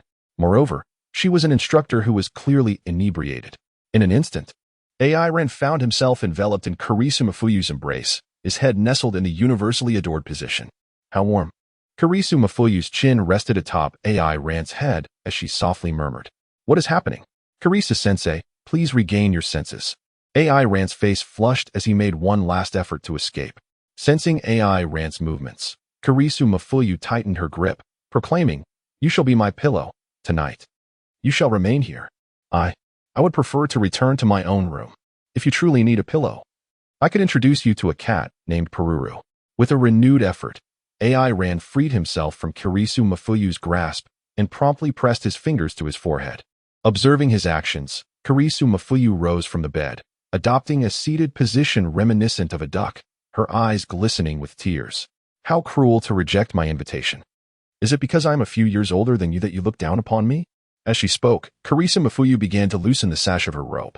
This drunken individual, AI Ran gritted his teeth, preparing to utilize his ability to teleport. Cherishing life, he aimed to distance himself from the inebriated teacher. However, before he could activate his power, Kurisu Mafuyu stood up from the bed, her nightgown cast aside. Behold, this is the body of a mature woman, AI Rankuin. Be my pillow. At that moment, AI Ran was utterly dumbfounded, staring at Kurisu Mafuyu clad only in her undergarments, feeling as though his mind had completely ceased to function. Seizing this opportunity, Kurisu Mafuyu once more grasped the tail wrapped around AI Ran's waist and pulled him onto the bed. To prevent his escape, she positioned herself directly atop him. Kurisu, Sensei. AI Ran opened her mouth, only to find herself utterly incapable of articulating her thoughts. She was at a complete loss for words. AI Ran, why not just serve as my cushion? She mused. But I lack the aptitude for such a role, and my body is rather rigid. Please, allow me to leave. I shall fetch Puyalu for you. That won't do, came the whisper of Tongshu Jindong, her lips brushing against AI Ran's ear as she exhaled softly. With practiced ease, She maneuvered AI Rant's head back into its designated position and then closed her eyes. In the midst of this peculiar maneuver, AI Ren found her resistance utterly shattered. Like a despondent fish out of water, she stared blankly at the ceiling, a solitary tear of humiliation escaping her control. With just a mere influence, one could quicken this woman's breath, elevate her heartbeat, induce dizziness, and provoke a surge of adrenaline. Humanity is so effortlessly manipulated, unable to withstand the primal instincts of the body. How frail. Yet, this is a rare opportunity if granted a little more time. I could completely seize control of this Scion's body without her even realizing it. P.S. The first chapter is released a bit earlier today. Chapter 128. I wish to be brave just once. Erin's cheek was pressed against a soft surface. Though it was quite comfortable, it rendered her breathless. It must be said that, in terms of development, Kanu Shahan appeared far more juvenile compared to Kurosaki Matoi. Among those Erin knew, only Haruno could rival her. As Matoi held Erin, her furrowed brow gradually relaxed, and she affectionately nuzzled her chin against Erin's hair, clearly treating her as a cherished possession. I must hasten to depart from this place. Maintaining this position has become increasingly difficult to endure. Erin endured the discomfort coursing through her body as she reached out to draw back the young woman's arm. With her foot, she retrieved a pillow from the opposite side of the bed and nestled it into her embrace. Noticing that Tong Shuji had yet to show any signs of waking, Erin let out a relieved sigh. Subsequently, she briskly departed from the room. In AI Rant's room, Inglili sat at the edge of AI Rant's bed, her legs dangling lightly in the air. Where on earth is Hentai AI Ran? She mused, leaning back and reclining on the bed. Her spirits were high that evening. She had not only savored the culinary delights prepared by Yukino Shida Yukino and Katame Gumi, but had also received a gift from AI Ran. If only Hentai AI Ran could muster the courage to express the unspoken confession from last time, the night would be truly perfect. This was the primary aim of Ing Li Li's return. As she pondered this, she instinctively covered the pendant resting on her collarbone with her hand. After a moment, her brow furrowed slightly.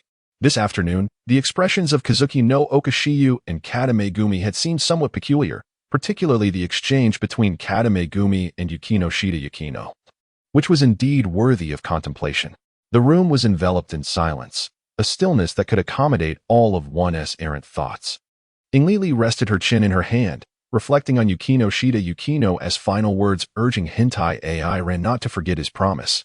Suddenly, as if struck by a revelation, Inglili pulled her phone from her pocket and scrutinized the message Yukino Shida Yukino had sent to the group that morning. Moments later, her mouth fell agape, wide enough to swallow an egg, as she stared at the ceiling, feeling as though it were spinning. Yukino Shida Yukino was already with Hentai AI Ran. No, not merely together, they must have ascended to the realm of adulthood. Like a deep-sea bomb, Ing Li was violently yanked from the comfort of her submarine, deprived of oxygen, suffocating in the depths. This had to be the explanation for the unusual behavior of Kazuki no Okashiyu and Katame Gumi that afternoon. Tilting her head back, she fought to keep her tears at bay, gritting her teeth to avoid the sound of grinding enamel from betraying her. Her delicate, fair hands had unknowingly formed into fists. She dialed Kazuki no Okashiyu's number online. Beep, beep, beep. The restless ringtone echoed her turbulent emotions. When the call connected, a lazy yet charming voice greeted her. This is Kazuki no Okashiyu. I know. Ing Li took a deep breath, striving to calm her tumultuous heart. After a moment, once she was certain she wouldn't lose her composure, she finally spoke. Hentai AI Ran is already with Yukino Shida Yukino. ISNT? There was a brief pause on the other end before Ing Li heard Kazuki no Okashiyu's astonished voice. Ing Li. Is this the first time you're hearing this? It's this late, and you still have the presence of mind to call me? Clutching the phone, Ing Li's pallid complexion betrayed her unease. Her pride and defiance had dissipated, leaving her vulnerable as she laid bare her true self before Kasumiga Kakashiyu. Despite the distance that separated them, Kasumiga Kakashiyu, I have a fondness for Hentai Eren. It was not a declaration of war. Rather, her commonplace utterance bore the weight of a question. Kasumiga Kakashiyu paused for a brief moment, gazing at the phone, perplexed by Ing Li's intent. Finally, she responded, yes, I understand. Without waiting for Ing Li to speak further, she continued, classmate Sawamura Spencer. Ing Li, what are your plans now? What? Don't call me by my full name. Ing Li furrowed her brow. Kasumiga Kakashiyu, do you and Kata have no intention of giving up? Of course not. Kasumiga Kakashiyu retorted immediately. While I am uncertain of Kata's thoughts, no one has ever claimed that merely confirming a romantic relationship guarantees ultimate victory.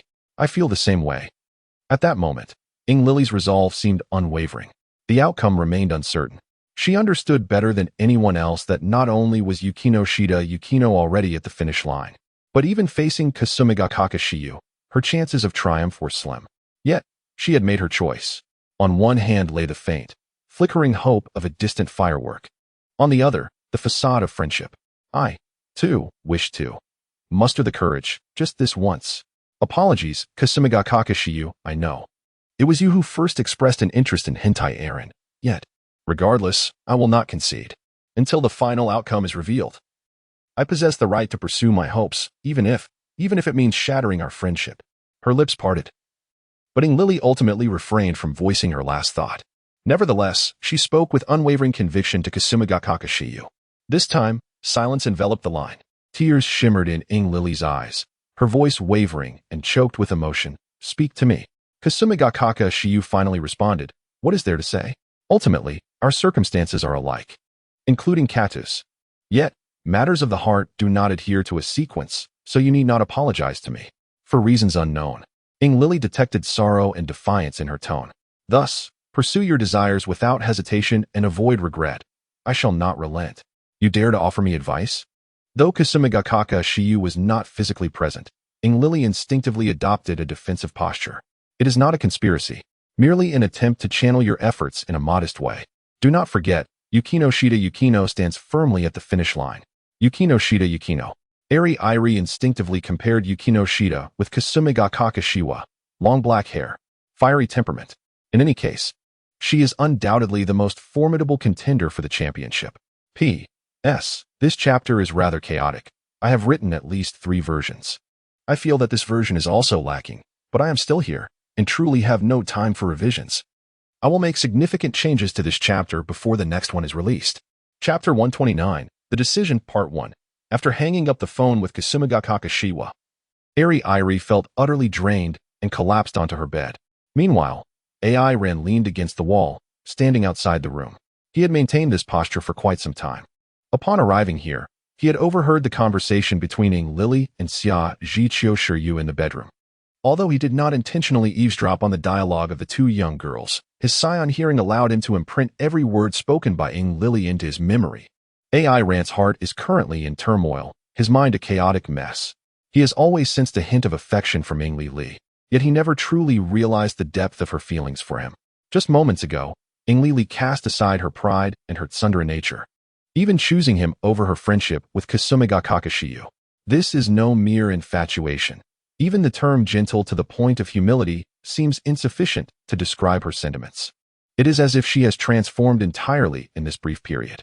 Can love truly bring about such profound changes? Upon reflection, it appears that it can. Much like the tales of unwavering love found in the novels of a past life, stories so grand they evoke tears.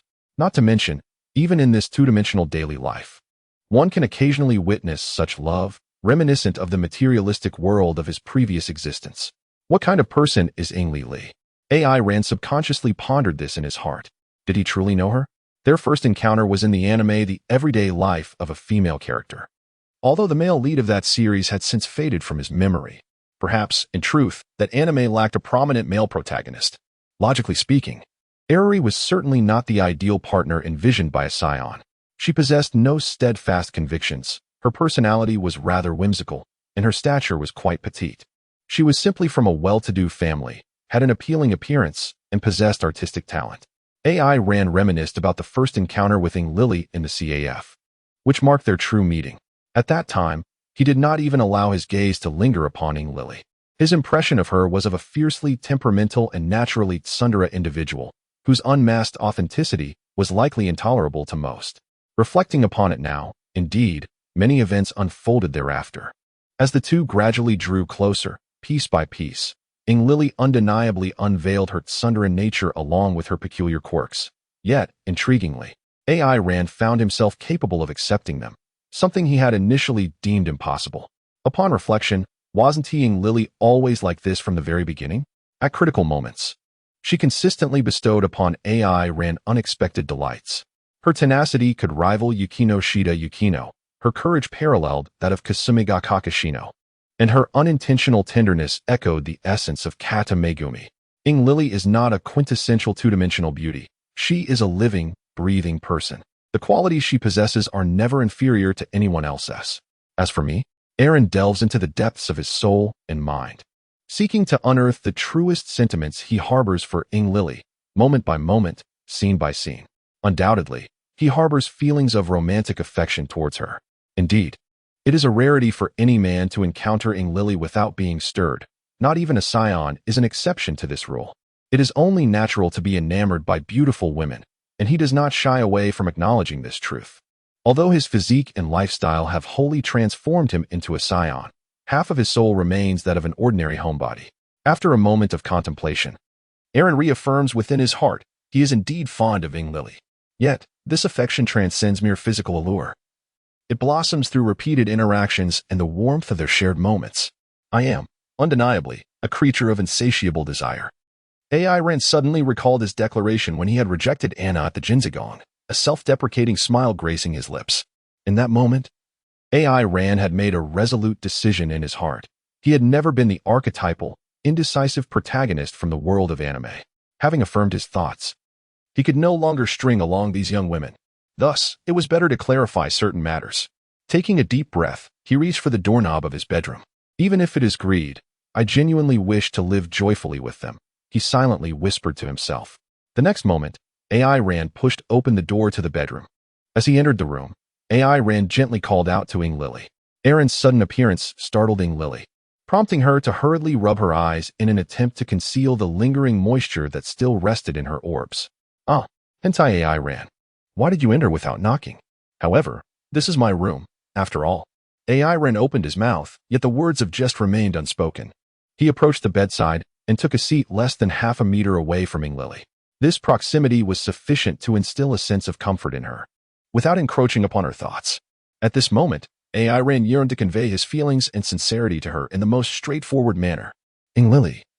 He called her name once more. What? What do you want? Lily responded, her own nerves palpable, although she had just expressed a desire to be brave in front of Kasumiga Kakashiyu.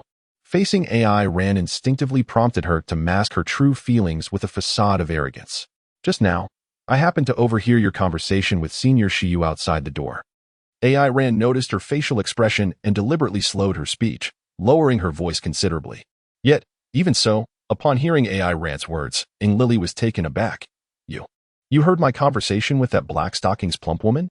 Lily's eyes seemed to lose their luster, and in her bewilderment, she instinctively pulled the blanket from the bed, wrapping herself in it with an astonishing speed. Ah, hentai AI Ran. How could you eavesdrop? Lily's muffled voice emerged from beneath the covers.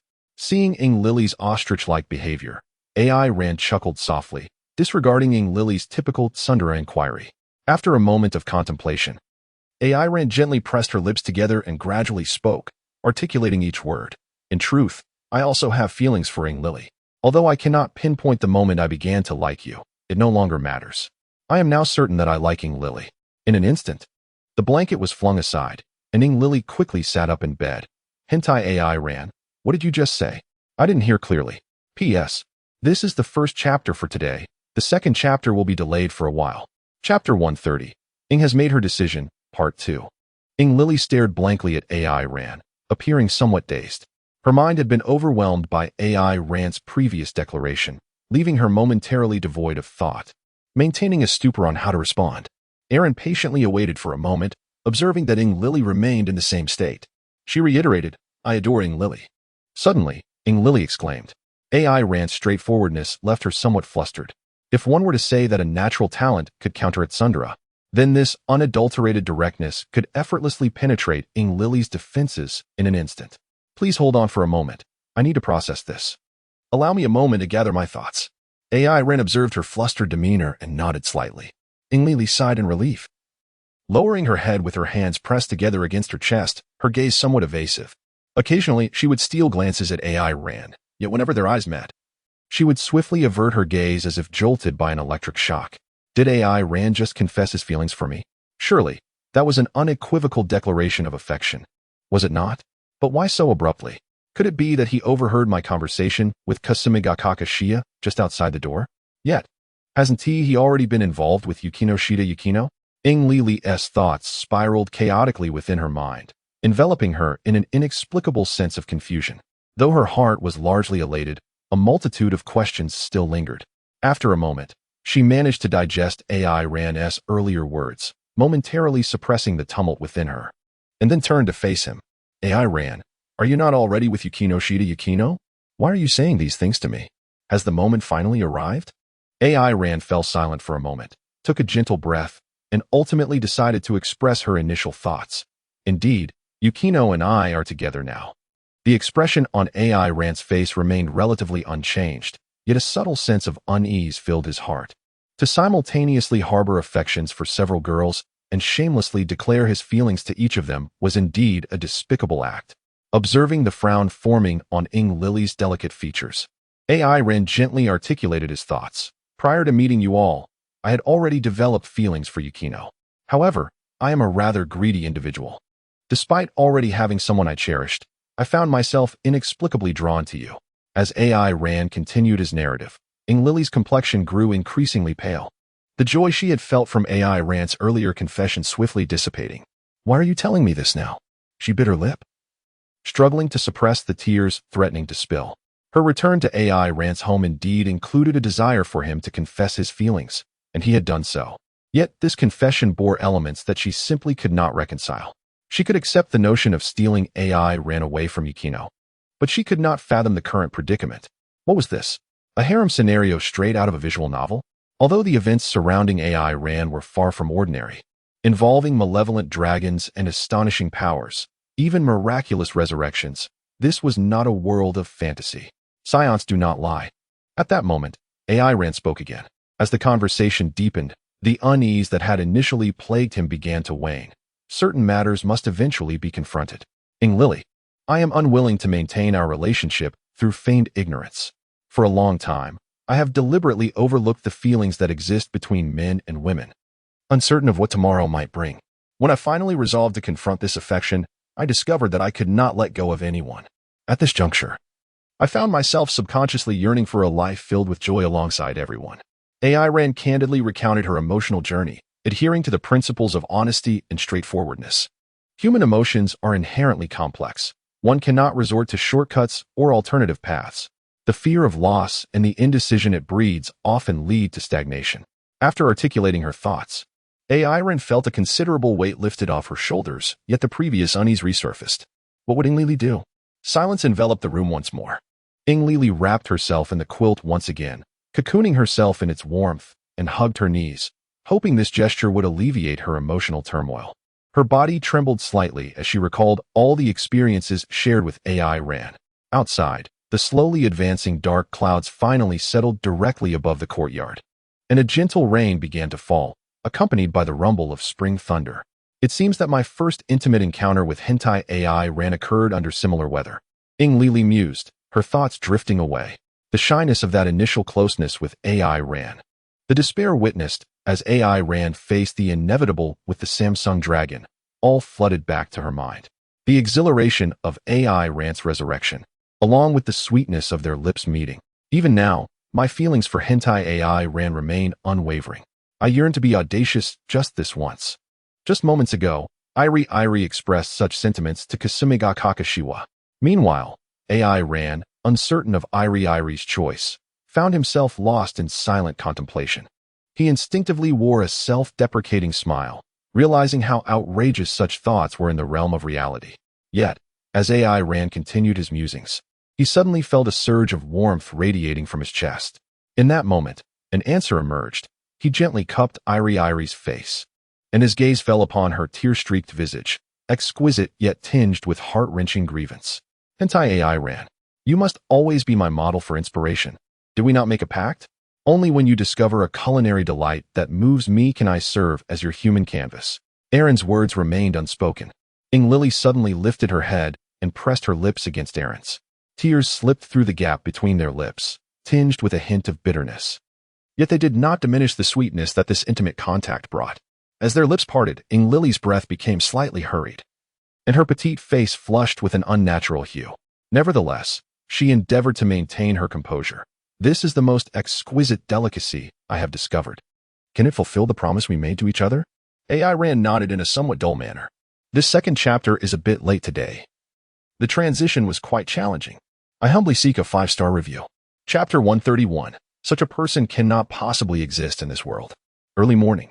Erin drowsily opened her eyes. Lowering her gaze, she glanced at Ing Lily nestled in her arms, a smile unconsciously gracing her lips. Ing Lily, Erin gently shook her shoulder. It's time to rise. The sun has dawned, and we must prepare for school. Hentai Erin? Upon hearing Erin's voice, Ing Lily, still in a state of half-sleep, instinctively stirred. And upon recognizing the familiar warmth enveloping her, she felt a wave of comfort wash over her. She curled up further, pressing her head against Erin's chest. Are you trying to drift back into slumber? It's already 7 o'clock. With that, Erin shook Ing Lily's shoulder once more, fully rousing her from her slumber. I can't believe I fell asleep in Hentai Erin's embrace all night. How embarrassing. Ing Lily, still nestled in Erin's hold, felt her cheeks flush with warmth. Too shy to reveal her face. Yet, enveloped in Erin's warmth and inhaling the scent that lingered on him, she found an inexplicable sense of tranquility. It turned out that what was depicted in comics and novels was indeed true. The essence of love was as sweet and rich as they described. You finally awakened. AI Ran lifted the blanket, gazing into the azure depths of Ing Lily's eyes. Did you not sleep well? What do you mean? Ing Lily retorted. Her cheeks flushed as she shot AI Ran a glare, a mixture of shyness and the languor of just awakening gracing her features. AI Ran found it difficult to divert her gaze from such a sight. Ing Lily, AI Ran softly called her name. At the moment she lifted her head. AI Ran gently pressed her lips against Ing Lily's cherry blossom-like mouth. After a prolonged moment, they parted. All right, it's time to rise. The rain has ceased. And it's a splendid day for school. Nodding slightly, Ing Lily responded in a whisper, Meanwhile, within the estate of the Shikigami family, Isaka AI, having arranged the day's tasks, pushed open the door to Shikigami Kagaya's bedroom. Miss, the car is ready. We may depart. Upon hearing this, Shikigami Kagaya, already attired, nodded and proceeded towards the door. Her waist-length hair cascaded freely, unbound by a ribbon, exuding an aura of chilling elegance that was almost unapproachable. Isaka AI lowered her gaze, letting out a barely audible sigh. She was not merely Kagaya's maid, but also her childhood friend. Thus, she understood while the myriad personas Kagaya adopted under the immense pressure of the Shikigami household. This was the persona of the Ice Kagaya. The so-called Ice Kagaya emphasized rationality and logic, embodying the principles of the Shikigami family. Her outward appearance, hair unbound, eyes devoid of luster, expression indifferent, reflected her adherence to the family's doctrines, which she strictly upheld. Everything was for the sake of gain. No one could be trusted, and what one desired must be seized by any means necessary. This was the Shikigami Kagaya of the present. As Kagaya exited her room, Isaka AI followed closely behind. At the estate's entrance, the door of the waiting car swung open, and the driver swiftly descended to hold the rear door for her. The vehicle began to glide forward.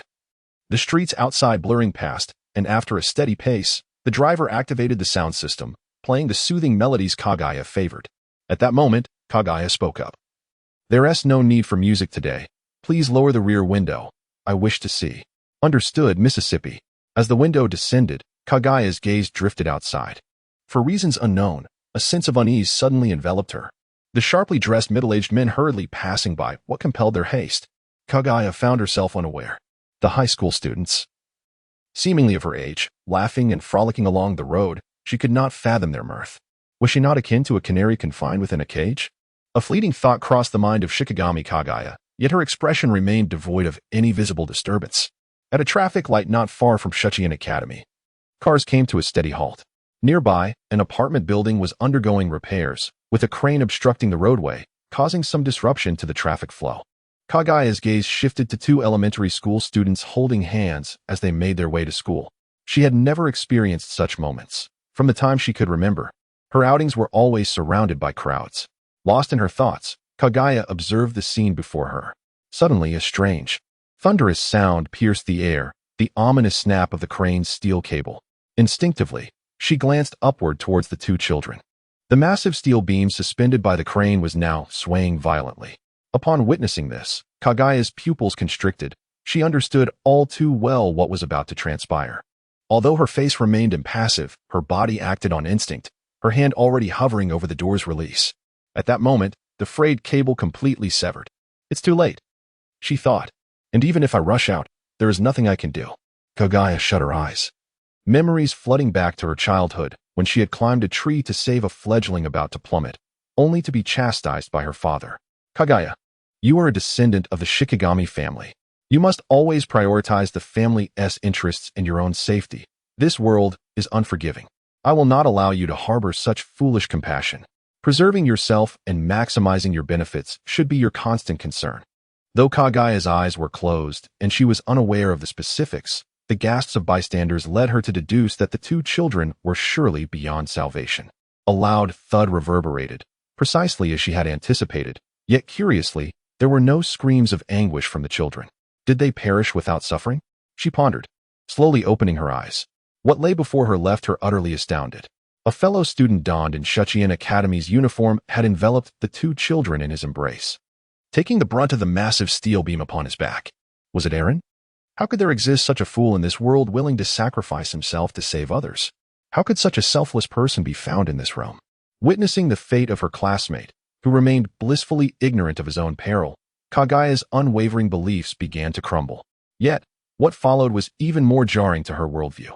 Aaron, having easily shrugged off the beam, stood up and looked at the two students, inquiring, "Are you all right?"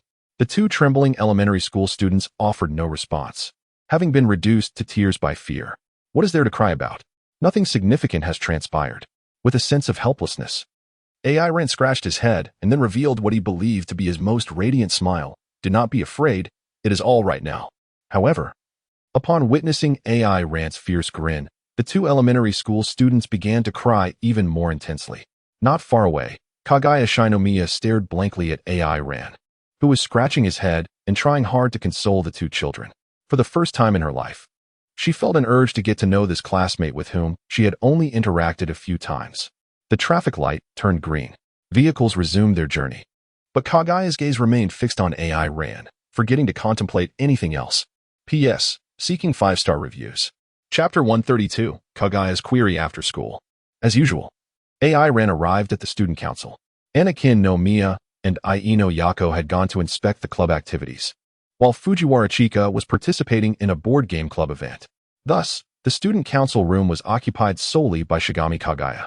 At that moment, she sat quietly behind her desk, and as the door creaked open, her indifferent gaze fell squarely upon Aaron, imbued with an unmistakable air of scrutiny. However, this impolite behavior did not persist for long. Once Aaron entered the student council room, Shigami Kagaya calmly spoke. "Hello, Aaron." Her tone was strikingly cold, reminiscent of the moment Aaron first arrived in this world, a voice steeped in isolation and rife with skepticism. "Hello." Aaron lifted his eyelids slightly before approaching the file cabinet. He retrieved a stack of documents and returned to face Shikigami Kagaya. With an impassive expression, he addressed her. "This is the equipment procurement list for the club you provided me 2 days ago. I have verified it, and once President Anna secures the funding, we can proceed with the purchase." The conversation was brief and devoid of any superfluous exchanges. Both seemed disinclined to elaborate further, engaging in a mere procedural dialogue before the room fell into silence. Having completed this, Aaron settled onto the sofa, closing his eyes to gather his thoughts. This morning, he noticed a further diminishing of the positive energy within him, and upon hearing the cries of 2 elementary school students, he was unexpectedly overwhelmed by a resurgence of a bloodthirsty and restless sensation. He longed to contact the Kaioshin, hoping she might assess his condition. Yet, for reasons unknown, he had called out for several consecutive days without receiving a response from Kane. His desire to reach the Kaioshin was not solely to inquire about his physical anomalies. He faced another pressing concern. His funds were dwindling. With an ailing body and no salary from his mysteriously unreachable employer, he found himself ensnared in a rather grim narrative of a beleaguered office worker. With a resigned sigh, Aaron acknowledged his predicament, feeling somewhat helpless. After a moment, he opened his eyes, only to find Shikigami Kagaya glaring intently at him. Although her eyes shared the same cherry blossom hue as Kasumiga Kakashiyu's, the complete lack of luster in her pupils elicited an uncomfortable sensation within Aaron. He furrowed his brow slightly. "Vice President Shikigami, Why do you persist in staring at me? Is there something amiss? Why did you rescue those 2 children this morning? 2 children? Aaron was momentarily taken aback. Although he had indeed sensed the malevolence surrounding Shikigami Kagaya earlier that morning, he was astonished that she had witnessed his act of heroism. So, why did you risk your own safety to save them? Without acknowledging Aaron's retort, Shikigami Kagaya inquired once more. Risk my own safety? Aaron tilted his head in confusion. Somewhat surprised. Have you misunderstood something? There is no question of disregarding my own safety. I saved them because I possess absolute confidence in my abilities. Is it not a given that one should extend a helping hand to those in need within one's capacity? AI Ran casually remarked that, in his perspective, it was merely a trivial matter.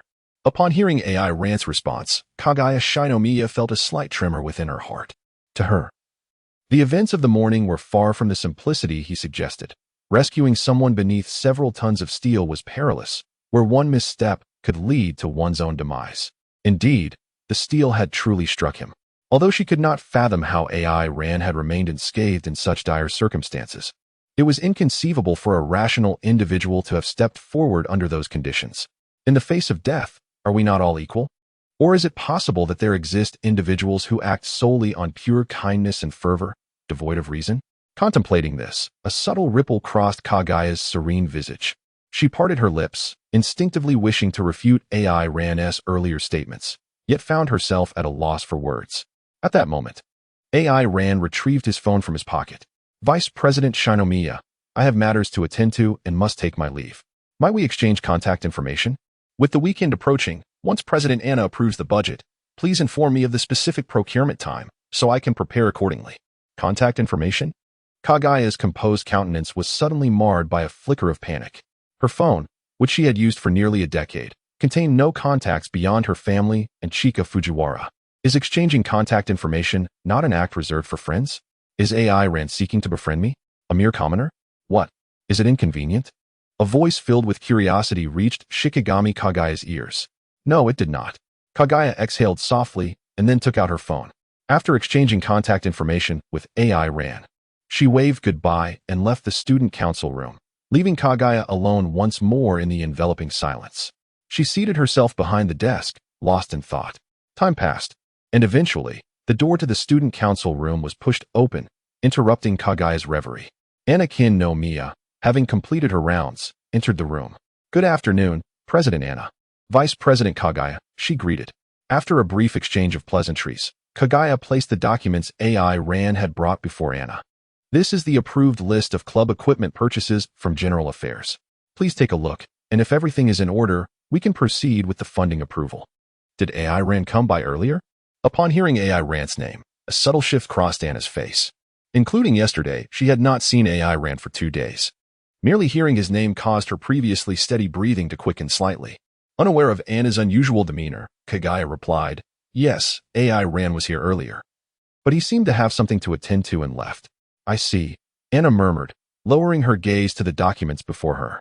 How she longed to see AI Ran. To feel his touch and caress. Beneath the desk, Anna's posture gradually became awkward. She could no longer bear it and pressed her legs tightly together, her body trembling slightly. President, why is your face so red? Are you unwell? No, not at all. Anna took a deep breath, regaining control over her emotions. P.S. Here is the second update for today. I've been struggling with writer's block lately, and the data has been average. I kindly request a 5-star review. Chapter 133. Night raid at 10 o'clock in the evening. After finishing her homework, Shikigami Kagaya, draped in a white robe, sat on her bed, lost in contemplation as she picked up her phone. Beside her, Hayasaka AI observed her with a hint of concern. Miss, is something troubling you? As Kagaya heard Hayasaka's words, she slowly returned to reality. Yes, President Anna has already approved the funding for the club equipment. I'm considering how to inform AI Ran. Why not just call him? Didn't you just exchange contact information this afternoon? Hayasaka looked at her mistress with mild exasperation. She found it difficult to comprehend why such a seemingly simple matter required such deliberation. No. It is already evening. If I were to call now, it would be quite impolite should Aaron be resting. Perhaps I should send a text instead. Even if Aaron has retired for the night, he will see it upon awakening. Yet, that too seems inappropriate. Shikigami Kagaya cast a glance at Hayasaka AI and continued, Is it not more disrespectful to initiate our first official communication via text? This left Hayasaka AI feeling increasingly exasperated. It was merely a student council matter, not a formal business engagement in the adult world. Must we be so particular about it? My lady, you are overthinking this. I believe a more casual approach would be preferable. If we are too formal, Aaron might feel uncomfortable. Just treat him as you would Fujiwara. Is that so? Shikigami Kagaya pondered, somewhat perplexed, as this was her inaugural experience of contacting a peer of the opposite sex by phone. Hayasaka AI calmly nodded. Did you not mention that you exchanged contact information with Aaron upon your return this evening, and have since become friends? It is better for friends to maintain a casual rapport. Not quite. He merely wishes to be my friend. I have yet to acknowledge him as such. I have reviewed his academic performance, and it is astonishingly poor. Associating with someone of such caliber would tarnish the reputation of the Shikigami family. Then why bring it up as soon as you return today? And repeat it several times, Hayasaka AI thought to herself. In truth, she had deduced the nature of this so-called friendship. Aaron had simply exchanged contact details for ease of communication. Yet, in Shikigami Kagaya's understanding, only friends would share such information. Hence the misunderstanding arose. While she could surmise the gist of the situation, Hayasaka AI had no intention of clarifying it. As a devoted maid, she was acutely aware of all that pertained to Shikigami Kagaya. Under the strict upbringing of the Shikigami household, her lady resembled a meticulously crafted doll devoid of any emotional expression. It had been a considerable time since she had witnessed any genuine emotional fluctuation on Shikigami Kagaya's face.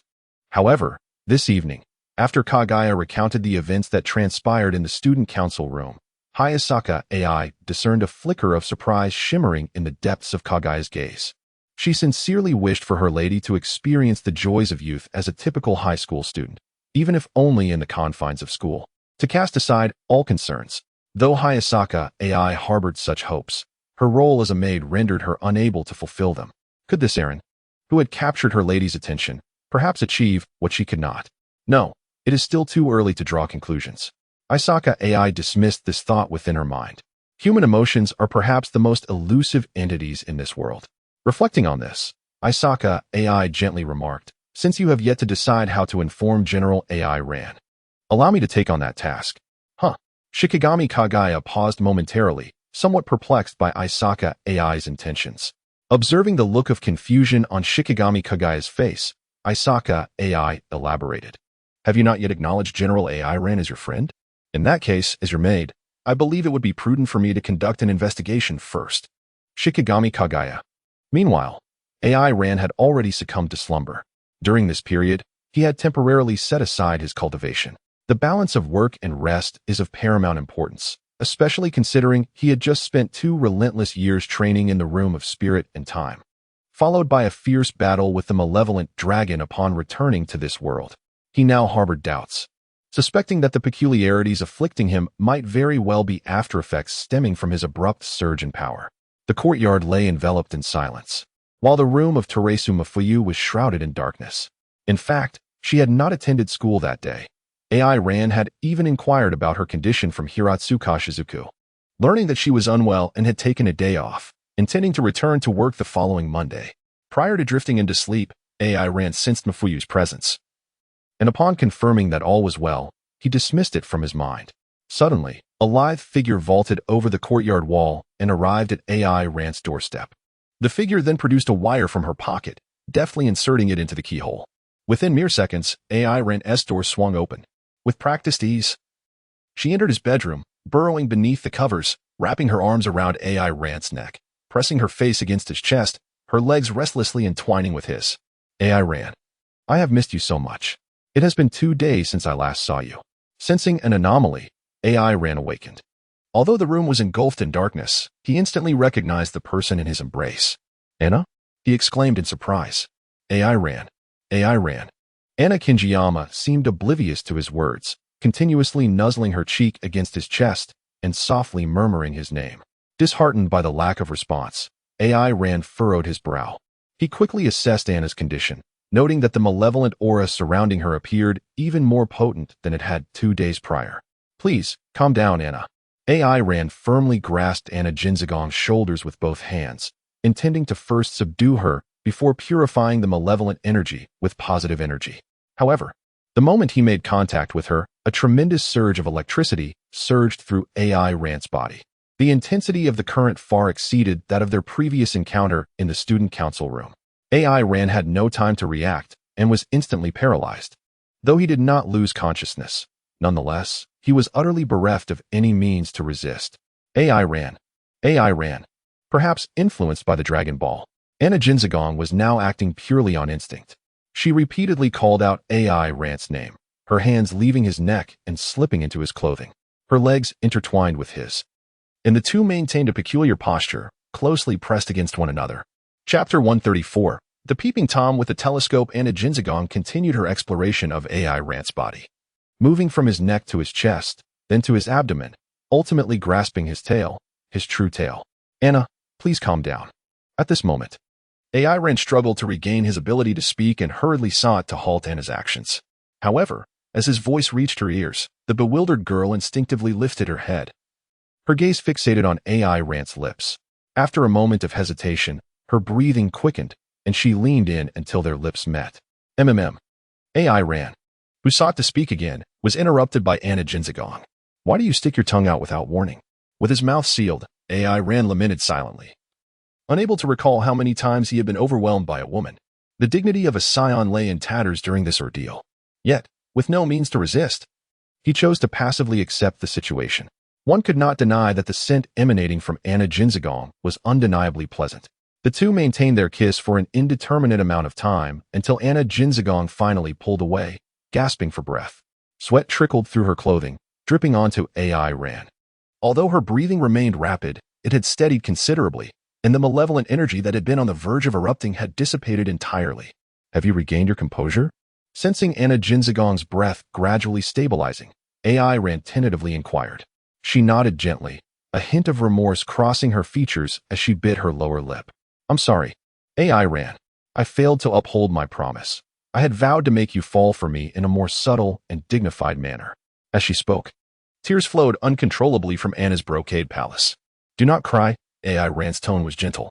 Rather than concern herself with whether Anna's brocade palace had breached any agreements, AI Rand deemed it more pressing to ascertain the reason for her presence here, as well as the intense malevolence that had just emanated. Observing Anna's brocade palace still engulfed in the sorrow of her past transgressions, AI Rand grasped her hand and said, What has transpired is in the past. Your current state seems rather unsettling. Has something happened? Feeling the warmth transmitted through their clasped hands, Anna's brocade palace shivered and leaned weakly against AI Rand. Well, I haven't seen you for the past couple of days, and during that time, when we were playing games with the student council, didn't T. Fujihara give me 2 movie tickets? I wanted to invite you to join me. Is that all? Anna's brocade palace nuzzled against AI Rand's neck, savoring his scent, and after a moment, she finally replied, Yes, I have been missing you, AI Rand, and by the time I realized it, I found myself sitting on you. AI Rand was left utterly stunned. In other words, the reason for Anna Jinzagong's outburst was simply that she had not appeared before her for 2 consecutive days. How had she managed to infiltrate this room so silently? As AI Rand recalled the intense jolt of electricity from earlier, she couldn't help but swallow hard. Let us add each other online. That way, even if I can't make it to school, you can contact me directly on your phone. This cannot continue. Even a Super Saiyan would struggle against such an overwhelming surge of current. After both added each other as friends, Anna Jinzagong, now seated at the edge of the bed, glanced at AI Rand. Her hand tightened once more around her skirt. Is she about to lift her skirt again? AI Rand thought, feeling a twitch at the corner of her eye. AI Rand, could you hold me again? Anna Jinzagong murmured, her voice barely audible. As long as you don't lift your skirt or shock me again, Erin silently scoffed to herself before gently extending her hand. Upon receiving Erin's consent, Anna's eyes sparkled with delight as she wrapped her arms around Erin's neck, completely enveloping herself in his embrace. Erin hesitated for a moment before extending her hand to caress Anna's back in a rhythmic motion. Erin, I miss you so much. I have been thinking about you these past few days.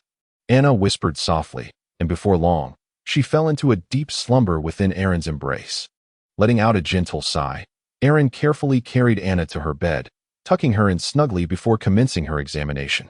Erin placed his hand gently upon the forehead of Anna Jinzagong, the dwindling positive energy flowing continuously from his palm. The physical condition of Anna Jinzagong was, in truth, quite dire. As an ordinary inhabitant of Earth, She was entirely incapable of withstanding the might of the Dragon Balls, especially considering she had already harnessed the power of the 5-star dragon twice. After transmitting the positive energy, Eren retrieved a magical bean from the pocket of his school uniform and administered it to Anna Jinzagong's lips. Observing the gradual restoration of her complexion to a healthy rosy hue, Eren breathed a sigh of relief. He could not allow Anna to wield the power of the 5-star ball any longer. If this continued, her body would undoubtedly suffer irreversible damage. AI Ren approached the window, her gaze fixed upon the summit of a distant building. With a finger pressed to her brow, she vanished from the room in the next instant.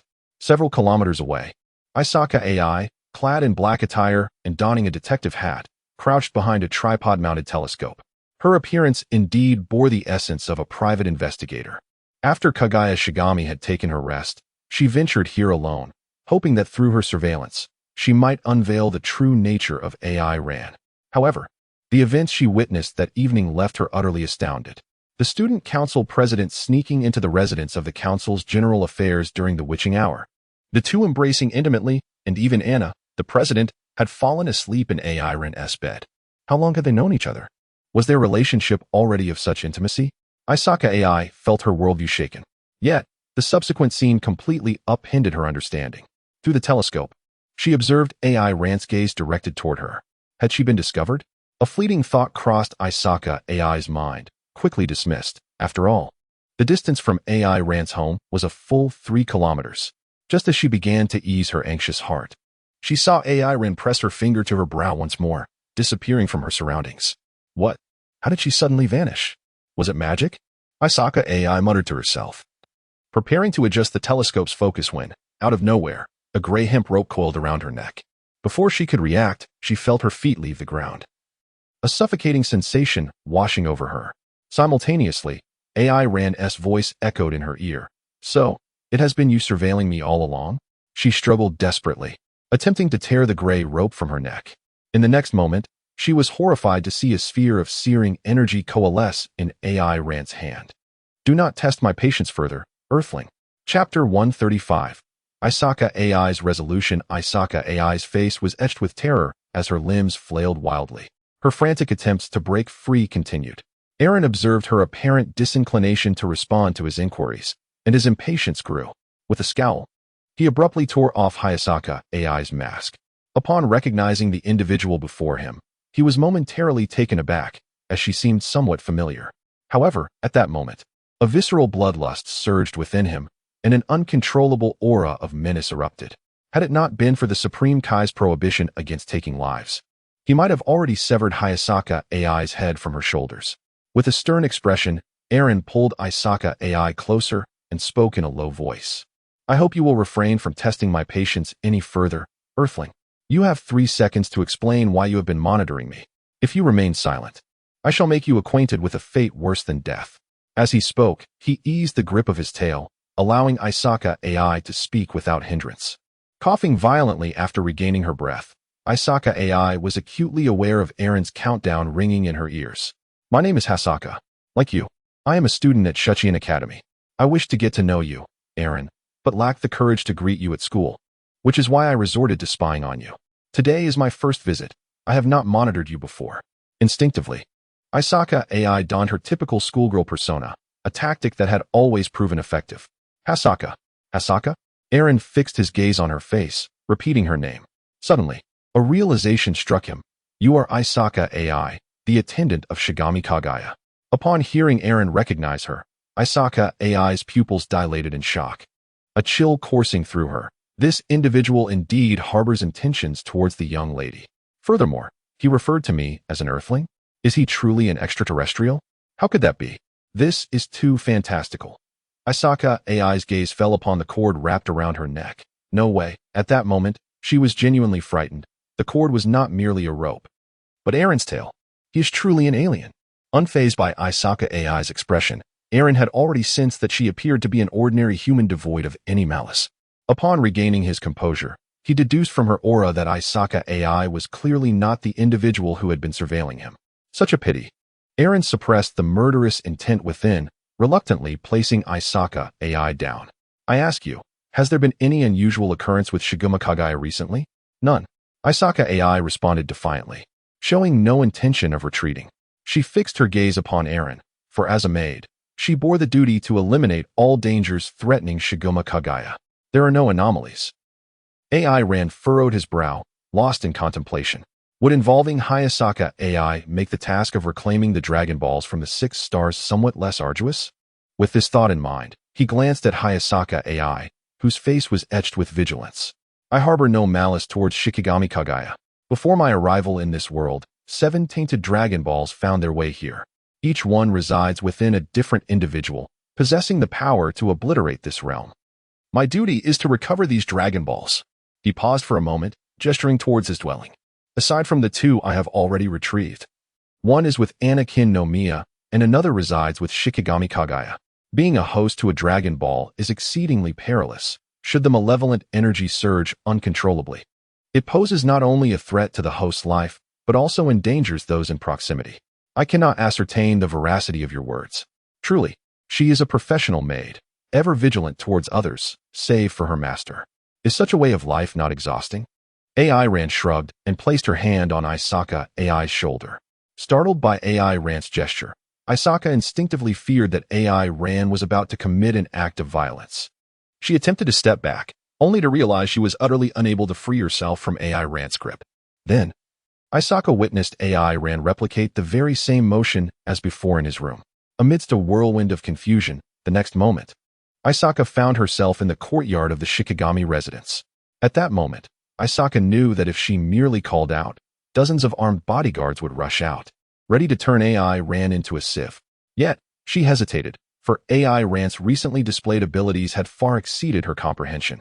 Although I harbor no ill will towards you, I detest being monitored. Therefore, this is the last time. AI Ran continued, whether you believe me or not is inconsequential. Just ensure that you notify me promptly if you notice anything unusual regarding Shikigami Kagaya.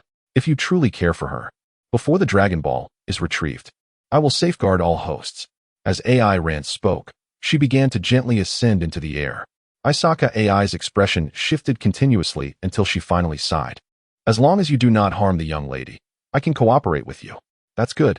AI Ran nodded and turned to fly towards her home, quickly vanishing from Isaka AI's sight. Can I protect the young lady before retrieving the Dragon Balls? Isaka AI pondered AI Ran's earlier words, her thoughts gradually becoming more active. She did not entirely believe what AI Ran had said, yet she was acutely aware of Shikigami Kagaya's current predicament, which was unprecedentedly dire. The head of the Shikigami family, Shikigami Yenin, was gravely ill. As a direct descendant, Shikigami Kagaya possessed a portion of the inheritance rights, but she was still a minor. Innocent individuals often suffer for the sins of the affluent. Shikigami Kagaya's brothers had already begun to covet those shares. In such esteemed families, it is rare to witness harmonious brotherly relations. Moreover, the Shikigami family has always prioritized profit over all else in the upbringing of their children.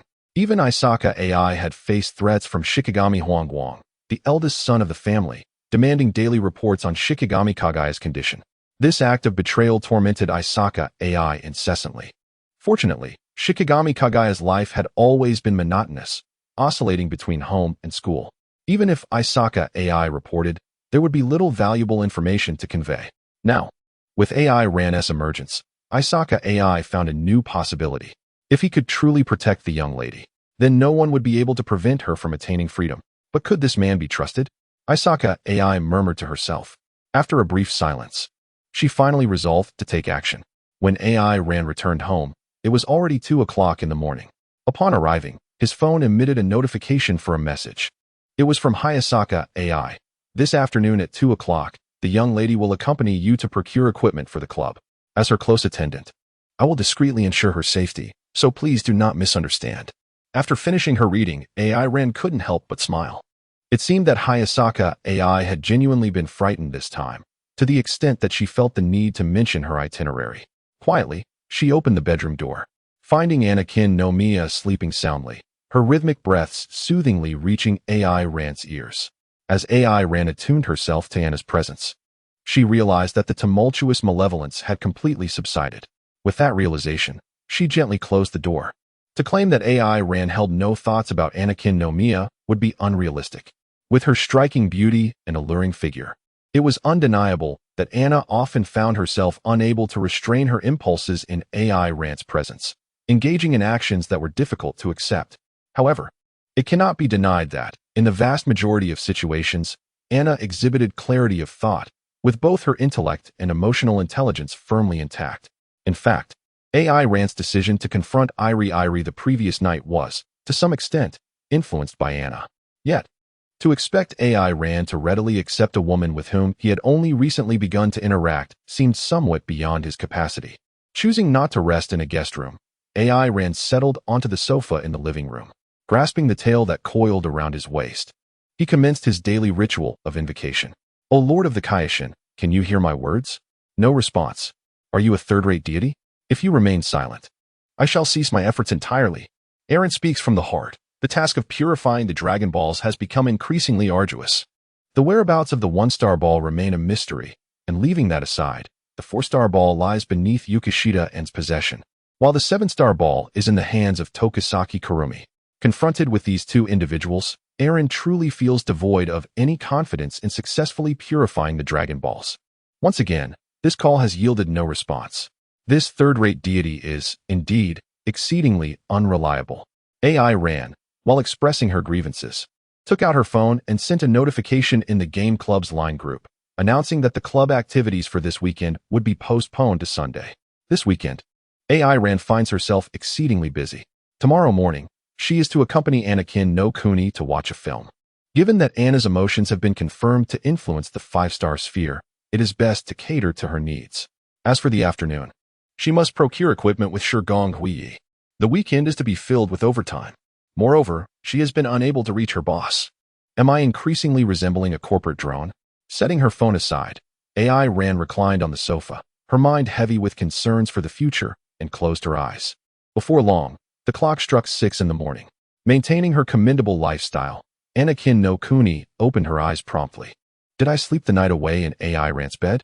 She murmured, but upon catching the lingering scent of AI Ran on the blanket, a tremor coursed through her heart. She pressed her face firmly against AI Ran's pillow. Yes, this is indeed AI Ran's room. Moments later, Anakin no Kuni emitted a soft hum, a blush creeping across her face as she tightly clutched AI Ran's blanket. This blissful feeling is one that only AI Ran can bestow upon me. How I long to see him, as if I could remain by his side forever. After a brief respite, Anakin no Kuni gradually rose from the bed. Having maintained the same position for a while, her legs felt somewhat numb. Yet, she could no longer afford to linger on such thoughts. She yearned to find AI Ran and be enveloped in his embrace. Taking a deep breath, Anakin no Kuni swiftly exited the bedroom.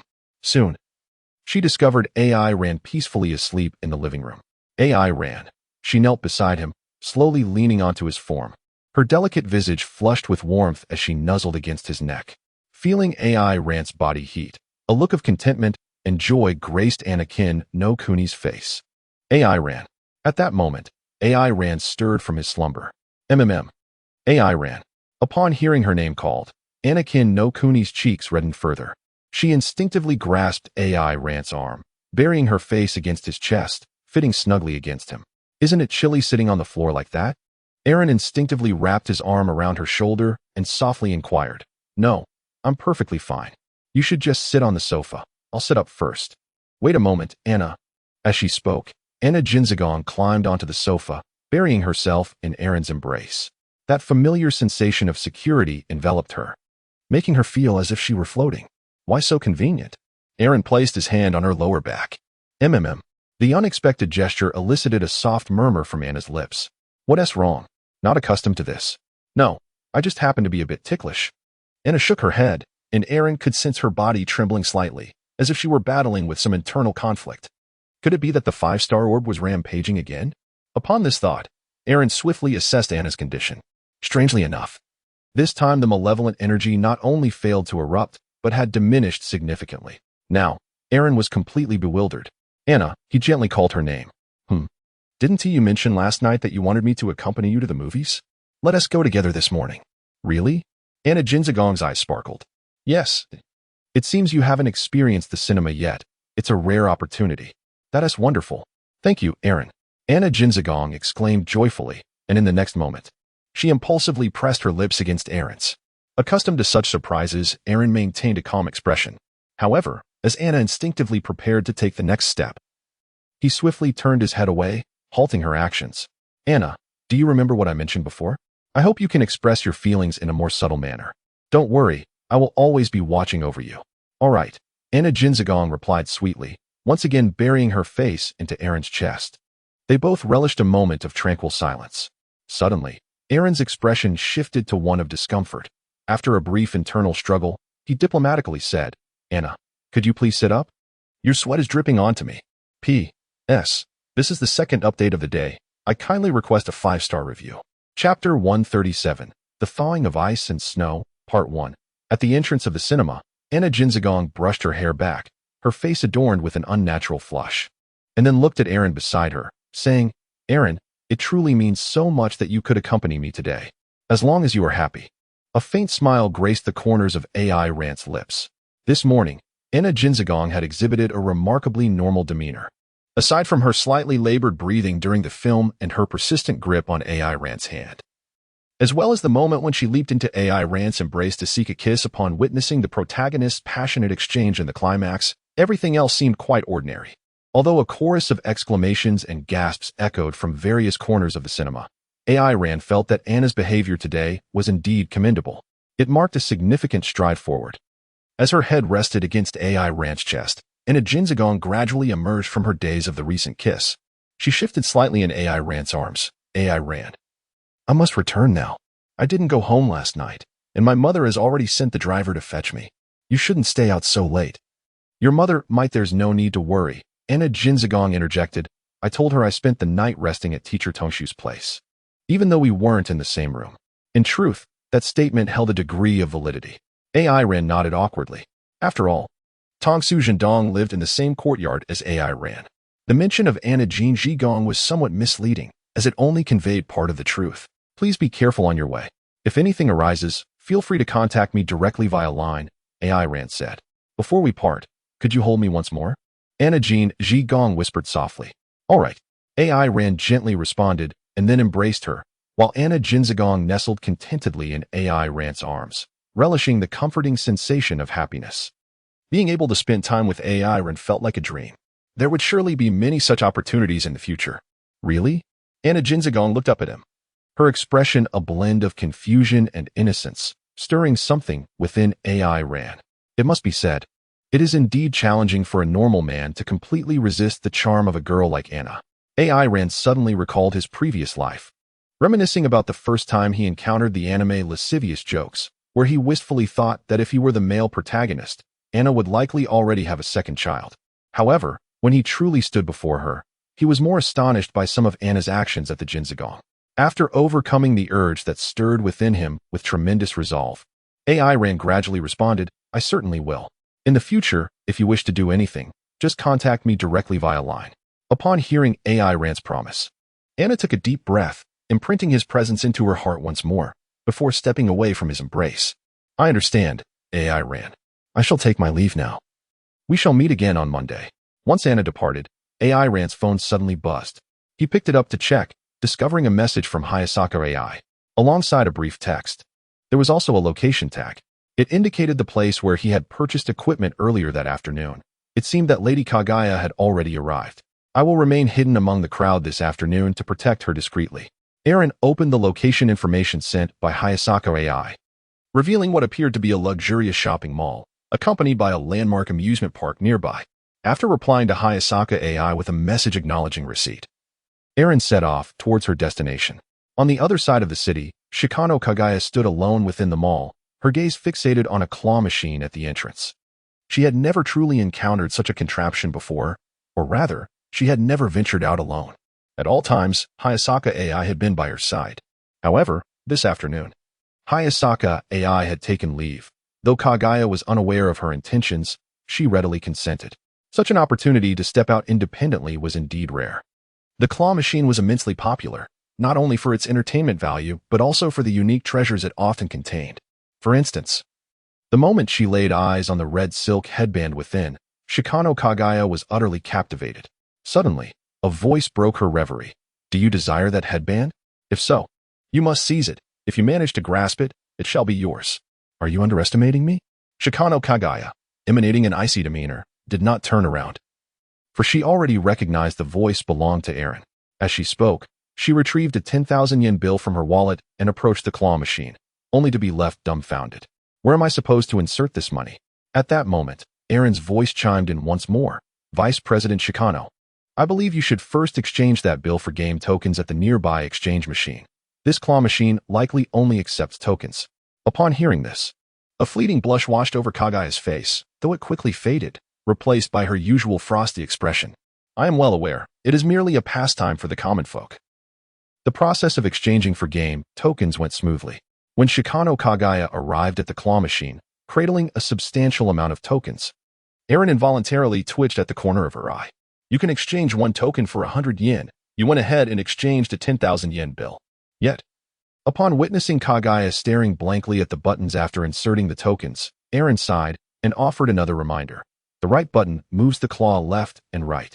The left button controls the forward and backward motion, and the central button operates the claw's descent.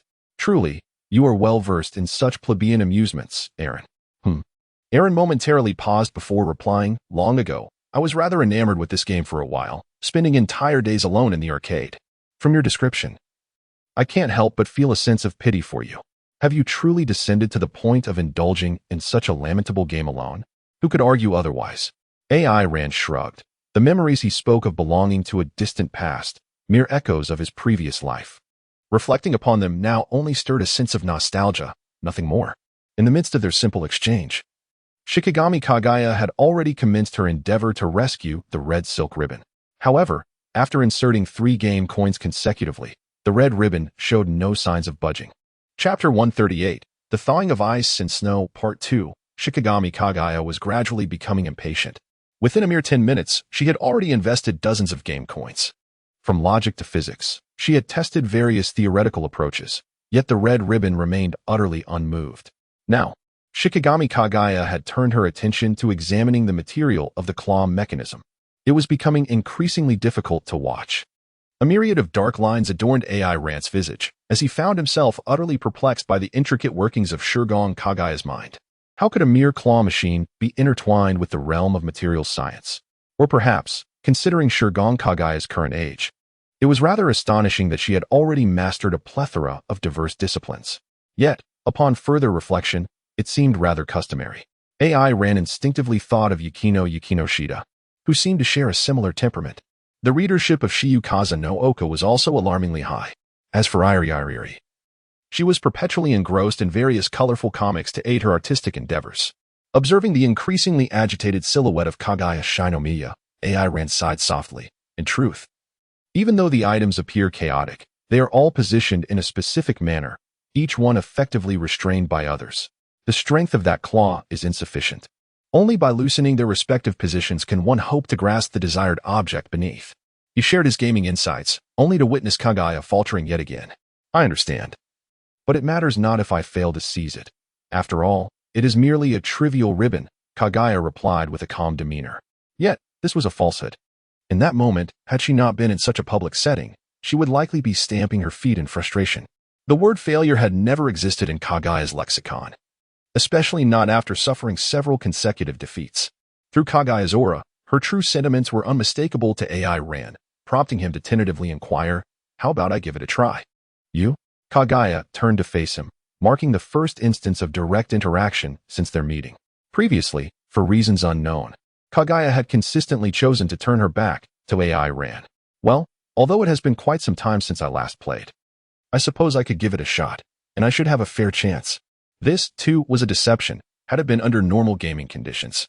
AI Ran would not have felt confident. This type of game relied purely on skill, where sheer strength was futile unless AI Ran resorted to cheating. Very well then.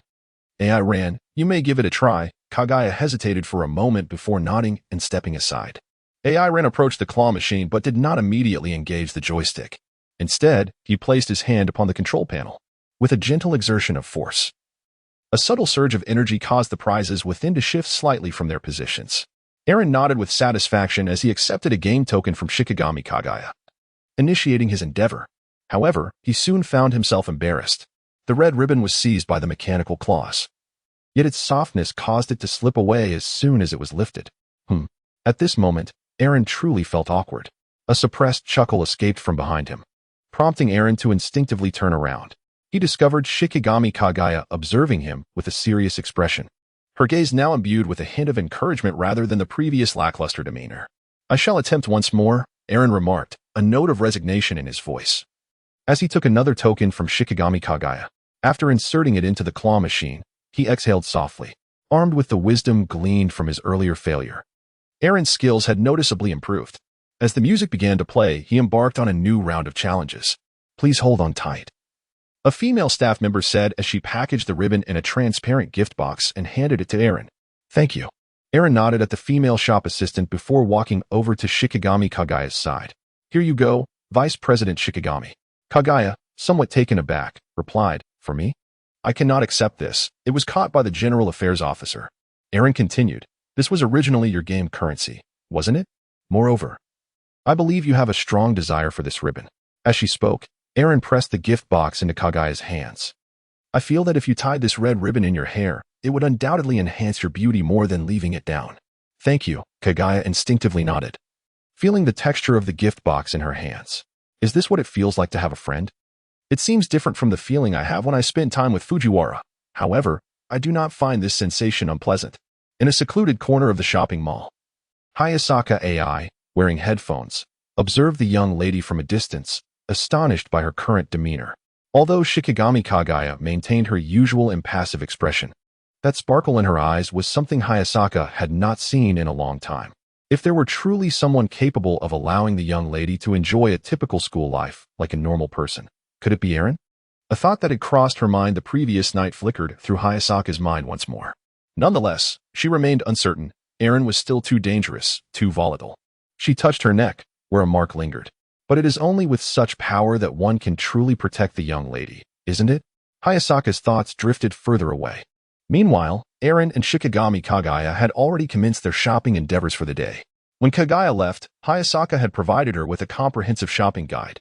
Following this guide, Eren and Kaguya smoothly accomplished their tasks. Upon returning to the entrance of the mall, Kaguya glanced at Eren and remarked, "Eren, are you alright carrying all these items by yourself?" "It's no trouble at all. After all, the General Affairs position is meant for miscellaneous tasks," Eren responded, gesturing towards a luxurious car parked by the roadside. "That vehicle must be here to pick you up. Our mission is complete, so let us return separately. As for these supplies, I will bring them to school on Monday." Hearing Eren's words, Kaguya opened her mouth, but ultimately refrained from speaking. She simply nodded and walked towards the car. "Young lady." At that moment, Hayasaka AI, who had already entered the vehicle, got out from the passenger seat, bowed to Kaguya, and opened the back door. Upon seeing Hayasaka, Kaguya paused momentarily. "Hayasaka, did you not take the day off today?" "Indeed, I did take a leave. But I have completed my errands and returned to work," Hayasaka replied. "Is that so?" Kaguya Shinomiya, without much thought, prepared to get into the car. However, she was suddenly captivated by the cheerful music and laughter emanating from a nearby amusement park. "Hayasaka, what is that place?" Kaguya inquired. Hayasaka, following the direction Kaguya pointed, replied, "That is the Kanazaki Bright Amusement Park. Have you been there?" Kaguya asked. "Once, with friends," Hayasaka answered. "Friends, you say?" Kaguya murmured to herself as she settled into the car. Once the vehicle was smoothly in motion, her gaze returned to the gift box. Through the transparent wrapping, she beheld a beautiful red ribbon. After parting ways with Kaguya and returning the assortment of club equipment home, AI ran glance toward the residence of Mifuyutuka. "Has she been inside for 2 days already? I hope nothing untoward has occurred." Eren sensed the presence of Tonshu Jindong and, upon detecting no abnormalities, could not help but mutter softly.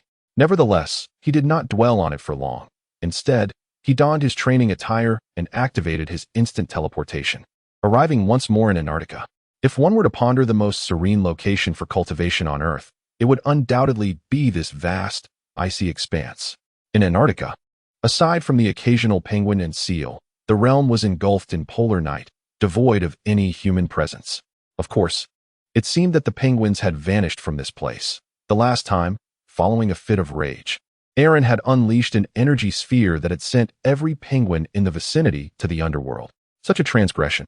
Ever since he discovered his transformation into a Super Saiyan 2, He had found himself unable to restrain his powers. Aaron ultimately resolved to commence her training from the very fundamentals.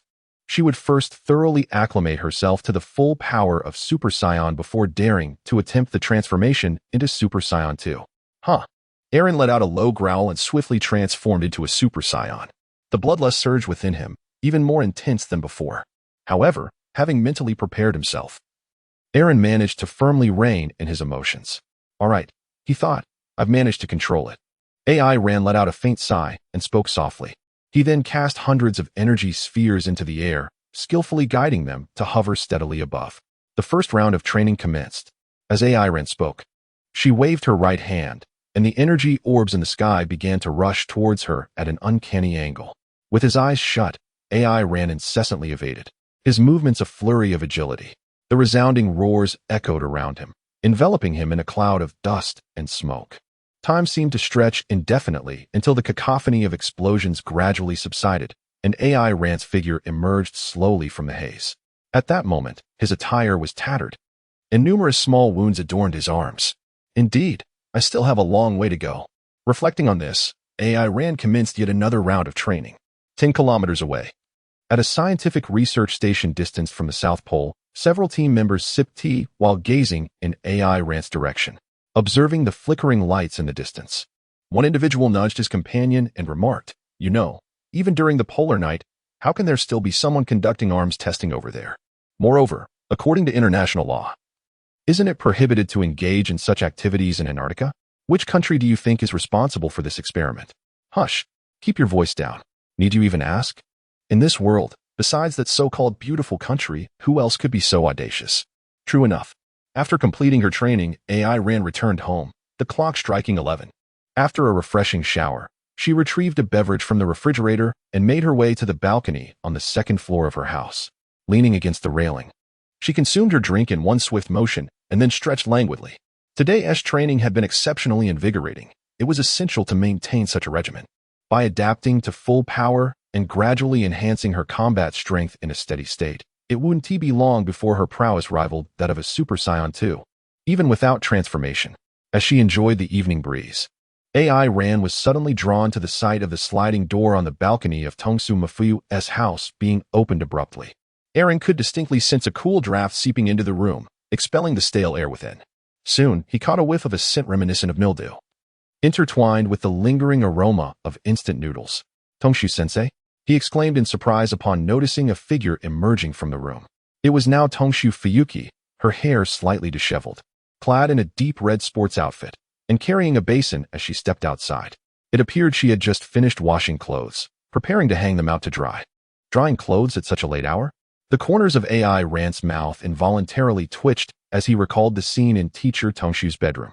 It struck him that this woman seemed utterly devoid of any domestic skills, rivaling Evening Lily in that regard.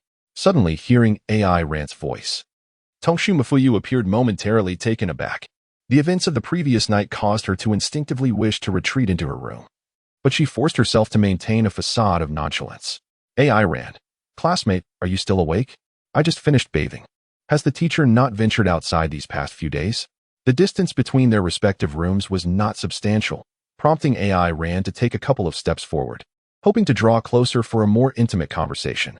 However, as he approached, Tongshu Mafuyu became flustered, her cheeks flushing as she called out, biting her lower lip, "AI Ran, please stay right there." What is it?" About the night before last. I truly apologize.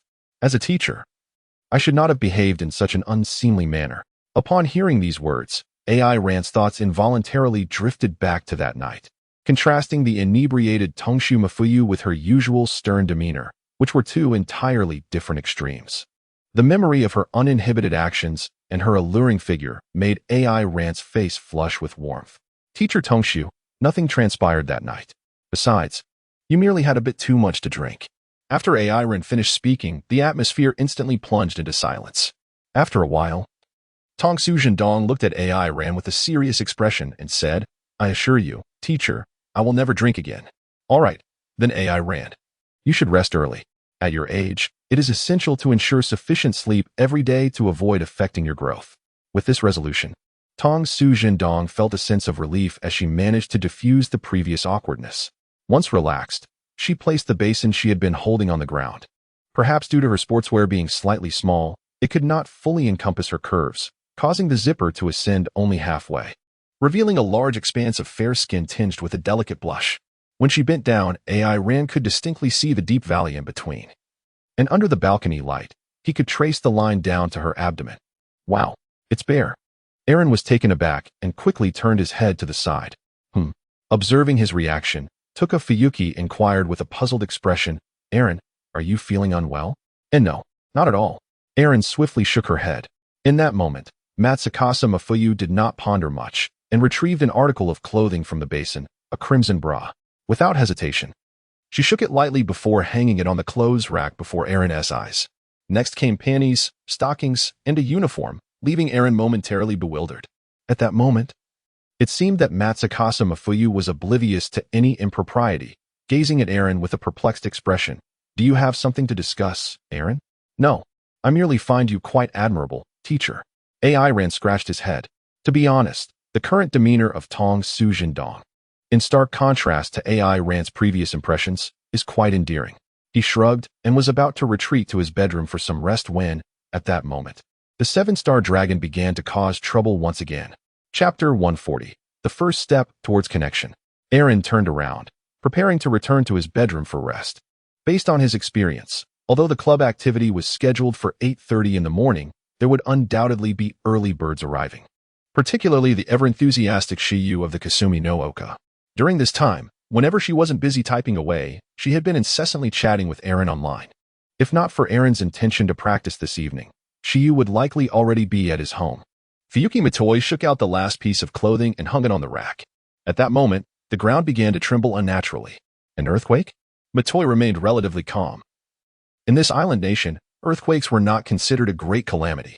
She slowly maneuvered towards the railing, attempting to stabilize herself, but as she approached, the tremors intensified. Caught off guard, Matoi unexpectedly tumbled from the second floor. She let out a sharp scream, eyes shut tight. This is bad. At the instant the earthquake struck, Aaron sensed something was amiss, as the malevolent energy surrounding Matoi had noticeably surged. Just as Matoi fell from the second floor, Aaron nearly simultaneously executed a teleportation. Suspended in midair, Matoi was thoroughly panicked. Although a fall from the second floor would not be fatal, her body trembled uncontrollably. As time passed, the anticipated excruciating pain did not materialize. Matoi felt as though her back and hips were being supported by something, and coupled with the earlier shock, she instinctively clung tightly to whatever was holding her. At that moment, Aaron's fragmented voice reached her ears. Teacher, please, let go.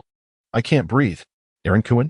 Matoi's eyes snapped open, and upon realizing that the person holding her was Aaron, her expression shifted slightly, especially as she became acutely aware of his face being wedged in a rather inappropriate position. Beneath her athletic wear, she was quite exposed.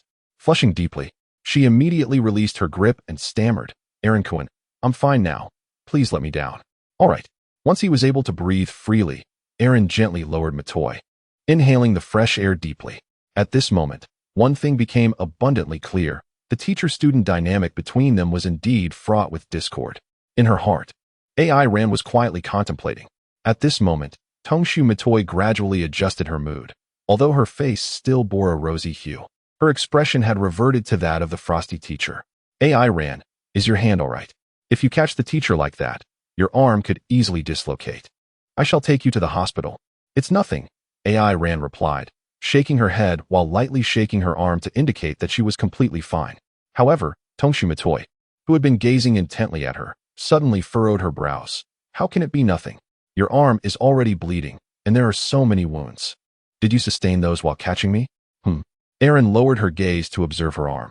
The injury inflicted by the energy sphere during her recent training was minor, and given its size, she deemed it unnecessary to waste a precious healing bean on it. After all, with the remarkable regenerative abilities of the Saiyans, it would take no more than 2 days for her to return to her former state. This was merely a trivial injury sustained during her exercise. Just a minor wound. Before AI Ran could finish her words, she was interrupted by Tong Su Jindong, who looked at her with a serious expression. You should return first. I will go get the medical kit from my room to help you apply the medicine. Having once been a figure skating athlete, she understood from an athlete's perspective that an injury must be properly attended to, Otherwise, it could lead to scarring or even lingering repercussions. Aaron initially intended to decline, as the physical constitution of individuals cannot be generalized, especially considering he is an extraterrestrial. However, before he could articulate his thoughts, Tongshu Zenwinter had already retreated into the house. 5 minutes later, there was a knock on Aaron's front door. It was Teacher Tongshu. Aaron opened the door, gazing helplessly at the solemn expression of Tongshu Zhendong. She was still clad in her athletic attire, yet it was evident that it no longer appeared as if she were in a state of disarray. Her slippers had been replaced with a pair of athletic shoes, and the hair that was once loosely draped behind her had been simply tied up, presenting her in a much more competent demeanor. Upon seeing the door ajar, she entered, cradling a medical kit. "Please, put on these disposable slippers first." Aaron somewhat awkwardly offered a pair of paper slippers to Tuka Matoy.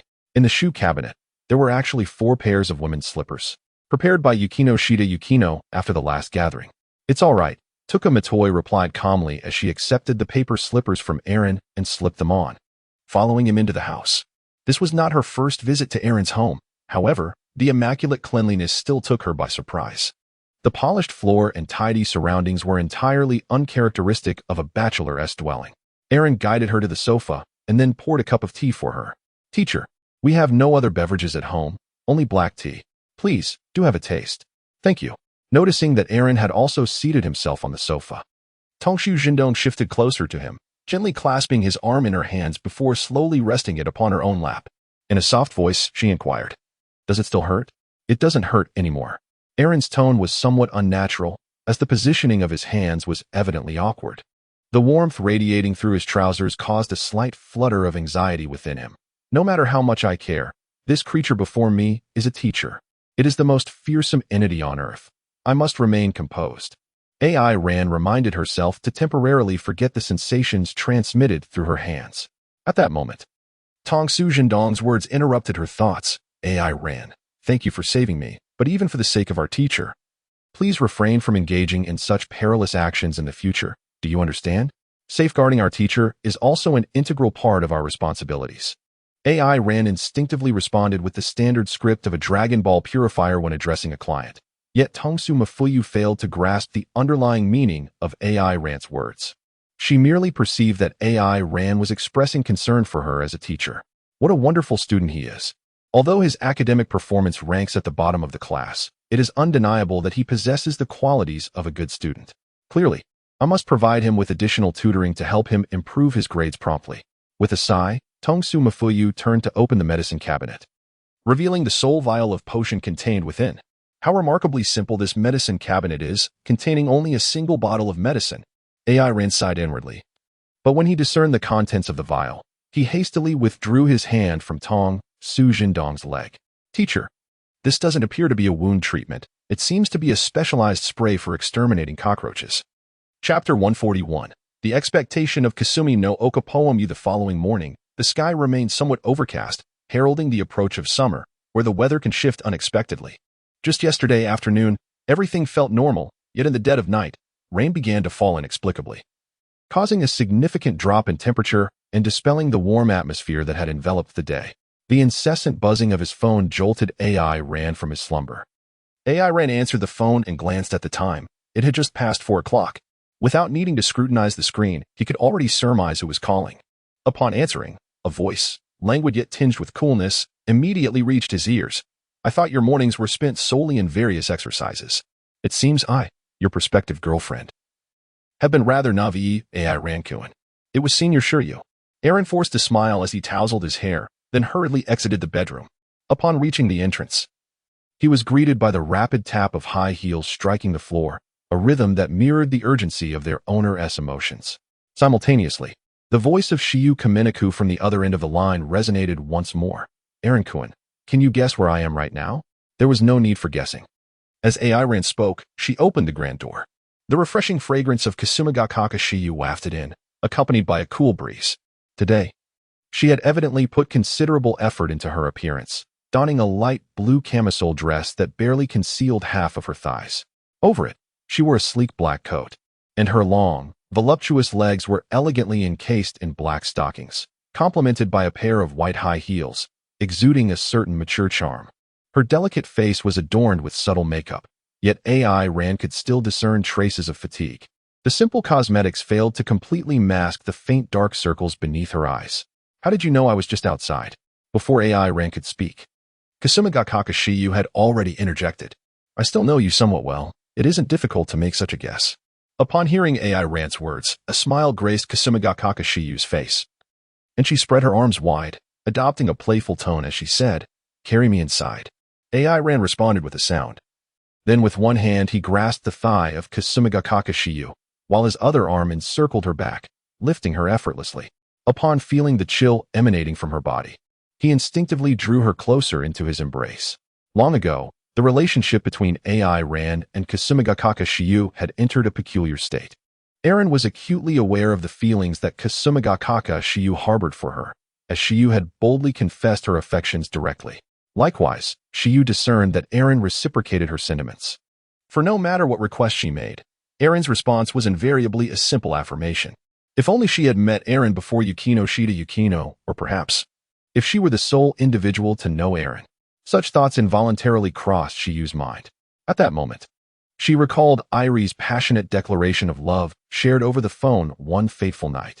In truth, Shiyu began to worry about Airi the very next day, leading her to sneak a glance at her during their second year. To her surprise, Airi seemed extraordinarily cheerful that day, exuding an air of triumph as if she had already won the heart of her beloved. Even from a distance, Shiyu could sense her elation. Connecting the dots to the gifts Eren had given that day, Shiyu began to piece together the situation. Consequently, during the solitary moments of the past few days, Shiyu found herself reminiscing about the tender moments shared with Eren, including that embrace that had pulled her from the abyss of forgotten reasons. Airi had made her choice. But what of me? Inhaling the scent that lingered on Eren, Shiyu instinctively wrapped her arms around his neck, pressing her face against his chest, softly murmuring, "Carry me to the bedroom." Huh? Eren paused, a hint of awkwardness creeping into his voice as he asked, "Isn't it a bit too early for that?" "What are you thinking?" Shiyu tightened her grip slightly, casting him a playful glare. "I just want to sleep for a while. I barely rested last night, and haven't had a proper break these past few days. Have you been that busy?" "Well, the third volume of the Love Meter has been published, so that's one less worry for now. But I still need to focus on the new book and the script for the game. Moreover, there is an important matter that has been weighing on my mind. I can't assist with the new book or script, but can you share that troubling matter with me?" "No, that is something I must contemplate alone." As she spoke, Shiyu nuzzled against Eren's chest and closed her eyes. Moments later, Eren carried her to the bedroom and laid her gently on his bed. The instant she made contact with the mattress, Shiyu languidly sank into its comfort, pulling the covers over half of her face. Nothing compares to the comfort of a bed. These past few days, I've been so exhausted after writing that I've simply collapsed on my desk to sleep. Why not rest at home first and then come over? Just call me when you wake up, and I can come pick you up. No matter where you are, I can sense your presence. As today, I longed to see you earlier." With these words, Shiyu Kazano shifted further into the bed, revealing just enough space for one person to lie down. Her hand emerged from beneath the covers, patting the sheets to beckon Eren to join her. After Eren settled beside her, Shiyu Kazano did not embrace him again. Instead, she turned slightly away, leaning back, leaving a faint gap between them. Resting her head on Eren's pillow, she gazed at him with eyes full of anticipation. Although certain matters had already been determined, emotions are inherently subjective, unaffected by objective circumstances, particularly for a girl like Shiyu Kazano. Once she recognized her feelings for Eren as love, she would not easily waver. However, as a young woman, she felt she had already contributed sufficiently, and thus she hoped that this final step would be taken by Eren. Even with somewhat limited emotional intelligence, Eren could discern something from Shiyu Kazano's gestures. He shifted slightly toward her, and in that moment, the distance between them vanished. He then gently brushed his fingers through Shiyu Kazano's silky hair, saying, "You should get some good rest." "All right," she replied with a serene smile, her heart swelling with contentment after receiving the desired affirmation. Eagerly, she nestled closer into his embrace, adding, "When they arrive, just wake me up." "Okay." Eren nodded in agreement. At that moment, Shiyu Kazano tilted her head up, her gaze fixed upon Eren's face. Feeling the warmth emanating from him, a profound sense of security surged within her heart once more.